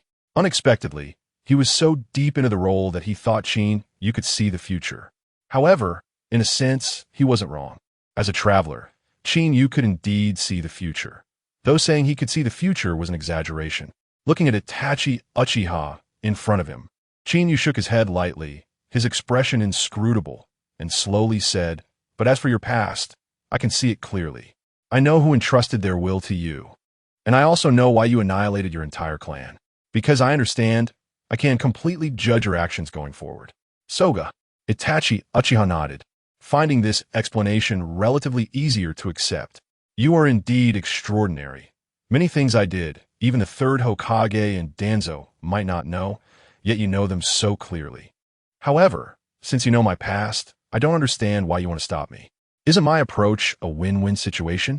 Chinyu shook his head and then explained to Itachi, it's true that you fulfilled Sasuke and Konoha, but at the cost of your own life. Do you think that can be considered a win-win? Of course. Itachi Uchiha nodded self-deprecatingly, his voice full of indifference. I am a disgrace to the ninja world who annihilated my entire clan and killed my parents. Now that the Akatsuki organization has been destroyed and Sasuke has grown up, my mission is complete. It's time to end this. At this point, Chinyu directly waved his hand, interrupting Itachi Uchiha, and said, your mission has indeed been accomplished. But why should the one who silently bears everything for Konoha die in such humiliation? Those who gather firewood for the masses must not be allowed to freeze to death in the snow. Chinyu suddenly remembered a saying from Blue Star and blurted it out. He had used quotes from Blue Star before, but this time the effect was particularly good. Hearing this, Itachi Uchiha's eyes lit up, and he kept mumbling, those who gather firewood for the masses must not be allowed to freeze to death in the wind. Freeze to death in the snow. I didn't expect that at the moment of my death, I could meet someone like you who understands me. Truly, it was not a waste of this life. At this point, Chinyu rolled his eyes and said, why are you so stubborn? I said you don't have to die. Why are you still talking about dying? Itachi shook his head and continued to speak to Chinyu. Brother Shursui was the true gatherer of firewood for the masses, yet he died without doing anything excessive. How can I, a sinner with blood on my hands, continue to live? Fool! Hearing this, Chinyu was almost laughing with anger, rebutting, the times have changed. Itachi seemed to disagree with Chinyu's statement, shaking his head and continuing, even so, I cannot return to Konoha. The people of Konoha will not accept me. Moreover, Sasuke has become extraordinarily radical under my influence. Once I reveal the truth of the past to him, he will undoubtedly seek revenge against Konoha. These are things I do not want to see. Chinyu smirked and calmly said to Itachi, I've already said, times have changed. You may not know, but Danzo has been dealt with by me. He is now completely powerless. The third Hokage and those two advisors have long since left the center of power. You don't need to worry about other things. I can even accommodate Nagato, the leader of the Akatsuki, in Konoha, let alone you two brothers. What? A look of intense shock flashed in Itachi Uchiha's eyes. His indifferent face now filled with astonishment. He exclaimed, Danzo has become powerless? And the missing Nagato has actually been placed in Konoha by you? These two secrets had an unprecedented impact on him. The ability to take down someone like Danzo, an elder-level figure, and to place the unforgivable leader of the Akatsuki in Konoha. Chinyu, you actually have such power? Danzo and Nagato, one was the leader of the root, and the other was the leader of the Akatsuki. Both were the two most important figures in his life. Now, unexpectedly, they had all been properly dealt with by Chinyu. Seeing that Itachi was still in shock, Chinyu continued, as for Sasuke, you don't need to worry. Revenge against Konoha? You're overthinking it. I could teach him a lesson with just a couple of slaps. Hearing Chinyu say this, Itachi could only helplessly shrug. After all, he had just witnessed the battle himself. His precious younger brother was at least several levels below Chinyu. Although he had sorted out his thoughts, Itachi still said slowly, but even so, you don't need to save me. Moreover, due to the excessive use of my Manjiki Sharingan, my body is nearing its limit. Even if I don't die at Sasuke's hands, I won't live long, and my eyes are facing the problem of blindness. Rather than live in a sickly state, blind and suffering, I'd rather sacrifice my life to fulfill Sasuke. Looking at Itachi, who was determined to die, Chinyu directly waved his hand and said to him, what you're saying is not a problem for me. Huh? Itachi found it hard to believe. Both his physical condition and eye problems were not small issues. Chapter 233. The clever are easier to deceive at this moment. Chinyu calmly said to Uchiha Itachi, you probably don't know, but I not only have the Manjiki Sharingan, but also Wood Release. Do you know what Wood Release is? Wood Release not only represents powerful destructive force, but also embodies the purest vitality. With my strength, I can extend your life for a very long time. Not to mention, the current 5th Hokage of Konoha is the strongest medical ninja in the ninja world. Under her care, it will be difficult for you to die. What? would release. Uchiha Itachi's expression changed dramatically. He never expected that until this moment. Qinyu still had a trump card, and it was such a powerful one like would release. As for Qinyu's mention of Tsunade, Itachi completely overlooked it. Back in the day, Uchiha Madara and the first Hokage stood at the pinnacle of the ninja world, one relying on the eternal Mangeki and the other on would release. Who would have thought that decades later, someone would possess both of these ultimate secret techniques? Even with Itachi's composure, he was still shocked by this revelation. For Itachi's astonishment, Qinyu merely smiled. This reaction was entirely within his expectations. At this moment, Qinyu continued to drop another bombshell, saying to Uchiha Itachi, "As for your blindness, that's not an issue either." Uchiha Itachi was taken aback again. Qinyu smiled slightly and continued to explain, "You've probably heard of Uchiha Madara's eye replacement legend." "That's right."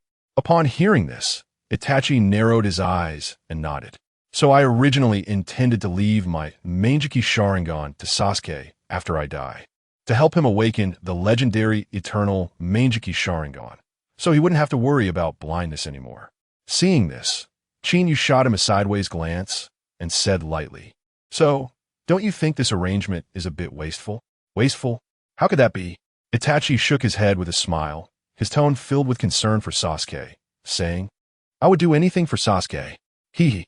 Qinyu smiled faintly, then waved his hand, continuing, "I didn't expect such a wise guy like you to have such a foolish side. Truly, a leaf obstructing the view. What I mean is, if you give your Mangeki Sharingan to Sasuke to help him awaken the eternal Mangeki Sharingan, then what about his Mangeki Sharingan? Wouldn't that be a bit wasteful?" Author's segmentation line. Ahem, it's necessary to talk about the issue of awakening the eternal Mangeki. Some believe it's through eye replacement, while others think it's through fusion, which means merging two pairs into one for an upgrade.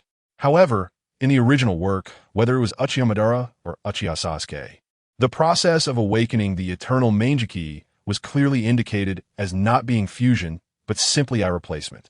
Some might say that when Obito replaced Sasuke's eyes, he mentioned that the fusion of ocular power requires time, so is fusion and not eye replacement. However, the fusion of ocular power and the merging of two pairs of eyes are not the same thing. After all, according to the Naruto setting, even if the eyes are gone, the ocular power still exists. For example, Madara awakens Susan even without eyes. In summary, this book adopts the simple eye replacement method. This means that theoretically, two pairs of eternal Mangeki Sharingan can be created. Author's segmentation line. Uchiha Itachi, being exceptionally intelligent, immediately reacted to Qinyu's words. "Sasuke's Mangeki, you mean? Talking with a clever person is truly enjoyable." Qinyu nodded with a faint smile, affirming Itachi's speculation, and said definitively, "That's right. Just as you think. You don't need to die. Both of you brothers can live well. Moreover, you two brothers, with outstanding talent and possessing two pairs of eternal Mangeki Sharingan, have great hope for revitalizing the Uchiha clan in the future." This, Uchiha Itachi listened dumbfounded, his tall body trembling slightly. Previously, his determination to die was incredibly firm. However, at this moment, he was completely moved. Indeed, he did not like the arrogance and pride of the Uchiha clan, but it can't be said that he felt no sense of belonging to the Uchiha clan at all. Just like the first Hokage from a few years ago, they too had broad minds and could calmly face the extinction of their clan. But when there was a possibility of revitalizing the clan, they would never want to give up. Moreover, if he could truly live well, who would want to seek death? Indeed, Itachi had many reasons for needing to die, but all were systematically overturned by Qinyu. Furthermore, it was done so appropriately that he had no idea how to refute it. At this moment, Itachi was caught in absolute turmoil. His heart was 99 swayed, but the remaining one was too firm. One could say that his determination to die could be traced back to the Uchiha clan massacre 8 years ago, or even the death of Sasuke 10 years ago. He had already resolved to die 10 years prior, whether as the successor of Sasuke's will or as a sinner of the Uchiha clan. He stubbornly believed he must die. Qinyu was well aware of this, so he dropped another bombshell, continuing to speak to Uchiha Itachi. "Uchiha Itachi, you believe you have committed a grave sin and should pay for your parents and clan with your life. However, your parents always hoped you would live well." "What did you say?" Uchiha Itachi's pupils constricted sharply, excitedly saying, "My parents, how could you?" Chinyu had long prepared his lies, and at this moment, he spoke without a hint of hesitation. When Orochimaru invaded Konoha, he had several encounters with me. In one of them, he used the Edo Tensei to summon your parents to fight me. Before your parents returned to the Pure Land, they used Jinjutsu to tell me everything and entrusted both of you brothers to me. Bastard! Uchiha Itachi's expression turned icy, angrily grinding his teeth as he cursed. Orochimaru, actually. He had no doubts about the truth of Chinyu's words because it sounded entirely reasonable. Moreover, he felt that with Chinyu's strength, there was no need for him to lie. That bastard Orochimaru, just because I once severed his arm, he actually toyed with my parents' souls. Just then, Uchiha Itachi seemed to remember something and asked tremulously, "What did my parents say?" What else could they say? Chinyu shrugged and continued, "Your parents, who have passed away for many years, still worry about you two brothers. Compared to Sasuke, they are more concerned about you, their eldest son. Although you did not stand on the Uchiha side, they still believe you are their proudest son. Therefore, they specifically entrusted me to ensure that you two brothers do not harm each other and to protect both of you." Chapter 234. Paranoia. When he said this, Chinyu rarely put away his cynical attitude and looked quite serious. The reality was indeed as Uchiha Chinyu had guessed. After Uchiha Itachi listened to Chinyu's words, the usually emotionally reserved person was now in tears. Memories of the past, one scene after another, flashed before his mind. The image of his parents, their calm demeanor before their deaths, all surfaced in his mind. Chinyu timely approached Uchiha Itachi, patted his shoulder, and said to him softly, "Once a person is dead, they cannot come back to life. For you now, guarding your own life is the greatest filial piety." Upon hearing this, Uchiha Itachi immediately broke down in tears, shaking his head while nodding, appearing extremely discomposed. After a long while, he finally regained his composure. Then he gradually returned to normal and murmured to Chinyu before him, "So what should we do next?" "Very simple." Chinyu shrugged skillfully, looking at Uchiha Itachi with a smile, and said, "Don't you like using Tsukuyumi?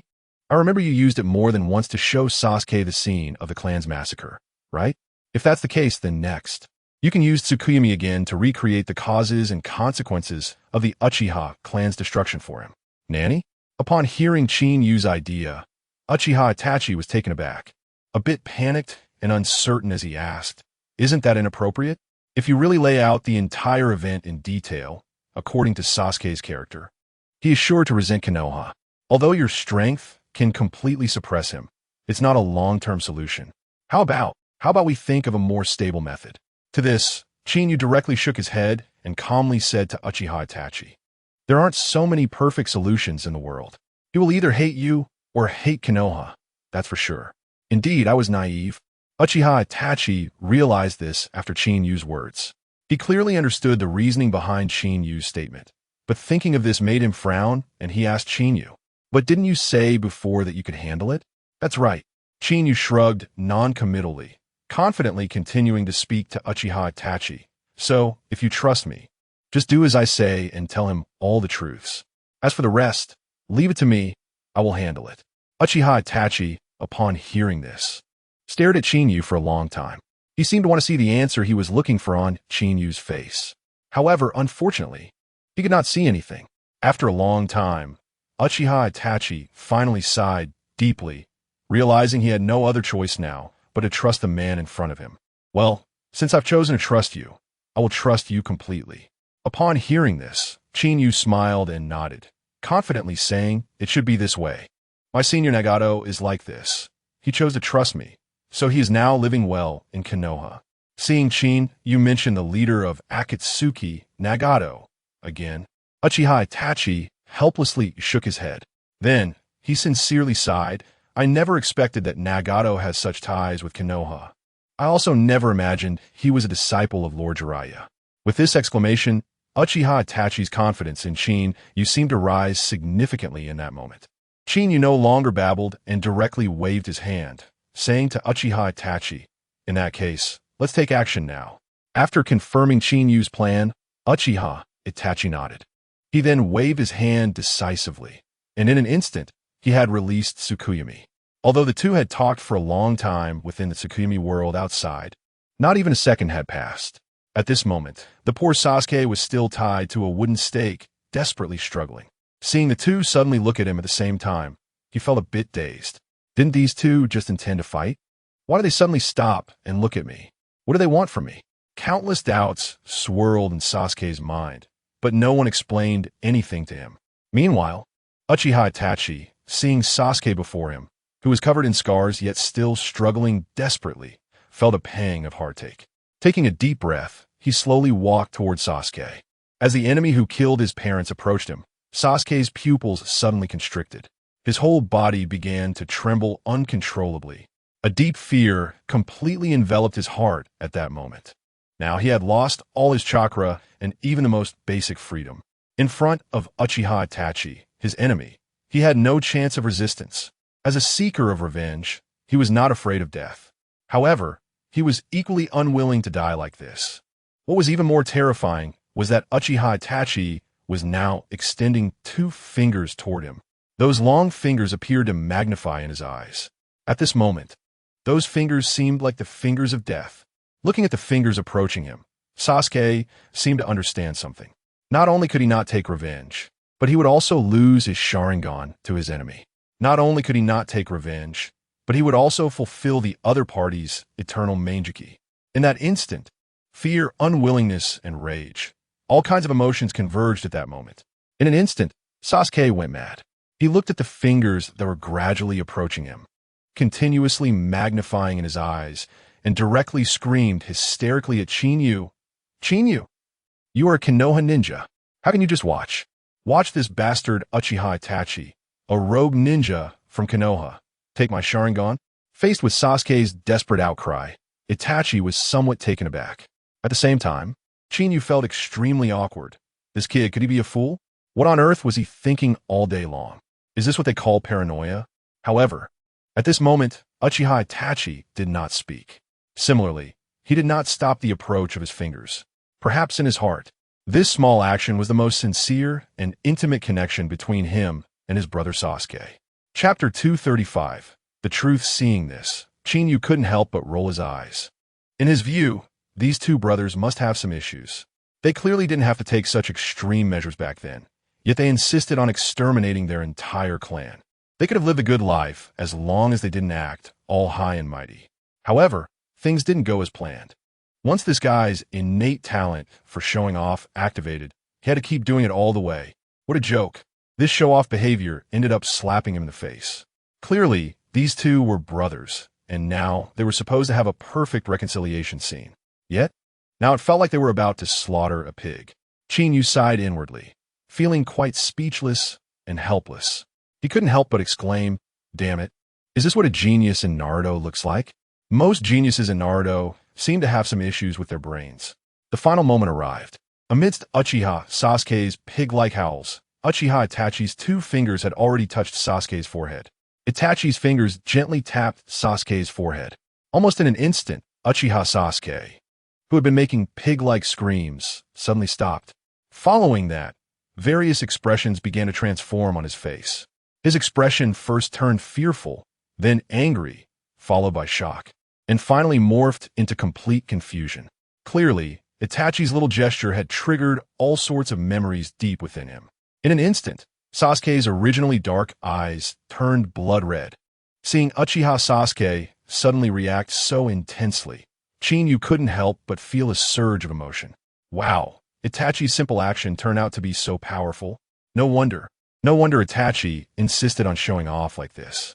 Sasuke's current look, this special effect, was simply like he had activated the Sharingan. However, it must be said, coming to the Naruto world and witnessing such a show-off act in person seemed pretty good. But next, the real show should begin. Chinyu's lips curled up slightly, as if he was already prepared and looking forward to Uchiha Itachi's performance. At this moment, Uchiha Itachi, touching Sasuke's forehead, looked at him coldly and said, "Sasuke, my foolish little brother." Itachi. After the confusion, Uchiha Sasuke, with his red eyes, shouted loudly at Uchiha Itachi, "Tsukuyomi." The moment Sasuke's shout rang out, Itachi's Sharingan trembled. In an instant, the world in Sasuke's eyes began to undergo a tremendous change. He was originally in the ancestral home of the Uchiha, but in the blink of an eye, he found himself in a place that left him astonished. Looking at the familiar Uchiha buildings around him, it was clear that this was the Uchiha's outpost in the Land of Fire. Sasuke was first taken aback. Then his face filled with fear and soon turned into a furious grimace. Bastard! Uchiha Itachi, you bastard! What do you want to do? Looking at this familiar place, Sasuke couldn't help but feel an inexplicable fear. Beneath that fear, there was an intense anger. Sasuke, my foolish little brother. Didn't you always want to know why I massacred the entire Uchiha clan? Uchiha Itachi looked at the furious Uchiha Sasuke with red eyes and said coldly, I'll show you the reason you've been longing to know. What do you mean? What do you mean? Upon hearing this, Uchiha Sasuke was momentarily stunned but quickly reacted. Looking at the Uchiha Itachi who had already vanished, Sasuke shouted loudly, Itachi! However, at that moment, the young Uchiha Itachi suddenly appeared in front of Uchiha Sasuke. Itachi! Seeing the young Uchiha Itachi suddenly appear, Uchiha Sasuke was instantly filled with rage. He charged directly at Uchiha Itachi, just as he was about to activate his chakra and perform a lightning release technique. He discovered that his chakra had already been drained by Chinyu. In his panic, he didn't think much and directly swung his fist at Uchiha Itachi. However, facing Sasuke's punch, Uchiha Itachi seemed to have not noticed at all, showing no reaction whatsoever. Swoosh! Uchiha Sasuke's punch instantly hit the young Uchiha Itachi. But at the moment of contact, Sasuke's fist passed right through Itachi's body. With his momentum unbroken, Uchiha Sasuke stepped forward after passing through Itachi's form. It was at this moment that Uchiha Sasuke realized that he had been facing an illusion. My foolish little brother, this is the truth you wanted to know. Just watch slowly, watch the beginning and end of the facts. Itachi's voice suddenly rang in Sasuke's ear, as if he was fully aware of everything happening around them, including what Sasuke had just done. Itachi! Uchiha Sasuke gritted his teeth, looking on in anger and frustration. Although he knew everything happening in front of him was an illusion, the exhaustion of his chakra prevented him from using any means to break free from it. As Uchiha Sasuke watched the events unfolding before him, he quietly began to restore the chakra that had been depleted in his body. Gradually, as the scenes changed and events unfolded, and as Sasuke gained a deeper understanding of the entire incident, his hatred for his brother Uchiha Itachi began to slowly fade away. When he finally understood everything, 2 lines of blood tears streamed down Sasuke's face. These tears were shed because he saw his parents being killed again, and his anger surged because he couldn't stop it. Konoha! Danzo! Konoha's upper echelons! With each clenched tooth and shouted name. The flames of anger in Sasuke's heart grew higher. I will destroy Konoha. I will avenge the Uchiha clan. Sasuke looked at the blood-soaked clan grounds and shouted loudly. At this moment, Sasuke had perfectly shifted his hatred onto Konoha. All he wanted now was to destroy it. Chapter 236. The meaning of father and mother. Just as Sasuke fell into madness upon learning the truth, Itachi Uchiha, who had been missing in the Tsukimi world, reappeared. I won't let you destroy Konoha. Itachi suddenly appeared in front of his younger brother, Sasuke Uchiha, looking at Sasuke's crazed face, streaked with blood tears. With his usual detached affection, Itachi, do you think you can stop me? Sasuke Uchiha glared at Itachi with a twisted expression, shouting, I am not the weak me from before. Itachi shook his head, a cold smile curling at the corner of his mouth, and said to his foolish brother, My naive little brother, do you really think that with your current strength, you can defeat me? Moreover, even if you did defeat me, would you be able to destroy Konoha? Have you forgotten that there is still someone in Konoha, someone you cannot possibly defeat? As Sasuke listened to Itachi's words, thoughts began to swirl in his mind. Suddenly, a figure appeared in his mind. That person was a ninja from Konoha, the last remaining member of the Uchiha clan, Uchiha Chinyu. As Itachi's words fell, Sasuke's pupils suddenly constricted. The figure that had been in his mind became completely clear at that moment. Chinyu! Uchiha! Chinyu! The madness on Sasuke's face did not diminish. Instead, it intensified. Although he appeared this way on the surface, inside, he was filled with fear and powerlessness. It was the fear of facing Qinyu, as he could truly feel the threat of death from him. At the same time, it was also the powerlessness against Qinyu, because as far as he knew, to defeat Qinyu in strength, he would need to possess the power of his ancestor, Uchiha Madara. In Sasuke's view, Qinyu was simply too powerful now. Unless Uchiha Madara returned to the world, no one could defeat him in a one-on-one battle. However, Sasuke had always prided himself on showing off, so how could he not do so now? For him, showing off was his lifelong career. Sasuke, let go of your hatred. Come back to Konoha with me. It seemed that upon seeing Sasuke's increasingly crazed face, Itachi's originally indifferent voice began to show a hint of emotion. Oomph. Sasuke coldly looked at Itachi and said, "Let go of my hatred? Return to Konoha? Are you joking with me?" Sasuke shouted, "Konoha killed my family and wiped out my clan. And yet you want me to return to Konoha? Do you think that's possible?" "It is possible." Itachi looked at Sasuke with indifference and continued coldly, "Because that is the wish of father and mother." "What?" Sasuke's eyes suddenly widened, staring fixedly at Itachi. "What did you just say?" It seemed he felt he hadn't heard correctly, so Sasuke asked Itachi again. "I said to let go of your hatred and come back to Konoha with me. This is the joint wish of the Uchiha clan's leader, our father and mother." Itachi's indifferent words suddenly sounded like a thunderclap in Sasuke's heart. "No, it's impossible. His father and mother have been dead for many years. How could they know he had betrayed Konoha? How could they know he wanted to destroy Konoha? Yet his brother, Itachi, told him it was their wish." This was clearly Itachi's nonsense. His goal was singular, to deceive him back to Konoha. Yes, it must be so. The more Sasuke thought, the more he was convinced of this idea. Staring fixedly at Itachi, he gritted his teeth and shouted, "Bastard! Itachi, stop lying to me. Father and mother have been dead for many years. How could they know I betrayed Konoha? How could they know I want to destroy Konoha? This is clearly your own fabrication, aimed at tricking me back to Konoha to accept their punishment. I won't let you succeed." Sasuke's mind was racing, almost instantly piecing together a narrative based on what Itachi had said. Moreover, he treated this fabricated narrative as fact. Kaleidoscope. Activate. Jinjutsu. Break.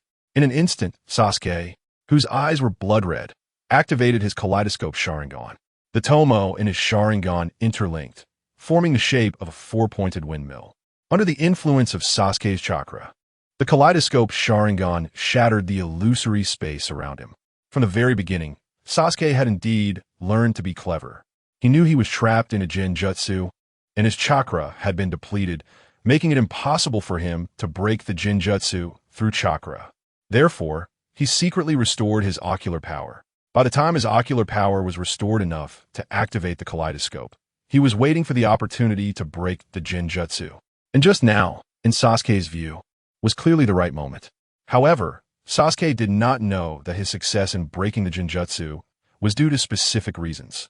First, Itachi's use of Tsukuyomi this time was primarily to reveal the truth of the past, not for any other purpose. So he did not use much ocular power in its construction. Secondly, it was because the person trapped in the Tsukuyomi space was his soon-to-be reconciled brother. So he held back.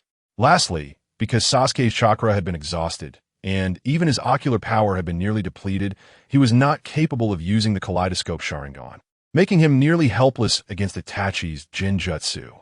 Due to these conditions, Itachi had relaxed his vigilance. This led to the Tsukuyomi space being easily broken by Sasuke's slight activation of the kaleidoscope Sharingan.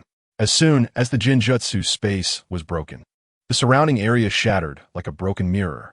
Once the Tsukuyomi space was lifted, Sasuke realized he had not moved an inch from his spot. Even Itachi still maintained his previous posture.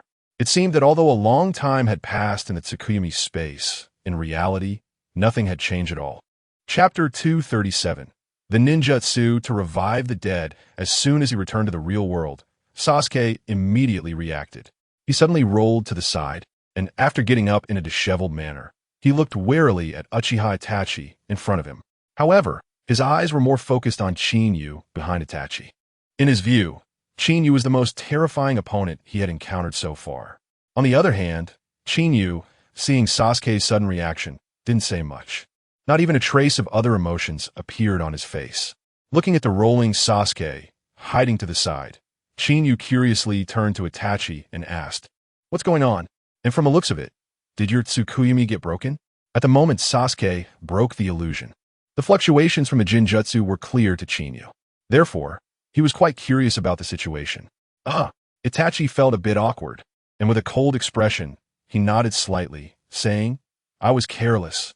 Chinyu didn't say anything further and directly got to the point, asking Itachi, "Have you clarified the matter?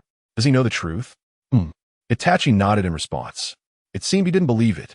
Chinyu's gaze shifted to Sasuke, who was busy recovering his chakra and ocular power. Itachi nodded again, confirming Chinyu's statement.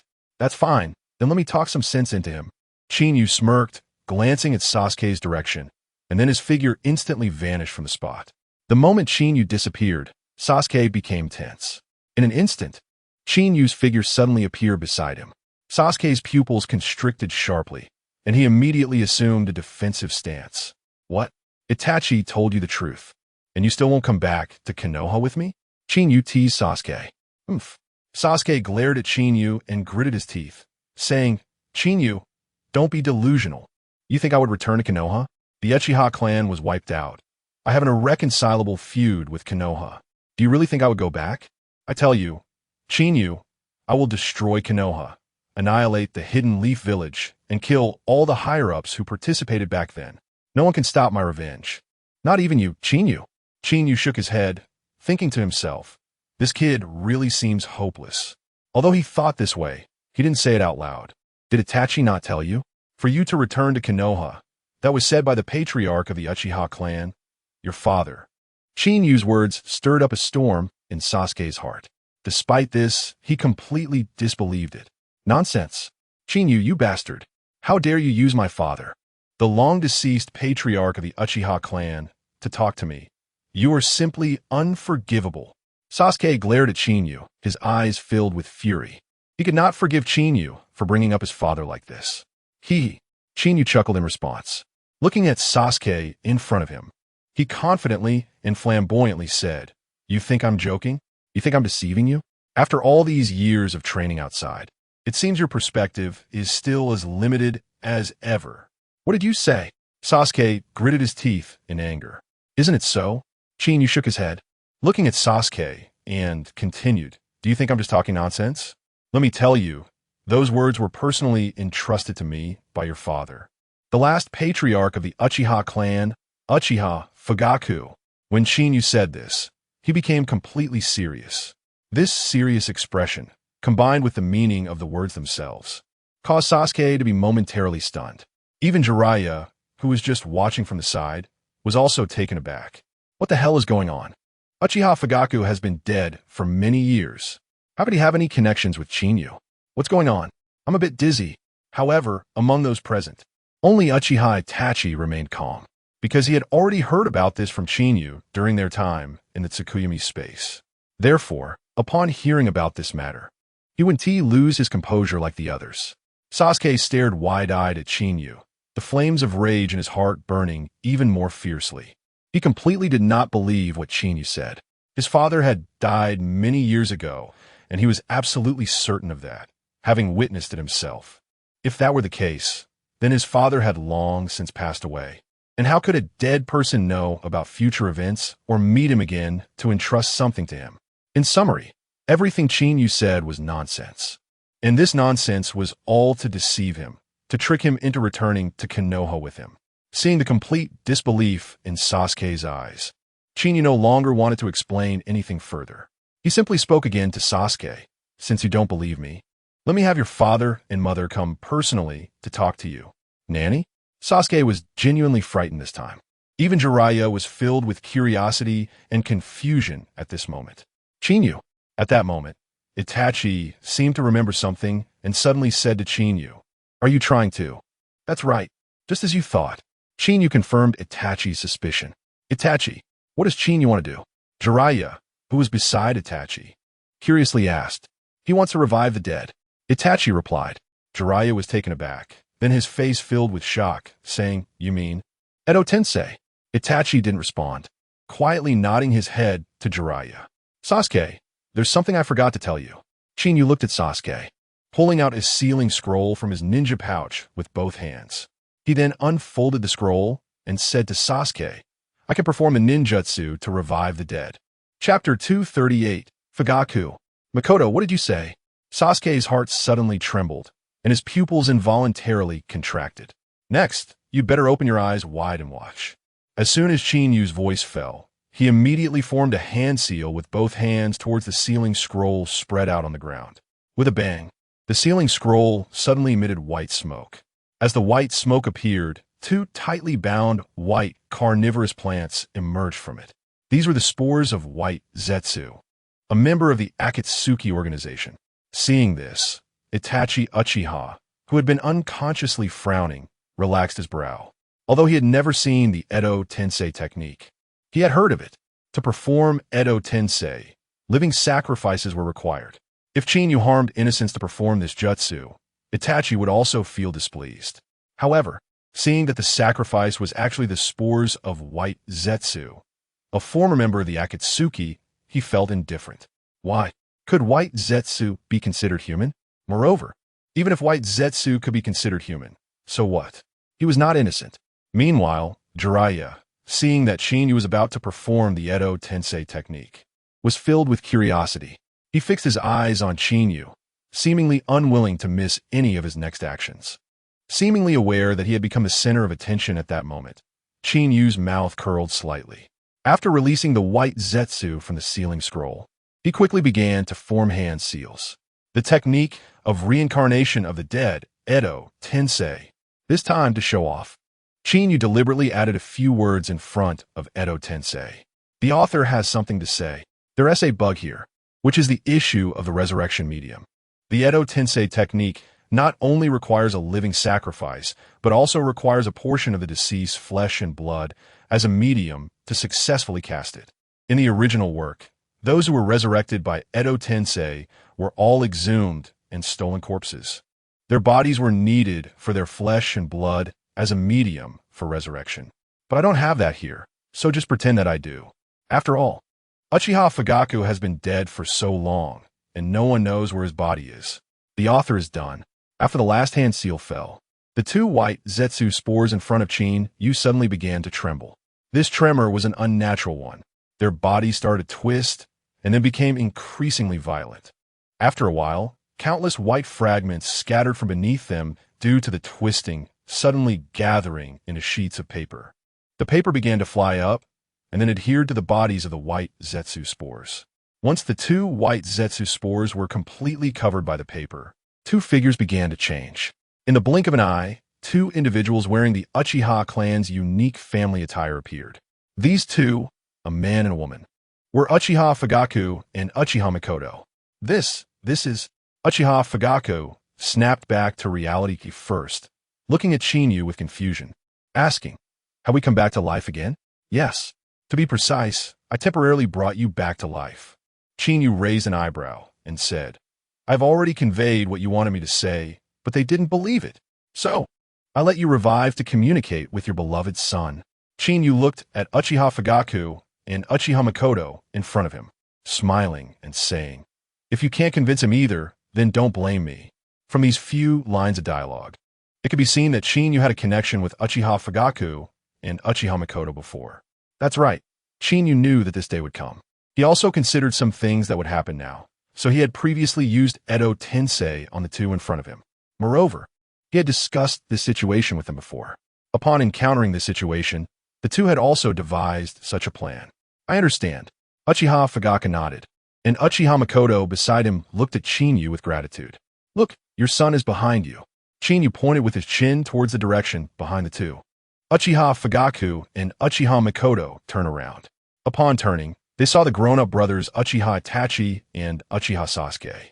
Itachi, Sasuke, seeing her sons right in front of her, Uchiha Makoto's eyes suddenly filled with tears of excitement. Mother! When Sasuke saw his parents come back to life, he was completely frozen in place. Now, hearing his mother Uchiha Makoto's call, he gradually became excited. Father, mother. Compared to Sasuke's excitement, Itachi was relatively calm, though he felt a tinge of guilt. After all, He had personally killed his father and mother. You two little brats. Even though we are dead, we are not completely unaware. Compared to Uchiha Mikoto, Uchiha Fugaku was very serious and direct. He was quite clear about the implications of what Chinyu had just said.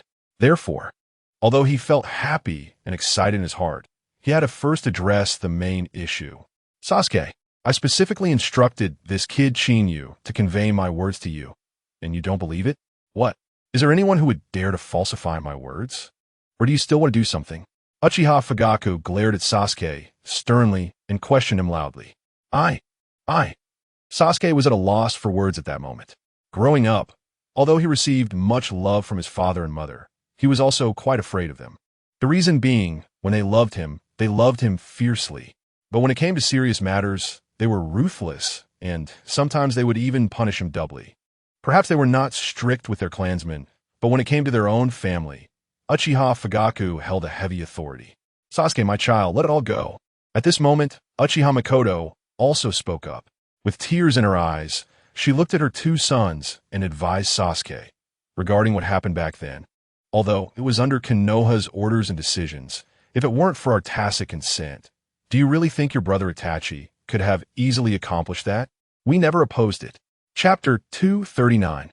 Do you understand now, Nanny? Hearing his mother, Uchiha Mikoto, say this, Uchiha Sasuke, the younger brother of the Uchiha clan, was completely stunned. What does this mean? Could it be that both his clan leader father and mother agreed to the plan to exterminate the Uchiha clan? Sasuke found it hard to believe and stared shocked at his own eyes, then looked at his brother, Uchiha Itachi, beside him.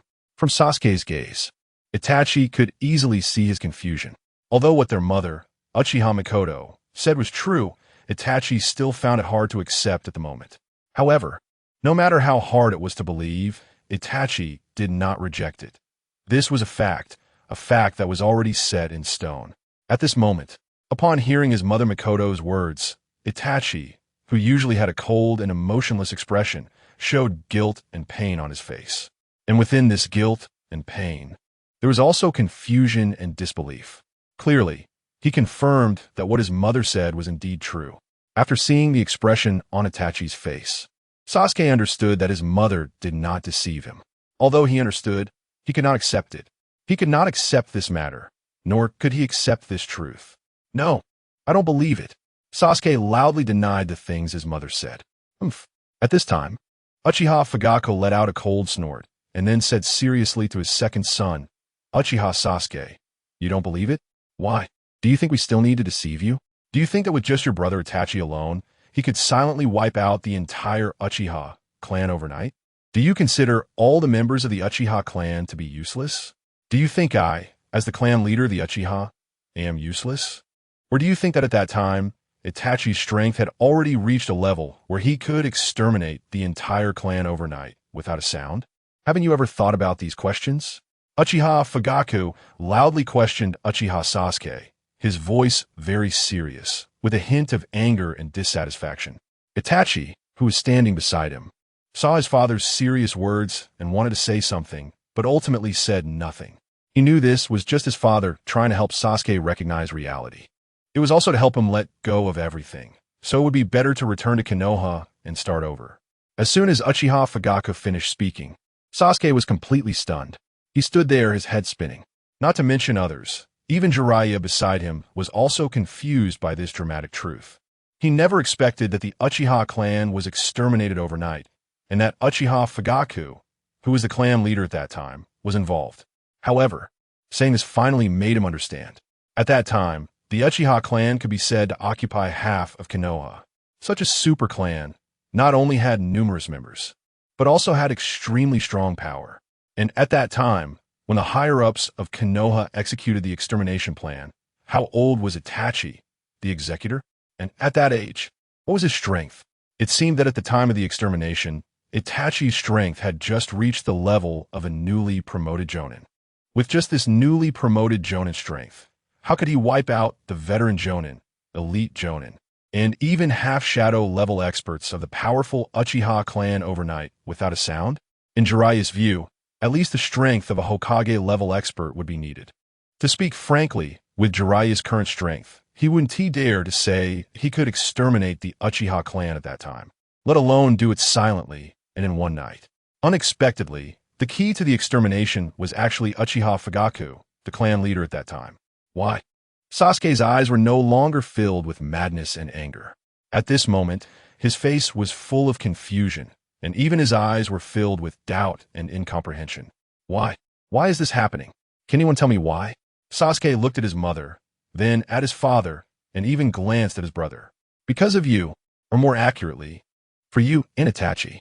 At this moment, Chinyu, who had remained silent, suddenly spoke up. He had been listening to these people going around in circles for a long time, feeling bored and speechless. To end this quickly, he could only speak up a bit to speed things along. For me, and Itachi. Sasuke did not understand. He was puzzled and asked, "What do you mean? Calling you stupid? Sometimes you're quite clever. Calling you clever? Why are you so stupid?" Don't forget how sharp the conflict was between the Uchiha clan and the Hokage faction of Konoha at that time. There was even a hidden plan within the Uchiha clan to overthrow or even destroy the Hokage faction of Konoha. Do you know what this represents?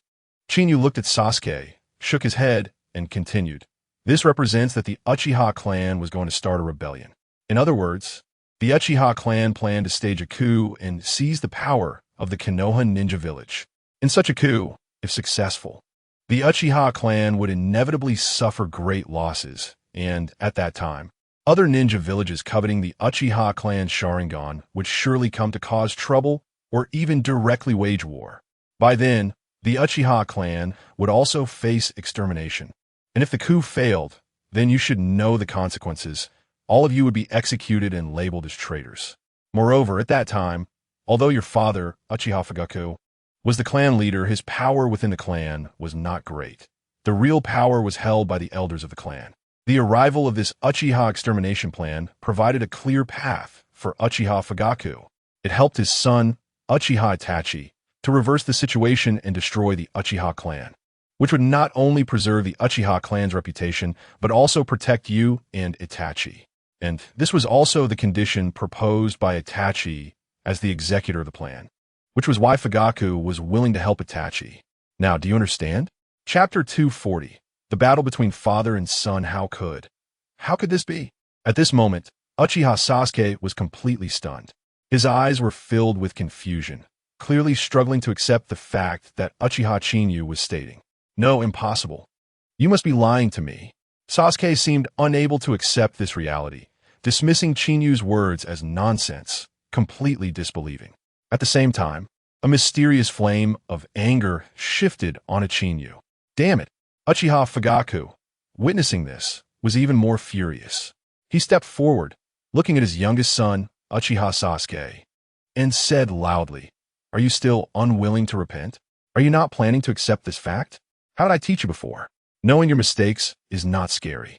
What is scary is knowing your mistakes and not correcting them. Look at you, what are you doing now? You've grown up. Do you still need me to wake you up?" As Fugaku spoke, his imposing aura began to emanate.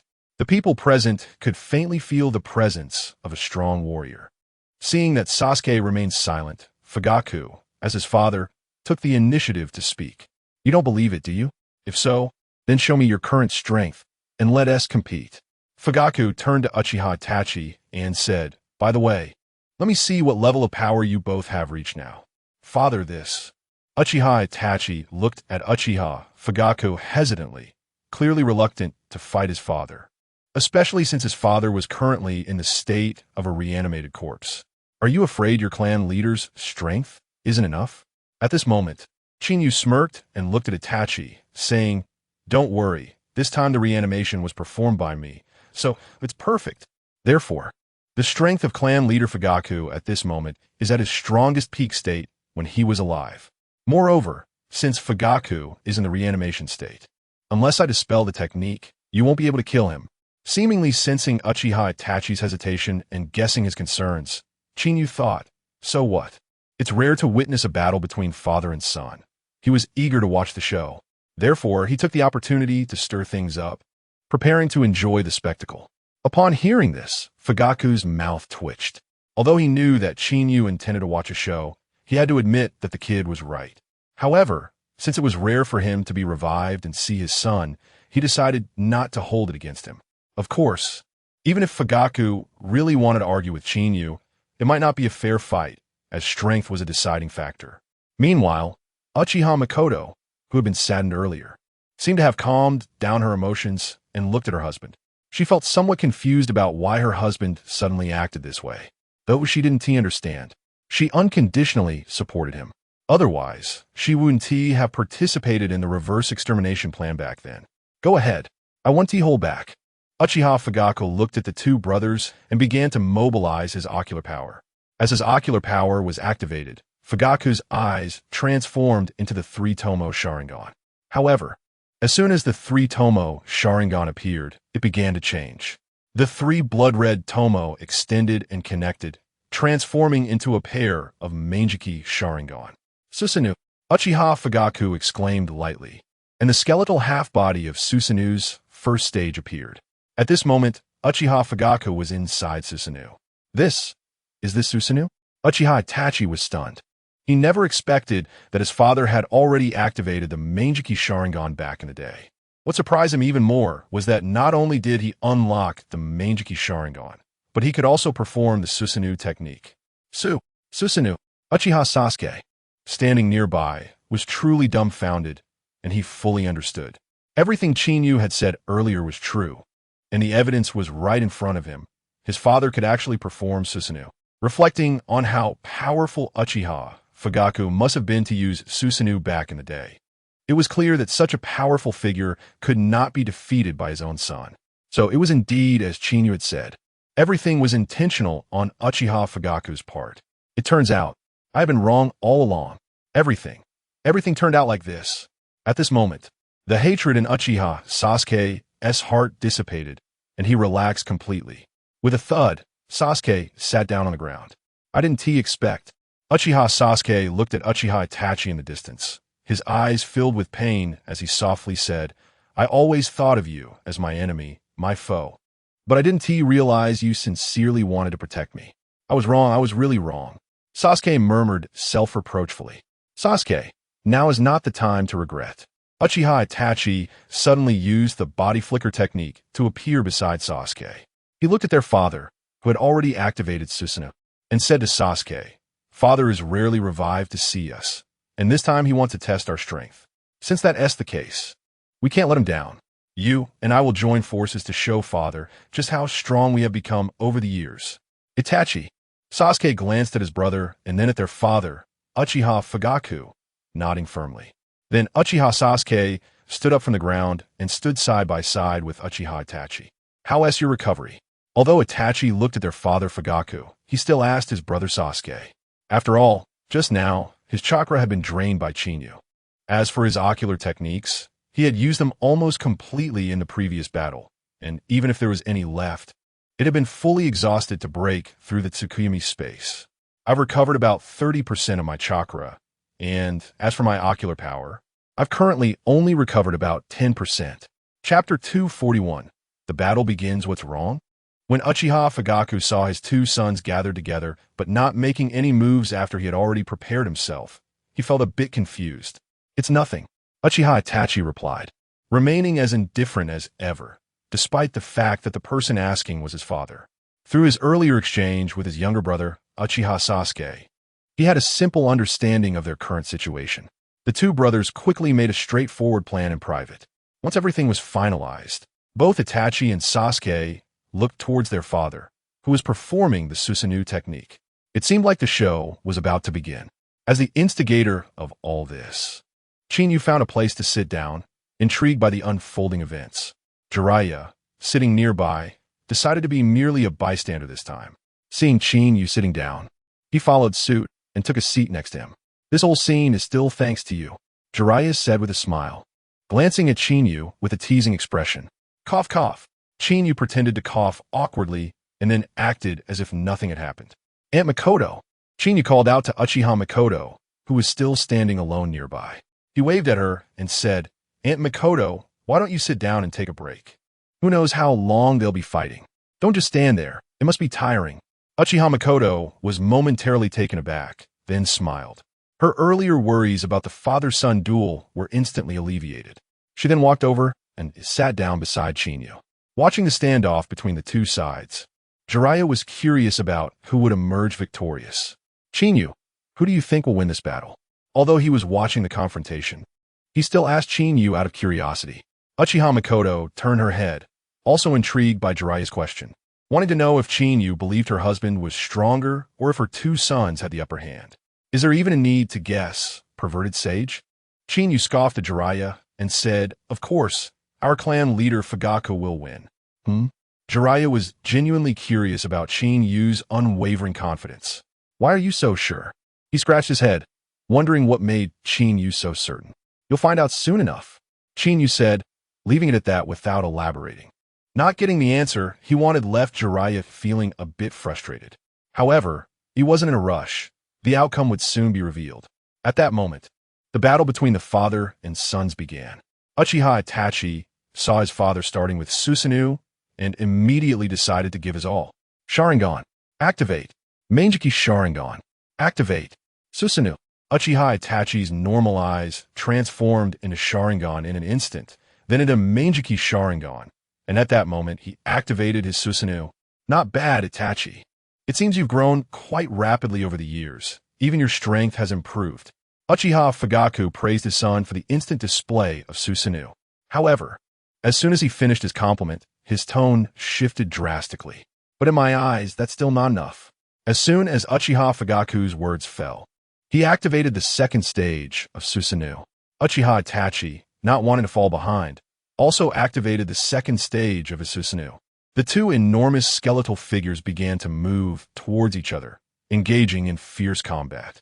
Boom, boom, boom. The two massive Susanoo figures started to clash, creating a whirlwind of dust and explosive sounds. The pure collision caused significant damage to both Susanoo forms. However, after taking damage, both Uchiha Itachi and Uchiha Fugaku quickly used their ocular powers to restore their Susanoo. Thus, while the battle started off with a grand spectacle, it was more of a warm-up with no serious damage inflicted. After a while, the warm-up ended as Uchiha Sasuke joined the fray. Sharingan, activate. Mangekyou Sharingan, activate. Susanoo. At this point, Uchiha Sasuke's ocular power had recovered enough to use Susanoo. He directly activated it without hesitation. His Sharingan quickly shifted to Mangekyou Sharingan, and he activated the second stage of Susanoo in an instant. He didn't want to be looked down upon by his father, so he exerted all his strength into the Susanoo. He had always wanted to surpass his older brother, Itachi, from a young age, and that desire remained unchanged. He wanted his father and mother to know that he was the true genius of the Uchiha clan, even more talented than his brother Itachi. Once Sasuke entered the battle, Uchiha Fugaku quickly found himself at a disadvantage. However, drawing on his years of experience, he managed to maintain some composure despite being pressured. Third stage. Feeling that this could not continue, Uchiha Fugaku immediately increased his ocular power. In an instant, Susanoo absorbed Fugaku's enhanced power, causing it to swell as if it had taken a powerful elixir. Not only did the damage it sustained begin to heal, but its size also started to increase. At that moment, flesh began to grow over the skeletal structure, forming a real body around the skeletal frame. Chapter 242. The Ten-Fist Sword. Uchiha Fugaku's Susanoo underwent a third stage upgrade, and its power experienced a tremendous boost in an instant. Once the Susanoo manifested into a physical form, it swung its fists, targeting Uchiha Itachi and Uchiha Sasuke, each receiving a powerful punch. Bang! Bang! With two consecutive thunderous sounds, the Susanoo unleashed by Uchiha Itachi and Uchiha Sasuke was pushed back by Uchiha Fugaku's fists. Seeing their father, who could take on two opponents with his third stage Susanoo, both Uchiha Sasuke and Uchiha Itachi felt a slight shock in their hearts. Uchiha Sasuke never expected that the strength of the third stage Susanoo would be so formidable. Although he also knew how to use Susanoo, he had only just learned it not long ago. Coupled with the battle against Chinyu, where he faced a life-and-death threat and evolved to the second stage of Susanoo, he had only just begun to touch these powers. Regarding this unfamiliar power, he couldn't achieve perfect control, let alone perfect execution. Moreover, at this moment his ocular power was insufficient, making it even harder to fully unleash the power of Susanoo. Currently, the strength of Susanoo in his hands could only be exerted at about 1/5 of its potential. Uchiha Itachi was also surprised that his father had reached the third stage of Susanoo, something he had never anticipated. Simultaneously, he was utterly shocked by the sheer power of this third stage. While he could enhance his ocular power to elevate his Susanoo to the third stage, the consumption of ocular power would be immense. Additionally, he had only recently developed the third stage of Susanoo and was not yet able to fully master this strength.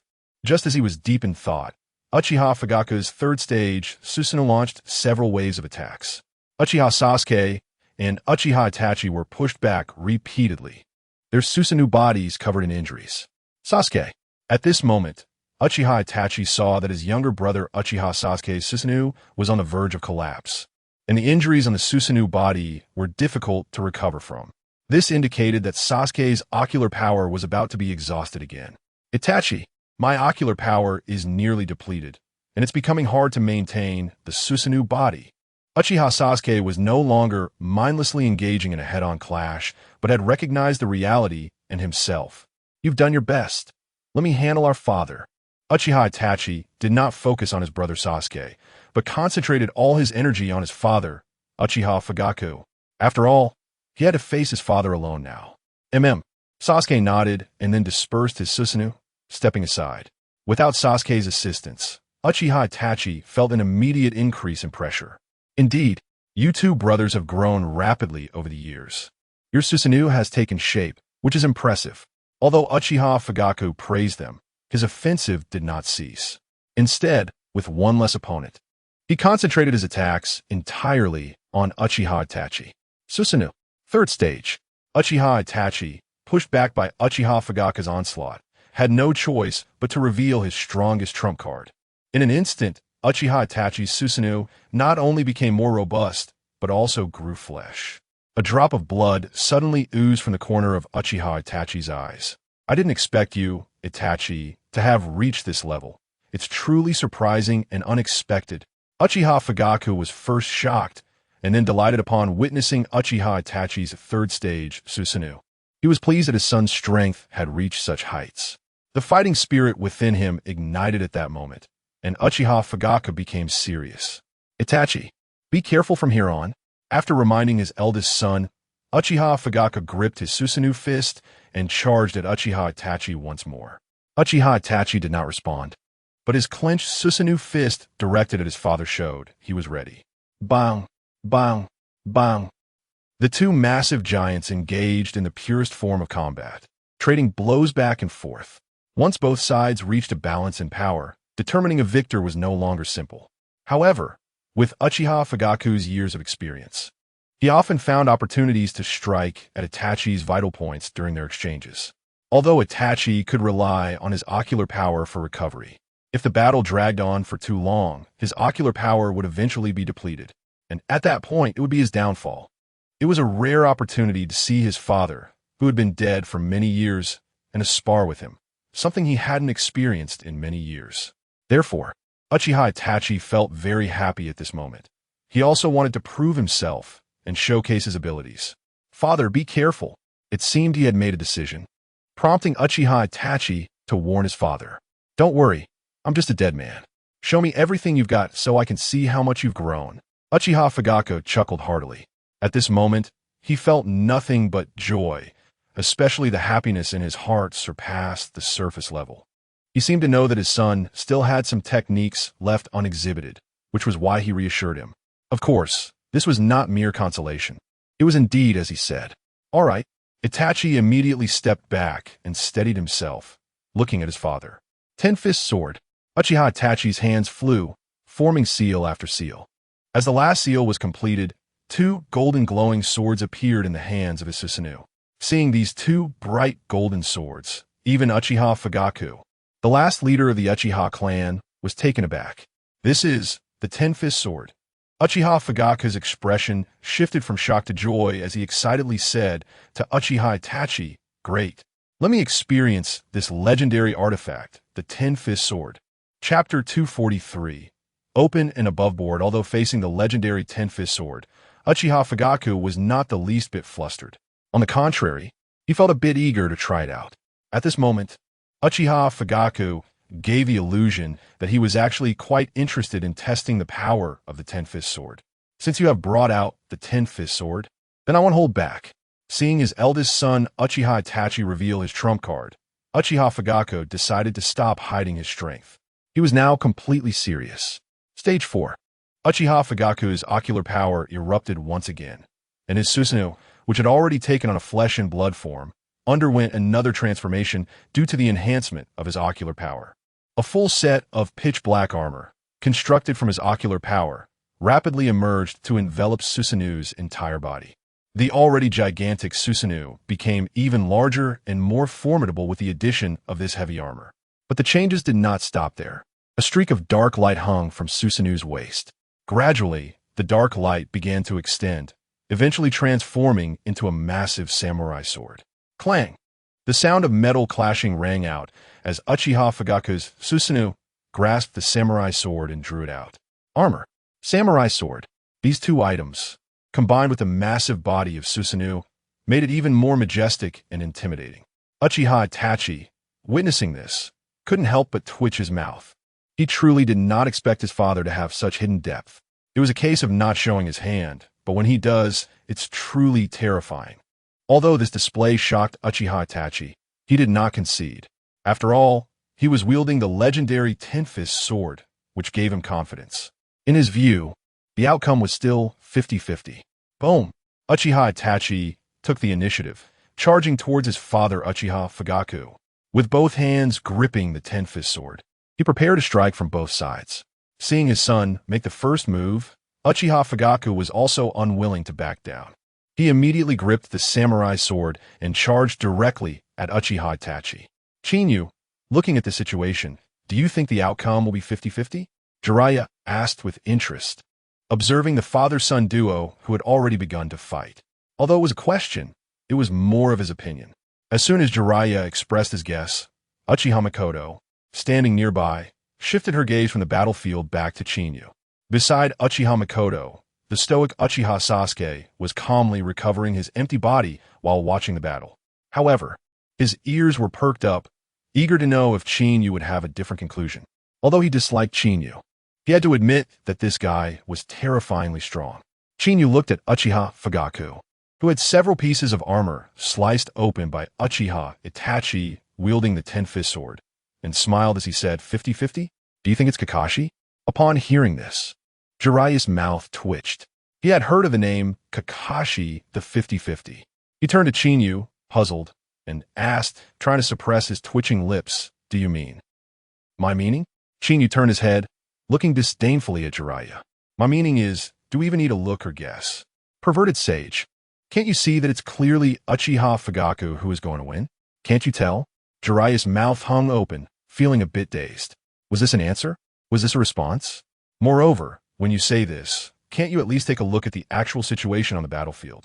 Don't you see that Uchiha Itachi is clearly overpowering Uchiha Fugaku with the power of the Ten-Fist Sword? No matter how you look at it, Uchiha Itachi has the greater chance of winning. How did it end up that, in your mouth, the outcome is already decided, and the one winning is the one being overpowered? Although Jiraiya's expression wasn't visible, Chinyu seemed to have sensed his embarrassment and disbelief. Chinyu smiled nonchalantly, continuing to watch calmly, and said with a slight smirk, how about we make a bet, perverted sage? A bet?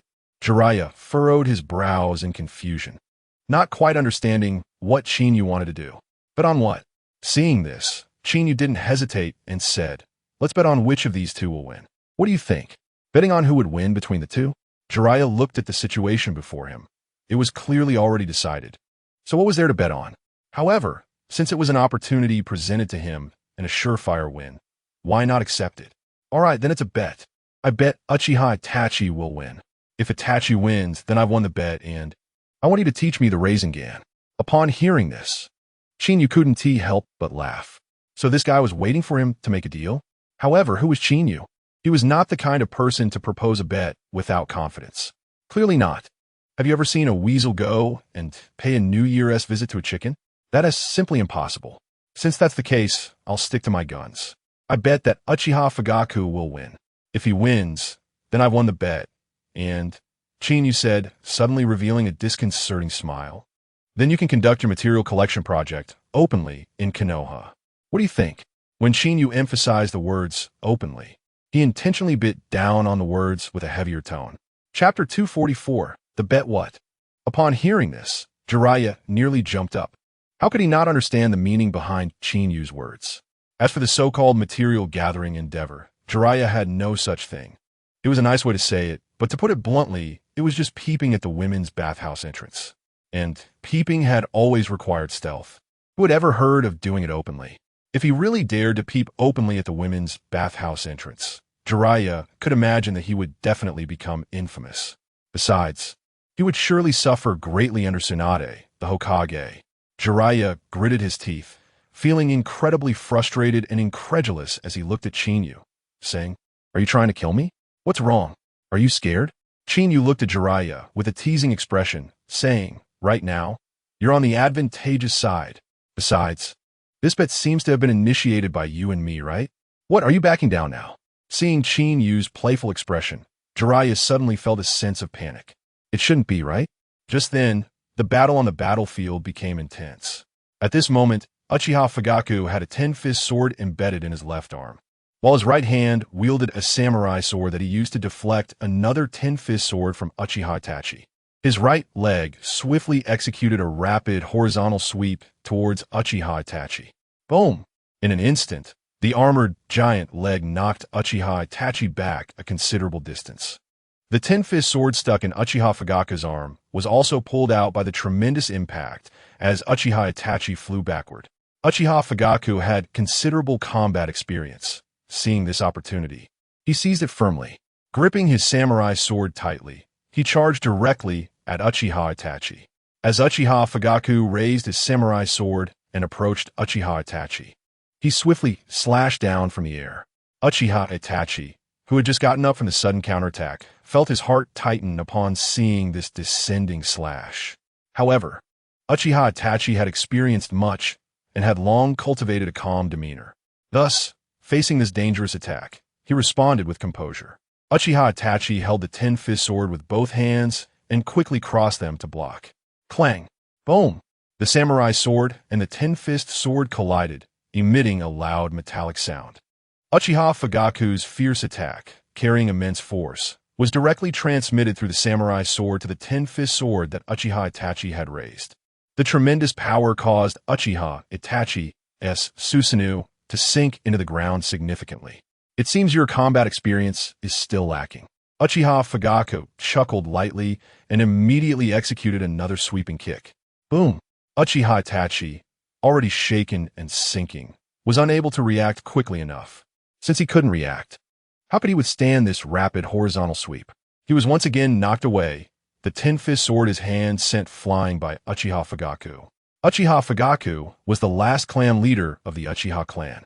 As the clan leader, he needed strong martial power and considerable experience. One could say that Uchiha Fugaku had traveled more roads and eaten more salt than Uchiha Itachi.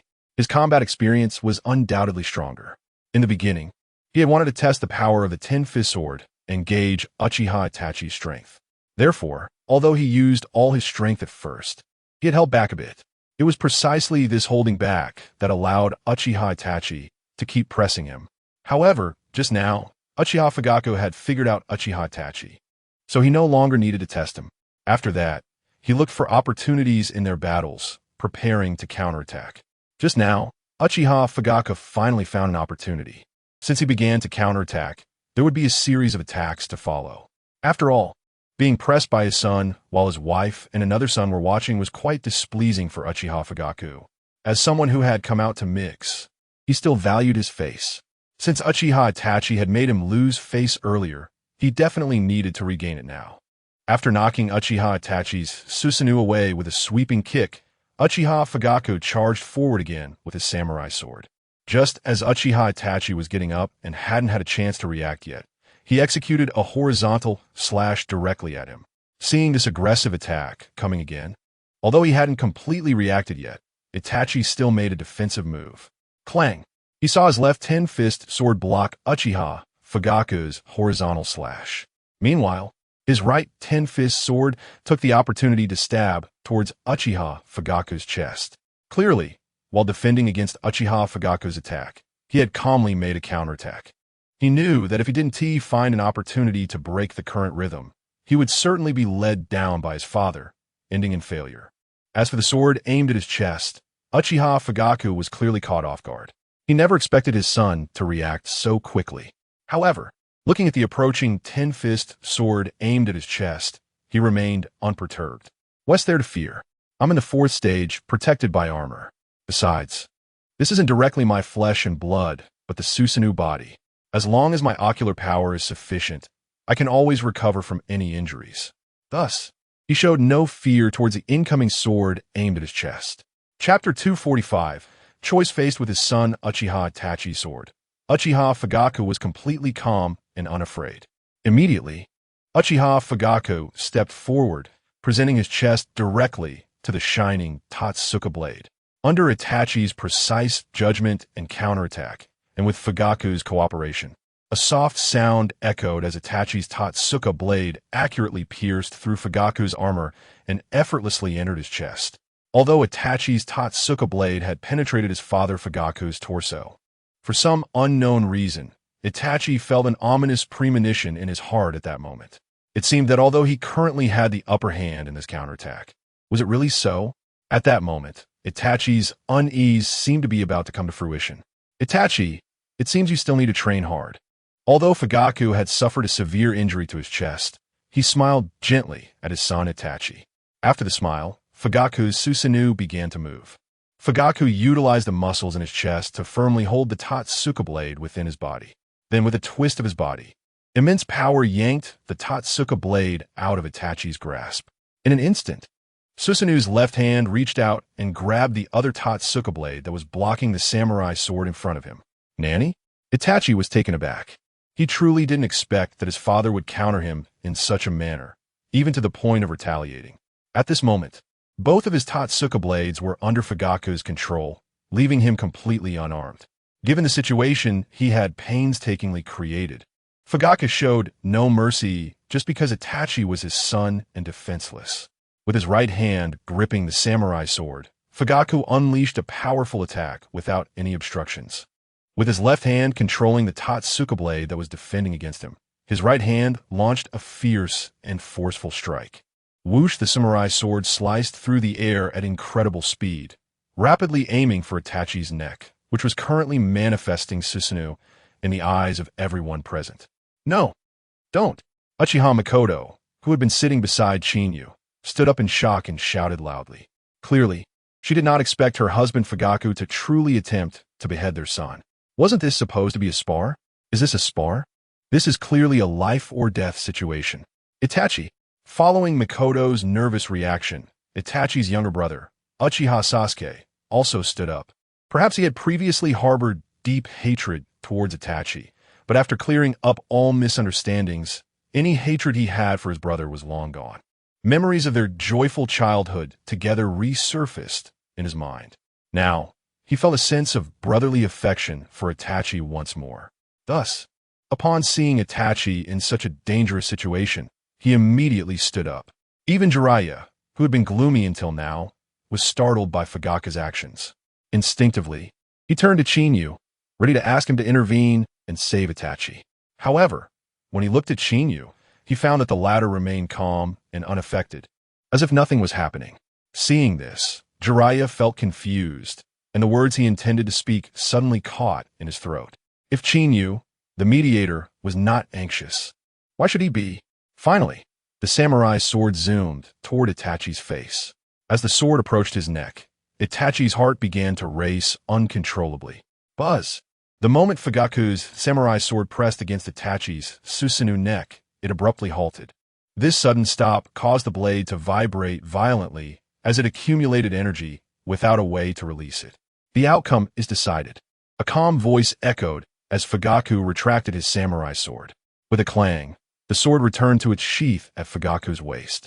Then Fugaku dispersed his Susanoo, revealing his physical form floating in the air. Slowly, he descended to the ground, using the remaining power of Susanoo. As Fugaku dispersed his Susanoo, Itachi also released his form. All right, the family reunion is about done.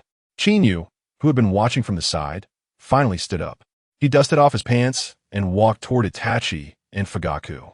Following Chinyu's lead, Jiraiya, Sasuke, and Mikoto also moved to stand before Fugaku and Itachi.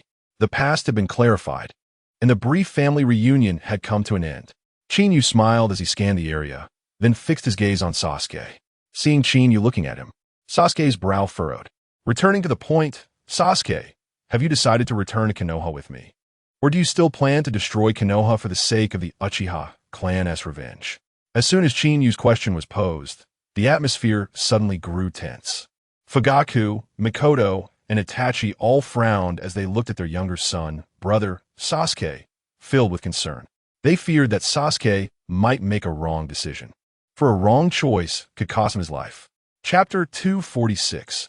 The true finale. After Chinyu posed a question, Uchiha Sasuke fell into silence in an instant. Yes, you heard it right, and you saw it correctly, silence. He was no longer shouting about revenge or the destruction of Konoha like before. At this moment, he was genuinely deep in thought. He was reflecting on everything that had happened and considering the most correct answer he should give at this very moment. Sasuke, Uchiha Mikoto, standing nearby, looked at her son lost in thought, worried he might choose the wrong answer, and softly called out to him. As for Uchiha Fugaku and Uchiha Itachi, they silently observed without uttering a word. Deep down, they firmly believed that Sasuke, after all he had experienced, would surely choose the right answer. Finally, under the gaze of most people present, Uchiha Sasuke spoke. He looked at his brother Uchiha Itachi, then turned to Jiraiya, and finally fixed his gaze on Chinyu. I'll go back to Konoha with you, but I have one condition. Let Itachi go. Sasuke's words were very calm, but they also relieved Uchiha Fugaku, Uchiha Mikoto, and Uchiha Itachi, who had been holding their breath. Upon hearing this, Chinyu shot a strange glance at Uchiha Sasuke, and then looked at Uchiha Itachi. Observing Chinyu's sudden expression, Sasuke clearly felt something was off. What? Is my request difficult? Sasuke thought that his request was so difficult that even Chinyu couldn't agree to it. Little did he know that it wasn't about the difficulty of the request, but rather that he hadn't grasped one fundamental issue. Chinyu had never come to capture Uchiha Itachi in the first place.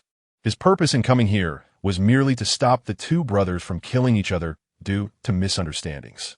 You could say he was, in a way, protecting both Uchiha Itachi and Uchiha Sasuke. Since he was already protecting them, how could he capture them? However, in Sasuke's mind, Itachi was a traitor and a criminal of Konoha.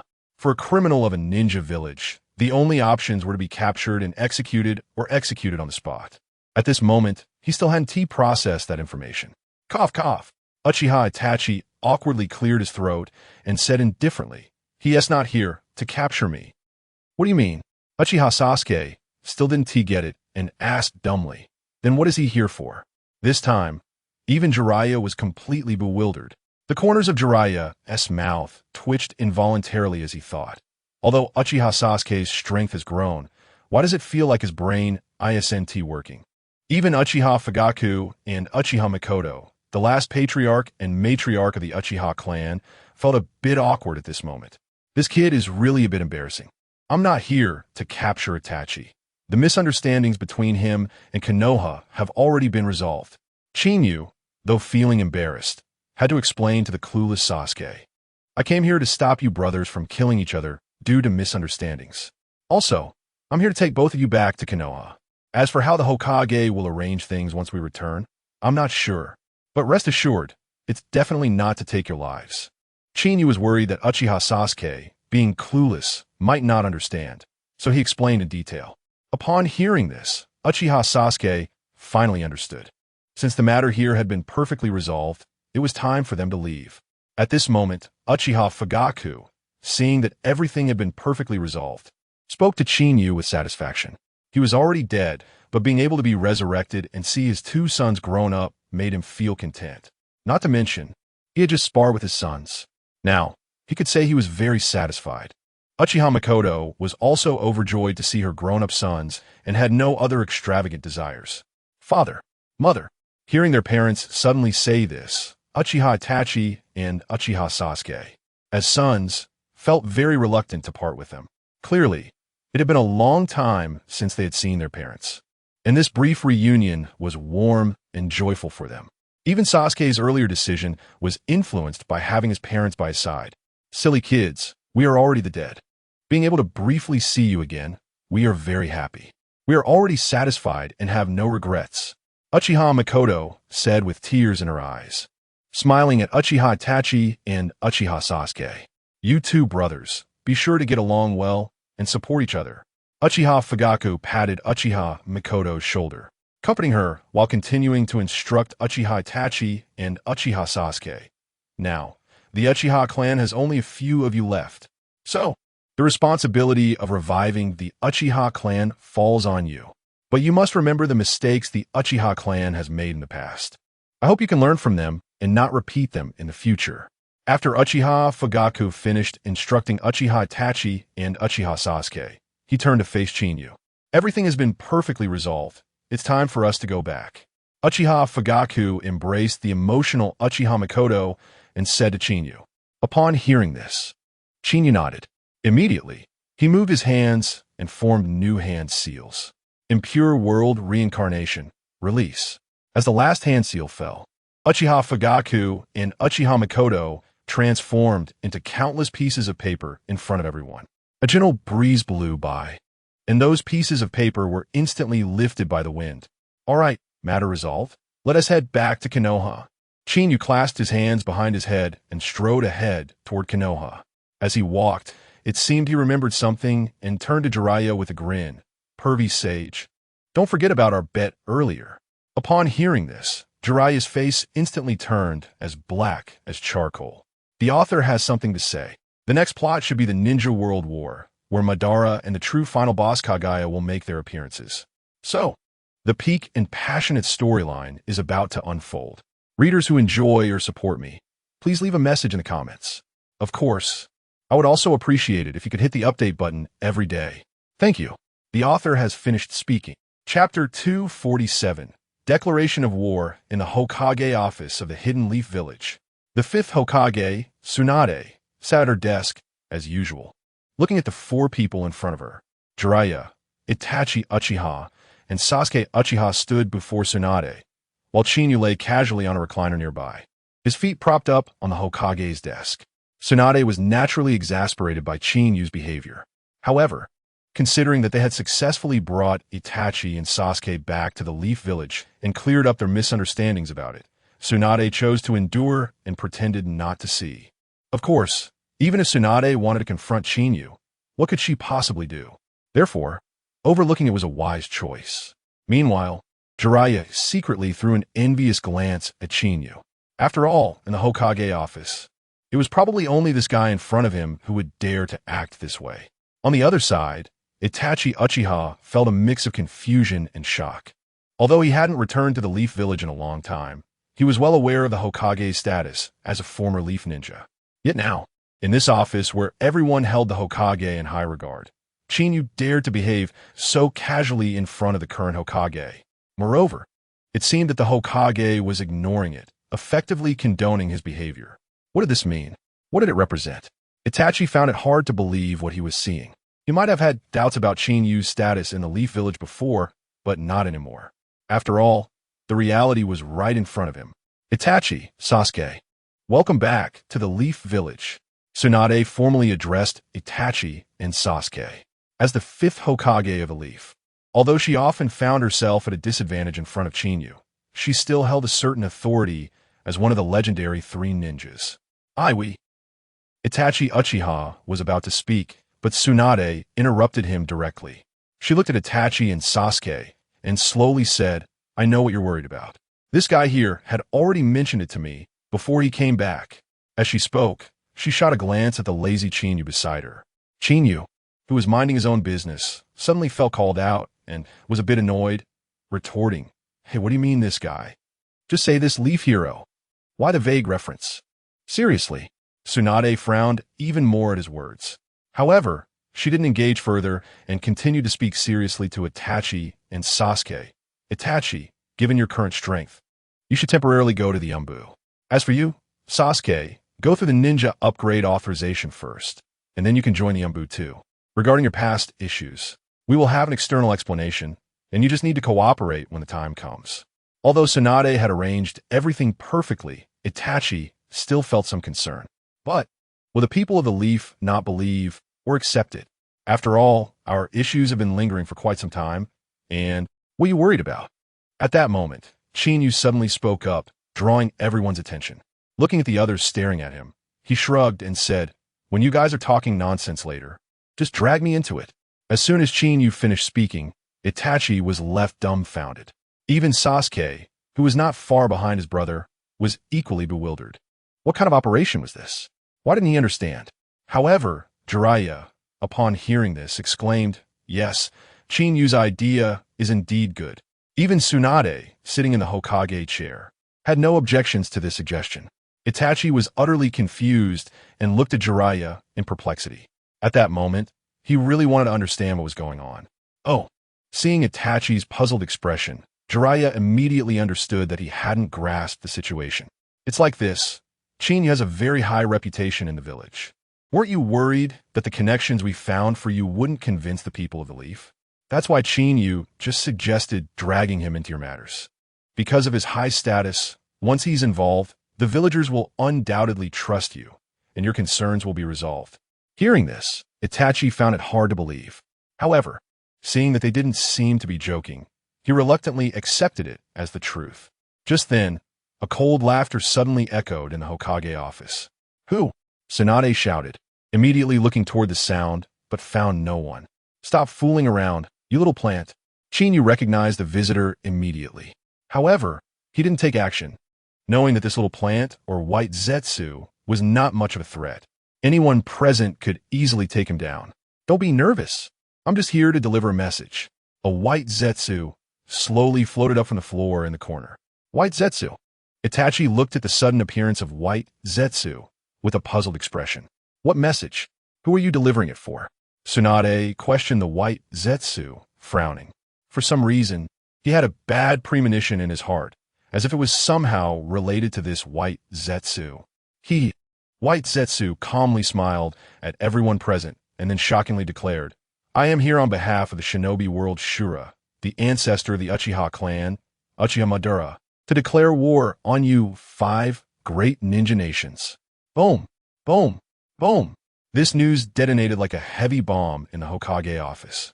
Chapter 248, Procrastination and Planning What? Jiraiya was momentarily stunned. Declare war? As the Hokage, Tsunade's face was filled with gloom. Clearly, she hadn't expected that this sudden appearance of white Zetsu was to announce such an explosive matter. At this moment, even Sasuke Uchiha and Itachi Uchiha were frowning, their faces full of shock. Among the few people present, only Chinyu remained calm. Although he was calm, his heart was filled with confusion. Has Uchiha Madara been resurrected through impure world reincarnation? And has the white Zetsu army been fully assembled? What other trump cards do they have? It should be known that they have not gathered all the tailed beasts and cannot unseal the 10 tails. If that's the case, where does their confidence come from? At that moment, white Zetsu seemed quite pleased with the shocked expressions on everyone's faces, chuckling ominously as he continued. "That's right. We declare war on you. The 5 great shinobi countries, that is, your 5 great ninja villages. We will launch the 4th great ninja war against you. You bastard." Tsunade could no longer contain herself and erupted in fury. She had a notoriously bad temper, and after becoming Hokage, she had to suppress her anger as much as possible. After all, she was one of the legendary 3 of Konoha, with the most explosive temper among them. It was precisely because of her personality that she had learned superhuman strength, an exaggerated and violent fighting technique. What do you think you are? Do you think you can just declare war whenever you want? You are nothing but a pack of stray dogs. Tsunade glared at white Zetsu, her anger growing. No. You misunderstand. White Zetsu shook his pitcher plant head and smiled at everyone. You might think I'm here to provoke Konoha alone, but that's not the case. Because at this very moment, my other clones are in the offices of the other 4 shinobi villages Kages, simultaneously declaring war on them. So, declaring war isn't just something you say. What? Jiraiya exclaimed in shock. Even Tsunade, who had a fiery temper, was now filled with disbelief. She truly hadn't expected that White Zetsu's so-called declaration of war was genuine. Could it be that the Fourth Great Ninja War would be instigated by Uchiha Madara like this? But even if it were Uchiha Madara, could he really instigate a war that would cover the entire ninja world? The Fourth Great Ninja War? At this moment, the crowd, previously shocked by the news, suddenly turned their attention to the speaker, Kinyu. Kinyu looked at White Zetsu, his face showing no signs of tension or shock, but rather a relaxed demeanor. So, your White Zetsu army has been produced?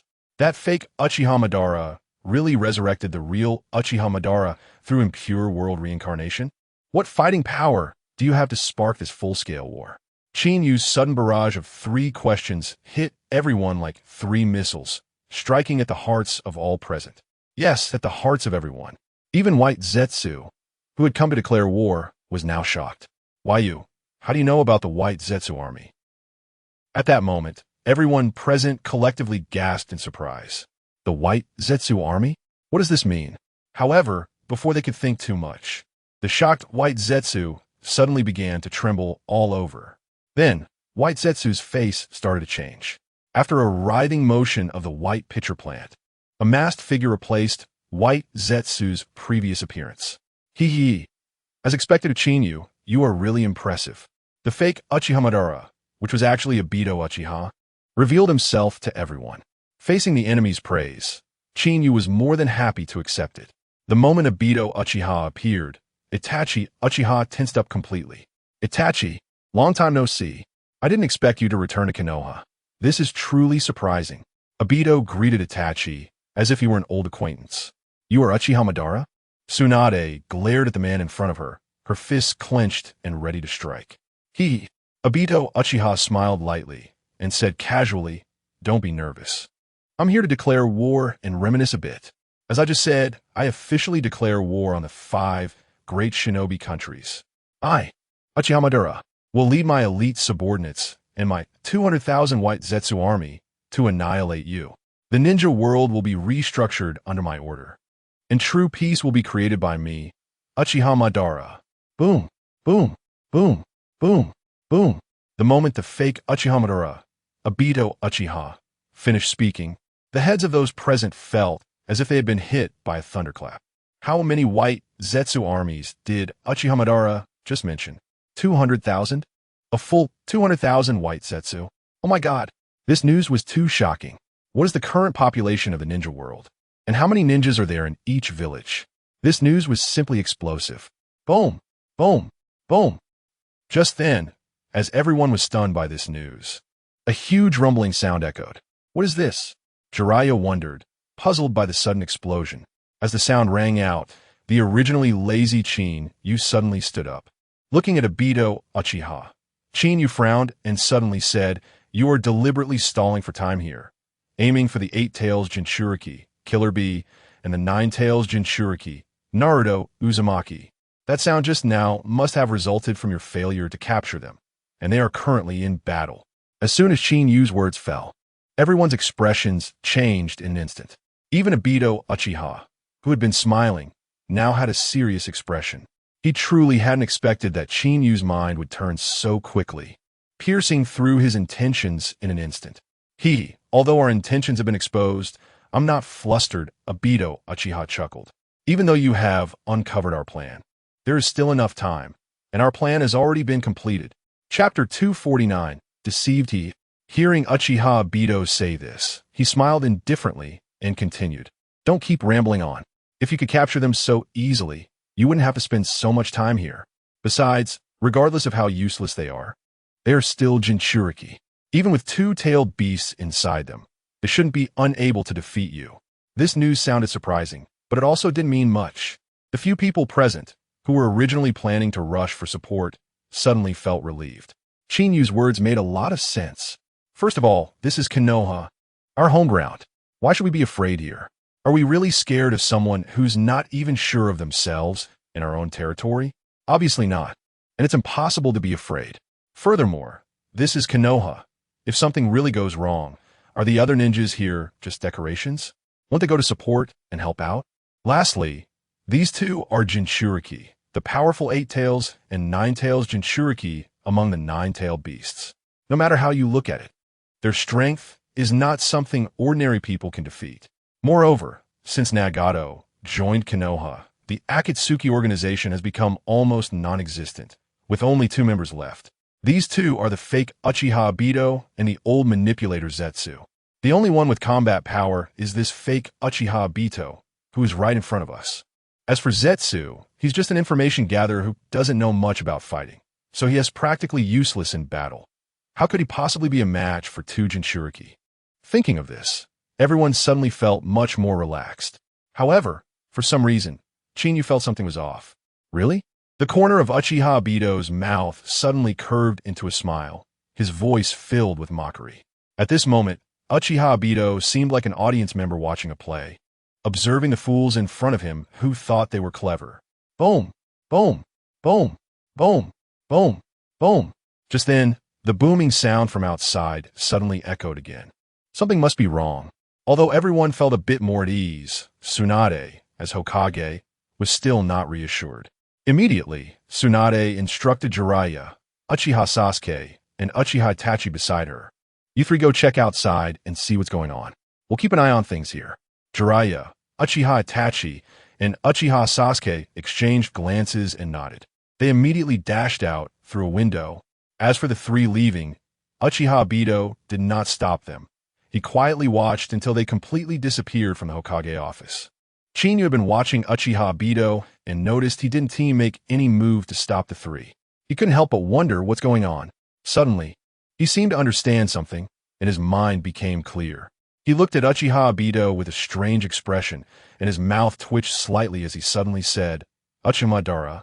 Let us just say you're Uchiha Madara for now. You actually used the water lamp technique to confuse us and mislead us, and then took the opportunity to capture the Jinchuriki. I have to say, I almost believed it. Chinyu said slowly, not in a hurry. Oh, Uchiha Obito questioned, feeling doubtful. Had his plan been seen through? Chinyu, what do you mean by that? Tsunade, beside Chinyu, frowned and asked, clearly not understanding what he meant. It's simple. Chinyu continued, looking at Uchiha Obito. The guy in front of us, claiming to be Uchiha Madara, is not him at all.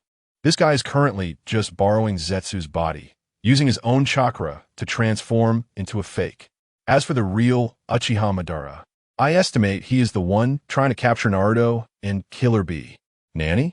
Tsunade was completely shocked, her eyes filled with disbelief. She believed what Chinyu said 100%, which is why she was so shocked. Oh no! Tsunade suddenly exclaimed, then turned to Chinyu. If what you say is true, isn't Naruto and Killer Bee in great danger? Don't worry. Didn't Jiraiya and the others already rush over? Chinyu seemed quite confident in their safety, not worried at all. Tsunade nodded upon hearing this, then looked at the fake Uchiha Obito in front of her, asking Chinyu again, what should we do about this guy? Tsunade's fists were clenched tightly, her expression suggesting she was ready to take action without saying another word. Do as you wish. Chinyu shrugged indifferently. As soon as Chinyu finished speaking, Tsunade couldn't contain herself, her fists ready as she charged towards the fake Uchiha Madara. Damn it! Seeing Tsunade appear in front of him in the blink of an eye, the fake Uchiha Madara cursed angrily. At this moment, he had no time to defend, and even if he did, could he defend against her? Bang! A loud explosion suddenly rang out as the fake Uchiha Madara was instantly sent crashing through the floor by Tsunade's powerful punch. Thud! Tsunade lightly jumped down through the hole she had created. Oomph! Looking at the white Zetsu that had turned into a mass of white plants under her fist, Tsunade snorted coldly. At that moment, Chinyu also jumped down through the hole. He then held his hands behind his head and walked towards the door. As he walked, he said to Tsunade, I'm going to check on Jiraiya. All right. Tsunade agreed without hesitation. You too, just surrender obediently. In a remote area of Konoha, Uchiha Obito, wearing a vortex mask, faced Naruto Uzumaki and Killer Bee alone. Yo, check it out, dreaming of us surrendering? Killer Bee said in a completely uncooperative tone to Uchiha Obito. Chapter 250. Crisis Uncle was right. Our iron fool, Naruto Uzumaki, has matured a lot at this moment. Naruto's right hand was holding a kunai in reverse grip, and he was wearing a red chakra robe, the cloak of the Kai-Bai. Behind his cloak, 3 thick red chakra tails were casually swaying.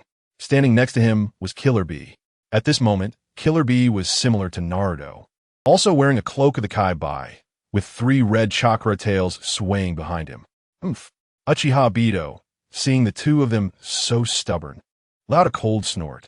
He was no longer going to waste words with them. He was ready to get serious. Suddenly, an eye that had been closed beneath the whirlpool mask opened wide. Seeing Obito's eyes suddenly open, which had swirling purple patterns, Killer Bee was startled. The moment he saw this eye, he immediately recognized its origin.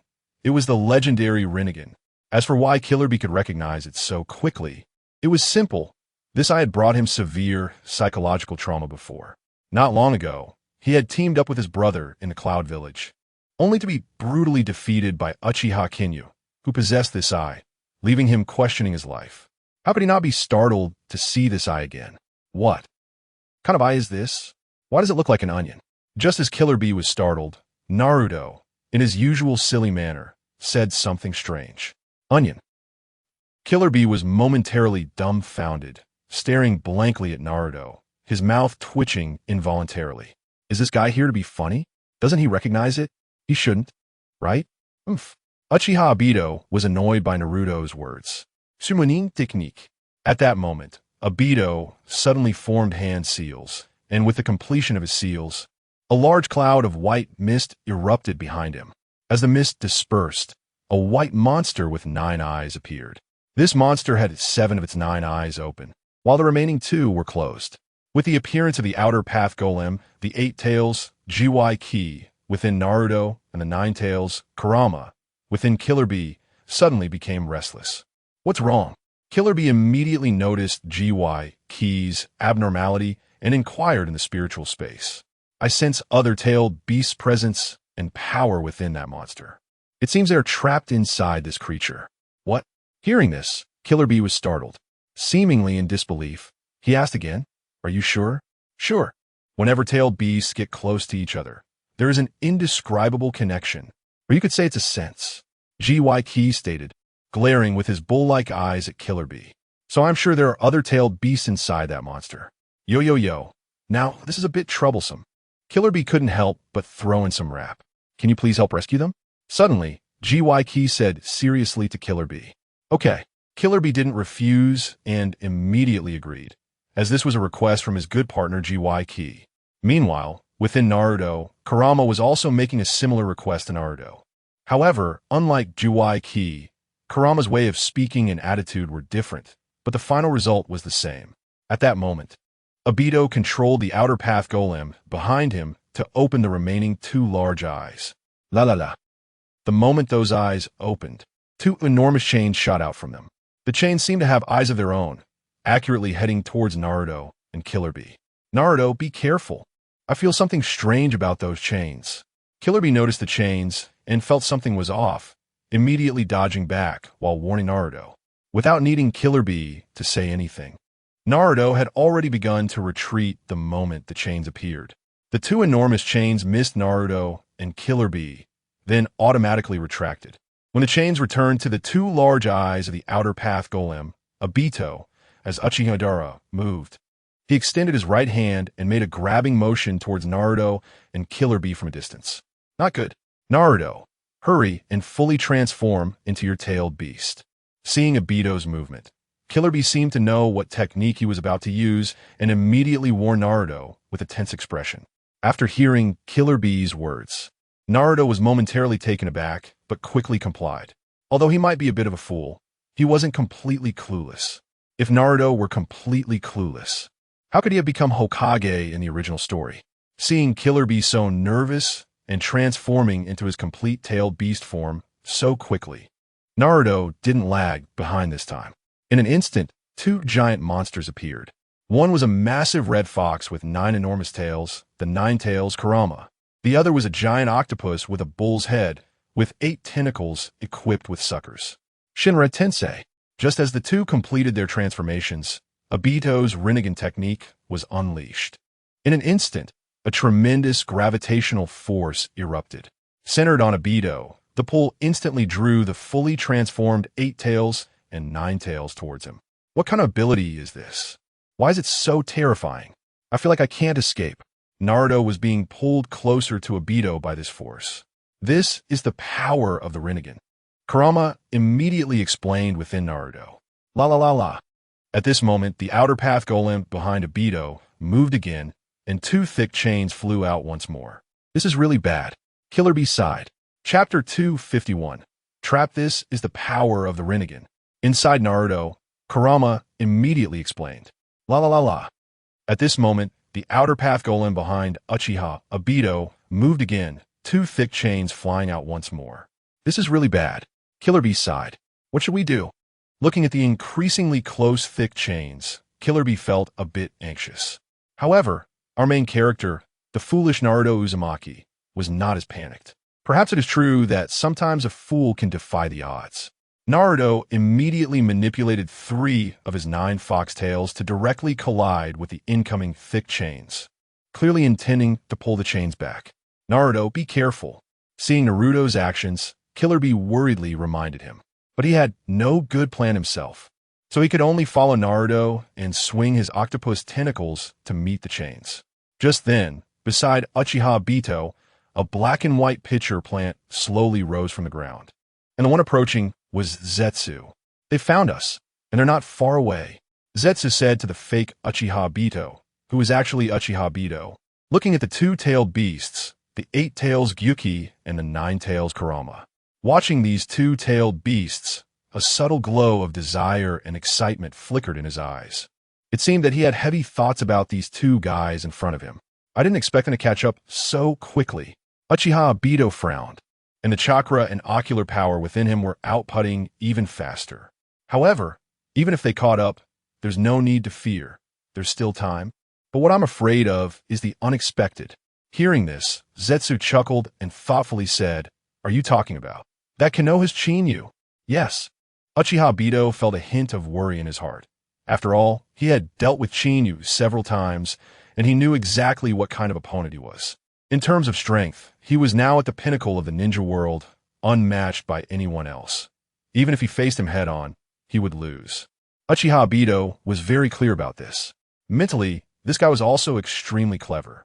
If he weren't smart enough, how could he have repeatedly seen through his plans and disrupted them?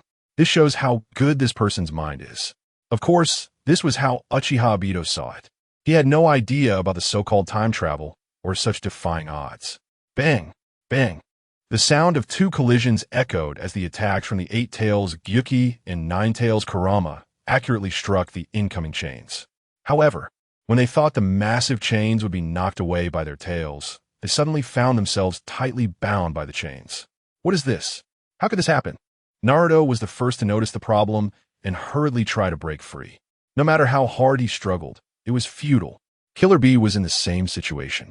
No matter how much effort he put in, he couldn't break free from the chain's grip, due to Uchiha Obito's Shinra Tensei's gravitational pull.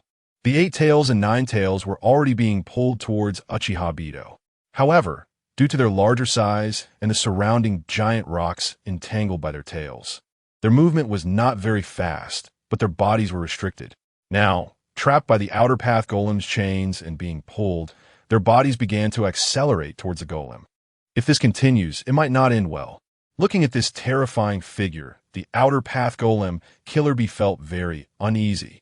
He always felt that the function of this golem was not that simple. I also feel something is off. Big brother, do you see any way out?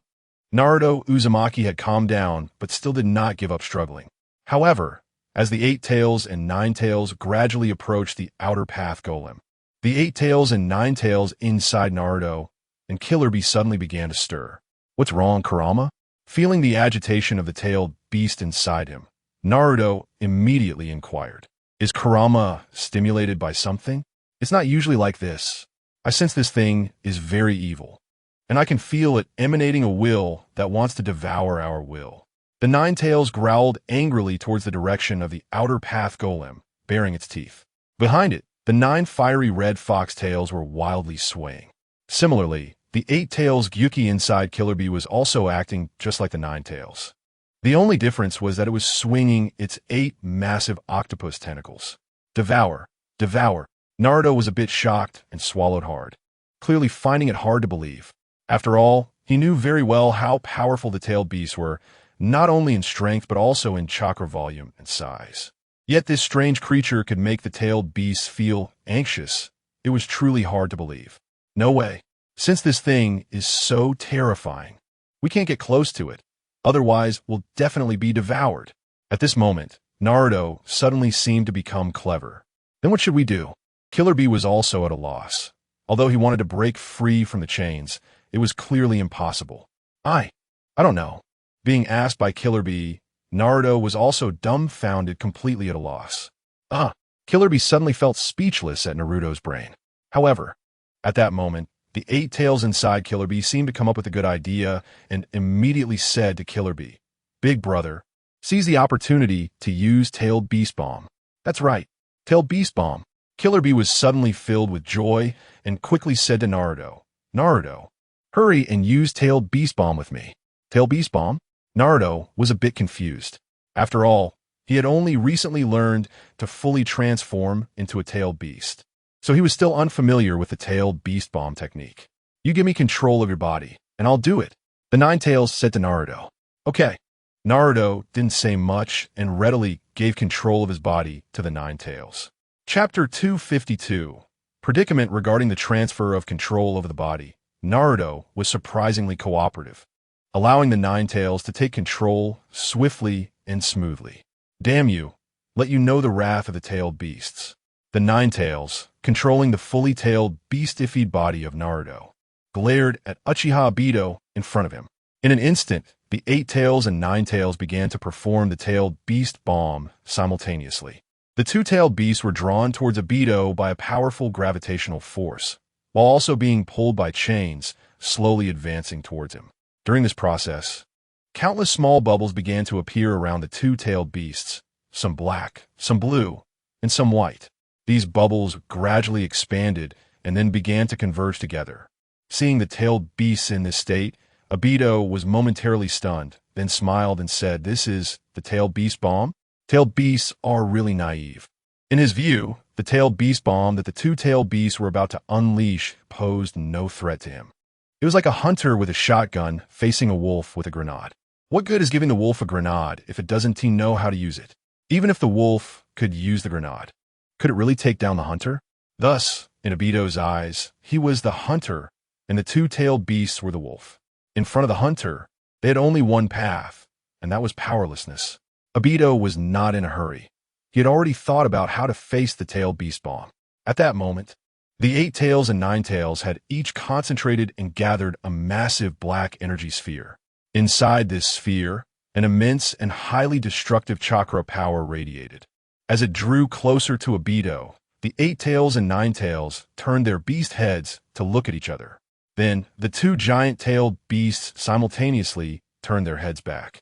With a fierce roar, they opened their beast mouths wide, and in an instant, the 2 tailed beasts bit down on the massive tailed beast chakra in front of them. Tailed beast bomb. Boom, boom. In almost an instant, 2 jet black energy beams shot towards Obito and the outer path golem behind him. The black beams were small at the mouths of the beasts, but as they advanced, they expanded and widened. By the time the 2 black beams reached Obito, they had grown large enough to completely engulf him and the outer path golem behind him. At that moment, the tailed beast bombs completely enveloped Obito and then slammed into the outer path golem. The golem, expected to be obliterated by the powerful impact of the tailed beast bomb, vanished at the moment of impact. As the outer path golem disappeared, the chains binding the tailed beasts also suddenly vanished. Rumbling, rumbling. The 2 massive tailed beast bomb beams instantly tore through the sky, directly destroying a relatively small mountain in front of them. In an instant, yellow sand swept through the air and smoke obscured the sky. The ground shook violently due to the destruction of the small mountain. Did it work? Kurabi asked, looking at the still and silent dust, somewhat uncertain, as he turned to the 8 tails. No, it didn't. Before Kurabi finished asking, the 8 tails replied in disbelief, his tone unusually calm. Suddenly, Amidst the swirling dust, two massive chains shot out again. The chains came with incredible speed, almost too fast to react. The 8 tails and 9 tails, being close to the dust, were caught off guard when the chains suddenly shot out. In an instant, the 8 tails and 9 tails were tightly bound by the chains. This time, they were not just bound by their tails, but were firmly locked by their entire bodies. Now, the 8 tails and 9 tails had no way to counterattack and could only struggle and roar under the chain's restraint. Of course, their struggles and roars were futile at this moment, as they were fundamentally ineffective. What to do now? Kurama? In the demon fox space, Naruto paced anxiously. To this, Kurama could only roar in anger. Meanwhile, in the consciousness space of the 8 tails, it appeared that the 8 tails was seriously instructing Kurabi about something. No, this isn't the end yet. The 8 tails suddenly said seriously to Kurabi, "Oh, do you have another way?" Kurabi, now a bit flustered, lost his usual banter. His current tone was very serious. "Yes, there's a way," the 8 tails said. "What way?"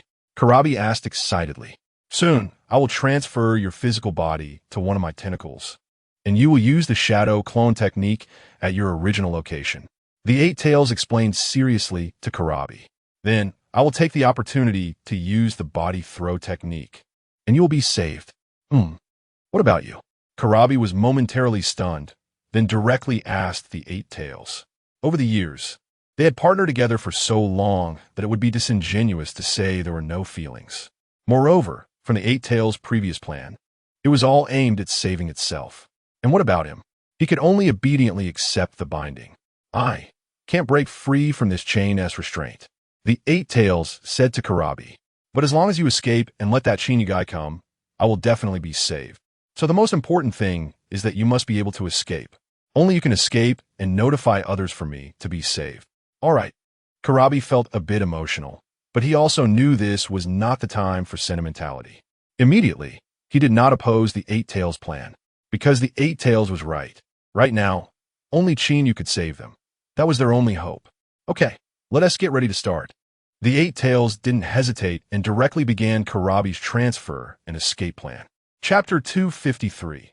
The arrival of reinforcements. Although the 8 tails Gyuki was bound by the chains of the outer path demon statue, its internal body was not restrained, allowing it to move freely. Under the pressure from inside, Gyuki, Killer Bee, the host of the Jinchuriki, silently slipped toward one of the 8 tails tentacles. At the same time, a shadow clone of Killer Bee appeared in his original spot, replacing his presence. When Killer Bee reached the 8 tails tentacle, Naruto and Kurama were executing nearly identical actions. Perhaps Kurama and Gyuki had discussed their strategy beforehand, which made their movements surprisingly synchronized, just as they were about to complete their preparations and sever the tails. Lightning release, Chidori.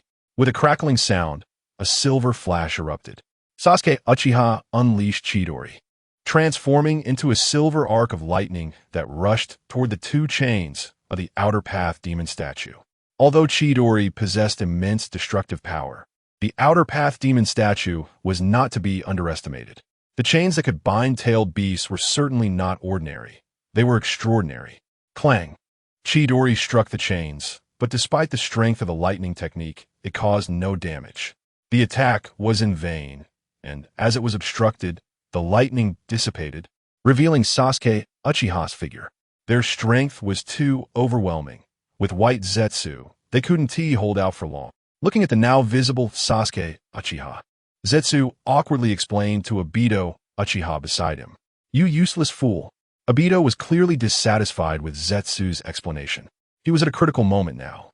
They had captured the 2-tailed beasts and just needed to wait a little longer to seal them away. But now, with Konoha's people arriving, it was likely that things would go awry. Even though they were still in hand, if that guy showed up, there would be no chance of taking the tailed beasts away. This was no joke. What should we do now? Zetsu looked at Sasuke Uchiha, and then turned to Obito to ask, "What should we do?" Obito turned his head to look at Zetsu, and directly said, "You go hold him off." "Aye." Zetsu felt deflated. Was this a joke? He knew his own combat power all too well. He was just a bit above average. He could handle fighting against Chunin, but against someone of Kaga level, that was simply impossible, because when it came to fighting a Kaga-level opponent, he had absolutely no chance of winning. Sasuke, Attack that monster behind him. Just when Sasuke Uchiha's attack was fruitless, Itachi Uchiha and Jiraiya appeared as well. Itachi Uchiha, fire release, great fireball technique. Jiraiya, fire release, flame bullet. Sasuke Uchiha, lightning release, Chidori's sharp spear. Under Itachi's prompt, the three of them executed their ninjutsu in perfect sync. The three ninjutsu were straightforward, heading straight for the outer path demon statue. A massive fireball, a towering pillar of flame, and a swift lightning strike. Three highly offensive techniques surged toward the outer path demon statue in an instant. Damn it! Obito's expression darkened behind his mask. Watching the three ninjutsu approach, he raised his hand, palm facing the outer path demon statue behind him. Shinra Tensei. With a thrum, the air trembled, and a tremendous repulsive force erupted from Obito's palm. In an instant, the massive repulsion pushed back the ninjutsu from Jiraiya and the others. At the same time, the two-tailed beasts that were about to be pulled closer were also forcefully pushed away a distance. Damn it! This is the power of the Rinnegan. Jiraiya realized the source of the repulsion the moment he felt it. He had already witnessed Rinnegan techniques before, so he was quite familiar with this powerful repulsion. Be careful. The ninjutsu has been reflected back. Jiraiya shouted a warning before dodging. At his reminder, Itachi and Sasuke quickly reacted and evaded as well. Boom! Boom! Boom! The sounds of explosions rang out behind Itachi and his companions. It was the sound of their own ninjutsu detonating. In that brief moment, Itachi, Sasuke, and Jiraiya had been pushed back a considerable distance by the repulsion. The repulsive force came and went suddenly. When it dissipated, the three exchanged glances. Jiraiya took the opportunity to inform Sasuke and Itachi. His technique has both repulsive and attractive forces. After using it, there's a short cooldown period during which he cannot use it again. Now is the time to counterattack. Obito's face was also clouded with anger. The arrival of Jiraiya and the others had truly disrupted his plans. Suddenly, an idea struck him, and he quickly formed a hand seal. Roar as Obito completed his seal, the 8 tails and 9 tails began to struggle violently, accompanied by loud roars. The outer path demon statue was using the chains binding the tailed beasts to fully absorb their power. As their strength was continuously drained, the tailed beasts were filled with extreme rage. At the same time, the extraction of their power brought them immense pain. The outer path demon statue's power extraction was not a simple task. It was a direct extraction of their essence, pure internal energy. As the Jinchuriki, Naruto, Uzumaki, and Killer Bee were also suffering this pain within the tailed beasts. Since their transformations were linked, they could not perform the tailed beast transformation technique otherwise. Go! Jiraiya and the others were not idle. The moment the repulsion disappeared, they charged toward the outer path demon statue again. Zetsu, go and block them. Obito commanded Zetsu directly. Chapter 254. Thousand Birds Instant/I absolutely felt a bit dumbfounded. Damn, I'm just a non-combat ninja, if I had to say. I'm more of a half-combat, half-support ninja. Yet you want me a half-combat, half-support ninja to confront so many pure combat ninjas on the other side? ISNT, that's just asking me to die. Although I was filled with immense grief and indignation, I didn't dare to voice it, and could only brace myself and move forward. Because I knew that if I didn't listen to Uchiha Obito, I would probably end up in a bad spot. While I might not die, it would be good for my future plans. Thus, after weighing the pros and cons, I had no other choice. Spore technique. Fighting alone would definitely be seeking death. I was very clear about that. Therefore, facing such powerful ninjas, the only tactic I could adopt was the human wave tactic. Suddenly, the black and white picture plant on my body snapped shut, completely covering my upper body. Then, in front of everyone's eyes, the black and white picture plant, which had just closed, unexpectedly opened up again. As it unfolded, small white spores began to slowly and tightly fly out from within. At first, the spores were very tiny, but as they slowly drifted out of my body, they suddenly grew larger in the blink of an eye. In no time at all, these spores had already reached the size of an adult. Bang, bang, bang. The spores grew larger and, affected by gravity, fell directly to the ground in an instant. Immediately, the The spores that landed began to tremble, as if something was about to emerge from within. Be careful. Upon seeing this, Jiraiya's vigilance suddenly heightened. After all, as someone who knew the members of Akatsuki, he was quite cautious about their strength. Moreover, given that this was an unprecedented technique, it would be a joke to say he wasn't on guard. At this time, Uchiha Itachi also felt a surge of caution. Although he had been teammates with me before, in his perception and usual displays, I was merely an exploration-type ninja. Previously, he had never witnessed my true combat abilities. Therefore, seeing me suddenly unleash a ninjutsu, he couldn't help but feel a bit wary. Among those present, only Uchiha Sasuke was different. He charged forward bravely without any concern for the unknown that lay ahead. Lightning release, 1,000 birds. At this moment, Uchiha Sasuke was all about one word: reckless. With a crack of thunder, a silver-white lightning bolt instantly exploded in his hand. Accompanied by this sound, Uchiha Sasuke shot out like a bolt, his sharp and violent lightning ninjutsu resembling a keen blade, instantly slicing towards a nearby spore. Puff! The lightning release, 1,000 birds technique was incredibly sharp, cutting through the spore in an instant. Just as Uchiha Sasuke was about to split it in half, he was met with an obstruction. Clang! His ninjutsu was blocked, and Uchiha Sasuke felt a bit displeased. He then saw a white plant-like arm emerging from within the white spore, clutching a kunai to counter his attack. What is this? Just as Uchiha Sasuke was preparing to slash it apart, the white spore suddenly split open. Crack! The outer shell of the spore fell away, revealing a figure that looked exactly like me, except this one was entirely white. Swish! Swish! Swish! The moment the white version of me appeared, dozens of kunai suddenly emerged around Uchiha Sasuke, flying towards him. And who was Uchiha Sasuke? He was a member of the Uchiha clan. Although his strength was currently at the bottom among the Uchiha, he wasn't someone that this white version of me could easily take down. Moreover, the Uchiha clan specialized in throwing techniques and fire release, right? Therefore, to Uchiha Sasuke, the attacks from these dozens of kunai posed no threat at all. Uchiha Sasuke swiftly dodged, effortlessly avoiding the kunai attacks. The kunai missed and embedded themselves into the ground. Sasuke, are you okay?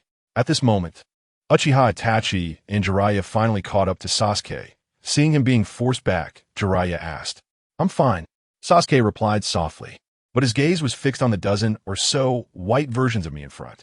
These should be my spores, akin to a technique like the shadow clone technique. But the difference being that these are physical entities that one disperse upon being attacked. Uchiha Itachi looked at the white versions of me, activating his Sharingan, focusing on these beings before him. However, their strength wasn't very strong. They were at the level of regular Chunin. It's fine, as long as I chop them all down. Their mere Chunin strength is of no use here. You guys don't need to intervene. I can handle it alone. I want to show these guys my prowess. Uchiha Sasuke boasted directly to Uchiha Itachi and Jiraiya, then took out a long sword from his sealing scroll. Sizzle. The thunder rumbled, lightning flickered, and lightning chakra instantly enveloped the whole sword. Gripping the long sword, Uchiha Sasuke dashed towards the dozen or so white versions of me without hesitation. Lightning release. 1,000 birds instant slash. Uchiha Sasuke seemed to merge with the long sword in an instant. The sound of thunder and lightning filled the air, and a series of continuous arcs of light flashed towards the white spores. When Uchiha Sasuke finally stopped in front of the last white version of me, he realized that the sword in his hand had already pierced into the chest of the white version, and now he was slowly pulling his sword out. Puff! As Uchiha Sasuke withdrew his long sword, all the white spores fell to the ground simultaneously. Clearly, these white versions have been dealt with entirely by Sasuke's ninjutsu in one move. This, Jiraiya couldn't help but click his tongue. Uchiha Sasuke indeed had some skills. As for Uchiha Itachi, his eyes were filled with satisfaction. However, their enemies, Uchiha Obito and I, had darkened expressions. Among them, my expression was the darkest and most unpleasant, as I internally cursed. Damn it, how am I supposed to fight like this? If I go up, it's just delivering food. Chapter 255, The Sudden Change of Juju. Uchiha Obito shouted angrily at Ju with a dark face. Clearly, he was very furious at this moment. He had hoped that Ju could hold off these people, so he could extract the original power from the tailed beast body. Who would have thought that this guy was so useless, unable to withstand even a single attack, let alone buy him time? Ju, caught in a difficult position, was genuinely panicking. He glanced back at the furious Uchiha Obito behind him and quickly shifted his gaze back to Uchiha Sasuke and his group in front of him. At that moment, Uchiha Sasuke was already charging toward Ju and Uchiha Obito again. Crack! The sound of thunder continued to ring out as Uchiha Sasuke's figure, accompanied by arcs of silver electricity, rapidly approached. Ju clenched his teeth, and after a brief mental struggle, seemed to make a heavy decision. He then whispered fiercely, "Damn it! Everything is for Mother." Before Ju could finish his words, his hands moved quickly, forming a hand seal. As the hand seal was completed, Ju's black and white pitcher plants suddenly merged together again. At the moment the black and white pitcher plants came together, a massive amount of chakra rapidly gathered and formed around Ju. The powerful chakra gathering instantly caught the attention of everyone present. "Sasuke, be careful. Something's not right." The first to notice was Jiraiya, with the Sage mode, was relatively sensitive to external energy and immediately detected Ju's movements. That's right.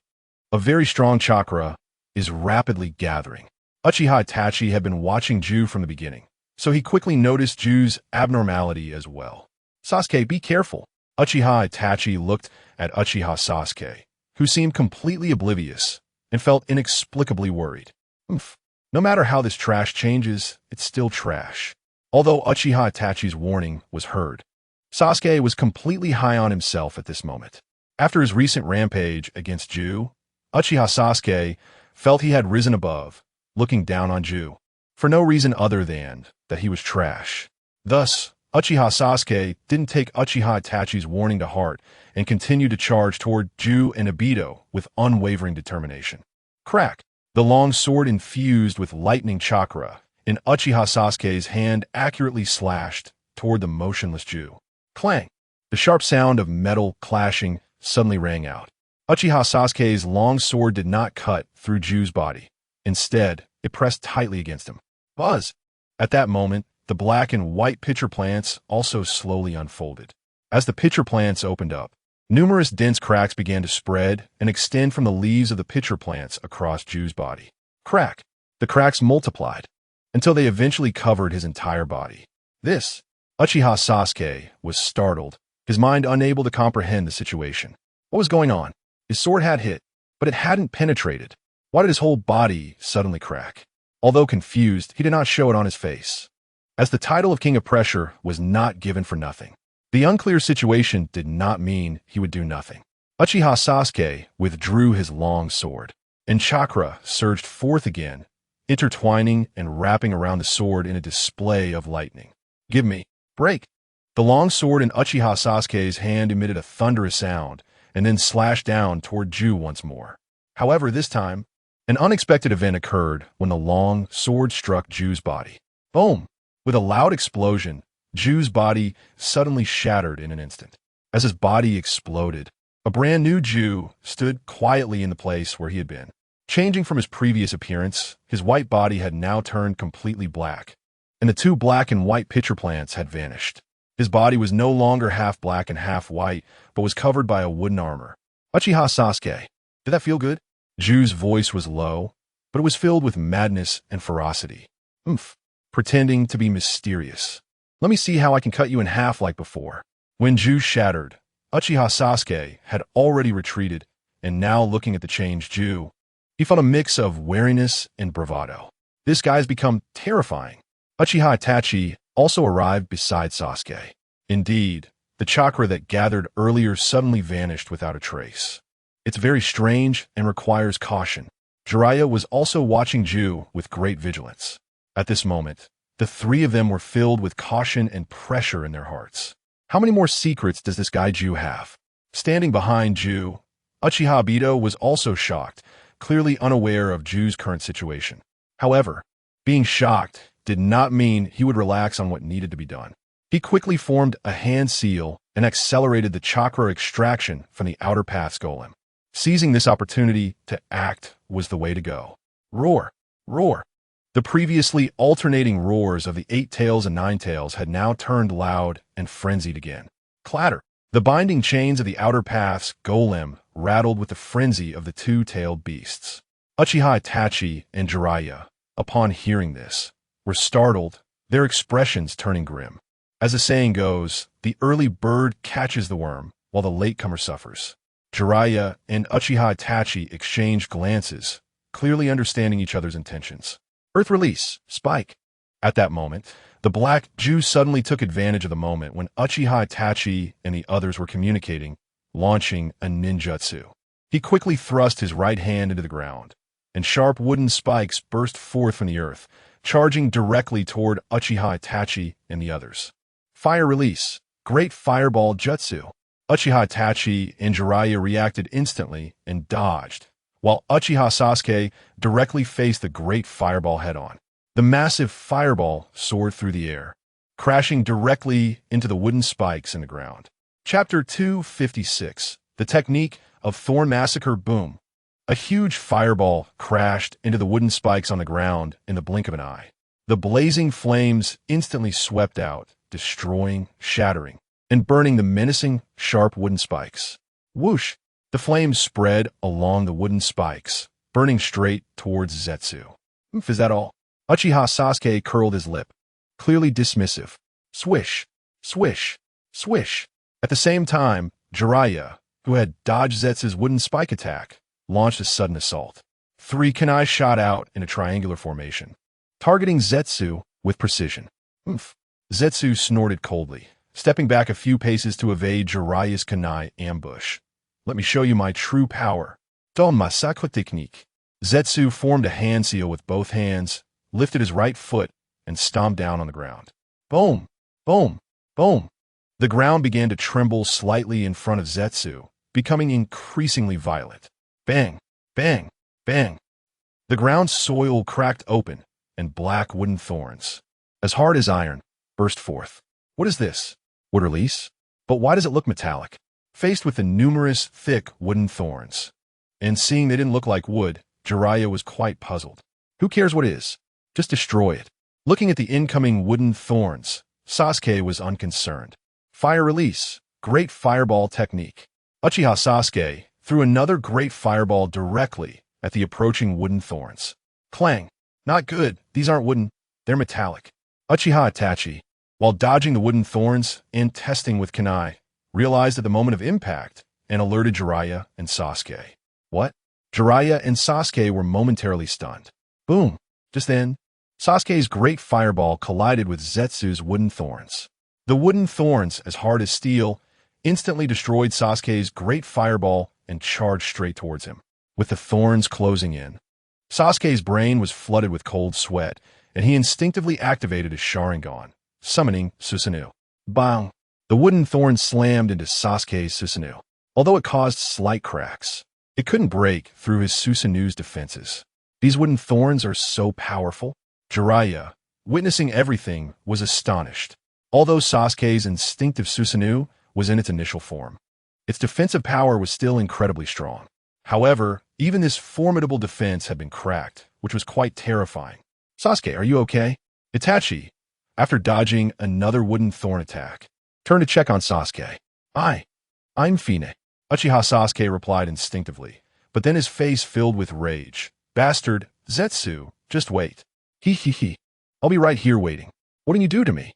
Zetsu grinned ominously. Bastard, bastard, bastard. You better die.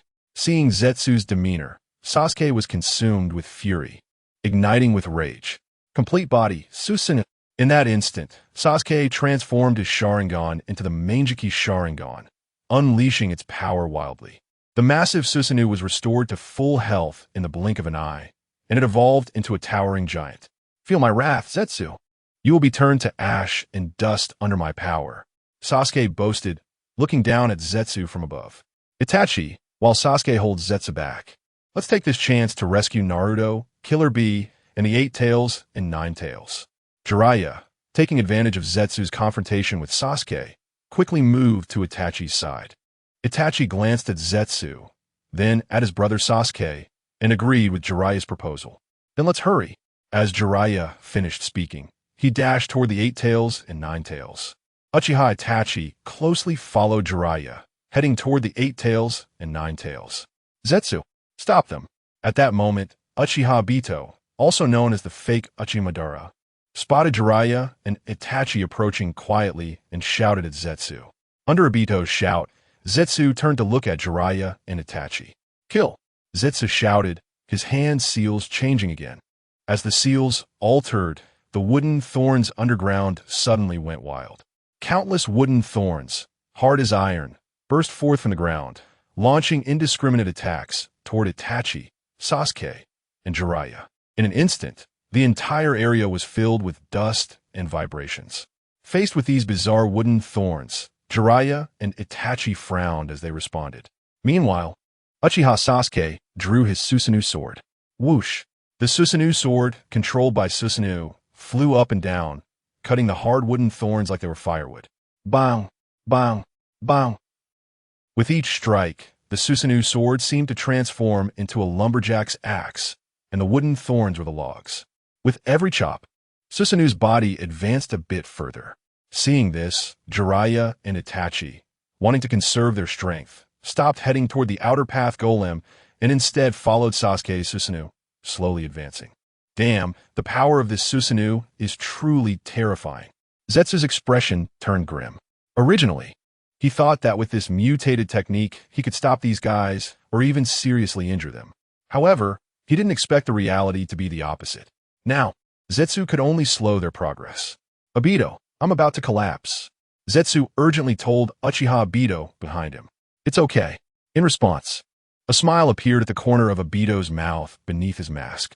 Because I have already succeeded. Chapter 257, Arrival It's Okay. At this moment, Uchiha Obito had a slight smile on his face beneath his mask.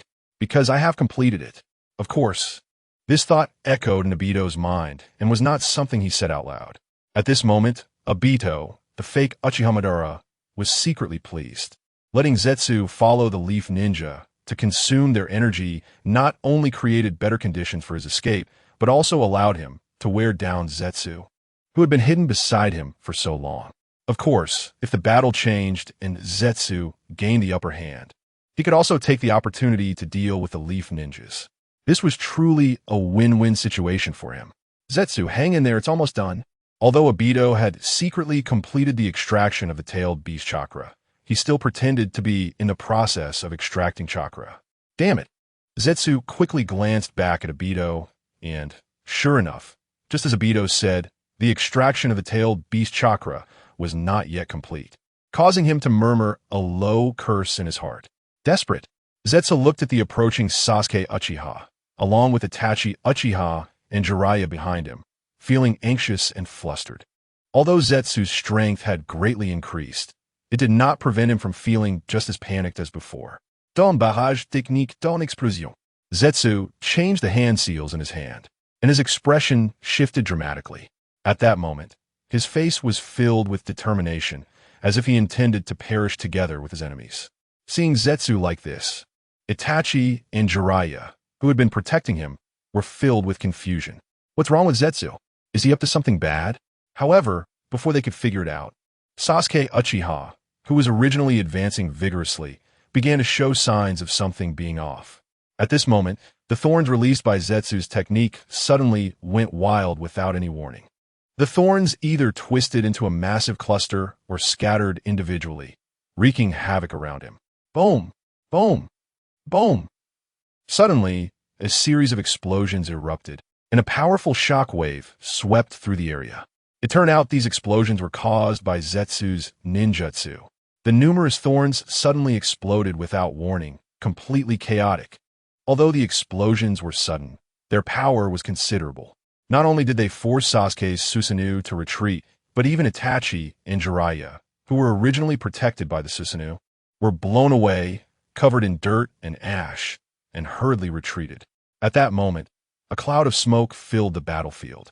Whoosh! Amidst the swirling smoke, a voice suddenly shouted, "Cough, cough, cough, what the hell is this? It's like a smog." Hearing this voice, everyone's expression changed, clearly recognizing its owner. Zetsu's face was filled with fear, while Obito's expression turned pale with anger. On the contrary, Jiraiya was filled with joy. As for Sasuke, he was extremely displeased. As he was in the middle of showing off, and just when he was enjoying himself, this unexpected interruption had occurred. Wind release, great breakthrough. Whoosh, whoosh, whoosh. As the voice fell, a massive gust of wind suddenly erupted. The strong wind conveniently blew towards the direction of Sasuke, who was hidden in the smog. Of course, this was not intentional on Qinyu's part. It was all an accident.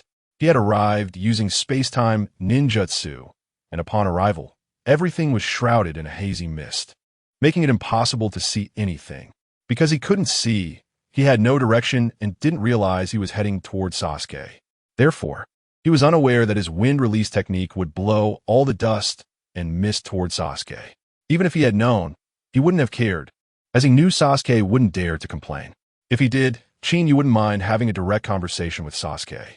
Under the influence of Qinyu's powerful wind release, great breakthrough, the swirling dust and mist were blown away in an instant.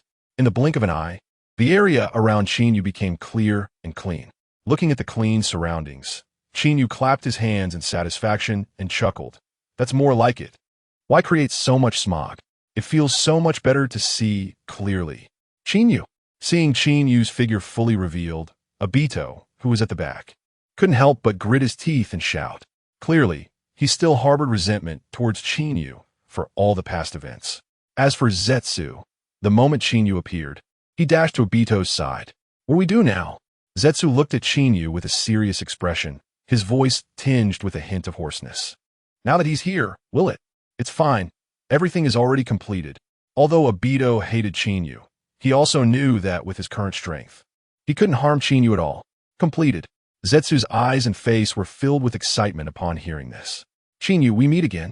Obito looked at Qinyu, greeting him like an old friend he hadn't seen in a long time. Although it was a greeting, it was laced with a bitter undertone. Oh, it's you. Qinyu looked at Obito, who had one Sharingan and one Rinnegan, and smirked. I wonder if you'll escape as embarrassingly as last time? Are you kidding me? Is this how you speak to someone? Although it was the truth, there was no need to bring up someone's dark history like that. Obito was almost enraged to the point of exploding. Chapter 258. The decisive runaway duo. What the hell? Is there really someone who talks like this? Although it's true, there is no need to bring up someone's dark history like that. Uchiha Obito was almost about to explode from anger. Although Uchiha Obito was infuriated by Qinyu's words, he remained rational and didn't act impulsively. In fact, it all boils down to one word: endure.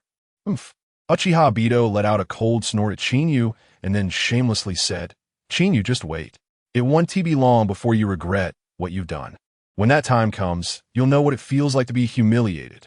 Uchiha Obito stood there looking at Qinyu, his voice filled with excitement and madness. After all that blabbering, if you have the guts, don't run. Qinyu looked at the arrogant Uchiha Obito and smirked, revealing the truth. It turned out that the moment Qinyu appeared, our antagonist Uchiha Obito was already scared. Thus, in that fleeting moment, Uchiha Obito quietly activated his unique space-time ninjutsu. After using the space-time ninjutsu, although Uchiha Obito remained standing still, he was actually no longer in this world, but was hiding in the space-time dimension. It was precisely because of this that he dared to act so arrogantly, as he was confident that Qinyu wouldn't be able to reach him since he had already entered the space-time dimension. But is that really the case? Actually, it isn't. Qinyu himself could use the Flying Thunder God technique, which is also a space-time ninjutsu, so he still had a way to attack an enemy in the space-time dimension. And since he could attack Uchiha Obito, it meant that with Qinyu's own strength, he could also capture Obito. However, Qinyu wasn't particularly keen on catching Uchiha Obito so quickly. He wanted to wait for Obito to start the Fourth Shinobi World War. He wanted to wait for Obito to release the seal on Kagaya Akatsuki. Because with his current strength, Qinyu was already invincible. One could say that in the entire shinobi world, there were no so-called enemies left. Therefore, Qinyu was feeling a bit bored. To alleviate his boredom, he decided to let this guy go for now. Of course, killing time was one thing. It was also to address the hidden crisis in the shinobi world. After all, Uchiha Bito had already extracted the chakra from the 8 tails and 9 tails, which was enough to awaken the 10 tails, and Naruto and Killer Bee were still alive for the time being. Their lives not in serious danger. Only Chinyu thought it wasn't serious. Others didn't share that view. So in order to let Uchiha Bito go, Chinyu had no choice but to pretend that he was completely helpless against Bito's current state. This was not only to allow Bito to escape, but also to prevent anyone from making a fuss about letting the enemy of the shinobi world go. Although he wasn't afraid of such matters, if they did occur, dealing with it would still be exhausting. You know, Uchiha Bito, who was originally in a frenzy, froze upon hearing Chinyu's words. He never expected that his current state would be seen through by Chinyu. Hee, what cold joke. Chinyu helplessly continued to play along. Just then, Chinyu, hurry and catch this guy. Naruto, Killer Bee, and the 8 tails and 9 tails are in his hands.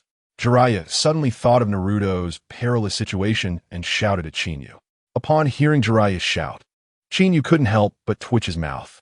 Just as he was contemplating how to let Uchiha Bito and Zetsu escape, he never expected these two guys to be so insightful. At the moment Jiraiya said those words, the two exchanged glances.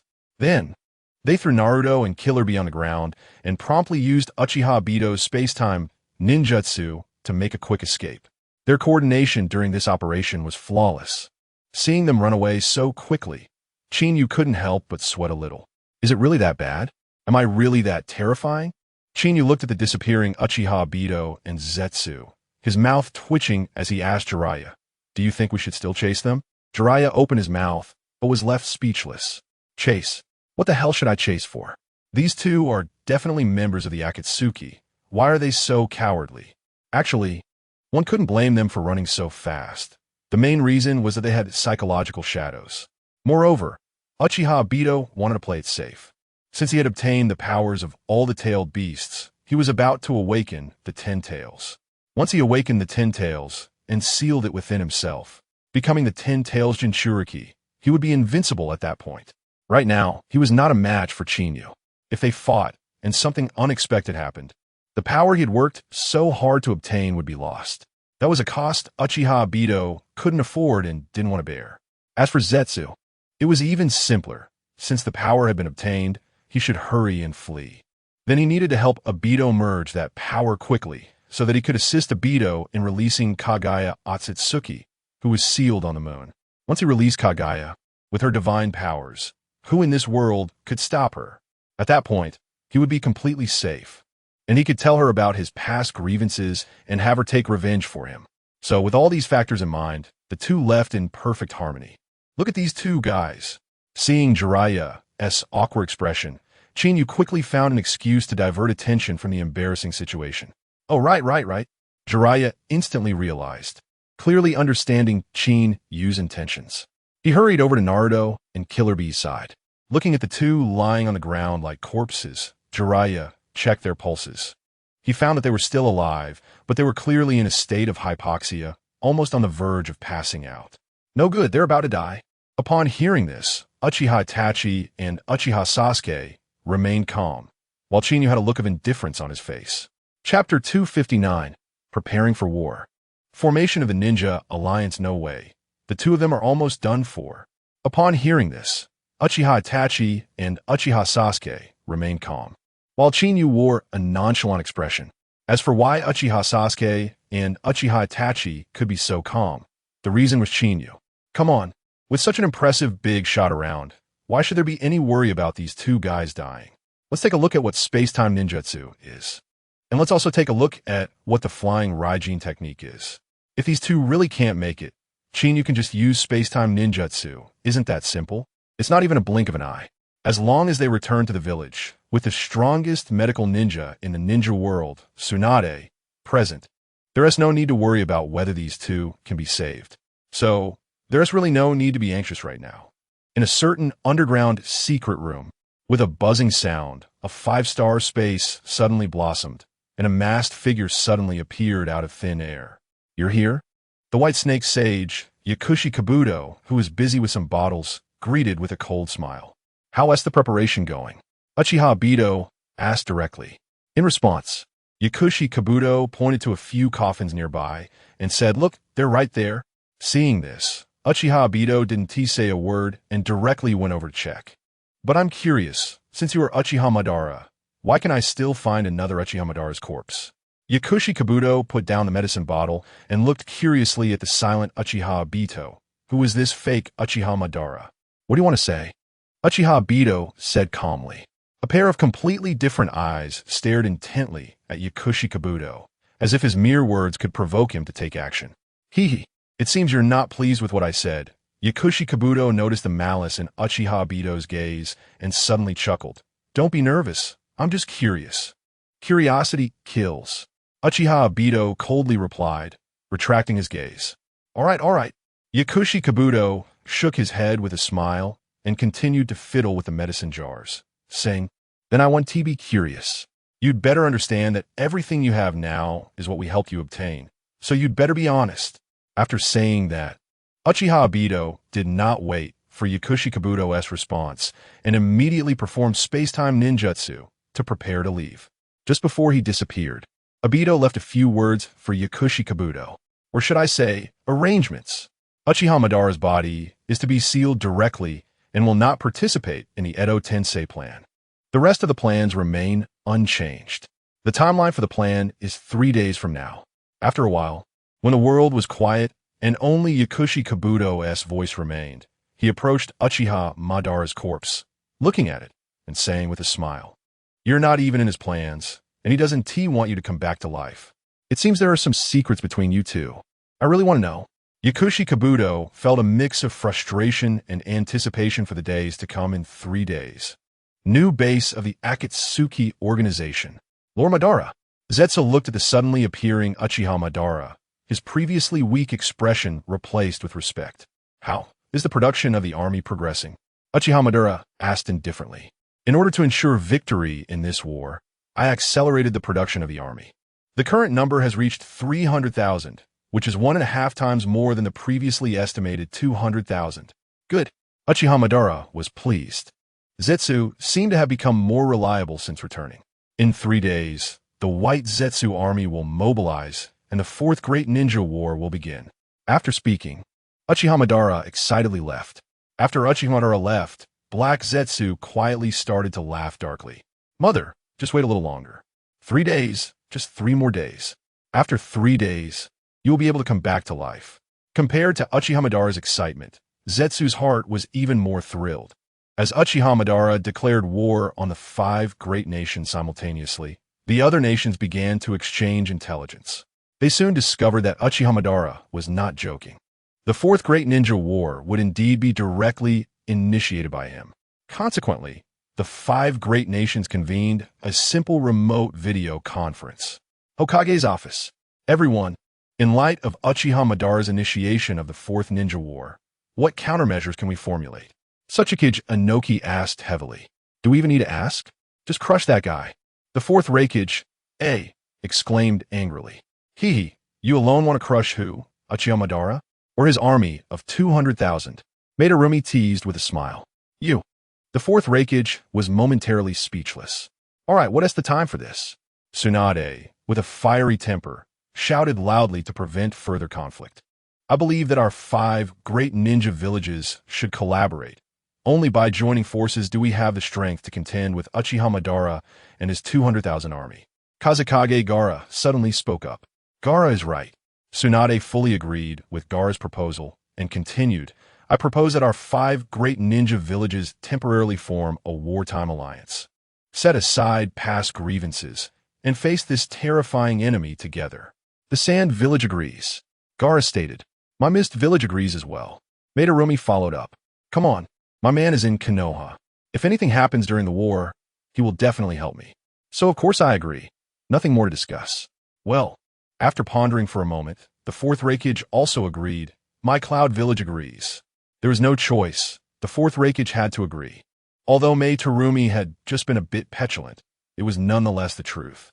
Since it was a fact, he really had no other option.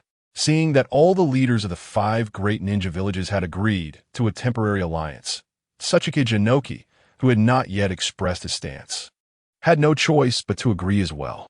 After all, it concerned the crisis of the ninja world. Moreover, his Earth village was also one of the targets of the declaration of war, so an alliance was the only feasible method. Well then, I announce. Seeing that everyone had agreed, Tsunade declared to all, the ninja alliance is now established. Next, let us discuss who will serve as the overall commander of the alliance, the composition of the ninja coalition, and the strategies to adopt against Uchiha Madara and his army. Chapter 260. The war begins after the formation of the ninja allied forces. It was decided that the headquarters would be established in the Hidden Leaf village, apart from the minimum defensive forces left in each village. All other ninja were transferred to the Hidden Leaf village.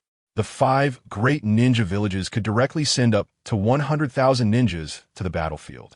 Among them, the Ch-Nin formed the backbone, while the J-Nin represented the high-end combat power. As for the elite J-Nin, they were all gathered together. If any issues arose, these elite J-Nin would be dispatched to handle or support. 3 days passed quietly during the joint operations of the major ninja villages. On the 3rd day, in the early morning, Kagaya commanded the entire army of White Zetsu to mobilize. Destination: Hidden Leaf Village.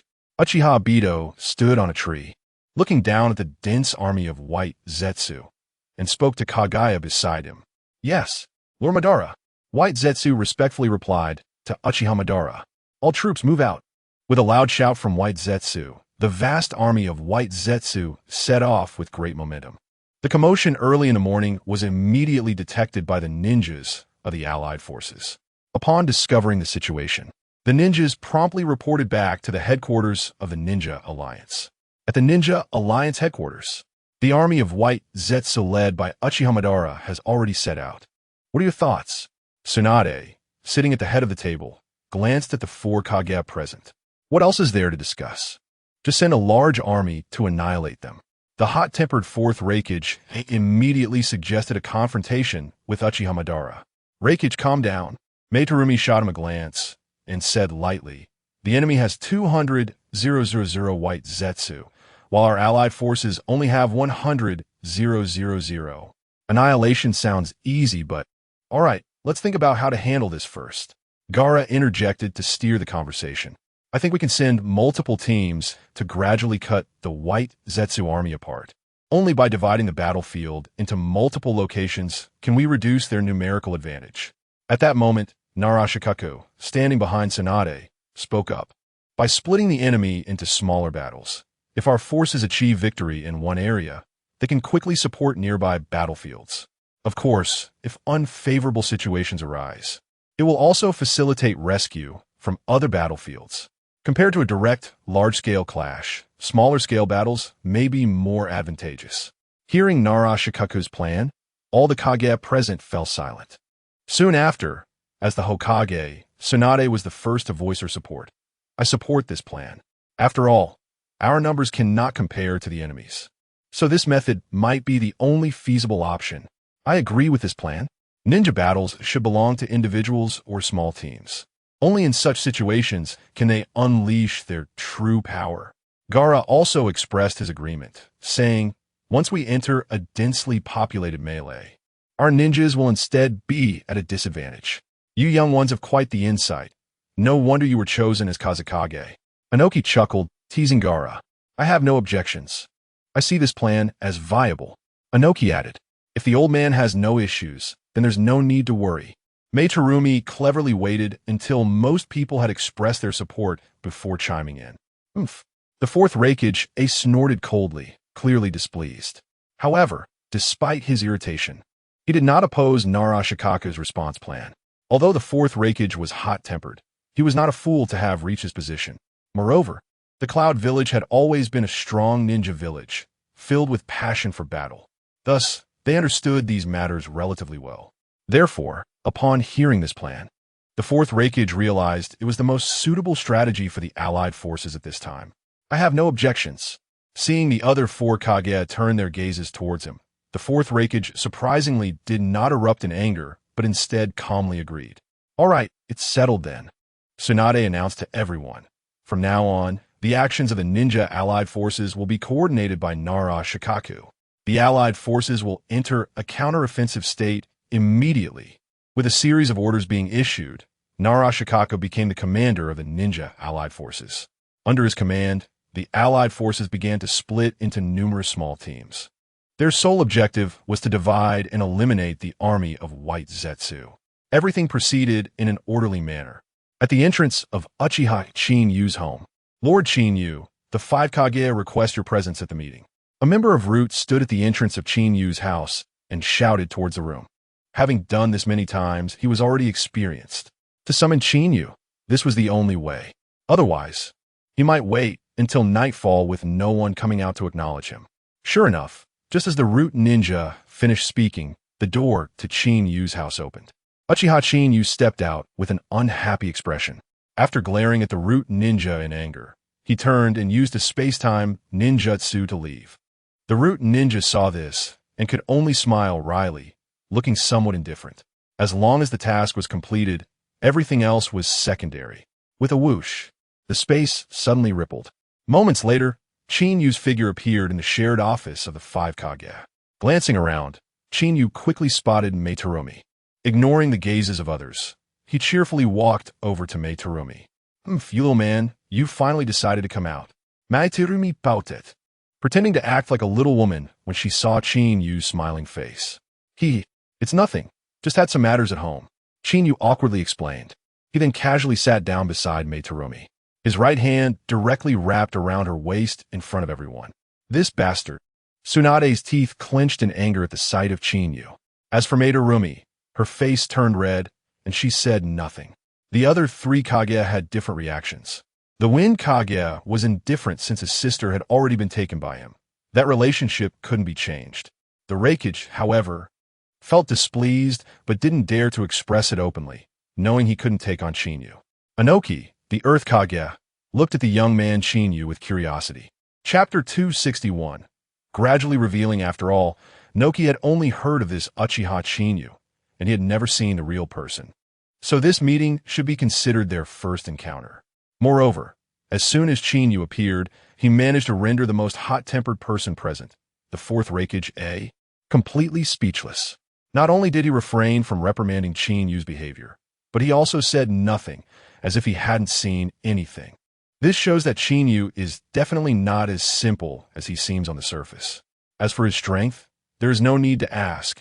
He is undoubtedly powerful. Among the 5 Kage present, the 4th Reikage has been beaten, this new Wind Kage has been beaten, and the Water Kage has been made to sleep. As for Konoha's Hokage, although the specific situation has not been leaked, there were rumors that the original Hokage was supposed to be this guy. But he absolutely refused to become Hokage. Therefore, there must be some things between him and the Hokage that others don't know about. In this situation, Noki, as the Tsuchikage of a Wagakure, who is also particularly face-conscious, naturally wouldn't intentionally cause trouble. Otherwise, if Qinyu pulled him over and beat him up, his reputation would be ruined. Seeing that the people present were mostly quiet, Qinyu began to feel bored. With so many people, he couldn't even find an opportunity to have a deep conversation about life ideals with Terumi Mei. However, he felt embarrassed to directly tell them to leave. Saying he wanted to study the origins of humanity with the Water Kage, it was one thing for the other Kage to be there, but having his own Hokage present was a bit of a headache. Qinyu looked at the suddenly quiet office with frustration and said, "Weren't we supposed to discuss? Then you guys discuss." Everyone's faces were filled with question marks. Seriously, discussing? Where were you when we were discussing earlier? You only showed up after we settled the issue and finalized the plan. And now you say, let us discuss? Where's your face? Did you forget to bring it when you left home? The 4th Reikage opened his mouth, wanting to speak multiple times, but ended up saying nothing. His face turned red from holding it in, feeling extremely aggrieved.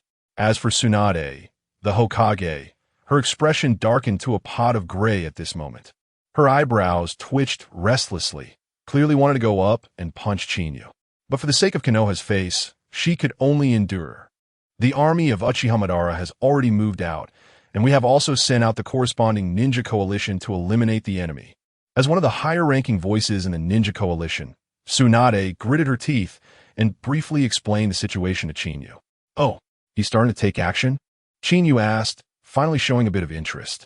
He then looked at the others and said lightly, "But you guys only dispatched the ninja coalition. and aren't planning to take action yourselves? I'm not interested in these trash. I must beat Uchiha Madara to death this time. The irritable fourth Raikage shouted angrily, clearly furious about Uchiha Madara. The reason for his anger was that the last time Madara declared war on the Cloud Village, he was so arrogant that he didn't even regard the Cloud Village as significant, nor did he pay any attention to the Raikage of the Cloud Village. After being arrogant, Uchiha Madara even calmly retreated in front of everyone from the Cloud Village. This was a humiliation for the Cloud Village, and thus they were extremely angry at Madara. Huh! Chinyu sneered non-committally, and then said, for this war, Uchiha Madara has been planning for many years. Do you think such an old fox would only have a ninja coalition as his chess piece? You're too naive. Everyone here, including the Kage, is too naive. What do you mean? Tsunade asked, becoming serious. From Chinyu's words, she could easily hear the underlying meaning. Moreover, it seemed that Chinyu knew something about the opponent's preparations. Little kid, do you know something? Noki couldn't help but ask, eager to know what other plans Uchiha Madara had. After all, the ninja coalition was currently the most powerful ninja force. If even such a force could not deal with Uchiha Madara, the consequences would be severe. Although this old man cared about his face, his awareness was not low. I only know that this guy should have contacted Orochimaru. Chinyu glanced at everyone and continued to turn the situation into speculation, saying, as for why he would contact Orochimaru, perhaps everyone present would not take it seriously. As Chinyu mentioned Uchiha Madara contacting Orochimaru, the Raikage, Tsuchikage, and Water Kage all looked somewhat dismissive. After all, they were Kage level, but what kind of strength did Orochimaru have? Therefore, this person's appearance would not attract their attention. However, Tsunade, who was once one of the legendary Sannin, did not think so. Instead, she felt that there must be something more to the matter. But no matter how she speculated, she couldn't figure out what Uchiha Madara had done after contacting Orochimaru. It's normal for you to look down on Orochimaru, considering his strength, but because you look down on him, he might become a significant obstacle for you. What does that mean? Gaara asked, confused. Have you heard of a ninjutsu? A forbidden jutsu created by the second Hokage, Senju Tobirama, Edo Tensei. Edo Tensei. Upon hearing the name of this ninjutsu, Tsunade could no longer contain herself. Shocked, she stood up abruptly. Seeing her reaction, everyone was a bit puzzled. After all, the forbidden jutsu Edo Tensei was a highly secretive technique of the Konoha ninja village. Even within the village, there were not many who knew about it, let alone in other villages. What kind of forbidden jutsu is this Edo Tensei that can scare you like this? The fourth Raikage asked, frowning. However, Tsunade did not answer him immediately. Someone, following Tsunade's words, a root ninja walked in from outside the door. Immediately go check the burial sites of the major Hokage and see if there are any abnormalities. Then report back in time. The root ninja said nothing and silently exited. The others were left in confusion. As for the wind, Kage Gaara, he knew a bit about Edo Tensei, but he didn't fully understand it. Moreover, since this was Konoha's forbidden jutsu, it wouldn't be appropriate for him to speak out. Since you want to know what kind of forbidden jutsu Edo Tensei is, let me tell you. Edo Tensei is a ninjutsu that sacrifices lives to resurrect the dead from the underworld. The revived ninja not only retains their strength from when they were alive, but is also controlled by the summoner, obeying any commands given by the summoner. Chapter 262, High-Level Collision Reanimation Jutsu, is a forbidden technique that allows the summoning and resurrection of the deceased from the underworld by sacrificing one's life. The revived ninja not only possesses the strength they had in life, but is also controlled by the summoner, obeying any command given. What? Upon hearing Tsunade's explanation of this forbidden jutsu, the gathered Kage could no longer maintain their calm demeanor. Moments ago, they had appeared composed, but now their expressions changed completely. Each face became serious, shocked, incredulous, and fearful. The common sentiment among them was that the disdain they had for Orochimaru had vanished, replaced by caution and even wariness. Subsequently, the Kage from other villages immediately ordered their subordinates to send messages back to their respective villages to check for any abnormalities in the tombs of past Kages. Time passed quietly. The ninjas sent by each village returned with reports. Report to Lord Hokage. the first, second, and fourth Kage's tombs appear to have been dug up. Report to Lord Mizukage. The fourth Kage's tomb appears to have been dug up. Report to Lord Kazekage. The body of the previous Kazekage is missing. Report to Lord Reikage. There is a problem with the previous Reikage's tomb. Listening to the reports from their subordinates, the expressions of the Kage-level powerhouses in attendance shifted from initial anger to a growing seriousness, ultimately darkening into grim faces. Of course, Chinyu remained unfazed as usual. "It's fine," he said, gently patting Terumi Mei's back as he noticed her worried expression. Terumi Mei nodded, indicating her understanding. Nevertheless, she still couldn't fully relax. As for Chinyu, there was nothing more he could do. "So what is next for you all? You will be facing your ancestors. Do you have confidence in yourselves? More specifically, do you have confidence in your strength? Do you have the power to deal with these deceased individuals?" Although Chinyu's words were not loud, they echoed powerfully in everyone's ears. Yes, everyone was very clear about the strength of their ancestors. Among all those present, only the fourth Reikage had previously been able to defeat the third Reikage. The other Kage-level powerhouses had little hope against these ancestors, especially Konoha, particularly Tsunade, the granddaughter of the first and second Hokages, was acutely aware of the formidable strength of her granduncles. After all, their strength was recognized throughout the ninja world, not just within the village. Report. According to the reconnaissance ninja, Uchiha Madara has appeared.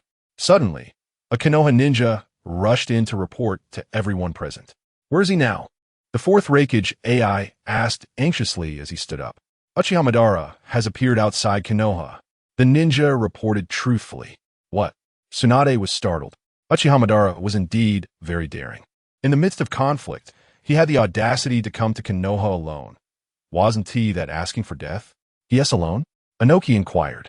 "No, he has a mysterious person with him," the ninja responded. "Who is it?" Tsunade quickly asked. "What does this mysterious person look like?" "I don't know. The person is wearing a robe, so we can't see their face. It must be Orochimaru," Tsunade speculated after a moment of thought. A silence fell over the group. "No matter, even if it is Orochimaru. The first thing I will do after going out is to crush this guy. As long as he is dead, he shouldn't be able to use any techniques." The fourth Reikage's words, though somewhat crude, contained a solid rationale. It could even be said that what he proposed was a good plan.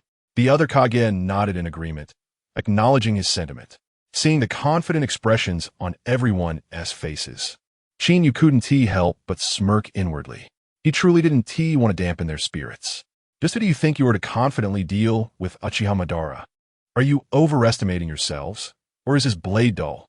And so, the group left the office in a grand procession, heading towards Uchiha Madara. "They're coming soon, right?" asked the figure beneath the robe beside Uchiha Madara, sounding a bit excited. "They are already on their way. Be prepared," Uchiha Madara replied calmly. "I've been ready for a long time," the figure said excitedly.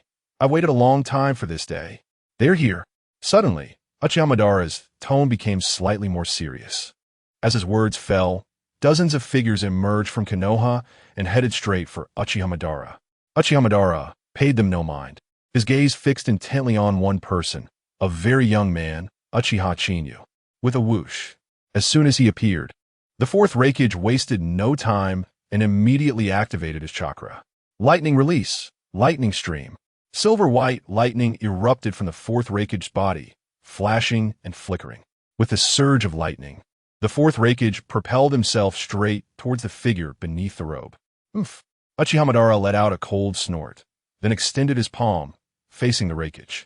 Instantly recognizing the familiar gesture, the fourth Reikage felt a bad premonition arise within him.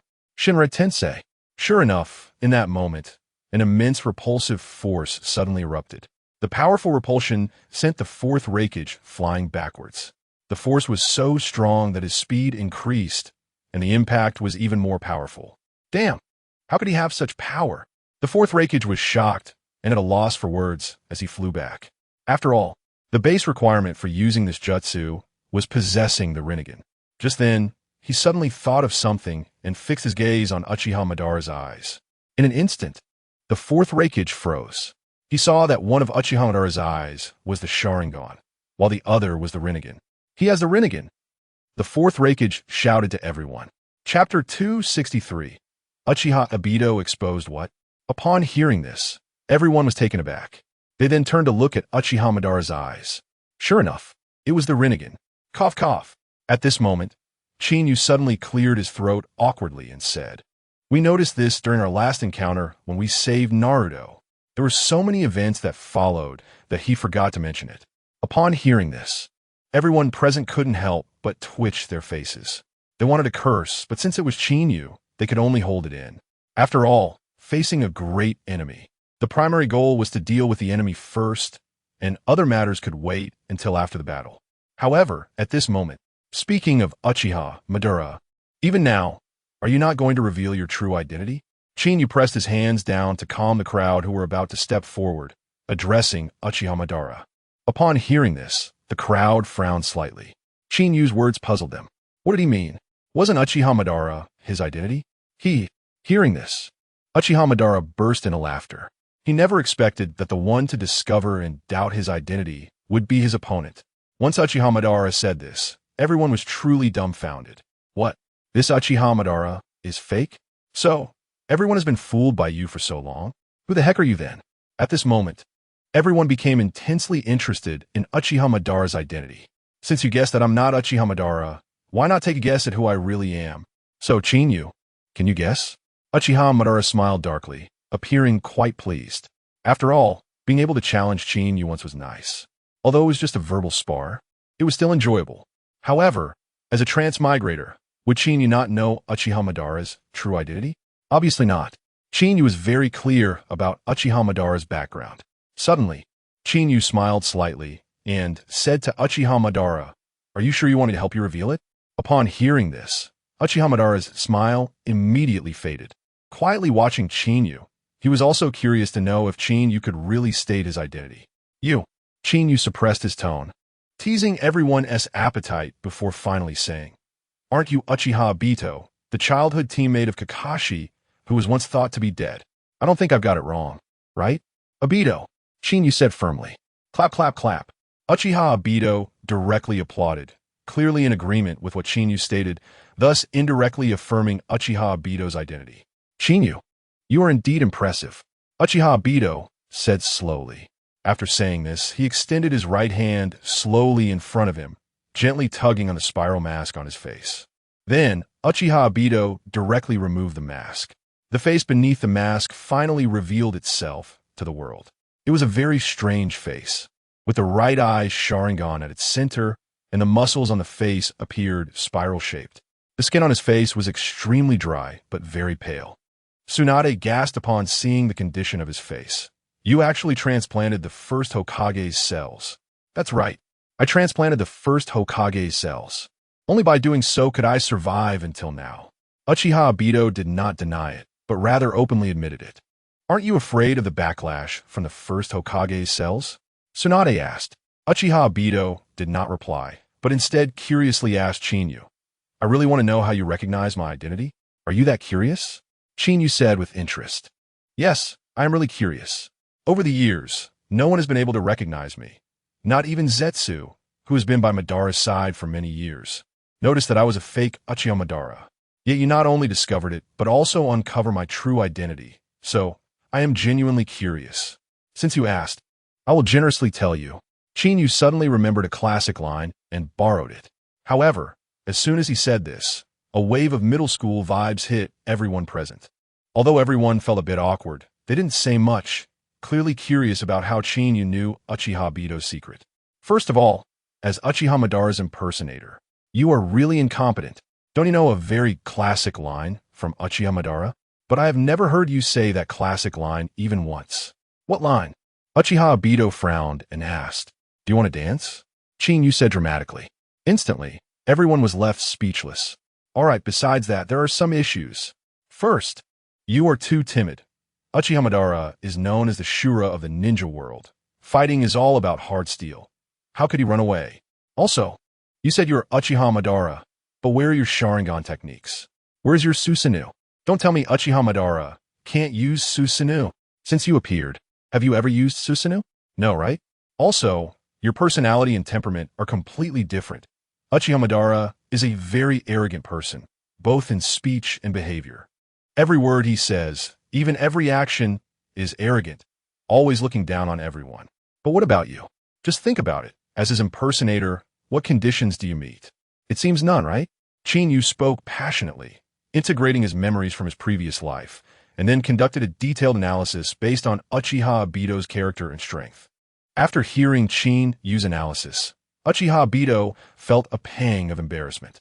It turned out that his disguise had failed so miserably. However, after feeling embarrassed, Uchiha Obito was also filled with fear. He was afraid of Qinyu's sharp mind and unfathomable strength. Of course, it wasn't just Uchiha Obito who was shocked. Everyone present was stunned. They truly did not expect Qinyu's intelligence to be so sharp. He could actually spot discrepancies from these subtle details and draw conclusions based on comparisons. Qinyu is not only impressive in strength, but also astonishingly intelligent. Chapter 264. The Great War begins. How did you recognize me as Uchiha Obito? Uchiha Obito asked again. Clearly, he placed more importance on this question than the previous one. Qinyu chuckled, raised a finger, shook it, and continued. That's a good question. Actually, I don't know either. It wasn't until I met Kakashi that I stumbled upon something. Kakashi? What did you discover? Uchiha Obito felt that the answer lay here. Seeing everyone gazing at him intently, Qinyu smiled slightly, cleared his throat, and continued. That is, I once saw Kakashi use the Sharingan technique. Kamui. This is a space-time ninjutsu.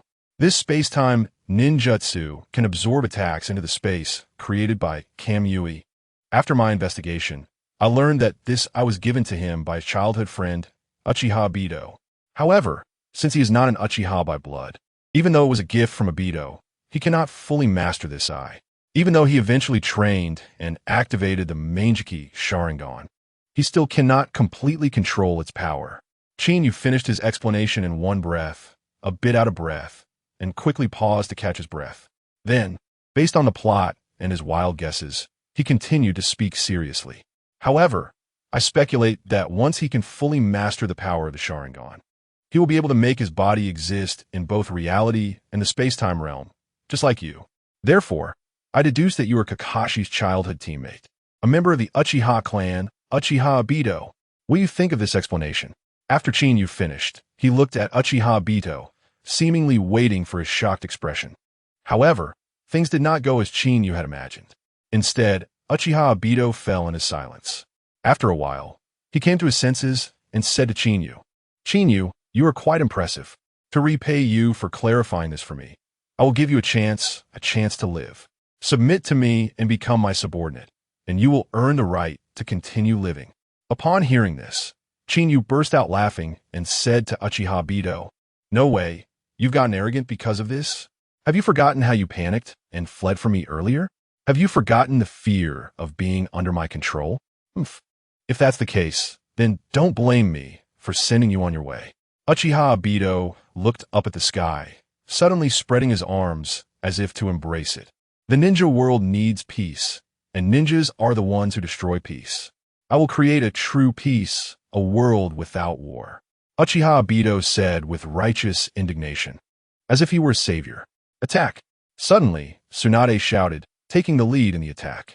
You're too slow. As everyone reacted and was about to strike, Kabuto, who stood beside Uchiha Obito, suddenly looked up at the five Kage and smiled. He then formed a simple hand seal and slammed his palm down onto the ground, summoning jutsu. Boom! Boom! Boom! Boom! Boom! Boom! A cloud of white smoke suddenly rose, and 6 coffins emerged from the white smoke. Not good, stop him! Tsunade shouted, and her speed increased sharply. Zzz. The fourth Raikage directly enhanced his body with lightning release ninjutsu, transforming into a bolt of lightning. The silver light moved swiftly, instantly surpassing Tsunade and heading straight for Kabuto. Edo Tensei, activate! Seeing the fourth Raikage EI approaching, a mocking smile appeared on Kabuto's face. He formed a hand seal, and the Edo Tensei was activated. Boom! Boom! Boom! Boom! Boom! Boom! What? Tsunade's pupils constricted as she watched the 6 coffins explode simultaneously. Even the fourth Raikage, who had rushed to the front, was knocked back by the explosion shockwave. The 6 individuals summoned by Edo Tensei were the first Hokage, Senju Hashirama, the second Hokage, Senju Tobirama, the fourth Hokage, Minato Namikaze, the third Raikage, the fourth Mizuki Jigura, and the third Kazekage. How is this possible? How can Edo Tensei be activated with just one hand seal? Tsunade's eyes were filled with disbelief, clearly struggling to comprehend. How can it not be possible? Seeing Tsunade's confusion, Kabuto smirked and explained, "Ever since I obtained the Edo Tensei technique, I have studied it day and night. Finally, I successfully perfected the Edo Tensei. Now, the Edo Tensei only requires one hand seal to activate, and I have eliminated its only drawback. This means that even if I, the caster, die, this ninjutsu will not be undone, unless, of course, they are sealed or I obtain the release seal for Edo Tensei. So, there is no need to hurry. We can take our time." Oomph. Inoki sneered, "I don't believe it will be that easy. Dust release, lava release, dissolution technique." Inoki, who had been quiet until now, launched his most proficient dust release jutsu. The dissolution technique, developed by the second Tsuchikage, is a jutsu that surpasses the bloodline limit and is a bloodline elimination, created by combining wind, earth, and fire nature transformations. The second Tsuchikage taught this technique to his disciple Inoki. Inoki clasped his hands together and then spread them apart. A transparent square barrier appeared between his palms. Inoki threw this transparent square barrier directly at the 6 individuals summoned by Edo Tensei. Buzz! In an instant, the square transparent barrier rapidly approached the 6 Edo Tensei figures. Just as this dust release technique was about to hit them, one figure stepped forward. Magnet release, sand iron, 3-edged shuriken. It turned out to be the third Kazekage making his move, and he unleashed his magnet release sand iron technique. Chapter 265, New Era versus Old Era. The third Kazekage raised his right hand, and a mass of black sand and iron flew out. Countless grains of sand and iron quickly condensed in the air, eventually forming a massive triangular pyramid. Under the control of the third Kazekage, the triangular pyramid shot rapidly towards Inoki's dust release technique. Sizzle! The sand and iron pyramid instantly collided with Inoki's dust release ninjutsu, and the two began to hold each other in a standoff. The collision of 2 powerful bloodline limits did not produce any earth-shattering sounds. Instead, the 2 ninjutsu emitted very faint noises, as if they were rubbing against each other, consuming energy. Gradually, the resistance from both techniques began to fade. "Inoki, you're getting old. Your dust release is no longer what it was in your youth," the third Kazekage said lightly as he looked at Inoki. You have your own consciousness?" Inoki raised his eyebrows in surprise. Hee. The third Kazekage chuckled, but did not answer. "Great-grandpa, second grandpa." Upon seeing that the reanimated individuals had consciousness, Tsunade immediately shouted to the first Hokage Hashirama Senju and the second Hokage Tobirama Senju. "Oh, isn't that little Tsunade? You become Hokage," Hashirama said with a smile. "Big brother, aren't you afraid she'll lose Konoha directly?" Tobirama teased his brother. Hashirama was at a loss for words. "Second grandpa." Tsunade glared at Tobirama, gritting her teeth. He. Tobirama awkwardly looked away. "By the way, which generation of Hokage are you from? You look quite young." The second Hokage Tobirama asked the fourth Hokage, Minato Namikaze. "Hello, second Hokage. I am the fourth Hokage, Minato Namikaze." Minato politely expressed his respect to the first and second Hokages. All right. Kabuto Yakushi interrupted the reminiscing and addressed the 6 reanimated individuals.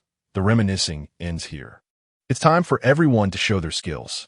Pointing towards the ninja coalition, Kabuto said, "Kill them." Among the reanimated individuals, some were reluctant to fight. However, since they were revived, they had no choice. They were completely unable to control their bodies and rushed towards the coalition ninjas. "Little Tsunade, hurry up and run. We can't control our bodies." The first Hokage Hashirama shouted as he ran. Although their bodies were uncontrollable, their mouths were still free. Therefore, they could still express their thoughts verbally. Meanwhile, Kabuto and Obito Uchiha were quietly watching from above. Although they seemed to be watching quietly, Anyone who could get close would notice that their gazes were secretly focused on Qinyu. It seemed that to them, everyone else was not a concern. The only one they needed to pay attention to was Qinyu. Would release, would Dragon Jutsu, Flying Thunder God Slash, Rasengan, Magnet Release, Sand Iron Cylinder, Water Release, Water Mirror Technique, Black Lightning. In an instant, the 6 Kage-level powerhouses unleashed their ninjutsu. The battlefield was instantly filled with blinding light. The powerful chakra from a ninjutsu even destroyed the clouds in the sky. "You all give me your chakra." Inoki's face turned a bit pale upon witnessing the overwhelming ninjutsu attack. He immediately shouted to everyone and started preparing his defensive ninjutsu. Dust Release, Limit Removal Technique. This technique could be said to be Inoki's strongest move. It was an upgraded version of the Dust Release original world removal technique, which not only expanded the range, but also increased its power. Moreover, unlike previous techniques, this technique had a lasting effect. Any object approaching the limit removal technique would be reduced to atomic state. With this technique, in the original story, he had directly annihilated Obito S-25 would release clones of Susanoo in one hit. This shows the power of this ninjutsu.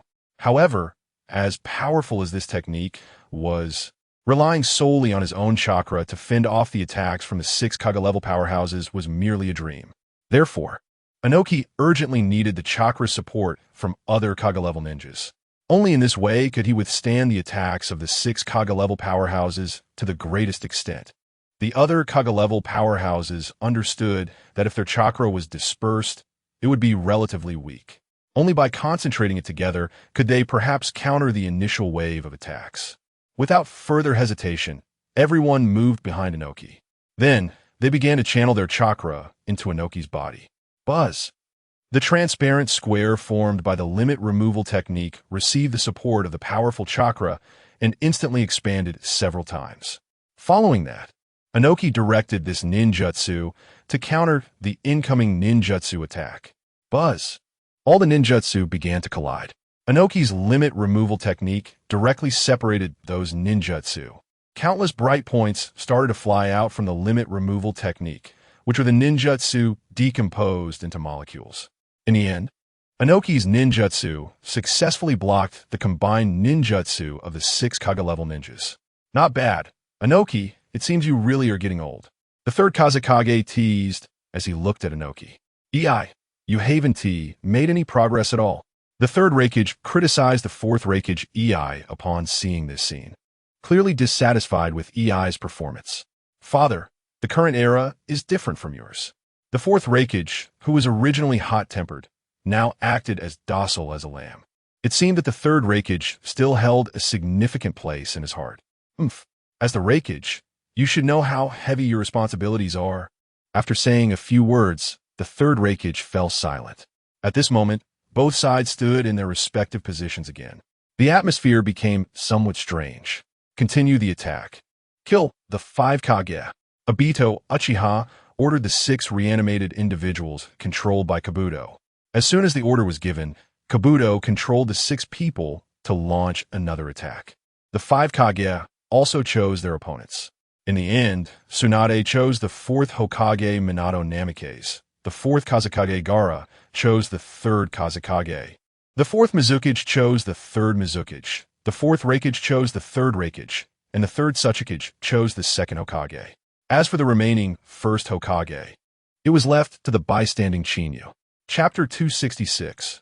I'm going to release the sea, good guy. I was just a sign like this. When Qinyu finally came to his senses, he suddenly realized that he seemed to have been arranged very clearly. In an instant, Qinyu exclaimed, "Good guy. This group of people, they are really crafty. But never mind, I'll forgive them for being magnanimous. Lord First Hokage, how about we don't play for now and just go watch them fight over there? What do you think?" Qinyu said to the first Hokage, Senju Hashirama, who was already assigned in front of him, as if they were good friends. After all, he had met him before, back when Orochimaru was executing the plan to destroy Konoha. At that time, Qinyu was very clear about the strength of the Hokage, Senju Hashirama. He was a man of strength, responsibility, and inherited the will of fire. I have no objections, but I'm not in control of my own body. After all, I'm a person who was reincarnated using impure world reincarnation. Senju Hashirama shrugged his shoulders and said to Chinyu somewhat helplessly. After all, he was now a dead person. His resurrection relied entirely on the support of the impure world reincarnation technique. So he couldn't control himself either. Oh, that's true.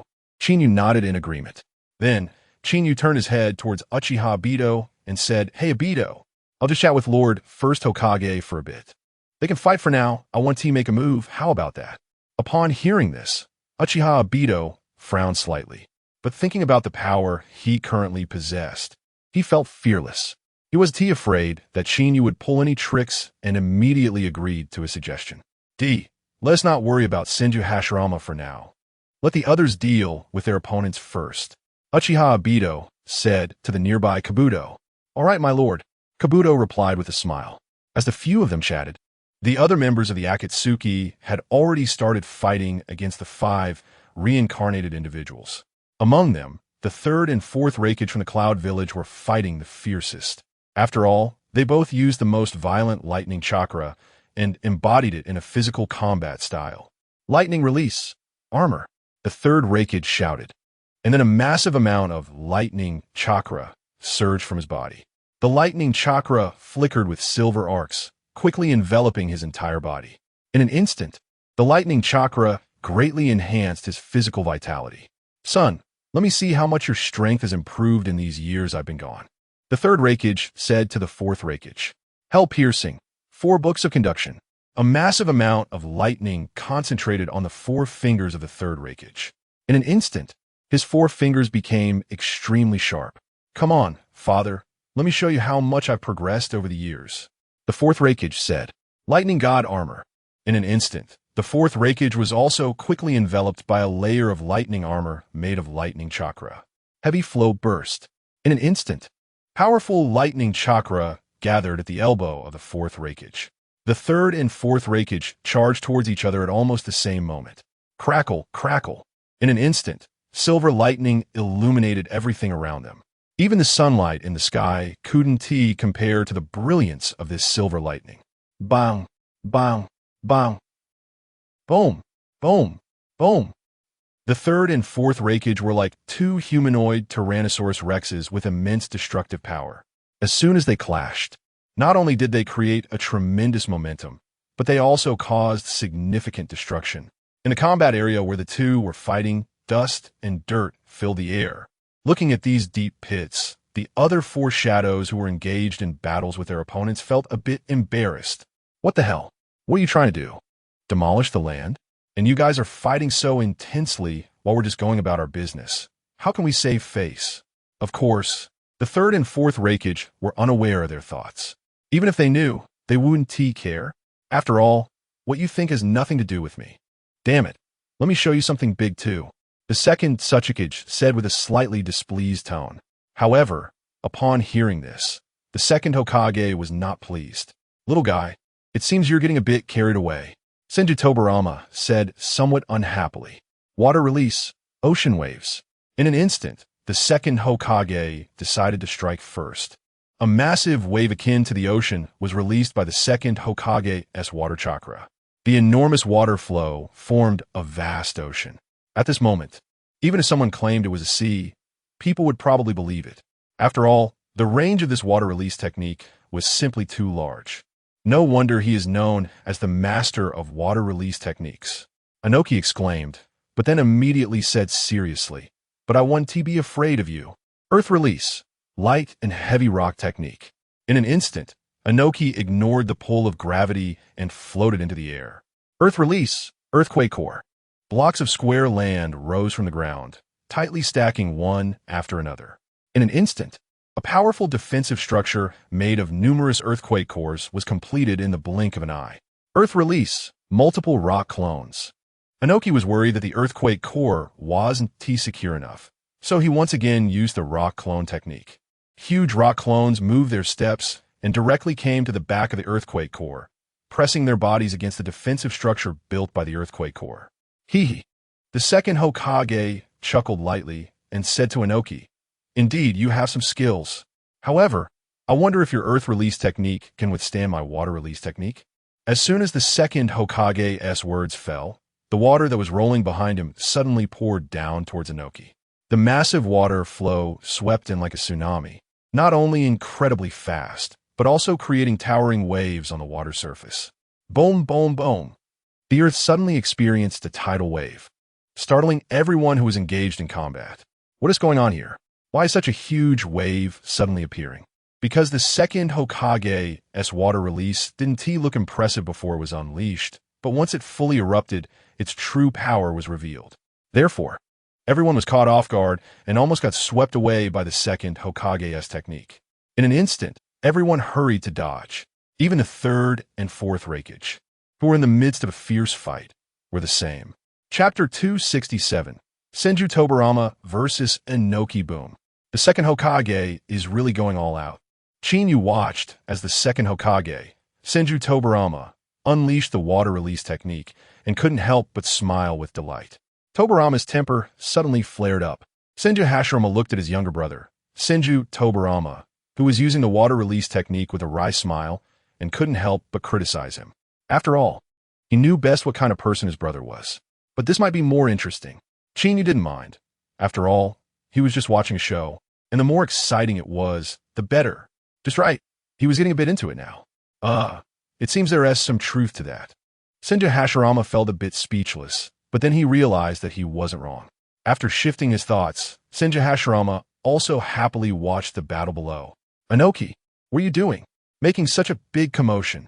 The fourth Raikage, known for his fiery temper, couldn't help but question. However, facing the fourth Raikage's inquiry, Inoki didn't respond. The truth was, he didn't have the energy to answer because the water waves created by Senju Tobirama's water release were about to crash against his earth release defense. What he was more concerned about was what would happen next. He ignored all the commotion. Boom! Finally, the tsunami created by Senju Tobirama's water release crashed directly into Inoki's earth core defense. Inoki, being an experienced shinobi from the Iwagakure, remained calm. The earth core only trembled slightly under the first wave of the tsunami without any significant issues. Seeing this, Inoki felt somewhat relieved. However, was it really that simple? No, it definitely wasn't that simple.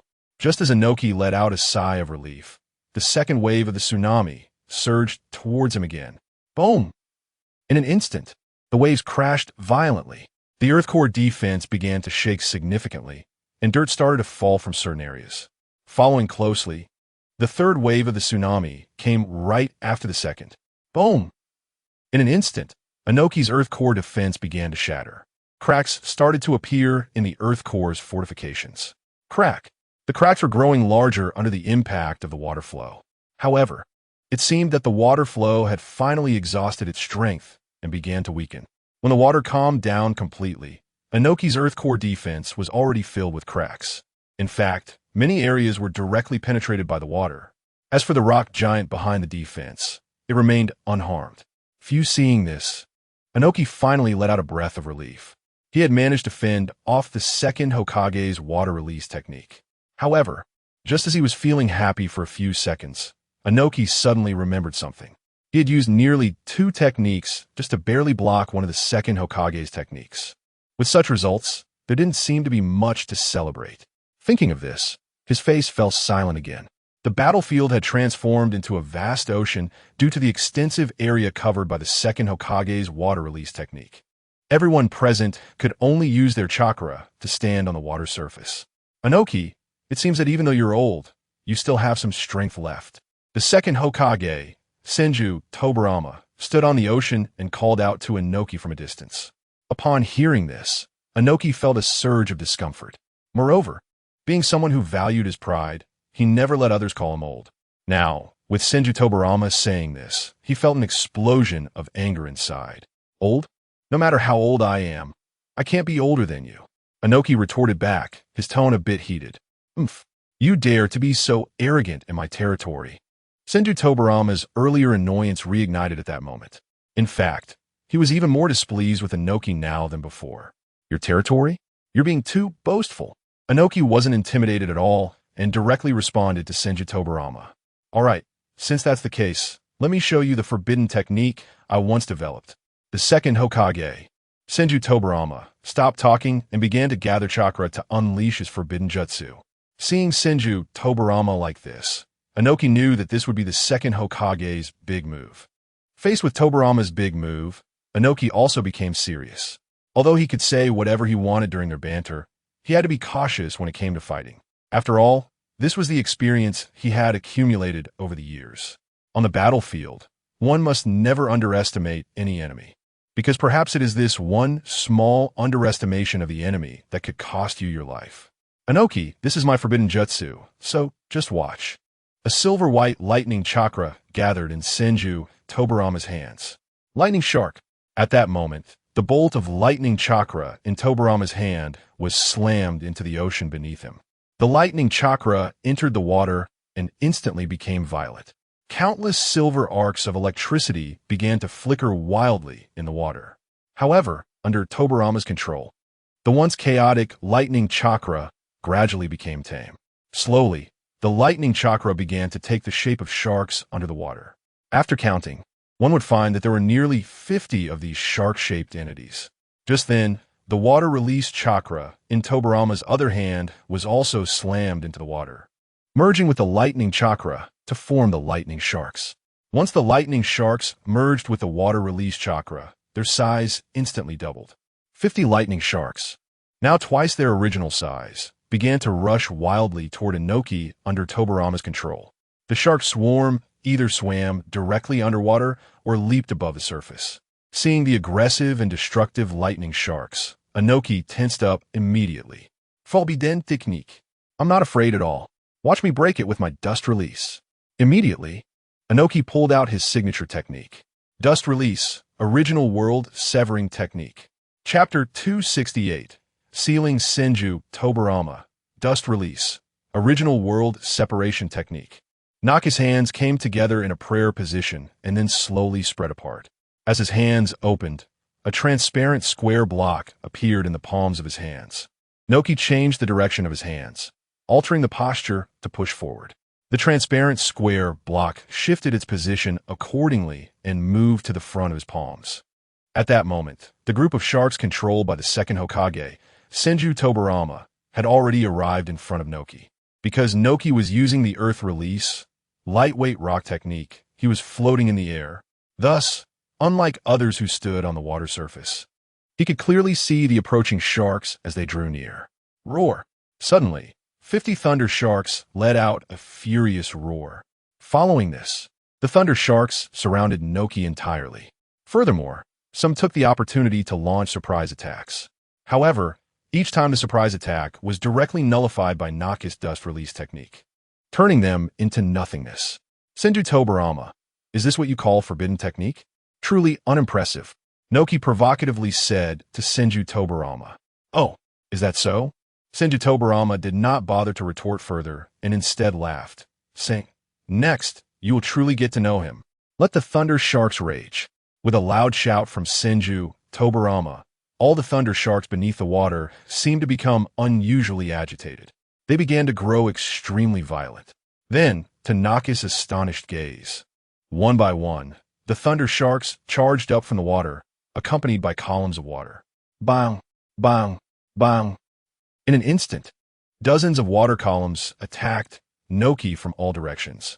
Child's play. My dust release technique is invincible in the ninja world. Inoki activated his chakra, and suddenly the transparent square transformed into a beam of light. Bang, bang, bang.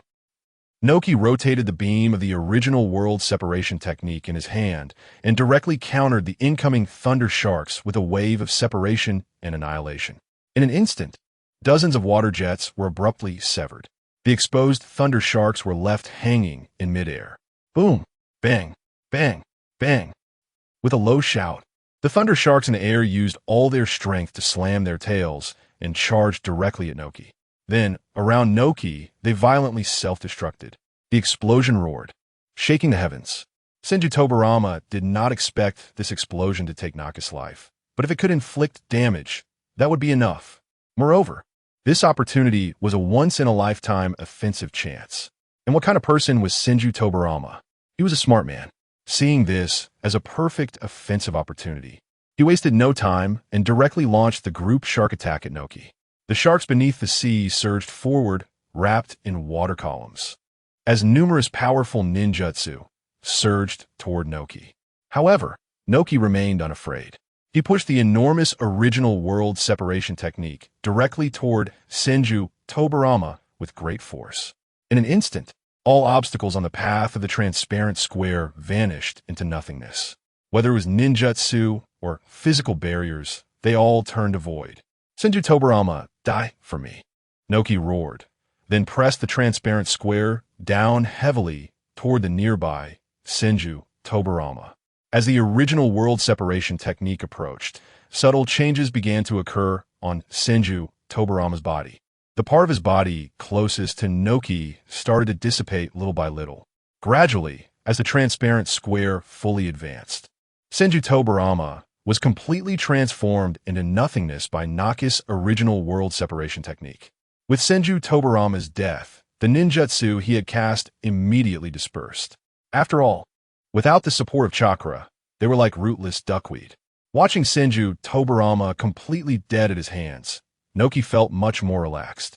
However, he soon became serious again, because he remembered that Tsunade had once said that Edo Tensei would continuously resurrect its targets. Unless the caster released this technique, they would keep coming back to life. So, thinking of this, Noki's previously relaxed body tensed up again. Sealing technique, heavy rock sealing magic. Sure enough, a bit of dust began to gather slowly in the air. Noki decisively cast the sealing technique at Senju Tobarama. In an instant, countless rocks flew in from all directions, completely sealing the dust of Senju Tobarama that had yet to coalesce into a human form. Chapter 269. Sealing the third Kazekage on the other side of the battlefield with Tsunade. Just as Inoki sealed the second Hokage, Tobarama Senju, Tsunade launched a powerful punch towards the unsuspecting fourth Hokage, Minato Namikaze. Bang! Splash! Minato seemed either caught off guard or was doing it on purpose, as he was sent crashing into the ocean by Tsunade's punch. In an instant, the surface of the water erupted with splashes due to Minato's impact. Although Tsunade had knocked Minato into the water, she did not let her guard down. After all, she knew very well what kind of person Minato was. As the fourth Hokage, Minato was a formidable opponent skilled in space-time ninjutsu. With his flying Thunder God technique, he was known as the Yellow Flash of Konoha. This demonstrated how slippery his technique was. However, it was surprising that someone as elusive as Minato could be punched into the water by Tsunade. This made her somewhat suspicious that it was intentional. Sure enough, Tsunade's suspicion was correct. Suddenly, a flash of orange appeared beside her. Rasengan, a rapidly spinning chakra sphere, was launched directly at Tsunade's back by Minato. His appearance was sudden and strange, with no warning at all. Although Tsunade was being extremely cautious, she was still caught off guard. With no time to dodge, she quickly turned her body to the side. Boom! The blue Rasengan struck Tsunade, but instead of hitting her back, it changed direction and hit her shoulder due to her quick movement. Bang! The immense force sent Tsunade flying backward.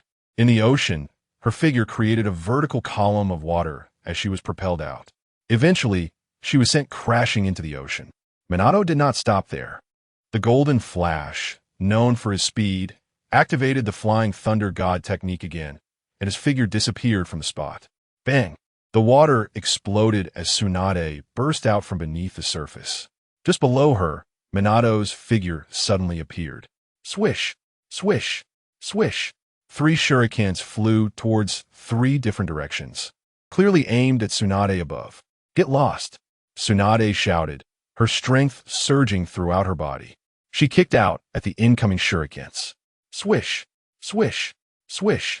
The 3 shurikens that had seemed so threatening were instantly sent flying back. Taking advantage of Tsunade's counterattack, Minato's figure reappeared beside her. Rasengan, it was the same technique, targeting the same spot. However, would Tsunade fall into the same crisis again? Obviously not. For an already alert shadow-level powerhouse, the same technique had lost its effectiveness. Get lost! Tsunade quickly planted 1 foot on the ground, spinning around with her other leg poised to kick out. Gathering her immense strength, she unleashed a swift kick. Oh no! Minato's eyes widened as he realized it was too late to use the Flying Thunder God to escape. In that moment, Tsunade's powerful kick descended upon him. Boom! This time, it was completely different from before. The earlier strike had not fully unleashed her power, but this kick was entirely explosive. Compared to the previous strike, this one was even more terrifying. Tsunade's kick sent Minato flying horizontally. Along the way, anything that obstructed him was shattered by her incredible strength. Minato flew across the ocean at incredible speed, crashing into the distant forest. Finally, he carved out a nearly 100-meter-long path in the woods before coming to a stop. Meanwhile, Tsunade, alongside Inoki, rushed towards Gaara, the Kazekage. As for why they didn't take advantage of Minato being severely injured to finish him off, the reason was simple. Minato could use space-time ninjutsu. If Tsunade rushed to his side now, what if he suddenly used his space-time technique to escape? That would put her allies in danger. Moreover, Minato, who possessed space-time ninjutsu, was the hardest to deal with among them. As for why Inoki had easily defeated the second Hokage earlier, it was purely because Tobirama had not used space-time ninjutsu. Otherwise, how could Inoki have possibly defeated him? Returning to the main point. At this moment, Tsunade's task was to support her teammates. They needed to quickly eliminate their opponents so that their side would have the advantage in numbers. Only then would they have a chance to defeat Obito Uchiha. Dust Release, Original World Stripping Technique. Sand Hand. In an instant, Tsunade, Inoki, and Gaara all attacked together. Bang! The third Kazekage's magnetic release. Sand Iron defense was shattered in an instant by the combined might of the three. The figure of the third Kazekage appeared before them. 3 against 1. You shadows are getting more and more capable. The third Kazekage coldly remarked as he faced the three. For the future of the ninja world, this is unavoidable. Tsunade directly replied to the third Kazekage. Inoki remained silent, clearly agreeing with Tsunade's words.